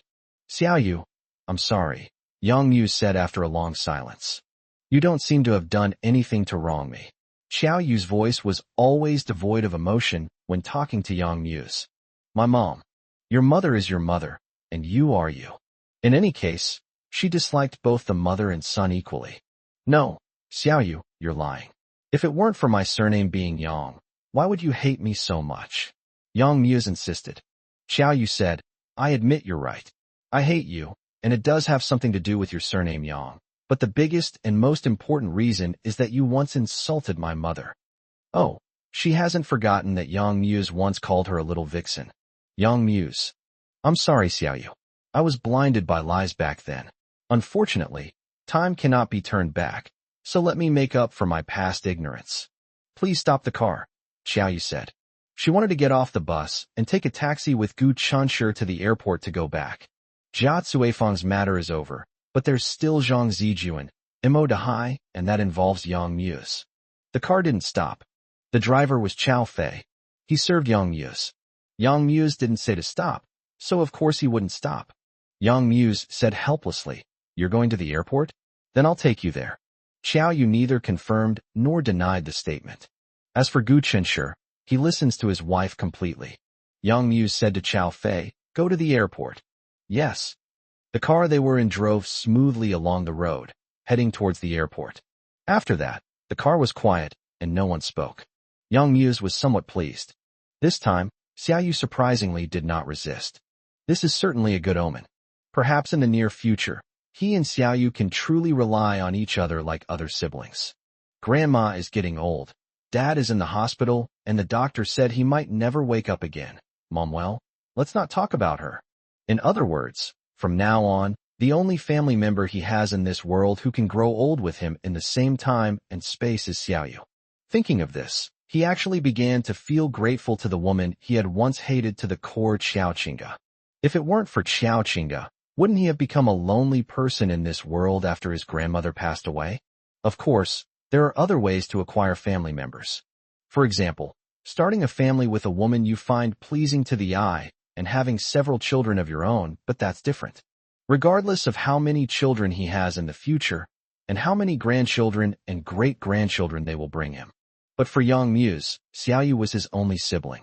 The person who understands Yang Muse best is Chao Fei, who is driving at this moment. So he deliberately drove slower at that moment. However, no matter how slow it is, there will always be a time when we part ways. We've arrived at the airport. Gu Chunshi and the others got out of the car. Before getting out of the car, Gu Chunshi politely said, Thank you. Yang Muse looked at him, hesitant to speak. Looking at Xiaoyu who had just gotten off the bus, I thought about it and decided against it. Yang Muse was particularly concerned about Xiaoyu's feelings, fearing that explaining Gu Chen to her face would make her feel disgusted. Anyway, he had this guy's phone number, so he could call Gu Chunshi when they got back. Xiaoyu had just closed the door when he remembered something and turned to Yang Muse, saying, Don't forget your promise. If things turn out well, please let me know. Yang Muse hummed in agreement. Don't worry, I won't forget Xiaoyu. Xiaoyu glanced back at him casually. You have more than one promise, and I hope you can keep them all. Yang Muse. The two walked side by side toward the airport. Only after their figures disappeared from sight did Yang Muse turn his gaze away and unconsciously sigh. What good is money and power? They have the same worries and the same disappointments. Thinking of what he was about to face, his eyes suddenly turned cold. Chao Fei, let's go back too. Chapter 292. Sharing happiness is worse than enjoying it alone. Things are progressing more smoothly than expected. I made the round trip in one day. After returning to City A, Gu Chunshi took Xiaoyu straight to the hospital. Surprisingly, yet not unexpectedly, Zhang Buiyuan is still around. Zhou Xiangyu is here too. Zhou Xiangyu, Zhang Buiyuan, Li Feiyao, and her cousin were in a corner not far from the ward. They spread out some newspapers, curled up on the floor, and were engrossed in playing Do Diju, a card game. Gu Chunshi couldn't help but chuckle. The fact that the four of them were so relaxed indicates that Grandma, Li, is in good condition. He asked Xiaoyu in a low voice, Have you ever played Do Diju, a popular Chinese card game? Xiaoyu shook her head. No. I'll teach you when I go home this year. Our family is just the right size, for people, enough to make a table. Xiao Yu smiled and said, okay. Ugh, this is so annoying. I lost again. I wish I could chop my hand off. I always lose. Once the game is over, the winner is decided. Li Feiyao lost. Zhou Xiangyu added, no, you shouldn't have cut your hand. It's your brain that can't keep up with this game that tests intelligence, so you should. You bastard, shut up, Li Feiyao said angrily. As outstanding young people of the new era, they do not gamble. The gameplay is traditional and simple. Whoever loses gets a sticker stuck to their face. The number of slips of paper a loser can stick out in a round depends on how many cards they have left in their hand. 1, 2, 3, 4, ha. You have 8 cards left in your hand. Zhou Xiangyu's infectious laughter rang out. Li Feiyao resignedly threw the 8 cards in her hand on the ground, pointed to her face, and said, fine, fine. I'm willing to accept defeat. Come on, just put them on. It's just 8 sticks, whatever, I'm not afraid. Zhou Xiangyu counted out 8 strips of paper from the ones he had torn beforehand, and looking at Li Feiyao's face, he fell into deep thought. Ha ha ha. After a long while, he couldn't help but burst into laughter. Li Feiyao glared and puffed out her cheeks. If you're going to put it on, then do it now. What are you laughing at? What's so funny? I'm sorry, Yao Yao, I couldn't help it either. You're just too funny right now. Ha, Li Feiyao's cousin broke down. Li Feiyao glared angrily at Zheng Buyin, blew away the piece of paper stuck to her nose, and said fiercely, hey, Zheng Buyin, are you trying to laugh too? Don't hold it in, just laugh if you want to. I'm a joke right now anyway. Zheng Buyin shook his head, his lips tightly pressed together, still struggling. Ha ha ha, I can't take it anymore. My stomach hurts from laughing. You can stick it on your face yourself. Zhou Xiangyu handed 8 slips of paper to Li Feiyao while laughing. Zheng Buiyuan, showing compassion, said, how about we let it go this time? No, there are rules for being a person and rules for playing games. I'm willing to accept defeat. Li Feiyao is very principled. She reached out and snatched the note from Zhou Xiangyu's hand, then took out a small round mirror from her bag and stuck the note on the mirror. However, when she saw her face clearly, ha, my face is so funny, ha. My whole face is covered in paper strips, ha ha. Ha ha ha. So it's really hilarious, right? Ha ha ha. Gu Chunshur exchanged a wry smile with Qiao Yu and walked over. Zhou Xiangyu, who was laughing so hard that tears streamed down his face, was rolling on the ground clutching his stomach when he first noticed the two of them. Hey, didn't you guys go out to play? Why are you back so soon? Zhou Xiangyu wiped his tears with the back of his hand and asked, puzzled. Brother Gu, Zheng Buyin greeted Gu Chunshur. Li Feiyao's cousin smiled and nodded at them. Li Feiyao pointed to her face and laughed. Little brother, Yu, look at my face, isn't it funny? I'm going to take a picture to remember it, so I can look at it when I'm in a bad mood later. Zheng Buiyuan gave her a strange look. This is a really strange girl. While others try to forget their embarrassing moments, she insists on taking photos to amuse her future self when she's feeling down. What a unique idea. Zhou Xiangyu, unafraid of death, said, hey, sisterly, could you send me one? I can look at it when I'm in a bad mood. Li Feiyao rolled her eyes at him. Dream on. No way. Zhou Xiangyu pulled out his phone with a smug grin. TCH, it's better to rely on yourself than to ask others for help. I'll take the picture myself.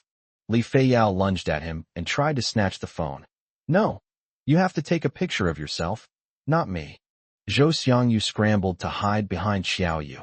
Sharing happiness is worse than enjoying it alone. You need to have a great spirit of selfless dedication. Stop fooling around. This is a hospital. Gu Chinshur's words successfully silenced them. Li Feiyao angrily raised her fist at Zhou Xiangyu and pointed at Gu Chunshur, saying, you brat, you better watch out, he's my half-brother. Pointing to Qiao Yu, he said, she's my brother's wife. Pointing to her cousin, she said, this is my cousin. Pointing to Zheng Buiyuan, she said, he is, my friend. Then she put her hands on her hips menacingly and said, so you dare to take an unflattering picture of me? I'll teach you a lesson. Zhou Xiangyu raised his hands in surrender. I was just teasing you. Why did you take it so seriously? You're so easily amused. Zheng Buiyuan looked at Li Feiyao and said, take off the paper on your face. Otherwise, it would look silly. Li Feiyao reached out and roughly tore off the strips of paper covering her face. Only after she finished did she realize that she hadn't had time to take a picture of herself, and she felt as heartbroken as if she had lost $1 billion. Zheng Buiyuan said, "How about I stick it back on for you? You just keep spoiling her." Zhou Xiangyu said, "Hey, brother Zheng, you're not free tonight, are you? Give me a chance, and old Gu, sisterly, and cousin too. Let's have dinner together tonight. It's on me. We'll eat at our Chinese restaurant. How about it?" Li Feiyao's cousin declined. Grandma Li's condition is stable after the surgery, and she doesn't need many people to stay here to take care of her. Everyone is usually very busy. They've booked their tickets and are going back tonight. Gu Chunshi said, "I need to check on the progress of the short film later, and then contact Su Qing to inquire about clothing production." Okay, stop talking. You're a busy person, you don't have time. I understand. Zhou Xiangyu said, feeling frustrated. Since Gu Chunshi is unavailable, Xiao Yu is obviously not coming either, since they are essentially one entity. Zhou Xiangyu was incredibly jealous and started missing his Tang Xiaoxi terribly. Tang Xiaoxi is so incredibly gentle. I would never embarrass him, sob. Xiaoxi, I've made up my mind. I'm going to see you next weekend. Just when he thought the dinner party wouldn't happen tonight, Li Feiyao said, "Zhou Xiangyu, they don't want to freeload, but I do. I'll go." Zhou Xiangyu exclaimed with delight. Sister Li is really awesome. Brother Zheng, how about you? Zheng Buiyuan thought for a moment and said, "Okay, I'll tell my mom in advance that I won't be going home for dinner tonight, so she won't have to save some for me." Chapter 293 Reaction. At 11 p.m. that night, Gu Chunshi received a call from Yang Muse. "Is it convenient for you to take this call now?" he asked. Gu Chunshi countered, "Didn't you call anyway, whether it was convenient or not?" Yang Muse. This guy? Relying on Xiao Yu's unwavering devotion to him, he dared not do anything to him, which is why he was so arrogant in front of him. However, on the other hand, I really don't dare to do anything to him. Yang Muse was extremely depressed. What he didn't know was that Gu Chunshi's personality was just like that, and he wasn't relying on anyone's power to bully others. "Is it convenient to talk now? I'm afraid of disturbing Xiao Yu." Gu Chunshi couldn't help but chuckle softly. What is President Yang testing him for while he's on the phone? Is he afraid that he and Xiao Yu will sleep in the same room? It seems he doesn't believe in his own character. Fortunately, Gu Chunshi didn't care about his opinion of him. Yang Muse detected a hint of mockery in his soft chuckle. "Mr. Yang, now that I've answered your call, it means I'm available to speak with you without disturbing Xiao Yu, who's sleeping in the next room. May I ask what you need me for?" Yang Muse snorted coldly. "Is Xiao Yu sleeping next door? That kid knows what's good for him." "Thank you for today," Yang Muse said. "If I remember correctly, Mr. Yang, you have already thanked me today, and I have also said that I did it for Xiao Yu." Gu Chunshi knew, of course, that the shrewd Yang Muse couldn't possibly have Alzheimer's disease. He brought up the events of the day to lay the groundwork for what he was about to say. What will he say to me next? Xiao Yu is my sister. Helping her is the same as helping me. Gu Chunshi thought to himself. Please, Xiao Yu doesn't even acknowledge you as his brother, okay? He remained silent, waiting for Yang Muse to continue. I can see that Xiao Yu has made up her mind about you. Yang Muse's voice carried a hint of helplessness. All right, I respect her opinion. However, I still maintain that I don't want her to suffer with you before you grow up. I'm giving you 100 million without any strings attached. I hope you can avoid some pitfalls and quickly gain the ability to provide her with ample material comforts. Gu Chunshi remained silent. Tell me, who is lucky enough to have a brother-in-law who is willing to give you 100 million yuan at the drop of a hat? Yang Muse said, send me your card number, and I'll have someone transfer the money to you tomorrow. Gu Chunshi finally spoke. Thank you, but I don't need it. Because of pride? There's no need, really. Half of the Yang family's assets originally belonged to Xiao Yu. I simply gave you 100 million of her half in advance. What you need to understand is that this 100 million yuan belongs to Xiao Yu, not to me, Yang Muse. Gu Chunshi said in a flat tone, Mr. Yang, is there anything else? If not, I'm going to sleep. Yang Muse. This guy is a bit stubborn. This was the first time he'd ever encountered a situation where he couldn't get money to give away even when he offered it. It was incredibly strange. Mr. Yang, Do you remember what my mother once told you? Money earned through my own hard work will give me a sense of accomplishment. I personally prefer to be down to earth and don't like to take shortcuts. That's incredibly arrogant. It is also a great recognition of one's own abilities. Yang Muse frowned as he listened. Since you insist, it seems I've been ungrateful. Fine, I'll wait and see what kind of success you'll achieve through your own abilities. As Gu Chunshur lay half reclined on the bed, he looked at the phone that had already been disconnected and couldn't help but smile. In the future, he would definitely create a bright and promising future for himself. The animated short film was completed after 2 weeks of production.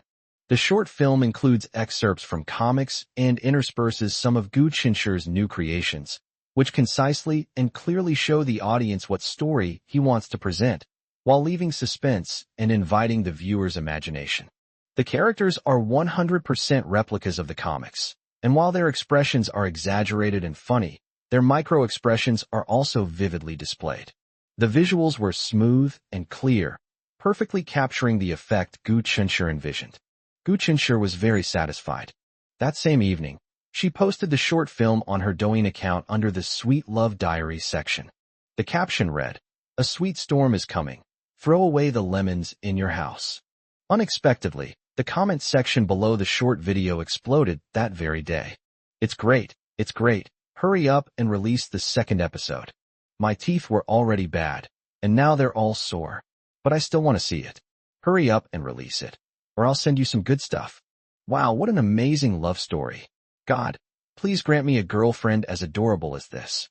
I'd trade 10 years of my best friend's life for her. Wah, my friend has been diagnosed with cancer, and the doctor said she has less than a week to live. But ever since he read your comic, in order to see the day when the male and female protagonists get married and have children, he stubbornly withstood the attack of cancer cells and miraculously lived for 3 more months. After watching the animated short film today, he went to the hospital for a checkup, and the doctor discovered that half of the cancer cells in his body had been removed. The doctor exclaimed that a miracle had occurred. I believe that if he could watch another 100 hours of sweet romantic anime shorts, he would definitely overcome the cancer and return to our side. So author, saving a life is better than building a 7-story pagoda. Please update soon. Gu Chunshur glanced at the comments and was stunned by the netizens' genius. He was sitting on the sofa, and Xiaoyu was reading the comments with him, their heads close together. It seems like the response is pretty good. Your dream of making an animated feature film should be able to come true. Gu Chunshur said, let's observe for a while longer. If the hype doesn't die down, I'll start working on bringing our story to the screen. His words were interrupted by the ringing of his cell phone. Gu Chunshur answered the phone. Hello, Brother Zheng? The animated short film is pretty good. Zheng Buiyuan laughed and said, Brother Gu, I think you're really going to be famous this time. Thank you for the compliment. Oh, my brother has something to tell you. Here, brother. Gu Chunshur was slightly taken aback. It seems that Zheng Buiyuan is with Zheng Bowen. Brother Gu, I've watched your animated short film. It's very good. Thank you. I want to invest. Chapter 294 Matchmaker Gu is online. Zheng Bowen got straight to the point, saying without hesitation that he wanted to invest in Gu Chunshur's Sweet Love Diary. Gu Chunshur was a little slow to keep up with his fast pace. Your comic has a bright future, and it will definitely be a hit if it's adapted into a movie. I'll fund the adaptation of your comic into a movie, and I've already decided on the release date. Valentine's Day on the 7th day of the 7th lunar month. The box office is sure to be a huge success. Zheng Bowen analyzed the situation logically and clearly. Gu Chunshur recalled for a moment. He forgot whether he had mentioned to Zheng Buiyuan or Zheng Bowen his idea of bringing the comic to the big screen. I can't quite remember right now. Mr. Zheng, to be honest. Hey, stop calling me Mr. Zheng all the time. It's too formal. How about this? You can just call me brother from now on. Anyway, I am older than you, so it's not like you're losing out by calling me brother. Gu Chunshur smiled and readily agreed. Okay, brother Zheng. Zheng Bowen was the second brother he recognized after coming to City A. The first one is Chung Karen. Barring any unforeseen circumstances, Chung Karen will become Gu Chunshur's preferred partner in the future. Any future business will be handled by Chung Karen. Gu Chunshur felt particularly lucky. Before his Sweet Love Diary movie project had even officially started, investors had already come knocking on his door. See, gold always shines. Jung Bowen's decision to invest in him was certainly not based on his good relationship with Jung Buyuan. Jung Bowen is a businessman. What do business people value most? Profitability. His Sweet Love Diary comic certainly made Jung Bowen see the investment value, which is why he took the initiative to ask for investment. Brother Jung, I am indeed planning to turn my comics into a movie, which is why I made a short film first to test the waters. Then the two of them had a brief discussion about the budget and other aspects of making the animated feature film. Finally, Jung Bowen expressed his willingness to fully fund the investment in this film. Gu Chunshi, however, was thinking a bit too much. He remembered that Zhou's father had always hoped that he could bring Zhou Xiangyu along when he made any plans. If they accept Jung Bowen's full investment, wouldn't that be tantamount to kicking Zhou Xiangyu out of the game? No. Even if Zhou Xiangyu participates in a different capacity, it will still be different. One is the identity of a co-partner, and the other is the identity of an employee, just like when Zhou Xiangyu helped him sell goods via live streaming before. They are ultimately different. Jung Bowen is not short of money, and neither is the Zhou family. Finally, a preliminary consensus was reached with Jung Bowen. Cooperation is definitely necessary. The issue of funding will be discussed later. Jung Bowen returned the phone to Jung Buyuan, who complained, "Brother Gu, your Sweet Love Diary is just unreadable." He spoke in a very low voice, probably with his back to Jung Bowen. Gu Chunshi asked blankly, "Brother Jung, what makes you say that?" Jung Buyuan said, "After reading your comic, I was so jealous that I couldn't eat dinner tonight." Gu Chunshi said arrogantly and calmly, "I started serializing this comic online precisely to make people jealous. Judging from your reaction, I've succeeded in making people jealous, and I'm quite proud of it." Jung Buyuan. After a long pause, he gritted his teeth and said, "Brother Gu, do you think it's over just because you're secretly hiding in a corner gloating? After reading your comics, and then thinking about how you and your sister-in-law are always so lovey-dovey no way, you have to take responsibility for me. How will you take responsibility? How about you repay me with your body?"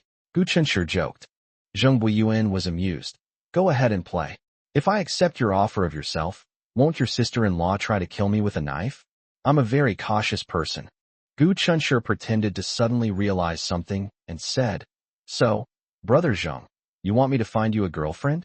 Unfortunately, the only single woman of suitable age around me who is good-looking enough to match you, Brother Jung, is this crazy girl, Li Feiyao." Suddenly, there was silence on the phone. "Wow, this looks promising." Gu Chunshi perked up. He sat up straight, adopting a matchmaker's tone, and said, "So what do you think of Li Feiyao? Actually, she's a nice person, just a bit short-tempered." "Does she have a boyfriend?" Jung Buyuan suddenly interrupted him. "I'm not going to be a mistress." His directness left Gu Chunshi bewildered. Do you mean before or now?" "I'm not so sure about before, but as for now, I can tell you for sure, there isn't one." Jung Buyuan breathed a sigh of relief. That's good. He wasn't very familiar with Li Feiyao, so he felt awkward asking her directly if she had a boyfriend. We can only ask Gu Chunshi. Who could blame him for actually having a bit of a crush on that little girl? Brother Jung. Jung Buyuan snapped out of his reverie and cleared his throat awkwardly. "Brother Gu, I think your neighbor is quite interesting. It wouldn't be a bad idea for us to get to know each other better. Then I can help you two get together?" Gu Chunshi asked tentatively. "No need, thank you." Jung Buyuan smiled and said, "There are some things I like to do myself. For example, pursuing girls. Also, Brother Gu, please keep this a secret for me." Gu Chunshi smiled knowingly. "I understand." His shoulders felt a little heavy. The familiar scent of hair lingered around his nose. Xiao Yu's head rested gently on his shoulder, her long black hair cascading over his shoulders.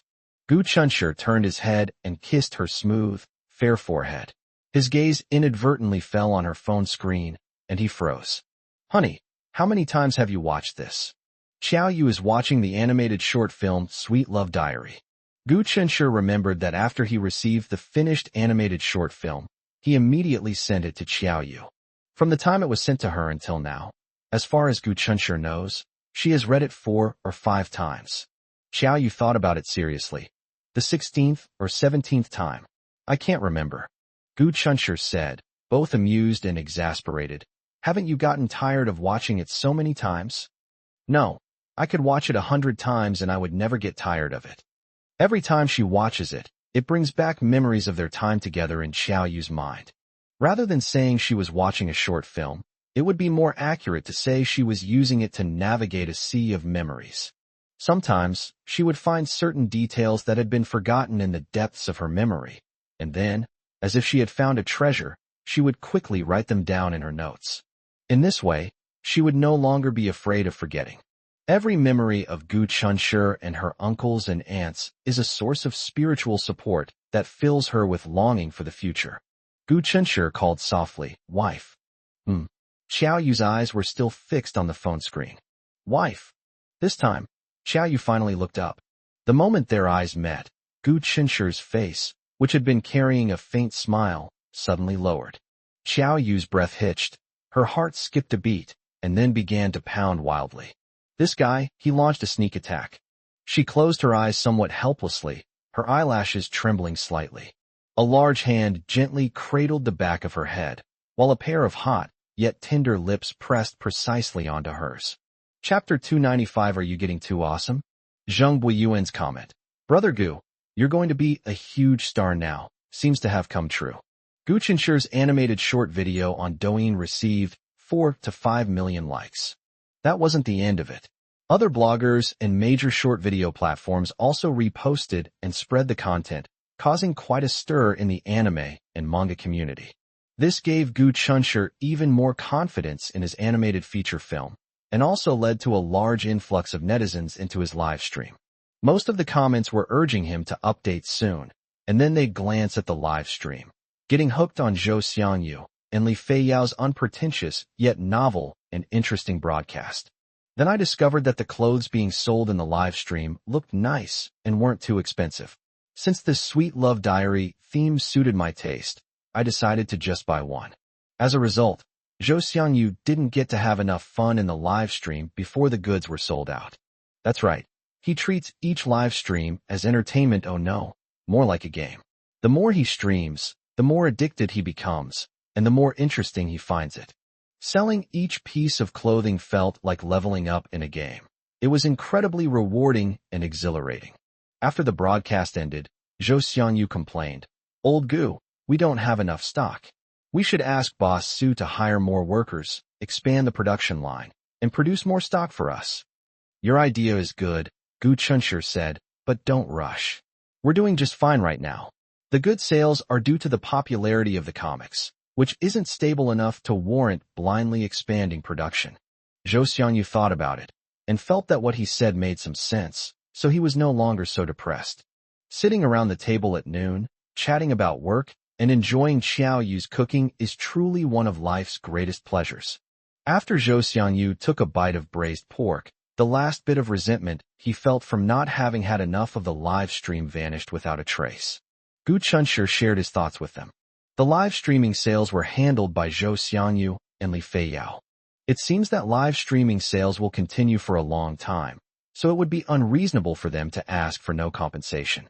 Moreover, Li Feiyao has already resigned from Chung Karen's company, and she is now officially working for Gu Chunshur, officially making live streaming sales her career.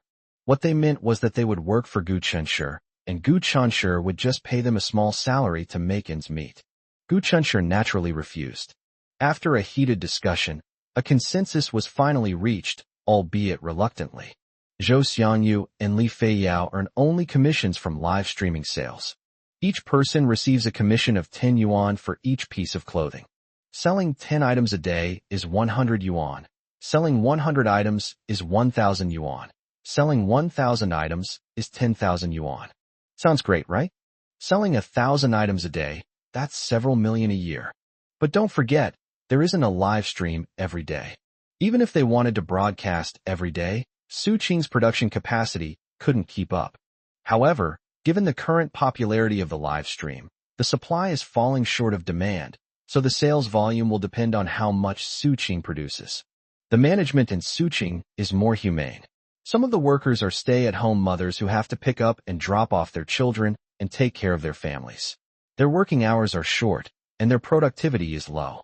On average, these workers can produce 7 pieces a day given the current moderate level of complexity in clothing styles.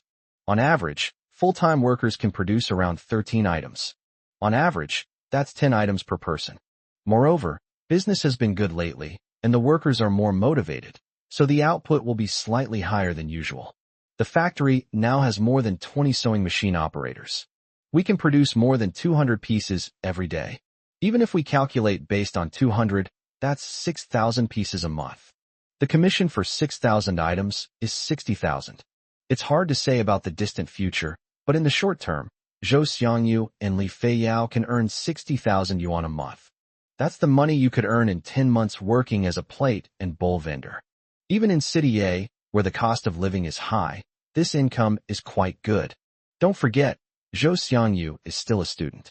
And it only airs twice a day, on Saturday and Sunday. I work 8 half-days out of 8 days a month. I earn my college tuition so easily, huh? This is absolutely awesome. Li Feiyao and he shared similar thoughts, and both were quite satisfied. In addition, as for Zhou Xiangyu, he still has to go to school, so he can just focus on live streaming sales. Li Feiyao is responsible for managing the Douyin store and customer service, which means she wears many hats. This will of course require additional wages. Gu Qinsher plans to pay her 30,000 yuan a month, which is far higher than her peers. But he can afford it. His monthly net income is 200,000 to 300,000 yuan, so 30,000 yuan is no problem for him at all. Besides, Li Feiyao is not an outsider. Grandma Li treated him like her own grandson, so Li Feiyao was like his own sister. After learning that other companies in City A offered a maximum monthly salary of 12,000 yuan for this position, Li Feiyao was furious and gave Gu Qinsher a good scolding. Gu Qinsher, have you gotten too big for your britches? You think you're something special just because you can make money? Then why don't you pay me 300,000 or 3 million a month? Li Feiyao felt that she should be paid according to her abilities, and Gu Qinsher's behavior of paying her salary based on their relationship made her very angry and worried. He's too honest. They're all his own people and wouldn't have any ill intentions towards him. But what about outsiders? People's hearts are too complicated these days. But she was just a mortal. If she accepts the 30,000 yuan, who can guarantee she won't become complacent and ultimately turn into someone whose greed has swelled and who is ungrateful? Gu Qinsher was so bewildered by her scolding that he lost his bearings. You little rascal, you're really up to no good. Tell me, are you trying to frame me? Tell me. Li Feiyao stood with her hands on her hips and said angrily.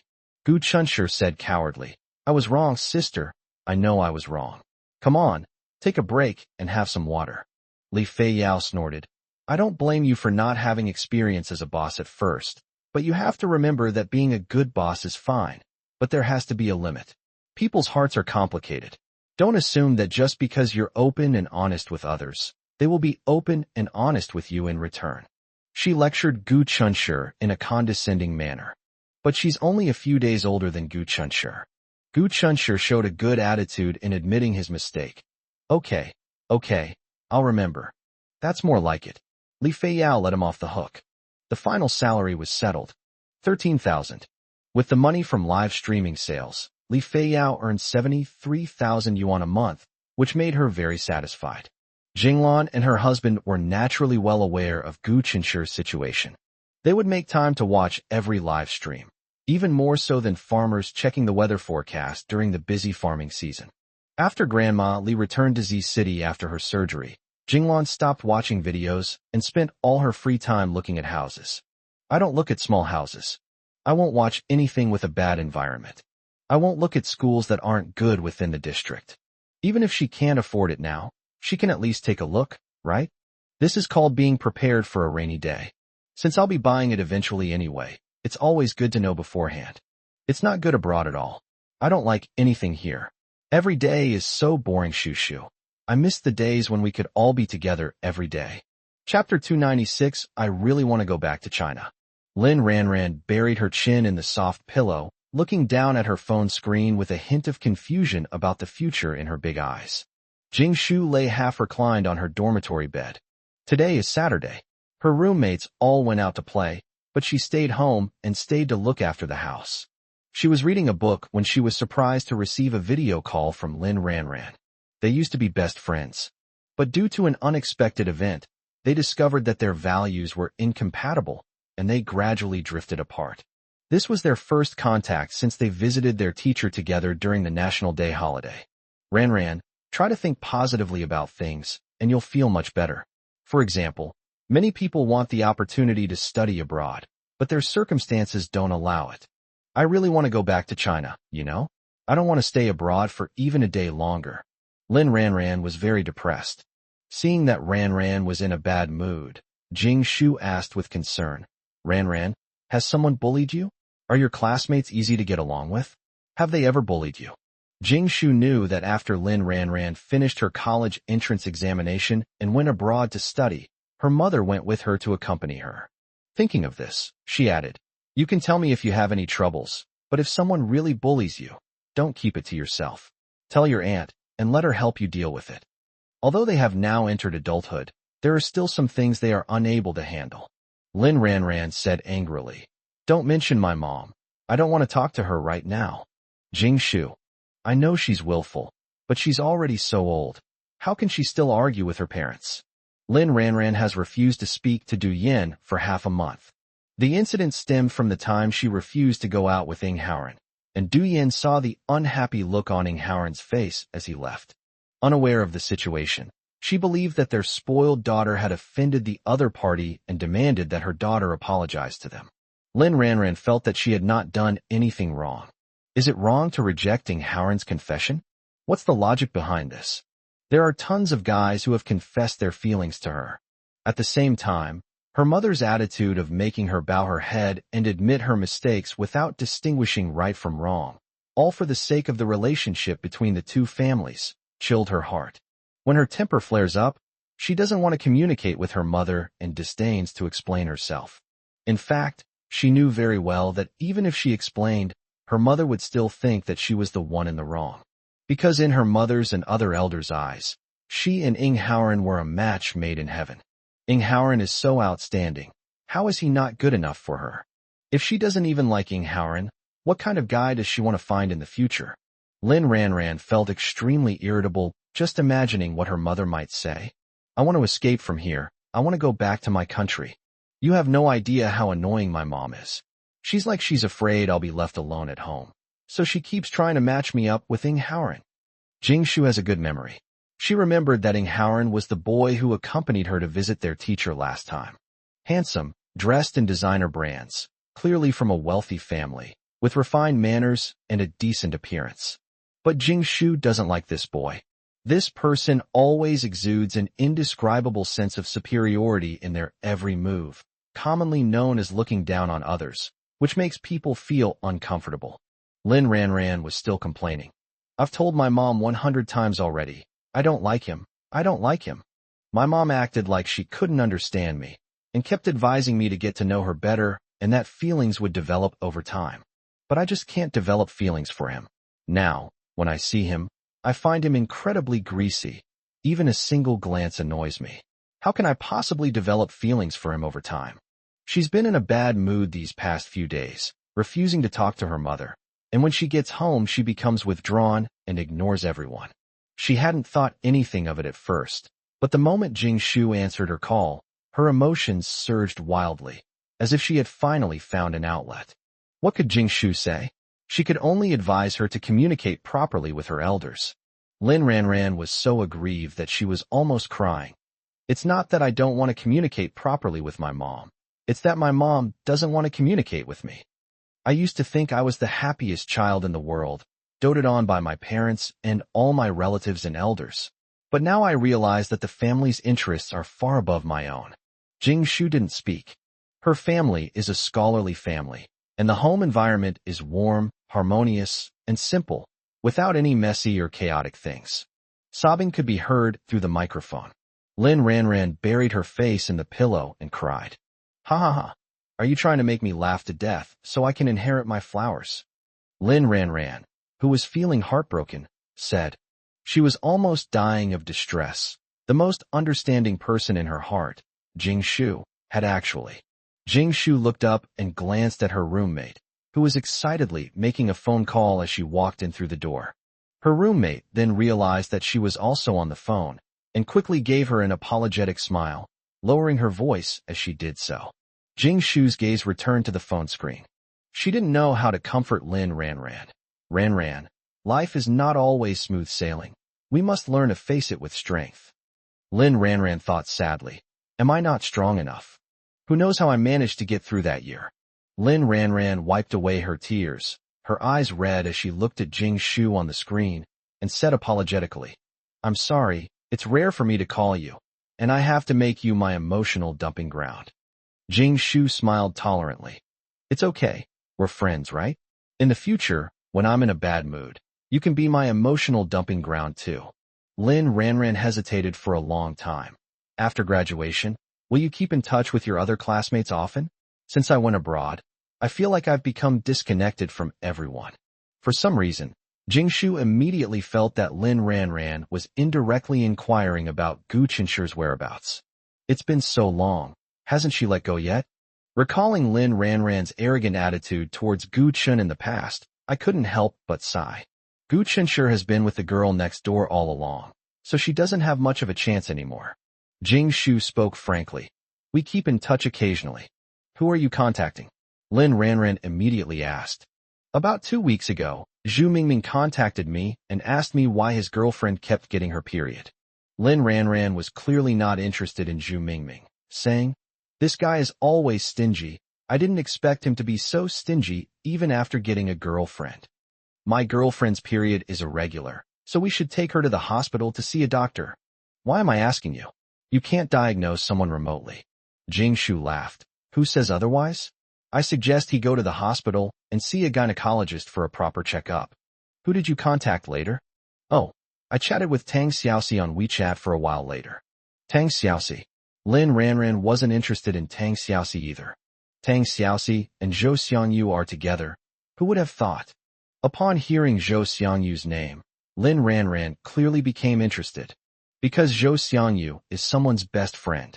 Chapter 297 Ignoring Everything. Lin Ranran temporarily forgot her gloom and asked in surprise, they're together? Jing Shu said, yes, both sets of parents know and support them, so it's all good. Tang Xiaoxi is a well-behaved girl and doesn't have a high profile in class. Because Tang Xiaoxi was Gu Qinshi's deskmate, and because Tang Xiaoxi would ask Gu Qinshi questions every now and then, Lin Ranran secretly started to pay attention to her. Lin Ranran initially thought that Tang Xiaoxi had a crush on Gu Qinshi, so the news that Tang Xiaoxi was with Zhou Xiangyu shocked her a little. Oh, that's good. Looking at it this way, it doesn't seem like a bad match between her and Zhou Xiangyu. Do you have any contact with Zhou Xiangyu?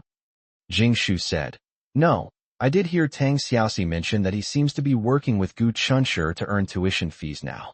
He's really motivated. I heard he doesn't even play games much anymore. Who would have thought that the gamer who used to be called out by the teacher for sleeping in class all the time would become so motivated now?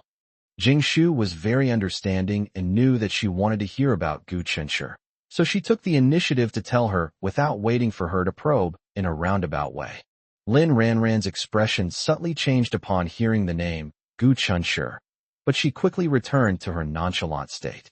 Oh, they're earning tuition fees? How do they do it? Lin Ranran asked casually. I really didn't know that. Tang Xiaoxi didn't tell me, and I was too embarrassed to ask. Lin Ranran was very disappointed. When the name Gu Qinshi captured the attention of every cell in her body, all Jing Shu ultimately knew was this. At that moment, she was like a traveler who was extremely thirsty. Just when she was confused and didn't know what to do, a drop of rain suddenly fell from the sky. It landed perfectly on her lips. It allowed her to taste the sweetness she had long missed. Overjoyed, she tilted her head back, ready to welcome more rainy seasons and enjoy a hearty drink, when suddenly the rolling dark clouds dispersed and not a single drop of rain fell. Lin Ranran lay on the bed, holding her phone, and began searching for Tang Xiaoxi's contact information. How does Gu Qinshi earn tuition fees? Does he tutor naughty children, or does he go back to serving dishes? She heard that he made 100,000 yuan with a creative idea by chance, but luck played a part in that. He was only a freshman in college, but his extremely ordinary family background forced him to work hard to earn his tuition fees during the best years of his youth. Lin Ranran, who had always been pampered and waited on hand and foot, simply couldn't imagine how miserable Gu Qinshi's life was now. My mother was right before. They were indeed from two different worlds and were not a good match. But if he were willing to leave his female neighbor and choose to be with her again, no matter what obstacles they might encounter, she would stay with him regardless. When Gu Qinshe was around, she was used to his presence and felt he was dispensable. But after he left, she realized that, subtly, Gu Qinshe had become so important to her. To use a perhaps inappropriate analogy, to her, Gu Qinshe was like the sun. When people get used to the sun shining brightly every day, they almost automatically ignore its existence. However, when it fails to rise as usual and rains continuously all day long, people suddenly realize its importance to them. But the sun is in the sky, and one day it will return to spread its rays. Gu Qinshe is still there, but unfortunately, he has become someone else's sun and will no longer come to warm her. Perhaps it's because she hasn't found a new sun that truly belongs to her, so she always longs for the one she had before, unable to let go. Lin Ranran felt she must be going crazy. Gu Qinshe and she have gone their separate ways and have no connection whatsoever, haven't they? Why does she still think about him as if she's possessed? Could it be that she's so hung up on the experience because she's never felt this way before? Perhaps this is what it's called. But she couldn't control herself. She flipped through her contacts repeatedly, but still couldn't find Tang Xiaoxi's contact information. She could ask Jing Shu for it, but she was afraid that Jing Shu would see through her true intentions. She simply didn't understand. She thought she was pretending very well, but Jing Shu saw through her inner turmoil and struggle from the very beginning. While Lin Ranran mistakenly believed that Gu Qinshe was busy earning his tuition while attending school, Gu Qinshe was indeed extremely busy. After handing over the live broadcast room to Zhou Xiangyu and Li Feiyao, it doesn't mean he can simply wash his hands of it. He needs to verify the style, quantity, and other details of the clothes. At the same time, he also needs to continue writing and brainstorming ideas for his Sweet Love Diary. Write a script for a Sweet Love Diary. Based on the currently serialized comic plot, it is initially estimated that it can be produced in a length of more than 30 minutes. The story is a bit short and lacks completeness. Gu Qinshe needs to complete the story and have it reviewed and approved by investors before officially starting the planning. I haven't had time to update the comics I'm serializing on Douyin. I'm just too busy. An explanation was issued in response, and after the fans' lamentations subsided, they all expressed their willingness to patiently wait for the movie's release, promising to invite their friends and family to see it. Gu Qinshe was deeply moved by the encouraging and supportive comments in the comment section. These online friends, whom he had never met, were his strongest support, besides his family and friends, to keep him going. After the script was written, Gu Qinshe copied it and sent a copy to Zheng Bowen, who approved it. That day, Gu Qinshe took some time to have Zhou Xiangyu give Zhou Weijun a heads up beforehand, so they could meet up that evening. Zhou Weijun is also a very busy man. Not to mention Gu Qinshe, even Zhou Xiangyu has had a hard time seeing him recently. Gu Qinshe, Zhou Xiangyu, and Li Feiyao all attended the meeting, but Xiaoyu was the only one who didn't. Xiaoyu has been receiving more and more commissions lately, so much so that he's busy drawing during the day, and then he runs out of manuscripts for his novels, so he rushes to finish them at night. Her readers are so lovely, she couldn't bear to keep them waiting. Gu Qinshe had no choice but to cruelly leave her alone at home. Zhou Weijun looked a bit haggard after not seeing him for several days. It's clear he's been really busy lately. Those prominent eye bags show he hasn't had much rest. Dad, what have you been busy with lately? You can never earn enough money. Just keep working enough and don't overwork yourself, Zhou Xiangyu said with concern. You little rascal, you know how to care for your old father now. Zhou Weijun looked at his tall son, who was over 6 feet tall, and felt very gratified. Although the father and son had not seen each other for many days, Zhou Xiangyu was fully aware of the live broadcast that Gu Qinshe had given to him. The reason, of course, is that this kid loves to show off too much. Sorry, There are 2 more chapters to post later. Chapter 298 Blessed. Zhou Xiangyu was afraid others wouldn't know he was now on the right track, so every time he finished broadcasting, he couldn't wait to make a phone call. Call Tang Xiaoxi, call the most beautiful woman in the universe, call Grandma. I have to proudly show off how many clothes I sold and how much money I made during today's live stream. He wouldn't hit his elderly father, Zhou Weijun. The old father is very busy. His Chinese restaurant in City A was so popular that he decided to open another branch on another street in City A. I'm so busy I'm dizzy. Zhang Huiwa has to go back to Z City from time to visit Zhou Xiangyu's maternal grandmother, so she can't help much. In the midst of his busy schedule, Zhou Weijun took the opportunity to learn about his son's recent situation.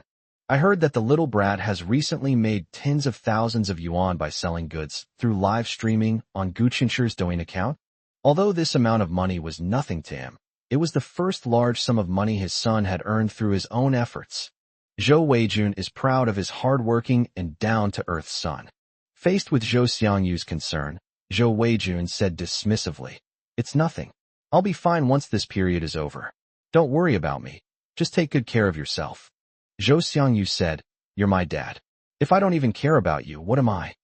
Zhou Weijun smiled kindly at Li Feiyao, then asked Gu Chunshi with a puzzled look, "Why didn't Xiaoyu come?" Gu Chunshi told him the truth and also mentioned his purpose for coming. "Uncle, I have an idea now." Zhou Xiangyu and Li Feiyao either listened quietly or ate quietly. In short, no one made a sound to interrupt their conversation.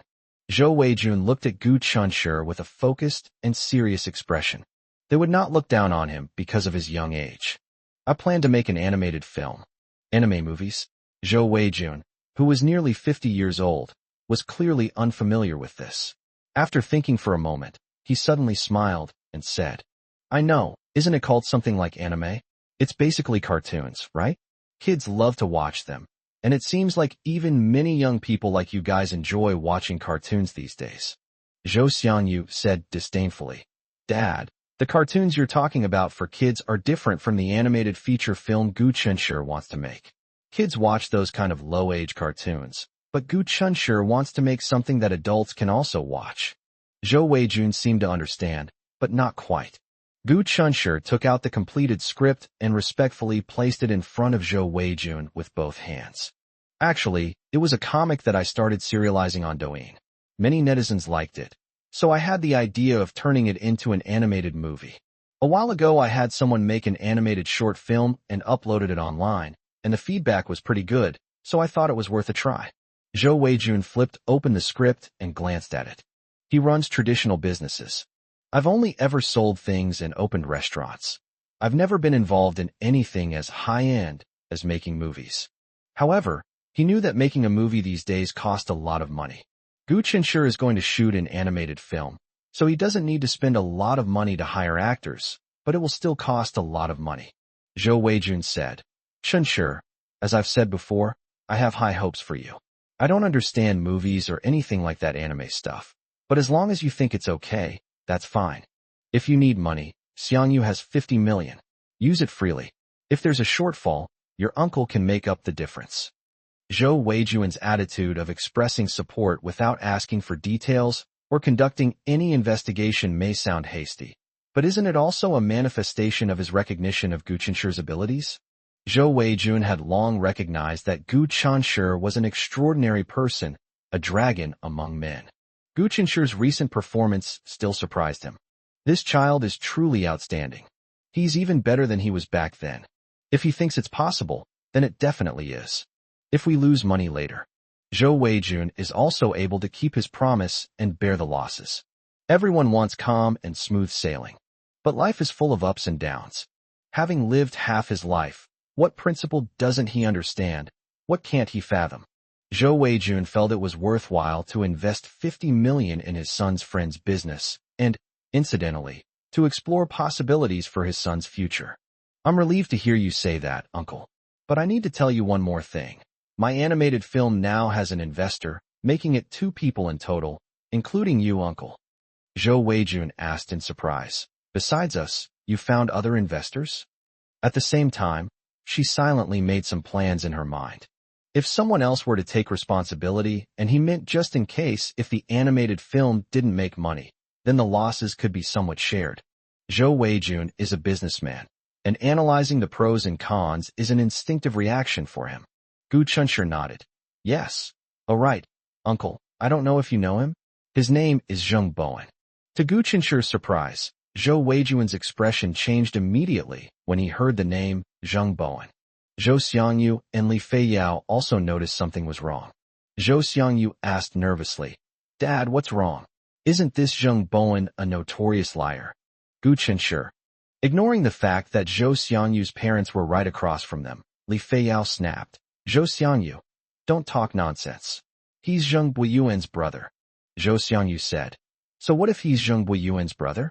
I'm not saying Zheng Buiyuan is bad, but Zheng Buiyuan is Zheng Buiyuan, and his brother is his brother. Haven't there been plenty of cases where people have been brainwashed by pyramid schemes and only target their own people to scam?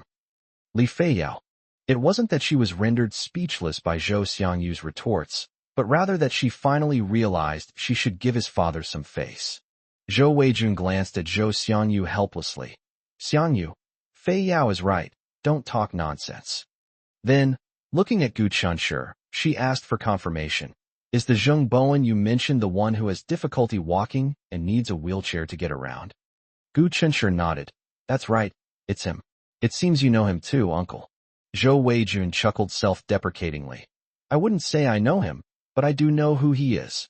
Oh, so he's not a scammer after all. That puts my mind at ease. Otherwise, my buddy's hard work would have been wasted. Zhou Xiangyu breathed a sigh of relief. Li Feiyao secretly rolled her eyes at Zhou Xiangyu. That guy, he can't say anything nice. But my uncle seems to be doing quite well. Zhou Weijun was both amused and exasperated. Of course he's not a fraud. Chunshur, how did you come to know him? Gu Chunshur told the truth. He is the cousin of one of my college classmates.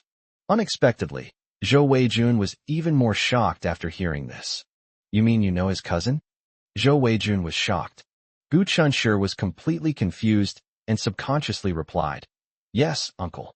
Zhou Weijun looked at Gu Chunshur with disbelief and exclaimed out of the blue, You kid, you're not only capable, but also very lucky. Chapter 299 The Second Generation of Officials. Zhou Weijun said that Gu Chunshur has the ability, and everyone agrees with that statement.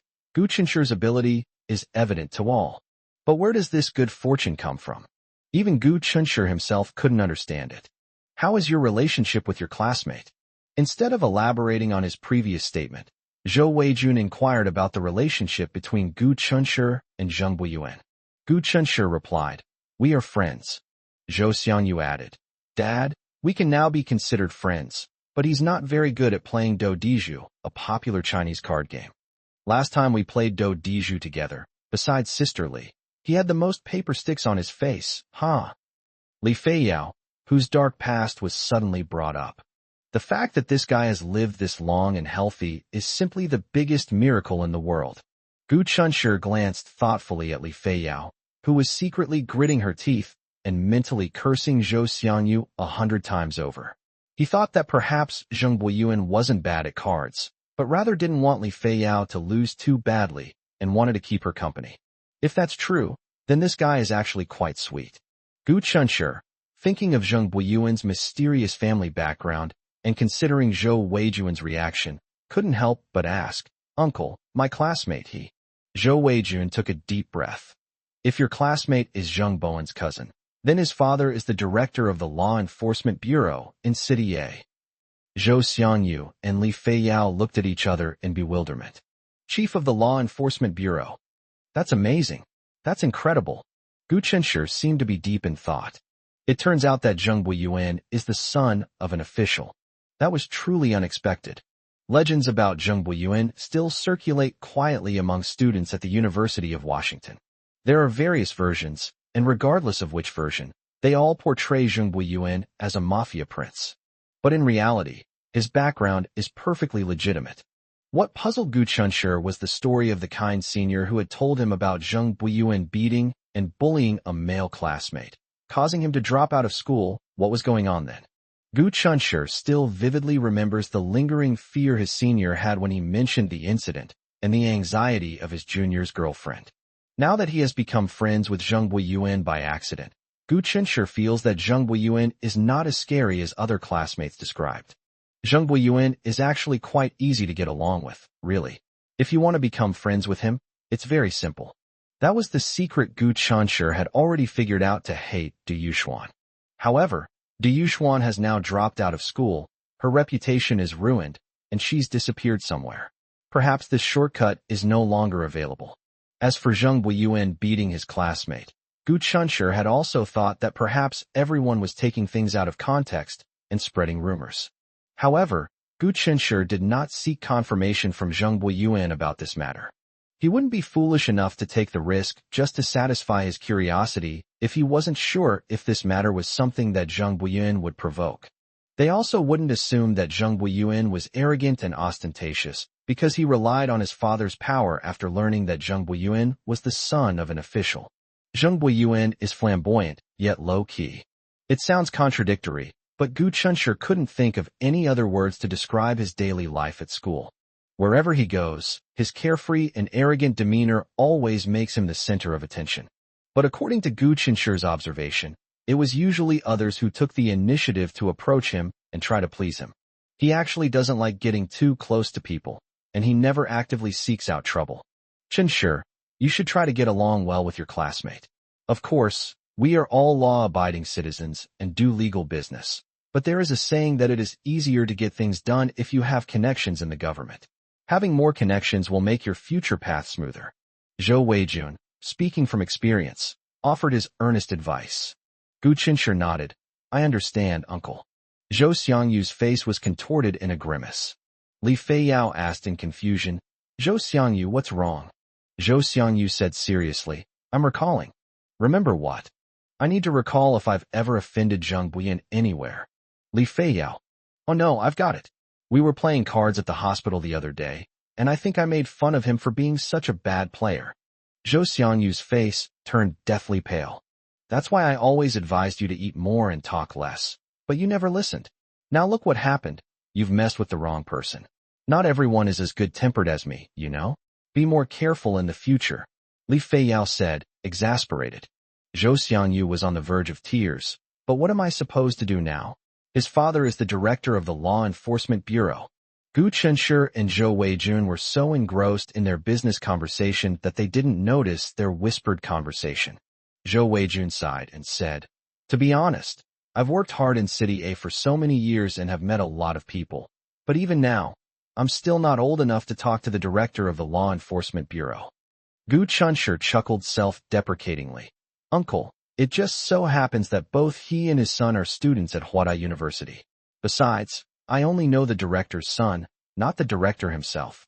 Old Gu, hurry up and give me Zheng Buiyuan's phone number. Zhou Xiangyu interrupted Gu Chenshi in a flustered tone. Gu Chenshi and Zhou Weijun were both completely baffled by his pale face.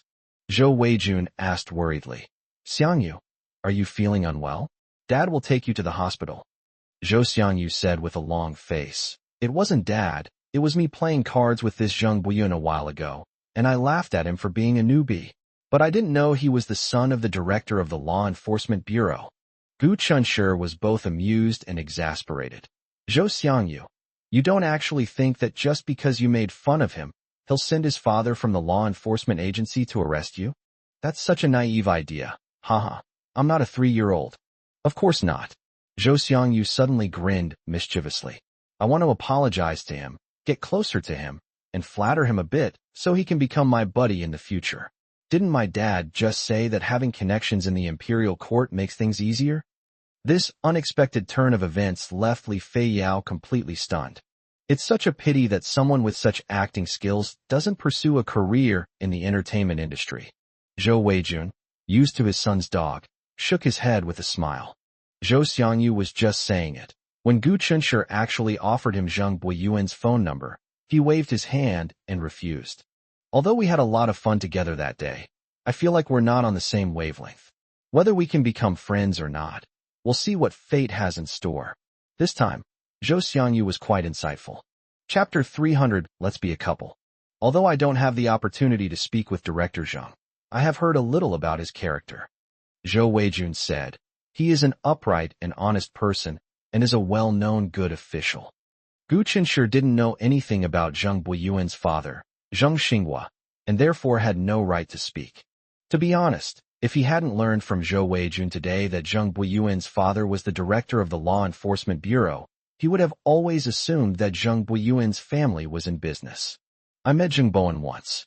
He was a gentle and unassuming young man, but unfortunately I heard that when he inherited the family business, many people were not optimistic about him. Many of the company's veteran employees resigned and jumped ship to competitors. However, who would have thought that this young man, who is always in a wheelchair, has such a sharp eye for investment, and never fails once he makes a move? So, if Qinsher is willing to invest in your animated film, it means your animated film is a sure thing. Zhou Weijun was very excited. I am very grateful. Gu Qinsher was a child I knew. I heard that Zheng Bowen is going to fully fund his animated film, but he did not forget his previous request and added them as well. Zhou Weijun said, how about this, at Qinsher, 9 a.m., Zheng Bowen and I will split the investment 50-50. What do you think? As long as Zheng Bowen has no objections, Gu Qinsher naturally feels there's no problem. After the dinner, Gu Qinsher immediately called Zheng Bowen, who expressed his approval of Wu Kai's investment approach. Tomorrow, Zheng Bowen will have his assistant draft the contract. He, Gu Qinsher, and Zhou Weijun will sit together, sign their names, and their cooperation will officially take effect. The streetlights on both sides of the road seemed to be strung together by an invisible thread, becoming a necklace to adorn the night. Gu Qinsher gazed calmly at the dazzling night view outside the car window. Zhou Xiangyu isn't going back to school today. He went back with his dad. Li Feiyao, sitting in the back seat by another window, was looking down at her phone. Grandma Li is currently in a slow recovery period after her successful surgery. Mr. and Mrs. Li stayed with her in the hospital for a week. When Mrs. Li woke up, she was afraid that it would affect their work, so she asked them to leave. Li Feiyao also said that her grandmother would be fine with her taking care of her. After much deliberation, the couple hired a caregiver at a high price, and after giving Li Feiyao countless instructions, they flew back abroad with a heavy heart.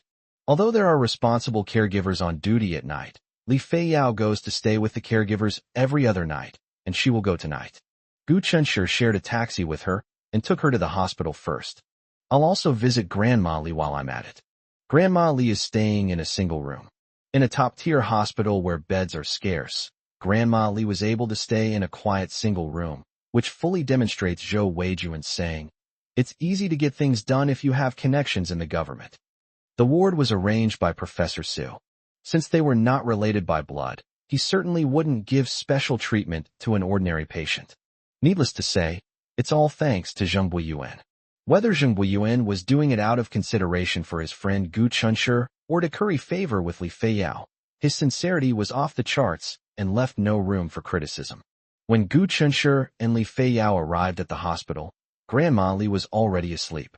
Fearing she would disturb the elderly woman's rest, Li Feiyao gestured to Gu Qinsher, signaling him to hurry back and not keep Xiao Yu waiting at home.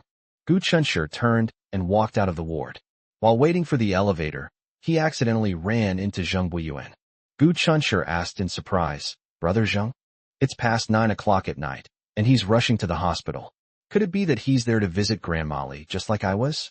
Perhaps his real intentions are elsewhere. Zheng Buiyuan said frankly, my uncle has surgery tonight, so I came to see him. Then I remembered that Li Feiyao would be coming tonight, so I stopped by to check on her before I went back. Gu Qinsher gave him an I understand look and gestured with his chin towards the ward. Yeah, she's inside. I won't disturb you any longer, I'll head back now. Just as he was about to leave, Zheng Buiyuan called out to him. Brother Gu, wait a minute. I'm sorry to take up your time. How did your talk with my brother go? I've been quite busy these past 2 days and haven't been able to visit him. Gu Qinsher said, That's great, Brother Zheng. If all goes well, my animated feature film will be released on Qixi Festival next year. I would appreciate it if you could come and support me. Zheng Buiyuan replied matter-of-factly. Of course, I'll wait and see. I hope Brother Gu can make all my good teeth fall out from the sourness. Gu Qinsher said meaningfully, My anime can only make single people's teeth ache. Maybe Brother Zheng will have already gotten rid of his single status before next year. Zheng Buiyuan said thoughtfully. That makes sense. Brother Zheng, keep it up. But let me make this clear. If you bully anyone in the future, I won't stand idly by. Zheng Buiyuan said. What are you talking about? I didn't find a girlfriend to bully. Why would I want to bully her? Zheng Buiyuan, you have a girlfriend? The sudden sound made Zheng Buiyuan's body tremble involuntarily. To be honest, Gu Chunshi was also taken aback. However, his reaction was much calmer than Zheng Buiyuan's. Because he wasn't like Zheng Buiyuan, who was guilty-minded. Little brother, could you go back and tell you that I'll try to learn to cook from her tomorrow when I have some free time? Li Feiyao said to Gu Chunshi. Gu Chunshi was incredulous. You chased me out just to say this? You have her contact information. Why don't you just tell her directly? Li Feiyao said. I just suddenly realized that you went out of your way to take me to the hospital, but I didn't even say goodbye. That's a bit much, so I thought I'd say goodbye to you too. Gu Chunshi said helplessly. Okay, I understand. I'll go back and tell her. Li Feiyao looked at Zheng Buiyuan with a smile and a hint of respect. First of all, Zheng Buiyuan was the grandmother's savior, and the whole family was extremely grateful to him. Secondly, knowing that Zheng Buiyuan was a second-generation official tonight, she would unconsciously feel a little restrained and fearful when she looked at him. People like to talk about equality for all, but this also reflects the fact that absolute equality between people is impossible. As long as there is a gap between the rich and the poor, and as long as power exists, it is impossible for everyone to be equal. Zheng Buiyuan, so you have a girlfriend? She asked curiously. Zheng Buiyuan quickly denied it. No, I don't have a girlfriend.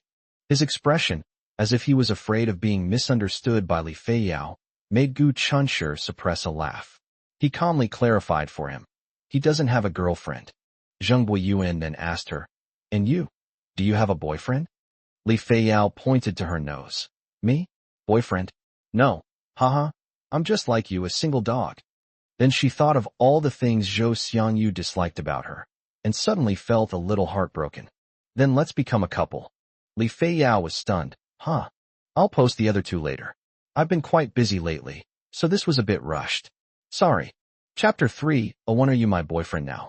Zheng Buiyuan's suggestion, how about we become a couple, left Li Feiyao and Gu Chunshi completely stunned. Li Feiyao was caught off guard. Gu Chunshi was shocked by Zheng Buiyuan's bravery.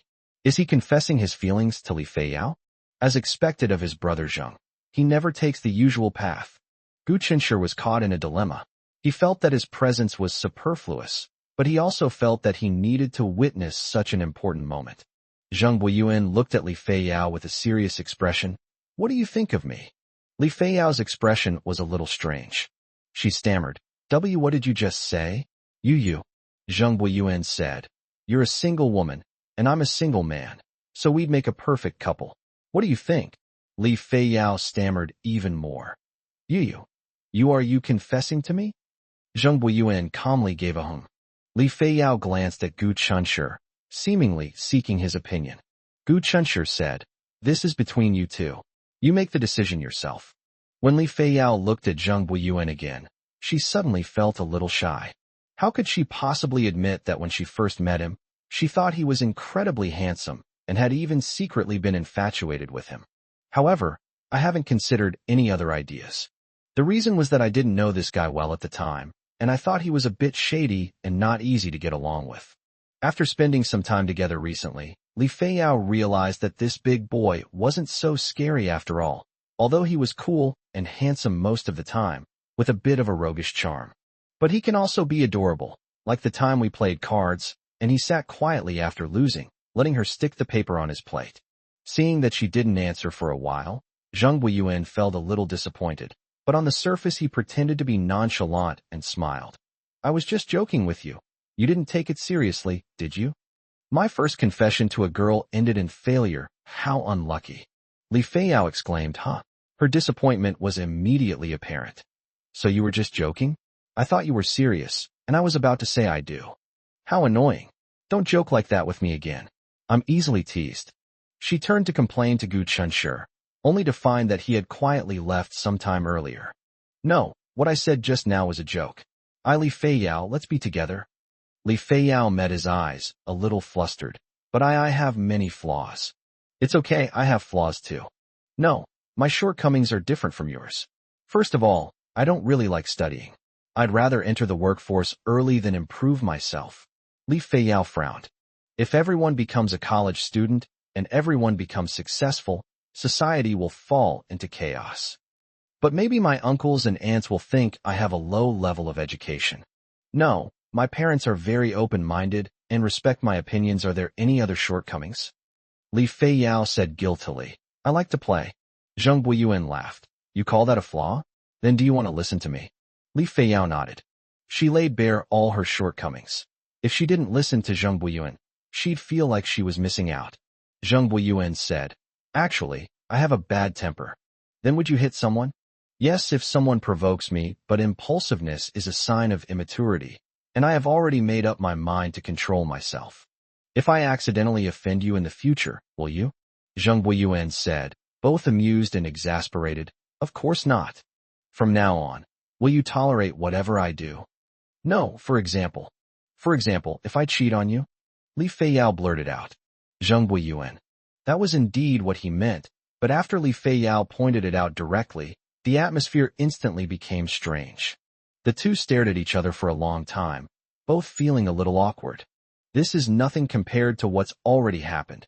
They've even brought up the issue of being cuckolded. No matter how you look at it, something just doesn't feel right. Li Feiyao suddenly said with a hint of resentment. Zheng Buiyuan, what do you mean? We're not even together yet, and you're already being suspicious? What kind of person do you take me for? Zheng Buiyuan said aggrievedly. I didn't mean that. It was just a slip of the tongue, so I didn't mean to imply that you're that kind of person. I'm sorry, I misspoke. I hate betrayal. If two people don't want to be together anymore, they can just say it directly. Why hurt or disgust the other person? Born into a powerful and wealthy family, he had seen this kind of thing many times before. There are also cases where people have ended up disgraced, ruined their families, and even died. Li Feiyao said, I also hate people who are two-timing. We have similar values. Also, when you said you wanted to be with me, were you serious? Certainly. Okay. Li Feiyao grinned foolishly. So from now on, are you my boyfriend? Since Zheng Buiyuan hates betrayal the most, he probably wouldn't betray others. While it cannot be guaranteed that he will only love one person for his entire life, at the very least, he will not be fickle or philander during the duration of their relationship. Sigh, Li Feiyao was already suffering enough from Gu Chunshi and Xiao Yu's PDA before, but later on, she started having to watch Zhou Xiangyu and Tang Xiaoxi's PDA. If this continues, she's going to become depressed. As a result, instead of thinking about how to make the most of her youth, she's so young and her mind is filled with thoughts of when she can find a partner. Now that's great. A wonderful boy who is far more outstanding than she expected has confessed his feelings to her. She has no reason to refuse. Unless she's got her head squeezed in a door. Li Feiyao's smile was infectious, and Zheng Buiyuan couldn't help but laugh too. If you say so, then so be it. Li Feiyao said thoughtfully. So if I say no, then you're not? Zheng Buiyuan. That's not up to you. Li Feiyao chuckled. When I first saw you, I thought you were a cool and domineering guy. I was right. You really are domineering. What was said without malice may have been taken to heart by the listener. Zheng Buiyuan said with annoyance. Am I being annoying? Sorry, I'll be more careful next time. No need. No need. Li Feiyao looked at him with a grin. The way you treat me so domineeringly makes me feel like the little wife of a domineering CEO, The two of them stood there dumbfounded, suddenly feeling a little embarrassed. The atmosphere was slightly ambiguous. That's strange. We were all very comfortable as friends, so why are we all a bit reserved now that we're in a romantic relationship? Chapter 302 Traditional Men. Gu Chunshi got out of the taxi. He slipped away while the two men weren't looking. After much thought, he realized that he was not suited to be on the sidelines. Especially after Zheng Buiyuan confessed his feelings, Li Feiyao's attitude was unclear. To avoid embarrassing Zheng Buiyuan, he secretly slipped away. If Li Feiyao ultimately rejects Zheng Buiyuan, then he will think, just like Zheng Buiyuan did to save face, that he was just making a harmless joke with Li Feiyao. If we meet again in the future, I will never mention it again. Little did he know that as soon as he got out of the car, he received a boastful text message from Li Feiyao. Li Feiyao, little brother, I've found you a brother-in-law. Gu Chunshi couldn't help but smile. He stood by the cement road downstairs, the dim light casting a halo around him. Gu Chunshi, congratulations. Li Feiyao, humph, I'm going to tell Zhou Xiangyu this later. Let him keep saying I'm unwanted, but I'm incredibly charming. What does a shut-in like him know? Gu Chunshi, I support you.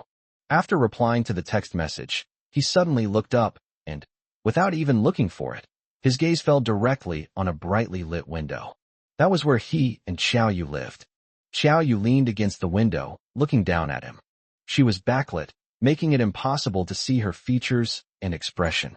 Gu Chunshi smiled at her, then rushed into the stairwell and quickly climbed the stairs. As soon as she opened the door to the room where Xiao Yu had just stood by the window, her waist suddenly tightened as someone hugged her from behind. Don't move, Xiao Yu threatened in a low voice. Gu Chunshi stood obediently in place, raising his hands and saying, Okay, wife, I surrender. Now tell me honestly, what were you laughing at on your phone down there just now? Oh, my wife wants to check up on me. Li Feiyao and Zheng Buiyuan are together now, Gu Chunshi said half-jokingly. I have a brother-in-law now. Upon hearing this news, Xiao Yu was also stunned. Your college classmate who helped arrange Grandma Li's surgery? Yes, it's him. He confessed his feelings to Li Feiyao at the hospital today, and Li Feiyao agreed to be with him. Surprised? Unexpected. Xiao Yu didn't really feel any surprise, since it was someone else's business. It was truly an unexpected surprise. It seems like they haven't known each other for very long. Xiao Yu unconsciously pressed her face against his back. His back was broad, and just holding him like that made Xiao Yu feel very secure. Yeah, that's right. Gu Chunshi put his hand on her hands, which were clasped around his waist, and wondered to himself, what's going on? Why are all the people around me getting out of single life? It's making it hard for me to be the only one showing off my love. First it was Zhou Xiangyu, then it was Li Feiyao. Xiao Yu chuckled softly. Her body was pressed tightly against Gu Chunshi. The clothing isn't very thick in autumn. So much so that Gu Chunshi could clearly feel the softness and warmth of her body, as well as the trembling of her chest when she laughed. Gu Chunshi unconsciously swallowed a mouthful of saliva. Fortunately, he was a virtuous man. Otherwise, they would have been driven crazy long ago. Have you finished writing the manuscript? Don't overwork yourself. You can never earn all the money in the world, and you still have me. Only after saying this did Gu Chen realize that Zhou Xiangyu seemed to have said the same thing to his father tonight. Xiao Yu said earnestly, Actually, it's not entirely about making money. I'm afraid of letting down my readers' expectations. They're so wonderful, and I don't want to disappoint them or make them wait. Gu Chunshi couldn't help but laugh. His wife is so serious and responsible, she's so adorable. Our animated feature film will officially start production tomorrow once the contract is signed. That's great. Xiao Yu thought for a moment and added, Don't overwork yourself. Do what you can. Remember what you just said. There's no end to the money you can make. I know, my wife. Gu Chunshi turned around and cupped her face in his hands. Her face was soft, and Gu Chunshi couldn't help but rub it. This is to satisfy my greed. He's hesitant to kiss or hug Xiao Yu now, afraid he won't be able to control himself. Sigh. He realized that his self-control was getting worse. I keep feeling I might better not say anything. Therefore, it's best to maintain a reasonable distance. It's so hard to be a decent person.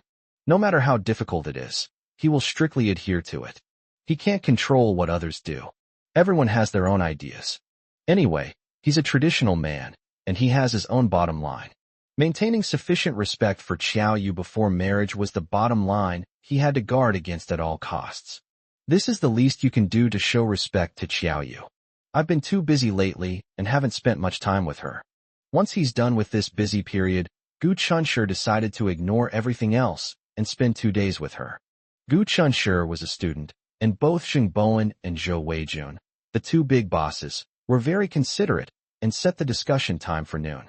Based on Gu Chunshi's previous understanding of other animated films and Zheng Bowen's detailed investigation, the initial budget for producing an excellent animated film like Sweet Love Diary would not be less than 100 million yuan. Taking all factors into account, the final startup capital was set at 120 million.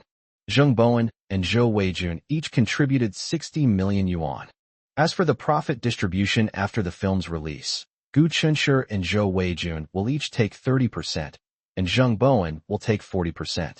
Zheng Bowen has experience in film production and is familiar with the film production process, so it's the perfect person to handle this task. Therefore, he took care of everything from the film's pre-production publicity and production supervision to all sorts of trivial matters in post-production. Therefore, both morally and logically, we should take more. Gu Chunshi still intends to entrust the production of the animated film to the same animators who worked on the short films before. They were all young people who had recently graduated from university and were full of ideals and ambitions. His life belief is to make Chinese animation rise. Zheng Bowen watched the short film and thought that the final film's presentation was on par with the short film, which was sufficient. Therefore, I agree to Gu Chunshi's suggestion. Whether it's a physical store or a company, when recruiting employees, they all like to add the phrase, experienced candidates preferred. However, for him, sometimes using new people is not a bad thing. Newcomers often work even harder to prove themselves. At this time, they had not experienced the harsh realities of society, nor had their souls been corrupted by the complexities of human nature. Their minds were relatively simple and pure, and they had lofty ambitions, willing to give everything for their great ideals. The animators were ecstatic when they learned they were about to participate in the production of an animated film with a budget of over 100 million yuan. Of course, it's a pipe dream to expect an animated film to be released next year on Qixi Festival with just a few animators. Don't worry, leave the rest to Zheng Bowen. The last chapter is finished. I'm not good at writing business fiction, and the film production part is just the author's own imagination. Just enjoy it for fun. Thank you. Chapter 303 Believe in Metaphysics or Not. After signing the contract with Zheng Bowen and Zhou Weijun, that afternoon, Gu Chunshi signed another contract with Cheng Karen. All matters related to the film will be handled by Cheng Karen. Although Cheng Karen appeared calm on the surface, she was actually very excited inside. It feels like a dream. The investment he's collaborating with is worth hundreds of millions. However, Cheng Karen looked at Gu Chunshi's overly youthful face and felt a bit like she was in a dream. It's just like children playing house. But the contract he had just signed on the table told him that he could earn nearly 2 million yuan by playing this house game. Cheng Karen was filled with mixed emotions. Brother Gu, do you know what the best decision I ever made in my life was? It was when I was desperate and, on a whim, I struck up a conversation with you and asked you to help me come up with a creative solution. Gu Chunshi recalled their almost miraculous encounter, feeling as if it were a lifetime ago. That business plan earned me my first pot of gold. Brother Cheng, I was really grateful to you back then. You gave me the opportunity to prove myself. Thank you. Cheng Karen said, I should be thanking you. It was your business plan that saved my small company from going bankrupt. It hasn't been that long, and now you've signed such a big contract with me. It's no exaggeration to say that you're my benefactor. You flatter me, Brother Cheng. I chose you because of your abilities, not because of our relationship. Cheng Karen laughed heartily. Although Gu Chunshi is young, he is always meticulous in his work and has extremely high emotional intelligence. Being with him makes people feel very comfortable. After happily putting away the contract, Cheng Karen took the initiative to chat with Gu Chunshi about some personal matters. I'm going home on Saturday. Could you ask Zhou Xiangyu if I need anything brought back for me, so I can prepare in advance? Gu Chunshi didn't react for a moment. Brother Cheng, when you go home, do you bring anything with Zhou Xiangyu? What's the connection? I don't understand. Cheng Karen then suddenly realized that he hadn't explained himself clearly and said with a laugh, It's like this. Zhou Xiangyu told me last time that his girlfriend is studying at the teacher's college in my hometown. It turns out that after learning that Zhou Xiangyu's girlfriend was studying at a university in his hometown, Cheng Karen said that if he went home, Zhou Xiangyu could hitch a ride with him if he wanted to visit his girlfriend. Cheng Karen will be going back this Saturday, and she informed Zhou Xiangyu in advance. When visiting your girlfriend, you should prepare something sweet, like a big bouquet of flowers. Cheng Karen was worried that Zhou Xiangyu might feel embarrassed because he was giving him a ride, so he asked Gu Chen to remind him. He was really overthinking it. Zhou Xiangyu rarely feels embarrassed. Remembering that Cheng Karen's mother had been unwell, Gu Chunshur couldn't help but ask, "How is your mother's health now?" Cheng Karen sighed and said, "Ever since last time, my body has been very weak. Alas, chronic diseases are hard to cure.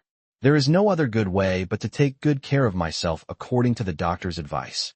Fortunately, my dad is in good health. He exercises every day and also takes my mom for a walk and some Tai Chi. Although we have a nanny at home to take care of things, I'm still not entirely at ease. I try to make time to go back and visit them every week. Luckily, my home isn't far from City A by car." After saying that, Cheng Karen unconsciously sighed again. Normally, Cheng Karen is eloquent and confident and never sighs or complains. It seems that his trip home this time was not just to visit his parents. He is currently troubled by something. Gu Chunshur didn't ask. In the adult world, it's necessary to maintain a proper distance. Otherwise, it's easy to make things worse. He said enviously, "It's so good to live close to home. It only takes 2 hours to drive there. Unlike me, it takes me a whole day and night to drive home. If I want to get home quickly, I have to take the high-speed rail or a plane. Sometimes, during holidays, tickets are impossible to get." Cheng Karen smiled wryly. "Everything has two sides, sigh." Having said all that, Gu Chinshur's refusal to ask any further questions would only make him seem indifferent. "Brother Cheng, you seem to have something on your mind," Cheng Karen said helplessly. "My mom is obsessed with having a grandson lately and keeps urging me to find a girlfriend, get married, and have children." Gu Chunshur looked at him with pity. "So, he's being pressured to get married? Fortunately, he's not that old, and most importantly, he already has Xiao Yuha. They'll get married as soon as he graduates, so there's no way he'll be pressured to get married, haha." Gu Chunshur understood. "So you're going back this time to go on a blind date?" Cheng Karen said with a sigh. "Yes.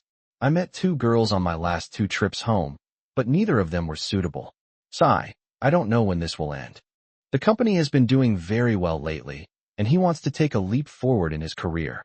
The parents, however, believe that starting a family was more important than building a career. Since starting a family came before building a career, it meant that building a small family of one's own was more important than striving for success. His parents were better than other parents. They didn't pressure him to the point of suicidal behavior. However, seeing her parents' longing gaze towards the neighbor's grandson made Cheng Karen feel very unfilial. However, marriage is not a trivial matter. After experiencing a bizarre ex-girlfriend, Cheng Karen is actually a bit hesitant about relationships. He wouldn't be so blindly filial as to just find any girl to marry and have children with in order to fulfill his parents' wish to have a grandchild. This demonstrates a lack of responsibility towards the girl and towards oneself. When it comes to matters of the heart, fate plays a crucial role. "Brother Cheng," Gu Chunshur said solemnly, "don't rush. I think your destiny is coming soon." Cheng Karen took it as him comforting himself and smiled helplessly. "I'll take your kind words. Do you believe in metaphysics?" Gu Chunshur said seriously, "I didn't believe in it before, but I did later. I'm having a lot of luck right now, and it seems like I can even bring good luck to the people around me in finding a partner. You have no idea how obsessed Zhou Xiangyu used to be with video games. He said countless times that playing games was more fun than dating. I used to be really worried that he would end up alone forever. But as soon as the college entrance exam was over, my deskmate confessed his feelings to him." Cheng Karen asked with interest, "Anything else?" "Zhou Xiangyu's case alone doesn't prove anything." Gu Chunshur said, "Li Feiyao is also out of the single life and is dating my college classmate.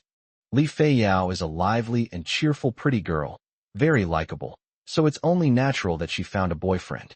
Before she resigned, many of the single guys in the company had their eyes on her, but I warned them not to be like toads trying to eat swan meat. So, her boyfriend is also a student at Tsinghua University?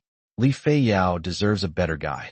A talented man and a beautiful woman are a perfect match." As Cheng Karen spoke, she became increasingly depressed. "Brother Gu, this proves nothing.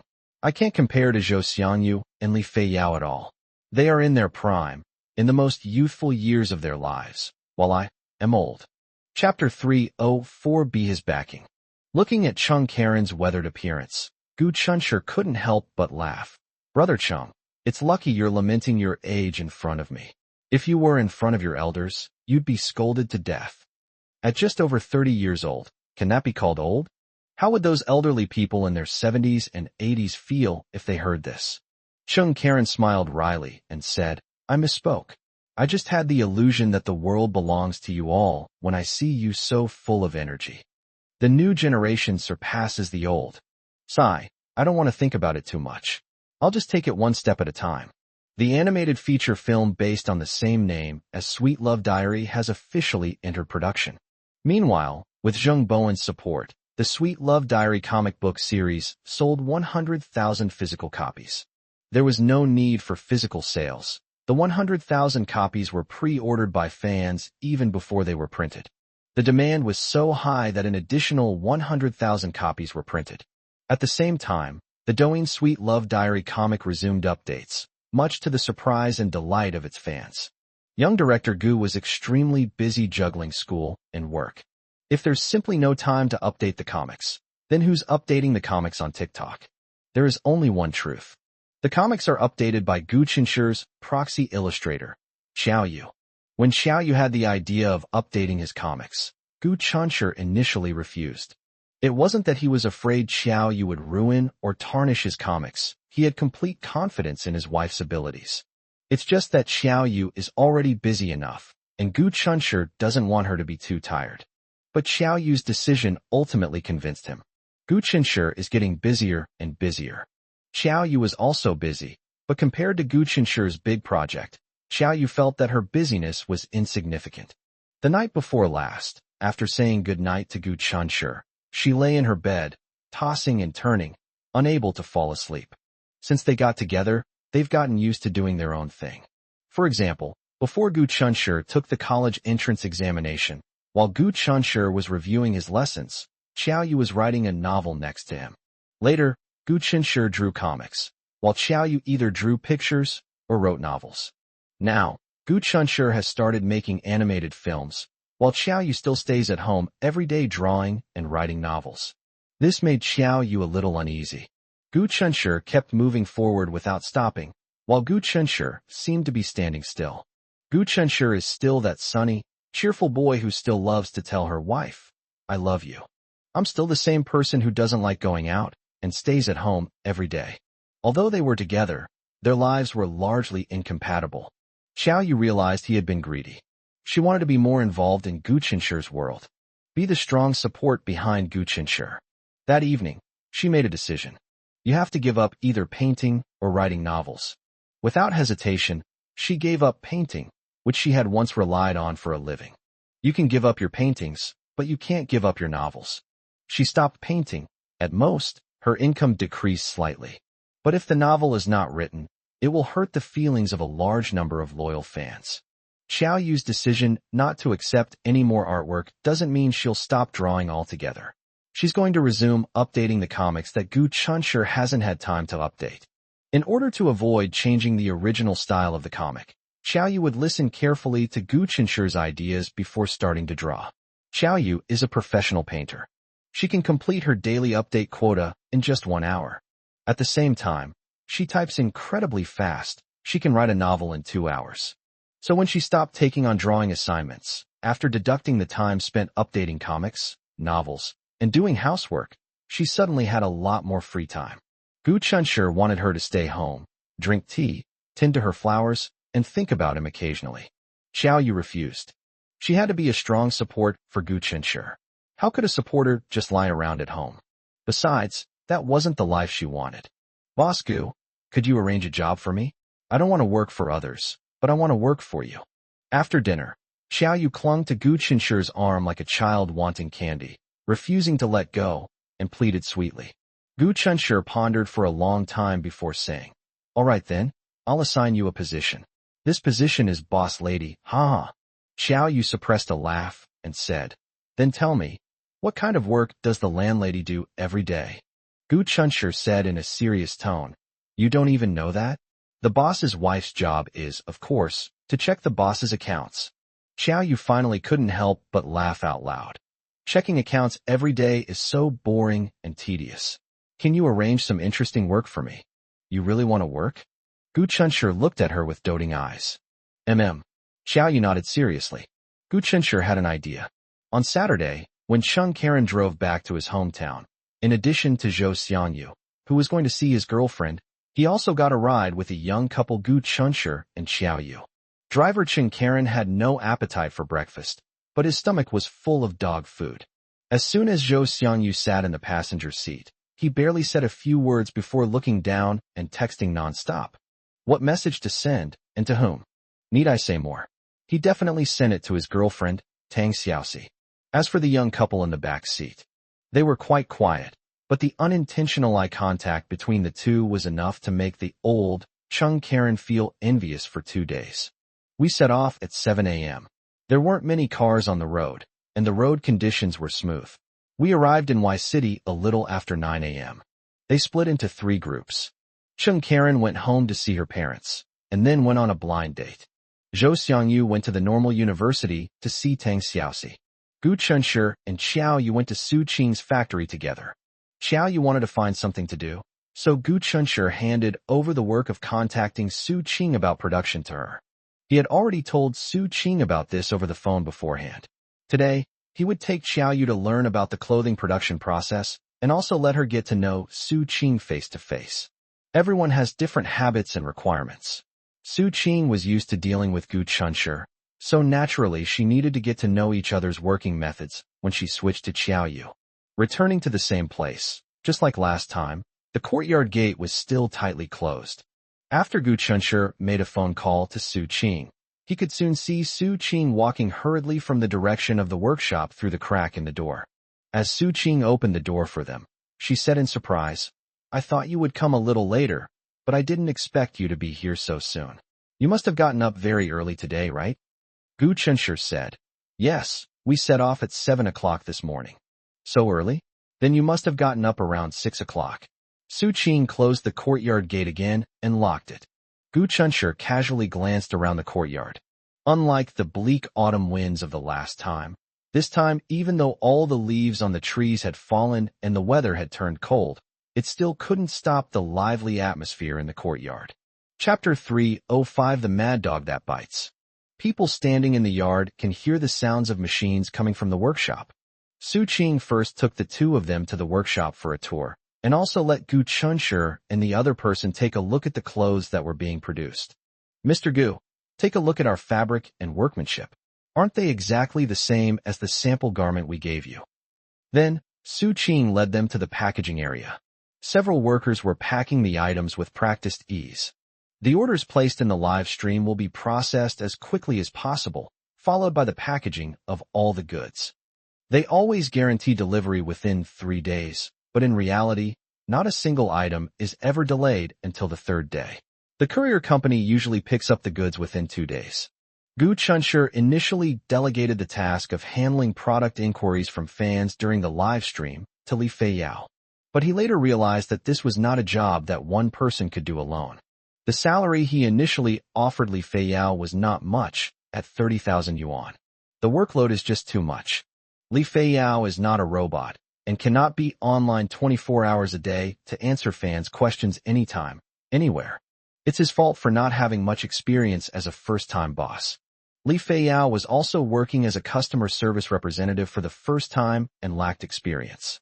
Not only did she not know to ask her boss for a raise, she also managed to bargain down to 13,000 yuan. Gu Chunshur decisively recruited staff, and with Chung Karen's recommendation, he hired 2 customer service representatives. One person is in charge of the day shift, and the other is in charge of the night shift. Let Li Feiyao take off her customer service job to avoid the risk of her dying from overwork at a young age. After touring all the production lines, Su Qing led them to her office for a while. On the desk, there is a thick notebook. Su Qing casually put the notebook into her bag and said without any hesitation, "It's almost the end of the month, and it's time to settle accounts with the workers. But I'm too busy right now and don't have time to do the accounting for them. I can only work overtime at night to squeeze out some time to do the accounting and try to finish settling the wages on the last day." Gu Chunshur said, "Boss Su, you look like a good boss." Su Qing laughed. "Everyone has been busy for a month. Isn't it all for this little bit of salary?" No matter how much or how little we earn, it should be paid to everyone in a timely manner. Xiao Yu asked, "Are you the one who keeps track of all these people's accounts?" Su Qing nodded. "Yes, I did all the calculations. Don't be fooled by the fact that I only have a few dozen people working under me. It actually takes quite a bit of time to calculate each one individually. Moreover, I'm not a professional enough person, and I'm afraid of making a mistake in calculating the money, so I have to check it several times, which wastes even more time. I'm planning to find someone to help me with the accounts, just to give my brain a break." No sooner had he finished speaking than someone banged on the door from the outside. Su Qing's expression changed drastically. Grandma Su, who was tidying up in the yard, ran over nervously. "Qing, they must be here again. Let's call the police." Gu Chunshi and Xiao Yu exchanged a glance. "It seems there's a problem." Su Qing stood up with a solemn and indignant expression. After calming herself down, she said apologetically to Gu Chunshi and the other man, "Excuse me, I've run into a little trouble. I'll go and deal with it. You two stay in my office and don't come out." Gu Chunshi pondered for a moment and said, "Mr. Su, would you mind telling me what problem you're encountering?" Su Qing gave a wry smile. "It's my personal problem, so let me handle it myself. You're all from out of town, so you probably can't help me much." Just then, Gu Chunshi's phone rang. "It's Zhou Xiangyu." "Hey, Lao Gu, aren't you at Boss Su's factory?" Gu Chunshi said, "We are here." "Oh, that puts my mind at ease. I thought we were going to make a wasted trip. Hurry up and open the door for us." Gu Chunshi. He gave Su Qing a strange look. "Was it you who just knocked on the door?" Zhou Xiangyu's voice came through the loudspeaker, and all you could hear was him complaining. Yeah, I was banging so loudly. How come no one heard me?" 2 minutes later. "Why did you lock the door in broad daylight?" Zhou Xiangyu asked, puzzled, after successfully entering the room. He looked at Su Qing, who was locking the door from the inside. Tang Xiaoxi, who followed him in, curiously looked around the courtyard. When she saw Gu Chunshi and Xiao Yu, she went up to greet them familiarly. With a click, the lock was successfully engaged. Su Qing smiled and said, "There are too many mad dogs that bite people randomly, so we have to be careful." "A mad dog? If you ask me, if you encounter a mad dog, just grab a brick and smash it over its head. It'll kill it, and then you can enjoy its meat." Of everyone present, only Zhou Xiangyu would be foolish enough to mistake a mad dog for a dog. Gu Chunshi said speechlessly, "You dare to eat the meat of a rabid dog? Aren't you afraid of catching rabies?" Zhou Xiangyu shuddered. "What bad luck. I won't eat it then, but it has to be killed." It was Tang Xiaoxi's first time here, and Zhou Xiangyu acted as her guide, leading her on a tour of the workshop. They toured the factory, and the factory workers stared at them curiously. He couldn't hide the envy in his eyes. The boss's recent orders all came from that handsome boy who was the first one to come in. "I heard that he is from the University of Washington and is doing business while studying. That's really amazing. These two are clearly college students, full of energy and with bright futures ahead." Tang Xiaoxi clicked her tongue in amazement and said, "Zhou Xiangyu, are all these clothes produced here going to be sold in your live stream? You're amazing."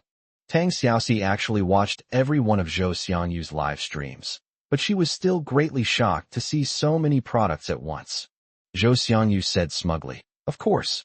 Unlike other rich kids who just enjoy the wealth left by their parents, I want to build our own fortune with my own hands." Bang, bang, bang. A deafening knock on the door interrupted Zhou Xiangyu's impassioned speech. Zhou Xiangyu and Tang Xiaoxi came out of the workshop and found Gu Chunshi and the others already standing in the yard, looking towards the gate. "Holy crap," Zhou Xiangyu exclaimed in surprise. "Who's knocking on the door? It sounds like they're looking for revenge." Su Qing's face was extremely grim. This time, there was no mistake. They had come again. "Mr. Gu, please sit in my office.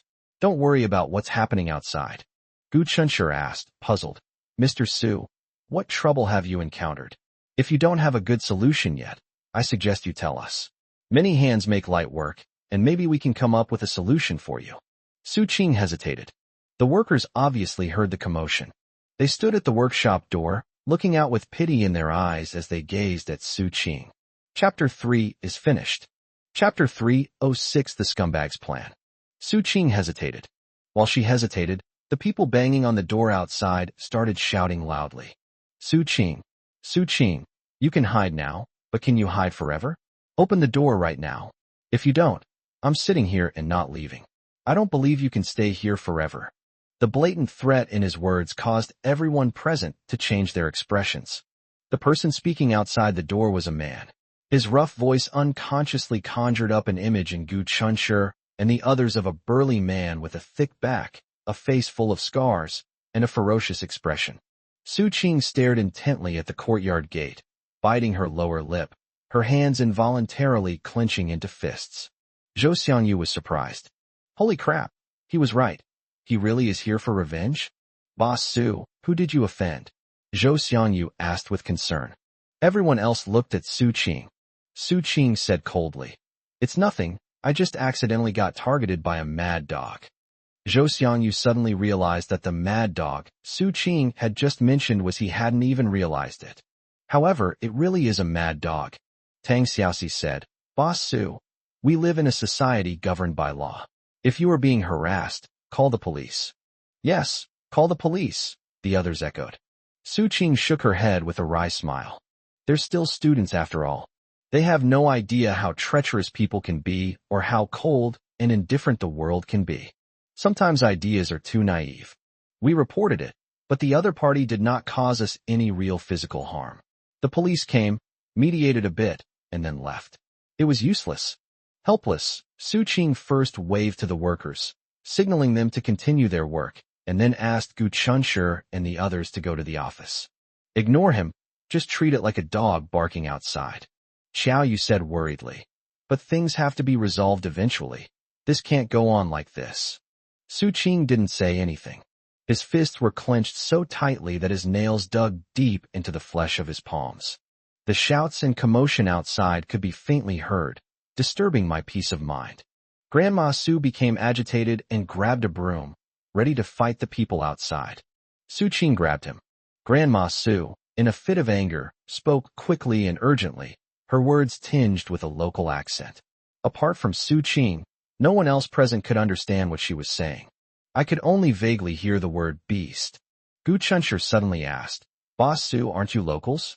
Su Qing is indeed not a local. She lost both her parents at a young age and lived with her grandmother. Wherever she goes, she takes her grandmother with her. Later, while working hard in Y City, she met her boyfriend, and together they used all their savings to start this small clothing factory. She was in charge of production, and her boyfriend was in charge of taking orders. Later, her boyfriend married her cousin who had come to live with her. Gu Chunshi had already learned about all of this beforehand. What he didn't know was that her scumbag ex-boyfriend was not only a scumbag, but also extremely insidious. He had already planned everything when he was preparing to take down Su Qing. Without him, Su Qing wouldn't receive any orders at all. Su Qing didn't know that the customer who refused to accept the goods in anger because they weren't delivered on time was actually the scumbag's classmate. The scumbag and his classmate had it all planned out. They deliberately returned the goods, and then used them to offset Su Qing's house purchase price. He knew how much his remarriage would hurt Su Qing, so he definitely wouldn't be in the mood to deal with this batch of goods. Then he can have his classmate come knocking on his door since Su Qing has never met this classmate before to buy the goods from Su Qing at a huge loss. Given her emotional distress and the lack of other sales channels, Su Qing would definitely agree. Based on his understanding of Su Qing, he knew that Su Qing would sell off all the machines and other items here at a low price, and then take her grandmother and leave this place of sorrow. He would have someone help him buy all the equipment here at a low price, and then he would continue to run his small clothing factory with his young wife. He had planned everything out. It has to be said that Su Qing was indeed accurately predicted by him. She planned to get rid of everything here, take her grandmother away from this sad place, and start anew. The scumbag took his young wife on their honeymoon without a second thought, and after returning from the honeymoon, he immediately put his plan into action. However, to his surprise, when his classmate came to buy up the inventory, he was told that there was no inventory. Moreover, Su Qing not only did not deal with the factory machines, but was actually producing them at a feverish pace. The scumbag didn't believe it, so he secretly came over to take a look and found that it was indeed as his classmate had said. The scumbag was dumbfounded. He had calculated everything perfectly, believing he had a thorough understanding of Su Qing, but the final outcome completely exceeded his expectations. Where exactly did things go wrong? The scumbag thought he had everything under control, but he never considered that life is unpredictable. As the saying goes, plans can't keep up with changes, and life is inherently full of variables. In his plan, Gu Chunshur was the variable that he could never have foreseen. The scumbag panicked, and his classmate panicked. The customer who ordered that batch of goods wasn't actually the scumbag classmate, but rather his boss. The scumbag had planned this from the beginning with his classmates. He deliberately brought forward the delivery date by more than a month, then desperately urged the workers to rush the work. They successfully finished the clothes before his wedding, leaving only tasks like trimming loose threads, ironing, and packaging, which could be completed in less than a week. Currently, there are still 2 weeks until the actual delivery date. It's ridiculous that the scumbag classmate initially thought he could get his hands on the goods at a low price, and then split the considerable price difference 50/50 with the scumbag, but now the goods are gone. There are only 2 weeks left, and it's too late to find someone to start production again. Enraged, the scumbag classmate broke off all ties with the scumbag, declaring that if the scumbag couldn't deliver the goods on time, he would have to pay his boss a hefty penalty for breach of contract. A scumbag boyfriend naturally won't deliver. In the end, I had no choice but to tearfully pay a large sum of compensation. He also became enemies with his old classmates.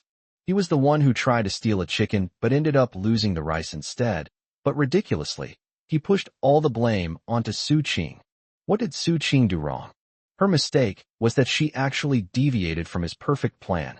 The scumbag had just paid a large sum of money in breach of contract fees, and since he had never really intended to give the factory back to Su Qing, he was furious and determined to take the factory back from Su Qing.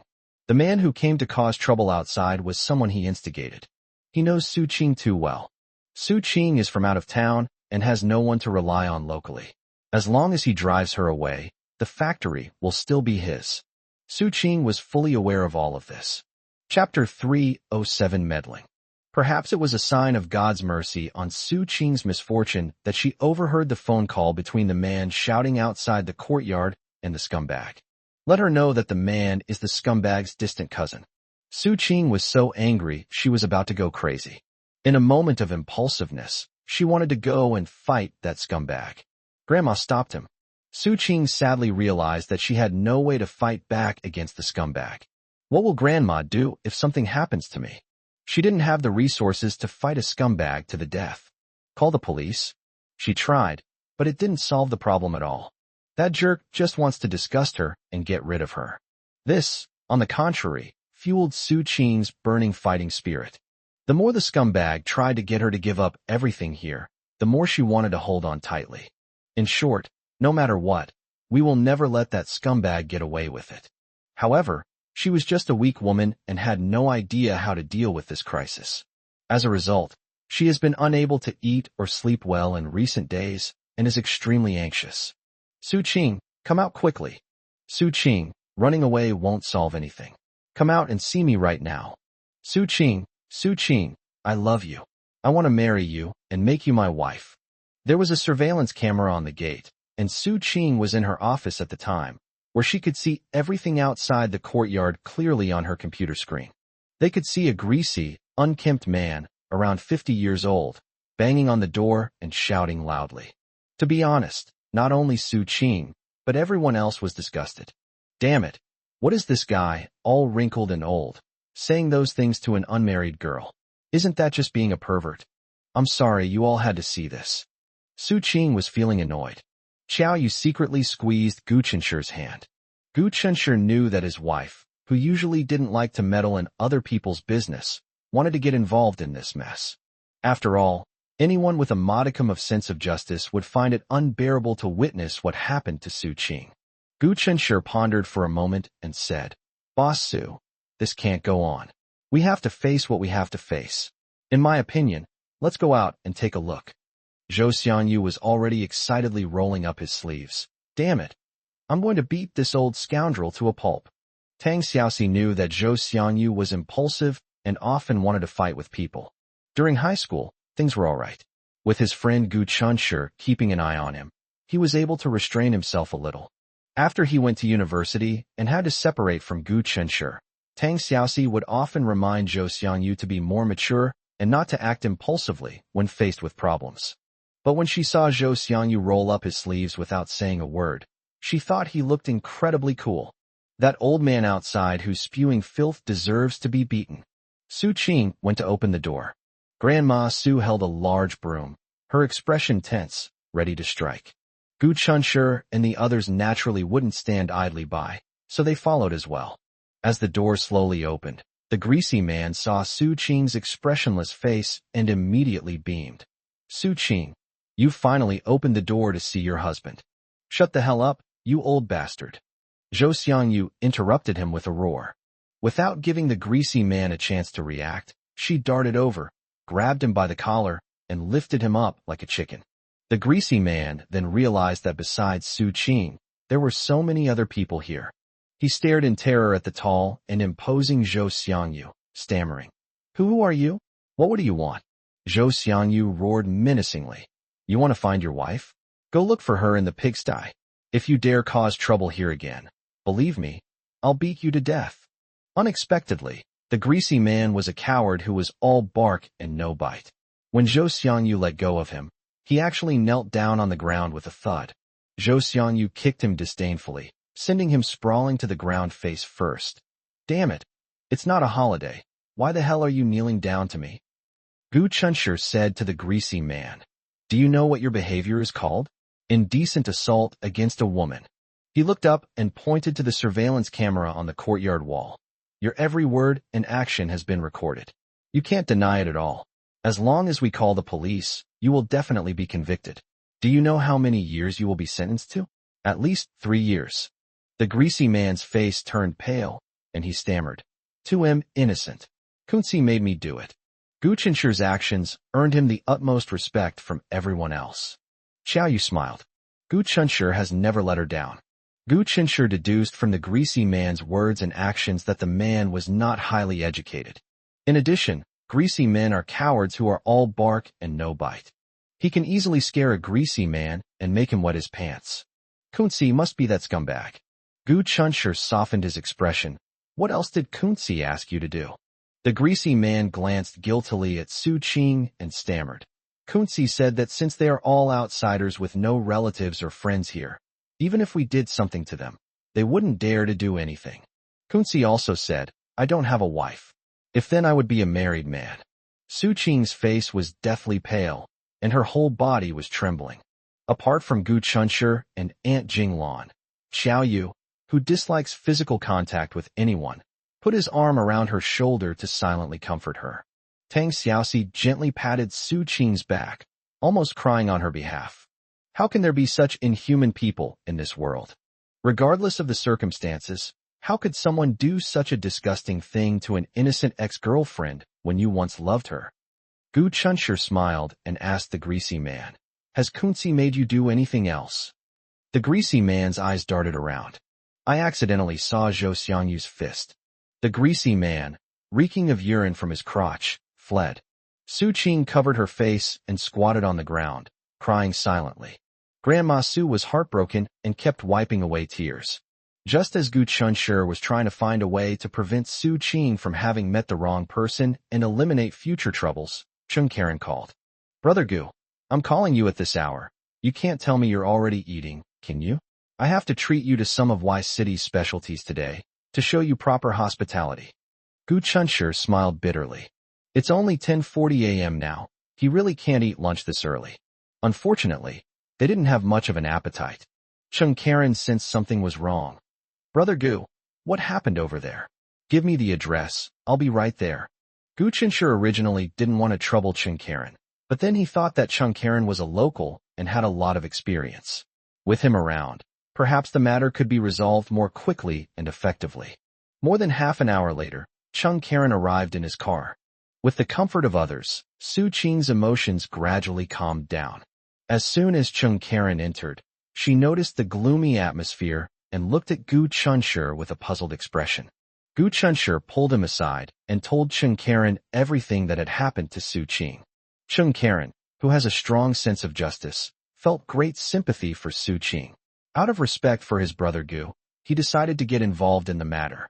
Chapter 308 Thank you, Brother Chung. After Chung Karen returned to the office with Gu Chunshur, she said to Su Qing, whose eyes were red and swollen, "Please arrange for that man to come out. He originally wanted to ask your ex-boyfriend out, but given his scumbag behavior, I decided not to discuss the girl, so I changed my tune and used man instead of scumbag." Although Su Qing never wanted to see that scumbag again in her life, she also didn't know what this stranger meant. But she knew this person was Gu Chinshur's friend, and she knew they were all helping her. So she nodded and called the jerk.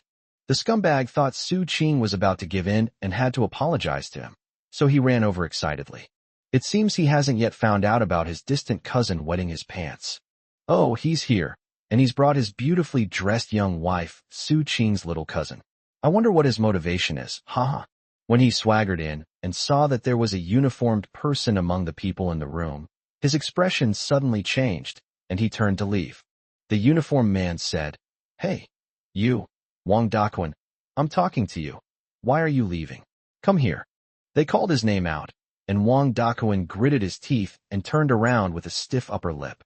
The young wife, unaware of what was happening, followed timidly behind her husband out of respect for his uniform. Wang Daquan secretly glanced at the not-so-large office. There were many people inside. Apart from Su Qing and her grandmother, he didn't know anyone else.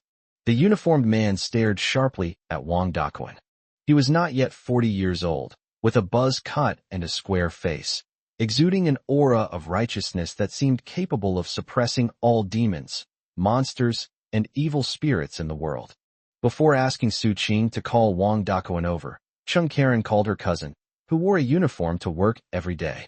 His cousin works for the Law Enforcement Bureau, haha. Moreover, he was a minor official. It's used to suppress scoundrels like Wang Daquan with wicked intentions. It's a piece of cake. His cousin rushed over immediately after receiving the call. Don't get me wrong. He wasn't abusing his power or bending the law for personal gain. Based on what Gu Chunshur coaxed out of the greasy man, this Wang Daquan isn't exactly clean. Wang Daquan may have done disgusting things, but legally speaking, the situation wasn't that bad and shouldn't warrant a prison sentence. However, if you want to pursue the matter further, detaining him for 10 days or half a month is definitely within the law. Chung Karen's cousin scrutinized Wang Daquan with an air of authority and said in a deep voice, "You're a grown man. You should know the principle of leniency for those who confess and severity for those who resist, right?" A bead of cold sweat slowly slid down Wang Daquan's forehead. Wang Daquan forced himself to remain calm and said, "Officer, is there a misunderstanding? I'm a law-abiding citizen." "Pa, with your pathetic appearance, don't insult the term good citizen." Zhou Xiangyu couldn't help but interject, "Instigating your uncle to harass respectable women, and you call yourself a good person?" After saying that, he turned to Chung Karen's cousin and said, "Officer, you have no idea how despicable he is. He even told my uncle that they were not related and instigated him. Luckily we were here today. Otherwise who knows what would have happened in the future." Wang Daquan's face grew increasingly grim. He never expected his uncle to be so useless, actually revealing all the things he had taught him. Chung Karen's cousin said coldly, "Do you intend for us law enforcement to investigate everything you've done, or do you want to confess everything yourself? Different choices will lead to two completely different outcomes. Think about it carefully." Wang Daquan was on the verge of tears. "Officer, I didn't do anything wrong. I'll confess everything. I'll confess everything." "All right, then come with me now." Chung Karen's cousin stood up, greeted Chung Karen, and then went back with Wang Daquan. Before leaving, Wang Daquan glanced at Su Qing with a complex and fearful expression. He simply couldn't understand how Su Qing could suddenly know so many capable people. He thought Su Qing was a weak woman who would be easy for him to manipulate, but he never expected that he would actually fall for her. Wang Daquan's young wife watched her husband's figure disappear from sight, tears welling up in her eyes. Suddenly remembering something, she threw herself at Su Qing, sobbing uncontrollably. "Sister Qingqing, please explain to that police officer that this is all a misunderstanding. How can I live without Daquan?" Slap. Grandma Su Qing slapped her young wife's hand away in disgust. "Stay away from my Qing. You're filthy." Su Qing looked at her with disdain. This little cousin of mine was a troublemaker from a young age. Because she was too rebellious, she had a falling out with her parents and ran away from home to come to live with her. Out of consideration for their kinship, Su Qing arranged for her to work under her, because she was useless at everything. Su Qing was afraid that Wang Daquan would complain, so she used her own money to pay her salary. But Su Qing never expected that her little cousin would secretly get married to that scumbag behind her back. Later she found out that her younger cousin and the scumbag boyfriend had been calling her an unromantic old maid behind her back, making her feel worthless. The scumbag told his younger cousin that the reason he was willing to date her was because he valued her skills and hard work, and that he had no interest in her as a person at all. How did Su Qing find out? It was after their affair was exposed and their long-standing kinship was completely severed. To prove that she was more charming than Su Qing, her younger cousin deliberately revealed it. My little cousin's makeup was all ruined from crying, and nobody paid any attention to her. Finally, amidst everyone's disdain, he slunk away. A problem that had troubled Su Qing for many days was solved so easily. Su Qing was extremely grateful to Gu Chunshi. Gu Chunshi said, "If you really want to thank someone, then thank my brother Cheng." Su Qing bowed to Cheng Karen and said, "Thank you. I don't know what I would have done today if it weren't for you." Cheng Karen waved her hand, flattered. "Actually, I didn't do anything. No need to be so polite." At noon, everyone sat together to enjoy the local delicacies of Y City, but Su Qing became the one treating. At the dining table, Xiao Yu sat quietly next to Gu Chunshi, focused on her career, peeling shrimp for Gu Chunshi. After peeling one, without caring about the gazes of others, she put it into Gu Chunshi's mouth. She wasn't intentionally showing off her relationship. Instead, she had gotten used to feeding Gu Chunshi. They feel perfectly justified in feeding him and don't think anything of it. Apart from Su Qing, everyone else was used to it. Su Qing felt bitter. There is beautiful love in this world. It's just that she didn't encounter it. She thought this was how her life would be. However, fate did not allow this girl, whose love life was full of hardships, to grow old alone. Chapter 309 Senior. During the casual conversation, Su Qing revealed her idea of moving the factory. She realized that it would be really difficult for her on her own. Some things can't be overcome just by being strong. Take that scumbag guy for example. Without Gu Chunshi and Cheng Karen, she really wouldn't know what to do. That small factory was a location she and the scumbag boyfriend chose together and ran together. I used to think I was working hard for our future, but now when I look back, it was all humiliation. She didn't want to have anything to do with that scumbag anymore, and she didn't want to expose her life to his gaze. She wanted to put an end to the past and start afresh. She knew Cheng Karen was a local, and maybe he could help her. How could she know it wasn't possible if she didn't ask? Since I've already owed this favor, what harm is there in owing another one? Pay it back slowly. Cheng Karen was actually able to help her with this. Their family originally lived in a self-built house in the suburbs, but later moved into a house allocated by the father's work unit. After both parents retired, they moved back to their self-built house in the suburbs. The main advantage is the large yard, which allows parents to enjoy a leisurely life of growing vegetables and flowers. Young people and wealthy people have almost all bought commercial housing in the city, and most of them have left the self-built houses left by their ancestors. Apart from a few nostalgic elderly people who still live there, many houses in the self-built housing area are empty. They are either rented out or left vacant, awaiting future demolition. Finding a small courtyard similar to the one where Su Qing currently works, like her small factory, wouldn't be difficult. For Cheng Karen, this was really just a small favor. Little did he know that this small favor he did would change his and Su Qing's fate. As autumn fades into winter, temperatures plummet and the winter holiday arrives as scheduled. This is Gu Chunshi's first winter break since starting university. From January 9th to February 19th, a total of 42 days. More than a month. That sounds amazing. On their last day at Huazhong University of Science and Technology before winter break, Zheng Buiyuan and Gu Chunshi walked side by side on campus, chatting and laughing. At the corner of the teaching building, I encountered two boys. One of the boys was the senior who had advised Gu Qinsher to stay away from Zheng Buiyuan.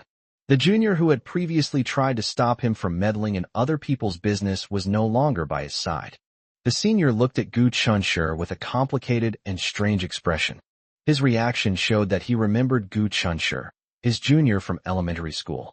It was obvious that Gu Qinsher and Zheng Buiyuan's arm-in-arm and friendly demeanor surprised him. In fact, Gu Qinsher and Zheng Buiyuan have been together for quite some time. Almost everyone in his class knew him. Their attitude towards him also became much more respectful. However, the University of Washington campus is very large, and there are many students. Many students have little contact with each other and rarely see each other. It's normal that the senior doesn't know about Gu Qinsher's current relationship with Zheng Buiyuan. In the eyes of his senior, Gu Qinsher was undoubtedly the weak and helpless one, like a little lamb. Zheng Buiyuan, on the other hand, is a wolf who can decide the fate of the little sheep at will. Now, the little lamb and the wolf have actually become friends, and the impact this has on the senior is indescribable. Gu Qinsher smiled at him and said, "Good afternoon, senior." Gu Qinsher rarely takes the initiative to greet others. This was someone who had shown him kindness in the past, and Gu Qinsher was very grateful to him. The senior smiled at him with a complicated expression, but said nothing. Just as they were about to pass each other, Zheng Buiyuan suddenly stopped and fixed his gaze on his senior. Wait. Gu Qinsher stopped in his tracks, puzzled.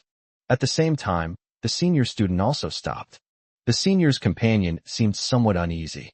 Zheng Buiyuan looked at Gu Qinsher and then at his senior. You two know each other? The senior student pursed his lips tightly. She glanced at Gu Qinsher with a hint of resentment. But don't misunderstand. He wasn't complaining that Gu Qinsher pretended to be familiar with him and greeted him in order to get Zheng Buiyuan's attention. He was afraid that because of his relationship, Gu Qinsher would be harassed by Zheng Buiyuan. Even though Gu Qinsher and Zheng Buiyuan had their arms around each other and looked like close brothers. But in his eyes, Zheng Buiyuan was a capricious, extremely tyrannical and cruel ruler. One second he's all smiles at you. The next he might be punching and kicking you. Gu Qinsher had mixed feelings. He understood the meaning in his senior's eyes. So, just how much of a shadow did Zheng Buiyuan leave in the senior's heart that made the senior fear him like a monstrous flood? The senior looked at Gu Qinsher expressionlessly and said, You've mistaken me for someone else. Gu Qinsher. Although he was confused by his senior's actions, he was genuinely touched. What a kind person. Zheng Buiyuan smiled enigmatically. It doesn't matter if he mistook me for someone else, as long as I didn't your Qi Luhui's friend, right? The name, Qi Luhui, successfully changed the senior's expression. Zheng Buiyuan smiled and looked at him, appearing to be in a very good mood. How is Qi Lu doing now? If I hadn't seen you, I would have almost forgotten about him. The senior student remained silent. Gu Qinsher noticed the fist clenched tightly under his sleeve. Who exactly is Qi Luhui? Could it be the student who was beaten up by Zheng Buiyuan and forced to drop out of school, as the senior mentioned? Seeing the awkward atmosphere, the senior student's companion forced a smile and said, Who knows him? Ever since he dropped out of school, he's vanished into thin air. We haven't been in contact with him and don't know anything about him. The senior student, who had been silent, stared at Zheng Buiyuan with red eyes, seemingly provoked by something he had said. The expression on his face, as if he wanted to devour Zheng Buiyuan, startled Gu Qinsher, who was watching from the sidelines. Zheng Buiyuan always acted very well behaved in front of him, but that didn't stop him from being able to tell that Zheng Buiyuan was a fussy person. The senior student's murderous gaze at Zheng Buiyuan was likely to enrage him. The senior student's companion looked worried and wanted to say something, but dared not interrupt. Gu Qinsher seemed to be deep in thought. Did Zheng Buiyuan bully others because of his status? But after getting to know him, Gu Qinsher felt that Zheng Buiyuan didn't seem like the kind of person who would bully the weak. Zheng Buiyuan met his senior's bloodshot eyes with a smile on his face. Is young Master Zheng concerned about a disabled person as weak as an ant? The senior student spoke up, his voice filled with endless sarcasm. I thank you on his behalf. Zheng Buiyuan's smile deepened. Why thank me? Actually, I just want to know how miserable he is right now, so that I can be happy. Gu Qinsher. The senior student was furious. You bastard. Zheng Yun. His companion's expression suddenly changed, and he hurriedly shouted to stop him. Zhang Buiyuan seemed to be thinking, "Are you trying to say I'm a bastard?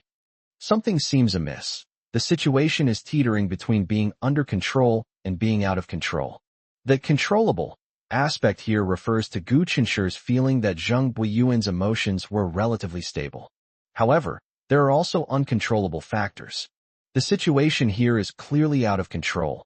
The senior has started to go berserk. "Sorry, I just finished writing this chapter and didn't update on time. The remaining 2 chapters will be later. I've been so busy lately. I can't even slack off at work anymore. I only have time after I get home from get off work." Sob sob. Chapter 310, The Genius Girl's New Identity. Gu Qinshi felt that Zhang Buiyuan at this moment was like a cat that had just caught a mouse.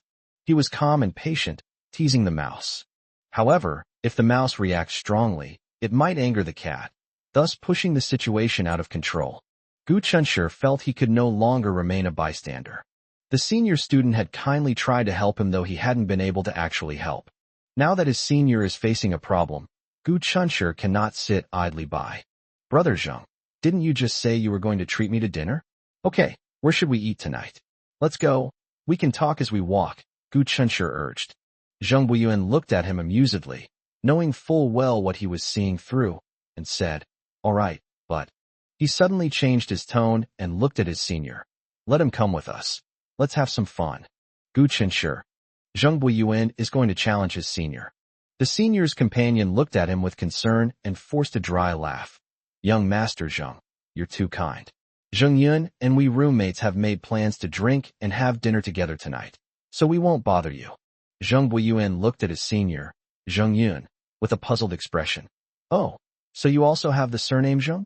500 years ago, we might have been family." Zheng Yun kept a straight face and remained silent. Clearly, he was too proud to collude with Zhang Buiyuan. "So you guys plan to have dinner together tonight? That's easy. Just invite all your roommates over. It's on me. Let's all have dinner together, get to know each other, and then we'll all be friends."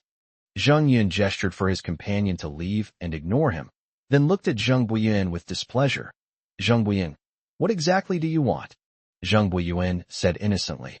"I'm treating you to a meal and making friends with you." Zheng Yun sneered. "We are all lowly people, and we dare not presume to be associated with a noble young master like you." He was emotional at the moment, and his words were harsh, sarcastic, and unpleasant to hear. Gu Qinshi winked at him, signaling him not to get too excited. Zhang Buiyuan remained silent for a long time. He casually tossed out a question and then told Gu Qinshi to leave. Zheng Yun was stunned on the spot, but in the end, he actually chased after him. Zhang Buiyuan's rhetorical question was, "Do you know why I hit Qi Luhui back then? Why? Isn't it because you're petty and moody? Wasn't it because you bullied him by abusing your power, and because you got angry and beat him up because of a careless remark, leaving him disabled and forced to drop out of school and go home?" Zhang Buiyuan said coolly, "It's rare that I'm in a good mood today. If you want to know the answer, I'll tell you, but if you keep talking nonsense and ruining my reputation, I won't be so polite." Gu Qinshi looked at Zhang Buiyuan in shock. Zhang Buiyuan grinned. "Brother Gu, if I'm not mistaken, did this guy say bad things about me to you before? Thank you for not distancing yourself from me because of his irresponsible slander." "Zheng Yun," he said in a muffled voice, "Slander? Are you going to deny that you broke Qi Luhui's leg?" As Zhang Buiyuan walked towards the school gate, he sneered. "Please, why should I deny it? I did break his leg." Zheng Yunxi almost vomited blood. "Then how dare you say I'm slandering you? You yourself admitted it. So how can it be called slander?" "I did hit Qi Luhui, I admit it, but I didn't do it because I was abusing my power. These are 2 separate things. Please don't confuse them." Zhang Buiyuan gave him a cold look. Zheng Yun's roommate hesitated for a long time, but finally gritted his teeth and followed. He was worried about Zheng Yun. Zhang Buiyuan said he didn't care about one more person or one less person. He would still have dinner and treat his guests as usual.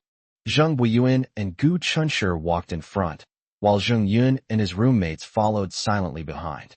Zhang Buiyuan suddenly turned to look at Gu Qinshi and said seriously, "Brother Gu, call your wife over. Otherwise, she'll feel a lot of pressure when we're drinking and eating together, since she's home alone." At the same time, he planned to call Li Feiyao. Even though he only streams 2 days a week, Li Feiyao has been so busy lately that he doesn't even have time to go on dates with him. Every time she called, Li Feiyao would say she was busy after only a few words and hang up hastily. This made him very depressed. If Zheng Buiyuan didn't have enough confidence in himself, he would almost suspect that Li Feiyao had fallen in love with someone else. Gu Chenshi said, "Okay, I'll call and ask her." Xiao Yu is still a homebody, just like before. But the changes are significant. Since taking over the work with Su Qing, she quickly got used to her identity as a professional woman and worked with Su Qing happily and smoothly. In my spare time, I write novels and draw comics. Sweet Love Diary is updated daily on time. Fans showered the comment section with praise. The author's emotions have become more delicate. Some people have begun to wonder if she is a girl. The costumes of anime characters are becoming more and more diverse and attractive, leading some to speculate whether the creators are fashion designers. Then they'll be surprised and delighted to find that the clothes worn by anime characters will appear in the live stream after a while. This is all Xiao Yu's masterpiece. The prodigy Xiao Yu now has a new identity, a fashion designer. She personally designed every piece of clothing worn by the anime characters. Then she would send the design to Su Qing, asking Su Qing to make a sample garment, which would then be put on the live stream for pre-sale. Sometimes Gu Chenshi would sigh that Xiao Yu was a genius whose talent had been hidden by fate. Otherwise, with her ability to learn anything and make a name for herself in anything she does, she would have been famous and well-known long ago. Gu Chenshi called Xiao Yu. Xiao Yu is extremely focused when she works, often to the point of forgetting to eat or sleep. But almost every time he calls, she answers instantly. She set a special ringtone for Gu Chenshi and always carried her phone with her to make sure she wouldn't miss any of his calls. However, to Gu Chenshi's surprise, Xiao Yu did not answer his call this time. When he looked up in bewilderment, he saw that Zheng Buiyuan was also staring at his phone with a look of disbelief. Zheng Buiyuan's situation is slightly different from his. Li Feiyao rejected my call. Zheng Buiyuan looked incredulous. From initially neither of them wanting to hang up first, to later being perfunctory, and now to refusing to answer the phone. It hasn't been long since they started dating, and Li Feiyao already dislikes him? Zheng Buiyuan, who had been incredibly confident before, is now deeply doubting his own charm. "Brother Gu, could you please call Li Feiyao for me?" Gu Chenshi was still in a daze from the fact that Xiao Yu hadn't answered his call immediately. Upon hearing this, he dazedly dialed Li Feiyao's number. Just like Zheng Buiyuan had just experienced, Li Feiyao also refused to answer his calls. Chapter 3:11 Reluctantly Giving Up. Gu Chenshi and Zheng Buiyuan stood outside the gate of Huada University, staring at each other. Zheng Buiyuan asked in disbelief, "Li Feiyao rejected my call." Gu Chenshi said helplessly, "She didn't answer me either." As he was speaking, he called Xiao Yu again, but the result was the same as the first call. No one answered. I called again, but the call was rejected again. Gu Chenshi remained silent for a moment, then suddenly looked up and gazed around. And they successfully spotted two figures hiding behind an evergreen tree. His heart, which had been in his throat, slowly settled back into his stomach. Zheng Buiyuan was still questioning his life choices. Why did Li Feiyao refuse to answer my calls? Why? Brother Gu, can you help me analyze this? Gu Chenshi began to talk nonsense with a straight face. Sorry, Brother Zheng. I'm actually not very good at guessing what girls are thinking. Did you two have a fight? No. Zheng Buiyuan said this, but involuntarily began to carefully recall whether he had said anything wrong that might have angered Li Feiyao, this little wildcat. When Zheng Yun and his roommate saw the two of them stop and stand there discussing something, they were at a loss for what to do and stood helplessly beside them, caught in a dilemma. Then they suddenly noticed that a girl wearing a light green short down jacket crouched down and came out from behind the evergreen tree next to them.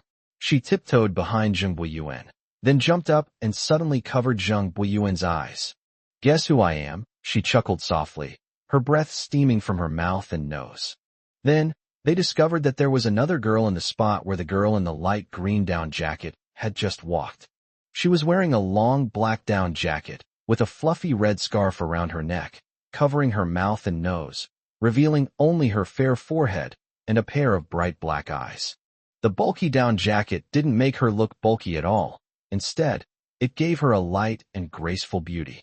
A faint smile played on the girl's lips as she focused her gaze in one direction and walked straight ahead. Zheng Yun and the others followed her gaze and saw her walking towards Gu Chunshi. Then, under their shocked gazes, Gu Chunshi smiled, put his arm around the girl's waist, pulled her into his arms, whispered something in her ear, and seemed to take the opportunity to kiss her forehead. They hadn't eaten dinner yet, but suddenly felt full. Even a blind person could see that they were a loving and sweet couple. Over here, Zheng Buiyuan, who was blindfolded, smiled with relief. If you don't hear from me again, I'm going to call the police to find you. Li Feiyao released her hand. What are you talking about? I've been with you all day. How could there be any problem with my personal safety? Zheng Buiyuan was unaware of Qiao Yu's exceptional skills and naturally failed to grasp the deeper meaning behind Li Feiyao's words. However, he didn't dwell on it and asked, "Why did you refuse to answer my calls?" Li Feiyao chuckled and said, "We've been waiting for you at the school gate for ages when you called. This was all to give you a surprise. We're watching you from over there, deliberately not answering your calls, just to see your reaction. You looked so cute staring blankly at the phone just now, huh?" Zheng Buiyuan said helplessly, "Don't do that again next time. I'm really worried. I'm worried that you don't want me anymore." Li Feiyao obediently replied, "Okay, I know. I won't do it again next time." Zheng Buiyuan was initially a little upset, but seeing how well she behaved, all his emotions disappeared. Zhou Xiangyu rushed over to join the fun, just in time for lunch. As soon as he entered the private room, he began to complain. "You're all in pairs. I'm the only one who's superfluous. I should never have come." Before she could finish speaking, she noticed two unfamiliar boys sitting inside. He stared at the two boys in shock, a chill running down his spine as he wondered, could they be a couple too? Zhou Xiangyu's staring gaze made Zheng Yun and his roommate feel extremely uncomfortable. They had a bad feeling, wondering if this person was crazy and why they were looking at them with such strange eyes. Gu Chunshi coughed lightly and introduced, "Zhou Xiangyu, these two are my seniors." Zhou Xiangyu snapped out of his daze and greeted everyone warmly. "Hello, seniors. I'm Gu Chunshi's high school classmate. My name is Zhou Xiangyu." Zheng Yun realized that Zheng Buiyuan was originally going to have dinner with his friends tonight, and the two of them, who joined at the last minute, seemed out of place with everything here. It made them feel like they were sitting on pins and needles, and they were extremely uncomfortable. But in order to find out what happened to their friend, they reluctantly sat down here and came to freeload a dinner they didn't really want to have. Zheng Buiyuan didn't keep them waiting too long. He brought up the Qi Luhui incident on his own initiative. He smiled and looked at Zheng Yun. "First of all, I want to thank this senior for his tireless efforts in promoting my past heroic deeds and successfully establishing my image as a bully among my classmates, so that they would stay away from me and dare not provoke me easily." Upon hearing this, Qiao Yu, Li Feiyao, and Zhou Xiangyu, who were unaware of the truth, were completely confused. Zheng Yun was drenched in cold sweat. Indeed, as Zheng Buiyuan said, whenever he had the chance, he would warn those reckless junior students to stay away from him to avoid suffering unnecessary trouble. He believed he had not done anything wrong. Zheng Buiyuan is a terrifying tyrant. They wield absolute power, bully the weak, and are utterly despicable and shameless. He feared that other classmates might follow in his friend's footsteps. But he never expected that Zheng Buiyuan knew all of this. What puzzled him was that since Zheng Buiyuan knew everything, why had he never caused him any trouble? Zheng Buiyuan slowly scanned the crowd and calmly said, "I once beat up a senior from the previous year and broke his leg. Later, he dropped out of school, because I told him that if I ever saw him in City A again, I'd break his other leg too." Zheng Yunhe and his roommate looked tense. Gu Chunshi seemed to be deep in thought. The senior student was not exaggerating. Zheng Buiyuan did indeed beat and threaten others. Zhou Xiangyu asked in surprise, "Brother, why did you beat someone up?" Zheng Buiyuan, "You have a reason, don't you?" Li Feiyao stammered. "She is a person with a strong sense of justice. If her boyfriend is a bullying jerk, then she will painfully break up with him." Chapter 312 was designated. The heating in the private room was on full blast. A layer of water vapor covered the glass window. Meeting Li Feiyao's gaze, Zheng Buiyuan solemnly declared, as if swearing an oath under the national flag, "I Zheng Buyin, have never bullied anyone by taking advantage of anyone's power. In the eyes of others, Zheng Buyin and Qi Luhui were friends for a period of time. Because of his father's special status, Zheng Buyin was instructed by his family to deliberately conceal his identity from elementary school onwards, so as not to cause unnecessary trouble and distress to others and himself. In his classmates' eyes, he was no different from other children from well-off families. But Qi Luhui somehow found out about his father's position and always tried to get close to him whenever he had the chance. Zheng Buyin didn't have an omniscient perspective. He only felt that this senior surnamed Qi was particularly warm and patient and seemed to be a very good person. He didn't realize that Qi had ulterior motives. Until that day, Qi Luhui lured him to a small hotel under the pretext of asking for his help. Zheng Buyin arrived at the agreed location as promised. Qi Luhui handed him a bottle of water, and after taking a couple of sips, he soon began to feel dizzy. Upon hearing this, apart from Zheng Yun and Zheng Buyin, who were suspicious of Zheng Buyin, almost everyone else immediately realized that the bottle of water had been tampered with. Li Feiyao couldn't help but think of another question: was her boyfriend not clean anymore? How pitiful. He must have been in a lot of pain to expose his wounds in front of so many people. Li Feiyao was heartbroken. Zheng Buyin looked at the two, Zheng Yun and Zheng Buyin, with a cold smile, and continued speaking. Qi Luhui noticed that something was wrong with him, so he smiled and pushed him onto the bed. Zheng Buyin still remembers the lewd and frivolous smile on Qi Luhui's face at that time. Oh, and that guy even reached out and patted his face, his voice crisp and clear. Young Master Zheng from Director Zheng's family. You should enjoy life tonight. Don't worry, I'll have someone take good care of you. Before he left, he took Zheng Buyuan's phone. Not long after, a heavily made-up older woman pushed open the door and walked in. Gu Chunshi frowned. I wish I could cover Xiao Yu's ears. What happened? It suddenly turned into an R-rated video? Isn't this polluting his wife's pure and innocent soul? Xiao Yu, on the other hand, remained quite calm. Just treat it as a bizarre and absurd story. Li Feiyao was so heartbroken she was about to cry. How pitiful. She vowed that she would control her temper and treat him better from now on. Fortunately, Zheng Buyin was not dirty. Qi Luhui may have lacked experience and didn't control the dosage properly. Zheng Buyin felt dizzy but was very lucid. Why would Qi Luhui meticulously devise this scheme for him when they had no grudge against each other? He immediately realized that it must be related to his father, who was the head of the Law Enforcement Bureau. When he was doing well, he didn't take Qi Luhui seriously at all. Although he was clear-headed after being drugged, his body was weak and powerless, making him no match for Qi Luhui. If Qi Luhui realizes this, he will be in great danger. So he pretended to be unconscious, not daring to confront Qi Luhui on the spot. He was no match for Qi Luhui, but he didn't really take that heavily made-up old woman seriously. He subdued the old woman, slapped her face until it was swollen like a pig's head, and then the old woman confessed everything. It turns out that Qi Luhui has an older brother who committed a serious crime and could be sentenced to death. So, after accidentally learning about Zheng Buyuan's father's position, he actually thought of plotting against Zheng Buyuan and using Zheng Buyuan's dirty secrets to threaten Zheng Buyuan's father into helping his brother get off the hook. Zheng Buyuan was furious when he learned the truth. The moment he recovered, Qi Luhui, who was furiously making a phone call outside the hotel, punched him to the ground. If others hadn't heard the commotion and rushed over to stop him, he would have beaten Qi Luhui to death. Losing one leg would be too lenient for him. Everyone in the private room was shocked after hearing Zheng Buyuan's account. Zheng Buyuan looked at Zheng Yun with sarcasm. Do you think Qi Luhui deserves to die? He actually thoughtfully found me a woman older than my mother to serve me. How can I not be grateful to him for his kindness? Zheng Yun said emotionally. Impossible. Qi Luhui is a good person. He couldn't possibly do such a thing. Zheng Buyin gave a self-deprecating laugh. Actually, I know that even if I tell you the truth, you won't believe me.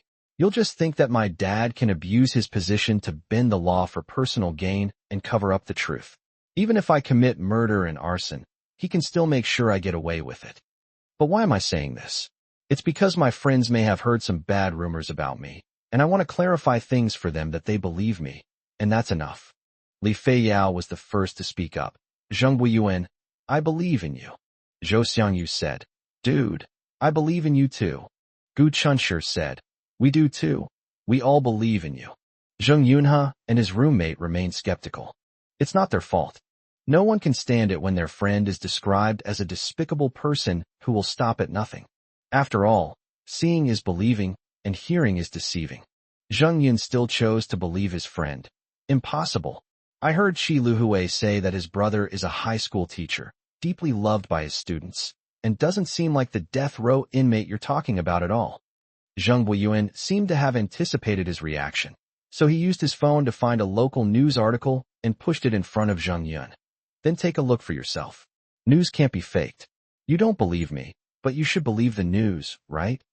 Zheng Buiyuan said to Gu Chunshi, Brother Gu, if you are interested, you can also search for it online. Following the prompt, Gu Chunshi found a news article titled, Utterly Depraved. A teacher by day, a beast in human clothing by night. Judging from the date, it's news from the beginning of this year. The news report included a photo of a man. Zheng Yun and his roommate were pale. Although the suspect's eyes were covered by a black frame, his facial features were exactly like Qi Luhui's. Li Feiyao sat down next to Zheng Buiyuan and reached out to hug him with heartache. You've been wronged. Zheng Buiyuan smiled and said, I used to feel wronged, but now I don't feel wronged anymore. A loud crash startled everyone present. When Zheng Yun suddenly stood up, he knocked over a chair. He took a deep look at Zheng Buiyuan, then opened the door and rushed out without saying a word. I'm so sorry, I'm so sorry. His roommate hurriedly chased after him. It's obvious that Zheng Yun can't accept this fact. After he leaves, he will definitely try to verify Zheng Buiyuan's words in other ways. Chapter 3:13 Eternity. The aftermath of this incident was that Zheng Yun finally confirmed that Zheng Buiyuan's words were true. His good friend was actually a hypocrite who would stop at nothing to achieve his goals. Zheng Yun found Zheng Buiyuan and apologized to him very sincerely. Prime Minister Zheng Buiyuan, known for his magnanimity, waved his hand to indicate that he had forgiven him, and everyone laughed it off. The 42-day winter vacation has officially begun. At this time, Gu Chunshi was not simply a freshman. He has a lot on his plate these days. The production of this Sweet Love Diary feature film is in full swing, and as the director, he can't leave it to others. But nothing was more important than taking Xiaoyu home to reunite with his parents, even if they wouldn't be able to stay at home for more than a few days before having to go back. Li Feiyao did not come back with them. Grandma Li has been discharged from the hospital, but she needs to go back for checkups from time to time in the early stages of surgery. At the same time, she wants to earn money through live streaming, and she also doesn't want to be separated from Zheng Buiyuan. So she stayed in City A and planned to bring her grandmother back to celebrate the Spring Festival with Gu Chunshi and the others during the holiday. Zhou Xiangyu didn't come back either, because their school's winter break started 2 days later than Gu Chunshi's. Just like Xiaoyu had done before, Gu Chunshi returned home without informing his family beforehand, carrying his bag and luggage, sneaking back unnoticed. They wanted to give their parents a big surprise, but when they stood at their own door and excitedly knocked on the door remained closed for a long time, giving them a firm refusal to open it. Gu Chunshi looked at Xiaoyu pitifully. Wife, it seems I was right before, my parents don't want me anymore. Xiaoyu smiled and said, they don't want you, but I do. I heard from Grandma Wang downstairs that his parents went to visit some relatives and won't be back until tomorrow. When Gu Chunshi left home last time, he forgot to take his house key, so he can't go home now. Fortunately, Xiaoyu had a key to her room. Xiaoyu's room had been unoccupied for a long time, but when the door was opened, the air was not stuffy. The room was clean and tidy, so clean it was gleaming. It seems that Jinglan comes over every now and then to help her clean and open the windows to let in some fresh air. They had just moved their luggage into the room, and the long journey left them exhausted, so they collapsed on the sofa, not wanting to move. Xiaoyu looked at him and smiled. Aren't you going to tell your aunt and uncle yet? Gu Chunshi said, I won't tell you. This surprise has to be given. Okay, I'll listen to you. It was 5:30 p.m. Winter days are short, and at this time of day, dusk has already fallen outside, making the indoor lighting very dim as the lights are not turned on. The room was a bit cold, So Xiao Yu stood up to find the remote to turn on the air conditioner. The moment she stood up, Gu Chunshur grabbed her wrist and gently tugged at it. Her wrists were still so thin, as if they could break with the slightest touch. Xiao Yu lost her balance and fell into his arms. Gu Chunshur naturally wrapped his arms around her waist, pulling her into his embrace, and rubbed his forehead against hers. Will you feel warmer now? Xiao Yu obediently replied, It is indeed much warmer. Gu Chunshur chuckled. Then I'll just hold you like this forever. He'd be willing to hold her until the end of time. Xiao Yu remained obedient. Okay. Gu Chunshur couldn't help but lean closer. Xiao Yu obediently closed her eyes. Her lips are so soft. Their breaths mingled. A dimly lit, quiet space, a couple deeply in love. Just as I was engrossed in my work, a knock on the door suddenly sounded. Gu Chunshur and Xiao Yu both widened their eyes at the same time. After a 2-second pause, like children caught stealing candy, they quickly separated and looked towards the door. Who would come and knock on Xiao Yu's door? Xiao Yu whispered, Are your aunt and uncle back? Gu Chunshur frowned. It shouldn't be. Didn't Grandma Wang say they wouldn't be back until tomorrow? Is it possible that Grandma Wang told uncle and aunt knew we were home, so they rushed back? Gu Chunshur shook his head. It shouldn't be. I already told Grandma Wang not to tell my parents. Therefore, Grandma Wang couldn't have told her parents that they had already returned. The knocking sounded again, and at the same time, Grandma Wang's voice rang out. Chunshur, Xiao Yu, are you home? It turned out to be Grandma Wang. Gu Chunshur quickly went over and turned on the light before opening the door. Grandma Wang smiled and said, So you're home. I thought you went out. Since your parents aren't here, I've made a few dishes. If you don't mind, you can come to my house for a meal. Gu Chunshur turned to look at Xiao Yu and replied with a smile. Okay. Woof woof. Xiao Guai also came upstairs with them, excitedly circling around Gu Chunshur and Xiao Yu's feet. Grandma Wang joked, See? Not only do I miss you all, but even little monster misses you. Xiao Yu smiled and bent down to hug the little monster. The little monster was wearing a pink sweater. It was made from a scarf that Gu Chunshur had knitted for Lin Ranran before. Grandma Wang still lives alone. In her words, children have their own homes, and as long as she is capable of taking care of herself, she will try her best not to disturb the children's lives. Moreover, she's used to living alone and feels very comfortable. She heard about Grandma Li's situation. As a longtime neighbor, she naturally wanted to say a few words of concern. After the meal, Gu Chunshur and Xiao Yu chatted with Grandma Wang for a long time before saying goodbye and leaving. The little monster clung to Xiao Yu's leg, gazing at her longingly, unwilling to let her leave. Grandma Wang laughed and scolded, You little traitor! They didn't expect Jinglan and the others to be away from home when they arrived, and they forgot to bring some daily necessities, such as toothbrushes, toothpaste, and toilet paper. So after leaving Grandma Wang's house, I went straight downstairs to the nearby supermarket to buy things. Returning from the bustling city of A to the small 3rd or 4th tier city of Z, everything familiar seemed shrouded in a sense of desolation. It inexplicably evokes feelings of excitement and sadness. Gu Chunshur and Xiao Yu habitually held hands, carrying the groceries they had just bought from the supermarket, and slowly walked back. A man suddenly rushed out of the alleyway and knelt on the ground, vomiting violently. Gu Chunshur led Xiao Yu and quickly took 2 steps forward. An elderly woman passing by shook her head and said regretfully, What a tragedy. Then, regardless of whether Gu Chunshur and the others wanted to listen, they started chattering away like old friends. Young man, don't you think he's done something terrible? He had a wife and kids, a warm bed, and a happy life, but he had to go and find a mistress like other people. Now look what's happened. His wife is gone, and his child has been taken away. He can't even see him anymore. Don't let his wife's background fool you. She's got powerful connections. Of course, he was in the wrong first, so he left with nothing and even had to pay the girl a huge sum of money. I heard it was $1 million. Chapter 314, Sharing a Bed. Huh. Gu Chunshur and Xiao Yu couldn't help but exchange a glance. The man this woman was talking about, isn't that Meng Zhe? Xiao Yu couldn't help but turn around and take a look. Under the dim street lights, the man remained kneeling on the ground, looking disheveled and pitiful. Xiao Yu remained unmoved. Strictly speaking, He was ruined by his own hands. But if he hadn't courted death, how could he have died? Serves them right. What people do is seen by heaven. You must have a conscience. Men, in particular, need to watch their belts. If they make a mistake, at best they'll have family conflicts and endless arguments. And at worst they'll lose their wives and children and end up with nothing, just like him. Look at him. What's the difference between him and a cripple? I heard from others that his parents are almost driven to despair. In order to pay his ex-wife 1,000,000 yuan, they even sold their old house. Now they have to live on rent. Look at what kind of situation this is. Furthermore, his mistress, seeing that he's now down on his luck, doesn't want to be with him anymore.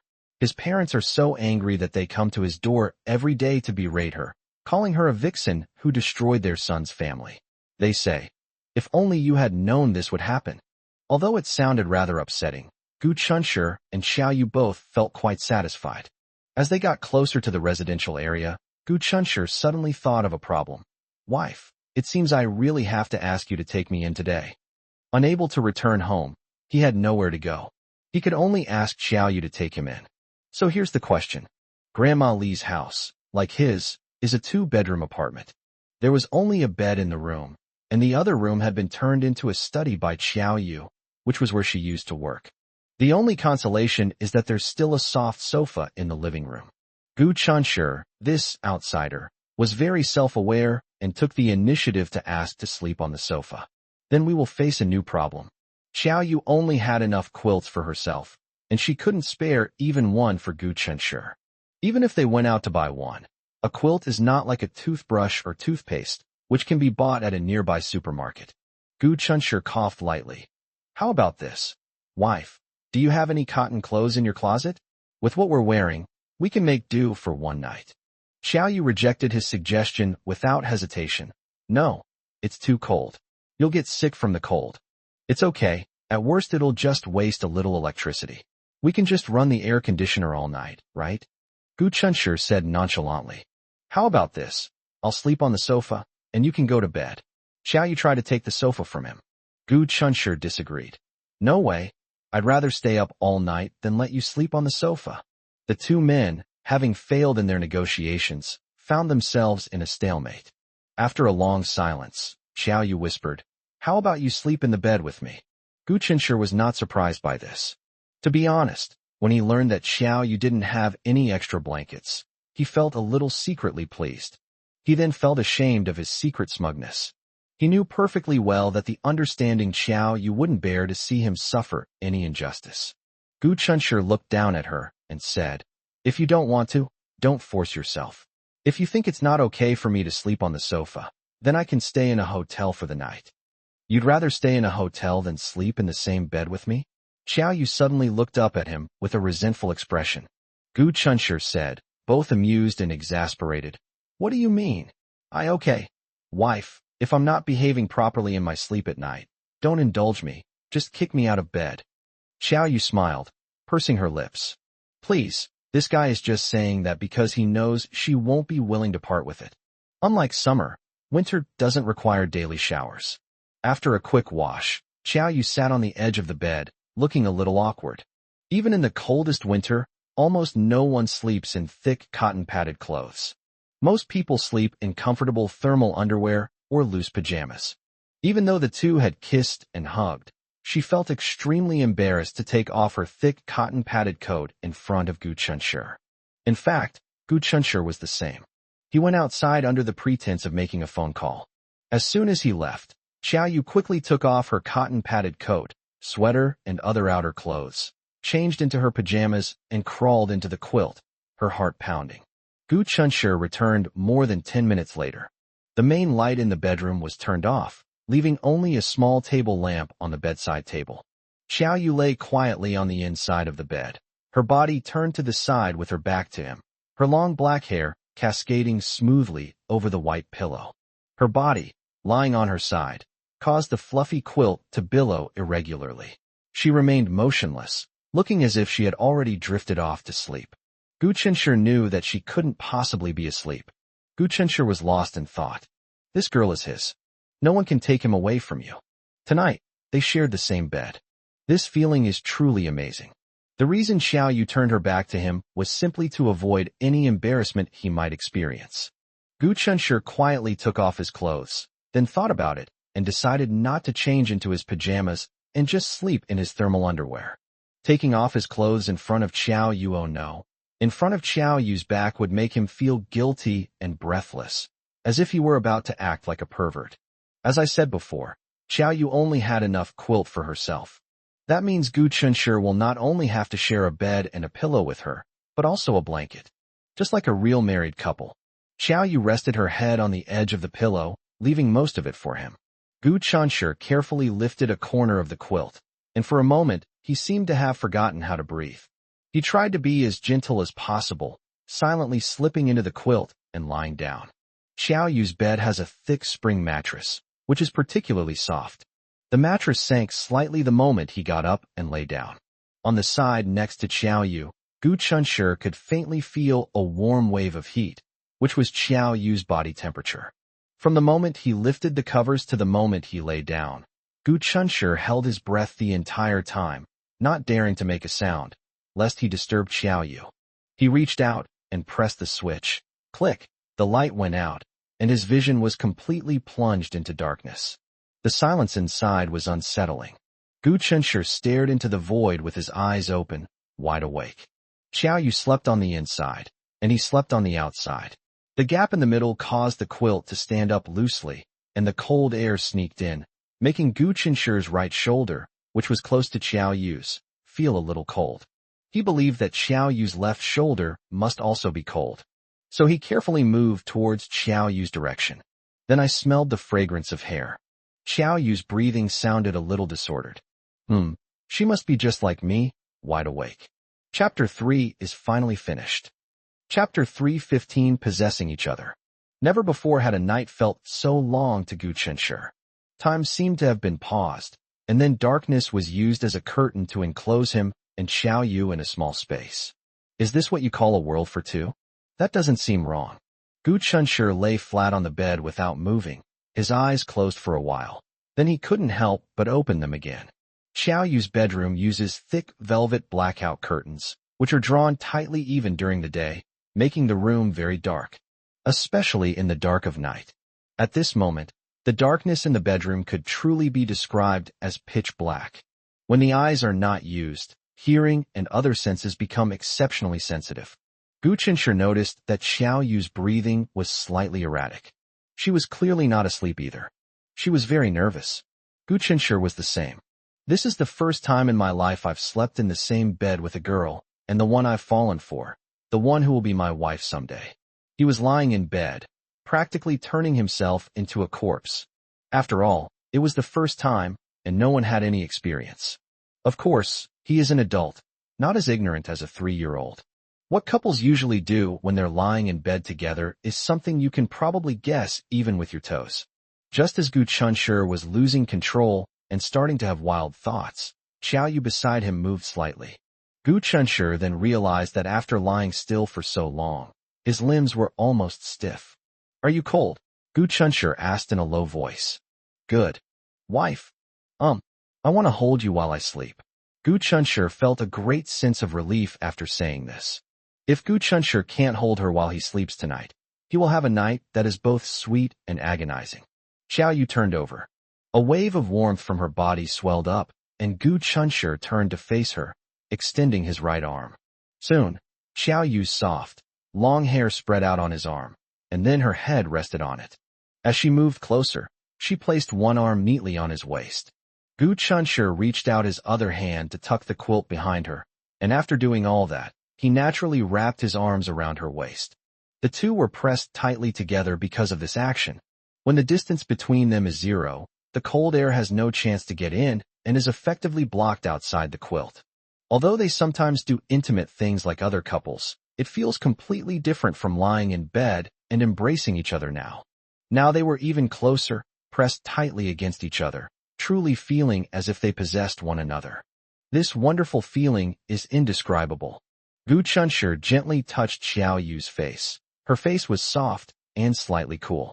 Isn't this much warmer? Indeed, Gu Chunshi's chest was broad and fiery. At this moment, Xiao Yu felt as if she were next to a fireplace, feeling safe and warm. Good night, my wife. Good night, my love. Both of them closed their eyes at the same time. But none of them felt sleepy. It's okay if you can't sleep. Just holding each other until dawn is sweet enough. Xiao Yu couldn't help but count his heartbeats. The softness in his arms made Gu Qinshi's heart flutter. He is a gentleman, but he is also a man. He couldn't resist and searched for Xiao Yu's lips in the darkness. Xiao Yu hugged his waist tightly, responding to him obediently and quietly. The sound of children laughing outside the window woke Gu Qinshi from his beautiful dream. He wasn't annoyed at all when his sweet dream was interrupted. Because reality is more beautiful than dreams. You could tell from Xiao Yu's clear eyes that she had been awake for a while. When she woke up without disturbing Gu Chen, she quietly rested her head on his bent arm and watched his peaceful sleeping face. Before Gu Qinshi opened his eyes, she was counting his eyelashes with great interest. When Gu Qinshi opened his eyes, the moment their eyes met, she shyly buried her head in his chest. Gu Qinshi hugged her, resting his chin on her head and nuzzling her restlessly, as if tickling her. His voice was slightly hoarse. What time is it now, wife? Xiao Yu's muffled voice came from his chest. I don't know. Maybe around 7 o'clock. When she woke up, she found that Gu Qinshi was sleeping soundly. Afraid of disturbing him, she didn't dare to move at all, so she didn't check the time. Gu Qinshi reached for his phone on the bedside table, glanced at it, and was shocked it was almost 9 o'clock. He immediately panicked, like a child caught doing something wrong, and said, Have my parents already gone home? What if they find out I'm staying here tonight? My mom will definitely beat me to death. Although it's a bit of an exaggeration, he is his biological son, and his parents couldn't really do anything to him. However, his parents are traditional, methodical parents, and they are quite strict with him in this regard. Gu Qinshi inevitably felt guilty and short of breath. Xiao Yu was also panicked. Her aunt and uncle would definitely not say anything to her, but she felt so embarrassed. When people panic, they don't care about being pretentious anymore. Gu Qinshi hurriedly put on his clothes and rushed to the bathroom. Xiao Yu then got up and dressed. After the two of them were dressed properly and opened the door with trepidation, they looked across and found that the door across the street was still tightly closed. Gu Qinshi walked over and knocked twice tentatively. No one answered the door, so he breathed a sigh of relief. Thank goodness, they hadn't come back. Gu Qinshi returned and closed the door, then hugged Xiao Yu to calm her down. Wife, I wish time would pass faster. It seems that only after graduation, after going through that solemn ceremony, will Xiao Yu truly belong to him. No matter how long he slept with Xiao Yu in his arms, he could do so with a clear conscience and righteous indignation. Xiao Yu chuckled to himself. Gu Qinshi's flustered state just now was really hilarious. Gu Qinshi thought of the sweetness of the night and couldn't help but smile slightly. Did you sleep well last night? Xiao Yu's cheeks felt a little hot, and she gave a soft "Hmm." Are you hungry?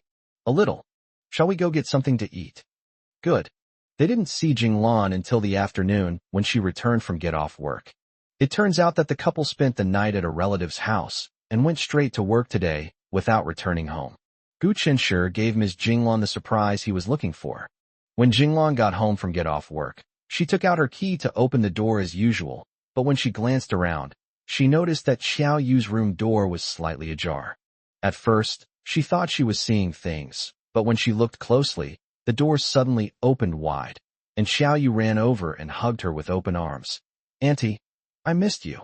Gu Qinshi leaned against the door frame. Mom, not only does your daughter-in-law miss you, but your son misses you too. Jinglan was so surprised that she was speechless. You two children, why didn't you tell me you were coming back today?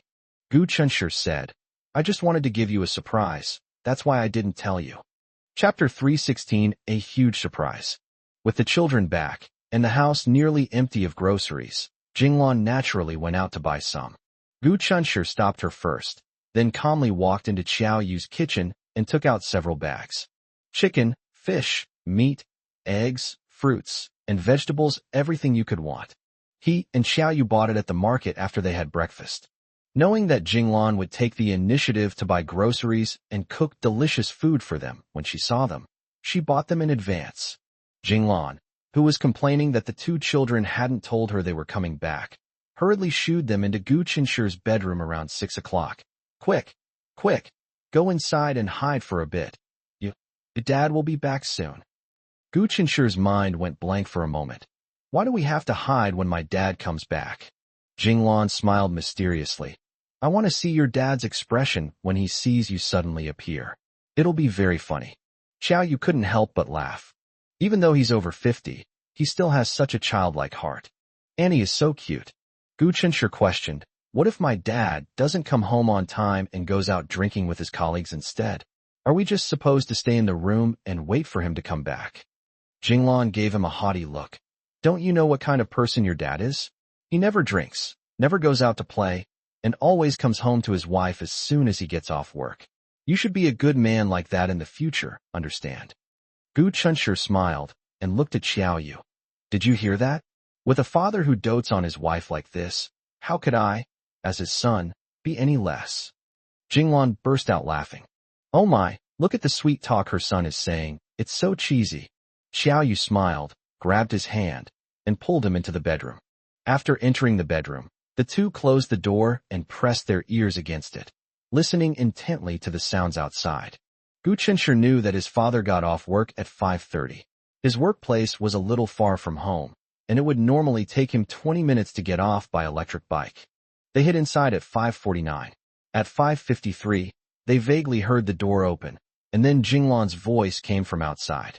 They were all just everyday conversations. For example, saying things like, the weather is okay today, not as cold as yesterday, or, I told you to wear a hat, but you wouldn't. At your age, don't try to be like young people who prioritize style over warmth. Jinglan talked with Gu Cheng for a while, then took the initiative to steer the conversation toward Gu Qinshe and Xiaoyu. I see that guy, you know, the one on the 6th floor of Building 16, he's a freshman in college this year. Everyone else has gone home for winter break, but I don't know when he'll get his break. I forgot to ask when I called him yesterday. I missed them all. I wonder if Xiaoyu has been eating properly and trying to gain some weight. When they get home, I'll have to prepare something nice to eat and help her recover. Gu Qinshe, standing behind the door, whispered to Xiaoyu, how was my mom's acting? Xiaoyu smiled, pursing her lips. She was too embarrassed to say it. Based on her understanding of her aunt and Gu Qinshe, she knew that the mother and son couldn't lie at all. If they did, it would be obvious at a glance. Thinking about this, Xiaoyu couldn't help but reflect on his actions. Perhaps she knew them well, or perhaps her observation skills were too sharp. If I can't fool her, I might be able to fool others. But then again, her aunt was really good to her. Will this make her unable to be completely open with her aunt in the future? After dinner, call Qinshe to ask when they will be back, so we can prepare in advance and buy some of the kids' favorite foods. At this point, Gu Cheng seemed to remember something. I guess Qinshe won't be able to come back since he's on winter break. Wasn't he supposed to be busy with his animated feature film? Jinglan said, no matter how busy I am, I have to go home. I miss them. Gu Cheng had a broader perspective. If you really miss them, why don't you take some time to visit them sometime? It won't take long to go by high-speed rail. I'll go see the kids by myself. Aren't you coming? No, I'm not going. What if you get lost? Then I'll be without a wife. Gu Qinshe and Xiaoyu smiled to each other as they faced each other. Even long-married couples like to show their affection. Old Gu, tell me the truth. Have you ever thought about having 2 children? Jinglan's voice rang out. Gu Qinshe held his breath. Before going to university, Gu Qinshe had never been separated from his mother for a single day. Later, after he went to university, the person he lashed out at the most was his mother. My dad was much calmer, probably because he used to travel a lot for work and was used to separation. Perhaps most fathers are like this, not good with words and not easily revealing their emotions when facing their children. Anyway, Jinglan would often tell Gu Qinshe things like, son, you're so great, and son, I love you. But Gu Qing never said anything like that. Gu Qing's voice came from outside the door. Is there any need to ask? Of course I want my child. It was a very simple sentence, but Gu Qinshe's eyes welled up with tears when he heard it. Although his father was not good with words, his love for him was no less. Call the kids after dinner and ask when they'll be on holiday and when they'll be back. If they really can't get away, we can go to City A to see them. That's the same thing. Gu Chunshur couldn't help but put his hand on the doorknob. He wanted to open the door and give his father a big surprise. Just then, Jinglan said, "Old Gu, go open the window of your son's room to let in some fresh air." It must be said that Ms. Jinglan took the surprise to the highest level. When Gu Chung pushed open the door, when he saw Gu Chun and Xiao Yu hiding behind it, Gu Chunshur heard the footsteps getting closer and closer outside the door and felt a surge of excitement for no reason. The doorknob turned, and the door was pushed open from the outside. The moment the door opened, Gu Chunshur, who was hiding behind it, gave his father a big hug. "Dad, I miss you too." "Uncle." Xiao Yu smiled and looked at Gu Chung. "Gu Chung. Chunshur? Xiao Yu. So you're back already?" While he was still in shock, Jinglan laughed so hard she couldn't stand up straight. "Old Gu, this is a surprise that my son Xiao Yu and I carefully prepared for you.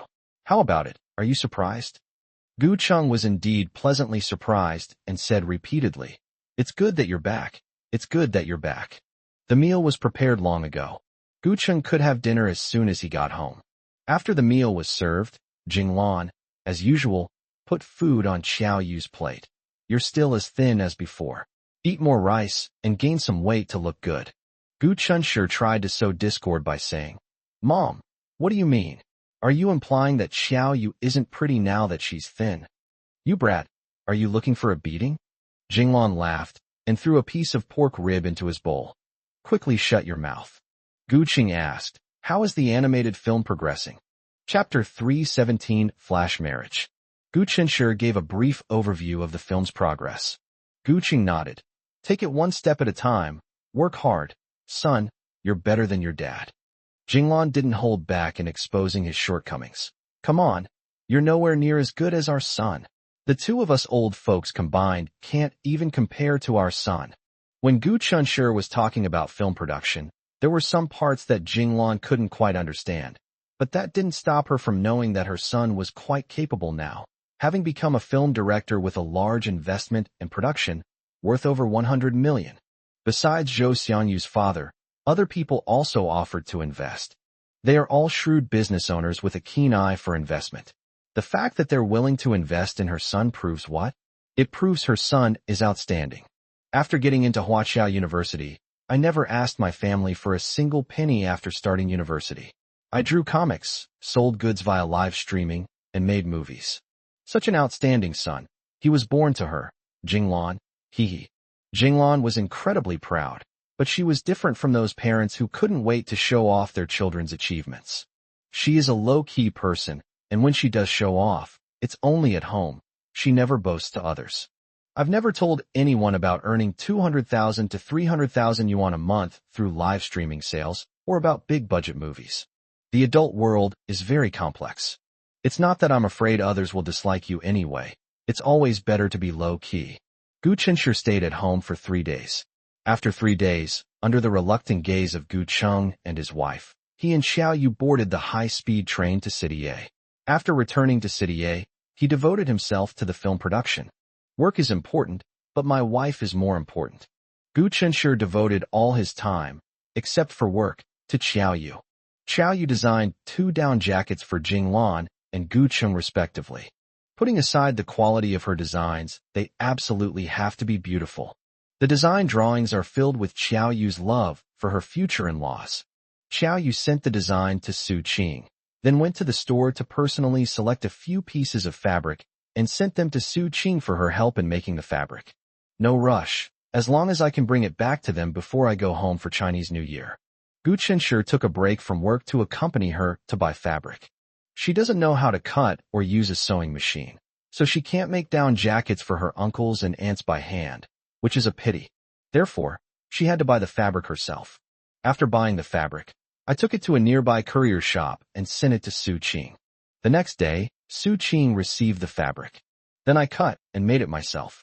Oh, by the way, her small factory successfully moved with Chung Karen's help. It's right across from Chung Karen's house.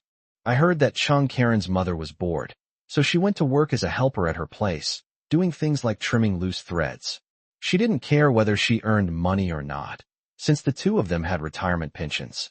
Chung Karen, the son, worked hard and started a small company.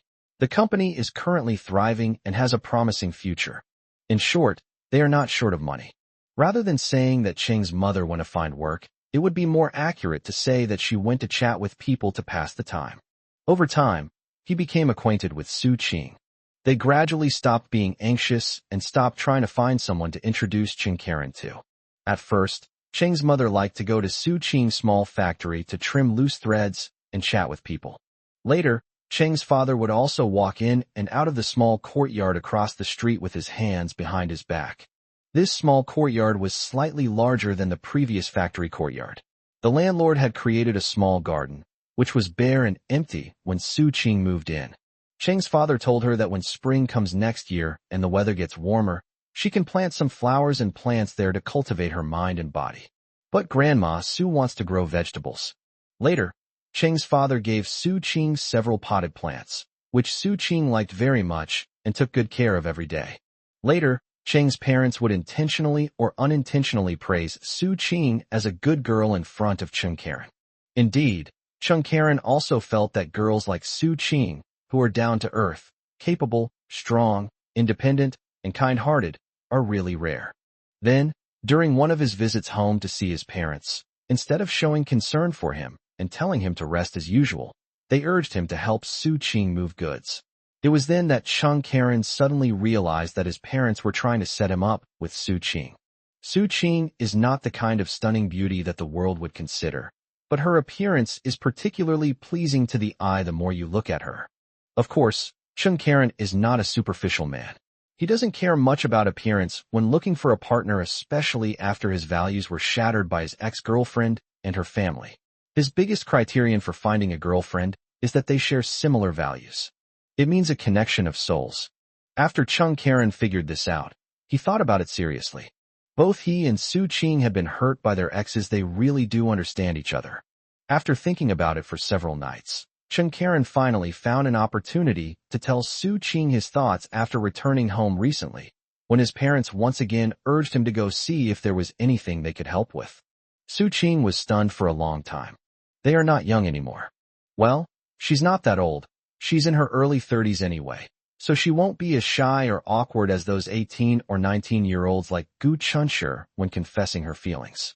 But Cheng Karen was still a little nervous. This is not child's play. If Su Qing doesn't have those feelings for him, it will be a little awkward if they meet again in the future. Su Qing snapped out of her daze and looked at him with a smile. You said you wanted to date me. Is it the kind of dating with marriage in mind? Cheng Karen replied earnestly, Of course. Su Qing smiled and said, Can I consider it? Of course, this is not a child's play, Cheng Karen said, expressing his understanding. At this moment, Su Qing was standing in front of a large cutting board, cutting out clothes, which were the down jackets that Xiao Yu had prepared for her future in-laws. Su Qing skillfully cut the fabric with scissors. Her bangs covered her eyes, and she lowered her head, saying softly, Okay. Cheng Karen thought she was hallucinating. Huh? Su Qing said, I promise you, let's try dating for a while, just like you said. Cheng Karen had provided her with a lot of help, and subtly, Su Qing had unconsciously developed a great dependence on him. She is strong and independent, but she is still a woman. She wanted someone to rely on. She would intentionally or unintentionally inquire about Cheng Karen from Cheng Karen's parents. I know he had a previous relationship, but they broke up because they had different values. When he learned that Cheng's parents were very anxious about his marriage and had been arranging various blind dates for him, he even had the urge to volunteer himself. Now that Cheng Karen has taken the initiative to suggest that the two of them tried dating for a while, she appears calm on the surface, but is actually very excited inside. That's how the two of them got together. 2 weeks after confirming their relationship, they set a wedding date. The 6th day of the Lunar New Year next year. Yeah, they're all about whirlwind marriages. Chapter 3, 18 Future Sister-in-Law. 2 days before returning home for the Spring Festival, Cheng Karen invited Gu Chunshi to dinner. The statutory holidays haven't arrived yet, but City A's atmosphere is as quiet as the sub-zero weather. Walking on the street, it felt less lively than usual. Many people who have to wander far from home to survive have endured the hardships from the beginning to the end of the year, and they are eager to return home to reunite with their families. Cheng Karen arranged to have dinner at Zhou Xiangyu's Chinese restaurant. Zhou Xiangyu didn't go home. Besides co-hosting a live stream with Li Feiyao, he also worked as a waiter at his family's Chinese restaurant. During summer vacation, at least I could earn 6,000 yuan a month as a waiter, but now I have nothing. After all, this restaurant, and all the empire his father had built, would eventually belong to him. Besides Gu Chunshi and Xiao Yu, Chen Karen also made an appointment with Li Feiyao and Zhou Xiangyu. However, in the end, only Gu Chunshi and Xiao Yu arrived on time. Accompanied by Zheng Buiyuan, Li Feiyao took her grandmother to see the night view of City A. Zhou Xiangyu was at the Chinese restaurant, but as the young master, he was extremely busy. He ran over and said a few words to Chen Karen, brought her 2 fruit platters, and then hurriedly went to serve the other guests. Gu Chunshi was stunned when he entered the private room. Su Qing is here too. Before they pushed the door open and came in, Chen Karen and Su Qing were sitting side by side, chatting about something. When they got to the part where they were having fun, they looked at each other and smiled. Chen Karen reached out and adjusted her collar. They seemed very intimate, unlike the behavior of ordinary friends. Gu Chunshi and Xiao Yu exchanged a glance subconsciously. Something's wrong. It's because Chen Karen and Su Qing's relationship progressed too quickly that they didn't even have time to tell them. Su Qing waved enthusiastically to Xiao Yu. Xiao Yu, the clothes are finished for you. Come and see how they look. Xiao Yu walked over and said, I trust Sister Qing's cooking skills. Everyone was already quite familiar with each other, so calling her Boss Su felt too formal. Without realizing it, they all started calling her Sister Qing. While the 2 women were looking at clothes, Chen Karen cleared her throat and said to Gu Chunshi, Brother Gu, I'm getting married on the 6th day of the Lunar New Year next year. Can you come? Gu Chunshi was shocked. Marriage? Chen Karen smiled broadly. Yes, you heard me right. I'm getting married. I didn't hear you mention when you successfully found a blind date. This is so sudden. Chen Karen smiled and said, I also think it's quite sudden, but if I meet the right person, then I'll get married. Gu Chunshi felt a chill run down his spine when he thought about the smile he had just exchanged with Su Qing. Could the bride be Su Qing? It's not that Su Qing is bad, it's just that it all happened so suddenly. Gu Chunshi humbly inquired, Then may I ask, my future sister-in-law? At this moment, Su Qing overheard their conversation and smiled brightly at Gu Chunshi. It's me. Isn't that surprising? Even someone as composed as Xiao Yu couldn't help but be taken aback. You and Brother Cheng, congratulations. It turns out that Su Qing came here to prepare pre-wedding supplies with Chen Karen. Cheng's father had already prepared a beautifully decorated wedding room for Chen Karen in Y City. The decoration style was designed according to Chen Karen's preferences. Su Qing shared the same interests as Chen Karen, and she thought it was also very nice. She has a house, and her dowry is the small factory that Su Qing is currently running. But Cheng's parents said that they didn't want a dowry, they just wanted Su Qingren to come. The decision to get married was too sudden, and there were many things to prepare. Su Qing came to City A with Chen Karen to make the arrangements. They planned to stay in City A for 2 or 3 days before returning to spend the new year with her grandmother at the Cheng family home. Although she is not officially married into the Cheng family, she is already the Cheng family's daughter-in-law. Su Qing got a new haircut, a shoulder-length bob, which looks young and fashionable and suits her temperament perfectly. When people are happy, they are in high spirits. At this moment, Su Qing looked radiant and capable, with a touch of girlish charm. She was completely different from the stubborn and fragile woman she was after being dumped by a scumbag. Su Qing said a little shyly, We're not young anymore. Since we think we're a good match, why don't we just get our marriage certificate?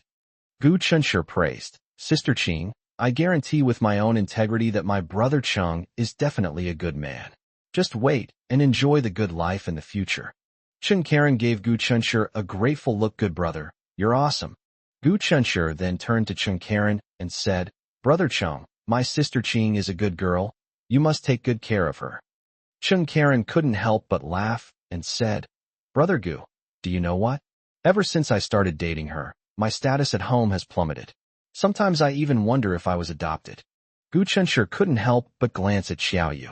Chen Karen's words successfully reminded him of himself. It seems there was a time when Mom cared more about Xiao Yu than about her own son.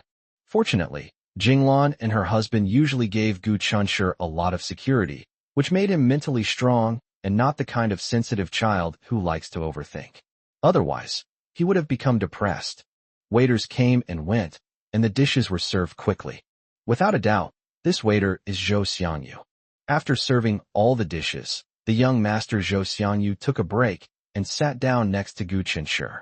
Upon learning that Chung Karen was about to get married, Zhou Xiangyu and Gu Chunshur initially reacted with the same shock. A girl that you, Brother Chung, are so eager to marry must be exceptionally outstanding. Brother Chung, do you have a picture of your future sister-in-law? Let us ordinary folks who have never seen the world admire her. Chung Karen just smiled and remained silent.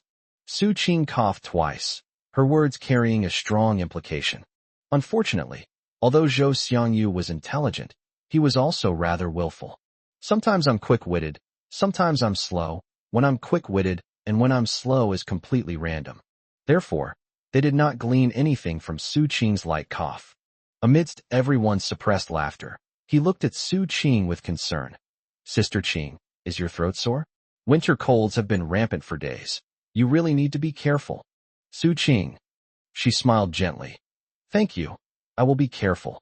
Zhou Xiangyu picked up the kettle, poured a cup of hot water, and thoughtfully handed it to Su Qing. Sister, here, drink more hot water. It will help you recover faster. Then Zhou Xiangyu poured another cup and respectfully handed it to Qiaoyu. Sis, drink more hot water to prevent catching a cold. Gu Chunshur said. I also want to drink a cup of hot water to prevent catching a cold. Zhou Xiangyu, please arrange that. Zhou Xiangyu rolled his eyes at him and placed the kettle in front of him. If you want some, pour it yourself. Gu Chunshur immediately turned to Qiaoyu and complained. Wife, look at your brother. He's not respectful to his brother-in-law at all. Zhou Xiangyu. This time, he thought quickly and looked at Qiaoyu with a pitiful expression. Sister, look at your husband. He bullies people all the time. He's so annoying. Chapter 319 Staying Single. Troublesome. My husband and brother are fighting at the same time. What should I do? Fortunately, Qiaoyu was used to this kind of situation and could resolve it in no time. She used serving chopsticks to put a large chicken leg into each of the two boys' bowls. The meaning couldn't be clearer. Shut your mouths. If you dare to wingle again, you'll be punished according to family rules. Zhou Xiangyu was happily munching on a chicken leg when he suddenly remembered something important. Hey, Brother Chung, I just asked you for a picture of my future sister-in-law, but you haven't answered me yet? Do you have a picture or not? Gu Chunshur chuckled softly. Chung Karen said, Want to see your future sister-in-law? It's easy. She's not far away, but right in front of you.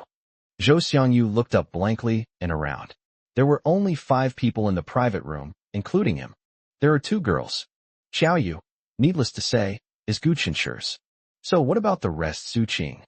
The chicken leg in Zhou Xiangyu's mouth suddenly didn't taste so good anymore. He suddenly opened his eyes wide, even more shocked than when he heard the news that Chung Karen was getting married. Su Qing smiled slightly at him. I am the future sister-in-law you mentioned. Are you quite disappointed? Actually, I am just an ordinary person with nothing outstanding about me. Zhou Xiangyu, with a large chicken leg dangling from his mouth, shook his head vigorously. No. He quickly took the chicken leg out of his mouth. It's just that you two didn't give me any warning beforehand, and suddenly told me that you were getting married. It was too sudden for me.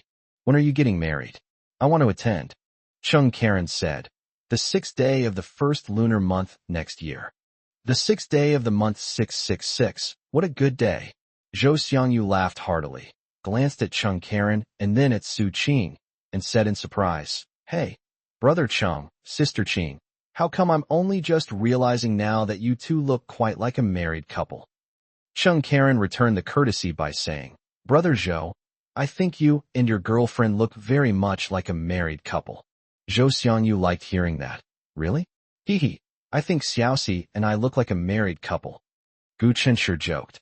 I wonder who was the one who once regarded games as their wives. Zhou Xiangyu feigned ignorance and said, Anyway, it definitely wasn't me. After chatting for a while about Chung Karen and Su Qing's upcoming wedding, Su Qing suddenly remembered that she needed to prepare wedding dresses for her future in-laws and her own grandmother. Chung Karen said with a hint of helplessness, My parents don't need to prepare anything. They already prepared the wedding dress last year and are just waiting for my wedding. This shows how much Mr. and Mrs. Chung had been looking forward to this day. Su Qing felt it was necessary to prepare another set for her uncle and aunt. She's a professional at making clothes, so it won't take her long. Why are you still calling them uncle and aunt? Chung Karen laughed. You should start calling them mom and dad. What was said unintentionally was taken to heart by the listener. Xiao Yu's hand suddenly paused. She suddenly remembered that on the birthday, when Gu Chunshi proposed to her, she had changed her address to Gu Chung and Jing Lan as their parents. But that was the only day I called them mom and dad. In subsequent phone calls and meetings, I unconsciously switched back to uncle and aunt. Indeed, the words father and mother feel somewhat distant to her, making it difficult for her to adapt. She tried hard to recall, and when she called back her uncle and aunt, neither Gu Chunshi nor Jing Lan and Gu Chung seemed to show any displeasure. They were all so understanding. No matter what she did, they couldn't bear to criticize her. Moreover, what about the form of address? After the dinner, as I stepped out of the restaurant, the usual dazzling neon lights of city, it couldn't dispel the chill of December. While chatting at the restaurant entrance, Xiao Yu habitually lifted the hood of Gu Chunshi's down jacket and put it on his head to keep warm. Chung Karen drove over and took them directly downstairs. As Gu Chunshi watched Chung Karen's car drive away, he smiled playfully and pulled Xiao Yu into his arms. Brother Cheng's speed is really enviable. Wife, how wonderful it would be if we could get married on the 6th day of next year. After not receiving a reply from Xiao Yu for a while, he looked down and found that Xiao Yu was in a daze. Honey, what's wrong? Xiao Yu snapped out of her daze, sullenly hugging Gu Chunshi's waist and burying her face in his chest. Husband, I'm sorry. Gu Chunshi asked, bewildered. Why are you apologizing to me? When Gu Chunshi realized that Xiao Yu felt guilty because she had unconsciously called out uncle and auntie, he was both amused and exasperated. That's it. This is no big deal at all. No, for Xiao Yu, this was a catastrophe, a situation so dire it felt like the sky was falling. She recalled how overjoyed Gu Chung and his wife were when she started calling them dad and mom. But then I called them back without really understanding why will they be secretly sad for a while. She's overthinking it. She's really overthinking it. Anyone who knows anything about her childhood knows how distant and unfamiliar father and mother were to her, especially father. It was because he knew how difficult it was for her to cry out that Jing Lan was moved to tears that day, and that Gu Chung was touched by her plight. They weren't greedy. Just hearing her call them mom and dad once was enough to make them happy. Taking advantage of Xiao Yu's unpreparedness, Gu Chunshi suddenly picked her up in a princess carry. In a panic, Xiao Yu instinctively grabbed his neck. Gu Chunshi said fiercely, to punish you for overthinking again, I'm going to carry you upstairs. Xiao Yu couldn't help but burst out laughing. Fool, is he punishing her or himself? Put me down. I'm wearing so many clothes. I'm heavy, she said reproachfully. Gu Chunshi carried her towards the stairwell. Don't underestimate your husband, okay? She was wearing a thick cotton-padded coat, probably weighing only about 90 pounds. Is that what you call heavy? But you're still carrying something in your hand. Gu Chunshi was carrying the new clothes that Xiao Yu had prepared for her future in-laws. Gu Chunshi raised an eyebrow domineeringly. You think you can stump me with this? So Xiao Yu stopped insisting and obediently put her arms around his neck. When Gu Chunshi reached the 2nd floor, he remained completely calm and composed. I was a little out of breath when I climbed to the 3rd floor. Xiao Yu struggled to jump off his arms, stood on tiptoe to kiss him on the cheek, and then took out her keys to open the door. After opening the door and going inside, she turned around and saw Gu Chunshi leaning against the door frame, standing outside the door and smiling at her. Gu Chunshi has delicate features and a sunny yet masculine appearance. The smile in his eyes was like the warm sun in the dead of winter, making Xiao Yu feel warm inside. This guy didn't drink tonight, so why does his smile have a hint of drunkenness? Xiao Yu couldn't help but cup his face in her hands and interrogate him. Tell me honestly, have any girls at school shown interest in you? Gu Chunshi chuckled. No. Impossible, Xiao Yu exclaimed in disbelief. I've always had excellent taste. How could the guys I've set my sights on not be liked by others? This puzzled Gu Chunshi as well. Yes, I'm so handsome. Why don't any other girls like me? If it weren't for Xiao Yu, wouldn't he be stuck single forever? Xiao Yu is not wrong. The author has a bad memory and made a mistake. They forgot to correct their statement while writing, so they're making amends in this chapter. Oh. Chapter 320, setting off fireworks on New Year's Eve. At this moment, Gu Chunshi didn't even consider that he was always alone at school, and apart from Zheng Buiyuan, he didn't consciously keep his distance from anyone. Even if someone wanted to get close to him, could they? What he didn't know was that, in the eyes of his classmates, he was particularly mysterious, even more so than Zheng Buiyuan, who deliberately concealed his background. Because they had at least heard some legends about Zheng Buiyuan and vaguely knew that he had a powerful background. When it came to Gu Chunshi, all everyone knew was that Du Yuxuan, who had fallen from grace, had once taken the initiative to approach him, and that Zheng Buiyuan, whose background was definitely not insignificant, was now very close to him. The two could often be seen walking arm in arm on campus, chatting and laughing. Therefore, in the eyes of others, Gu Chunshi's background is by no means inferior to Zheng Buiyuan's. Therefore, when people get to know Gu Chunshi, they naturally assume that his low profile is due to the aloofness stemming from his mysterious identity. However, the taciturn Gu Chunshi does indeed appear rather aloof when facing outsiders. Gu Chunshi's mysterious nature makes it difficult for everyone to figure out how to interact with him, so no one dares to get close to him. Of course, no one dared to offend him. So, by a twist of fate, he created the illusion that no girls were interested in him. Gu Chunshi may have had doubts, but he felt no regret whatsoever. That would be better. With Xiao Yu by his side, he no longer wanted to attract unwanted attention. Even if there were fairies descending to earth, he wouldn't care. In this life, he only wants Xiao Yu. In the blink of an eye, the spring festival has arrived. A timely heavy snowfall quietly arrived, covering the entire earth. On New Year's Eve, during the live broadcast of the Spring Festival Gala, Gu Chunshi and Xiao Yu, fully equipped, went downstairs to build a snowman. Last year, the thin layer of snow melted almost completely within a day, making it impossible to build a snowman.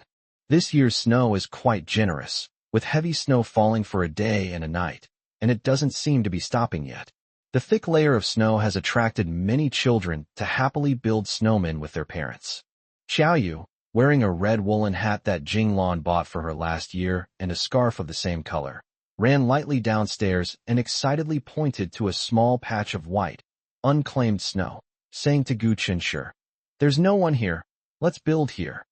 As soon as she finished speaking, two little boys dressed like balls ran over, their breath steaming in the air as they spoke, looking at her expectantly. "Pretty lady, could you let us use this snow so we can build a snowman?" Xiao Yu. Considering how polite the little boy was in taking over her territory, Xiao Yu reluctantly and generously gave up her own land. Gu Chunshi suggested, "Let's go outside the residential area to the small park. No one should be fighting us for space there." The snow on the ground hadn't been swept away in time, and it crunched loudly when you walked on it. Xiao Yu, who still has a childlike heart, quickly found a new way to play. She held Gu Chunshi's hand and carefully slid along the ground, having a great time. The sounds of fireworks and children cheering could be heard in the distance. Gu Chunshi craned his neck to look outside the community gate and vaguely saw a man in a military overcoat sitting on a small stool with his hands in his pockets. In front of him was a small fireworks and firecrackers stall, and a parent was helping their child choose fireworks. Gu Chunshi smiled and looked at Xiao Yu. "Do you remember last year around this time I said I would buy you fireworks to help you rediscover your lost childhood? But you forgot? Come on, I'll make it up to you this year." Xiao Yu hugged his arm and nodded happily. When he arrived at the stall, Gu Chunshi bought a large bag of fireworks without even asking the price. The children who spent ages picking out items at the stall were incredibly envious. Gu Chunshi pointed ahead. "Let's put it there." That's where Xiao Yu confessed her feelings to him, and where they finally got together. As Gu Chun led Xiao Yu forward slowly, his heart was filled with excitement. He and Xiao Yu have been together for a whole year. His life has undergone tremendous changes in the past year. He has grown a lot and gained a lot. With the combination of his own hard work and love, he spent a busy yet sweet year. Looking back on every moment, not a single day was not fulfilling not a single day was not wonderful. Xiao Yu unconsciously let go of his hand, smiled at him, and slowly walked backwards. She doesn't have eyes in the back of her head, yet she's not afraid of falling. With Gu Chunshi around, she wasn't afraid of anything. While Gu Chunshi was expressing his feelings, wasn't Xiao Yu also filled with countless thoughts? Thinking back to the moment I impulsively confessed to Gu Chunshi, I still feel dizzy. That was the bravest and most correct thing she ever did in her life. Xiao Yu under the streetlights, with the snow-covered landscape behind her, looked almost unreal. There were almost no vehicles on the road. In this noisy world, during those few rare days when families reunite, it seems as if someone has put the camera in slow motion, and the pace slows down a little. Gu Chunshi squatted down, picked out a small firework, and said seriously, "Let's set off this one first, it's really pretty. By the way, honey, why don't you set it off? Experience the joy of setting off fireworks." "Okay." Xiao Yu walked forward excitedly and held out her hand. "Give me the lighter." Both of them were stunned by these words. It seems like there's no lighter. Smokers usually have plenty of lighters on them, but for non-smokers, who would carry a lighter in their pocket for no reason? Moreover, buying fireworks was a spur-of-the-moment decision. Gu Chunshi hadn't prepared for it at all. The two stared at each other, and then one of them couldn't help but burst into laughter. Gu Chunshi turned to look at the fireworks and firecrackers stall. "They might sell them there. I'll go check." He guessed right. They really did sell them. Gu Chunshi spent $1 to buy a lighter, ran back, and taught Xiao Yu how to set off fireworks. The moment the fireworks went off, Xiao Yu's eyes sparkled like a sky full of stars. She secretly made a wish. She would spend every day of the future with Gu Chunshi, never to be apart.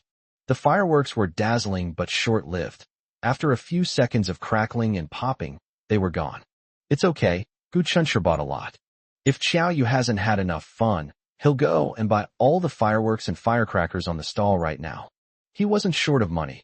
He was willing to do anything as long as Xiao Yu was happy. Right now, in order to please Xiao Yu, he's especially eager to splurge.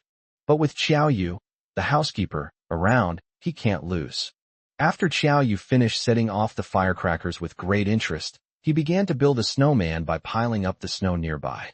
The snow was still falling gently, and glistening snowflakes clung to her hat and scarf. Guchen would reach out every now and then to brush them off for her. Chapter 3:21 Wrong Photo. At first, it was a group of 2, but later it became a group of 4. Gu Chunshi, Xiao Yu, Zhou Xiangyu, and Tang Xiaoxi. Zhou Xiangyu ran off to find Tang Xiaoxi before he had even finished his New Year's Eve dinner. "Why didn't you and Tang Xiaoxi just hold hands and show off your love in front of those poor single people? Why did you have to come here and join in the fun?" Speaking of which, when Gu Chunshi and Xiao Yu hugged for the first time last year, Zhou Xiangyu, that 6th brother, saw it. Humph. For boys and girls, still young at heart, pitched in together, and with many hands making light work, they quickly built a snowman. Zhou Xiangyu enthusiastically put his arm around Tang Xiaoxi's shoulder and stood next to the snowman. "Old Gu, can you take a picture of Xiaoxi and me together?" The petite Tang Xiaoxi looked like a little bird nestled against Zhou Xiangyu. After Gu Chunshi took the photo, Zhou Xiangyu quickly squeezed over to see the result. "Old Gu, your photography skills are really not good. How come you made my handsome face look like a pancake?" Gu Chunshi scoffed. "You're ugly, and you blame my photography skills? Ugly people always cause trouble. Old Gu, no offense, but you really should see an ophthalmologist. Can you call me ugly? But you took some really nice pictures of Xiaoxi. Send them to me so I can save them for my future children." Tang Xiaoxi's cheeks felt slightly hot. After receiving the group photo taken by Gu Chunshi, Zhou Xiangyu enthusiastically took several snowman photos for Gu Chunshi and Xiao Yu as well. Zhou Xiangyu and Gu Chunshi's phones kept ringing at the same time. It was someone constantly popping up in the Class 7 group chat, which hadn't been disbanded yet, during the Spring Festival. "Old Gu, I'll send you the photos." After he finished, the notification sounds on his and Gu Chunshi's phones became even more cheerful. Zhou Xiangyu asked in confusion, "What are these bastards doing?" When he clicked to check the information, he found that he and Gu Chunshi had been tagged by many people. Some offered congratulations, some gritted their teeth in envy, and some shared in the joy, hoping to find love next year. Zhou Xiangyu was completely confused. Gu Chunshi also sensed something was wrong. He scrolled up, and his face immediately turned ashen. How could Zhou Xiangyu have posted his and Xiaoyu's photos in the class group chat? Zhou Xiangyu then realized that he hadn't been paying attention and had sent the photo he was going to send to Gu Chunshi to the class group chat. He apologized and quickly deleted the photo. Fortunately, the photo was successfully retrieved in less than 2 minutes. Although the photos were taken back, the marks they left on some people's hearts cannot be erased. On the eve of the Lunar New Year, in a luxurious private room at a 5-star hotel, Lin Ranran stared blankly at her phone, unable to come to her senses for a long time. This year, their family and the Ying family had their New Year's Eve dinner together. The two families chatted and laughed together, getting along very well. Although she maintained a polite smile throughout, she always wanted the conversation to end quickly. Ying Haoran sat next to her. Although Lin Ranran had clearly rejected him before, and had also firmly expressed to her mother that she only regarded Ying Haoran as a friend or a neighbor, both families still liked to arrange for them to be together no matter what they did. Lin Ranran was tired, and in order to maintain appearances, she would comply with the arrangements of her elders. Anyway, she had already rejected him, so whether Ying Haoran still had inappropriate thoughts about him was his business. From childhood to adulthood, she has never lacked suitors. What difference does one more person make? Just ignore it. It's not her fault that she's liked. The elders were talking about business, but Lin Ranran wasn't interested and felt incredibly bored. Just then, her phone kept beeping with text message notifications, so she looked down at her phone and read through the messages one by one to pass the time. Therefore, I saw the photos posted by Zhou Xiangyu immediately. From the moment Zhou Xiangyu mistakenly posted the photo to the class group chat until he realized it and hurriedly deleted it, Lin Ranran's eyes never left her phone screen. My mind is filled with the image of Gu Chunshi smiling at the camera. As for the girl next to her, she didn't even have time to glance at her. Even if you let her see it, she wouldn't dare to. That girl's face must have been filled with happiness, just like Gu Chunshi's. She'll be jealous. Driven mad with jealousy. Shouldn't she be the one standing next to Gu Chunshi? She would rather numb herself over and over again that the girl was not Gu Chunshi's girlfriend, but rather a relative of his or someone else. Gu Chunshi is single now, and has always been single. No one but her is qualified to stand by his side. Although she knew she was deceiving herself, only in this way could Lin Ranran feel a little better. Ranran, you silly child, why aren't you eating? You're just staring at your phone. Du Yin scolded playfully. Lin Ranran suddenly became the focus of everyone's attention. She smiled sweetly and said, I'm full. Ying's mother said knowingly, it's only natural for girls to love beauty, but beauty must be based on good health. Lin Ranran smiled, not wanting to explain that she wasn't trying to lose weight, but simply had no appetite. Uncle, Aunt, Mom, Dad, I'm full. I want to go out for a walk. It's a bit stuffy here. Du Yin opened her mouth and said, Haoran, I noticed you've put your chopsticks down for a while now. Are you full? You're abroad most of the time and rarely come back to China. This is a rare opportunity, so let Ranran take you for a walk around the neighborhood. Lin Ranran. Knowing that she didn't like Ying Haoran, her mother still insisted on bringing the two of them together. After Lin Ranran resisted and was still treated this way, she was exhausted. The rebellious feeling in my heart has not decreased but increased. The more this happened, the less she liked Ying Haoran, and the less likely she was to be with him. Ying Haoran smiled and looked at Lin Ranran. Let's go, Ranran. The moment the two stepped out of the private room, Ying Haoran's calm and refined smile vanished, replaced by anger and resentment. He could sense that Lin Ranran was actually very resistant to being with him. Even if he agrees to take him for a walk around the area, it's only to appease his elders. I've heard that Lin Ranran has a lot of admirers. Could it be that I am one of them? How is that possible? Ying Haoran would never allow himself to be reduced to a lowly sycophant. But he didn't want to give up on Lin Ranran. It has nothing to do with the parents of both families wanting them to get together. This was the first time he'd ever been humiliated in front of a girl, so he was incredibly resentful.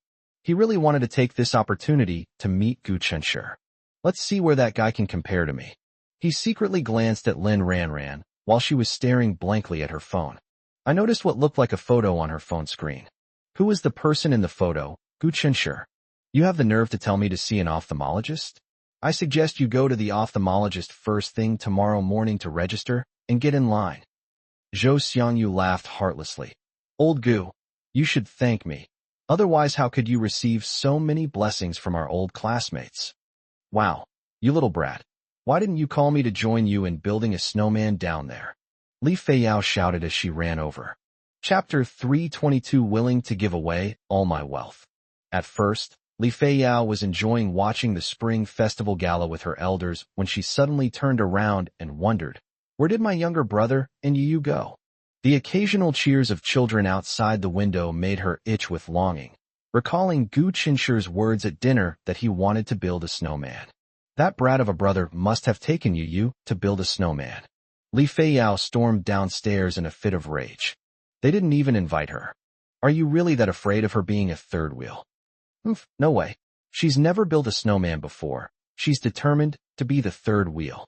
If Zheng Buiyuan were here, she wouldn't have to shamelessly be an annoying third wheel. Zheng Buiyuan would definitely take her out to play. Wah, she suddenly misses Zheng Buiyuan so much.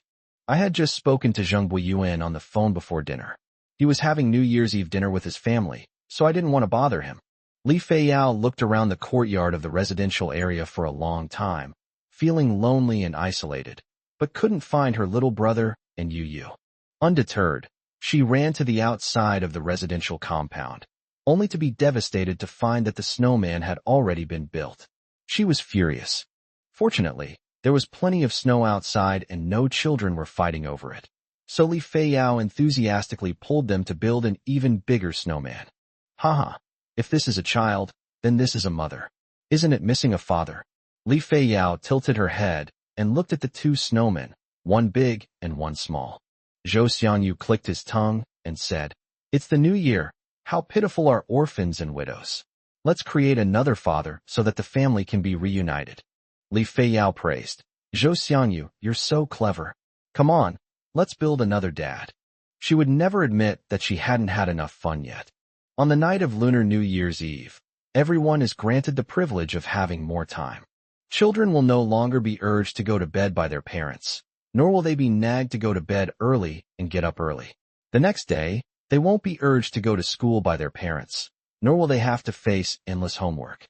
You can laugh and joke around, welcoming the new year in a joyful and peaceful atmosphere, feeling relaxed and happy.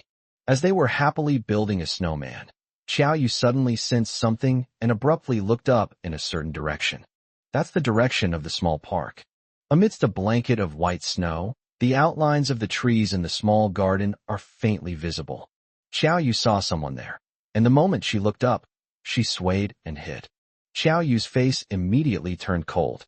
He walked to the side, took out his phone, and dialed a number he hadn't contacted in a long time. The other party answered immediately. Gu Chenshi and Zhou Xiangyu worked together to place the snowman's big head on its round body, when they suddenly realized that Xiaoyu was not there and immediately turned around to look for her. When he saw Xiaoyu walk to the side and make a phone call, he immediately understood what was going on. Xiaoyu has very few contacts in his phone. In addition to the original group of a few people, including him, Tang Xiaoxi, Li Feiyao, Su Qing, and Cheng Karen joined. Tang Xiaoxi and Li Feiyao were present at the scene and were the first to be ruled out. My parents are upstairs watching the Spring Festival Gala with Grandma Li right now, and since they know they're downstairs, I can't call them and disturb their enjoyment. If Cheng Karen wants to make a call, she should call his phone, not Xiaoyu's.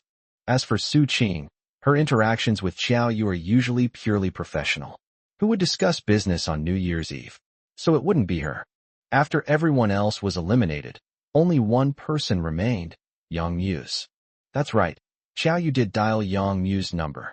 The other party answered immediately. Before Xiaoyu could ask, he gave a wry smile. Looks like you found out? My sister is too smart, can you please not make things difficult for him? He's just a working-class man ruthlessly exploited by a cold-blooded and demanding boss, forced to work overtime during the Lunar New Year, and unable to go home to reunite with his family. Everything he does is at his boss's behest. If you have a problem, take it out on his boss, I'll take it out on you. Xiaoyu looked towards the small park. The men Yang Yu sent have disappeared without a trace, hiding somewhere. She raised an eyebrow mockingly. Yang Muse has a pretty accurate self-assessment. A cold-blooded boss who ruthlessly exploits his employees, haha. Yang Muse was afraid that in his anger, he would vent his rage on Yang Muse's subordinates. Under normal circumstances, they probably really would. However, today was a good day, and Xiao Yu couldn't be bothered to argue with these bastards.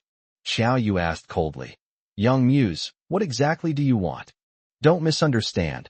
I didn't mean to disturb your life," Young Muse said, his tone guilty yet tinged with helplessness. "Even if you hate me, hate our Yang family in my heart. You are my sister, and Grandma and I both want to know how you're doing." His phone contained a set of photos and several short videos sent by his subordinates. He just finished reading it. She and Gu Chunshi and other peers were building a snowman. Although it was a candid shot, the high-definition camera captured all of her expressions. She looked genuinely happy when she was with Gu Chunshi and her friends. Like any other person her age, she is enjoying the youth that she should be enjoying at her age. Good. It would be even better if we could recognize them. Yang Muse dared not ask for too much. At this stage, it's already good enough as long as Xiao Yu doesn't resist or hate them as much as before. As long as the Yang family doesn't try to get my attention, I can live a good life anywhere. Xiao Yu's tone was ruthless, yet wasn't it the truth? It seems that's true, Yang Muse chuckled self-deprecatingly. Even if you don't care, I still want to say to you, Xiao Yu, Happy Chinese New Year. Tell your people to leave now. If I see them again, I can't guarantee what I might do, Xiao Yu said coldly before hanging up the phone. She frowned as she stared at her phone, suddenly wondering how Yang Muse was investigating the old incident from back then. He promised to let her know as soon as there was any progress, but so much time has passed. Is there really no progress at all? Or was it because the matter involved his closest relatives that he softened his heart and was willing to engage in favoritism and corruption? After ending his call with Xiao Yu, Yang Muse returned to his ward. Grandma Yang sat by the hospital bed, holding the man's hand, silently shedding tears.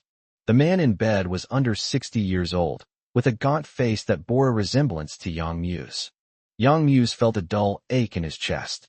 He and his grandmother spent this year's spring festival in the hospital. While others enjoy family reunions on Lunar New Year's Eve, happily welcoming the new year together, his situation. The few remaining family members are now torn apart. Money is a good thing. Many people are willing to pay any price for money. However, if he could, he would rather give away all his wealth to have a complete and happy family. Grandma Yang choked up and asked, "Muse, how many years has your father been bedridden?" Yang Muse paused for a moment, then said, "It's been almost 7 years. Do you think your dad will ever wake up again?" Whether Yang Quan would wake up or not, the doctor had already given a tactful conclusion. Even so, Yang Muse firmly replied, "My dad will definitely wake up." Chapter 323 Mysterious Boss. From Lunar New Year's Eve to the second day of the Lunar New Year, my phone kept beeping with text message notifications. The energetic Wang Zishan has started organizing another classmate reunion. It's been a year since we last met, and many students enthusiastically signed up this time. Wang Zishan specifically emphasized that, just like last year's gathering, family members are allowed to bring their families. It's not hard to guess from his special emphasis that he must have found a girlfriend and wants to show her off to his classmates, which is why he repeatedly emphasized that he could bring his family. After emphasizing it several times, he still wasn't satisfied, so he specifically tagged Gu Chunshi and Zhou Xiangyu, saying, "My two good brothers, you two absolutely must be there." Zhou Xiangyu replied quickly, "Then tell me which day it is? I need to see if I have time." Wang Zishan said, "How about the same time and place as before?" Zhou Xiangyu thought for a moment and said, "I think it's a good idea." Others followed suit and expressed their opinions. Gu Chunshi was so focused on spending time with his family that he didn't even look at his phone. Zhou Xiangyu called him to ask if he wanted to attend the class reunion, but he didn't answer. Later, Zhou Xiangyu had no choice but to call Xiao Yu. But no one answered Xiao Yu's phone. Zhou Xiangyu thought to himself, "What are these two busy with? Why aren't they answering their phones?" Left with no other choice, he called Li Feiyao's phone. Fortunately, someone answered Li Feiyao's phone. When Li Feiyao learned that Gu Qinshi's classmates were organizing a class reunion, she immediately became very interested. She quickly pulled Gu Qinsher aside. Why didn't Gu Qinsher receive Zhou Xiangyu's call? That's because he was chatting with the elders, and so was Xiao Yu. Unlike Li Feiyao, who was half-hearted, listening to everyone chat while occasionally looking down at her phone to chat with Zheng Buiyuan. Li Feiyao truly experienced what it means for a day apart to feel like 3 autumns. The brat is inseparable from Yu every day, and Zhou Xiangyu can see his little darling every day. She's the only poor thing who has to be separated from Zheng Buiyuan by thousands of miles. A phone call from Zhou Xiangyu made her temporarily forget her gloom, and she rushed to Gu Qinsher with great interest. Little brother, you have a class reunion on the 4th day of the Lunar New Year. Are you going? Gu Qinsher opened his mouth. Go. I heard we can bring family members. I want to go too. I've never been to a class reunion before. Li Feiyao pleaded, her eyes sparkling. Gu Qinsher subconsciously glanced at Xiao Yu sitting next to him. Please, if he's going to bring a family member, he should bring Xiao Yu, okay? Li Feiyao, being a very perceptive person, quickly realized what was going on. Your classmate said we can bring family members, and didn't say we could only bring one. Please take me back with you. I'm begging you, my dear brother. Don't worry, I definitely won't bother you. Gu Qinsher hesitated. Although there is no explicit limit on the number of family members that can be brought along, generally no one would bring their whole family, right? Unless he's an extremely shameless oddball, sorry. He doesn't want to be that kind of oddball. If I understand correctly, you guys are splitting the bill for your dinner, right? I'll pay for my own meal. Oh no, I'll pay for the 3 of us. Is that not allowed? Just let me join in the fun. Li Feiyao pleaded pitifully. Gu Qinsher and Zhou Xiangyu and Tang Xiaoxi will be going too. You'll all go have fun, leaving me all alone at home. Can you really be so heartless? Gu Qinsher calmly replied. He can be ruthless. You naughty little brother. You bad little brother. Li Feiyao pretended to be about to cry. You all bully me and won't play with me. I want to go back to City A. I want to find Zheng Buiyuan. Gu Qinsher picked up a pistachio, peeled off the shell, and put it in Xiao Yu's mouth. Xiao Yu loved eating these kinds of small nuts. Then go back and find your Zheng Buiyuan. Li Feiyao. You little brat, you're so heartless. Yes, Zheng Buiyuan is affectionate. Gu Qinsher nodded in response, his expression unchanged. You can't treat me like this. I want to meet your classmates too. They must be so interesting. If you don't take me, I'll go tell Auntie that you're bullying me. Gu Qinsher raised his eyelids unmoved. But my mom has to believe me first, right? Finally, under Li Feiyao's persistent pestering, Gu Qinsher had no choice but to send a private message to Wang Zishan. He didn't dare ask in the group chat, afraid that others would laugh at him and that others would follow suit, turning the whole class reunion into a family reunion. Wang Zishan was very generous. Your sister wants to come too? Of course she can. Gu Qinsher. Thank you. Wang Zishan. How much older is your sister than you? Is she pretty? Is she good-tempered? Gu Qinsher. Get lost. Are you on a blind date? She's already taken, so don't even think about it. Wang Zishan chuckled. Don't worry, I have a girlfriend now too. Gu Qinsher. Congratulations. When are you getting married? I'd love to come to your wedding. After chatting with Prince Shandong for a while, the matter was settled. Wang Zishan refreshed the party list in the group and added Gu Qinsher's name. Parentheses. With family members. Li Feiyao was so excited she could fly, and she quickly shared the good news with Zheng Buiyuan. Zheng Buiyuan, I'm going to my younger brother's class reunion the day after tomorrow. Zheng Buiyuan replied to her. Okay, have fun. He immediately called Gu Qinsher. Brother Gu, are your high school classmates any good people? Gu Qinsher was both amused and exasperated. Brother Zheng, are you afraid that my classmate will kidnap Li Feiyao? Don't worry. She's not a 3-year-old child. You can't sway her. Besides, Brother Zheng has already raised her standards high. Ordinary people don't even meet her expectations. Zheng Buiyuan wholeheartedly agreed. That's true. On the 4th day of the Lunar New Year, an unexpected change occurred. A class reunion that was supposed to be split equally among classmates was unexpectedly paid for by a mysterious big shot. This mysterious tycoon spent a fortune to change the original venue to a 5-star hotel, and at the same time, he covered all the expenses incurred during the party. When Prince Mountain announced this news, everyone was speculating about the identity of the mysterious big shot. Gu Chunshur immediately contacted Zhou Xiangyu, who asked right away, "Old Gu, do you know who the mysterious big shot is?" "I don't know, but I have someone I suspect." "Who is it?" "I suspected it was you, but judging from your reaction, I've ruled you out." Zhou Xiangyu said, "Although I have money now, it's my parents' money. I would never squander my parents' hard-earned money." Both of them were completely baffled. They didn't seem to have any high school classmates who were such big spenders.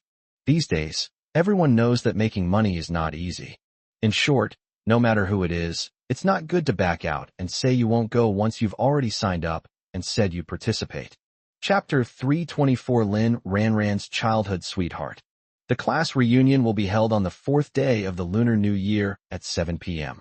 The gathering was held at the only 5-star hotel in the center of Z City.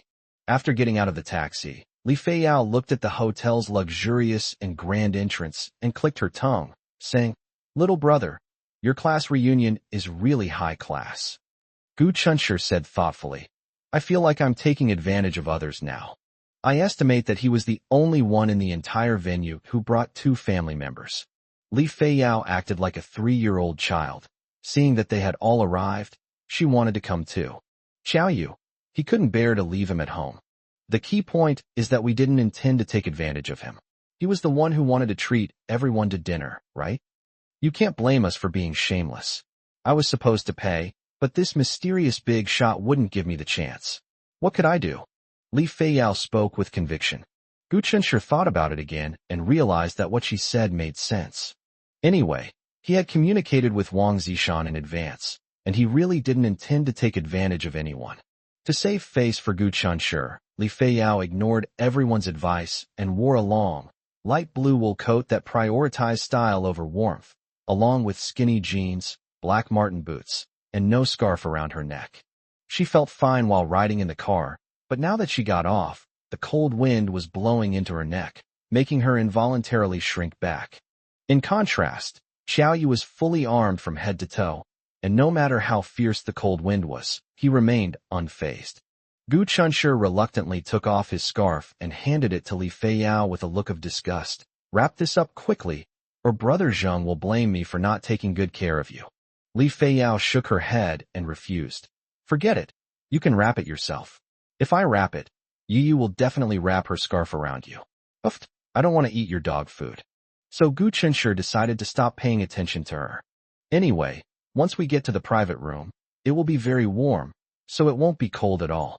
They stood at the gate for a while, then went inside with Zhou Xiangyu and Tang Xiaoxi, who arrived shortly after. To avoid being late like last year, they set off early. So they arrived early, but some people arrived even earlier than them. Prince Shan has arrived, bringing his girlfriend. His girlfriend is very tall, dresses in a neutral style, and is quite cool. When the two sat together, his girlfriend seemed more like the boyfriend. Wang Zishan warmly invited them to sit at a table. Zhou Xiangyu was still curious about the mysterious big shot's identity. "Prince Shan, are you the mysterious big shot?" "Brother Zhou, you really think highly of me. Even if you sold me out, I still couldn't afford to treat you to this meal." "Then who exactly is it?" Zhou Xiangyu asked, pressing for details. Wang Zishan said with difficulty, "Brother Zhou, don't make things difficult for me. The big boss likes mystery, so let's just play along. Anyway, you'll find out who it is soon enough." Zhou Xiangyu muttered to himself, "What's going on? This is so strange."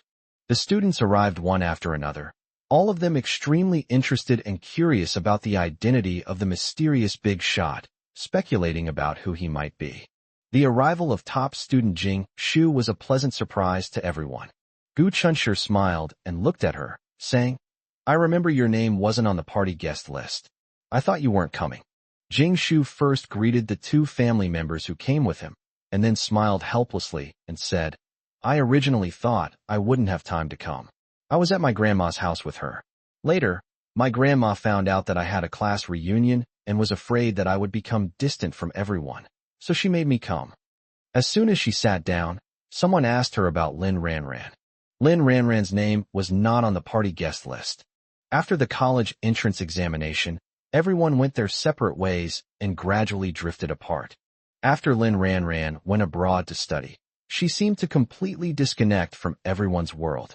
During high school, Lin Ranran and Jing Shu were the closest of friends. Everyone naturally assumed that the two of them had been in contact. However, in reality, they have very little contact with each other. Jing Shu smiled apologetically. I'm sorry, I didn't know if she would come. When she saw Gu Chun, she naturally thought of the time when Lin Ranran rarely made a video call to her. From that phone call, she could clearly sense Lin Ranran's feelings for him. Jing Shu had met Xiao Yu before and was deeply impressed by her temperament. Even now, seeing her again, I am still secretly amazed by Xiao Yu's otherworldly and refined demeanor. Li Feiyao was naturally outgoing and quickly became acquainted with Jing Shu. I've heard my younger brother mention you. You're a top student. I admire top students the most in my life because I'm someone who can't sit still and I'm just not cut out for studying. Seeing that Li Feiyao quickly blended in, Gu Chunshi and Xiao Yu exchanged a smile. Wherever Li Feiyao goes, there's never a dull moment. Hey, whose family member is this? Everyone's eyes immediately fell on the door of the private room. A tall and handsome stranger was standing outside the private room. Anyone with a discerning eye can tell at a glance that the shoes he's wearing alone cost tens of thousands. As everyone curiously peered behind him, wondering who had brought his family member, Gu Chunshi already knew who he was. He was the boy who went to visit our old teacher with Lin Ranran before. Gu Chunshi had a good memory and remembered his face. That's right, this person is Ing Haoran. Zhou Xiangyu asked in a low voice, puzzled. Who is this person? He doesn't seem to be anyone's family member. Did he go into the wrong room? Gu Chunshi glanced at him sideways. This guy has a really bad memory. The boy smiled, his lips slightly upturned, conveying a sense of taking the initiative. He slowly scanned the crowd with his gaze, and amidst their bewildered expressions, he smiled and said, Hello everyone. It's a pleasure to see you all here. Let me introduce myself. I am Ing Haoran, Lin Ranran's childhood sweetheart and senior in university. This statement caused an uproar among the crowd. So he was Lin Ranran's childhood sweetheart? No wonder it looks so high class. Everyone knows that Lin Ranran comes from a well-off family. Birds of a feather flock together. It's perfectly normal for her childhood sweetheart to be a rich, handsome, and successful man. Someone asked, then why hasn't Lin Ranran arrived yet? Ing Haoran replied, she has something to do and will come over a little later. Zhou Xiangyu couldn't help but mutter under his breath. I feel like this guy is pretty good at showing off. Oh, I remember who he is. He went with us to visit our old teacher before, right? Gu Chunshi said speechlessly. Could you please keep your voice down? Before Ing Haoran could finish speaking, he smiled at everyone and said, You are all Ranran's classmates. I am very happy to see you all here today. If I have failed to provide adequate hospitality, please forgive me. Everyone was astonished. So he was the mysterious tycoon who spent a fortune to invite them to a 5-star hotel class reunion. Zhou Xiangyu's eyes nearly popped out of their sockets. Hey Lao Wang, is the mysterious big shot really him? Wang Zishan said blankly, I'm confused now too. Last night, he received a call from an unknown number. It was a man's voice. Now that I think about it, it must be Ing Haoran? Chapter 325, A Class Reunion That Went Astray. The person on the phone told Wang Zishan that Lin Ranran was hosting the class reunion to thank everyone for taking care of her during her 3 years of high school. He didn't think much of it at the time, assuming that Ing Haoran was just a messenger. Since Lin, the campus belle, has spoken, we should at least give her some face. But now it seems that someone else was the one who hosted the dinner. Their class reunion was attended by an outsider who wasn't even a classmate. What kind of situation is this? Damn it, I knew I shouldn't have come. I don't want to watch him show off. Zhou Xiangyu cursed under his breath.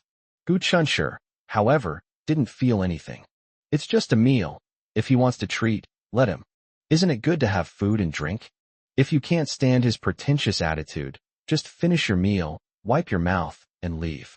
At this moment, Gu Chunshi had no idea that Ing Haoran's extravagant dinner invitation and elaborate preparations were actually for the purpose of meeting him. Ing Haoran maintained a smile throughout, was generous and lavish, and spoke impeccably, leaving no room for criticism. However, a small number of people at the scene were still very uncomfortable.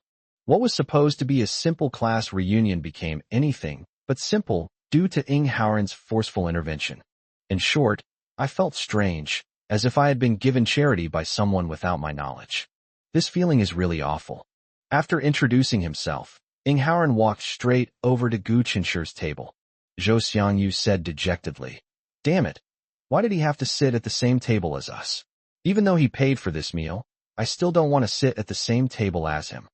Prince Shan broke out in a cold sweat. Why is this guy's temper still the same as before? Does he still want to get into fights with people all the time?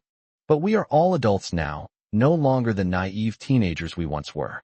We should understand that today's society is not about who has the strongest fist, but about who has the most strength. What is strength? It's not about grades in school, nor is it about physical strength. To put it simply, it's about financial resources. Lin Ranran's childhood sweetheart is obviously a rich second generation. We, from ordinary families, should not overestimate ourselves and provoke him. Wang Zishan pleaded in a low voice, "Brother, please keep your voice down." Among their classmates, only Gu Qinshi and Tang Xiaoxi knew that Zhou Xiangyu was a super-rich second generation. That's why Prince Shan was so apprehensive. We've been classmates for a while now. Even if we have some minor disagreements, we're still family behind closed doors. Wang Zishan was unwilling to see their Class 7 legend get utterly crushed by some rich kid. That's not just embarrassing Zhou Xiangyu, it's embarrassing the entire Class 7. Zhou Xiangyu rolled his eyes. But in the end, he behaved himself. In Wang Zishan's view, he had finally come to terms with reality and succumbed to Ing Haoran's overwhelming strength. In fact, Zhou Xiangyu was thinking that since some idiot was insisting on treating them to this meal, great. Why not take advantage of it? Anyway, even if he ate it, the idiot will still be an idiot in his heart. After Ing Haoran sat down at their table, he first greeted Jing Shu. "Hello, I know you are Ranran's best friend. Thank you for taking care of Ranran over the past 3 years." Jing Shu smiled faintly. "You're being too kind. Ranran and I are friends, and we usually get along like normal friends. There's no question of one of us taking care of the other." To be honest, she didn't really like this rich second generation. Although what he just said was a perfectly polite remark, it still sounded, well, how should I put it? Jing Shu thought of a short story she had read before. Several boys were playing ball together. Everyone was having a great time, but then one of the boys' mothers, who was dressed in gold and silver, arrived. She took out some money from her wallet and distributed it to the other children, thanking them with a smile for playing with her son. So what was supposed to be a simple interaction between friends turned into a situation where the mother's condescending words and actions elevated her son's status, while simultaneously belittling and demeaning others. At this moment, Jing Shu had this feeling. Regarding the relationship between Ing Haoran and Lin Ranran, there is no doubt that Lin Ranran is the female lead in his eyes. Jing Shu was also willing to be the green leaf that set off the red flower. But when Ing Haoran thanked her in a serious manner, she felt uncomfortable. Maybe she was being a little sensitive. She even regretted attending this class reunion, which had been inexplicably interfered with by outsiders. Everyone is welcome to attend the gathering. Family members are also welcome. The cost of the meal is split equally among everyone, so no one feels guilty and everyone can speak freely and easily. But when the person paying becomes this unfamiliar rich second generation, she feels like he who takes a man's money is bound to him and is trapped by him. In addition, she wondered if she was imagining things, but she felt that Ing Haoran seemed to be glancing at Gu Qinshi's direction intentionally or unintentionally. She suddenly realized that things weren't so simple. Not only Jing Shu, but Gu Qinshi, the person involved, also noticed that something was wrong. He looked at Ing Haoran with a puzzled expression. But when he looked at Ing Haoran, he found that Ing Haoran was not looking at him, but was chatting enthusiastically with his deskmate Wang Zishan and several other male classmates. Unlike Jing Shu's torment, Gu Qinshi, on the other hand, appeared relaxed and at ease. Well, his state of mind is quite similar to Zhou Xiangyu's. Someone insisted on treating me to a meal. Since it's not just him, and he's come all this way, I might as well eat my fill before I leave. Hey, why isn't Ranran here yet? Sorry, I'll come and check on her. Ing Haoran looked down and dialed a number. It was clear he was making a video call. When the call connected, he picked up his phone, glanced around, and smiled at the person on the other end, saying, Ran, did you see that? All your old classmates are here. Hurry up and come, or people will say you're being arrogant. No one could see Ran's utterly shocked face on Howren's phone screen. Hurry up, we're waiting for you, Howren said with a smile, and hung up the phone before she could react. Then she apologized to everyone, saying, I'm so sorry to have kept you all waiting. Ran should be here in about 10 minutes. Everyone was understanding and said it was all right, and that waiting wouldn't hurt. There was an empty seat next to Howren. Without a doubt, Ran will definitely sit there when she arrives. While it wasn't quite like last year's class reunion where I sat right across from Gu Chenshur, it was only slightly off-center, and I could see him just by looking up. Ran arrived in less than 10 minutes. No one knew that before she pushed open the door to the private room. She stood outside the door for a few seconds, silently adjusting herself. Only when she was sure she didn't look so flustered did she try to put on an apologetic smile and walk in. Actually, she never intended to attend today's class reunion. Chapter 326. That white glimpse out of the corner of my eye. Before entering, Ran did some mental preparation, but the moment she pushed open the door and walked in, under everyone's gaze, she still unconsciously gripped her sleeves tightly, extremely nervous. She didn't care about anyone else's gaze. Her nervousness stemmed entirely from one person's gaze, Gu Chenshur's. Like everyone else, Gu Chenshur glanced at the door of the private room the moment it opened, then casually looked away, his heart calm and unaffected. Ran, I've saved you a seat here. Howren waved to her. I'm sorry, something came up, and I'm a little late. I've kept you all waiting. Ran walked over with a smile and naturally sat down next to Howren. After she sat down, her eyes didn't wander and her back was straight. Compared to others who didn't sit properly, she exuded the air of a well-bred lady. In reality, at this very moment, her body was completely stiff. When Wang Zishan suggested that the classmates get together, she kept a close eye on the messages in the group chat. Seeing her classmates signing up one by one, she still didn't have the courage to sign up. Later, she thought about it seriously and decided that it didn't matter if she was missing from the class reunion.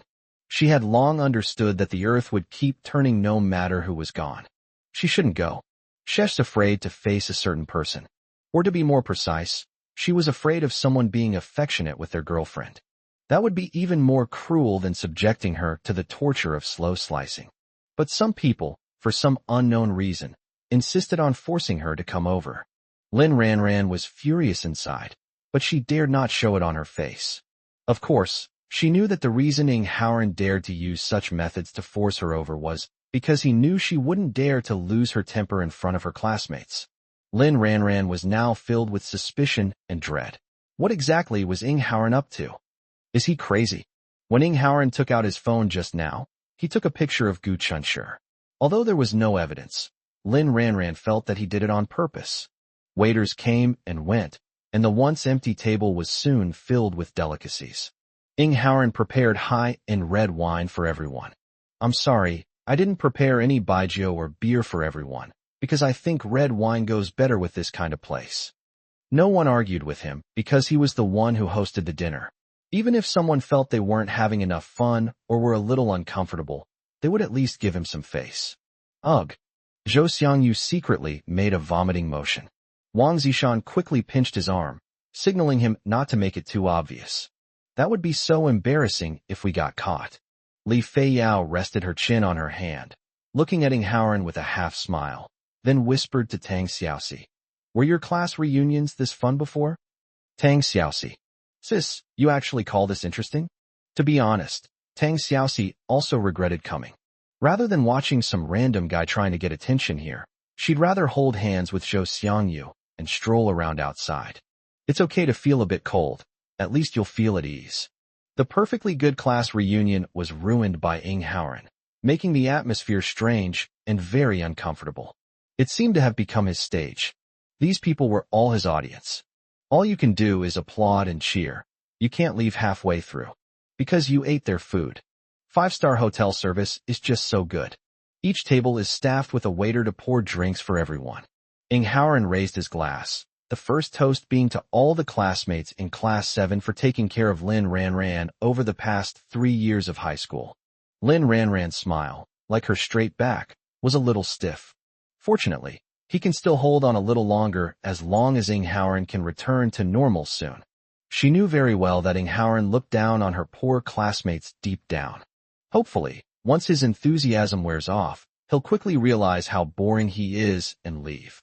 Li Feiyao suppressed a laugh and whispered to Tang Xiaoxi, I really hope we can meet such a stupid rich kid every day. Then we can eat 5-star luxury meals every day.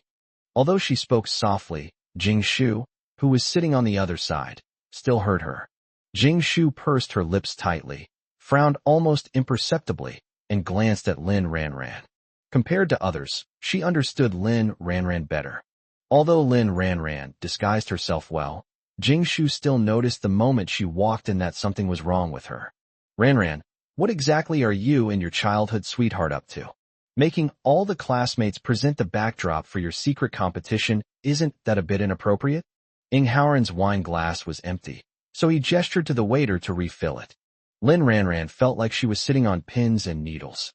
She was afraid that if she didn't come, Ing Haoran might do something incomprehensible even though he had already done so, for example, by treating all her classmates to a meal. Arriving here was actually quite agonizing, because she wasn't quite sure whether Ing Haoran had come for Gu Chenshi tonight. Seeing Ing Haoran pick up his glass again, Lin Ranran quickly said, Brother Haoran, I remember Auntie doesn't want you to drink. Don't drink anymore, or Auntie will blame me for not keeping a close eye on you. She even deliberately used a slightly coquettish tone in her voice. She was willing to let her deliberate distancing from him during this period go to waste. Ing Haoran smiled gently, his eyes full of affection. Okay, I'll do as you say, but let me finish this drink first, okay? Lin Ranran breathed a slight sigh of relief. After she acted coquettishly for a while, she could tell from his eyes that Ing Haoran had returned to the way he was before she rejected him. At that time, Ing Haoran was very obedient to her and easy to control. Out of the corner of Lin Ranran's eye, she caught a glimpse of white. She hasn't dared to look in that direction since she came in. Even without looking, she knew that the glimpse of white in the corner of her eye was a simple white sweater. The owner of that white sweater seemed to have only glanced at her once when she came in, and then never looked at her again. Lin Ranran, feeling dejected, smiled at Ing Haoran and said, You have to keep your word, okay? Don't drink any more after you finish this cup. Okay, don't worry, I mean what I say. Ing Haoran replied obediently. Lin Ranran was completely relieved. With so many classmates in front of him, Ing Haoran certainly wouldn't go back on his word. However, the next second, Ing Haoran's actions made Lin Ranran freeze on the spot, her eyes fixed on the white sweater that had been in her peripheral vision. Ing Haoran left his seat, bypassed several classmates, and walked directly to Gu Chenshi. Chapter 327 My husband doesn't drink. Ing Haoran, holding a wine glass, walked towards Gu Chenshi. Everyone looked bewildered, so much so that no one noticed the barely suppressed anger on Lin Ranran's pretty face. She knew it. Ing Haoran came specifically for Gu Chenshi. He shifted the blame for his rejection onto Gu Chenshi. Lin Ranran was both angry and anxious. It was her own decision to reject him. What does it have to do with Gu Chenshi? But in front of her classmates and their families, she could do nothing and could only watch helplessly as Ing Haoran finally stopped in front of Gu Chenshi. Gu Chenshi looked up for no apparent reason. The moment his eyes met Ing Haoran's, he could clearly feel the disdain and the challenge in Ing Haoran's eyes. He looked completely bewildered. If he remembered correctly, he had never had any interaction with this Ing Haoran. So what was the meaning of Ing Haoran coming with a wine glass and standing in front of him? In Ing Haoran's wine glass, there was a little less than half a glass of red wine, the surface of which rippled slightly. Ing Haoran glanced down and noticed that Gu Chenshi's wine glass was empty. He gestured for the waiter to come over and, without even asking Gu Chenshi's opinion, had the waiter refill the glass. Then he raised the corners of his lips, raised the wine glass in his hand, and said to Gu Chenshi, Hello, your name is Gu Chenshi, right? I know you. You took special care of my Ranran, for which I am very grateful. Upon hearing this, the atmosphere in the private room immediately became awkward. Everyone looked at each other in bewilderment. The family members were completely confused and couldn't understand what he meant by that.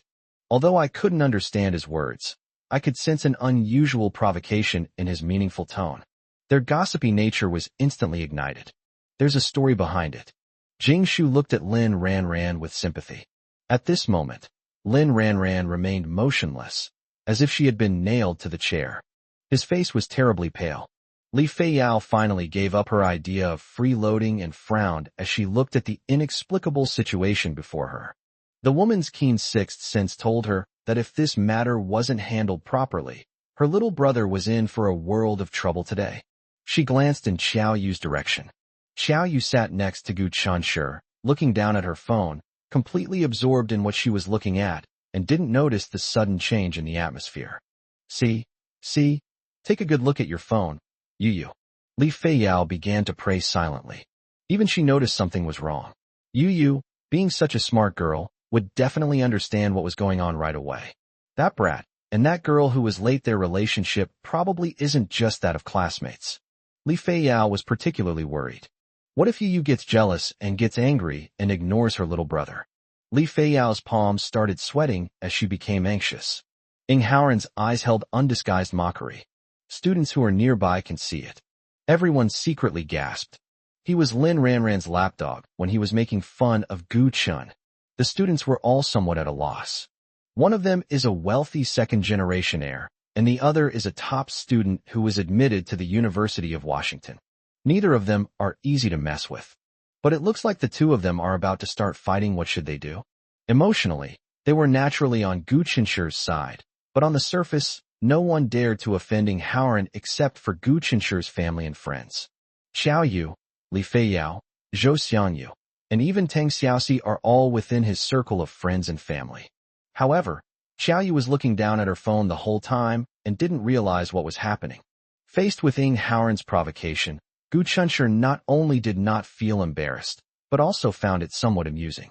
Yes, he did like and pursue Lin Ran for a while, but that's all in the past. If no one specifically emphasized it to him, he would almost have forgotten this ridiculous relationship that was once so deeply etched in his memory. If this person brings it up in this way tonight, can he interpret it as this person's unsuccessful pursuit of Lin Ran and inexplicably wanting to vent their dissatisfaction through other means? But why choose him? Perhaps it's because he was the only one who suddenly realized his mistake, and after the sycophant camp left, Lin Ran tried hard to win him back. That guy is really petty. Ing Haoran raised the wine glass in his hand, and the red wine in the glass swayed with his movement. Gu Chunshi, come, let's have a drink to express my gratitude. Lin Ran could no longer contain herself. Yes. Her words were interrupted by a cold and decisive voice. I'm sorry, my husband doesn't drink. Xiao Yu had somehow pulled his attention away from his phone screen and looked up at Ing Haoran with a blank expression. Enraged by Ing Haoran's arrogant attitude, Li Feiyao and Zhou Xiangyu were about to make a move when they saw this and tacitly chose to hold back for the time being. However, unlike Zhou Xiangyu, who was just watching the show, Li Feiyao was extremely anxious, fearing that Xiao Yu would notice something. Ing Haoran's gaze shifted from Gu Chunshi's face to Xiao Yu's face. When Ing Haoran met Xiao Yu's cold eyes, he was stunned for a moment. She is. How come he didn't notice that there was a girl like her in the private room before? Seeing that he was stunned, Xiao Yu thought he hadn't heard what she had just said, so she repeated in a cold tone, I'm sorry, my husband doesn't drink. Her voice wasn't loud, but it was just right, enough for everyone in the room to hear.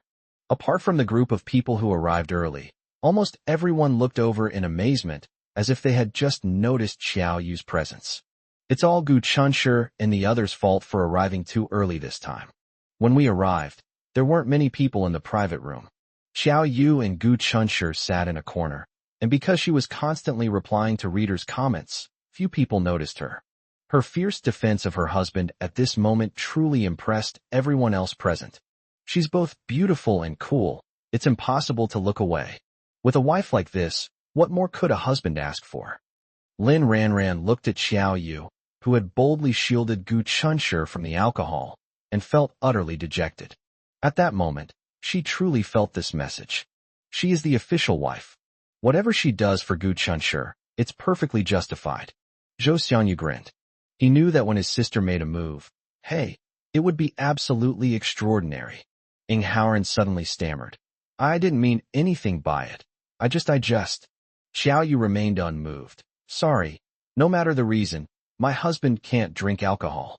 Gu Qinsher liked her domineering nature. He chimed in. Yes, that's right. I don't drink. Sorry. Li Feiyao turned her head and proudly asked Jing Shu. Isn't my sister-in-law handsome? Jing Shu sincerely replied. Handsome. If she was initially amazed by Qiao Yu's looks and temperament, then from this moment on, she was deeply captivated by Qiao Yu's personal charm. Chapter 328, A Utter Defeat. Only after growing up can one truly understand the hardships of adulthood. Sometimes, for the sake of saving face, it's hard to say no. So we have to compromise ourselves again and again. In contrast, Gu Qinsher's amazing girlfriend simply said no without any hesitation. This is actually a manifestation of both strength and composure. That's exactly the kind of life that Jing Shu and most people want to live. Ing Haoran originally intended to take this opportunity to embarrass Gu Qinsher on the spot. But instead of embarrassing him, he was caught off guard and forced to witness a display of affection. The girl calls Gu Qinsher husband, and their relationship is self-evident. She is Gu Qinsher's girlfriend. Looking at Xiao Yu's near-perfect face, Ing Haoran felt a surge of resentment. He had subtly inquired about Gu Qinsher from Du Yan. Du Yan had embarrassed herself in front of Gu Qinsher before, and mentioning him reminded her of the embarrassing moment. Could she say anything good about Gu Qinsher? They subtly and deliberately made a fuss about Gu Qinsher. This allowed Ing Haoran to learn that Gu Qinsher had pursued Lin Ranran for over 2 years, but Lin Ranran was too proud and didn't even look at him. Ing Haoran was somewhat puzzled.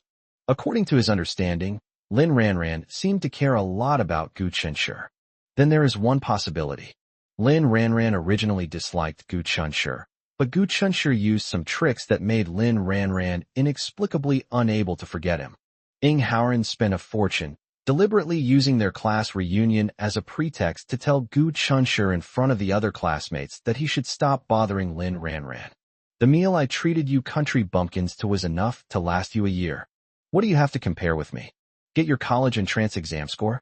Don't be naive. What can a student from Huazhong University of Science and Technology do? His company has BGI students. Still, we have to grovel and be subservient to them to make a living.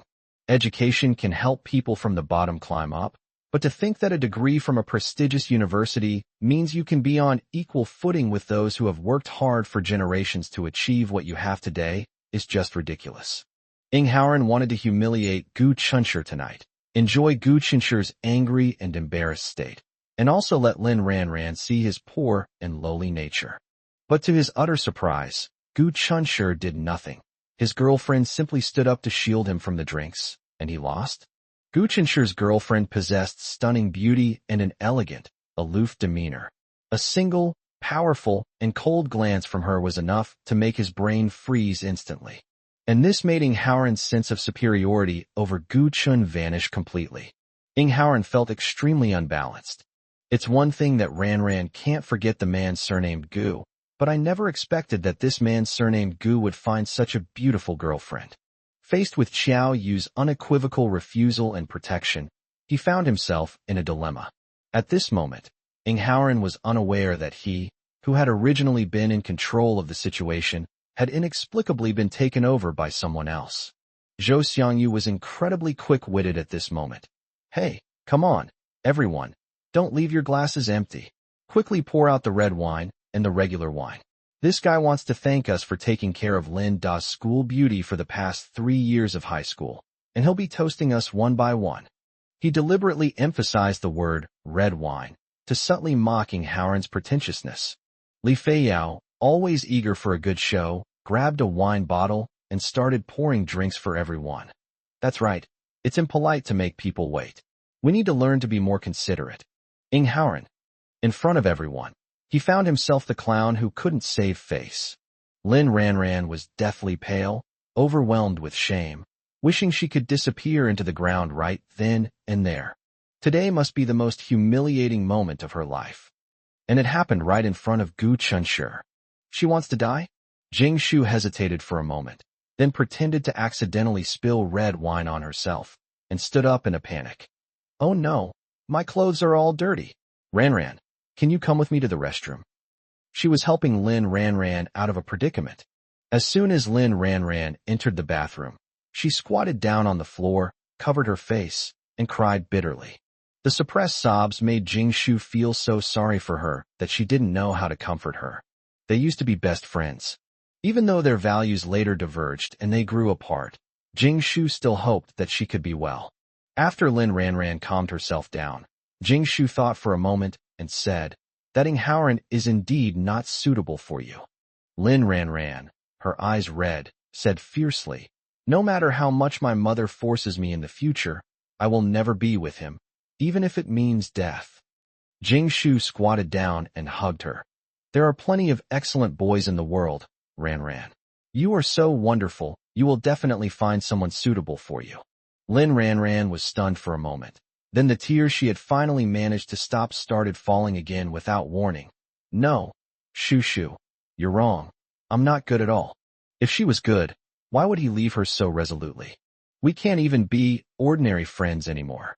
Jingshu gently comforted her. "No one is perfect, Ran. We can't make up for the regrets we left behind, so let's cherish the present." Lin Ran remained silent for a long time. She understood the implication in Jingshu's words. What's lost is lost. No matter how unwilling you are, can you turn things around? Cannot. It will only keep you trapped in pain from which you cannot escape. She understood this simple principle long ago, but she just couldn't put it into practice. But today, after being comforted by Jingshu, she suddenly had a profound realization. It's been a whole year since last year. She should learn to let go. Zhou Xiangyu and Li Feiyao's back and forth banter left Inghaoren in an awkward position. Fearing things would escalate too much and make things look bad for everyone, Wang Zishan, risking a beating from Zhou Xiangyu, took the initiative to help Inghaoren out of the predicament. Inghaoren was in a sorry state and readily accepted the offer of a way out. Zhou Xiangyu and Li Feiyao knew when to stop and didn't press the matter, so the matter was left unresolved. Lin Ran touched up her makeup in the bathroom to cover the redness and swelling around her eyes before coming out. She apologized to everyone, saying that she had just received a phone call and there was an emergency at home, so she had to leave early. Inghaoren, of course, had no reason to stay any longer. It's quite interesting, he invited guests, but tonight he only drank half a glass of red wine. What a rip-off. The cold air outside the hotel ruffled Lin Ran's long hair. She wrapped her down jacket tighter around herself and walked forward silently without looking back. Inghaoren, his face grim, recalled what had just happened. The more he thought about it, the more humiliated and depressed he felt. He chased after her with a sullen face and impulsively tried to grab her hand. Lin Ran gasped, instinctively dodging away, glaring at him angrily. "Inghaoren, you've really gone too far today." Chapter 329, It's Me Who Wants to See You. Lin Ran was furious. "Inghaoren, do you know that your words and actions today have made me a huge laughingstock in front of my classmates?" "Joke?" Inghaoren thought to himself. "No, I think I'm the joke." He spent over 10,000 yuan in one night. Only to become a laughingstock, he truly lost everything. Inghaoren knew he was in the wrong. Ran, I didn't think things through tonight. I apologize. Let's talk about it when we get back, okay? It's too cold. Lin Ran said coldly. "If you want to go back first. I have other things to do." Normally, Inghaoren would definitely try to coax her. However, he was extremely annoyed and, in a fit of anger, he got into his car and left. Lin Ran silently glanced back at the hotel. She recalled that she had celebrated her birthday at this hotel last year. After everyone left the hotel in high spirits, Gu Chunshur disappeared. When he appeared, he was carrying a cup of milk tea. She naturally assumed that the milk tea was bought for her. Because she loves drinking milk tea. Gu Chunshur knew this. They even know what flavor she likes to drink. From that, Lin Ran's gaze inadvertently fell on the trash can, and her heart suddenly clenched. This is the trash can. The place where she threw away the pink scarf that Gu Chunshur had given her. Why did Gu Chunshur have to see it? Or, she should ask the question differently. Why did she receive a bunch of gifts that night, but then throw away Gu Chunshur's gift? Just because she doesn't need scarves? Or did his gift look the cheapest? Or perhaps, subconsciously, She felt that no matter how much she trampled on Gu Qinshi's sincerity, Gu Chunshi would still treat her well as always. Anyway, no matter what, she was wrong. Lin Ranran walked towards the nearby milk tea shop. The streets were deserted during the Lunar New Year, and the shops were also nearly empty. She stood there alone for half a day and a daze, then took out her phone and dialed a number. At this moment, in the five-star hotel private room, after they left, the oppressive atmosphere was swept away, and everyone became lively. Jing Shu listened to Wang Zishan talk at length about how he met his girlfriend, and then listened to Li Feiyao and Tang Xiaoxi talk about live streaming sales. In comparison, she was more interested in the topic that Li Feiyao was discussing. The phone rang. Jing Shu glanced at the caller ID and paused for a moment. It was Lin Ranran. She had just pressed the answer button when the other party hung up. Just as Jing Shu was completely confused, a text message came in. It seems that Lin Ranran's original intention was to send her a text message, but she was afraid that she would miss it because she was busy chatting, so she called in advance to get her attention.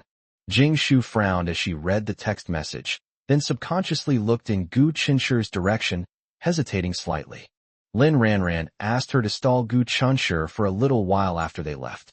Jing Shu struggled internally, unsure how to reply to her. Lin Ranran quickly sent a second message. Jing Shu immediately made up her mind to help her with this favor. At 9:30 p.m., the class reunion was still in full swing when Gu Chunshi got up to say goodbye to everyone. Normally, people would complain that he spoils the fun and try their best to keep him here. However, tonight, look at the silent girl beside him. She's being remarkably cooperative. Okay, Gu Shuaba, let's get together again sometime. Be careful on the road. Let us know you're safe when you get home in the group chat. Li Feiyao came with Gu Chunshi and the others, so naturally she wanted to go with them. Zhou Xiangyu said in a low voice, sisterly, as a third wheel. Can't you be a little more aware of how to avoid this situation? Li Feiyao thought about it and agreed. Then I'll go with you guys later. After saying that, she suddenly realized that if she went with Zhou Xiangyu and the others, she would still be destined to be a third wheel. Hateful. Zhou Xiangyu seemed to belatedly realize the problem as well, and waved his hand coldly. Sisterly, have a safe trip, and send me a message to let me know you're safe when you get home. Li Feiyao. In critical moments, you can't rely on anyone. She misses her Zheng Buiyuan so much. She, Li Feiyao, is someone else's fairy nymph.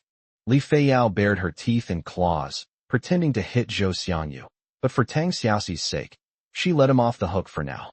Jing Shu stood up. Excuse me, everyone, I have to go back now. Then, smiling, she asked Gu Chunshi, would you mind if I came with you? Gu Chunshi naturally indicated that he did not mind. After leaving the hotel, Jing Shu hesitated and said, Gu Chunshi. Gu Chunshi stopped in his tracks. Jing Shu looked apologetically at Xiao Yu and Li Feiyao, who were walking arm in arm like sisters. Excuse me, could I speak to Gu Chunshi alone for a few minutes? Li Feiyao immediately became alert. Although she had a good impression of Jing Shu's words and actions at this moment were too suspicious. Why couldn't you say it in front of them? Why did you have to say it to Gu Chunshi alone? She was about to open her mouth to refuse when she heard Xiao Yu say, okay. Then Xiao Yu looked at Gu Chunshi and said, then we'll be going now. He waved goodbye to Gu Chunshi while laughing, then pulled the bewildered Li Feiyao to a taxi and left. As Jing Shu watched the taxi disappear from sight, a sense of unease crept into her heart. With an apologetic expression, she said, I'm sorry, Gu Chunshi. I hope I haven't caused you any harm. Gu Chunshi calmly replied, it's all right, please tell me what's wrong. Throughout their 3 years of high school, Gu Chunshi and Jing Shu maintained a healthy rivalry.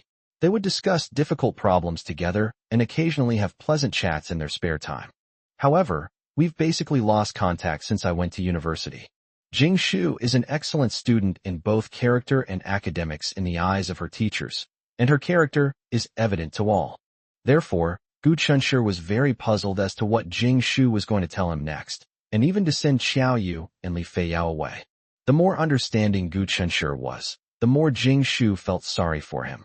Gu Chunshi it's me who wants to see you. A voice that sounded both familiar and unfamiliar suddenly rang out behind Gu Chunshi. Gu Chunshi looked astonished. He slowly turned around and saw Lin Ranran standing behind him at some point. Please don't take your anger out on Shu Shu. I begged her to do this. It's all my fault, and it has nothing to do with her. Jing Shu stood silently in place. She didn't know if helping Lin Ranran was the right or wrong thing to do, but she didn't regret it. She wasn't particularly worried that today's events would cause any misunderstandings between Gu Chunshi and his girlfriend, because she felt that Gu Chunshi's perfect girlfriend would definitely have the utmost trust in him. Chapter 330 Apology. Gu Chunshi and Lin Ranran sat facing each other in the milk tea shop. The window of the milk tea shop reflected the silent figures of two people facing each other. Each of them had a cup of milk tea in front of them, but no one paid any attention to it. Jing Shu didn't leave. She was still in the shop. However, I sat at a table at the entrance of the store, keeping my distance from them. Lin Ranran lowered her head. The person who was once far away is now right in front of her. It filled her with mixed feelings. There was no joy. Even though they are so close now, it doesn't change the fact that she has already lost him. In just over a year, everything has changed, leaving one feeling melancholy. She hesitated for a long time before breaking the silence. Gu Chunshi, I've always wanted to apologize to you in person. Gu Chunshi looked at her strangely. You don't seem to have done anything to wrong me. It's really interesting to think about. This girl was once the person he cared about most. In his previous life, he even indirectly caused his own tragic fate because of her. In this life, Gu Chunshi cut his losses in time and consciously distanced himself from her. As it turned out, his decision was correct. After he left, his life got better and better. He even found his soulmate. Now, recalling his tragic past life, Gu Chunshi almost felt as if it were a bizarre and absurd nightmare. Lin Ranran choked. She had long wanted to formally apologize to Gu Chunshi in person. However, she quickly remembered that she had apologized to him once for throwing away his gift. However, at that time I didn't really realize my problem. At the time, she actually wanted to apologize and soften her stance to salvage the situation with Gu Chunshi. Unfortunately, she failed. Gu Chunshi's attitude was resolute. He would never turn back. She was completely heartbroken. Today she suddenly realized something. Without her, Gu Chunshi seems to be doing better. He and his neighbor look really well matched. I didn't knowing Howren would do this today. He did it because of me. So strictly speaking, I also bear responsibility. I'm sorry, Gu Chunshi, can you forgive me? Gu Chunshi said inexplicably. As long as his actions today were not at your behest, then it has nothing to do with you. Therefore, I can't say whether I forgive him or not. Lin Ranran remained silent. Gu Chunshi's tone was flat and calm, without any impatience or fluctuation, just like clear tap water, devoid of any emotion. Normally, she would be devastated. She would rather Gu Chunshi show her annoyance than have him be so indifferent to her. When she can't even stir the slightest ripple in his heart, does that mean that in his eyes she has become a completely dispensable, invisible person? Even if Lin Ranran came to her senses, it would be impossible for her not to feel any disappointment. Is there anything else? I should head back now. Lin Ranran smiled slightly at him, her gentle demeanor making it almost impossible for Gu Chunshi to recall her former haughty self. I just wanted to apologize to you in person. I'm sorry for taking up your time. Gu Chunshi stood up without saying a word, nodded politely but distantly to her, and then turned and walked out. Lin Ranran waited until he left the milk tea shop before standing up. She hesitated for a long time, unable to muster the courage to ask, "Can we still be friends? Since things have come to this, it's best not to be friends anymore, and just forget about him." "Ranran, do you want me to take you home?" Jing Shu stood up and asked Lin Ranran as she walked over in silence. Lin Ranran shook her head. "No need. I'm a grown woman. I can go back by myself." As if remembering something, she said with a sense of shame, Shu, it seems like you've always been the one taking care of me." Jing Shu smiled indifferently. "We're friends, why bother with these things?" Lin Ranran smiled and walked out of the milk tea shop with her. Looking at the deep starry sky, she felt that something in her heart had been abandoned. Although she was not used to it, she would try to get used to it. After seeing Jing Shu off, Lin Ranran, who had told Jing Shu that she had called home and that a driver would be picking her up soon, wandered aimlessly through the streets, feeling lost and unsure of where to go. She didn't know when it started, but she no longer wanted to go home. Slowly, Ing Howren sat in a luxury car worth millions. The window rolled down, and he called her name. Lin Ranran was furious. Why hadn't this guy left yet? Ing Howren had already left, but halfway there he suddenly realized that if it weren't for him, Lin Ranran wouldn't have been able to run away from home on the 4th day of the Lunar New Year. Now that he's left such a beautiful girl on the street, if something happens to her, wouldn't it all be his responsibility? No. The real reason is that Ing Howren is afraid that Lin Ranran will go back and tell her parents that he did something shameful tonight. Wouldn't his illustrious reputation be ruined in an instant? Lin Ranran's eyes were cold. What are you doing here? Her gaze and tone of voice made Ing Howren very unhappy. Ranran, I'm here to take you back. Isn't it inappropriate for you to talk to me like that? Lin Ranran snorted coldly. No need. I have legs and can go back by myself.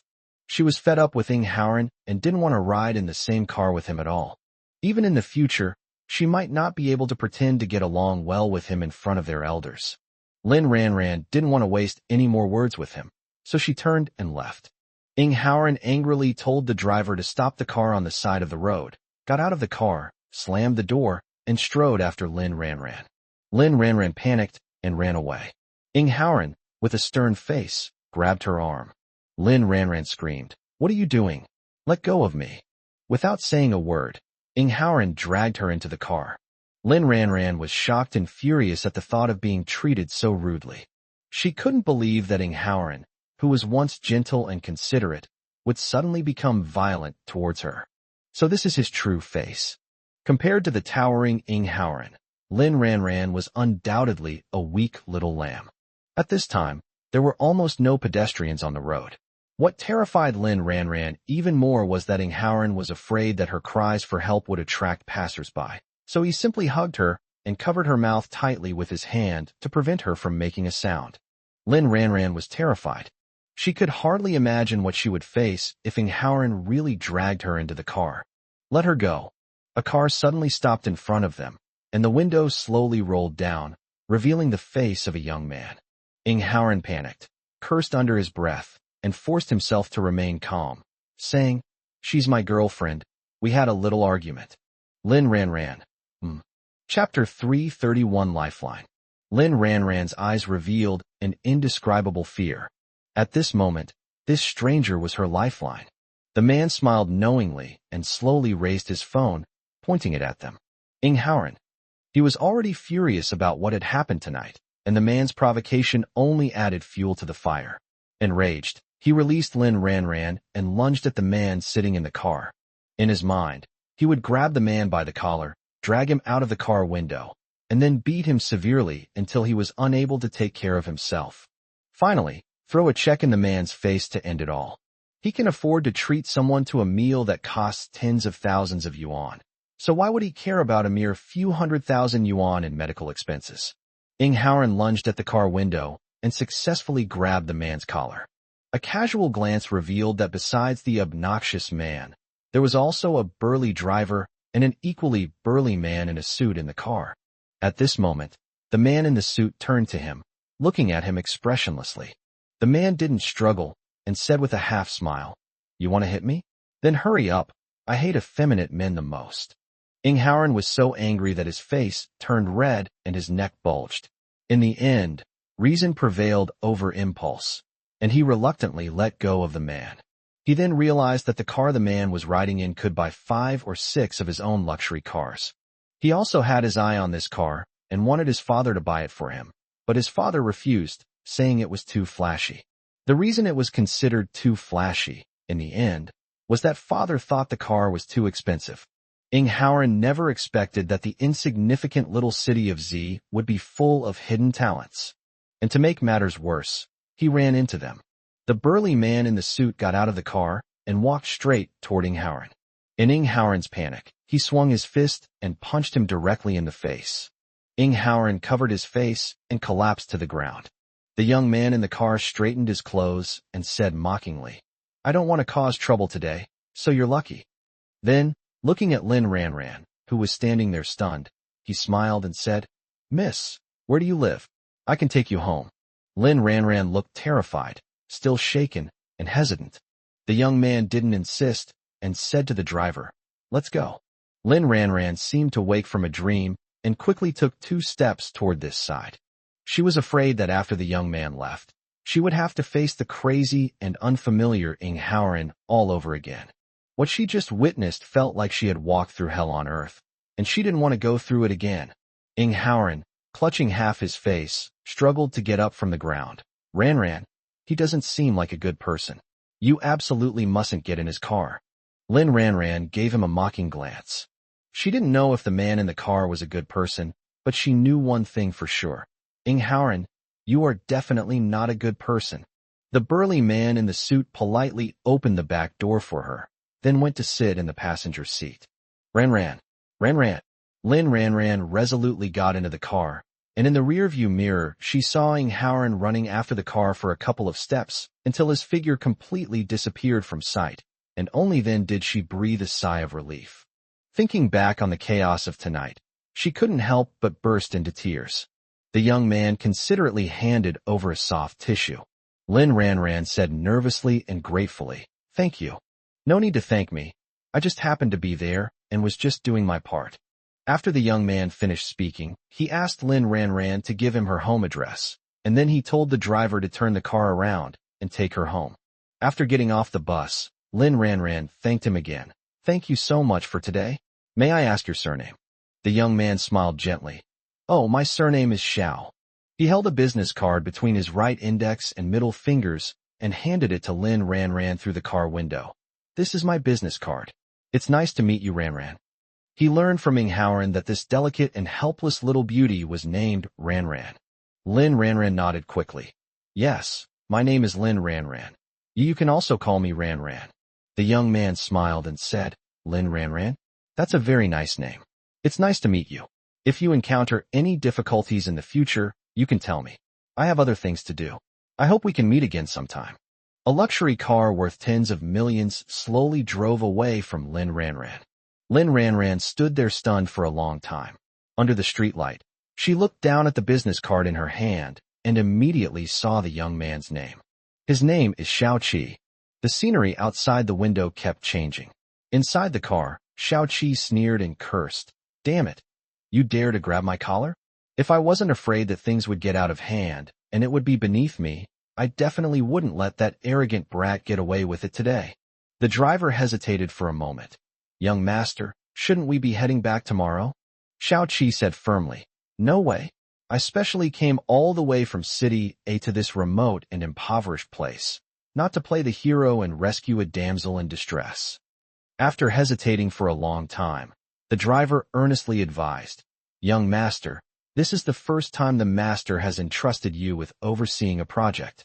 You've done a great job, and the master must have already received feedback. We should head back tomorrow. Otherwise, if the master asks about your whereabouts." Xiao Qi didn't care at all.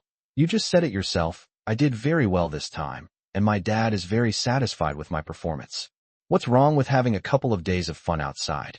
The driver said, "It's easy to explain to you, sir, but I'm worried that Mr. Yang might find out about your whereabouts." Xiao Qi, he was speechless for a long time. To put it bluntly, when has he ever cared about his own status?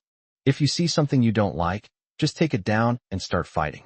I let that bastard off the hook just now because I was afraid things would escalate and get back to Yang Mu's so he'd find out he was in Z City. Z City doesn't belong to Yang Mu's family. Anyone can come here if they want, including Xiao Qi, of course. If Xiao Qi has a compelling reason to come to Z City, then Yang Muse cannot so domineeringly interfere with his freedom. The question is, why did Xiao Qi go to such lengths to come to Z City?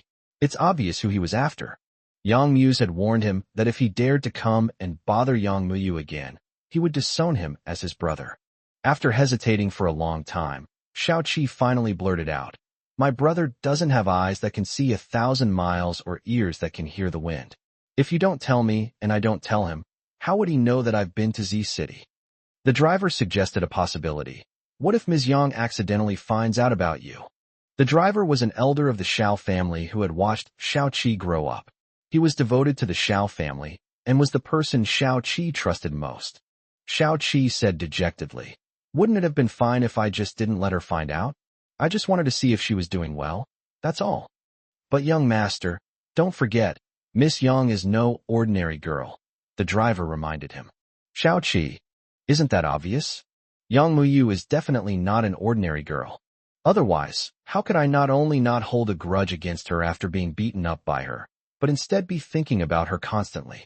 Chapter 332 Cheapskate. Xiao Qi is probably what others call a spineless scoundrel.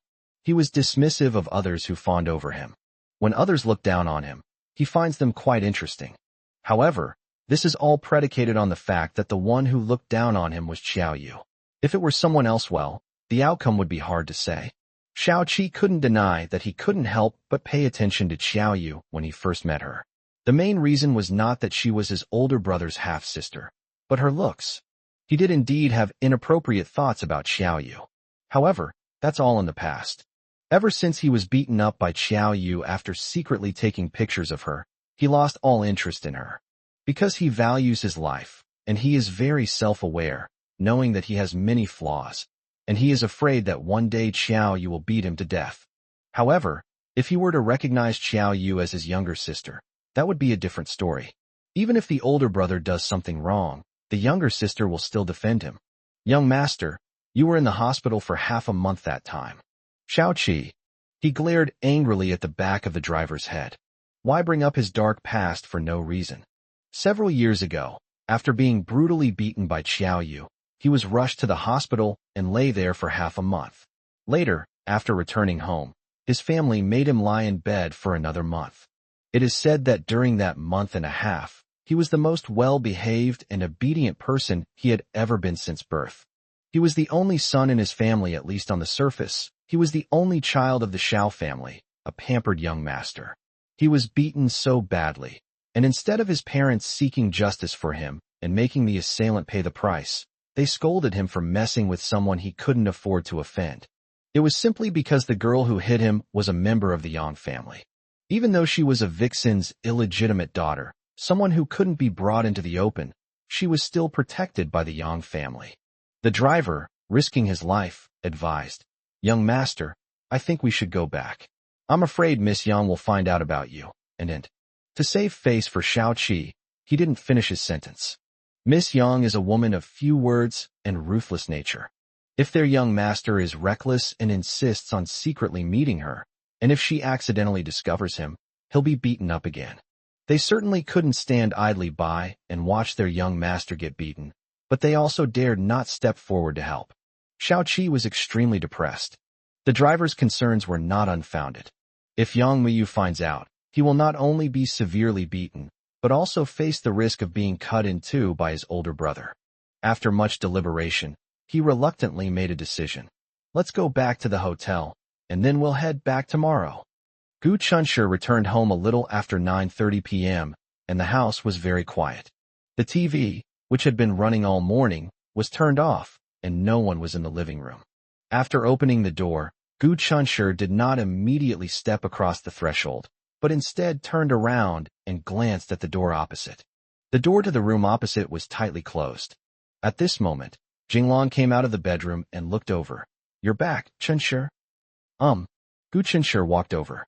The air conditioner was turned on at home, and a warm feeling washed over us. "Did Grandma Li go back?" Gu Chunshi asked.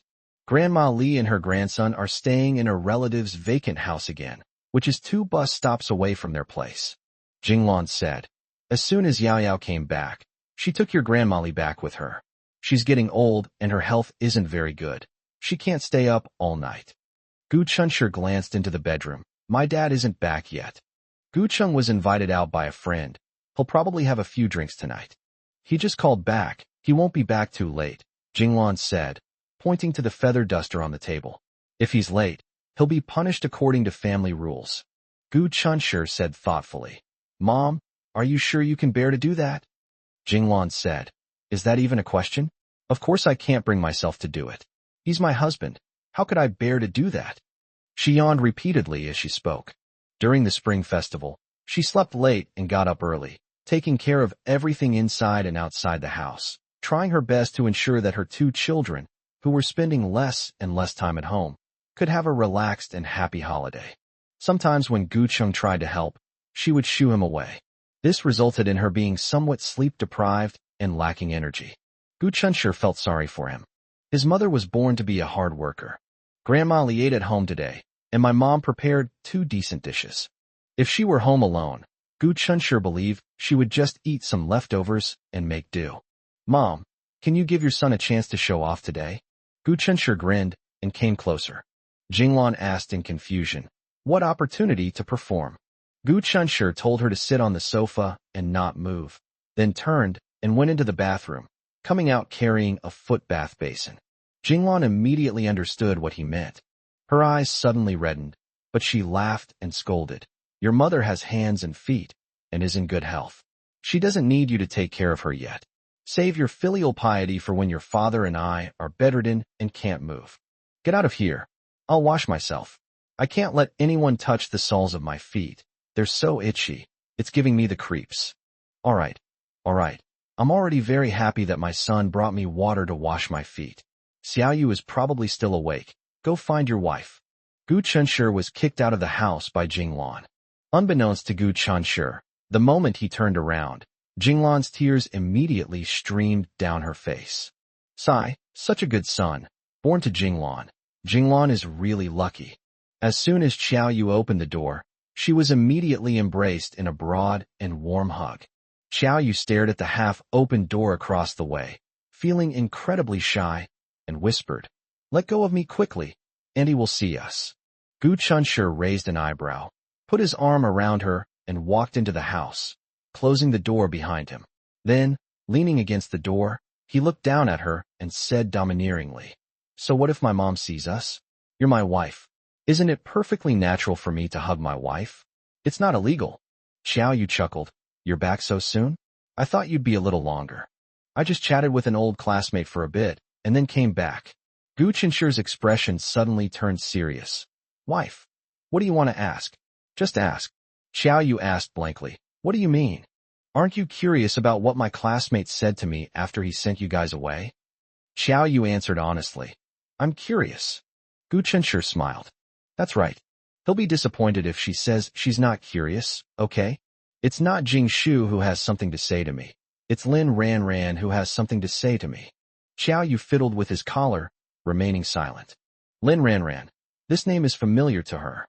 She was a girl Gu Chunshur once liked. Chapter 333, So Sweet and Clingy. "So what did she say to you?" "She apologized to me." Gu Chunshur still finds it somewhat inexplicable when he thinks back on it now. In his memory, Lin Ranran was not the kind of person who apologized so easily.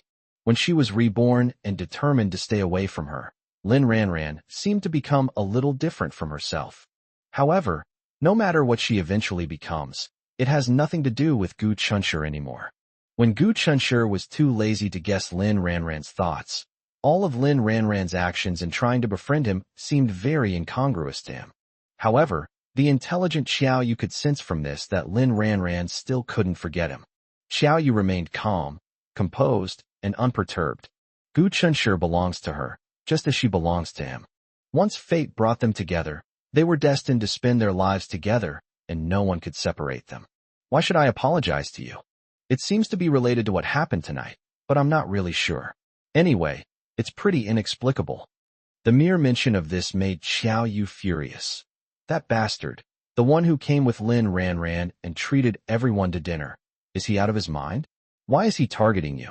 Gu Chunshur didn't take it to heart. Who knows? He probably needs to take his medicine. "Was it inappropriate for me to refuse you a drink in front of your classmates today?" Xiaoyu asked worriedly. That Inghaoren is so annoying. When she saw him making things difficult for Gu Chunshur, she didn't think much and impulsively refused on Gu Chunshur's behalf.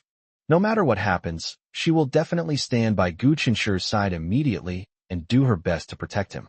But thinking back on it, wouldn't her behavior at the time make Gu Chunshur's classmates think that Gu Chunshur was henpecked? Will they look down on Gu Chunshur because of this? Gu Chunshur was both amused and exasperated. "Wife, what are you thinking about all day long with that little brain of yours? They not only don't laugh at me, they're incredibly envious of me. And you know what, honey? The way you shielded me from drinking today was absolutely amazing. From now on, you're my idol." Xiao Yu asked doubtfully, really? You're not just trying to make me happy. It was just a subconscious reaction on her part. How could that be related to being handsome? Gu Chunshi feigned frustration and said, We've been together for so long. Don't you know me? Am I the kind of person who just uses sweet talk and empty words to make girls happy? Xiao Yu smiled. Gu Chunshi held her tightly, unwilling to let go. I really want to stay here and never leave. Her body was so soft and warm. We're leaving early the day after tomorrow, but unfortunately, I haven't had enough time at home yet, Gu Chunshi said regretfully. Xiao Yu chimed in. Yeah, me too. Gu Chunshi said, I want to earn lots and lots of money, then buy a big house in City A, and have my parents quit their jobs and come live with us in City A. He will spend at least 3 more years of his 4 years of university in City A. If you are taking the postgraduate entrance exam or pursuing a doctoral degree, the time frame will be extended accordingly. In addition, given his current career trajectory, his future work may focus on City A, so it would be necessary for him to buy a large house in City A so that his parents could come and live with them. Xiao Yu said, We must buy a big house in Z City, so that no matter whether we live in a city or Z City in the future, we can always be together. Gu Chunshi pressed his face against hers. How could her face be so soft? It's unbelievable, so comforting. My wife is so thoughtful. Okay, let's buy 2 big houses in the future, one in City A and one in City Z. As the two embraced and dreamed about the future, footsteps sounded outside the door. Gu Chunshi said, It should be my dad who's back. It's getting late. You should go to sleep. Xiao Yu urged him, burying her head in his chest, unwilling to push him away. What happened? She didn't know what other couples were like, but ever since they got together, they had never been apart. It seemed like they were inseparable every day, and they never got tired of each other. She couldn't quite understand why some couples could tolerate long-distance relationships, while some married couples could live apart. If it were her, she definitely wouldn't be able to stand it. She could hardly bear to think about it. She didn't want to be separated from Gu Chunshi for even a day. Gu Chunshi thought of a certain night. I still want to hold you while I sleep. As Gu Chunshi spoke, he rubbed against Xiao Yu's ear, his lips brushing against it. The hot breath he exhaled as he spoke sent shivers down Xiao Yu's spine, and she couldn't help but shrink back. Gu Chunshi misunderstood her reaction and subconsciously tightened his arms around her. Wife, are you cold? Xiao Yu said softly, No. Gu Chunshi kissed her and repeated, I still want to hold you while I sleep. That night was absolutely wonderful. For the next few nights, he would relive the experience before going to sleep, trying to make sure that his thoughts about that night were reflected in his dreams, and to elevate those memories in his dreams. Aren't you afraid your aunt will hit you? Xiao Yu couldn't help but chuckle as she recalled his reaction. I'm afraid, but I also want to, Gu Chunshi said shamelessly. Xiao Yu gave him a kiss. Honey, sweet dreams. Gu Chunshi said. With you here, my dream will definitely be even more beautiful. Xiao Yu is a girl, and compared to Gu Chunshi's shamelessness, she is much more reserved. She was too embarrassed to say it, but actually she didn't want Gu Chunshi to leave either. But she still cruelly sent Gu Chunshi away. Since you went to university, you've spent less and less time with your aunt and uncle. Now that your uncle is back, go back and talk to him for a bit. As for them, there's plenty of time in the future. Once they return to City A, they'll have all the time to be all lovey-dovey. Gu Chunshi cupped Xiao Yu's face and gave her a hard slap, saying, I'll listen to my wife. Weddings are held in droves around the Spring Festival. For example, Chung Karen and Su Qing's wedding was scheduled for the 6th day of the Lunar New Year.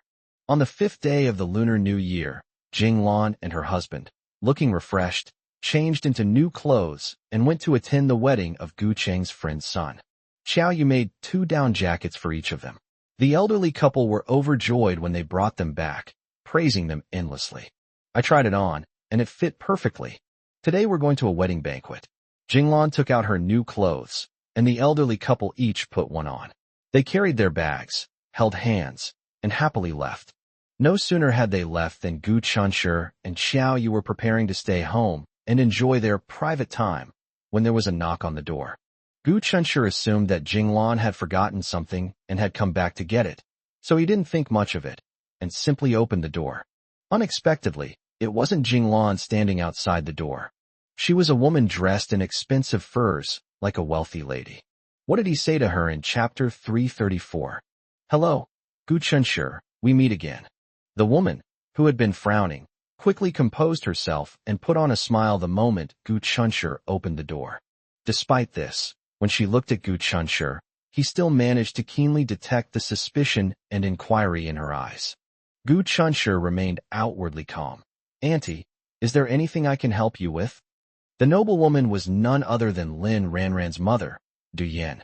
Gu Chunshi found her arrival very strange. Then it immediately occurred to me. Could it be because of his meeting with Lin Ranran yesterday? If he had known that seeing her yesterday would cause him trouble, he should have turned around and left when he found out it was Lin Ranran who wanted to see him. I stayed behind only to give Jingshu face. Du Yan glanced behind him twice, hesitated for a moment, and said, Child, your parents. Gu Chunshi said, My parents aren't home. Gu Chunshi wasn't ignorant of basic manners, but he just kept delaying inviting Du Yan into the house. He held a grudge and still remembered the scene when this woman, without distinguishing right from wrong, rushed over and berated him based solely on one side of the story. Du Yan seemed to realize this as well, and said with an awkward smile, Child, I have some questions for you. Gu Chunshi readily agreed. Yes, Auntie, please feel free to ask whatever you want. Du Yan. She glanced back, her smile a little forced. It's not very convenient to talk here. Having said all that, Gu Chunshi turned to the side and said, Auntie, please come in. Du Yan walked in with her bag, looking rather reserved. At Gu Chunshi's prompting, she sat down properly on the sofa. Compared to his arrogant and domineering attitude on his first visit, he was like a completely different person. Gu Chunshi poured a glass of water into a disposable paper cup and handed it to her, then sat down opposite her. Du Yan cleared her throat uncomfortably. She herself couldn't understand why she was nervous in front of a child who was about the same age as her daughter. After a year apart, she felt that Gu Chunshi had grown a lot. Although his appearance still exudes the same youthful charm as before, his temperament has completely shed its naivety. He is now very composed in his every move, and even has the air of a big boss. Du Yan felt uncomfortable. Gu Chunshi was someone she used to look down on, and she secretly hoped that Gu Chunshi would always remain someone she looked down on. Conversely, it would make her very anxious. Seeing him makes me feel like I'm being repeatedly proven wrong. Gu Chunshi's house is small, so the living room is naturally not big either, but it has the advantage of being an east-facing living room. In the morning, as soon as the curtains of the living room window are drawn, the sunlight streams in, making the room bright and airy. Auntie, please tell me what's wrong. Gu Chunshi looked at her calmly. Du Yan hesitated before speaking. I came here today for Ranran. Gu Chunshi's expression remained unchanged, but he was inwardly furious. Ill. Lin Ranran only spoke 2 words to him yesterday, and today her mother came to his door? Fortunately, Jingshu didn't leave yesterday and stayed at the milk tea shop. Otherwise, would I have been wronged by Lin's mother again? Perhaps having learned from her mistakes, Du Yan seemed more cautious this time and did not launch a direct attack. She asked, Did Ranran see you yesterday? Gu Chunshi said, Lin Ranran said a couple of words to me in the milk tea shop yesterday, and then I left Auntie. If you don't believe me, you can ask Jingshu. Jingshu was there yesterday too. His words made Du Yan a little embarrassed. It's not that I don't trust you. I just came to find out what happened yesterday. Gu Chunshi wondered, does Lin Ranran's mother contact everyone she meets, no matter where she goes, to find out her every move? Having parents like this is truly suffocating. Du Yan's expression became awkward. Child, have you and Ranran kept in touch after graduating from high school? Gu Chunshi looked at her in astonishment, unable to guess what she was thinking. Lin Ranran and I are just ordinary classmates. We have never been in contact since graduating from high school, Auntie. Please just say what you want to say. I have something to do. I need to go out for a bit later. The implication is clear. If you have something to say, just say it. Otherwise, shut up. Gu Chunshi is a civilized person, and under normal circumstances, he doesn't want to say anything too harsh. When Du Yan saw that he didn't give her any face at all and was telling her to leave, her expression turned unpleasant and her tone became slightly harsh. Since that's the case, then I'll tell you the truth.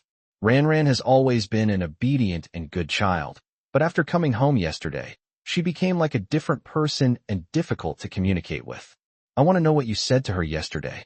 Gu Chunshur looked at her with a mixture of confusion and disbelief. But yesterday, it was clearly Lin Ran who had something to say to him, and he only said a few polite words. Was that wrong? Fortunately, Gu Chunshur had witnessed Du Yan's underhanded tactics before, so he remained calm. Auntie, if you're here for this, I suggest you go to the milk tea shop where Lin Ran and I met. There will definitely be surveillance cameras there, recording all our words and actions. Even if I told you everything we'd ever said, you probably wouldn't believe me. So I suggest you go to the bubble tea shop and check the security footage. Du Yan was speechless for a long time. You haven't even said anything yet. How do you know I don't believe you? Gu Chunshur smiled meaningfully. This is my advice to Auntie based on my experience. Du Yan's face flushed red instantly. Gu Chunshur was helping her recall her shrewish behavior from last year. When Du Yan came knocking on his door last year, she didn't even give Gu Chunshur a chance to explain. Du Yan stammered. It is true that Auntie was wrong about what happened before, and Auntie sincerely apologized to you. Let's keep things separate. My child, I hope you understand that I am a mother, and I am afraid that my child will get hurt in any way. Auntie, I know you are a mother, but I am also someone else's child. It's inappropriate for you to come to my door again and again to criticize, question, and disturb someone else's child based on just a few words from others or your own assumptions. Your child is a child, but other people's children aren't children. Gu Chunshur was neither humble nor arrogant, but his words were sharp. Du Yan. She was furious. No matter what, she is an elder. How could Gu Chunshur speak to her in such a tone? Without saying a word, Gu Chunshur stood up and opened the door. I'm sorry, I really have something to do. Please go back, Auntie. Du Yan's face turned bright red. At first it was a hint, but now it's a direct invitation to leave. Du Yan, clutching her bag, stood up, embarrassed and angry. Gu Chunshur, it's so noisy. An impatient voice suddenly came from Gu Chunshur's bedroom. Du Yan shuddered in fright. She had assumed that Gu Chunshur was the only member of the Gu family, and had never imagined there were others. Chapter 335 Brainwashing Methods. Startled, Du Yan looked in the direction from which the sound came. She saw a long-haired girl standing behind the bedroom door, looking at her expressionlessly with deep eyes. The first time Du Yan met Xiao Yu was when she personally came to apologize last year. She was so engrossed in chatting with Jing Lan that she didn't notice Xiao Yu's presence. When she first saw Xiao Yu, she thought the girl was quite pretty, but her eyes were particularly fierce, as if she wanted to devour someone. Her feeling was right. Xiao Yu wanted to tear her apart right now. Xiao Yu heard every word of her conversation with Gu Chunshur in the living room. Xiao Yu grew angrier the more he listened. What kind of woman is this? Coming here in broad daylight and spouting a bunch of nonsensical things, with the underlying message being that Gu Chunshur is guilty and needs to apologize. What kind of person is he? Xiao Yu strode over aggressively. Du Yan was intimidated by his aura and unconsciously took a step back. What do you want to do? I think you've got it wrong. I should be asking you that. What do you want? You're dressed like a respectable person, and in broad daylight. What are you doing causing trouble in someone else's house? Xiao Yu immediately launched into a confrontation. Du Yan's face turned green, and in her anger and embarrassment, she blurted out, "The person I'm looking for is Gu Chunshur. What does it have to do with you?" Xiao Yu retorted sarcastically, "How can it have nothing to do with me? He's my husband. You dare to yell at him again?" "Husband?" Du Yan exclaimed in surprise and doubt. "Is this girl Gu Chunshur's girlfriend? Since he already has a girlfriend, why is he still bothering her daughter?" Du Yan sneered. "You're his girlfriend? Then I really feel sorry for you." Gu Chunshur got annoyed. "Are you leaving or not? If you don't, I'm calling the police." He then actually took out his phone. He wasn't just trying to scare Du Yan. It was Chinese New Year, and he didn't want to bother law enforcement officers. But this woman was just too annoying. Du Yan remained calm and composed, sitting down again without panicking. "Go ahead and report it.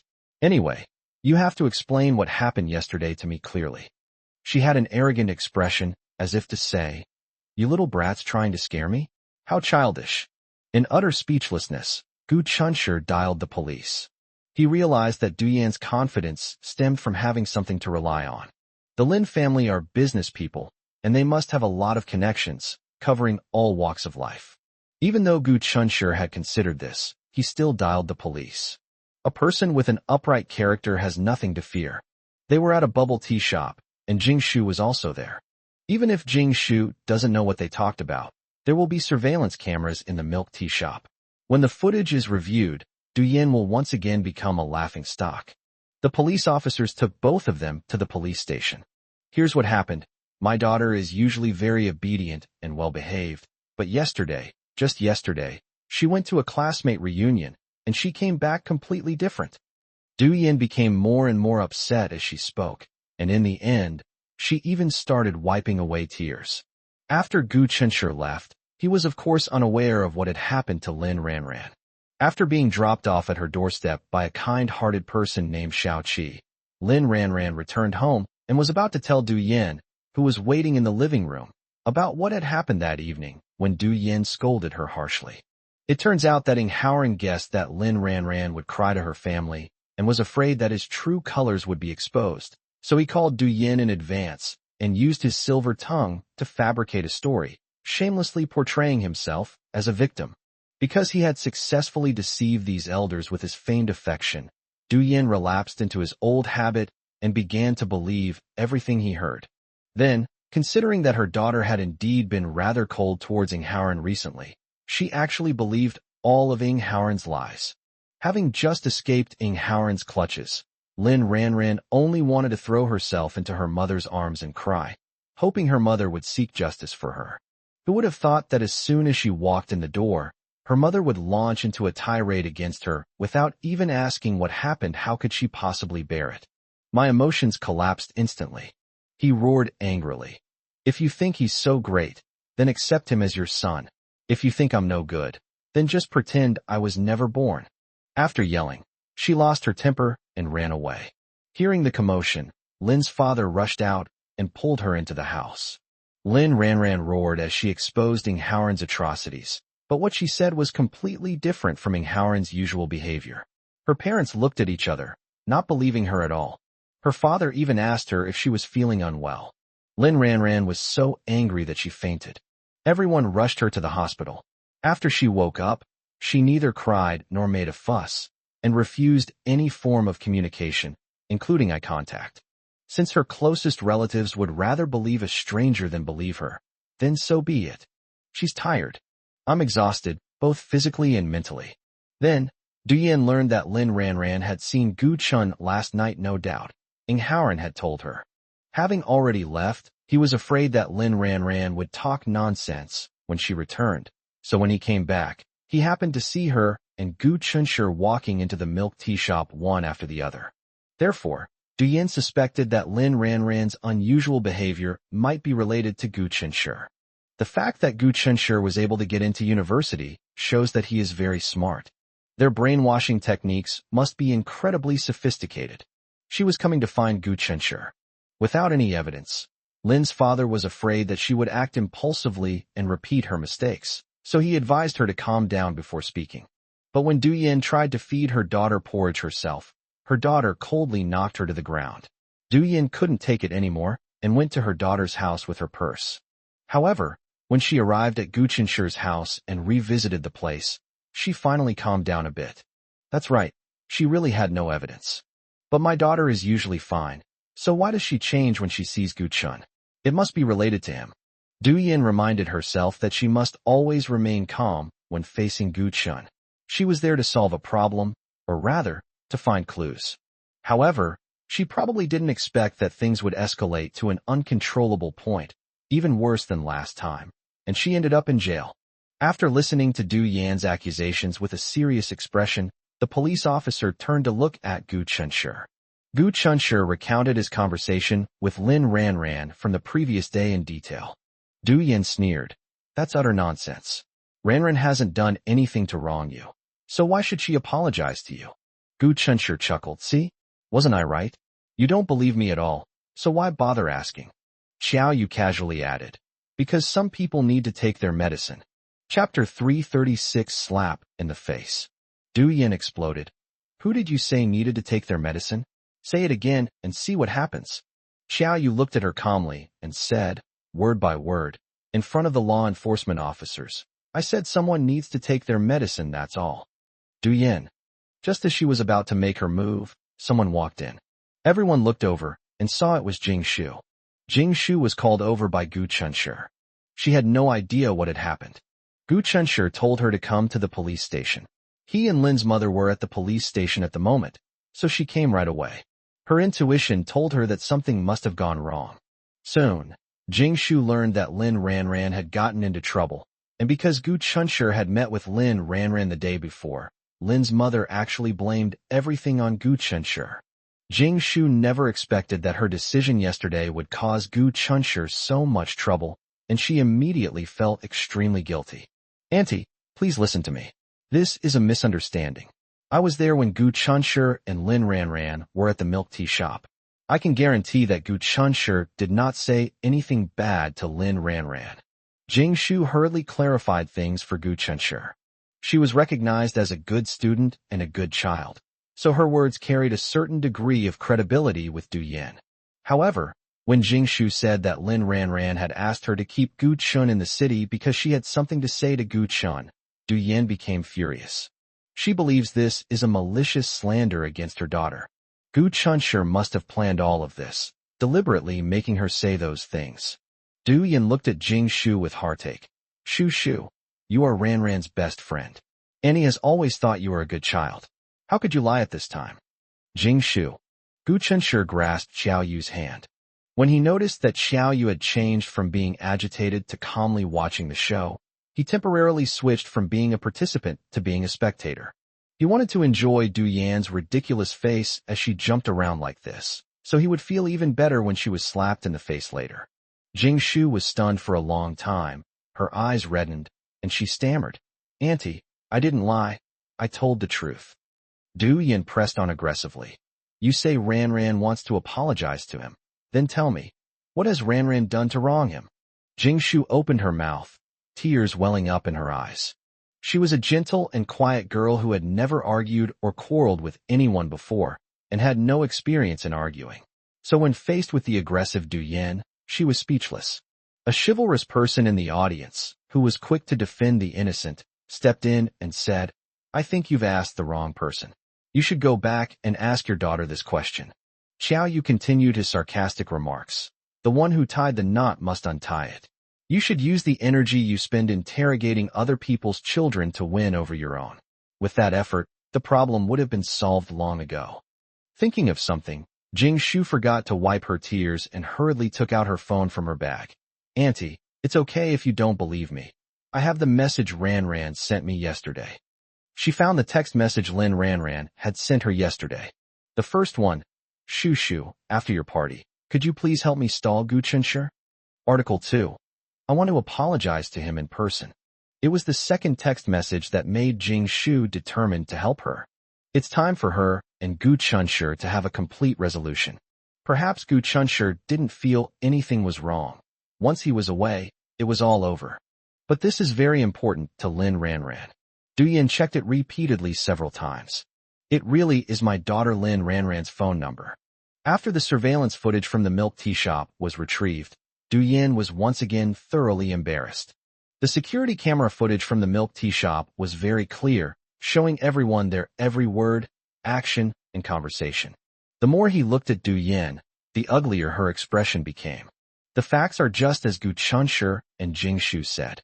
When her daughter and Gu Chun were in the milk tea shop, the two of them didn't exchange more than 5 sentences in total. It's simple and straightforward, with nothing wrong with it. The police officer leaned back in his chair, his expression towards Du Yin revealing a hint of impatience. Someone specifically instructed us to follow up on this incident closely. He put in his best effort, and this is the result? Just kidding. Mrs. Lin has no evidence at all. She's just wasting police resources and running around based on wishful thinking. They are law enforcement officers, and serving the people is their duty, but now they've become extras in someone else's game of pretend. What kind of nonsense is this? The police officer suppressed his emotions and said gently, Mrs. Lin, you see, the truth has come out. It was all a misunderstanding, So now you see. Mom, what are you doing? A loud shout suddenly came from outside the door. Lin Ran, dressed in a hospital gown, appeared outside the door. Du Yin was utterly shocked. Ran, what brings you here? Jing Shu glanced at Lin Ran with a complicated expression, but said nothing. After receiving Gu Qinshi's call, she urgently called Lin Ran on her way to inquire about the situation. Lin Ran finally answered the phone after 3 calls. When she learned that her mother and Gu Chunshi had gotten into a fight at the police station, she almost fainted again and rushed over. Lin Ran stormed in, her face contorted with rage. I'm calling the police. Du Yin said urgently. Ran, stop fooling around. Lin Ran glanced at her indifferently. Mom, my personal safety has been threatened and violated. Calling the police is my right, and the only way to protect my personal rights. How come you call it nonsense? Du Yin gasped, her heart clenching. The way her daughter looked at her was like she was looking at a stranger. The police officer rubbed his temples and said, Young lady, you must be Lin Ran, right? You've come at the right time. Before you make your request to call the police, let me ask you a question first. He pointed the ballpoint pen at Gu Chunshi and asked, Did your argument with your family yesterday have anything to do with him? Lin Ran didn't dare to look at Gu Chunshi. He witnessed every single one of her most embarrassing moments. This has nothing to do with him. My mother is framing him. Lin Ran's voice was firm and clear, so that everyone present could hear it clearly. Du Yan's face turned a deep liver color. Being identified by her own daughter is more humiliating than being slapped 10 times. Now that things have come to this, Gu Chunshi, Xiao Yu, and Jing Shu can leave. But none of them left. Gu Chunshi didn't leave because he noticed that Xiao Yu, who rarely paid attention to others, was watching the show with great interest, so he stayed to watch it with her. Speaking of which, today's play was really good. Not only did I get to have a cameo appearance on stage, but I didn't even have to pay for a ticket. Isn't it much more interesting than going to the cinema to watch movies during the Spring Festival? Jing Shu noticed that Lin Ran wasn't in a good mood and, worried about her, stayed behind. After slapping her mother in the face without any hesitation, Lin Ran solemnly requested to call the police. Chapter 337 Art Originates from Life. Lin Ran wants to sue Howren for violating her wishes, using coercive measures to restrict her personal freedom, and for having malicious intentions towards her. Du Yin became anxious and hurriedly said to the police officer, Officer, this child has been spoiled by us. They just had a little argument, so what they said was just said in anger. Please don't take it to heart.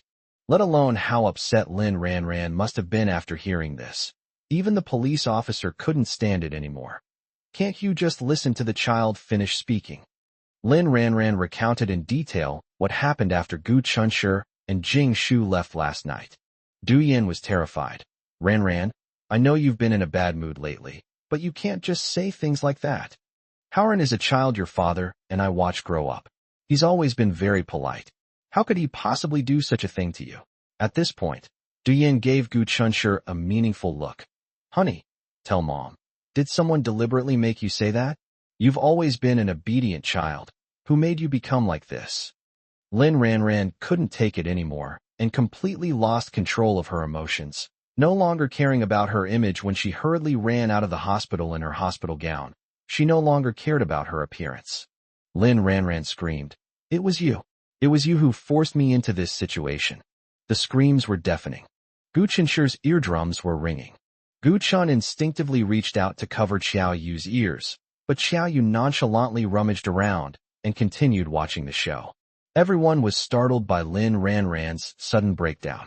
Du Yin hurriedly went to comfort her, but before she could get close, she was pushed away.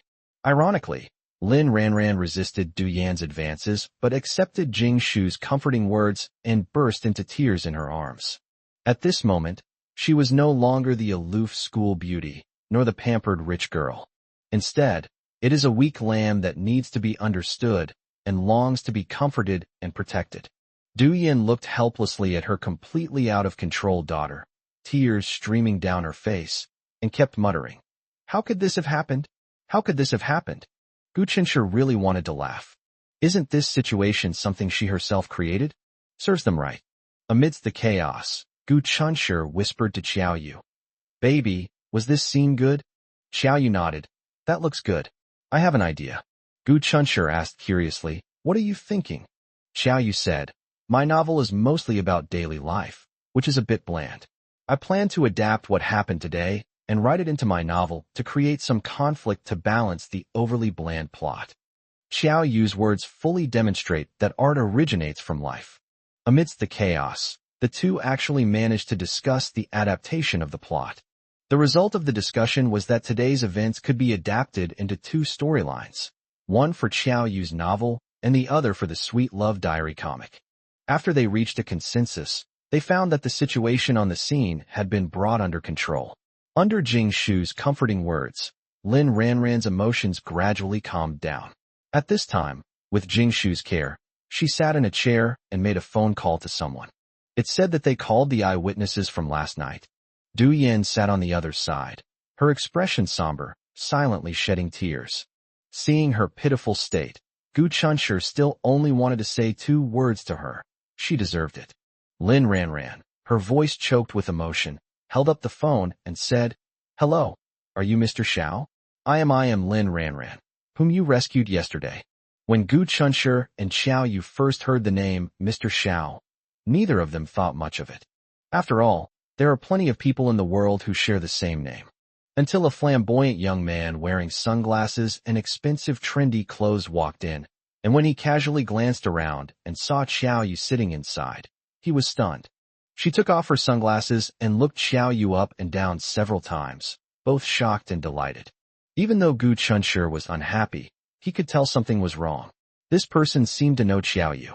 Under the puzzled gazes of the crowd, Xiao Qi darted over in a flash. Gu Chunshur instinctively stood up, intending to stand between this guy and Xiao Yu. However, when Xiao Qi was still 2 steps away from Xiao Yu, he suddenly thought of something, abruptly stopped, and even consciously took a step back. He was afraid of being hit by Xiao Yu. She couldn't hide the surprise on her face. Xiao Yu, is it really you? Am I dreaming? Xiao Yu asked in astonishment. You are Xiao Qi? Xiao Qi. Gu Chunshur was shocked. Is that Xiao Qi who came looking for Xiao Yu last year, causing my parents so much worry, and was eventually recalled by Yang Muse? Why is this guy back in Z City? Could it be that he's still up to no good, and is coming back to find Xiao Yu again? Xiao Qi exclaimed excitedly. It's me. He wanted to say, great. I've finally met you. But then he thought, no, I can't say that. If I do, it will reveal that my purpose in coming here is to find her. That would break my promise to my elder brother. He quickly changed his tune. What a coincidence. I didn't expect to run into you here. I was following up on a project and was passing through Z City. I was originally planning to leave today. What a coincidence. Compared to Xiao Qi's excitement, Xiao Yu was so calm that he was like an emotionless wooden doll. She said calmly, let's not talk about that now. We need to focus on the important things. Xiao Qi thought to himself, important business? Isn't this the important business right now? Seeing you is the most important thing to me. A hoarse, choked voice came from behind. Mr. Xiao? Xiao Qi then suddenly remembered the purpose of his trip. He turned to look at the pitiful Lin Ranran and immediately transformed into a righteous and enthusiastic citizen, or rather, he usually had nothing to do with being a righteous citizen. He only bothered with Lin Ranran's affairs yesterday out of sheer boredom. As for why he was willing to come and be a witness today, it's because he didn't want to leave empty-handed. He had been lingering in the hotel for half a day and just didn't want to leave. Later, having no reason to delay any longer, and with no other choice, he was about to get in the car and leave when Lin Ranran called. Xiao Qi was overjoyed. He finally had a legitimate reason to stay, so he hurriedly ran over. Unexpected. The first thing I saw when I arrived was his little sister, Xiao Yu. Du Yan looked him over suspiciously. Who are you? You don't look like a local. What, ma'am? Are you being discriminatory? I may not be a local, but what law or regulation says that the testimony of a non-local is unreliable? Xiao Qi didn't know who she was and was too lazy to indulge her. Du Yan was left speechless by the rebuttal. Xiao Qi not only has testimony, but he also has even stronger evidence. Chapter 338 The Man Who Saved the Galaxy. No amount of words can express the same clarity as a video. Xiao Qi quickly found footage of Lin Ranran from last night in his dashcam. As you can clearly see, Lin Ranran was being forcibly dragged towards a car parked on the side of the road by a man who covered her mouth. Then the scene zoomed in and froze. That was Xiao-Chi's car that stopped. Ing Haoran's panicked expression and Lin Ranran's fear were clearly visible in the footage. Seeing this, Du Yan was completely dumbfounded. This is the junior she trusts the most and firmly protects, whose character is beyond reproach. The video continues. The sound of conversation began. Let her go. She's my girlfriend, and we had a little argument. Ugh, ugh, ugh. The terrifying scene from yesterday was replayed in front of Lin Ranran. Her expression was blank, but her body was trembling uncontrollably. Jing Shu was extremely shocked. If she had known that these things would happen to Lin Ranran after she left, she would have personally taken Lin Ranran home and then taken a taxi back herself. Feeling guilty and heartbroken, Jing Shu held Lin Ranran tightly in her arms, trying to give her some strength in this way. Gu Chunshi was extremely surprised. No wonder Lin Ranran's personality changed drastically after she went home last night. However, Lin's mother doesn't believe her own daughter, but she listens to outsiders with bias. And to think that he was behind all of this because of prejudice is just absurd. Xiao Yu whispered in his ear, "Honey, do you think Ms. Du will faint in a few seconds?" Gu Chunshi looked at Du Yan. They found Du Yan's face was frighteningly pale, and her body was trembling violently. Just like fallen leaves in autumn, it was about to fall. He looked extremely pitiful at this moment. But there is always a reason why someone is pitiful. Gu Chunshi would never spare any sympathy for such a person. He thought for a moment. 10 seconds? Xiao Yu became interested. How about we guess a rough time? The person whose time is closest wins, okay? Gu Chunshi restrained himself from laughing and said, I think it's okay. I guess it's 10 seconds. Xiao Yu thought for a moment and said, then I'll be 6 seconds. 1, 2, 3. Bang! Mrs. Lin. Mrs. Lin. When Xiao Yu counted to 5, Du Yan's vision went black and she fainted. Amidst the chaos, Xiao Yu looked at Gu Chunshi with a smug smile and said, I won. Quirky, clever, and adorable. Xiao-Chi saw it by accident and was suddenly stunned. He was wondering if he had mistaken someone for someone else. My impression of Yang Muyu is that she always had a poker face, even at a young age. It's like wearing an exquisite mask, as if you can't make any other expressions, but now. As everyone frantically helped Du Yan up, pinching her philtrum and calling out to her, trying to wake her up, Gu Chunshi, who was standing aside, thought of a question. They established rules for winning and losing, but not rules for punishment and reward. Xiao Yu won. What was the reward for winning? He lost, so what was the punishment for his loss? Xiao Yu suddenly lost interest and said, I can pretty much guess what's going to happen next. It's boring. I don't think it'll be interesting anymore. Let's go. Gu Chunshi nodded. Okay. Just as Xiao Yu said, the later episodes weren't very interesting. When Du Yan wakes up and realizes that she has misunderstood her daughter and caused her serious emotional and physical harm, she will definitely apologize to Lin Ranran with tears streaming down her face. Whether Lin Ranran can forgive her mother is beyond their scope of interest. Xiao Yu. Who is he? Is he Gu Chunshi? Xiao-Chi chased after him. Xiao-Chi already knew of Gu Chunshi's existence. He harbored a deep resentment towards this person he had never met, who had stolen the heart of his little sister, Xiao Yu. If he weren't afraid of Yang Mu's, he would have already run over, found Gu Chunshi, grabbed him by the collar, and asked him what right he had. Gu Chunshi calmly looked back at him. That's right, I am Gu Chunshi. Normally, others might add a polite phrase afterward, such as, it's a pleasure to meet you. But Gu Chunshi was too lazy to add it. He had absolutely no desire to know Xiao-Chi. They're too lazy to even pretend. Xiao-Chi felt incredibly bitter. Of course, someone who has won Xiao Yu's love can act so recklessly. Xiao-Chi thought that since his elder brother already knew about Gu Chunshi's existence, the reason why Gu Chunshi could still be with Xiao Yu now meant that he had already gained his elder brother's approval. This guy, he's really lucky. He secretly rubbed his teeth. Hey, if you ever dare to bully Xiao Yu again, I'll be the first to make you pay. Gu Chunshi chuckled. It seems you're not in first place.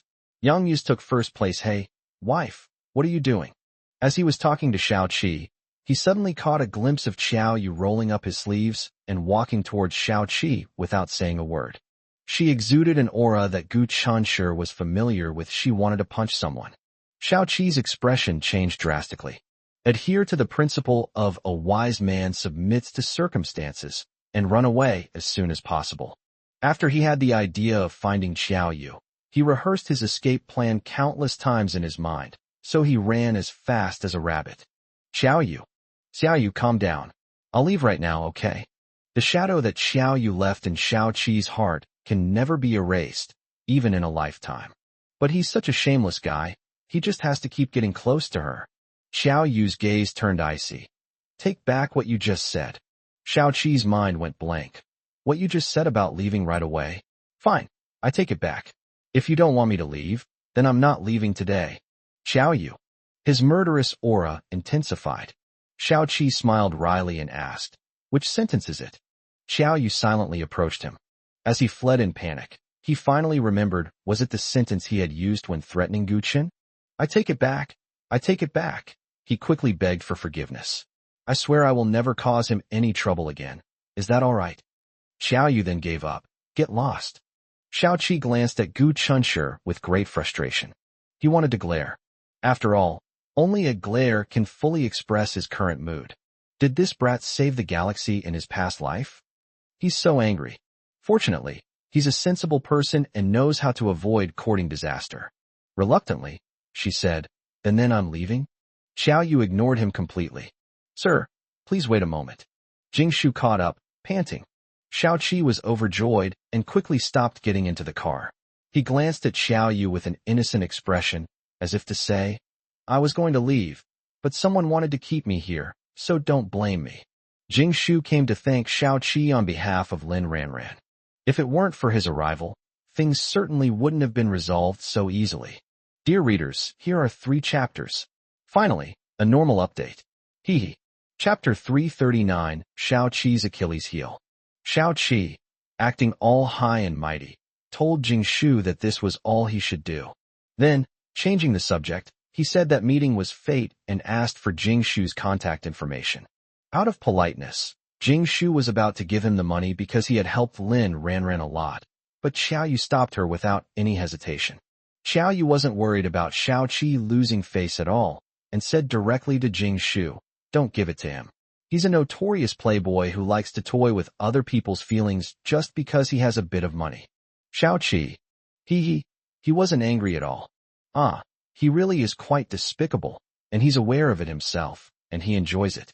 Even so, Xiao Yu still ruthlessly drove him away. Before leaving, Xiao Qi pleaded with her with a mournful face not to tell Yang Muse about seeing him. Xiao Yu said thoughtfully, what would happen if I told Yang Muse? Xiao Qi, being rather naive, blurted out the truth. My older brother said that if I dare to disturb your life again, he will cut ties with me. Xiao Yu, you're the best. You definitely won't tell Big Brother, right? Xiao Yu looked down at her phone and pressed play. My older brother said that if I bother you again. Xiao Qi's eyes widened suddenly, and cold sweat instantly spread across his spine. Xiao Yu secretly recorded their conversation. If she sends it to her older brother, she'll be in deep trouble no matter what. Well, to be honest, he originally came here specifically for her, but after weighing the pros and cons, he decided to give up. Was it a complete accident or a coincidence that I was able to meet her today? Xiao Yu looked at Xiao Qi, whose face was filled with fear, with a half-smile, feeling as if he had his weakness in his grasp. Xiao Yu hadn't met Xiao Qi many times, but every time he did, he would eagerly follow Yang Muse around, always deferring to Yang Muse's lead. Yang Muse's words carried more weight with Xiao Qi than his father's. Sometimes he was disobedient, and when his family couldn't handle him, they would ask Yang Muse to discipline him. How did Xiao Yu find out all this? He found out from the nanny's conversation. As long as I send this conversation that I recorded to Yang Muse, without saying anything, he will know that you broke your promise to him. Xiao Yu smiled, but her sweet smile sent a chill down Xiao Qi's spine. Xiao Qi was almost in tears. Xiao Yu, oh no, Grandma. Can I call you Grandma? Please don't send this audio to my older brother. I beg you. The driver in the car shook his head helplessly when he saw this. Although what? The young master is a few years older than Miss Yang. But unfortunately, cunning and intelligence have nothing to do with age, and he is no match for her at all. Why did I have to provoke her of all people? Sigh. Xiao Yu said expressionlessly. Okay, then answer a few questions for me first. Xiao Qi was as docile as a grandson. Go ahead and ask. Why did you come to find me? Xiao Yu couldn't understand it no matter how hard he tried. Xiao Qi looked embarrassed and said, I was afraid you weren't doing well outside, so I came to find you. Gu Chunshi and Jing Shu chatted by the roadside for a while, and it was clear that Jing Shu felt particularly apologetic. Gu Chunshi said that this was not her problem, and she did not need to take the blame for other people's mistakes. After seeing Jing Shu into a taxi, Gu Chunshi strolled over slowly with his hands in his pockets. Looking up at the azure sky, I walked towards Xiao Yu in the sunlight, feeling relaxed and happy. Oh, his little cutie has a stern face and is starting to be mean again. As he approached, Xiao Yu said, whether I'm doing well or not is none of your business. Xiao Qi was a little anxious. How can it have nothing to do with me? You're my sister. Of course I care about you. Xiao Yu was speechless. First Yang Muse, then Xiao Qi, one after another, inexplicably coming to her, want to be her younger sister? There are plenty of girls in the world. If they want a younger sister, they should find someone else. She doesn't want a brother, and if she does, she doesn't want someone like them. Is this your reason? Xiao Yu asked hesitantly, not believing it. Xiao Qi muttered dejectedly. I've told you even the things I'm most afraid of, so what else can I say? Xiao Yu thought about it, and realized that made sense.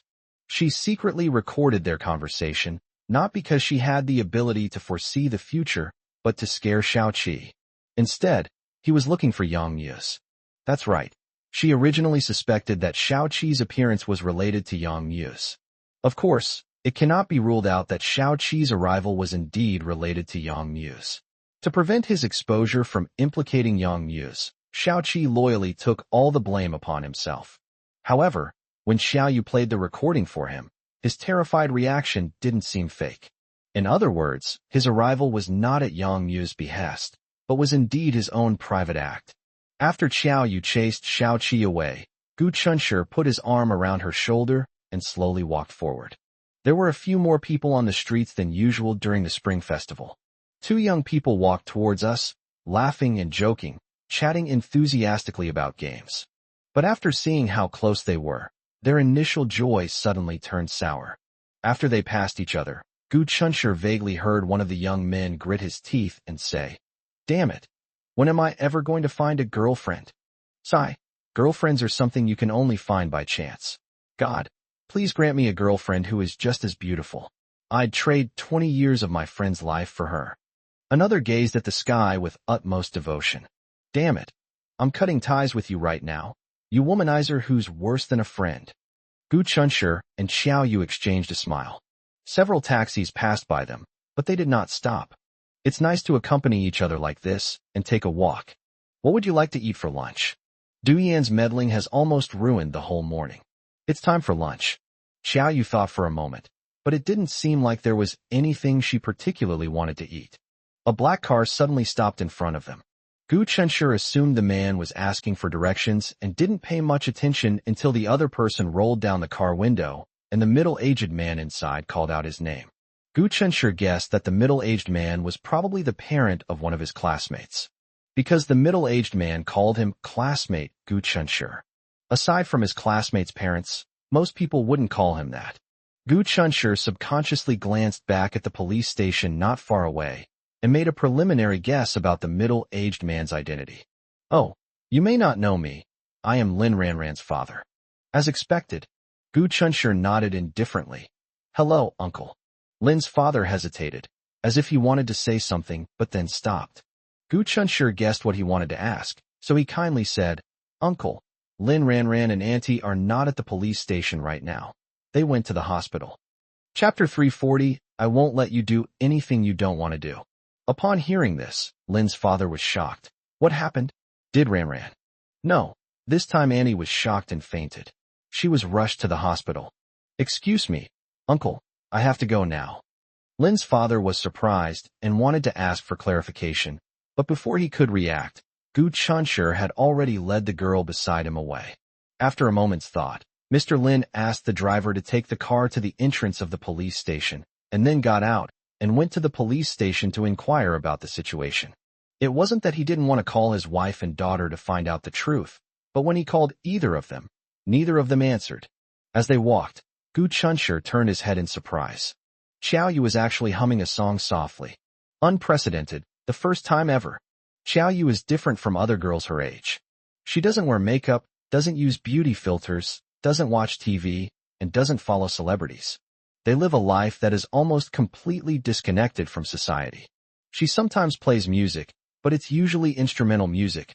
I've never seen her listen to pop songs. I don't recognize any popular celebrities. I've never been interested in them. But now, she's actually humming a song. Gu Chunshir unconsciously held his breath and consciously blocked out all other noise, focusing on listening to Xiao Yu's singing, trying to figure out what song she was humming. After listening for a long time, I still couldn't figure out which song it was. Perhaps it was her own creation? That's possible. After all, his wife is a genius girl. Drawing, writing novels, cooking, fashion design, she can do it all. Gu Chunshir was in a good mood. Xiao Yu started humming a song. What does that mean? This means she is in a very good mood right now. Xiao Yu was in a good mood, and Gu Chunshir was naturally in a good mood as well. The soft singing suddenly stopped.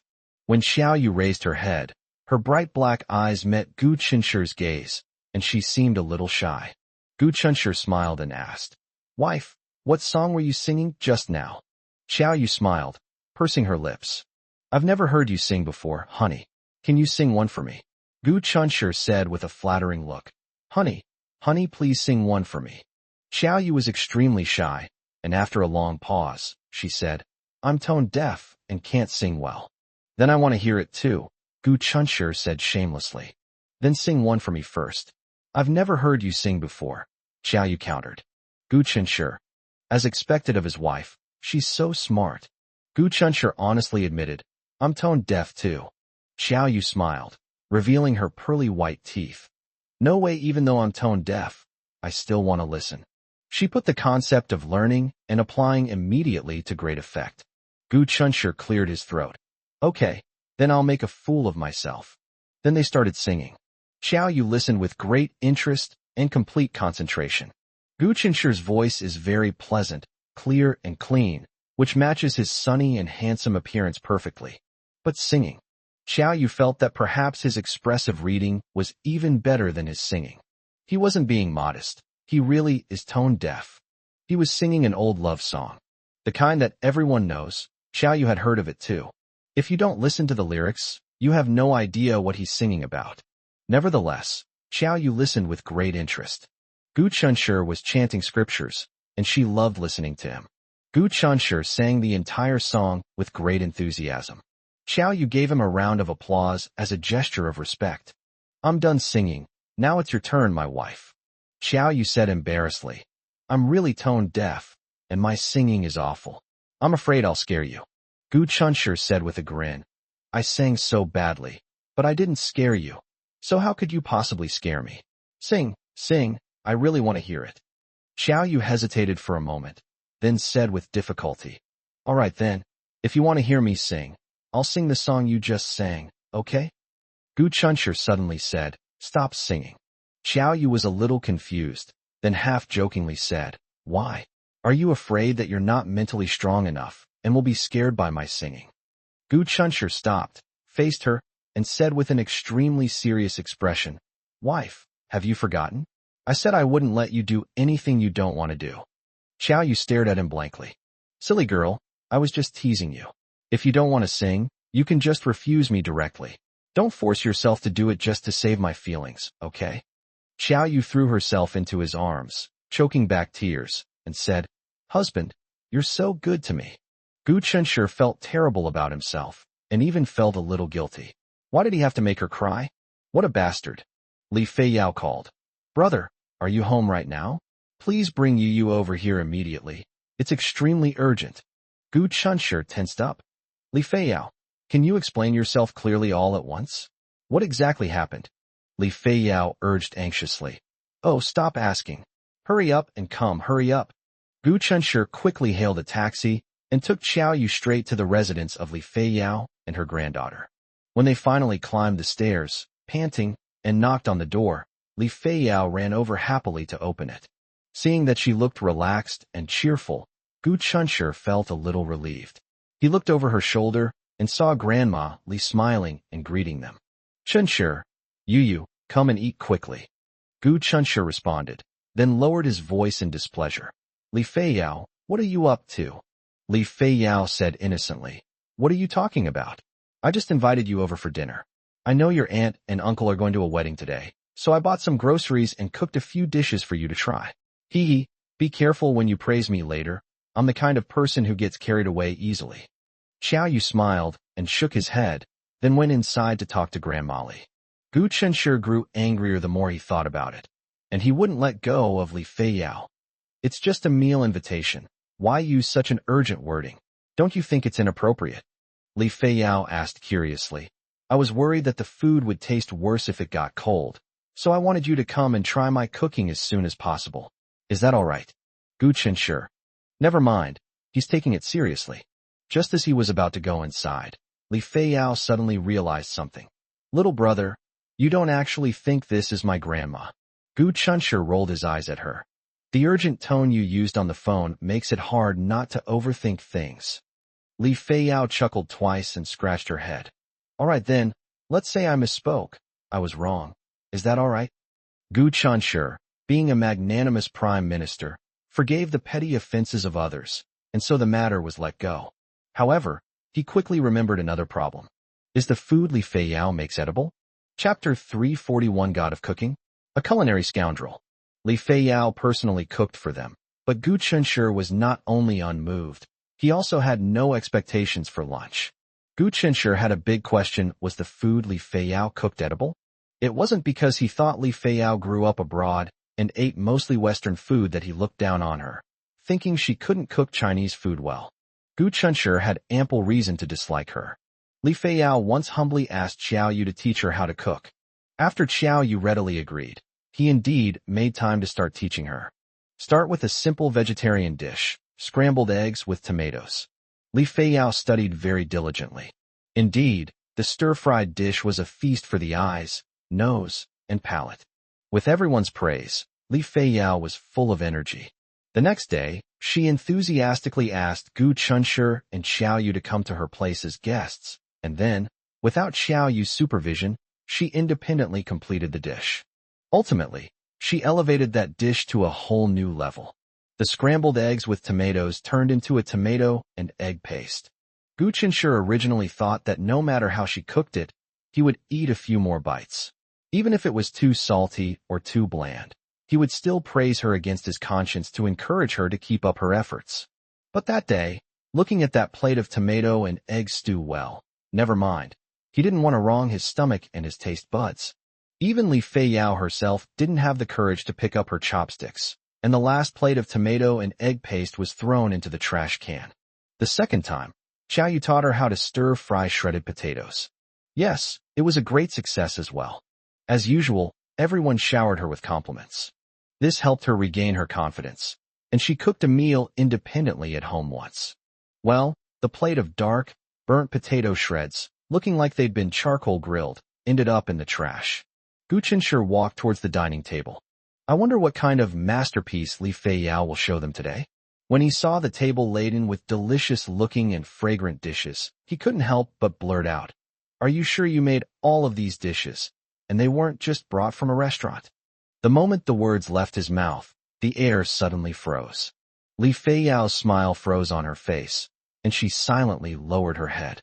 Gu Chunshi realized he had misspoke and apologized, saying, "I'm sorry, I didn't mean anything by it. I just thought your cooking skills had improved by leaps and bounds," which was unbelievable. Li Feiyao stomped her foot angrily. "You brat, don't look down on me." She stormed over, pointing to a small, unremarkable dish of dark-colored peanuts among the many delicious dishes, and said, "These peanuts were fried by me." Gu Chunshi seemed to understand. "So you mean that, apart from the peanuts, everything else was brought from the restaurant?" Li Feiyao angrily retorted, "No." Gu Chunshi was secretly taken aback. Had he really underestimated her? Was this entire table of dishes prepared by her? Unbelievable. Another culinary genius has emerged. Li Feiyao's next sentence almost made everyone burst out laughing. The other dishes weren't brought from the restaurant by me, but delivered to me by the delivery guy. Gu Chunshur breathed a sigh of relief. Oh, that's good. Then I can rest assured. Li Feiyao was so angry her nose almost crooked. You brat, you've given me all your low EQ, haven't you? Grandma Li said with a smile. Yao Yao, don't be irritable. Chunshur didn't say anything wrong. The dishes you made were either too salty or too bland, either burnt or undercooked. Nobody dared to eat them.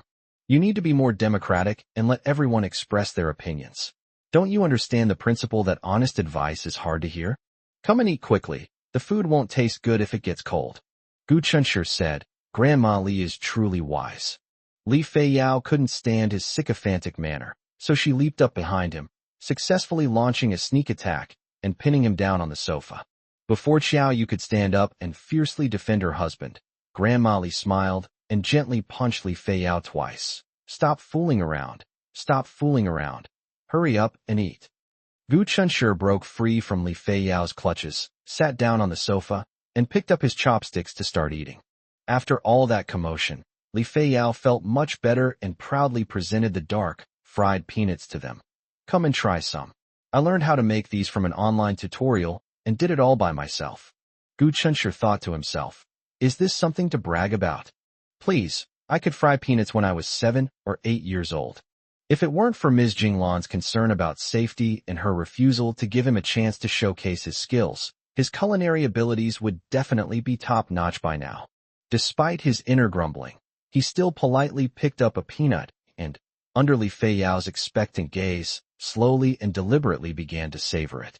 Li Feiyao was frying peanuts for the first time, and she didn't control the heat well. The heat was too high, and the peanut skins burned. It doesn't look good, and the taste is a bit bitter but with the unique aroma of peanuts. In short, it's not great, but it's edible. Good job, keep it up, Gu Chunshur encouraged. Li Feiyao exclaimed in surprise, really? It's really good, isn't it, honey? At first, Gu Chunshur secretly called Xiao Yu wife, but gradually he can now naturally call her wife, in front of others as well. Even without that certificate, Xiao Yu is still his wife. That's a fact that no one can change. Friends and family have gotten used to it. Xiao Yu nodded. Yes, that's right. Grandma Li has bad teeth and can't eat peanuts. But that didn't stop her from praising her granddaughter. My Yao Yao is the best. She can do anything she wants to do. The praise from everyone made Li Feiyao forget the grudges she had just had with Gu Chunshur. Although they were not family, they sat around the table and ate at home amidst laughter and joy. Tomorrow, the 6th day of the Lunar New Year, is the wedding day of Chung Karen and Su Qing. As Chung Karen's former employee and now friend, Li Feiyao naturally had to attend the wedding. Their luggage was already packed. They bought their tickets together with Gu Chunshur and the others. They bought tickets to Y City, so they didn't have to go to a city first and then make a special trip to Y City. Working non-stop must be very hard and tiring. In the afternoon, Gu Chunshur and his companion went home to pack their luggage, and the couple who had attended the wedding banquet returned. As soon as Jinglan entered the door, she said to Xiao Yu with a radiant smile, Xiao Yu, you've really made your uncle and aunt proud today. It turned out that after the couple arrived at the wedding in their new clothes, Gu Cheng's friends praised them for looking younger and younger, and for having better and better taste in clothing. At first, Jinglan and her husband didn't take his praise to heart, thinking it was just polite talk. To her surprise, several people later asked her where she and her husband bought their clothes that day, praising her for her good taste and ability to pick out clothes. What was said unintentionally may have been taken to heart by the listener. Xiao Yu had a sudden thought. Chapter 342 Husband, you're so handsome. Jinglan's words inspired Xiao Yu. This gave Xiao Yu an idea. She decided that in addition to designing clothes for the characters in Sweet Love Diary and selling them in her live stream, she would expand her design scope and target audience to sell more clothes and earn more money. She wants to contribute her share to the early completion of the large houses in City A and City Z. In winter, the days are short, and by 5:30 in the afternoon, the earth is shrouded in a hazy twilight. 3 cars from the Zhou family arrived. One car went to City A, specifically to help them carry their luggage. The other 2 cars took them to the high-speed rail station. The groom, Chung Karen, had booked a hotel for them nearby well in advance. Then prepare a large table of delicious food to welcome them back. When people are happy, they are in high spirits, and Chung Karen's smile didn't stop all night. Su Qing also exuded a more charming and feminine aura than usual. Gu Chunshi and the others understood that Chung Karen would be busy and tired tomorrow hosting relatives and friends. In addition, they themselves were also exhausted from traveling for several hours. No one drank, no one made a fuss, and no one joked. They finished their meal early and went back to their rooms to rest. Oh, I forgot to mention, Gu Chunshi and Zhou Xiangyu are the best men, and the bridesmaids were originally planned to be Qiao Yu and Li Feiyao. Chung Ke then thought about it and thought that the lively and cheerful Li Feiyao would definitely be fine, but Xiao Yu's personality is more introverted and she might not like to be a bridesmaid in public. So I consulted Gu Chunshi beforehand. Gu Chunshi didn't even tell Xiao Yu before directly turning it down for her. Chung Karen was not disappointed at all. On the contrary, he said with relief, "That's good. If my sister-in-law really comes to be a bridesmaid, my wife might have no one to watch her, haha." This is the absolute truth. Later, Gu Chunshi brought up this matter with Xiao Yu, and Xiao Yu approved of his actions. The bridesmaids received the second most attention after the bride. She doesn't like being the center of attention. The other bridesmaid was a young girl from Chung Karen's own family. The bride, Su Qing, personally prepared and made the groomsmen's and bridesmaids' outfits. When Su Qing went to City A to prepare wedding items before the new year, she took the opportunity to measure the body size of Gu Chunshi and the other 2 in preparation for making dresses for the best man and bridesmaids. The next day, Gu Chunshi changed into a well-tailored light gray suit, glanced at himself in the mirror. Not bad, handsome. Zhou Xiangyu smugly twirled around in front of the mirror, then clicked his tongue. Old Gu, you know, I'm so handsome. I've already outshone the groom, isn't that a bit much? Gu Chunshi glanced at him sideways and said, "You're overthinking it. Chung Karen is good-looking, and with the unique personal charm of a mature man. How could Zhou Xiangyu, a green and immature little kid, compare?" Chung Karen booked 3 rooms. Gu Chunshi and Zhou Xiangyu were in the same room. Li Feiyao and Grandma Li share a room. Xiao Yu lived alone in a room across the hall. Gu Chunshi fastened his tie, opened the door, and walked out. At the same time, Xiao Yu opened her door and looked up to see Gu Chun walking towards her with a slight smile on his lips and eyes. Her heart skipped a beat. Gu Chunshi usually wears casual clothes that are appropriate for his age. This was the first time Xiao Yu had seen him in a suit. Gu Chunshi was already quite good-looking. After putting on a suit, his originally sunny and cheerful demeanor suddenly shifted towards a more ascetic and reserved style. If he were to add a pair of gold-rimmed glasses, the image of a refined scoundrel would be instantly established. Absolutely stunning. In her mind, she couldn't help but imagine him one day after graduation, wearing a suit like this, holding a bouquet of flowers, smiling as he walked up to her, looking at her tenderly. "Wife, will you marry me?" Yes, I'm willing." That's Xiao Yu's answer. She couldn't wait to marry him. Seeing her lost in thought, Gu Chunshi chuckled and walked up to her, habitually ruffling her head. "Wife, don't you think your husband looks incredibly handsome today?" Xiao Yu nodded. "Yeah, honey, you look really handsome today." Zhou Xiangyu, who came out later, overheard this and almost choked on his teeth. He pulled back his foot, turned around, and took a smug picture of himself in the mirror before sending it to a contact he had pinned to the top of his chat list. The other person quickly replied, "You look so handsome today." Zhou Xiangyu chuckled as he read the message. Needless to say, it was Tang Xiaoxi who replied to the message. Tang Xiaoxi wanted to follow in Xiao Yu's footsteps and be a devoted wife, but circumstances didn't allow it. She is still in her hometown, visiting relatives with her parents. It is worth mentioning that her family has severed ties with her aunt's family, to the point that they wish they could never see each other again. This made Tang Xiaoxi feel that even if she had suffered some grievances before, it was all worth it. You should know that she had long been fed up with her aunt's behavior of taking advantage of their family from time to time.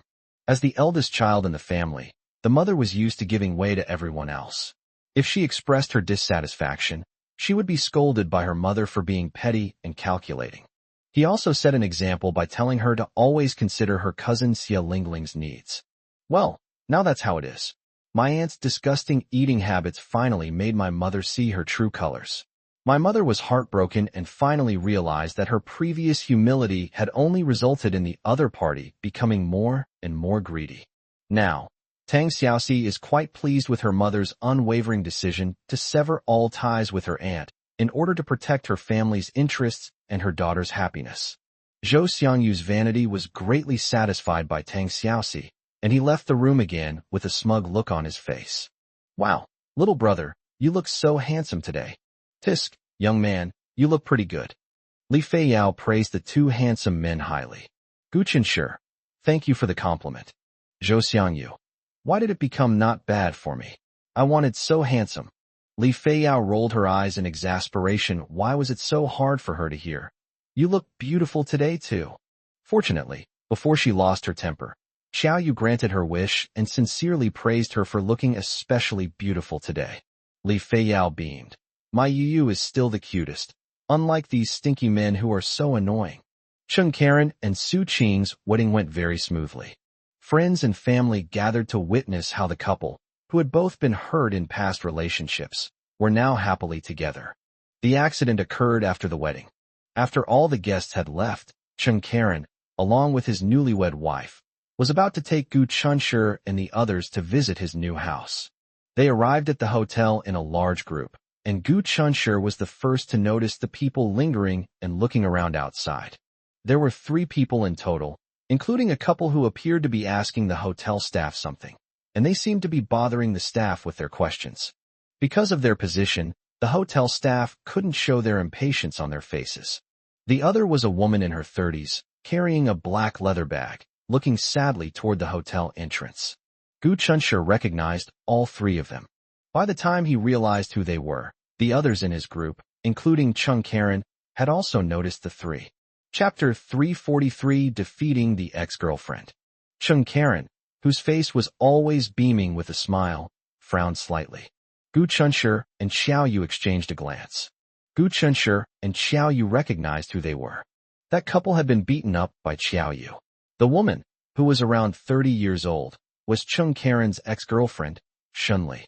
Su Qing knew that Cheng Karen had a girlfriend he had been dating for several years, but she had never met her. Therefore, even if Shunli stood in front of her, she would not recognize her. She saw the 3 people just like everyone else, but subconsciously treated them as ordinary passers-by and didn't think much of it. Until the wife of the couple pointed at Cheng Karen and shouted, "He's over there." With a single shout, Cheng Karen successfully became the focus of everyone's attention. Su Qing asked in confusion, "Honey, who are they?" She naturally assumed they were relatives and friends attending the wedding banquet, but Cheng Karen's expression made her rule out that assumption. Li Feiyao exclaimed in confusion, staring intently at Shunli. "Who is this? I feel like I've seen her somewhere before." Gu Qinshe thought to himself, if you remove the feeling, you not only met her, but you also gave her a good scolding. The subtle change in Shun Li's expression the moment she saw Cheng Karen made everyone realize that she had come for Cheng Karen. Moreover, they once had a very close relationship. Even the oblivious Zhou Xiangyu noticed this. Su Qing pondered for a moment, then looked at Shun Li with a calm gaze. Shun Li stood still, looking directly at Cheng Karen without any attempt to hide it from everyone. Aside from frowning slightly when he spotted them, Cheng Karen remained calm, as if nothing had happened. He didn't stop walking, ignoring Shun Li and her brother and sister-in-law, and simply brushed past them. Seeing this, the others tacitly agreed not to ask any questions and followed without looking back. Shun Li was dumbfounded, standing there in a daze. She learned from their mutual friend that Cheng Karen was getting married today. This news shattered her ridiculous fantasy that Cheng Karen might come back to her. She couldn't believe that Cheng Karen would get married to another woman so quickly after breaking up with her. She was incredulous and heartbroken. 6 years of relationship, just wiped out by him like that? They say seeing is believing, but she had to see it with her own eyes to believe it. Her brother and sister-in-law offered to come with her. Having been in a relationship for 6 years, she naturally knew where Chung Karen lived. Chung Karen's house was decorated with lanterns and colorful streamers, filled with a joyous atmosphere. The news of Chung Karen's marriage has been confirmed. But Shunli wouldn't give up until she hit a brick wall. She wouldn't give up until she saw Chung Karen in a suit and red flower with her own eyes. After making inquiries, they found the hotel where Chung Karen was holding her wedding. Chung Karen was wearing a suit and a red flower, with a charming bride standing beside him. Shunli thought that the groom, Chung Karen, would be very surprised the moment he saw her. After the initial shock, he would frantically pull her aside and question her about her presence. Shunli had even thought of the lines she would use to answer his questions. Unexpectedly, her lover of several years treated her like air. While she was still in a daze, her sister-in-law became displeased and curled her lip in a sarcastic tone. Kisnesuke, what's that saying again? Oh, you only see the new bride laughing, but you don't hear the old bride crying. Shunli couldn't help but burst into tears. With just this one move, she successfully portrayed herself as a pitiful abandoned woman, attracting the attention of passers-by. Karan, she called softly, hesitantly. Zhou Xiangyu turned to look at them and asked suspiciously, "Who are these three? They're just acting strangely." "My ex-girlfriend," Chung Karen said casually, but his eyes were fixed on Su Qing. Hearing this, Su Qing turned around and glanced at the pitiful Shunli, then stopped in her tracks. "Honey, how about I take Brother Gu and the others to the bridal chamber first, you?" "No need." Chung Karen refused her suggestion without hesitation, then turned to Shunli and asked, "What do you need me for?" Under his expressionless gaze, Shunli was somewhat flustered. "To wish you a happy marriage." Chung Karen said indifferently, "Thank you." Shunli's brother was furious. "You bastard surnamed Chung. Who the hell do you think you are?" Out of the corner of his eye, he caught a glimpse of a beautiful figure, and suddenly it felt as if someone had grabbed him by the neck. The words he was about to say were stuck in his throat, and he couldn't speak anymore. Well, he saw a girl who appeared to be gentle, weak, and like a lamb. But he knew better than anyone that this girl was not a little lamb, but an extremely fierce tigress. That's her. She beat herself up so badly that she ended up in the hospital for more than half a month. Sister-in-law Shin Li also recognized Xiaoyu, and her body involuntarily shrank back. Xiaoyu didn't say a word, but just a cold glance was enough to intimidate Shin Li and her brother and sister-in-law, who had forgotten the pain of their past injuries and were up to some unknown tricks. Chung Karen looked at Shunli no differently than she would at a complete stranger. "Is there anything else?" Shunli. Her gaze shifted from Chung Karen to Su Qing. Su Qing met her gaze and smiled slightly. Dignified and composed. Shunli stared at her blankly. "You're the bride?" Su Qing was completely bewildered. Isn't her festive red Chinese-style wedding dress enough to say everything? After her initial surprise, Shunli seemed to remember something, and her gaze returned to Chung Karen, a hint of revenge in her subtle smile. "Chung Karen, does your ex-girlfriend know you're married?" Her question was extremely malicious. It was clearly provocative. She deliberately said these things in front of her ex-boyfriend's newlywed wife. She wanted to see Chung Karen's new wife's expression change drastically, either forcing a smile or crying as she demanded an explanation from Chung Karen. In short, she could only feel better if Chung Karen was suffering. Su Qing frowned slightly. Shunli took in her reaction and felt a sense of satisfaction at having achieved her revenge. What will Chung Karen's new wife's reaction be? She was really looking forward to it. She wanted Chung Karen to know that everyone has flaws, and her own flaw was her family. Now, she's going to dig out Chung Karen's new wife's flaws. Perhaps, Chung Karen will then think of his past gentleness and thoughtfulness. However, to Shun Li's disappointment, Su Qing frowned slightly, then quickly regained her composure and showed no further reaction. Not only did she not cry or make a fuss, but there wasn't even a trace of displeasure on her face. Chung Karen looked at her mockingly, casually put his arm around Su Qing's shoulder, and called to Gu Chunshi and the others. "Let's go." Deeply frustrated, Shunli shouted in frustration, "Hey, do you even know your husband?" These words were clearly directed at Su Qing. Amidst the bewildered glances of the crowd, Su Qing turned around and smiled sweetly at Shunli. "Excuse me, although I haven't known my husband for very long, I know him better than you." his ex-girlfriend. Chapter 344 Chinyu's Little Shop. With a single, casual remark, Su Qing won without a doubt. Shun Li's face was already ugly enough, but the mischievous Li Feiyao had to add insult to injury.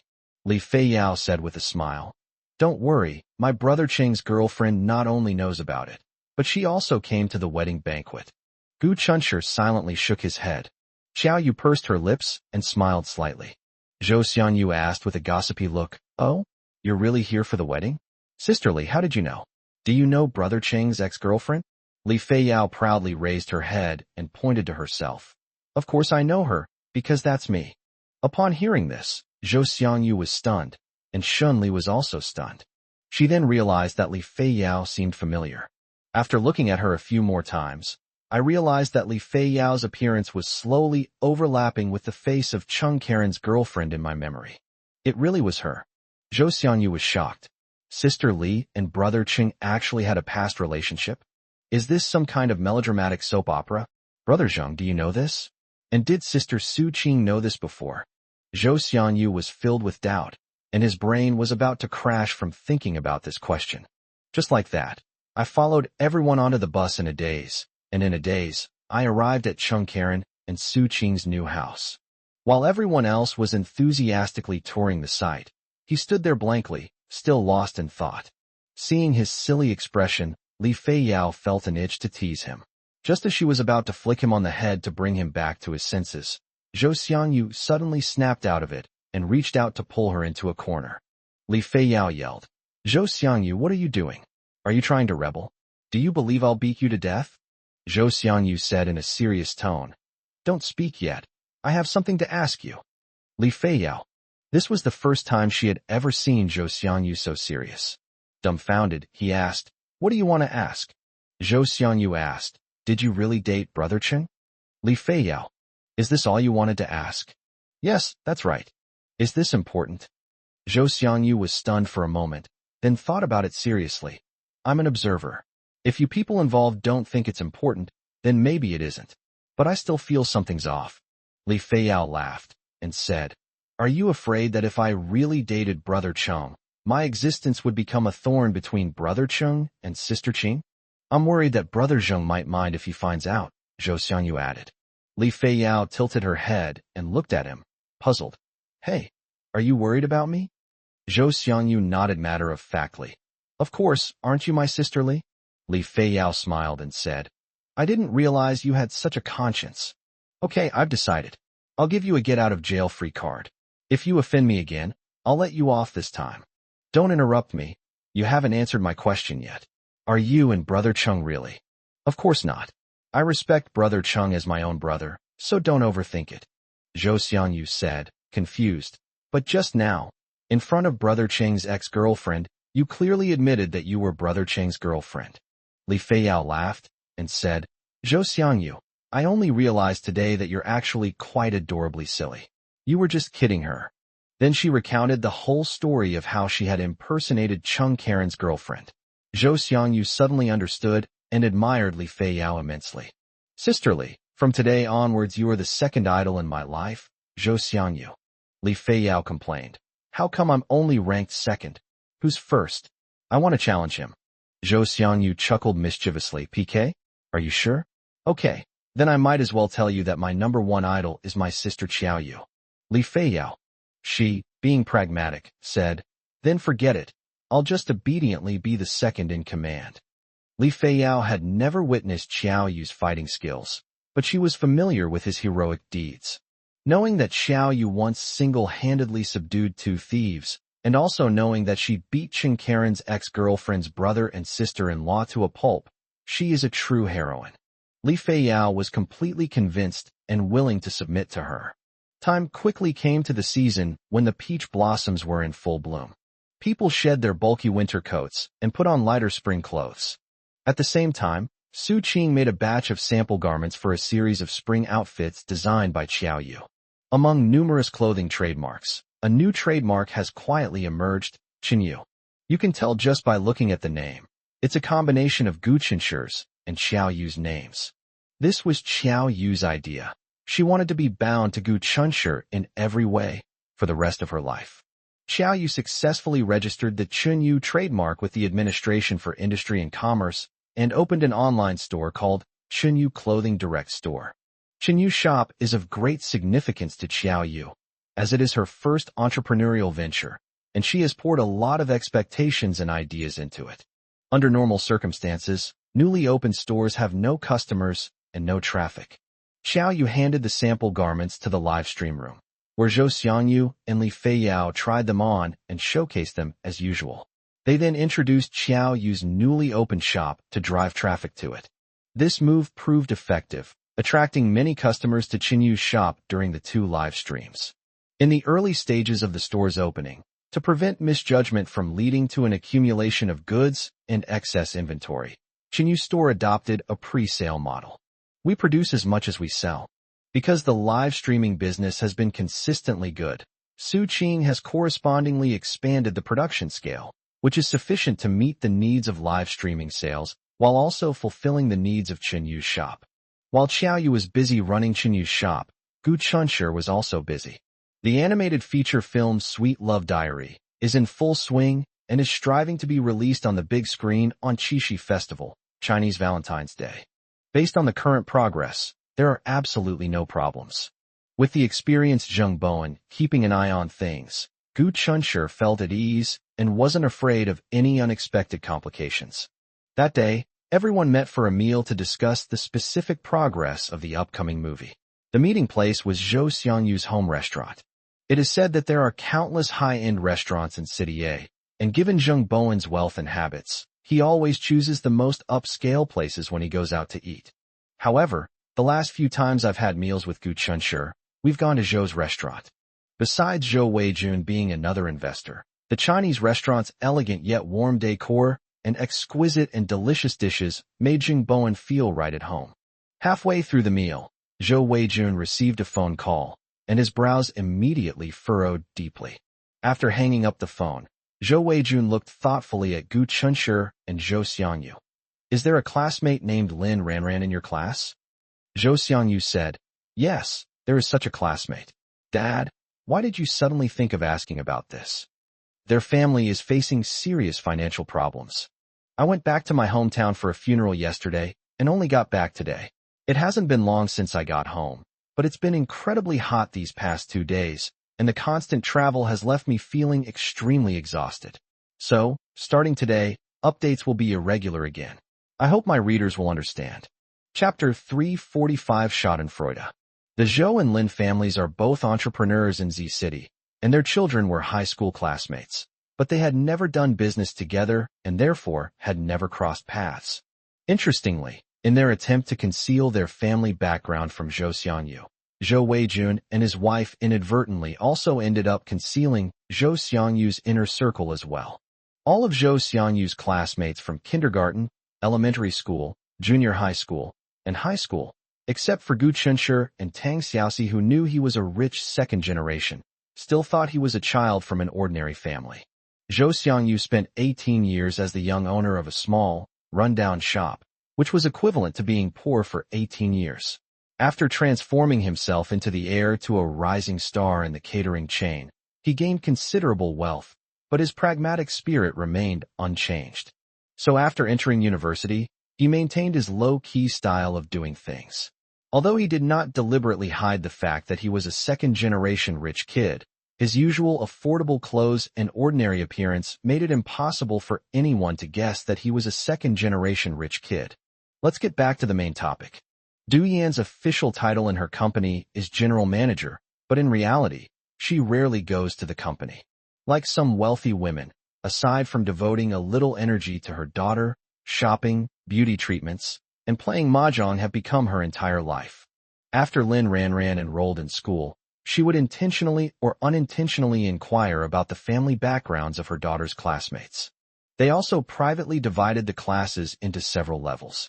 The next level of being from a well-off family is having connections. The highest grade, that's a promising stock. As for those from poor families and with poor grades, they became the group that Du Yan subconsciously ignored. Gu Chunshi's grades were initially in the middle to upper range of the class, and his parents were both migrant workers, so he was one of those that Du Yan ignored. Duyan didn't want to waste her time on people who were destined to be just passing through. Unfortunately, she never dreamed that among the group of people she had looked down upon and ignored, there was a high-potential talent hidden in the group, Gu Chenshi and Zhou Xiangyu, a second-generation rich kid with hundreds of millions in assets. Today's gathering originally only included Gu Chenshi, Zheng Bowen, and Zhou Weijun. Gu Chenshi invited Zhou Xiangyu, who would come to run errands whenever he had time, to eat with him and listen to everyone talk about work so he could broaden his horizons. Zhou Weijun was very grateful for this.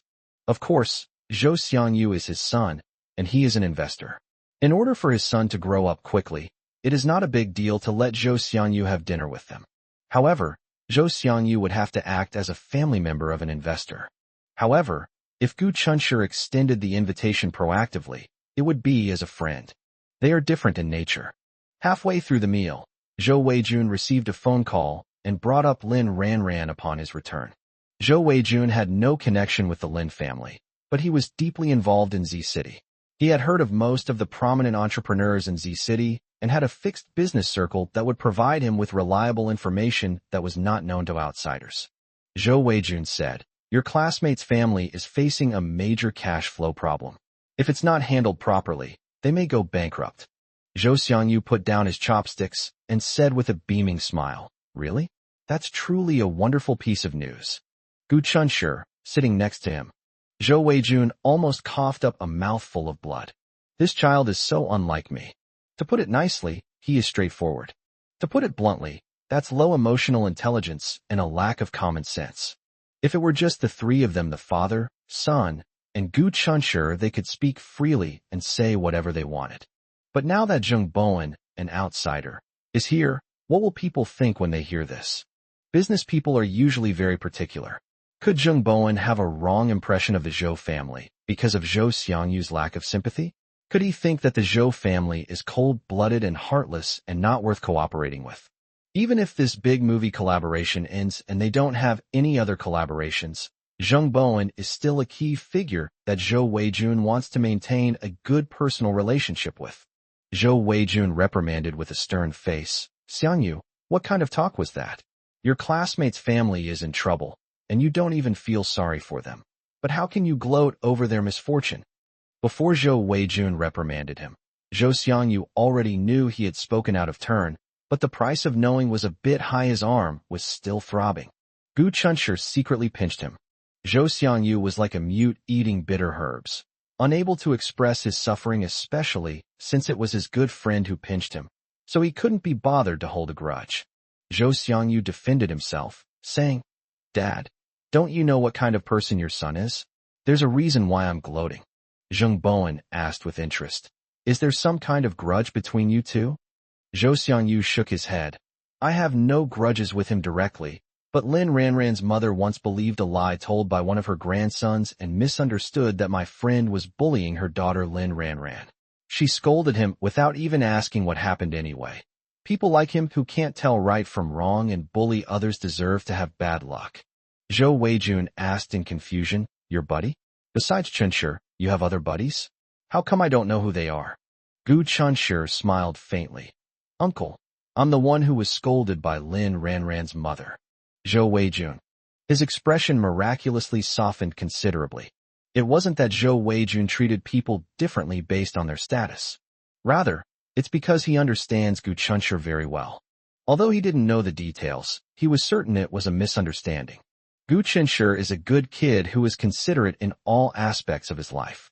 Mrs. Lin's behavior of rushing to someone else's door and verbally abusing their child without understanding the whole story was indeed very inappropriate.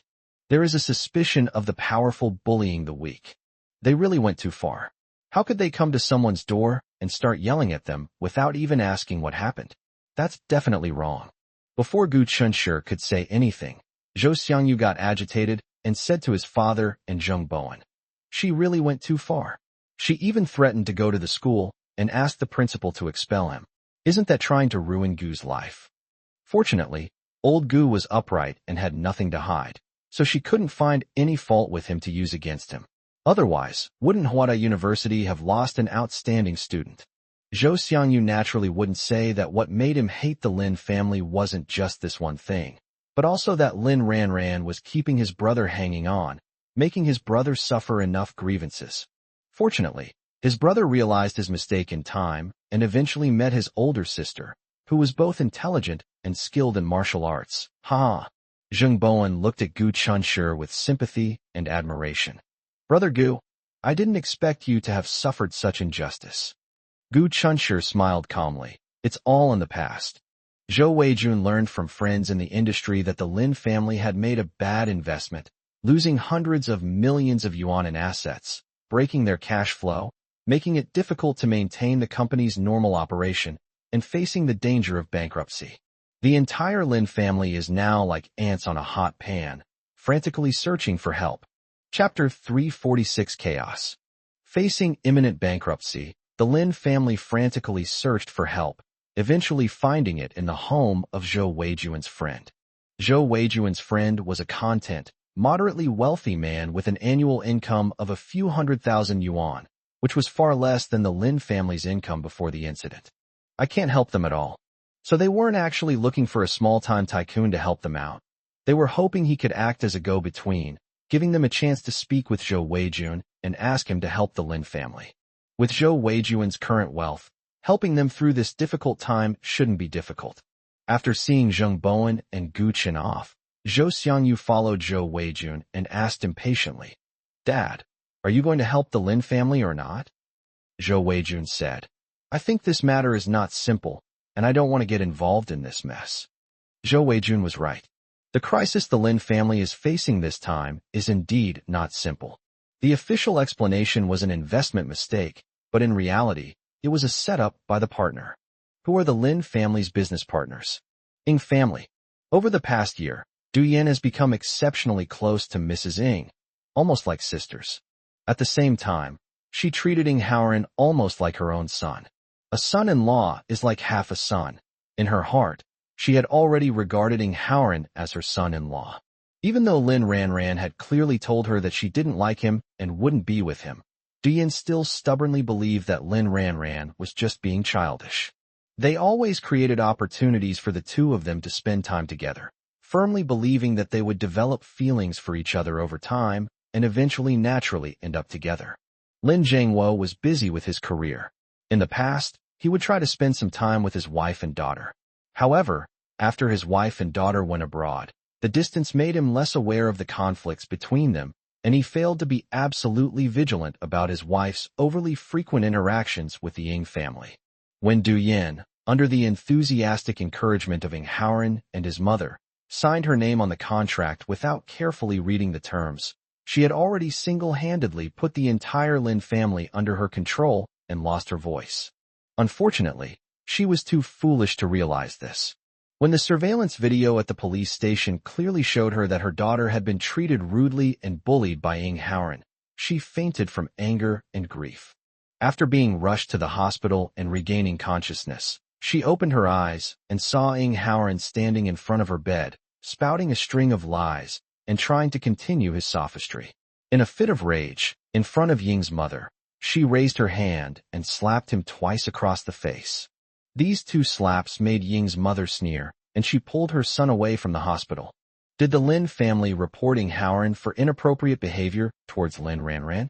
The two had just had a minor disagreement, and Lin Ranran, in a fit of pique, refused to go home, wandering the streets in the dead of winter. Fearing something might happen to her, Ng Haoran spoke to her gently and kindly, asking her to get in his car and that he would take her home. She absolutely refused, and in his haste, Ng Haoran roughly pulled her into the car, which was indeed his fault. The intention was good, and besides, it didn't cause her any real harm. Besides, Ng Haoran's sincerity towards Lin Ranran is beyond question.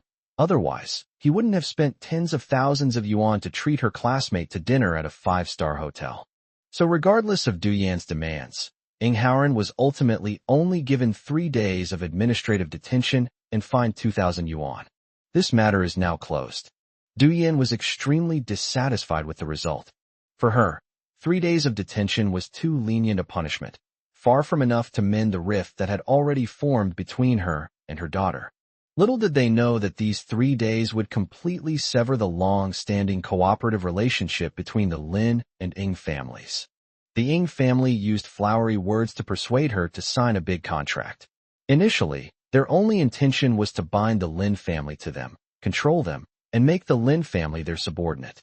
However, Duyan's act of slapping Ing Haoran twice was regarded as a great humiliation by the Ing family, which led to a complete break with the Lin family and a frenzied revenge.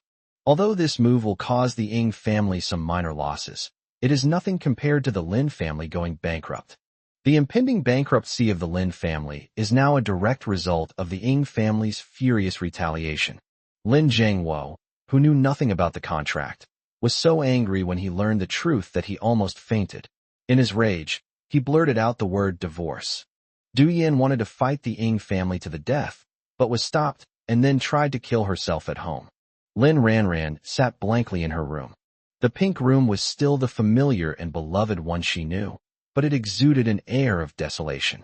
The spring festival is long over.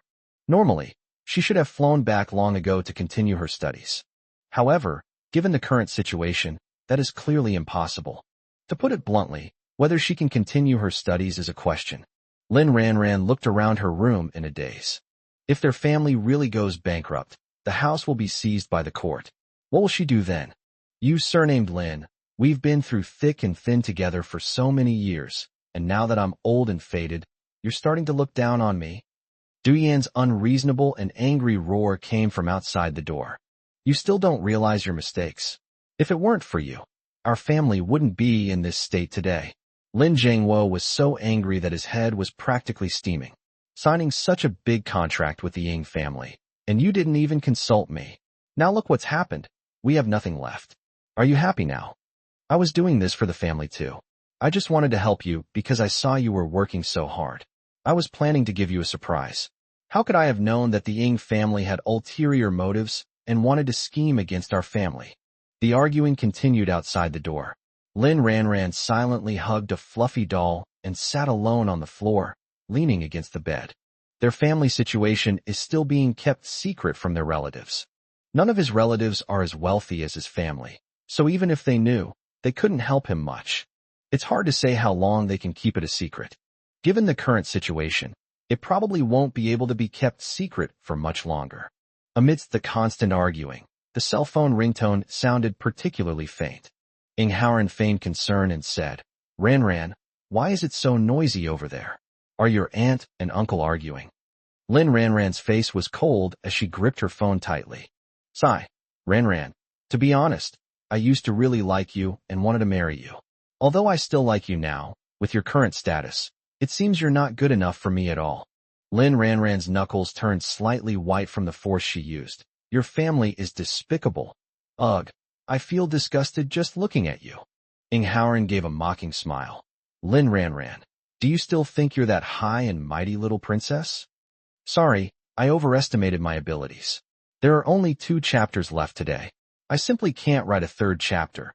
My mind is a bit foggy, and I'm experiencing writer's block. Forcing myself to write more would make it less engaging and cause the plot to veer off course. So, only 2 chapters today. My apologies. Chapter 347 Sleeping Until You Naturally Wake Up. Lin Ranran was enraged by Ing Haoran's blatant insults. Surprisingly, she, who had never been humiliated like this before, did not cry. Perhaps it is true, as Ing Haoran said, that she is no longer the high and mighty little princess, and has lost the privilege of crying and throwing tantrums. Who knows? Today she can still live in her room, but tomorrow she and her parents will be evicted from their home and forced to live under a bridge like homeless vagrants. She didn't want to say another word to such a despicable and shameless person, so she hung up the phone directly. However, Ing Haoran seemed determined to drive her crazy and immediately called again. What exactly do you want? Lin Ranran, do you know that your family's fate is now entirely in your hands? Lin Ranran asked angrily. What do you want to say? If I'm not mistaken, your uncle is probably like a cat on a hot tin roof right now, begging and pleading to find someone to save your family from this financial crisis, right? Lin Ranran pursed her lips tightly. That's right, he was right. Ing Haoran said leisurely. But with the mess your family is in, most people can't handle it.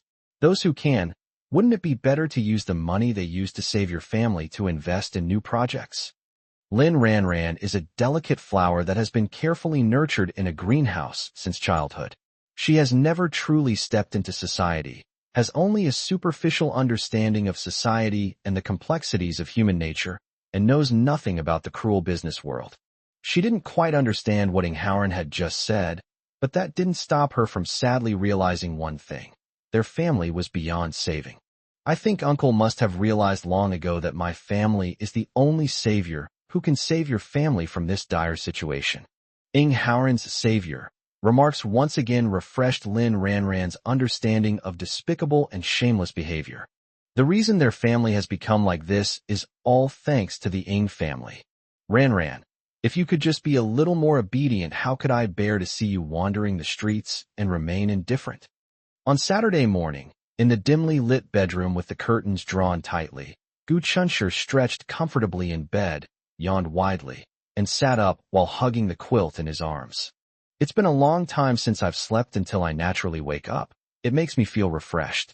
He got out of bed barefoot, drew back the curtains, and opened the window. The bedroom was still dimly lit. A damp, cool breeze drifted in, and Gu Chunshur realized that it was raining.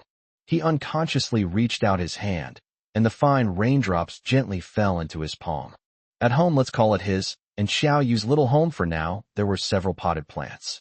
2 potted plants on the balcony. A potted plant in the living room. Xiao Yu and his bedroom each have a potted plant. Under Xiao Yu's meticulous care, each potted plant is full of vitality, and the green leaves and delicate flowers add a lot of life to the home. Everyone says that spring rain is as precious as oil, so Gu Chunshur took the potted plant in his bedroom to the balcony to add some oil. When he opened his bedroom door and saw the closed door next door, he suddenly remembered his promise to Xiao Yu. Every Saturday is Natural Wake-Up Day, and no one is allowed to be woken up by an alarm clock, nor can anyone sneak out to do laundry or cook. Today is the first day of implementation. After Mimi woke up from her nap, Gu Chunshur forgot about it. Xiao Yu sleeps in the master bedroom, and the balcony is in the master bedroom. Gu Chunshur turned back, casually placed the green plant on the coffee table in the living room, opened the living room window, and while breathing in the fresh morning air, skillfully did the radio calisthenics he used to do every day to stretch his lazy muscles. In the past, they would try to set aside some time each day to go for a run in the small park not far from their building, so they could start their day refreshed. Except for rainy days. The rain outside wasn't too heavy, so you could run if you wanted. However, Gu Chunshur decided to forget about it. It was a rare treat for Xiao Yu to sleep in, so he wanted her to sleep until she naturally woke up. Halfway through his radio calisthenics routine, Gu Chunshur was suddenly hugged from behind. A soft body pressed against me. Gu Chunshur grasped the hands that were wrapped around his waist and whispered, "Did you sleep well last night?" Very good." Xiao Yu leaned her face against his back, wanting to stay close. "Is it raining? I want to go for a walk." Gu Chunshur turned around, hugged her, buried his face in her neck, and took a deep breath of her fragrance before saying with satisfaction, "Okay." The rain wasn't heavy. The raindrops glistened on my hair. After a desolate winter, as the weather warmed up, the leaves on both sides of the road seemed to have sprouted overnight, lush and verdant, a delightful surprise. The lush greenery is a delight to behold. After running a lap, the two slowly stopped, held hands, and walked back along the tree-lined path. Xiao Yu had her hair tied in a high ponytail, her straight black hair hanging down her back, covered with fine raindrops. A small wisp of hair was stuck to her forehead, and Gu Chunshur reached out to brush it aside for her. He then carefully tucked a small red flower he had picked up from the tree trunk behind her ear. Naturally beautiful, Xiao Yu is stunning even without makeup. A simple little red flower embellishment makes her look exceptionally charming and alluring. Not to mention her every smile and frown. Even when she is silent, she is as beautiful as a painting that one can never tire of looking at. Gu Chunshur praised, "My wife is really beautiful." Xiao Yu smiled, her thick eyelashes drooping, looking a little shy. Immediately, she looked up and smiled at Gu Chunshur, revealing her teeth. "My husband is also very handsome," Gu Chunshur said proudly. "Absolutely. Otherwise, how could I be worthy of my most beautiful and adorable wife in the world? Old Gu. A heartfelt call snapped them out of their mutual flattery, and they all looked in the direction from which the voice came. Zhou Xiangyu ran over, his hands on his knees, panting heavily. Zhou Xiangyu, you're getting more and more eager to freeload. What time is it, and you're already here? But it's no use no matter how early you come. We only eat 3 meals a day, and each meal has to be at the normal time. The two walked over unhurriedly, and Gu Chunshi teased. Zhou Xiangyu chuckled and asked Gu Chunshi, Old Gu, how did you sleep last night? Gu Chunshi truthfully replied, It was fine. I had a good night's sleep and woke up naturally. Oh, I thought you were as excited as I was, and didn't sleep all night. Gu Chunshi asked in confusion. You were so excited you didn't sleep all night? What were you so excited about? Lin Ranran's family is going bankrupt. Aren't you excited? I asked my dad, and he said their family is in troubled waters, and he doesn't want to get involved. Gu Chunshi. If this guy hadn't reminded him, he would have completely forgotten about it. His brain automatically ignores things that are irrelevant to him. Chapter 348 New Dreams. Zhou Xiangyu walked beside them with his hands in his pockets, humming a song casually. Xiao Yu asked in confusion, Zhou Xiangyu, why didn't you go see Tang Xiaoxi today? Zhou Xiangyu smiled mysteriously. He wanted to remain mysterious, but his admiration for Xiao Yu was so deep that he didn't want Xiao Yu to guess, so he revealed the truth. Xiaoxi is coming to City A today. Gu Chunshi chuckled and said, I wonder why you're so calm, kid. It's worth noting that Zhou Xiangyu initially visited Tang Xiaoxi every 2 weeks, but as their relationship deepened, seeing her every 2 weeks became too agonizing, so they started seeing her once a week. Every Saturday, Zhou Xiangyu would go to Y City, hold hands with Tang Xiaoxi, have lunch, and then rush back to do his live streaming business. Besides selling goods via live streaming, he would also occasionally go to the film production company with Gu Chunshi to do odd jobs. Ever since Gu Chunshi took him there to broaden his horizons, Zhou Xiangyu has had little desire to work as a waiter at his family's restaurant. The filmmaking process looks very interesting. Zhou Xiangyu once had a grand dream to create a game that everyone would love. He doesn't care about making money. He just wants to bring happiness to everyone. But when he later chose Tang Xiaoxi over the game without hesitation, he began to neglect the game. He also forgot about his grand dreams. Then, he started live streaming to sell goods. He felt incredibly cool for earning money while studying and for not asking his parents for money after starting university. He considered himself a rare and refreshing figure among the rich second generation. He found live streaming sales very interesting and, like Li Fei Yao, planned to make it his lifelong career. However, now he, who is fickle and unfaithful, has fallen for someone else. He discovered that the animation production process was incredibly fun. He felt something deep within his soul being awakened, stirring restlessly and impatiently. He was thrilled to discover that he had found a profession that perfectly matched his soul animator. He wants to become an animator, creating one wonderful animation after another, and contributing to the rise of Chinese animation. He told his parents his thoughts and solemnly expressed his desire to change his major, and his parents supported him. They were all enlightened people and never thought of grooming him into a qualified successor who would have to take over the family business in the future. Having seen more, Zhou Weijuan's perspective broadened. Provided that he does not violate social morality and laws and regulations, his son can do what he likes. Life is not easy, so it's most important to live a relaxed and carefree life without carrying too much burden. That's why Zhou Weijun didn't personally train his son, but instead let his son go out and make a living with his good buddies. To carve out your own niche is, of course, even better. It's okay if you don't make a name for yourself. The wealth they built for him, barring him from making any rash decisions, would be enough for him to live a life of luxury for several lifetimes. Gu Chunshi supports his best friend with simple and practical actions. Whenever Zhou Xiangyu was free, he would take him there, just like the treatment Uncle Li gave them when they worked at the Chinese restaurant during their summer vacation. They would start from the bottom and let Zhou Xiangyu understand the entire production process of an animated film as quickly as possible. Let's get back to the main topic. Tang Xiaoxi arrived at 10 a.m. that day, bringing her roommate Xiao Xiao with her. I was hitching a ride with Chen Karen. After Chung Karen got married, she and Su Qing lived apart for a long time.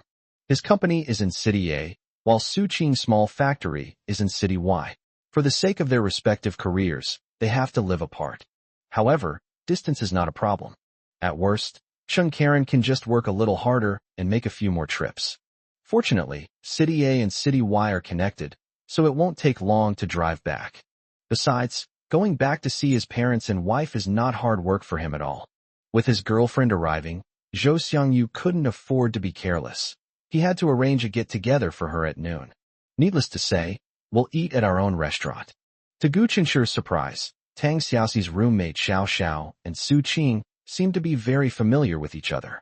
He later learned that Tang Xiaoxi remembered that Su Qing had planned to hire a part-time accountant, so she kept it in mind. I mentioned it to Xiao Xiao when I got back. Coincidentally, Su Qing's factory was not too far from their school after she moved, so Tang Xiaoxi contacted Su Qing to ask if she was still hiring. As a result, Xiao Xiao became a capable assistant under boss Su. Xiao Xiao is always ready to help. Besides doing the accounts for Su Qing, she also finds other things to do. When a good boss meets a good employee, things naturally become even better. They quickly became friends. It seems that Su Qing is enjoying her married life.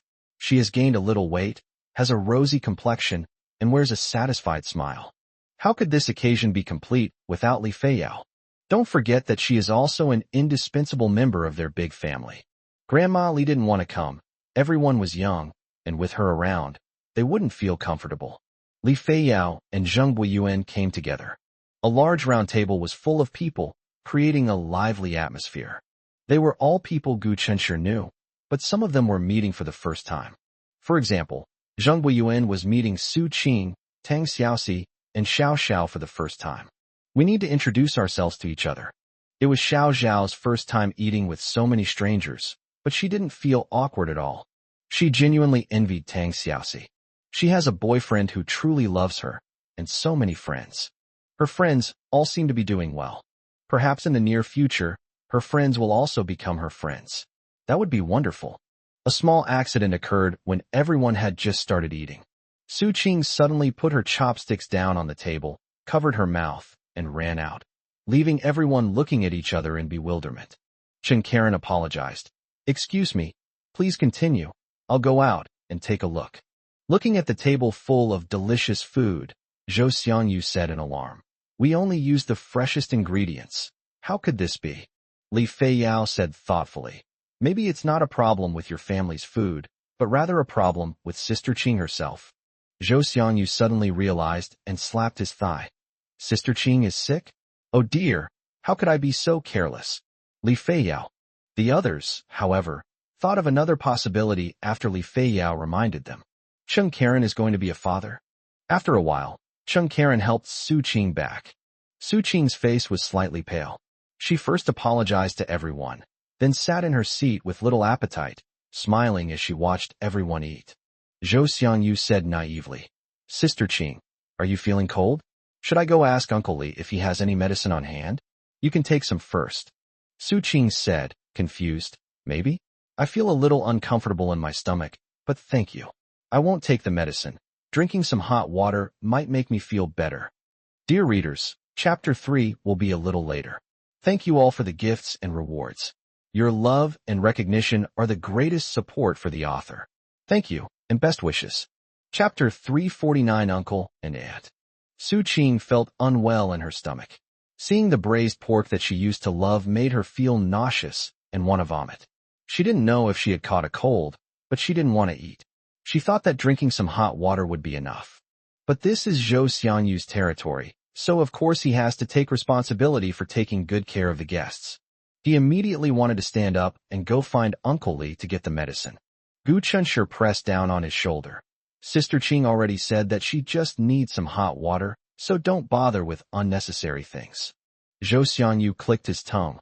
Old Gu, I'm embarrassed to say anything to you in front of so many people. How can this be called busy work? When you're sick, you need to take medicine. Taking medicine will help you get better faster. Unable to persuade him, Gu Qinshu decided to let him go. At this moment, Tang Xiaoxi said, Zhou Xiangyu, I think Gu Qinshu is right. Everyone realized something at the same time. except for Zhou Xiangyu. However, judging from Chung Karen and Su Qing, they also seemed confused and not quite sure what was going on. Zhou Xiangyu settled down. Since my wife has said so, then okay. You can't go wrong by listening to your wife. Chung Karen poured Su Qing a glass of water. Su Qing took a few sips and felt a little better. Then she ate some vegetables. I can't eat any meat at all. Then the enthusiastic Zhou Xiangyu came online again. He deliberately turned the fragrant mutton soup towards Su Qing. Sister Qing, have some soup to nourish your body. As soon as she finished speaking, Su Qing's expression changed drastically, and she covered her mouth and rushed out again. Chung Karen was very worried and quickly followed him out. Zhou Xiangyu complained to Gu Chunshi. Old Gu, did you see that? Sister Qing's problem seems a bit serious. You just stopped me from getting the medicine. Gu Chunshi. He really wanted to confront Zhou Xiangyu. I remember I wasn't the only one who stopped you just now. Your wife stopped you too. Why are you targeting me? What a guy who values women more than friends. Xiaoyu began to defend her husband. Zhou Xiangyu, Gu Chunshi has a reason to stop you. Since his older sister had spoken, Zhou Xiangyu had to swallow his anger no matter how unwilling he was. Then what's the reason? In front of Tang Xiaoxi, Li Feiyao had to save face for Zhou Xiangyu and didn't directly tell him. You're really stupid. However, I couldn't help but burst out laughing. Zhou Xiangyu suddenly realized that something was wrong with the atmosphere. He was surprised to find that everyone else was either eating or chatting, and they all seemed very calm. Why does everyone seem so cold-blooded? That shouldn't be happening. How could Zhou Xiangyu's friends be so cold-blooded? Are these people still the friends he knows? Including his gentle girlfriend, who was talking to Xiao Xiao about something, and was even covering her mouth and laughing. His longtime best friend calmly scooped a small bowl of mutton soup with a serving spoon and placed it in front of Xiaoyu, saying, Wife, drink it while it's hot. Li Feiyao stared at her phone, then giggled and showed it to Zheng Buiyuan. Zhou Xiangyu suddenly felt as if he had fallen into a strange space. His friends also became strangers. He finally couldn't take it anymore and complained loudly. What exactly happened?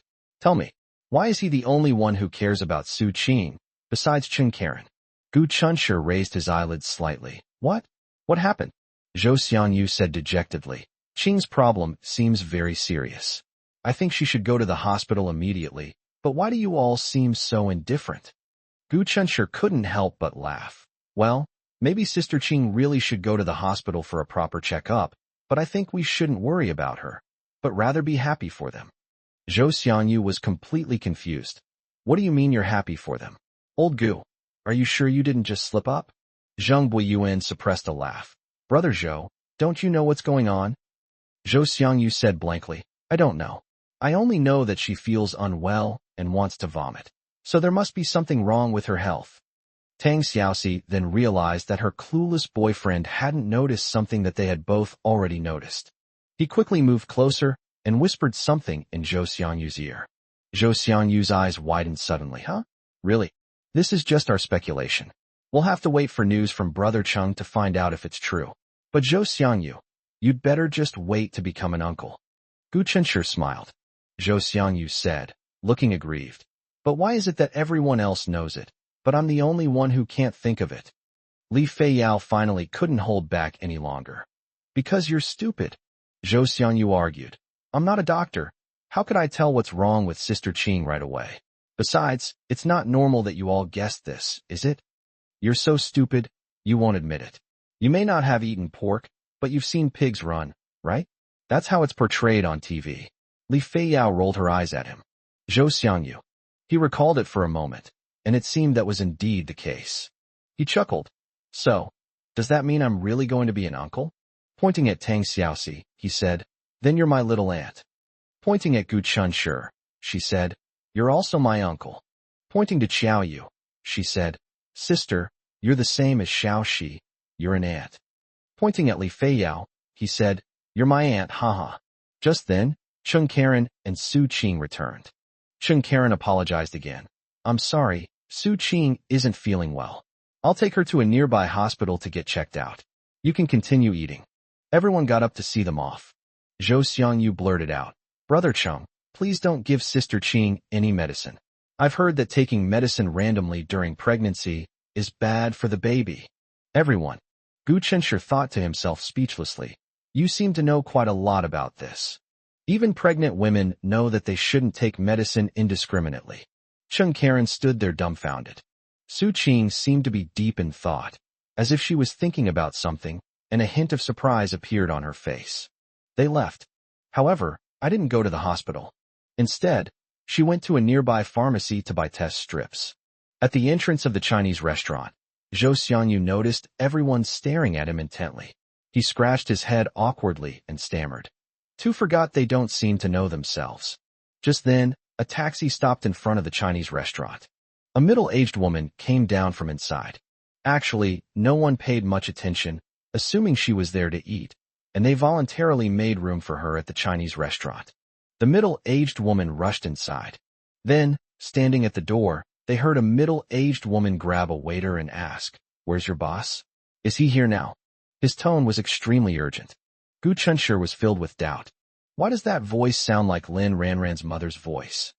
Zhou Xiangyu also realized what was happening and suddenly turned his head to look into the restaurant.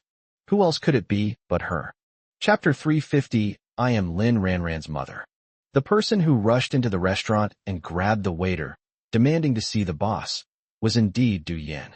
However, after only 2 months, she looked completely different from before. She used to be adorned with gold and silver, sparkling with jewels, clearly a wealthy woman. But now, my hair is a mess, as if it hasn't been properly combed. Without makeup, her face was covered in freckles of varying sizes. A haggard face with large bags under the eyes. In short, it's hard to compare her now with the refined and elegant lady she once was. The waiter was startled by Du Yan. Madam, how can I help you? Please tell me. Du Yan said urgently. I need to see your boss, Zhou Weijun. Where is he now? I need to see him right now. The waiter was dumbfounded. This is a restaurant, and the customers here are here to eat.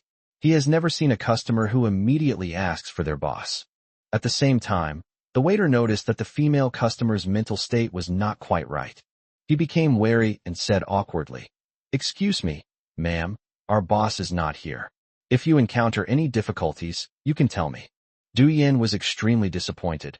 What's the use of talking to you? Where's the person in charge here? I want to see him. Uncle Li, the manager of this branch, came over after hearing the commotion.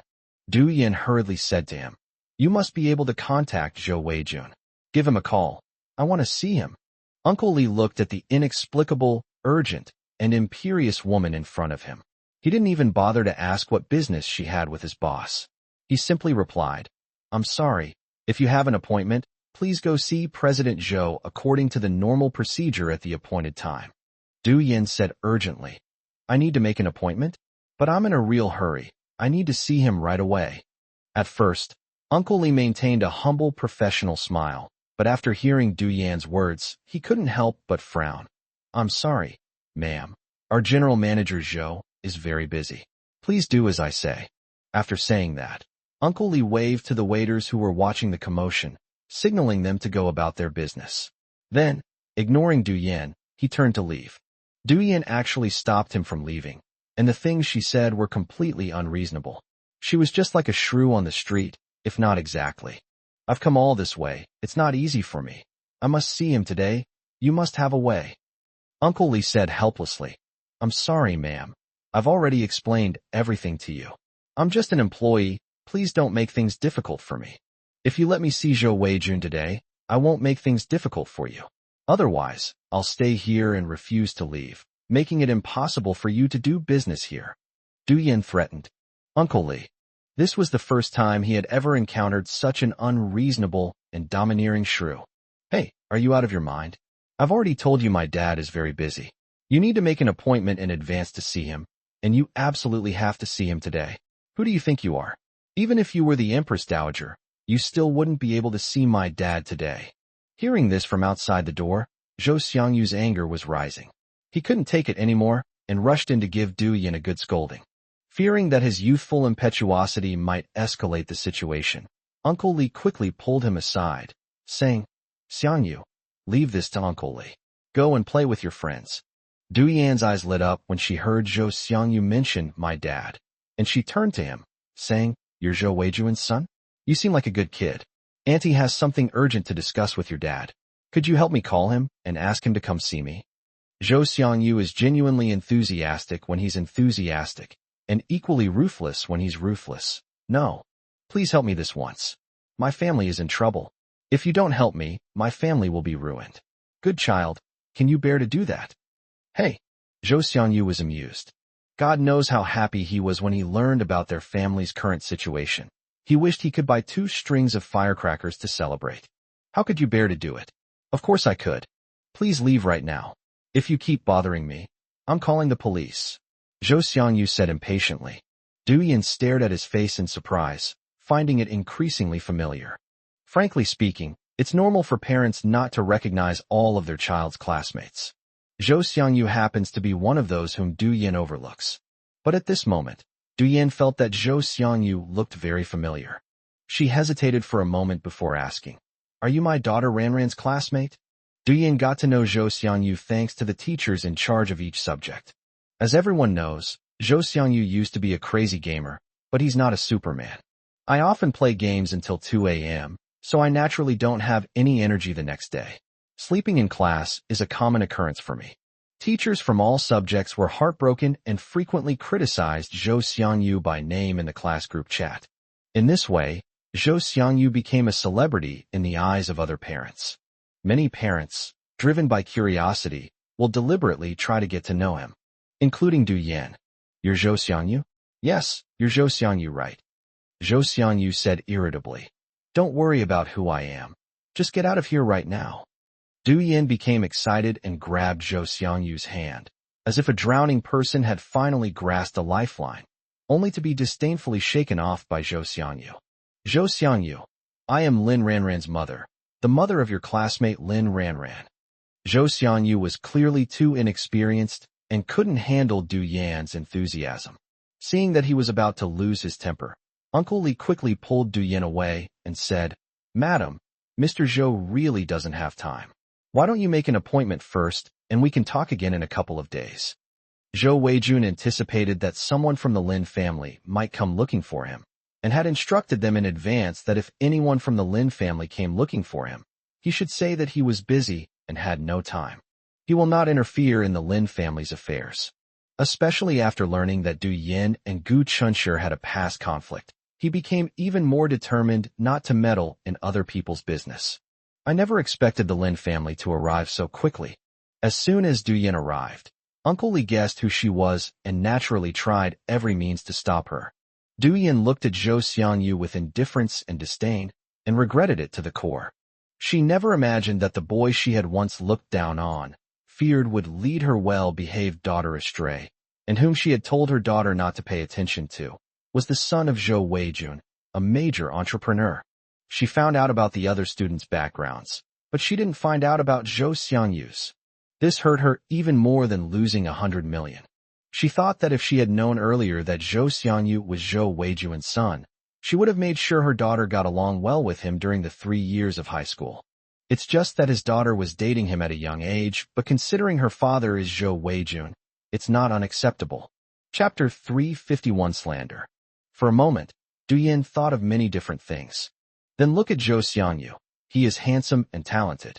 If only I had known his identity sooner. If only Ranran had really become his girlfriend.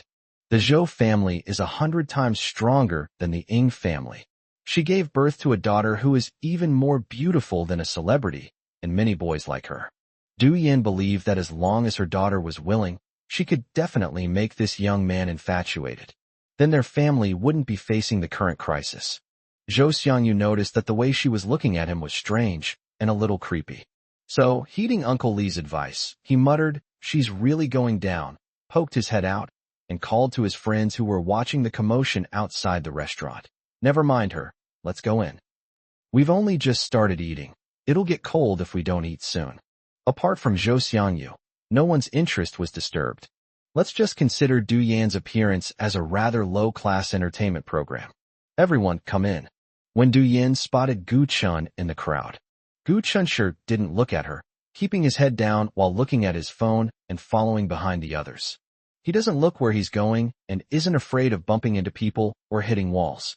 Xiaoyu was holding his arm, and leading him away. Gu Chunshi and Du Yin did not have any formal communication, but that did not make Du Yin feel awkward at all. She attacked Gu Chunshi twice because of her prejudice. He proved them wrong twice. Even if it was her fault, if she could, she would never want to see him again in her life. But she never dreamed that he would be there when she was at her lowest and most humiliating moment. Feeling utterly ashamed, Du Yin became enraged. This kid may look all respectable on the surface, but he must be ecstatic inside. He was hiding outside, secretly watching her make a fool of herself. Why is he staring at his phone the whole time? The corners of his mouth turned up, and he even had a smile on his face. Du Yin was suddenly startled. Did he just hide outside the door and secretly film her pleading with someone? It's entirely possible. No, he definitely did it. Just because she offended him, he not only wanted to see her make a fool of herself, but also wanted everyone else to do the same. He's definitely posting short videos to his WeChat Moments or other short video platforms right now. The reason Du Yin had such a wild idea and was so convinced of her guess was because she had actually done it herself. There used to be a rich woman who always liked to compete with her. Later, she caught the rich woman in an embarrassing situation and posted it anonymously on social media, making the rich woman lose face completely. Later, when the rich woman's husband found out about this, he felt that her vulgarity had embarrassed him and divorced her. Since then, she has never seen that arrogant rich woman who tried to compete with her again, and to this day, no one knows that she was the one who posted the unflattering photos of that rich woman. Du Yin felt her scalp tingle. Extreme anger made her lose her mind, and she actually lunged at Gu Chunshi to snatch his phone. No one present reacted at first, including Gu Chunshi, who had been looking down at his phone. But Xiao Yu is an exception. Xiao Yu is more alert than the average person. As she was concentrating on leading Gu Chunshi along, she caught a glimpse of a figure rushing towards her out of the corner of her eye. Without thinking, she grabbed Gu Chunshi and pulled him aside, avoiding Du Yan's clutches. She intended to take the opportunity to kick Du Yan, but he quickly realized that with his strength, he could cripple the woman. Xiao Yu wasn't afraid of causing trouble, but she didn't want to cause trouble at Zhou Xiangyu's restaurant. At the critical moment, Xiao Yu changed his mind and stretched out his foot, successfully tripping Du Yan to the ground. In everyone's eyes, Du Yan was too flustered and accidentally twisted her ankle and fell to the ground. It was her own fault. Even if you check the surveillance cameras, because Xiao Yu did it so discreetly, you won't find any clues, and even if you did, so what? Du Yan pounced on you like a madwoman, and Xiao Yu's actions were justified in self-defense. The incident happened so suddenly that everyone was startled and stared at Du Yan on the ground, bewildered. Du Yan fell to the ground, her face scraping against the floor, instantly swelling up into a pig's head. But she seemed oblivious, gripping Gu Chunshi's trouser leg tightly and roaring furiously. Delete the photos you secretly took on your phone. Gu Chunshi. Everyone else was equally confused. When Gu Chunshi realized that Du Yan believed he had secretly filmed her embarrassing moments and was planning to post the videos online for others to laugh at, he really wanted to laugh. He immediately placed his phone on the restaurant's cashier counter and, in front of everyone, looked at Du Yan with a half-smile. See? I put my phone here immediately, which means that even if I secretly took some photos, I wouldn't have time to delete them. As soon as he finished speaking, Zhang Buiyuan asked considerately, "Brother Gu, should I call the police for you?" Gu Chunshi said gratefully, "Thank you." Seeing Gu Chunshi's calm and composed demeanor, Du Yan immediately panicked. Wait. Zhang Buiyuan, who had already taken out his phone, glanced at her lazily and, unmoved, dialed the police number in front of everyone. This woman is absolutely outrageous. People disliked him from the very beginning. Was it because you were asking someone for a favor in the first place?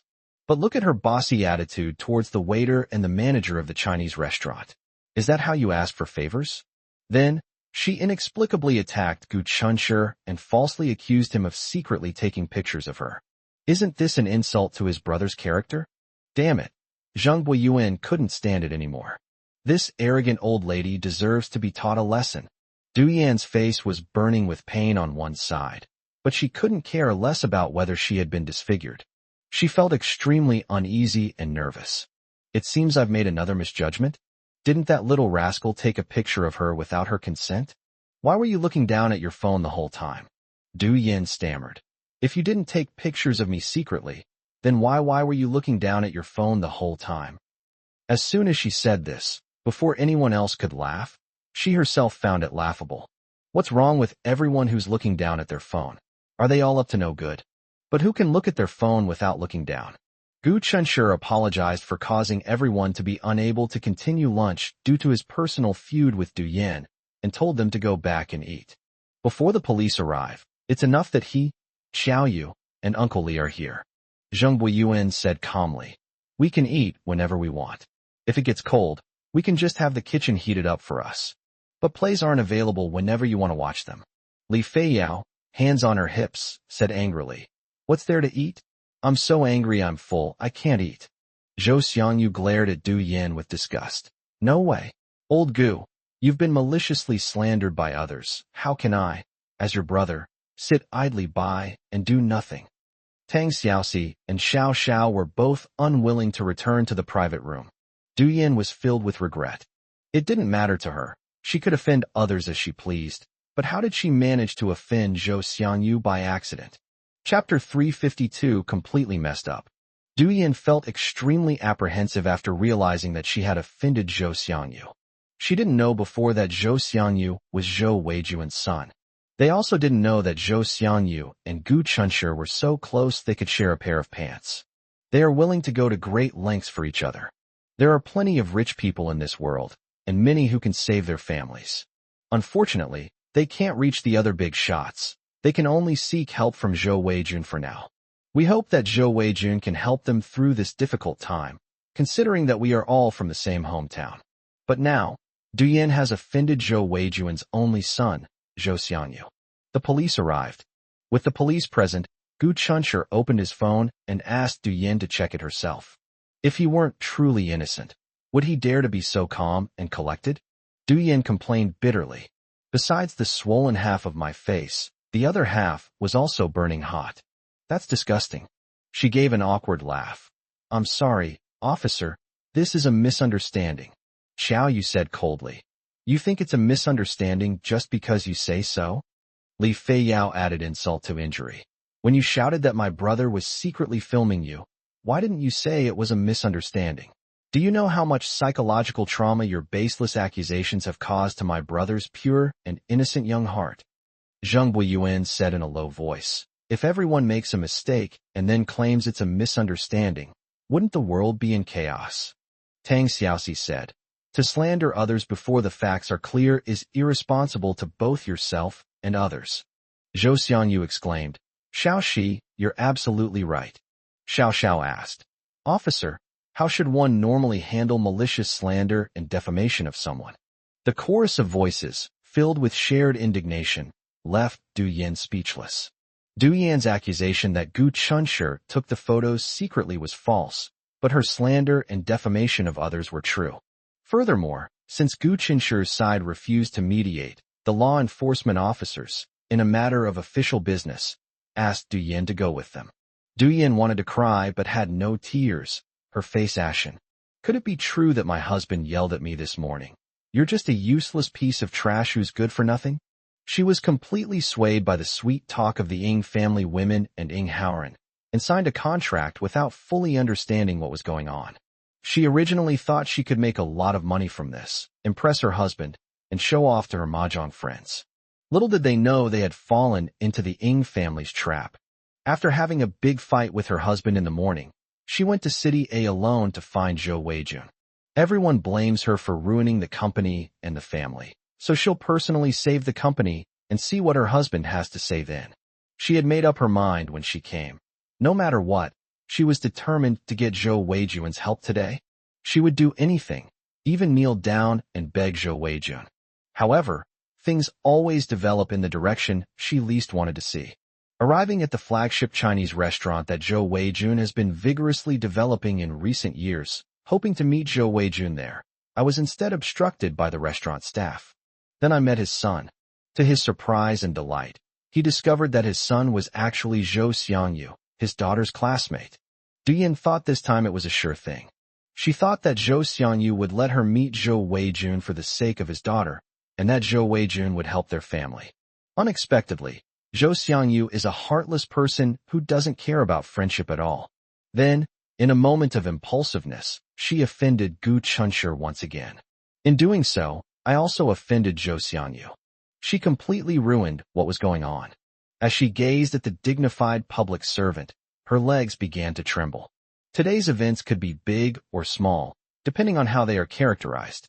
It can be interpreted as a minor misunderstanding or quarrel. She humbled herself and apologized to Gu Chunshi in a gentle and polite manner, and the matter was over. But if Gu Chunshi insists that she is making baseless accusations and malicious slander, then the problem will be serious.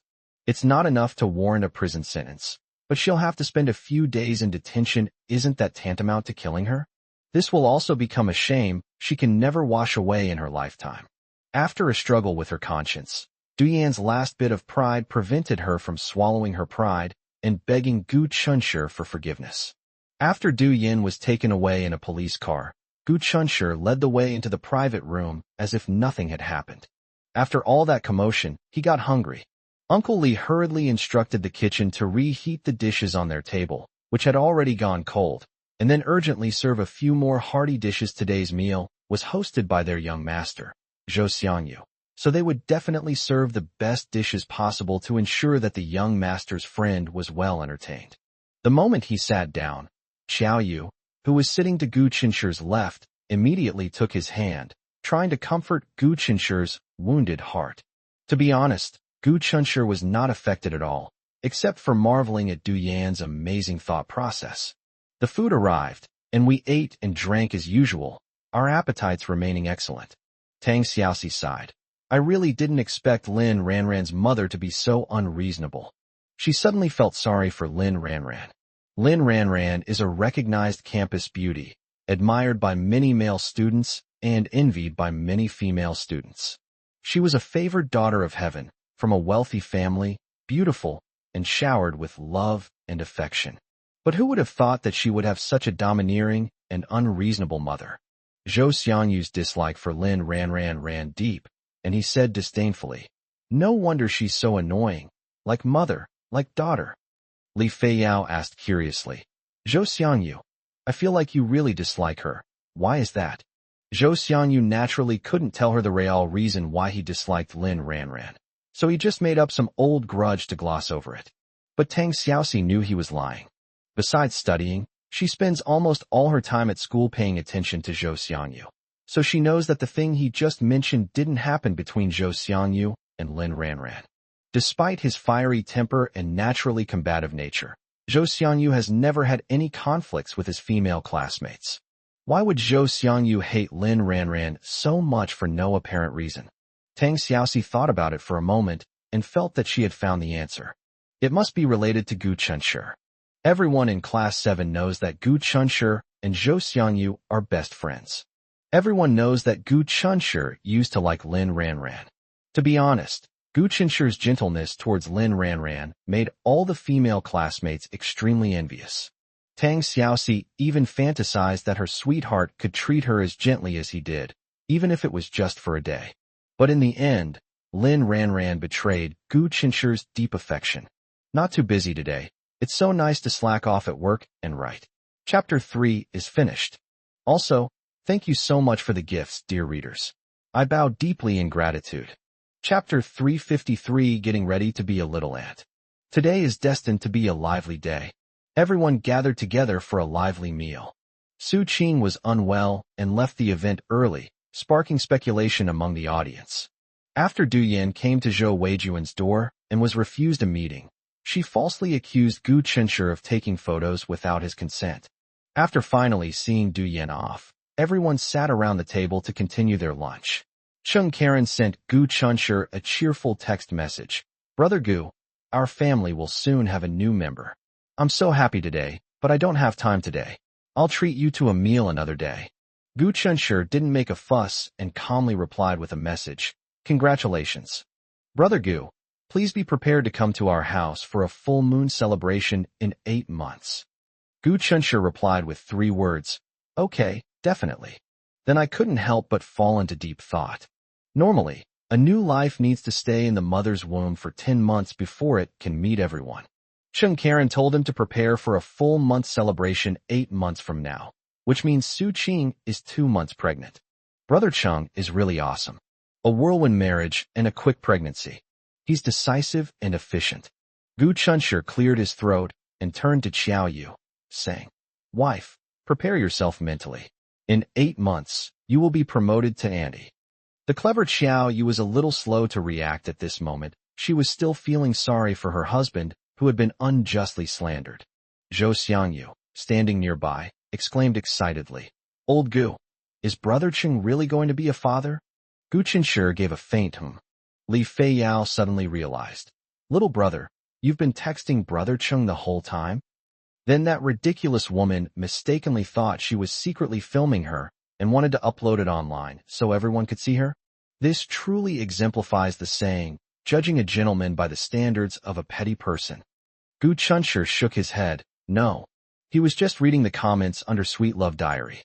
Netizens are so talented.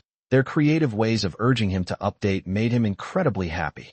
Some are urging the comic to update quickly, while others can't wait to see the feature film. In short, they're always urging this and that, and they're having a great time doing it. The current Sweet Love Diary no longer entirely belongs to Gu Chunshur. Gu Chunshur was responsible for creating the initial storyline, while Xiao Yu handled the illustrations in the later stages. It is the culmination of his and Xiao Yu's wisdom. Sometimes, Xiao Yu will add his own little creative ideas while keeping the original style of the comic unchanged. The law that 1 + 1 is greater than 2 is fully demonstrated in this comic. Since its serialization began, the comic has maintained a steady rise in popularity.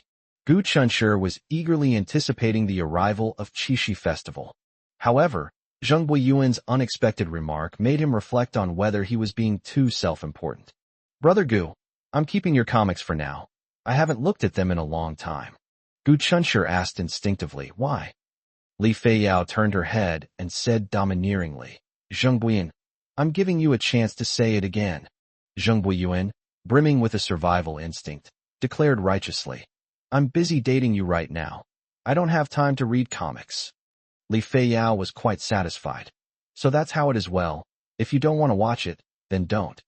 Gu Chunshur, "Li Feiyao, you are such a fickle woman." The two of them caught everyone off guard and bombarded everyone with a dose of PDA, leaving Xiao Xiao speechless. Everyone present was in a couple, except for her who was single. However, she has a good attitude and isn't jealous at all. Everyone's life is different. For example, some people are born with a silver spoon in their mouth and enjoy endless wealth and luxury. Some people, on the other hand, have to experience the bitterness of life from a young age. Compared to people who are truly struggling, she felt very fortunate. She has a happy and fulfilling family life and loving relatives. She wants to create a better future for herself and her family with her own hands.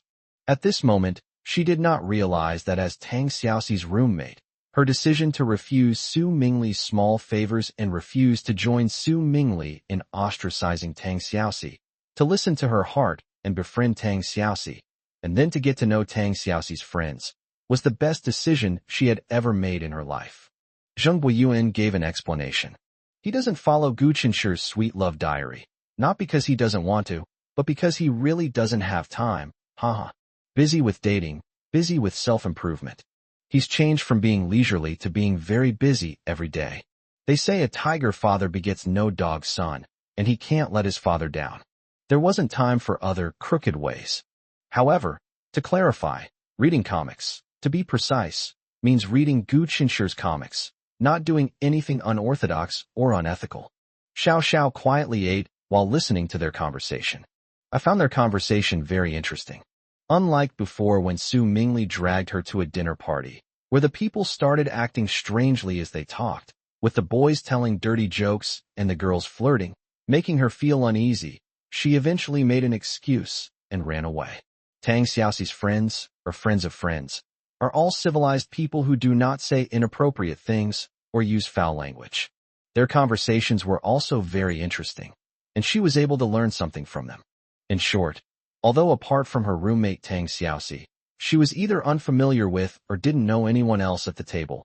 She felt very comfortable and at ease with them. This is the normal way friends should interact. When Xiao Xiao heard them discussing comics, she looked at Gu Chun in surprise and said, "You can draw comics?" And judging from their discussion, his comics seemed to be quite popular. Gu Chunshur smiled modestly. Just drawing for fun. He initially approached it with the intention of simply recording and drawing for fun. By sheer chance, he forged a path he had never dared to imagine before. This is what is meant by a chance encounter leads to unexpected success. Xiao Xiao was very interested and took out her phone.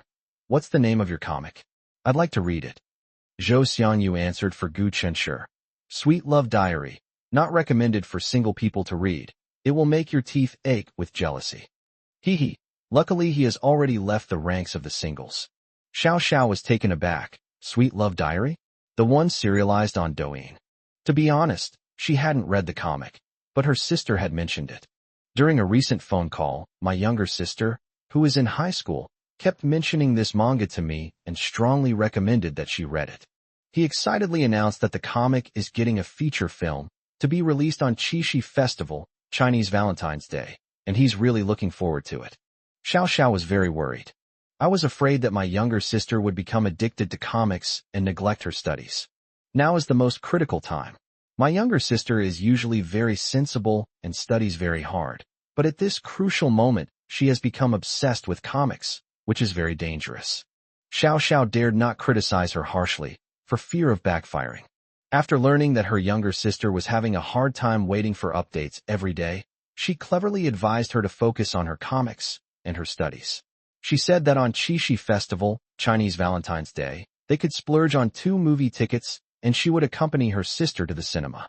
Her mother had just undergone surgery and needs to spend a lot of money every month on medicine and nutritional supplements. The family is struggling financially. In their daily lives, Xiao Xiao and her family try to save money wherever possible. Buying 2 movie tickets at once was indeed a luxury for her and her sister. Chapter 354 Object of Worship. Xiao Xiao's method indeed inspired her younger sister. In order to be able to watch the movie adaptation of her favorite comic book in theaters, my younger sister is studying with great enthusiasm, putting the comic book aside for now, planning to read it all at once during her vacation. Xiao Xiao never imagined that the author of the comics her younger sister was so engrossed in was actually Tang Xiaoxi's top student classmate from high school. When people think of academic high achievers, a stereotypical image of someone who is not good at speaking, wears glasses, and has a somewhat wooden expression will inevitably come to mind. Gu Chenshur's sunny and handsome appearance without glasses overturned the world's stereotype of academic geniuses. Not only did they get into the top university in the country, the University of Washington, but they can also draw comics. He became famous just by drawing casually. Is that all? No. People who sell goods through live streaming not only earn money for themselves, but also help their friends find employment. Everyone works together to achieve a win-win situation. And then, at such a young age, he became a director, turning his comics into a feature film and bringing it to the big screen. We're all about the same age, but they live such fulfilling and vibrant lives. Xiao Xiao was incredibly envious. If I were even 1/10 as good as others, I could also provide a good life for my family. She exclaimed excitedly. I heard from my sister that your comic has been adapted into an animated movie, and it will be released on Qixi Festival? Having received an affirmative answer, Xiao Xiao took out a small notebook and a pen from her bag and earnestly asked, "Could you please sign this for me?" Everyone was stunned. The scene has taken a dramatic turn today. Now it's a fan meeting. The older sister chased after her younger sister. Gu Chenshur was flattered. Are there students among his comic book fans? Then he'll have to be even more careful. The content of the comics absolutely must be positive and uplifting. We must eliminate even the slightest negative influence. Minors are limited by age, have limited experience, and are not mature, but they have an extraordinary ability to learn and imitate. He quickly signed his online name in the notebook. I love to flaunt my relationship and experienced what it's like to be a celebrity.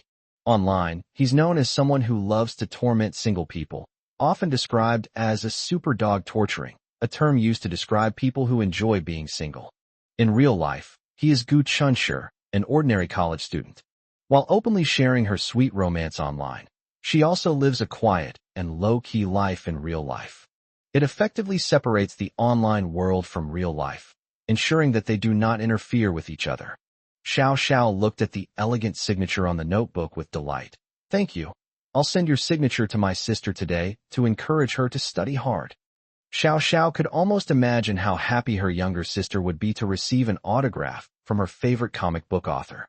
Then she remembered her sister's earlier words on the phone. An author who can draw such beautiful and sweet comics must be an incredibly talented and life-loving person in real life. I really want to be like him. Xiao Xiao initially dismissed this idea, but now she suddenly realized that she couldn't assume her younger sister was immature just because she was young, easily attracted to strange and interesting but meaningless things, or blindly idolize people she didn't even know in real life. Only then did she realize that her sister was right. The sunny, handsome, positive, and energetic boy in front of me is someone my sister should learn from and admire. Xiao Xiao thought of something and smiled shyly. Could I tell my sister that you are a student at Huada University? My sister really admires you, and I want to use this to encourage her to take you as her role model and study hard every day. Gu Chunshir said, of course. He didn't want his peaceful life to be disrupted, but Xiao Xiao was Tang Xiaoxi's friend and could be considered his friend in a way, so this request was definitely not a problem. Besides, if he could accidentally inspire a student to strive for excellence, it would be his honor. Thank you, thank you. Xiao Xiao was extremely grateful. Xiao Yu remained outwardly calm. She secretly felt proud her husband is just amazing. People are asking for autographs. Zhou Xiangyu said to Xiao Xiao in a hearty manner. No need to be so polite. We're all on the same side. Gu Chenshir's mind stirred, and he reached out his hand to Xiao Xiao. Please give me the notebook and pen. Xiao Xiao didn't understand, but obediently did as she was told. After Gu Chenshir took it, he picked up a pen and drew two little figures next to the username, Super Loves to Torture Dogs. They are the male and female protagonists in a comic. That is, myself and Xiao Yu in real life. The paper depicts two little figures snuggling together, both beaming with joy. Go for it, little sister. I wish you success in getting into your dream university. Zheng Guiyuan peeked out and smiled knowingly. Brother Gu is truly thoughtful. He could almost picture Xiao Zhao's excited and overjoyed reaction upon seeing the signature. Gu Chenshir finished drawing and handed it back to Xiao Xiao. Xiao Xiao was overjoyed and couldn't wait to tell her sister the good news. After dinner, apart from Gu Chenshir and Xiao Yu, everyone moved to the live broadcast room to help Zhou Xiangyu and Li Feiyao prepare for the live broadcast. Then, with curiosity and anticipation, they watched the two put on the comic book character masks that Xiao Yu had prepared for them and start selling goods via live broadcast. Before leaving, Su Qing took a brown shopping bag from the trunk and handed it to Xiao Yu. At this moment, the shopping bag was in Gu Chenshir's hands. Xiao Yu walked on his left, their fingers intertwined. Gu Chenshir not working today doesn't mean he's free. The chaos of the morning made him want to spend a quiet afternoon with Xiao Yu. To get home, you have to walk along a long riverside path. The two of them deliberately got off the bus early and slowly walked back along the riverbank to feel the warm spring air. A row of sycamore trees is planted on both sides of the road. Their branches and leaves are lush and intertwined.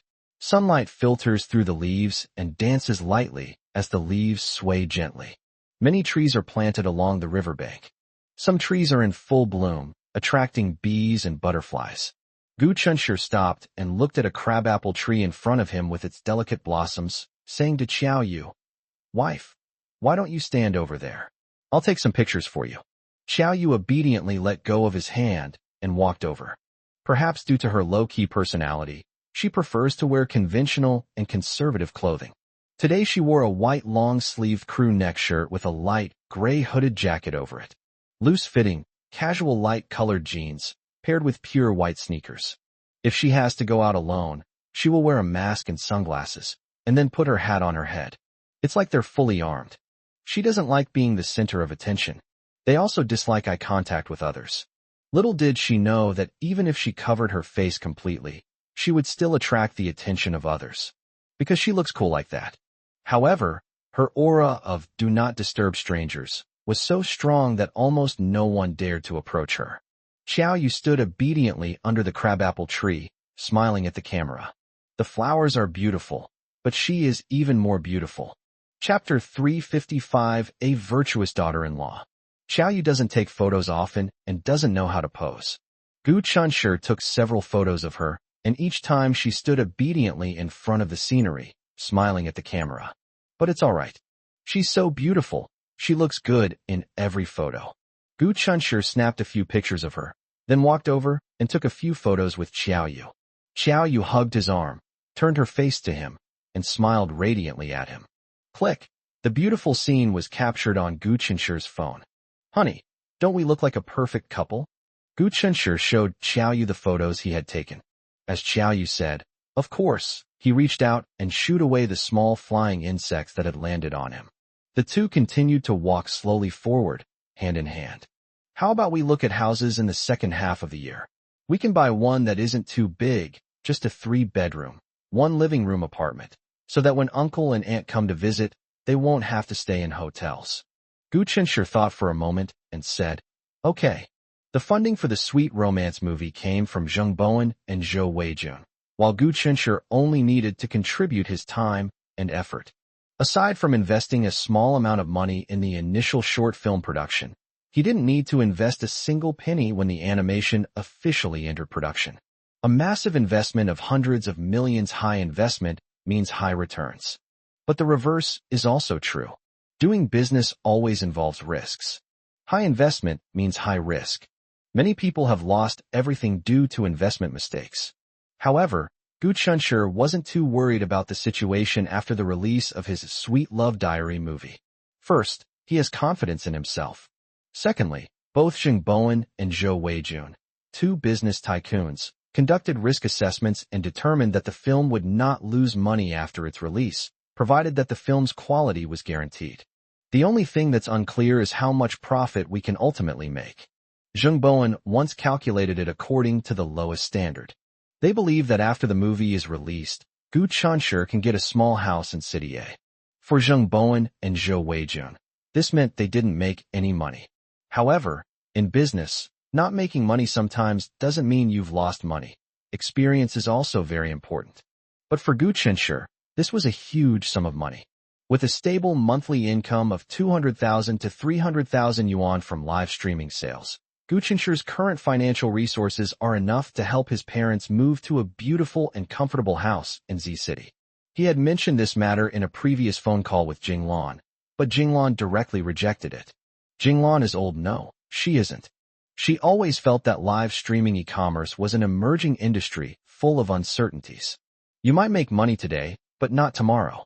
Earning money is not easy, so save it for later and spend it wisely. A big house? There's still a long way to go. We can talk about it later.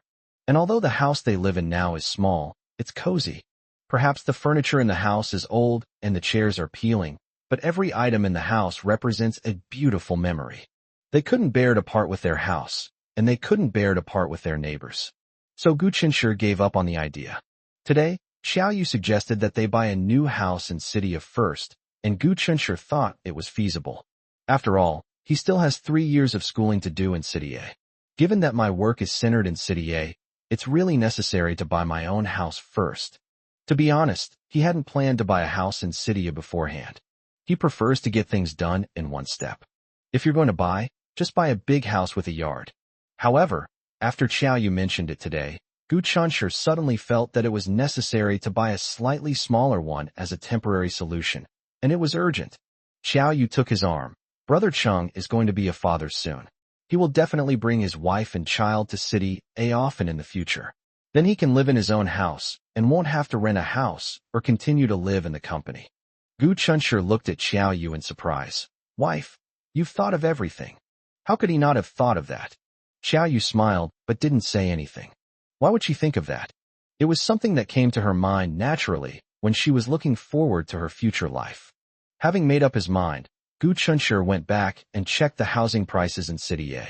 He hadn't paid attention to housing prices before, but he knew that housing prices in City A were outrageously high. However, after he roughly learned about the current housing prices in City A, he was still shocked. In recent years, housing prices have skyrocketed. The two-bedroom apartment of Chung Karen, which they are currently living in, is over 60 square meters and worth more than 2 million yuan. According to Gu Chunshi and Xiao Yu's plan, they would buy at least a three-bedroom apartment, which would be at least 70 or 80 square meters. Judging from the environment and location, it would cost around 3 to 4 million. Gu Chunshi stared in disbelief for a moment before pondering the matter. He plans to buy a house with a yard in City A in the future. A house with a yard, to put it nicely, isn't that a villa? In City A, where land is incredibly valuable, buying a villa starts at tens of millions of yuan. Gu Chunshi placed his phone on the table. He won't be easily intimidated by staggering astronomical figures.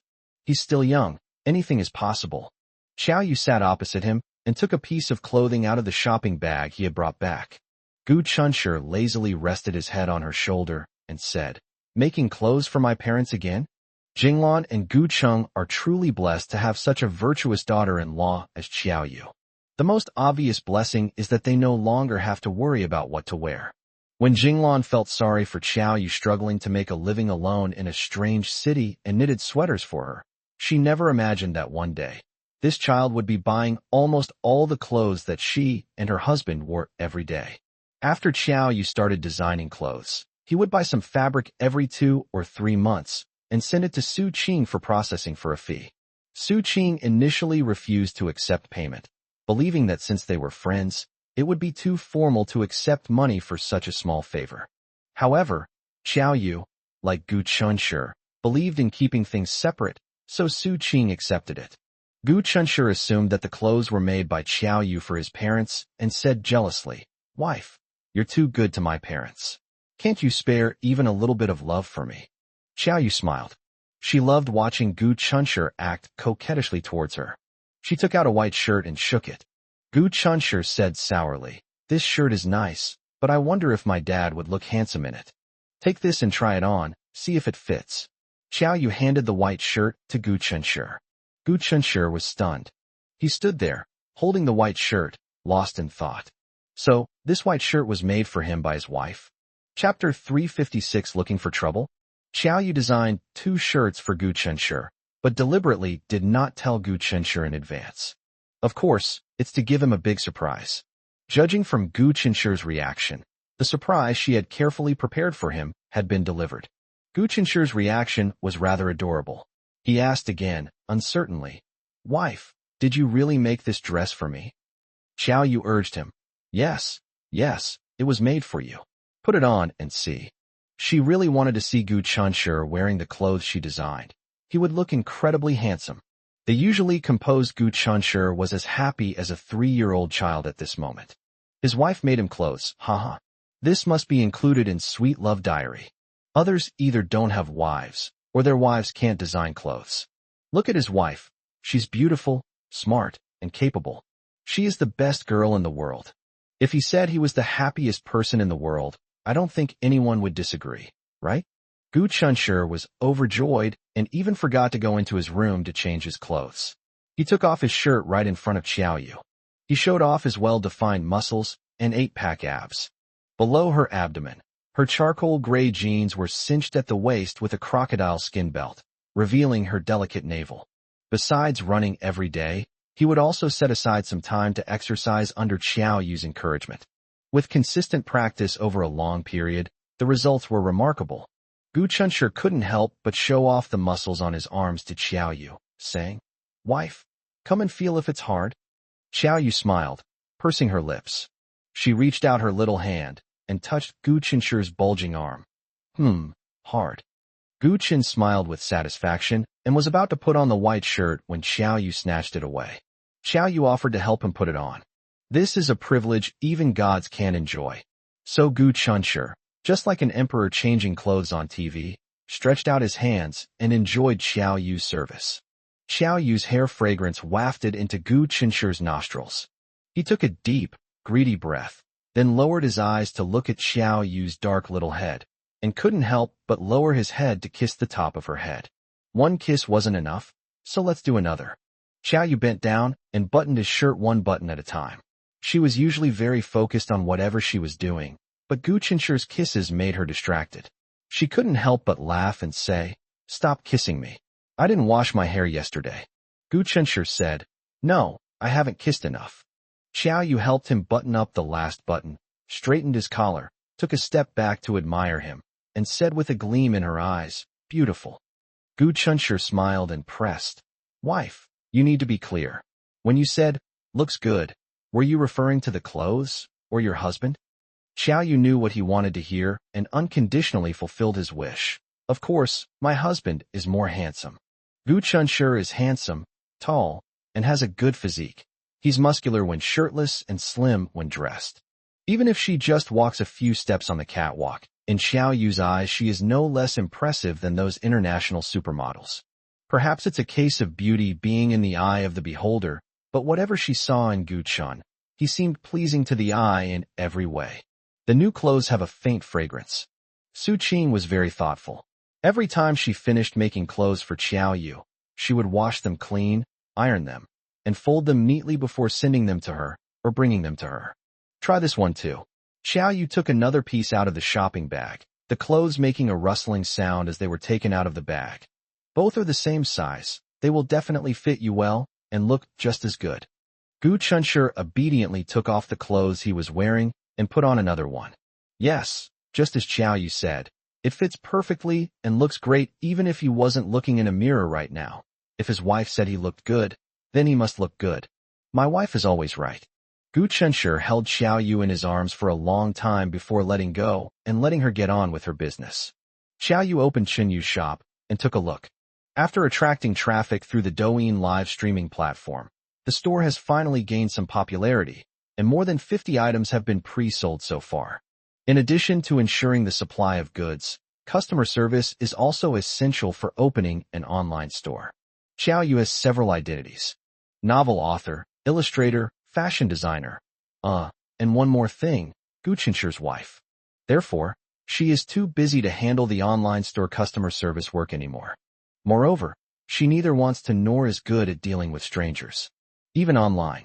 So Gu Chunshur helped Chung Karen recruit 2 customer service representatives. He originally planned to rent a small room in an office building for customer service staff to work in. Chung Karen stopped him. Chung Karen is truly a righteous man. They not only provided live streaming equipment and venues for Gu Chunshur's live streaming business, they even set aside a small room in the company specifically to house Gu Chunshur's customer service staff. Gu Chunshur had 2 customer service representatives, plus 2 new ones he hired for Xiao Yu, making a total of 4. Oh, right, the best spot was reserved for Li Feiyao. Although Li Feiyao fired her former boss Chen Karen in a very unethical way, she still goes to work at the same place every day, which is quite amazing. And she became an official, haha. Those 4 customer service representatives are under her management, haha. Li Feiyao is usually cheerful and carefree, but when she gets to work, she's serious and reliable. Gu Chunshur felt very reassured leaving customer service to her. On the clothing side, Su Qing has already started arranging for employees to cut and produce Chenyu clothing. The same products sold in Douyin shop. All the goods sold in Chenyu's shop are packaged and shipped by Su Qing. They have long established a cooperative and mutually beneficial development model.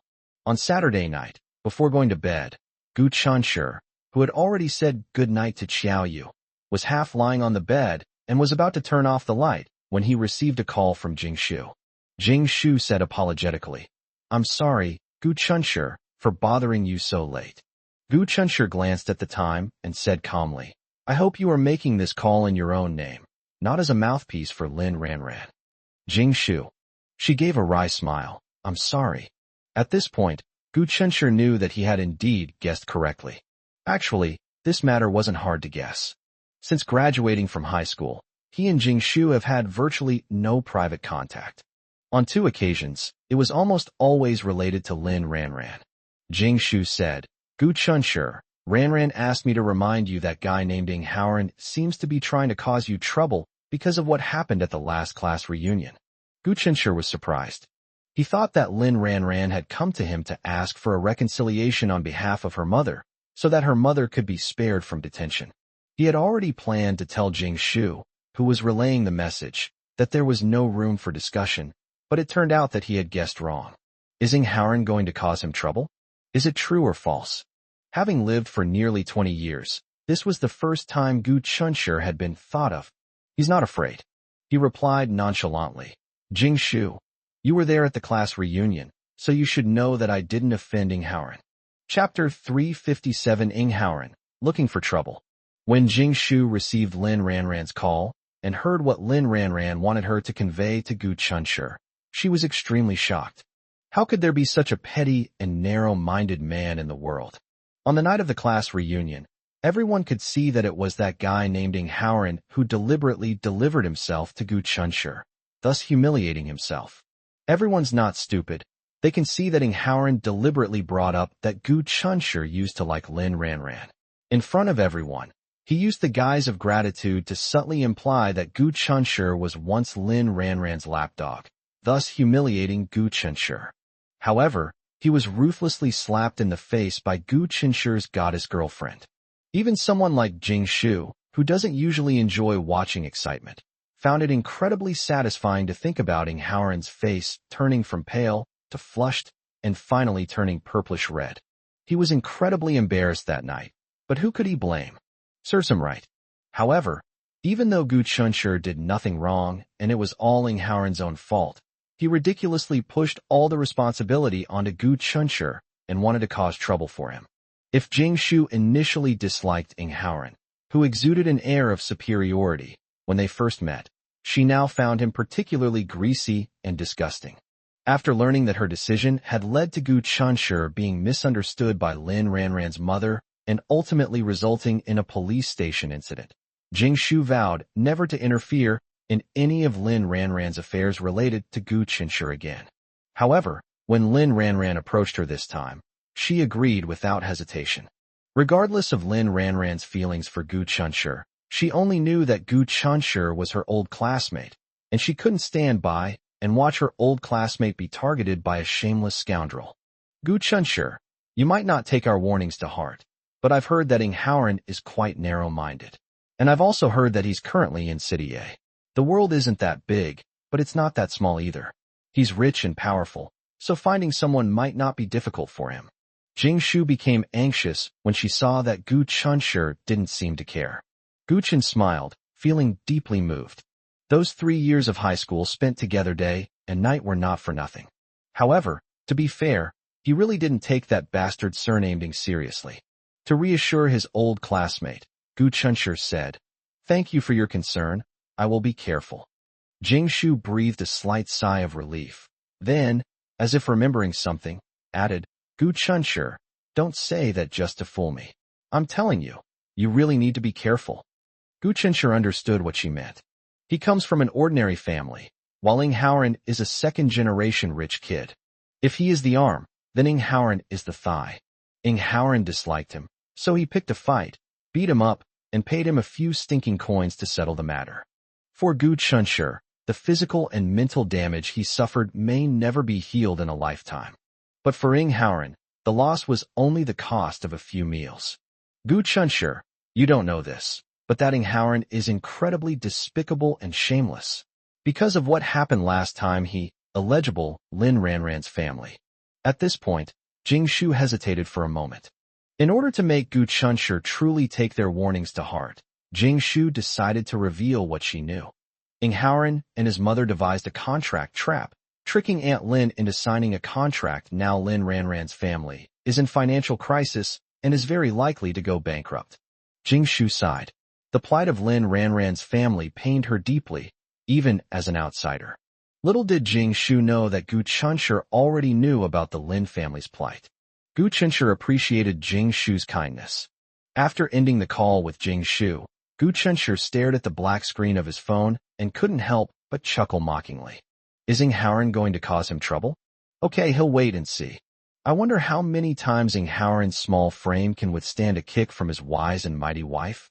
Jing Shu immediately called Lin Ranran back. She, the messenger, was very busy. Ranran, I've already spoken to Gu Chunshur, and he said he'll be careful. Lin Ranran did not have Gu Chunshur's phone number. No, to be precise, Lin Ranran has Gu Chunshur's phone number, but for some reason, she can't call him. Jing Shu guessed that she had probably been blocked by Gu Chunshi. Lin Ranran didn't have the courage to use another phone number to call Gu Chunshi, fearing that he would become increasingly annoyed with her. Lin Ranran said gratefully, "Shu Shu, thank you." Jing Shu said, "It was nothing, Ranran. How is your family doing now?" Lin Ranran said nonchalantly, "Don't worry, my dad is looking for reinforcements. My family should be able to get through this difficult time soon." Jing Shu said with relief, "That's good. If you have any difficulties, I will help you as long as it's something I can do." Lin Ranran felt a lump in her throat, and tears almost welled up in her eyes. The composure that had been painstakingly maintained completely collapsed at this moment. Before her tears could fall, she quickly said goodbye to Jing Shu. The moment she pressed the end button, the tears that had been welling up in her eyes finally burst forth. 1 drop, 2 drops dripping onto her hand, dripping onto the phone screen. She just lied. Their family situation is not so easy to resolve. Bankruptcy seemed inevitable. Since the bankruptcy crisis, her home has never felt like a home again. My father was so anxious and stressed every day that he contacted people to find help. He also had to argue with his mother in between. In every argument, Lin Ranran always stood by her father's side without hesitation. Even now, my mother still doesn't realize her mistake. She felt that she was also a victim and needed comfort, and felt angry and aggrieved about her father's neglect. The last argument took place this morning. Her father, unable to bear it any longer, yelled at her, and she slammed the door and left. Lin Ranran and her father had no idea where she went or what she did. In the midst of the chaotic atmosphere, no one cared where she went or what she was doing. She's a grown woman. How could she possibly get lost? Don't blame the father and daughter for being indifferent. Let's start with Lin Jiangwo. The empire he had painstakingly built was thus destroyed by this vain, greedy, and spendthrift woman. He was heartbroken. Someone with poor mental fortitude might have jumped off the roof. He is a good and competent husband. He usually dotes on his wife. My wife likes to enjoy life. Fine, I'll earn the money and you can spend it. Go ahead and enjoy yourself. Even though she has now caused the company to fall into bankruptcy, Lin Jiangwo has maintained his bottom line as a man and has never hit her, except for saying a few harsh words when his wife was being unreasonable. He was exhausted from dealing with the mess left by his wife, and simply didn't have the energy to deal with her tantrums. As for Lin Ranran, Chapter 358, Picking Up Girls. Lin Ranran used to think that her mother loved her very much, and perhaps her mother did love her, but compared to loving her, her mother loved herself more. To be a good person, you must first learn to love yourself. This is perfectly understandable. What Lin Ranran couldn't tolerate was that her mother was willing to sacrifice her feelings in order to achieve a certain goal. Lin Ranran was extremely disappointed in her mother during the time she spent abroad. Even the so-called family ties have been eroded by resentment. When Mom ran out of the house crying, she slammed the door shut with a loud bang. Lin Ranran stayed in her room, motionless and lost in thought. Since the family tragedy, besides comforting her father, all she could do was stare blankly. It must have been afternoon when her father called her down for lunch in a hoarse voice. The father ordered takeout. He had no appetite, but he couldn't neglect his daughter. Just as the father and daughter sat facing each other in silence, eating their meal with their heads down, a friend of the father's who worked in a government department called him. Only then did they realize that Du Yan had actually gone to City A to look for Zhou Weijun, but instead of finding him, she had ended up in the police station. It is said that he will be detained for 3 days. Du Yan called her father's friend and begged him to get her out of the house. My father's friend couldn't help, so he made this call to apologize to my father. My father immediately smashed the chopsticks. Lin Ranran couldn't even eat a single grain of rice. However, they were unaware that Du Yan's arrest was related to Gu Chunshi. The father and Lin Ranran immediately bought tickets and arrived in City A before dark that day. Don't get me wrong, they didn't come for Du Yan. Lin Jiangwo said angrily to Lin Ranran, "Your mother is the kind of person who's used to a good life and doesn't know her place. She should pay the price for her rash actions, so she'll learn her lesson." Lin Ranran thought of her mother's past misunderstandings and difficulties with Gu Chunshi and remained silent. They rushed to City A to meet a powerful figure who might have an even greater chance of winning than Zhou Weijun. Lin Ranran looked at her father's gray hair and reflected on herself after seeing the Lin family fall to this state. Did she bear no responsibility at all? If she hadn't shown her disgust towards Ing Howren later, if she had listened to her mother and tried to accept Ing Howren, her family wouldn't be in this situation today.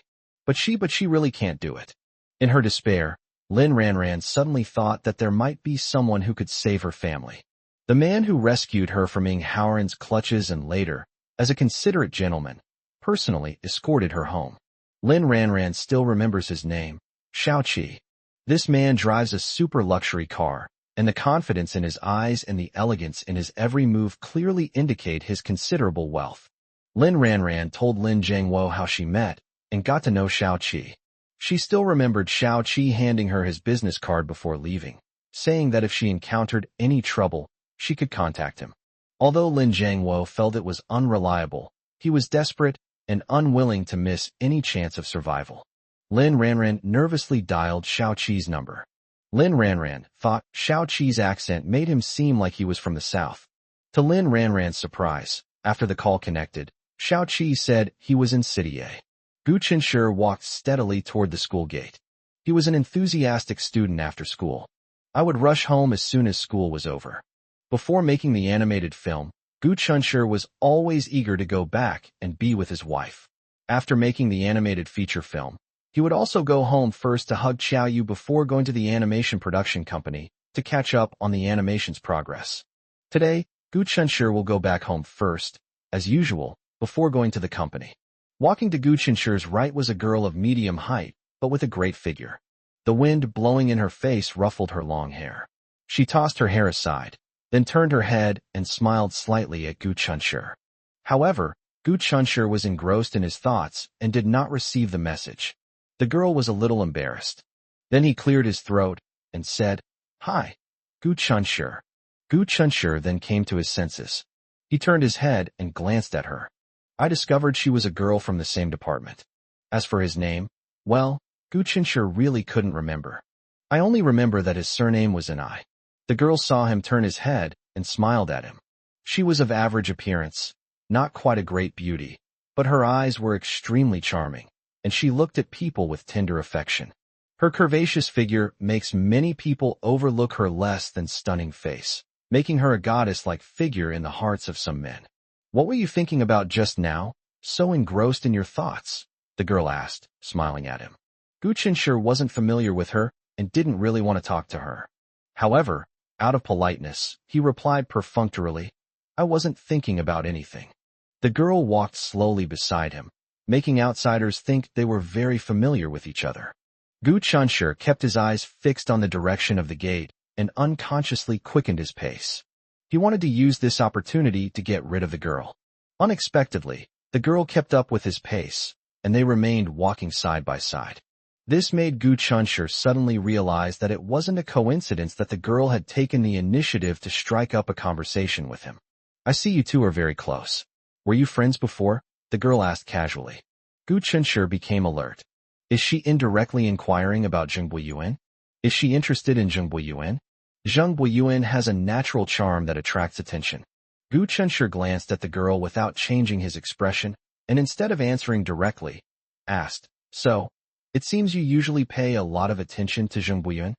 He had to help Li Feiyao fend off those girls who had designs on Zheng Buiyuan. The girl didn't expect him to ask so directly.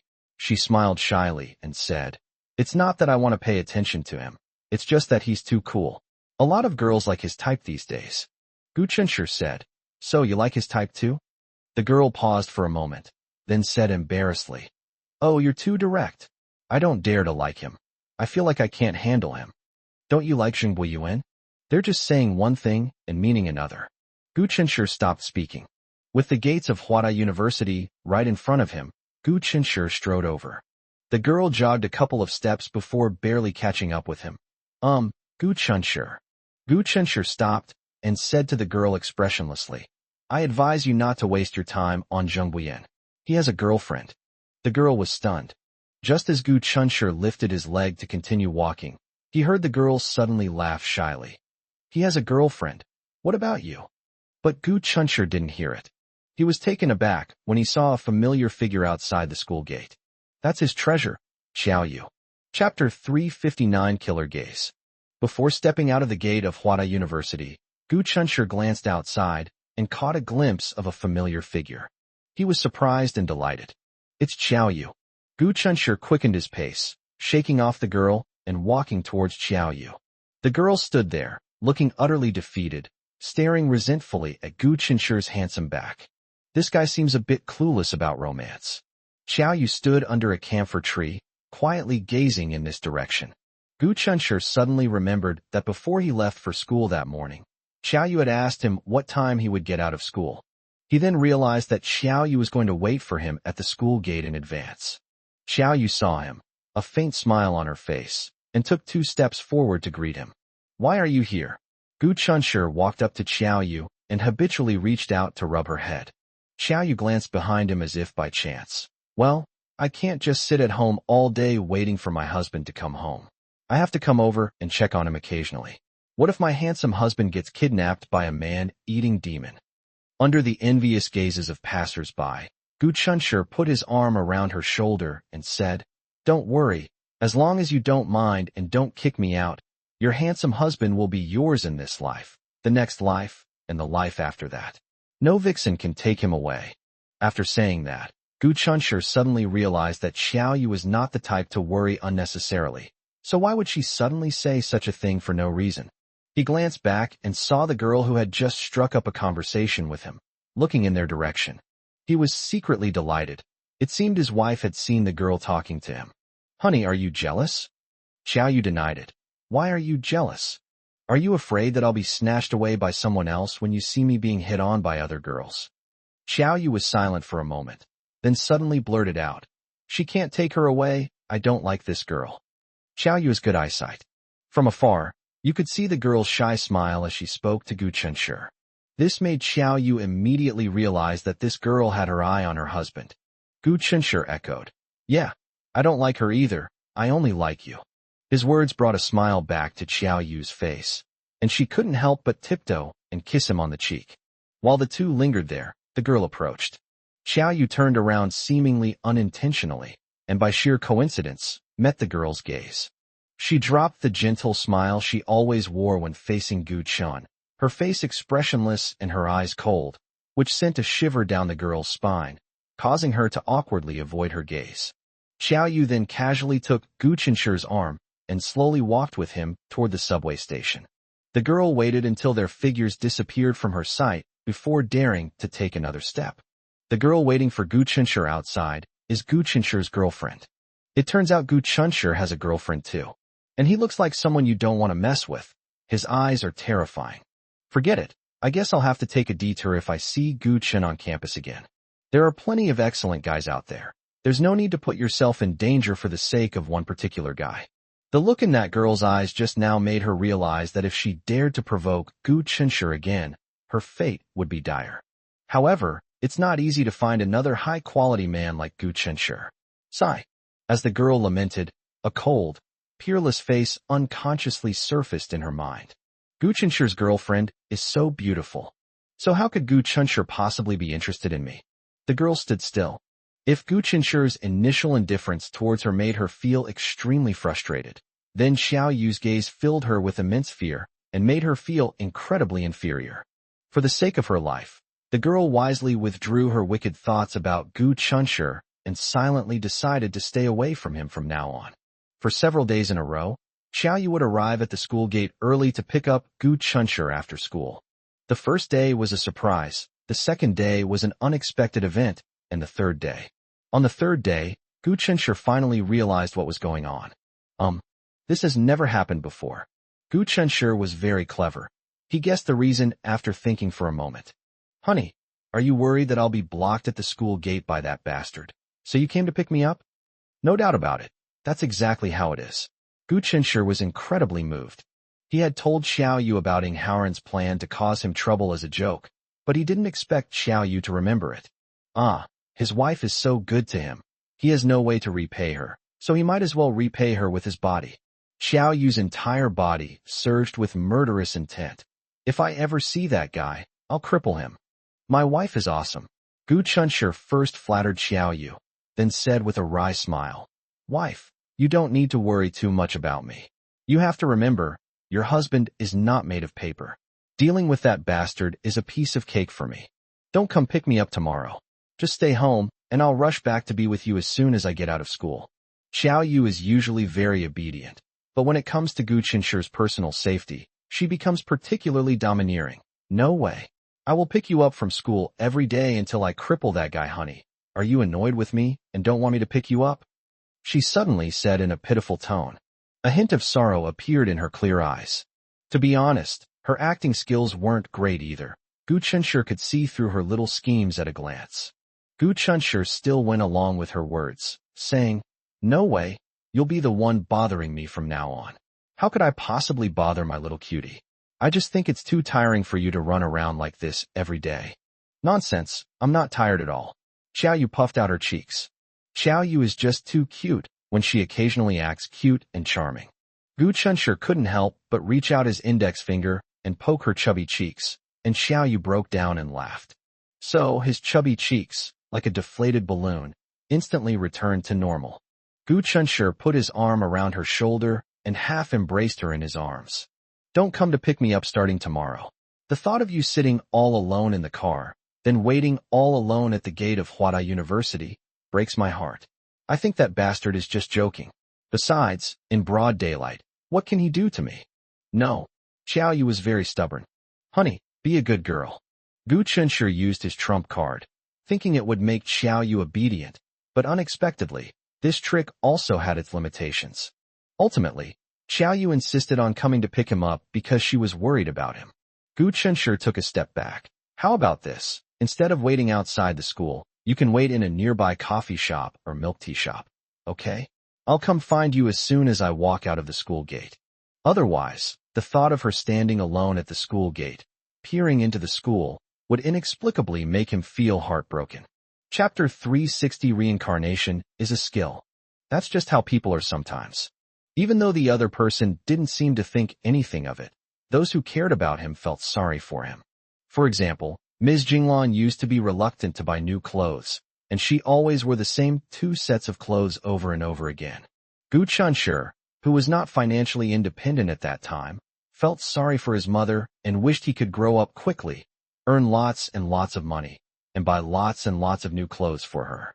"I want her to be dressed up beautifully every day, just like other female parents."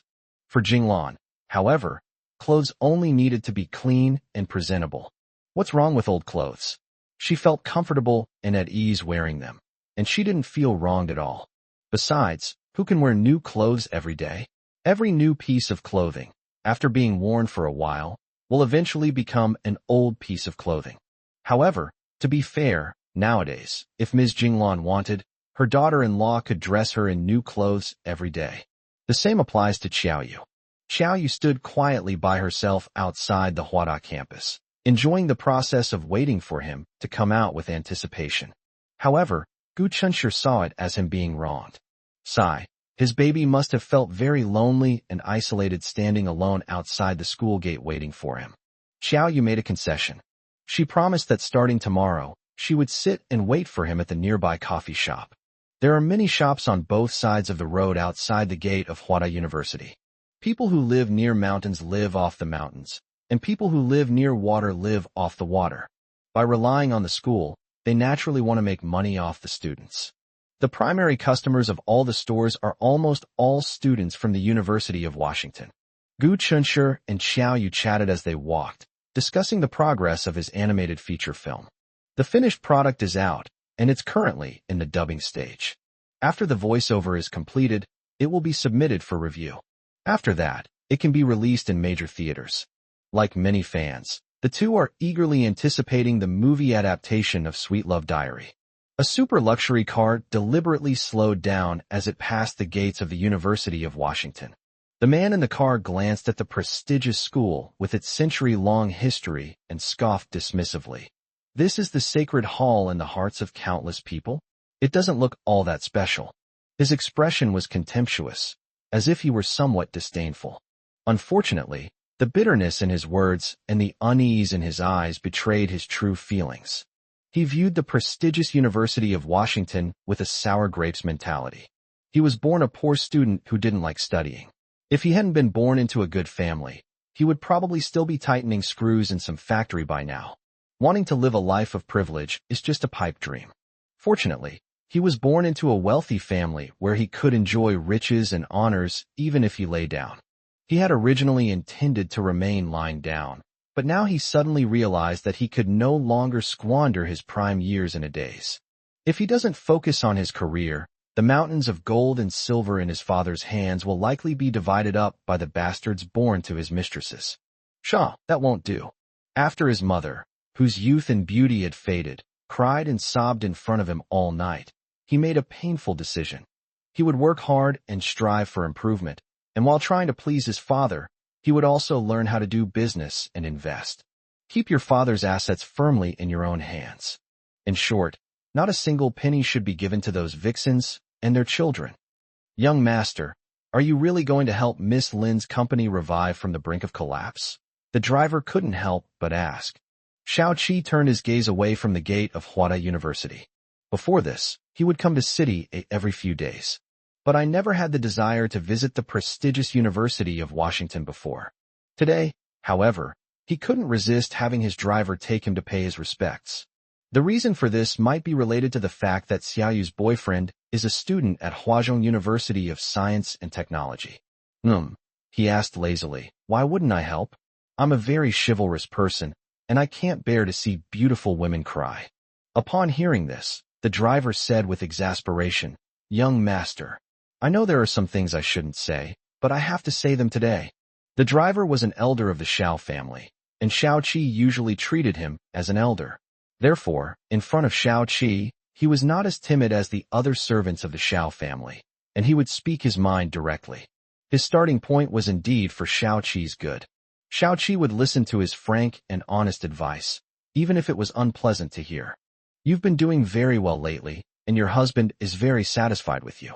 If you just continue as planned, the power in the household will eventually fall into your hands.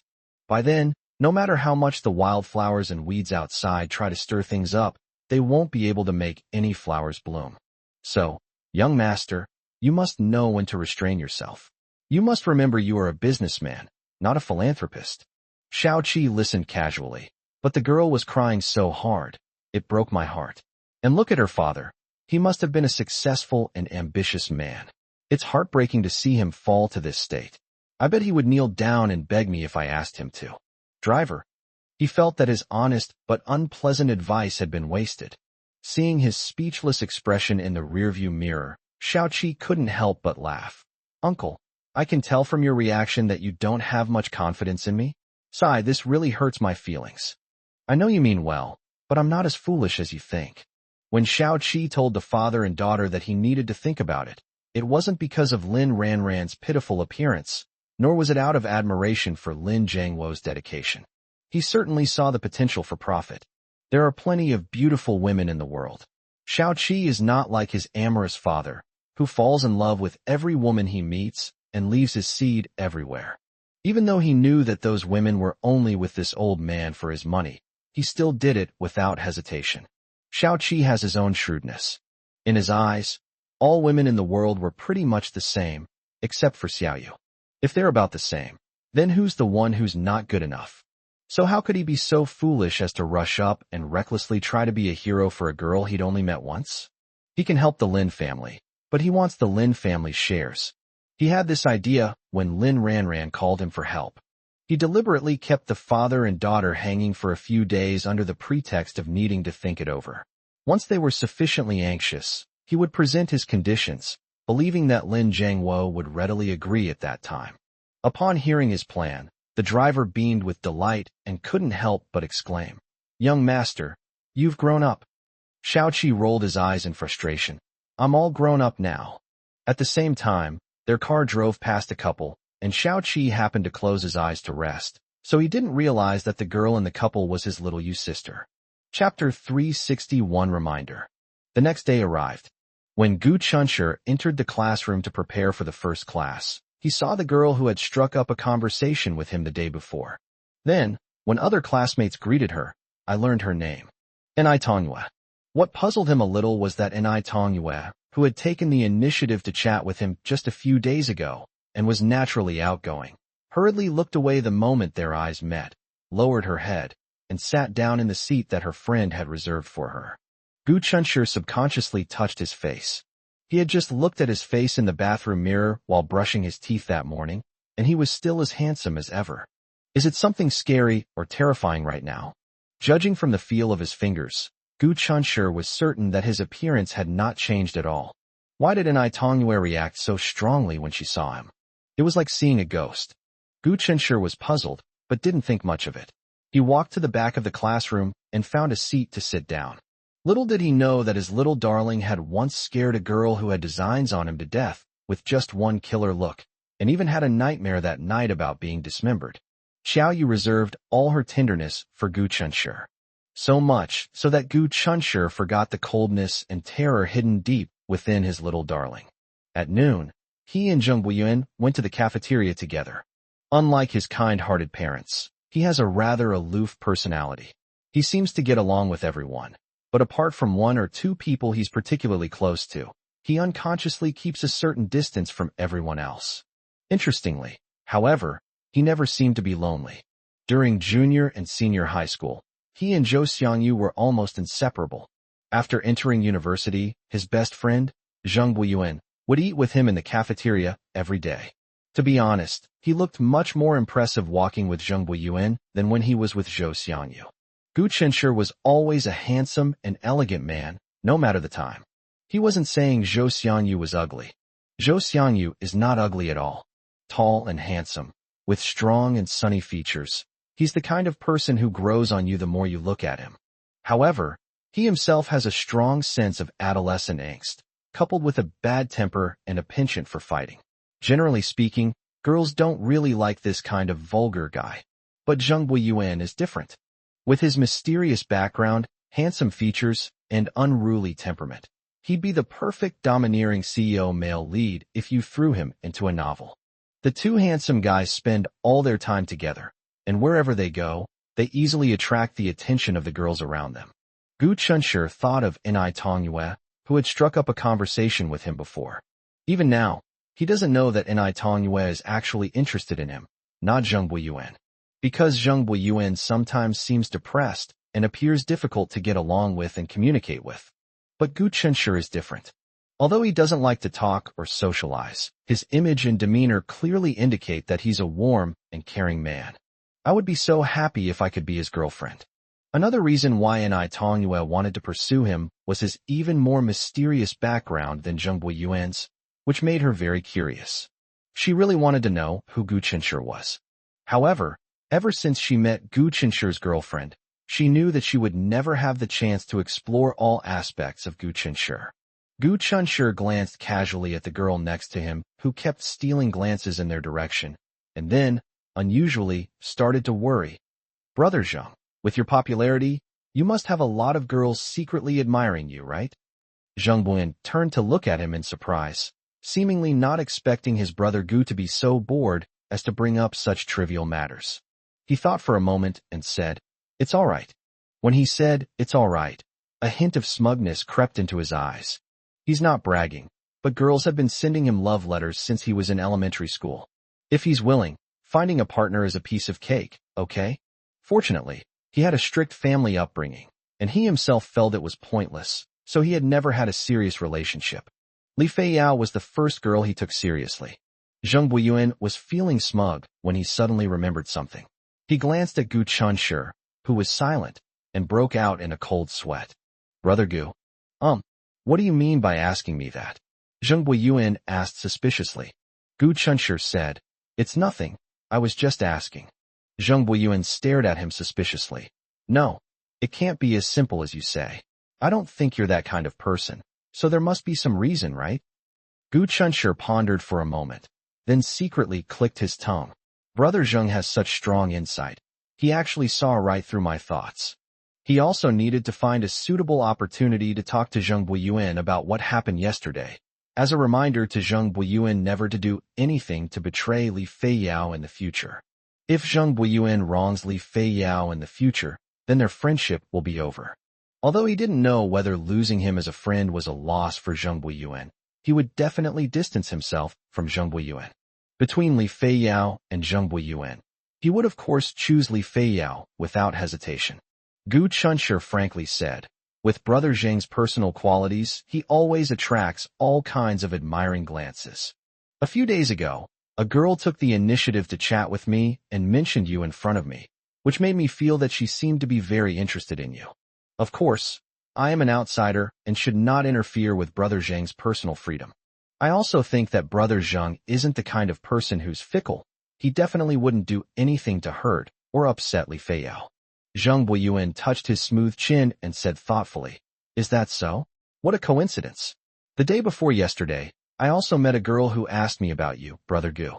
She seemed very interested in you. I was planning to find an opportunity to remind you today not to fall for other women's sweet talk and not to betray your sister-in-law's deep affection for you." At this point, Zheng Buiyuan chuckled and muttered something under his breath. "Your sister-in-law is like a goddess descended from heaven. I don't think you would ever be interested in any other ordinary woman." Gu Chunshi was taken aback. "Someone asked Brother Zheng about me?" Zheng Buiyuan nodded. "Yes, but I saw through her intentions at a glance and completely ignored her. Oh, by the way, her name is Ni Tongwa." Chapter 362, Inghaoren's Threat. Gu Chunshi was stunned. Upon seeing his expression, Zheng Buiyuan immediately guessed what was going on. "Could it be that the person who asked you about me before was also her?" Gu Chunshi said incredulously. "That's right, it's her." Zheng Buiyuan stared at him with a strange expression for a long time, then suddenly burst into laughter. Gu Chunshi was completely bewildered by the laughter. Zheng Buiyuan laughed as he said, "Your sister-in-law probably just likes your adorable, innocent side, right? Can't you tell that Ni Tongwa isn't interested in me, but she's interested in you, Brother Gu?" Gu Chunshi was bewildered for a long time. "Oh, really? Whatever. He's not interested in any girl except Xiao Yu anyway." Du Yan, a pampered lady who had spent 3 days and 3 nights in the police station, became noticeably more docile after seeing the light of day again. She was very careful with both her husband and daughter. She no longer had the confidence to say that she was also a victim. After causing a scene at the Chinese restaurant all by herself, she completely offended Gu Chunshi, which was tantamount to offending Zhou Xiangyu. Du Yan was furious. Who would have thought that Gu Chunshi would actually curry favor with the Zhou family? He must have known about the Zhou family's power for a long time, which is why he became good friends with Zhou Xiangyu. So young, yet so cunning. Little did she know that it wasn't Gu Chunshi who wanted to curry favor with the Zhou family, but rather the Zhou family that was actively seeking his favor. Although Gu Chunshi's legs are not thick or strong enough yet, Zhou Weijun believes that one day, Gu Chunshi will grow into someone that even he cannot reach. Lin Ranran and her father have stayed in City A and haven't gone back. They were waiting for Xiao Qi's reply. On the 4th day of deliberately keeping them in suspense, Xiao Qi finally arrived. And this brings with it a condition. He can help the Lin family overcome this crisis. In addition to returning all the money he invested to save his life, the Lin family also had to give him an extra 40% of the shares as compensation. This is equivalent to Xiao Qi directly asking Lin Zhangwo for 40% of his wealth. After stating his terms, Xiao Qi calmly sat on the sofa and leisurely sipped his tea. Lin Zhangwo remained silent for a moment. I agreed. Xiao Qi offered very high terms. But if he doesn't set conditions, Lin Zhangwo will be worried. He and his daughter were just strangers who met by chance. So why should he help his family out of their predicament? He cherished his daughter dearly, afraid that anyone would covet her, and also afraid that Xiao Qi would become the second Inghaoren. We're all business people, so being straightforward is the most comfortable way to get along. On the surface, it seems that the Lin family lost a lot of money by giving Xiao Qi a 40% stake. But Lin Zhangwo knew very well that if he didn't agree, his family might really have to live on the streets soon. But if the company is saved, then it's a different story. Although their income has shrunk significantly, they are still much better off than the average family. Maintaining their usual quality of life is absolutely no problem. My daughter can also go back to school abroad. If things go well in the future and the company expands, it will eventually return to the revenue level it had before the bankruptcy crisis. In short, As long as the company doesn't go bankrupt and their family doesn't go broke, anything is possible. On the contrary, making a comeback will be difficult. Xiao Qi smiled, looking as composed as a 1,000-year-old fox. Having been exposed to this from a young age, and with the occasional guidance from his older brother Yang Muse, Xiao Qi was very shrewd. In that case, let's sign the contract tomorrow. All right, I have something to do, so I'll take my leave now. He got up to leave, but Du Yin stopped him in a fawning way. President Xiao, it's getting late. Why don't you have dinner here before you go? Xiao Qi declined, but Du Yin smiled broadly and warmly invited him. Xiao Qi refused her without hesitation. Thank you for your kindness, but I really have something to do. Let's talk again another time. His words were abruptly interrupted by the ringing of his cell phone. While awkwardly apologizing to Xiao Qi, Lin Ranran hurriedly picked up her phone to turn it off, but her expression changed drastically when she saw the caller ID. It's that bastard Ing Haoran. Lin Ranran felt utterly disgusted and hung up the phone without hesitation. However, Ing Haoran used the same trick again and started his sticky and boring operation, and then called a second time. Du Yin asked with concern, Ranran, who called? Lin Ranran said stiffly, Ing Haoran. Ignoring Xiao Qi's presence, Du Yin angrily said, Why is that bastard still bothering you? Block his phone. When Lin Ranran's family was betrayed by the Ing family, she immediately blocked Ing Haoran's contact information. But Ing Haoran called her using another phone, speaking to her in a greasy and condescending tone, hinting and implying a lot. It all boils down to making her obedient and compliant, and then he will let the Lin family off the hook. Lin Ranran understood that if she really did that, she would become Ing Haoran's plaything for the rest of her life and would never be able to escape his clutches. At the same time, she also understood that her father, who truly loved and cared for her, would not have allowed her to do this. Furthermore, given Ing Haoran's despicable and shameless nature, she didn't believe that if she obediently did as he asked, he would really show them leniency. When Ing Haoran realized that this tactic was ineffective against her, he actually used Gu Chunshur to threaten her. So Lin Ranran quickly found Jing Shu and asked her to pass on a message to Gu Chunshur. At this moment, seeing that she still didn't answer the phone, Ing Haoran sent her a text message. The text message read, I'm right outside the gates of Huaqiao University right now. If you don't come, I'll break one of his legs. Tell me, how much value does a crippled Huaqiao University student have? Lin Ranran glanced at the text message and her heart skipped a beat. Ing Haoran, that despicable and shameless scoundrel. Why did he have to involve Gu Chunshur in their feud? Lin Ranran felt her blood rush to her head, and her face turned pale. Hey Ranran. Lin Zhangwo wanted to find out what was going on, but Lin Ranran ignored everyone's surprised looks and rushed out. Lin Zhangwo apologized to Xiao Qi while anxiously chasing after him. Du Yin was completely distraught. She grabbed Xiao Qi's hand, treating him as her only lifeline. Mr. Xiao, this is clearly the work of that bastard who used some despicable and shameless means to threaten my daughter. Could you please have some mercy and help us? I heard you helped my daughter before. You can definitely help us again, right? Please. Xiao Qi hadn't originally planned to meddle in other people's business anymore. He wanted to steal a moment to go back and play some games. He changed his mind after Du Yin pleaded with him. What if something goes wrong here? Will we still be able to sign the contract tomorrow? Chapter 363, She's My Sister. Xiao Qi was worried that the Lin family might cause unforeseen complications, preventing the contract from being signed tomorrow. At this moment, he regretted that he had forgotten to have his assistant draft a contract before leaving home. If he had signed a contract today, he definitely wouldn't have bothered with this mess. Lin Ranran hurriedly hailed a taxi and arrived at the gate of Huaqiao University. As soon as she got out of the car, Lin Zhangwo jumped out of the taxi right behind her.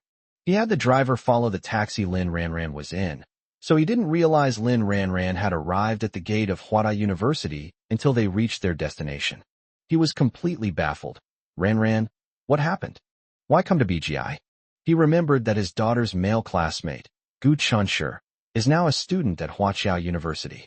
Lin Ranran was on the verge of tears. Dad, that bastard Ing Haoran took his anger out on innocent Gu Chunshur because of me. He just texted me saying that if I don't come, he'll break one of Gu Chunshur's legs. Lin Zhangwo was furious. This is outrageous. Do they think they can do whatever they want just because they have a little money? Daughter, don't be afraid. Call Gu Chunshur right now and ask him where he is. Tell him to be careful. We'll wait here. If Ing Haoran dares to do anything reckless, we'll call the police and have him arrested. Lin Ranran nodded, choking back tears, and only after picking up her phone did she suddenly realize that Gu Chunshur had blocked her number. Then, she thought of the worst possibility. Dad, do you think Gu Chunshur is already in Ing Haoran's hands? As soon as Xiao Qi got out of the car, he heard Gu Chunshur's name from Lin Ranran. Is it just a coincidence of names? Or is he Xiaoyu's boyfriend? It's too much of a coincidence that they share the same name and both attend the University of Washington. However, Xiao Qi suddenly remembered that Lin Ranran's home was in Z City, and she looked about the same age as Gu Chunshur. Maybe the two of them were classmates. Xiao Qi stepped forward and found that Lin Ranran was so anxious that she was about to cry. Du Yin rushed forward in a panic. Ranran, where is that bastard Ing Haoran now? I've invited President Xiao over. He can help us teach him a lesson. Du Yin's tone was full of concern, but what she said made Lin Ranran very disgusted. Why did she bring Xiao Qi here? Why should I allow myself to be threatened and humiliated by Ing Haoran, exposing myself nakedly to others? Lin Ranran wiped away her tears and looked around, but did not see Ing Haoran. Lin Ranran, are you referring to Gu Chunshur? Lin Ranran nodded with tears in her eyes. President Xiao, you know him? Xiao Qi asked thoughtfully. Does he have a girlfriend who is exceptionally beautiful?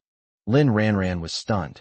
Xiao Qi actually knew Gu Chunshur, and even knew that he had a beautiful girlfriend. Du Yin also heard Xiao Qi's question. Du Yin immediately tensed up. She quickly interjected. You mean that Gu Chunshur? Don't let his good grades fool you. His character is terrible. Lin Ranran's eyes widened. Suddenly, Gu Chunshur's character is beyond reproach. How could Mom say that? Just because she and Gu Chunshur had a few disagreements, does she have to turn white into black and slander Gu Chunshur's character? Lin Ranran was disappointed in her mother once again. Xiao Qi was taken aback. Character problem? What problem? This concerns Xiaoyu's lifelong happiness. If Gu Chunshur really has character flaws, I will be the first to not let him off the hook. But that's not right. He now knows that his older brother actually cares a lot about his younger sister, Xiaoyu. If Gu Chunshur really has character flaws, then his older brother definitely wouldn't allow Xiaoyu to be with him. Also, little Yu isn't stupid. Then there's only one possibility left. This woman in front of me is lying? Oh, and his girlfriend too. Don't let her pretty face fool you. She's just an uneducated and ill-mannered working girl. Seriously, believe me, she has absolutely no manners. Hearing this, Lin Ranran gasped. It wasn't because her mother's words were getting increasingly outrageous, but because she noticed that Xiao Qi's face had suddenly become extremely sour. No, not sour, but rather gloomy. Lin Ranran was startled and, shrinking back, couldn't help but take a step back. Du Yin, completely oblivious to Xiao Qi's sudden change in expression, was about to continue speaking when she was interrupted by an angry shout. Stop talking. It was Lin Jiangwo who yelled at her. Du Yin shuddered in fright, only then realizing that Xiao Qi's face was terrifyingly grim. It wouldn't be an exaggeration to say that he wants to eat people right now. Lin Jiangwo was so angry that he gritted his teeth. That damn woman. Sorry, but he, who always dotes on his wife and children, is now so angry that he just wants to call Du Yin a damn woman. Would she die if she didn't say one more word? It looks like she's going to ruin everything again. Although he didn't know the specifics, he could sense that Du Yin had seriously offended Xiao Qi. Xiao Qi stared at Du Yin with a sinister look in his eyes. What did you just say? Say it again. Du Yin stammered. Too. I'll make you say it again. Xiao Qi snapped. Du Yin looked helplessly at her husband, but Lin Jiangwo looked away with a stern face, not wanting to pay any attention to her at all. Only then did she belatedly realize that she seemed to have gotten into trouble again, even though she hadn't done anything wrong. She only said a few bad things about Gu Chunshur and his girlfriend. Xiao Qi probably doesn't know that she was just making up baseless accusations. Suddenly, Xiao Qi reached out and grabbed Du Yan's collar. This action was so sudden that it startled Lin Ranran and Lin Jiangwo, and neither of them reacted for a moment. Xiao Qi said fiercely, Who did you just call uneducated and ill-mannered? Whether it was the collar that was being pulled up and strangled her neck, or it was Xiao Qi's terrifying aura, Du Yan's face turned bright red, and she couldn't say a word. Lin Jiangwo and his daughter finally realized what was happening and quickly stepped forward. Just as they were about to pull Xiao Qi away, he roared in a low voice, "Get the hell out of my way!" At this moment, the driver and bodyguard who were waiting in the car realized something was wrong and hurriedly got out of the car, pulling Xiao Qi away from both sides. Young master, please calm down." Du Yan collapsed to the ground, clutching her neck and coughing loudly, her face filled with terror. To this day, she still doesn't know why Xiao Qi went from being a charming gentleman to a ferocious thug. After being pulled away by the driver and bodyguard, Xiao Qi finally regained some of his senses. He gave a cold laugh, his gaze turning menacing as he looked at Du Yan. "Do you know who that girl you just mentioned, the one with low education and no manners, is? She's my sister." Du Yan suddenly stopped coughing. Lin Ranran and Lin Jiangwo were shocked. Gu Qinshi's girlfriend is actually Xiao Qi's sister. Isn't Gu Qinshi Xiao Qi's brother-in-law? Chapter 364. Another mishap. Du Yan felt dizzy and disoriented. Luckily, she had already fallen to the ground, otherwise she would definitely have fainted on the spot. She actually offended their family's lifeline once again. "You should be glad there were other people around today, otherwise I would have killed you." Xiao Qi exuded a murderous aura. Du Yan, who was slumped on the ground, was trembling uncontrollably. Xiao Qi turned to look at Lin Jiangwo and his daughter, and snorted coldly. "Mr. Lin, it seems it's a real pity that we are destined to be apart." Lin Jiangwo had anticipated this outcome, but hearing it from Xiao Qi's own ears still left him feeling utterly disheartened. A sure thing was ruined by his own stupid wife. Lin Jiangwo now understands that with such a foolish woman in his family, they were destined for ruin. Xiao Qi was about to leave, but she insisted on stopping him. Then he had to shamelessly drag Xiao Qi over to deal with Inghaoren. At this point in the situation, although her unilateral decision made him and his daughter uncomfortable, it was still within the normal range. But later, when Xiao Qi asked Gu Qinshi why she had talked nonsense about Gu Qinshi and his girlfriend in front of him, is it because she had a grudge against Gu Qinshi? Even if you want to say bad things about Gu Qinshi, can't you at least consider the occasion? They weren't familiar with Xiao Qi at all, and they didn't even know what kind of personality he had. How could they casually say random things in front of him? And what's so weird is that it's been brought up to someone else's sister and brother-in-law. Can't she stand seeing even the slightest good thing about their family? What Lin Jiangwo didn't know was that Du Yan had some thoughts about Xiao Qi the moment she saw him. This young man is handsome, and his family must be very wealthy. Why would he be willing to help them when they were complete strangers? Du Yan believed that if she and her husband had been the ones asking for his help, the outcome would have been completely different. He agreed to his daughter's request as soon as she asked. What does that mean? This means he's interested in his daughter. This is a good omen. If her daughter can firmly hold onto the heart of that rich second generation, then what worries will their family have? Maybe in the future I can get revenge for being framed by the Ying family and crush them under my feet. But this rich second generation seems interested in Gu Qinshi and Gu Qinshi's girlfriend? What interest can a man have in another man? So, in the end, he's actually interested in Gu Qinshi's girlfriend. Gu Qinshi's girlfriend is indeed very beautiful. Du Yan immediately felt a strong sense of crisis. If the rich second generation ultimately chooses Gu Qinshi's girlfriend instead of their own daughter, how will they avenge their family's company and their family's grudges? In desperation, she quickly slandered Gu Qinshi and his girlfriend, trying to dampen the rich second generation's interest in Gu Qinshi's girlfriend. However, she never expected that Gu Qinshi's girlfriend was his sister. Du Yan found her voice amidst her fear and stammered, "Is there a mistake? She doesn't look like you at all." Xiao Qi scoffed, "That's hilarious. How could I mistake my own sister?" Du Yan's face turned extremely ugly as she realized how ridiculous she had been.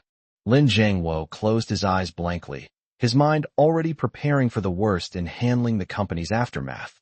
Xiao Qi turned to look at him and said mockingly, "To be honest, Mr. Lin and I get along quite well, but it's a pity you have such poor taste in wives." Lin Jiangwo remained silent, because he realized that Xiao Qi was right. "By the way, Lin Ranran, I just heard you mention Gu Chenshi. What happened to Gu Chenshi? Lin Ranran finally snapped out of her shock and looked at Xiao Qi fearfully. Someone is going to make a move against Gu Chenshi. Xiao Qi angrily asked, who is it? Damn it. Are you looking for death? Whether Gu Chenshi lives or dies has nothing to do with him. But Gu Chenshi is Xiao Yu's boyfriend. If anything happens to Gu Chenshi, Xiao Yu will be very sad. He wouldn't allow anything that would make Xiao Yu feel unhappy, sad, or have any other negative emotions. Who dares to lay a hand on him? Ing Haorano, that's the guy who got punched after you saved me last time. Xiao Qi flew into a rage. Damn it, he's asking for it. A roar startled a passerby who happened to be passing by. She glanced at Xiao Qi in alarm, then lowered her head and hurried away. They were afraid of being caught in the crossfire. But someone else walked over slowly with their hands in their pockets. Xiao Qi's angry outburst made her subconsciously stop in her tracks, and through the lenses of her sunglasses, she saw several people in front of her. Her gaze fell on Xiao Qi. What's this guy doing here? She unconsciously frowned, then lifted her leg and continued walking forward. Xiao Qi glanced at her casually before looking away. Call that bastard right now and lure him out. Let's see how I cripple him. The driver was horrified. Young master, you mustn't dirty your hands with this kind of person. Lin Ranran seemed to awaken from a dream. Yes, Xiao Qi doesn't look like someone to be trifled with. So even though he was from out of town, he dared to rescue her from Ing Haoran and teach Ing Haoran a lesson in how to behave. Perhaps he is the nemesis of the despicable and arrogant Ing Haoran. Just as Lin Ranran was about to call Ing Haoran and ask him to meet her, a cold voice rang out. Why are you here? Xiao Qi's body stiffened. Immediately afterwards, the expression that looked like it wanted to eat people quickly softened, and then it miraculously revealed a big smile. Xiao Qi turned his head and exclaimed in surprise, Xiao Yu. The entire family of three looked over. The slender and graceful girl wore a light apricot-colored casual long-sleeve t-shirt, paired with light blue jeans and white sneakers. The girl stood there, her back straight, reminding one of a lotus flower that rises from the mud unsullied. Even without looking at her face, you can tell from her youthful and beautiful figure that she must have a very pretty face.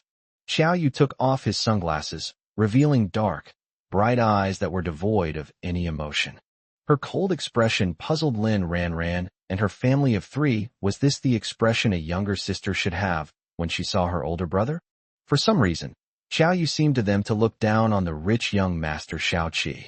On the other hand, Xiao Qi was not displeased at all by Xiao Yu's indifference, and his big smile remained unchanged.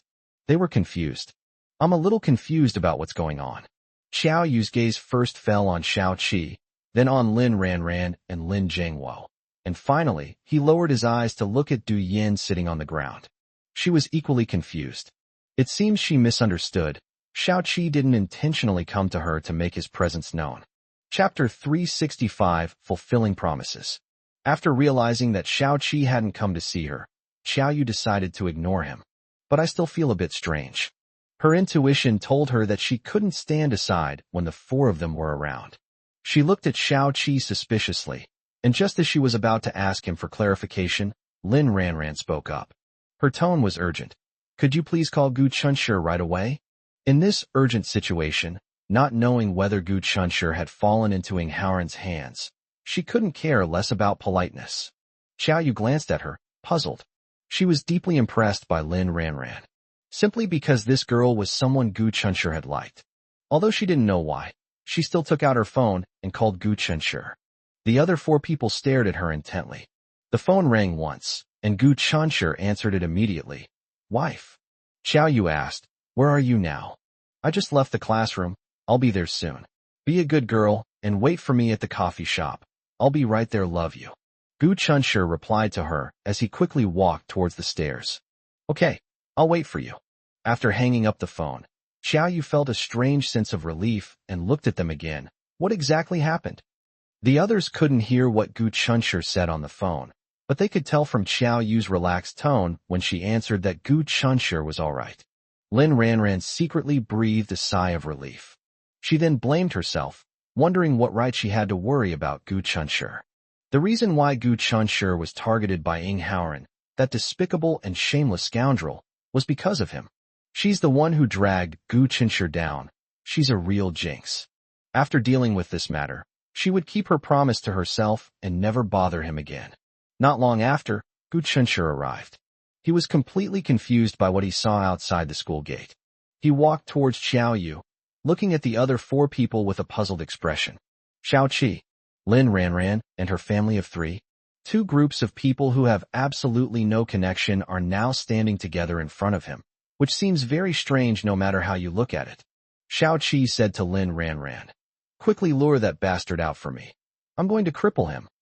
Xiao Yu's affairs are his affairs. Now that he's come across them, he certainly won't sit idly by. It was only at this moment that Gu Chinshur and Xiao Yu realized that Ing Haoran, that despicable and shameless guy, had actually threatened to break one of Gu Chinshur's legs. Then all 4 of them ran over at the same time. Gu Chinshur glanced at Lin Ranran subconsciously.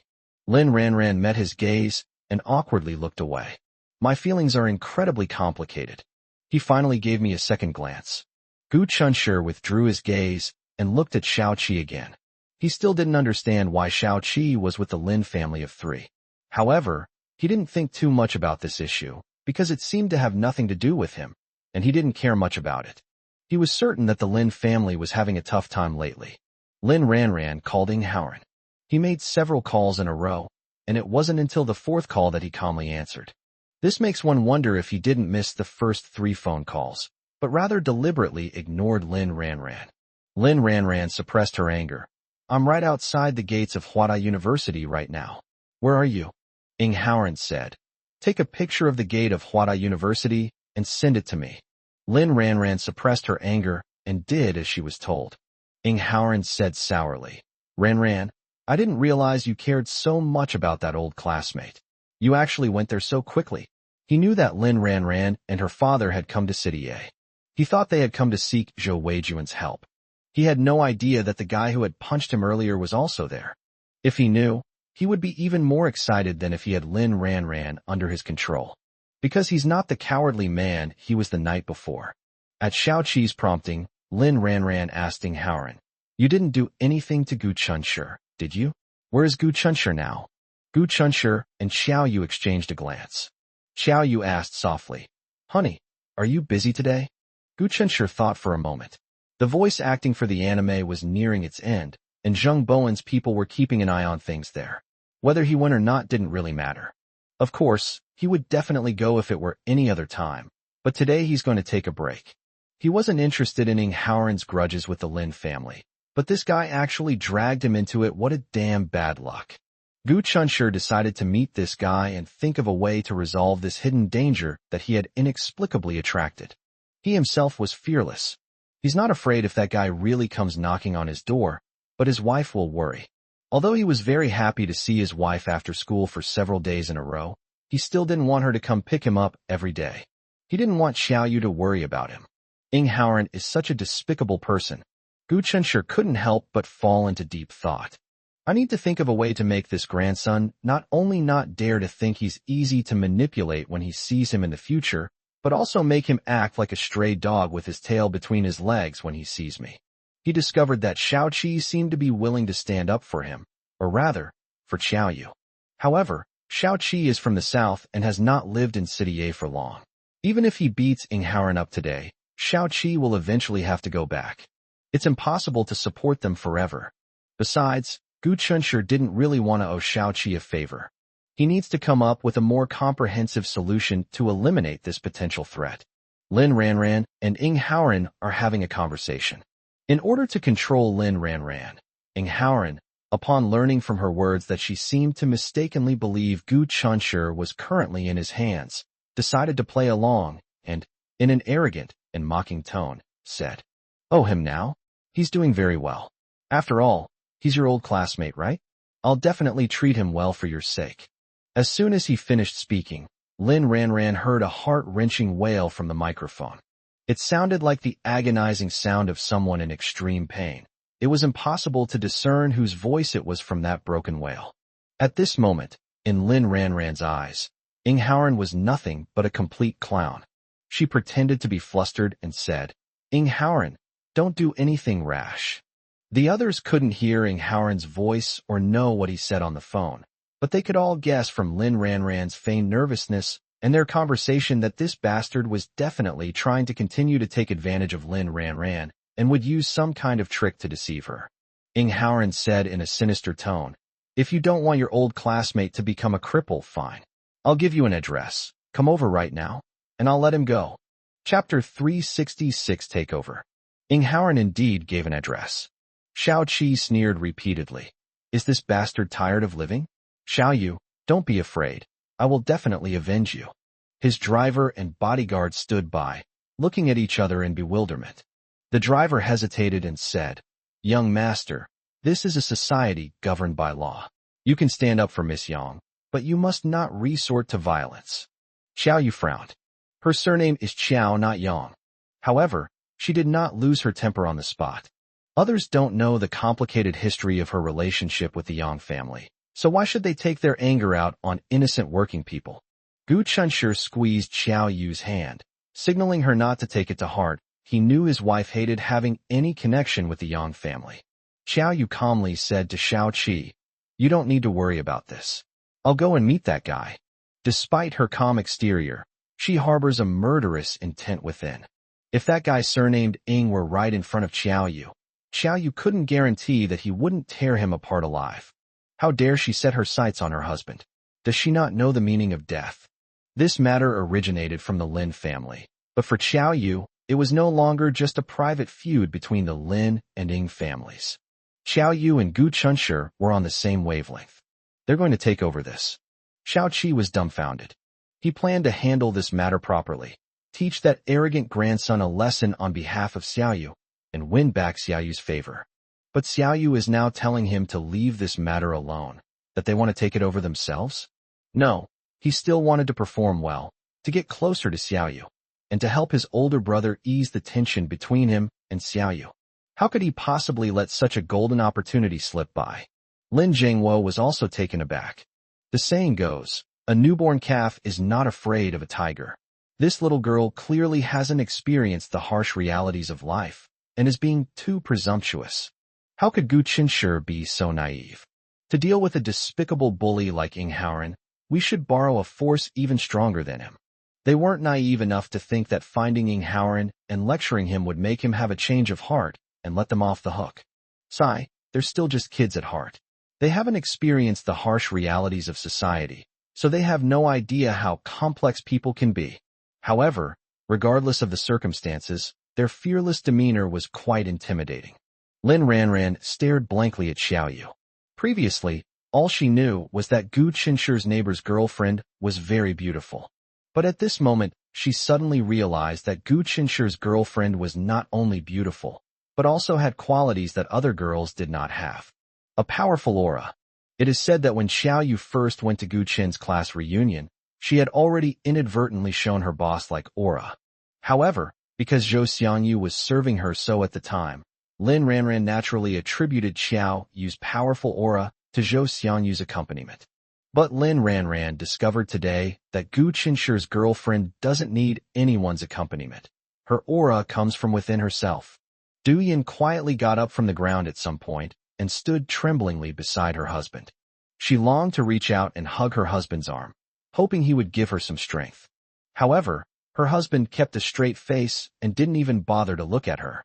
She looked hesitantly at her beloved daughter, only to find her daughter staring blankly at the girl she had just criticized for her low education and lack of manners. She suddenly realized that she felt utterly superfluous here at that moment. She looked around with a shameful and dejected expression, then quietly left. She was scared. The ferocious Xiao Qi from just now was truly terrifying, leaving a deep shadow in her heart. She was afraid that once Xiao Qi came to his senses, he would cause her trouble again. Xiao Qi hesitated.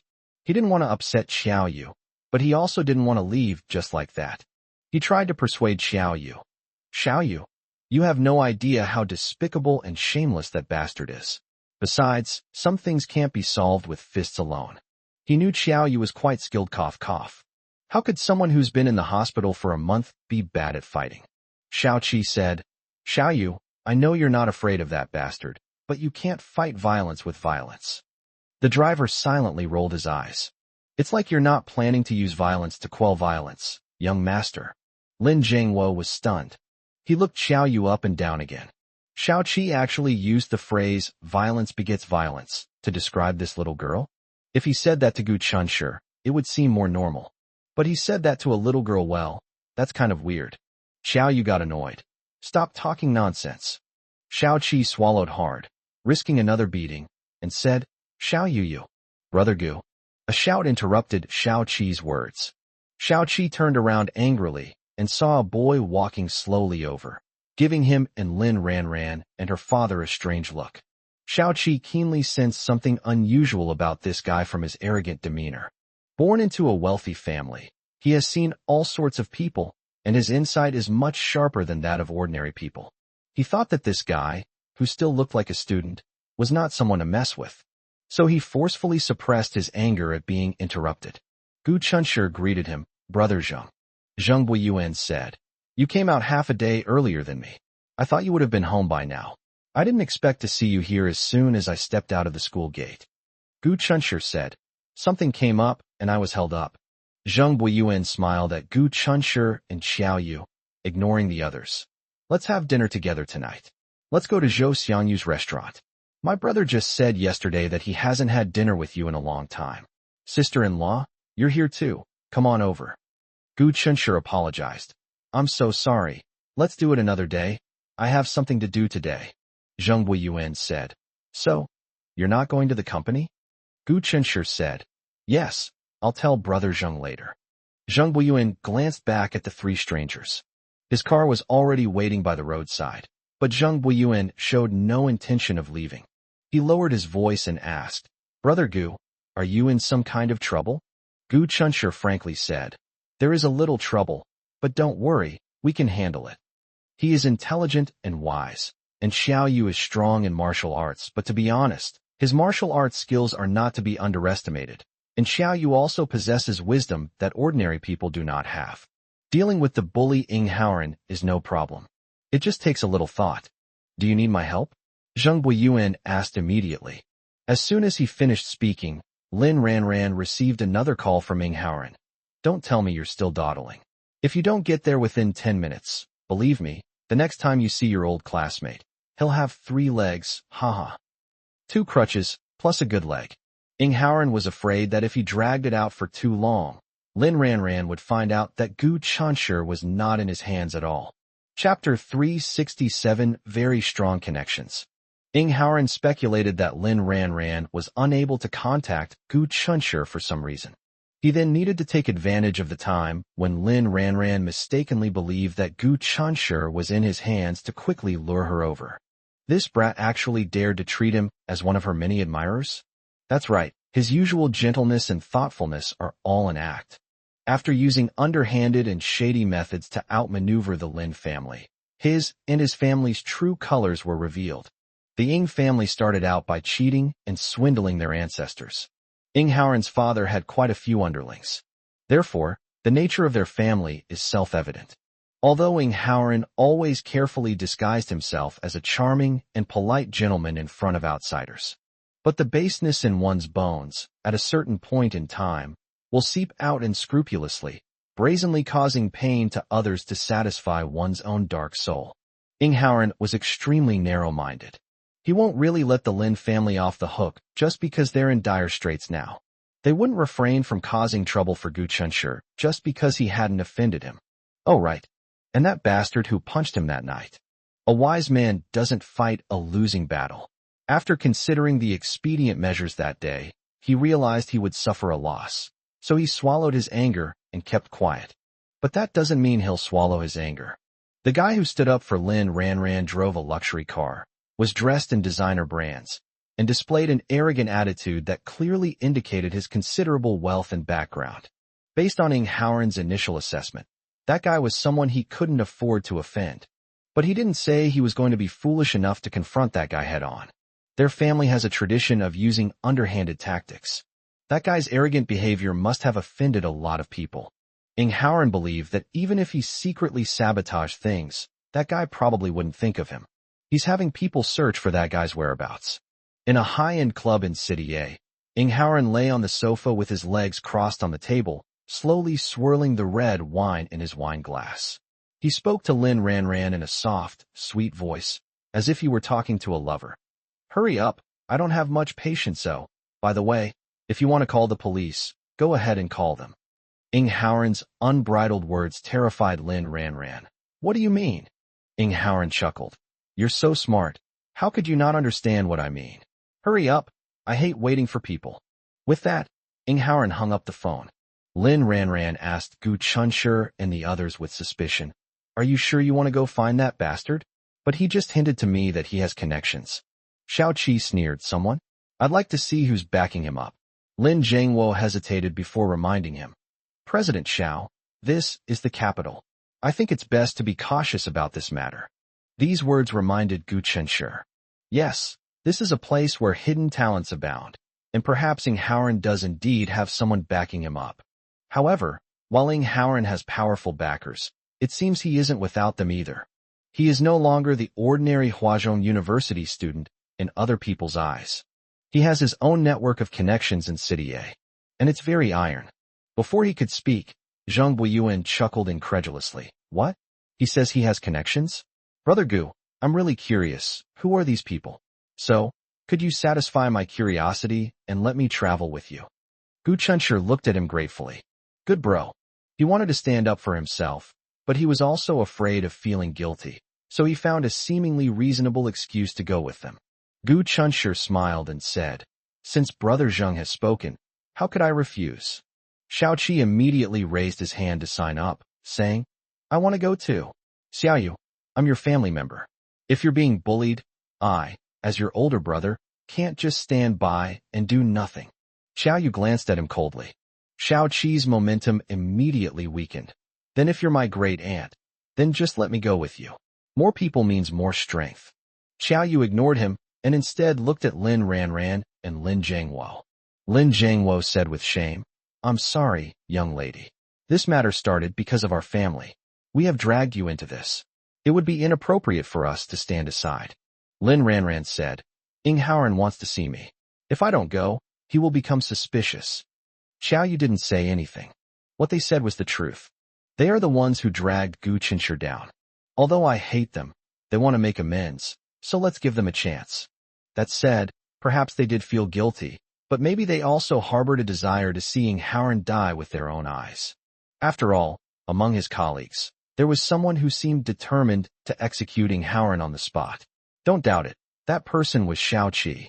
What the Lin family father and daughter didn't know was that, in terms of status, the biggest boss here was actually Zheng Buiyuan. So, apart from Du Yin who secretly slipped away, everyone else went to Ing Haoran's place. Before setting off, Gu Chunshur planned out a strategic deployment.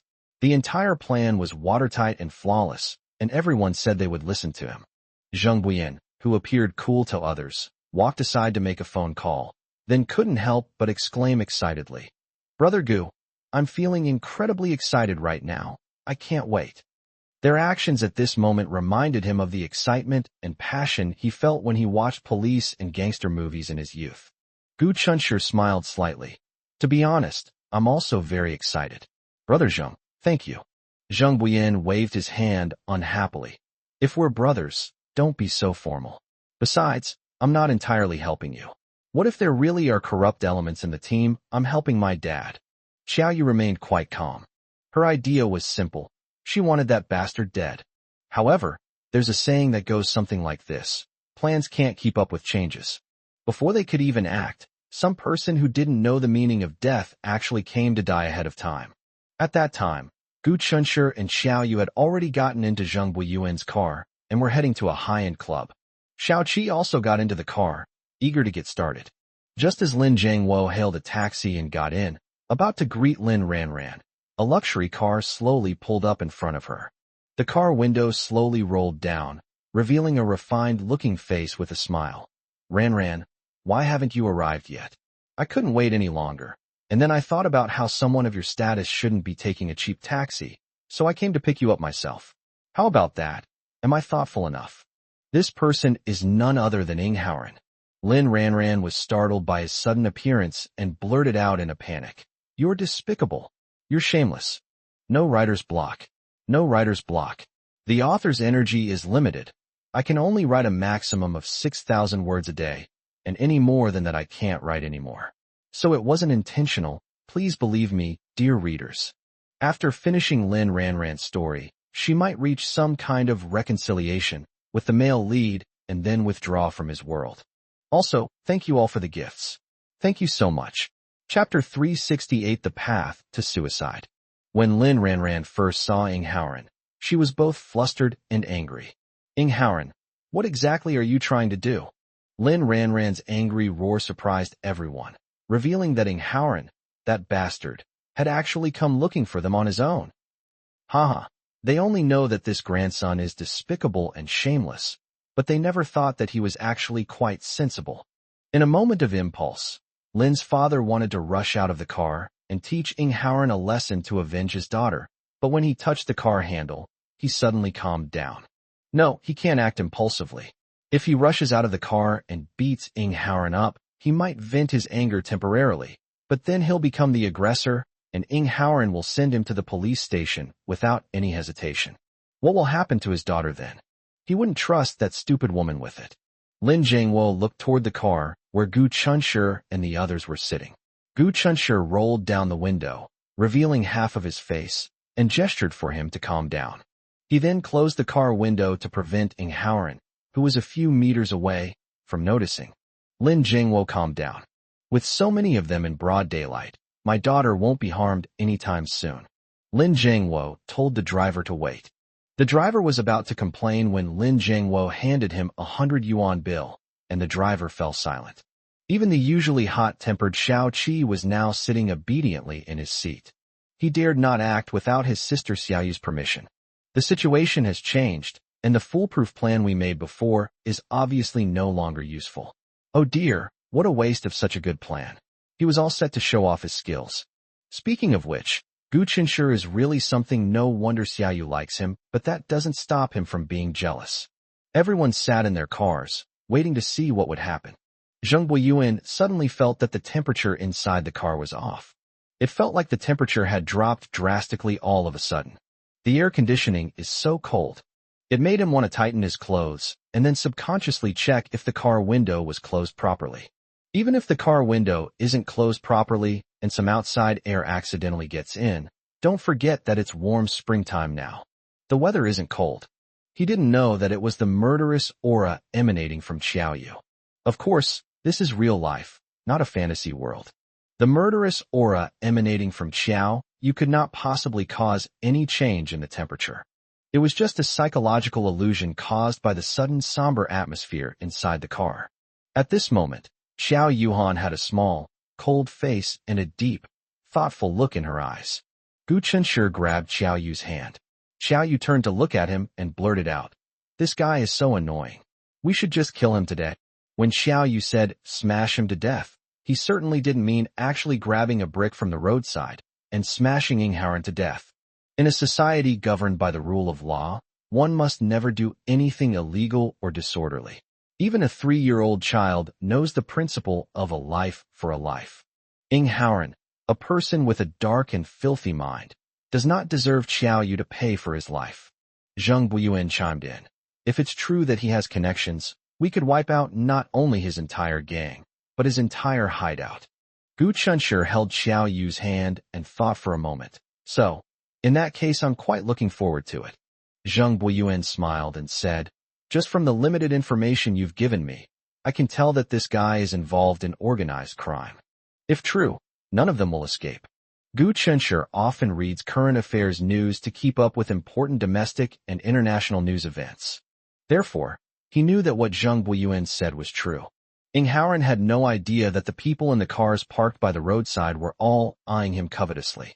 What he should have done was immediately tell the driver to turn around and leave, and then act like a pushover for a couple of days. Oh no, it's best to play the subservient role for the rest of your life and never flaunt your ridiculous sense of superiority in front of them again. Among the people he wanted to cause trouble for, whether it was Gu Chunshi or Xiao Qi, neither of them were people he could afford to offend. Perhaps the only person he could bully was Lin Ranran, who looked pitiful and filled with fear and anger. Unfortunately, when he foolishly dragged Gu Qinsher into this. It meant he had lost the right to continue bullying Lin Ranran.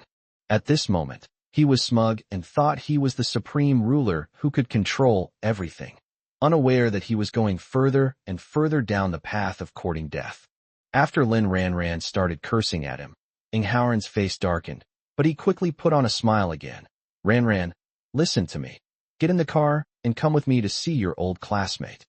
Lin Ranran bit her lower lip tightly.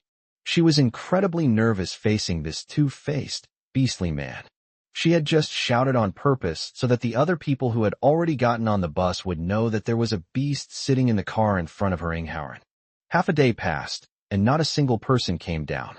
Not a single car left, including the taxi my father had just gotten into. This shows that they are all observing the situation. Ing Howren clearly treated the other 3 cars parked on the roadside as ordinary cars parked on the roadside, and did not pay them any attention. So Lin Ranran struggled to overcome her fear, steadied herself, and glared fiercely at Ing Howren. Ing Howren, I advise you to release Gu Qinsher immediately. Otherwise, you will definitely regret it. Ing Howren lost his patience, his expression suddenly turning extremely sinister. Lin Ranran, shut the hell up. I'm giving you face by coming here personally to pick you up. Don't push your luck. Lin Ranran had been used to being admired since she was a child. When had she ever been insulted so harshly? He immediately flew into a rage and shouted, Ing Howren, you are shameless. Ing Howren seemed to be in a hurry. He pushed open the car door, walked up to Lin Ranran without saying a word, and reached out to grab her arm. Judging from their posture, they were clearly going to drag her directly into the car. Lin Ranran was so frightened that her face turned pale, and she screamed and ran away. Lin Jiangwo could no longer hold back. He's a father. If he could tolerate seeing his daughter being bullied in front of him, what kind of father would he be? He had already opened the car door a crack by gripping the door handle, but then he heard a calm voice say, let her go. Lin Jiangwo looked over and saw it was Gu Qinsher's girlfriend, Xiao Yu. Lin Jiangwo looked at Zhang Buiyuan's car in surprise, only to see Gu Qinsher roll down the window halfway again and make a gesture to him to calm down. Lin Jiangwo hesitated for a long time. A compromise was eventually reached. There's a reason why Gu Qinsher was able to get into the top university in the country. That person is indeed highly intelligent. The battle plan that was just provided made even a middle-aged man like him feel excited. It's convincing. Lin Jiangwo understood that as a legitimate businessman, he was no match for the Ying family. He needs the help of Gu Qinsher, Xiao Qi, and Gu Qinsher's classmate. What he needed to do was cooperate with them, provided that he was sure his daughter was not in danger. Chapter 369 Plan Adjustment. It's strange, really. When Lin Jiangwo saw Ing Howren trying to grab his daughter by the arm and drag her into the car, his blood rushed to his head, and in a fit of rage, he wanted to open the car door and beat this lawless little bastard to a pulp. However, when Gu Qinsher's girlfriend stood next to Lin Ranran, he suddenly felt less nervous and anxious. But this girl clearly looked to be about the same age as her daughter, and also appeared delicate and frail. Yet it miraculously soothed his restless soul. This girl has a kind of magic about her. It gives the impression that she has everything under control. This is due to the powerful aura she exudes. Looking at Xiao Yu's slender and graceful back, Xiao Qi clicked his tongue and said, My little Yu sister is so cool. The driver whispered, Young master, did you see that? I think she's even more difficult to deal with than before.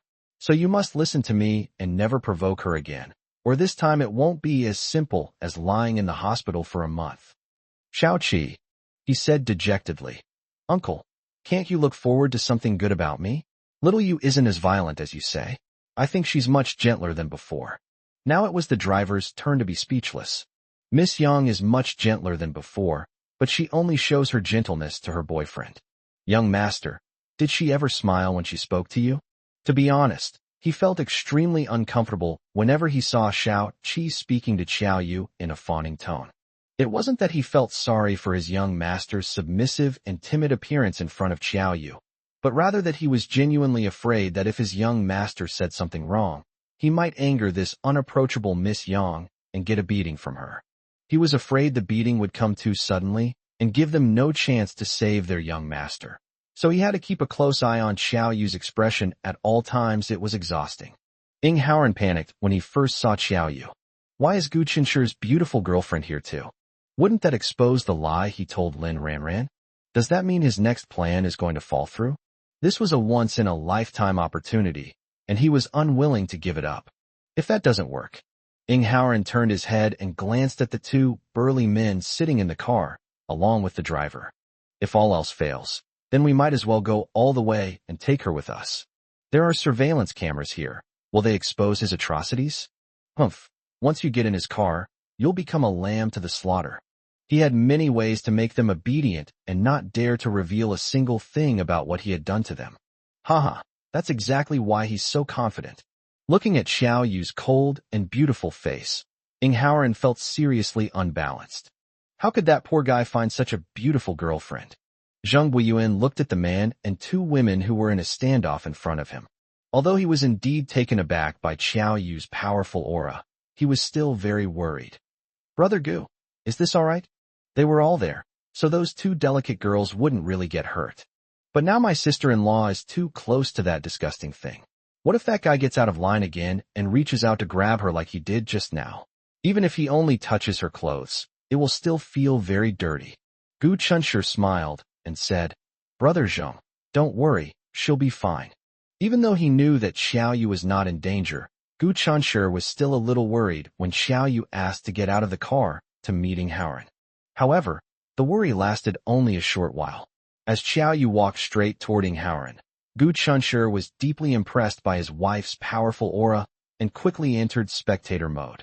He couldn't help but secretly lament that it was a pity Zhou Xiangyu and Li Feiyao, who loved watching plays, weren't there. If they knew in the future that they had missed such a wonderful show, would they be so regretful that they couldn't eat for days? Just as Ing Haoran was racking his brains, trying to find an opportunity to get the big man in the car to help him drag the two beautiful young women into the car, Xiao Yu spoke up. I heard you took my husband away. Where is he now? Ing Haoran. They were immediately overjoyed. This is truly a stroke of luck. Why didn't he think of that? Since Lin Ranran can't contact Gu Chunshi, then Gu Chenshi's girlfriend definitely can't contact him either. Gu Chenshi's phone actually malfunctioned at this moment, haha. So, thanks to the propaganda of that stupid woman Lin Ranran, Gu Chenshi's girlfriend also believed that Gu Chunshi was now in his hands. Very good. Getting them to obediently follow him is 100 times better than him roughly dragging them into the car. Ing Haoran forced a smile that he thought was very charming, but which was actually disgusting to others. Oh, it's like this. I really wanted to be friends with him, so I took him away. If you want to see him, come with me. Lin Ranran didn't know why Xiao Yu ended up next to her. She figured it must be related to some new project they were designing. So she stood obediently next to Xiao Yu, not daring to breathe loudly. She guessed right. Although Gu Chenshi's newly designed plan was affected by changes, it was still being implemented after some adjustments. Xiao Yu's appearance was actually not part of the plan. It doesn't matter. After a moment's thought, Gu Chunshi perfectly integrated it into the entire plan. Idiot. Xiao Yu uttered 2 words expressionlessly. Ing Haoran's smile froze for a moment. He stared at the expressionless Xiao Yu in disbelief. What did you just say? Although Xiao Yu was not as tall as him, when he looked at him, he could sense a sense of looking down on all living beings. She said, word by word, I'm saying you're a stupid pig. The frozen smile on Ing Haoran's face quickly turned into a sinister grin. Lin Ranran felt a chill run down her spine and subconsciously took a step back, but immediately realized how embarrassing this was and forced herself to stop. She looked at Xiao Yu in alarm, only to find him standing firmly in place.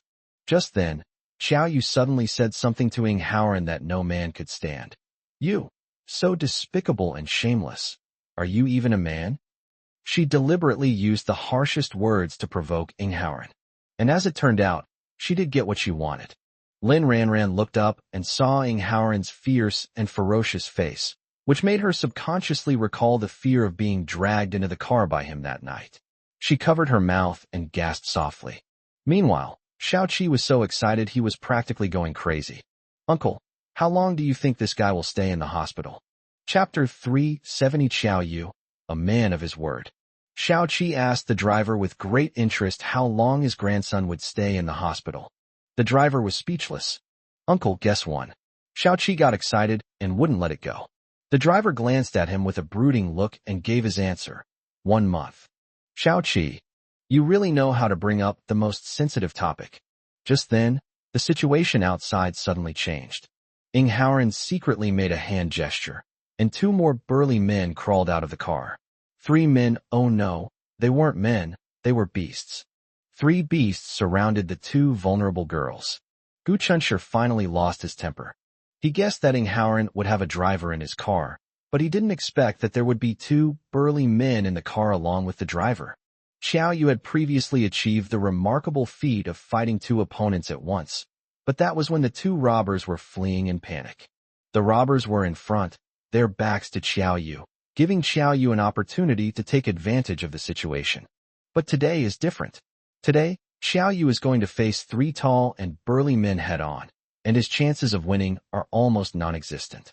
No matter how amazing she is, she's just a girl who's only about 1.6 meters tall, a mortal with flesh and blood, and she can't go to heaven or earth. Zheng Buiyuan also panicked. "Brother Gu, let's go down." At the same time, Lin Jiangwo clenched his fists, his nerves were on edge, and he was ready to charge down at any moment. The taxi driver finally realized something was wrong and hesitated before saying, "Brother, should we call the police?" No sooner had he finished speaking than the situation outside changed again. Oh! Someone fell to the ground, clutching their groin and groaning in pain. Lin Ranran barely managed to hold back her scream. After the initial shock, she felt an immense sense of relief. She was closest and saw it most clearly. Relying on his superior numbers, Ing Haoran brazenly pounced on Xiao Yu, trying to drag her into the car. Xiao Yu dodged with great agility and then launched a flying kick. This kick landed directly on Ing Haoran's groin. Amidst Ing Haoran's inhuman screams, the 2 burly men who had been helping him surround him exchanged glances, their expressions changing drastically, and they involuntarily clenched their legs together. Xiao Yu slowly retracted his leg, which he had just kicked out, and glanced at the burly men with a blank expression. He was quite satisfied with his kick. She said she would personally cripple this grandson who dared to covet her husband. She is a woman of her word. It was just a matter of 1 kick, and no one knew better than herself how strong and ruthless she was. In short, this guy is absolutely finished.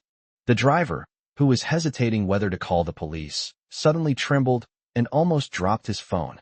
The driver muttered to himself, "My goodness, this little girl is so fierce." The saying, "Don't judge a book by its cover," is indeed true. But she did a good job. Lin Jiangwo finally felt relieved. I had been overthinking things. When Gu Chunshur and his girlfriend took on Ing Haoran's matter, it wasn't out of youthful ignorance.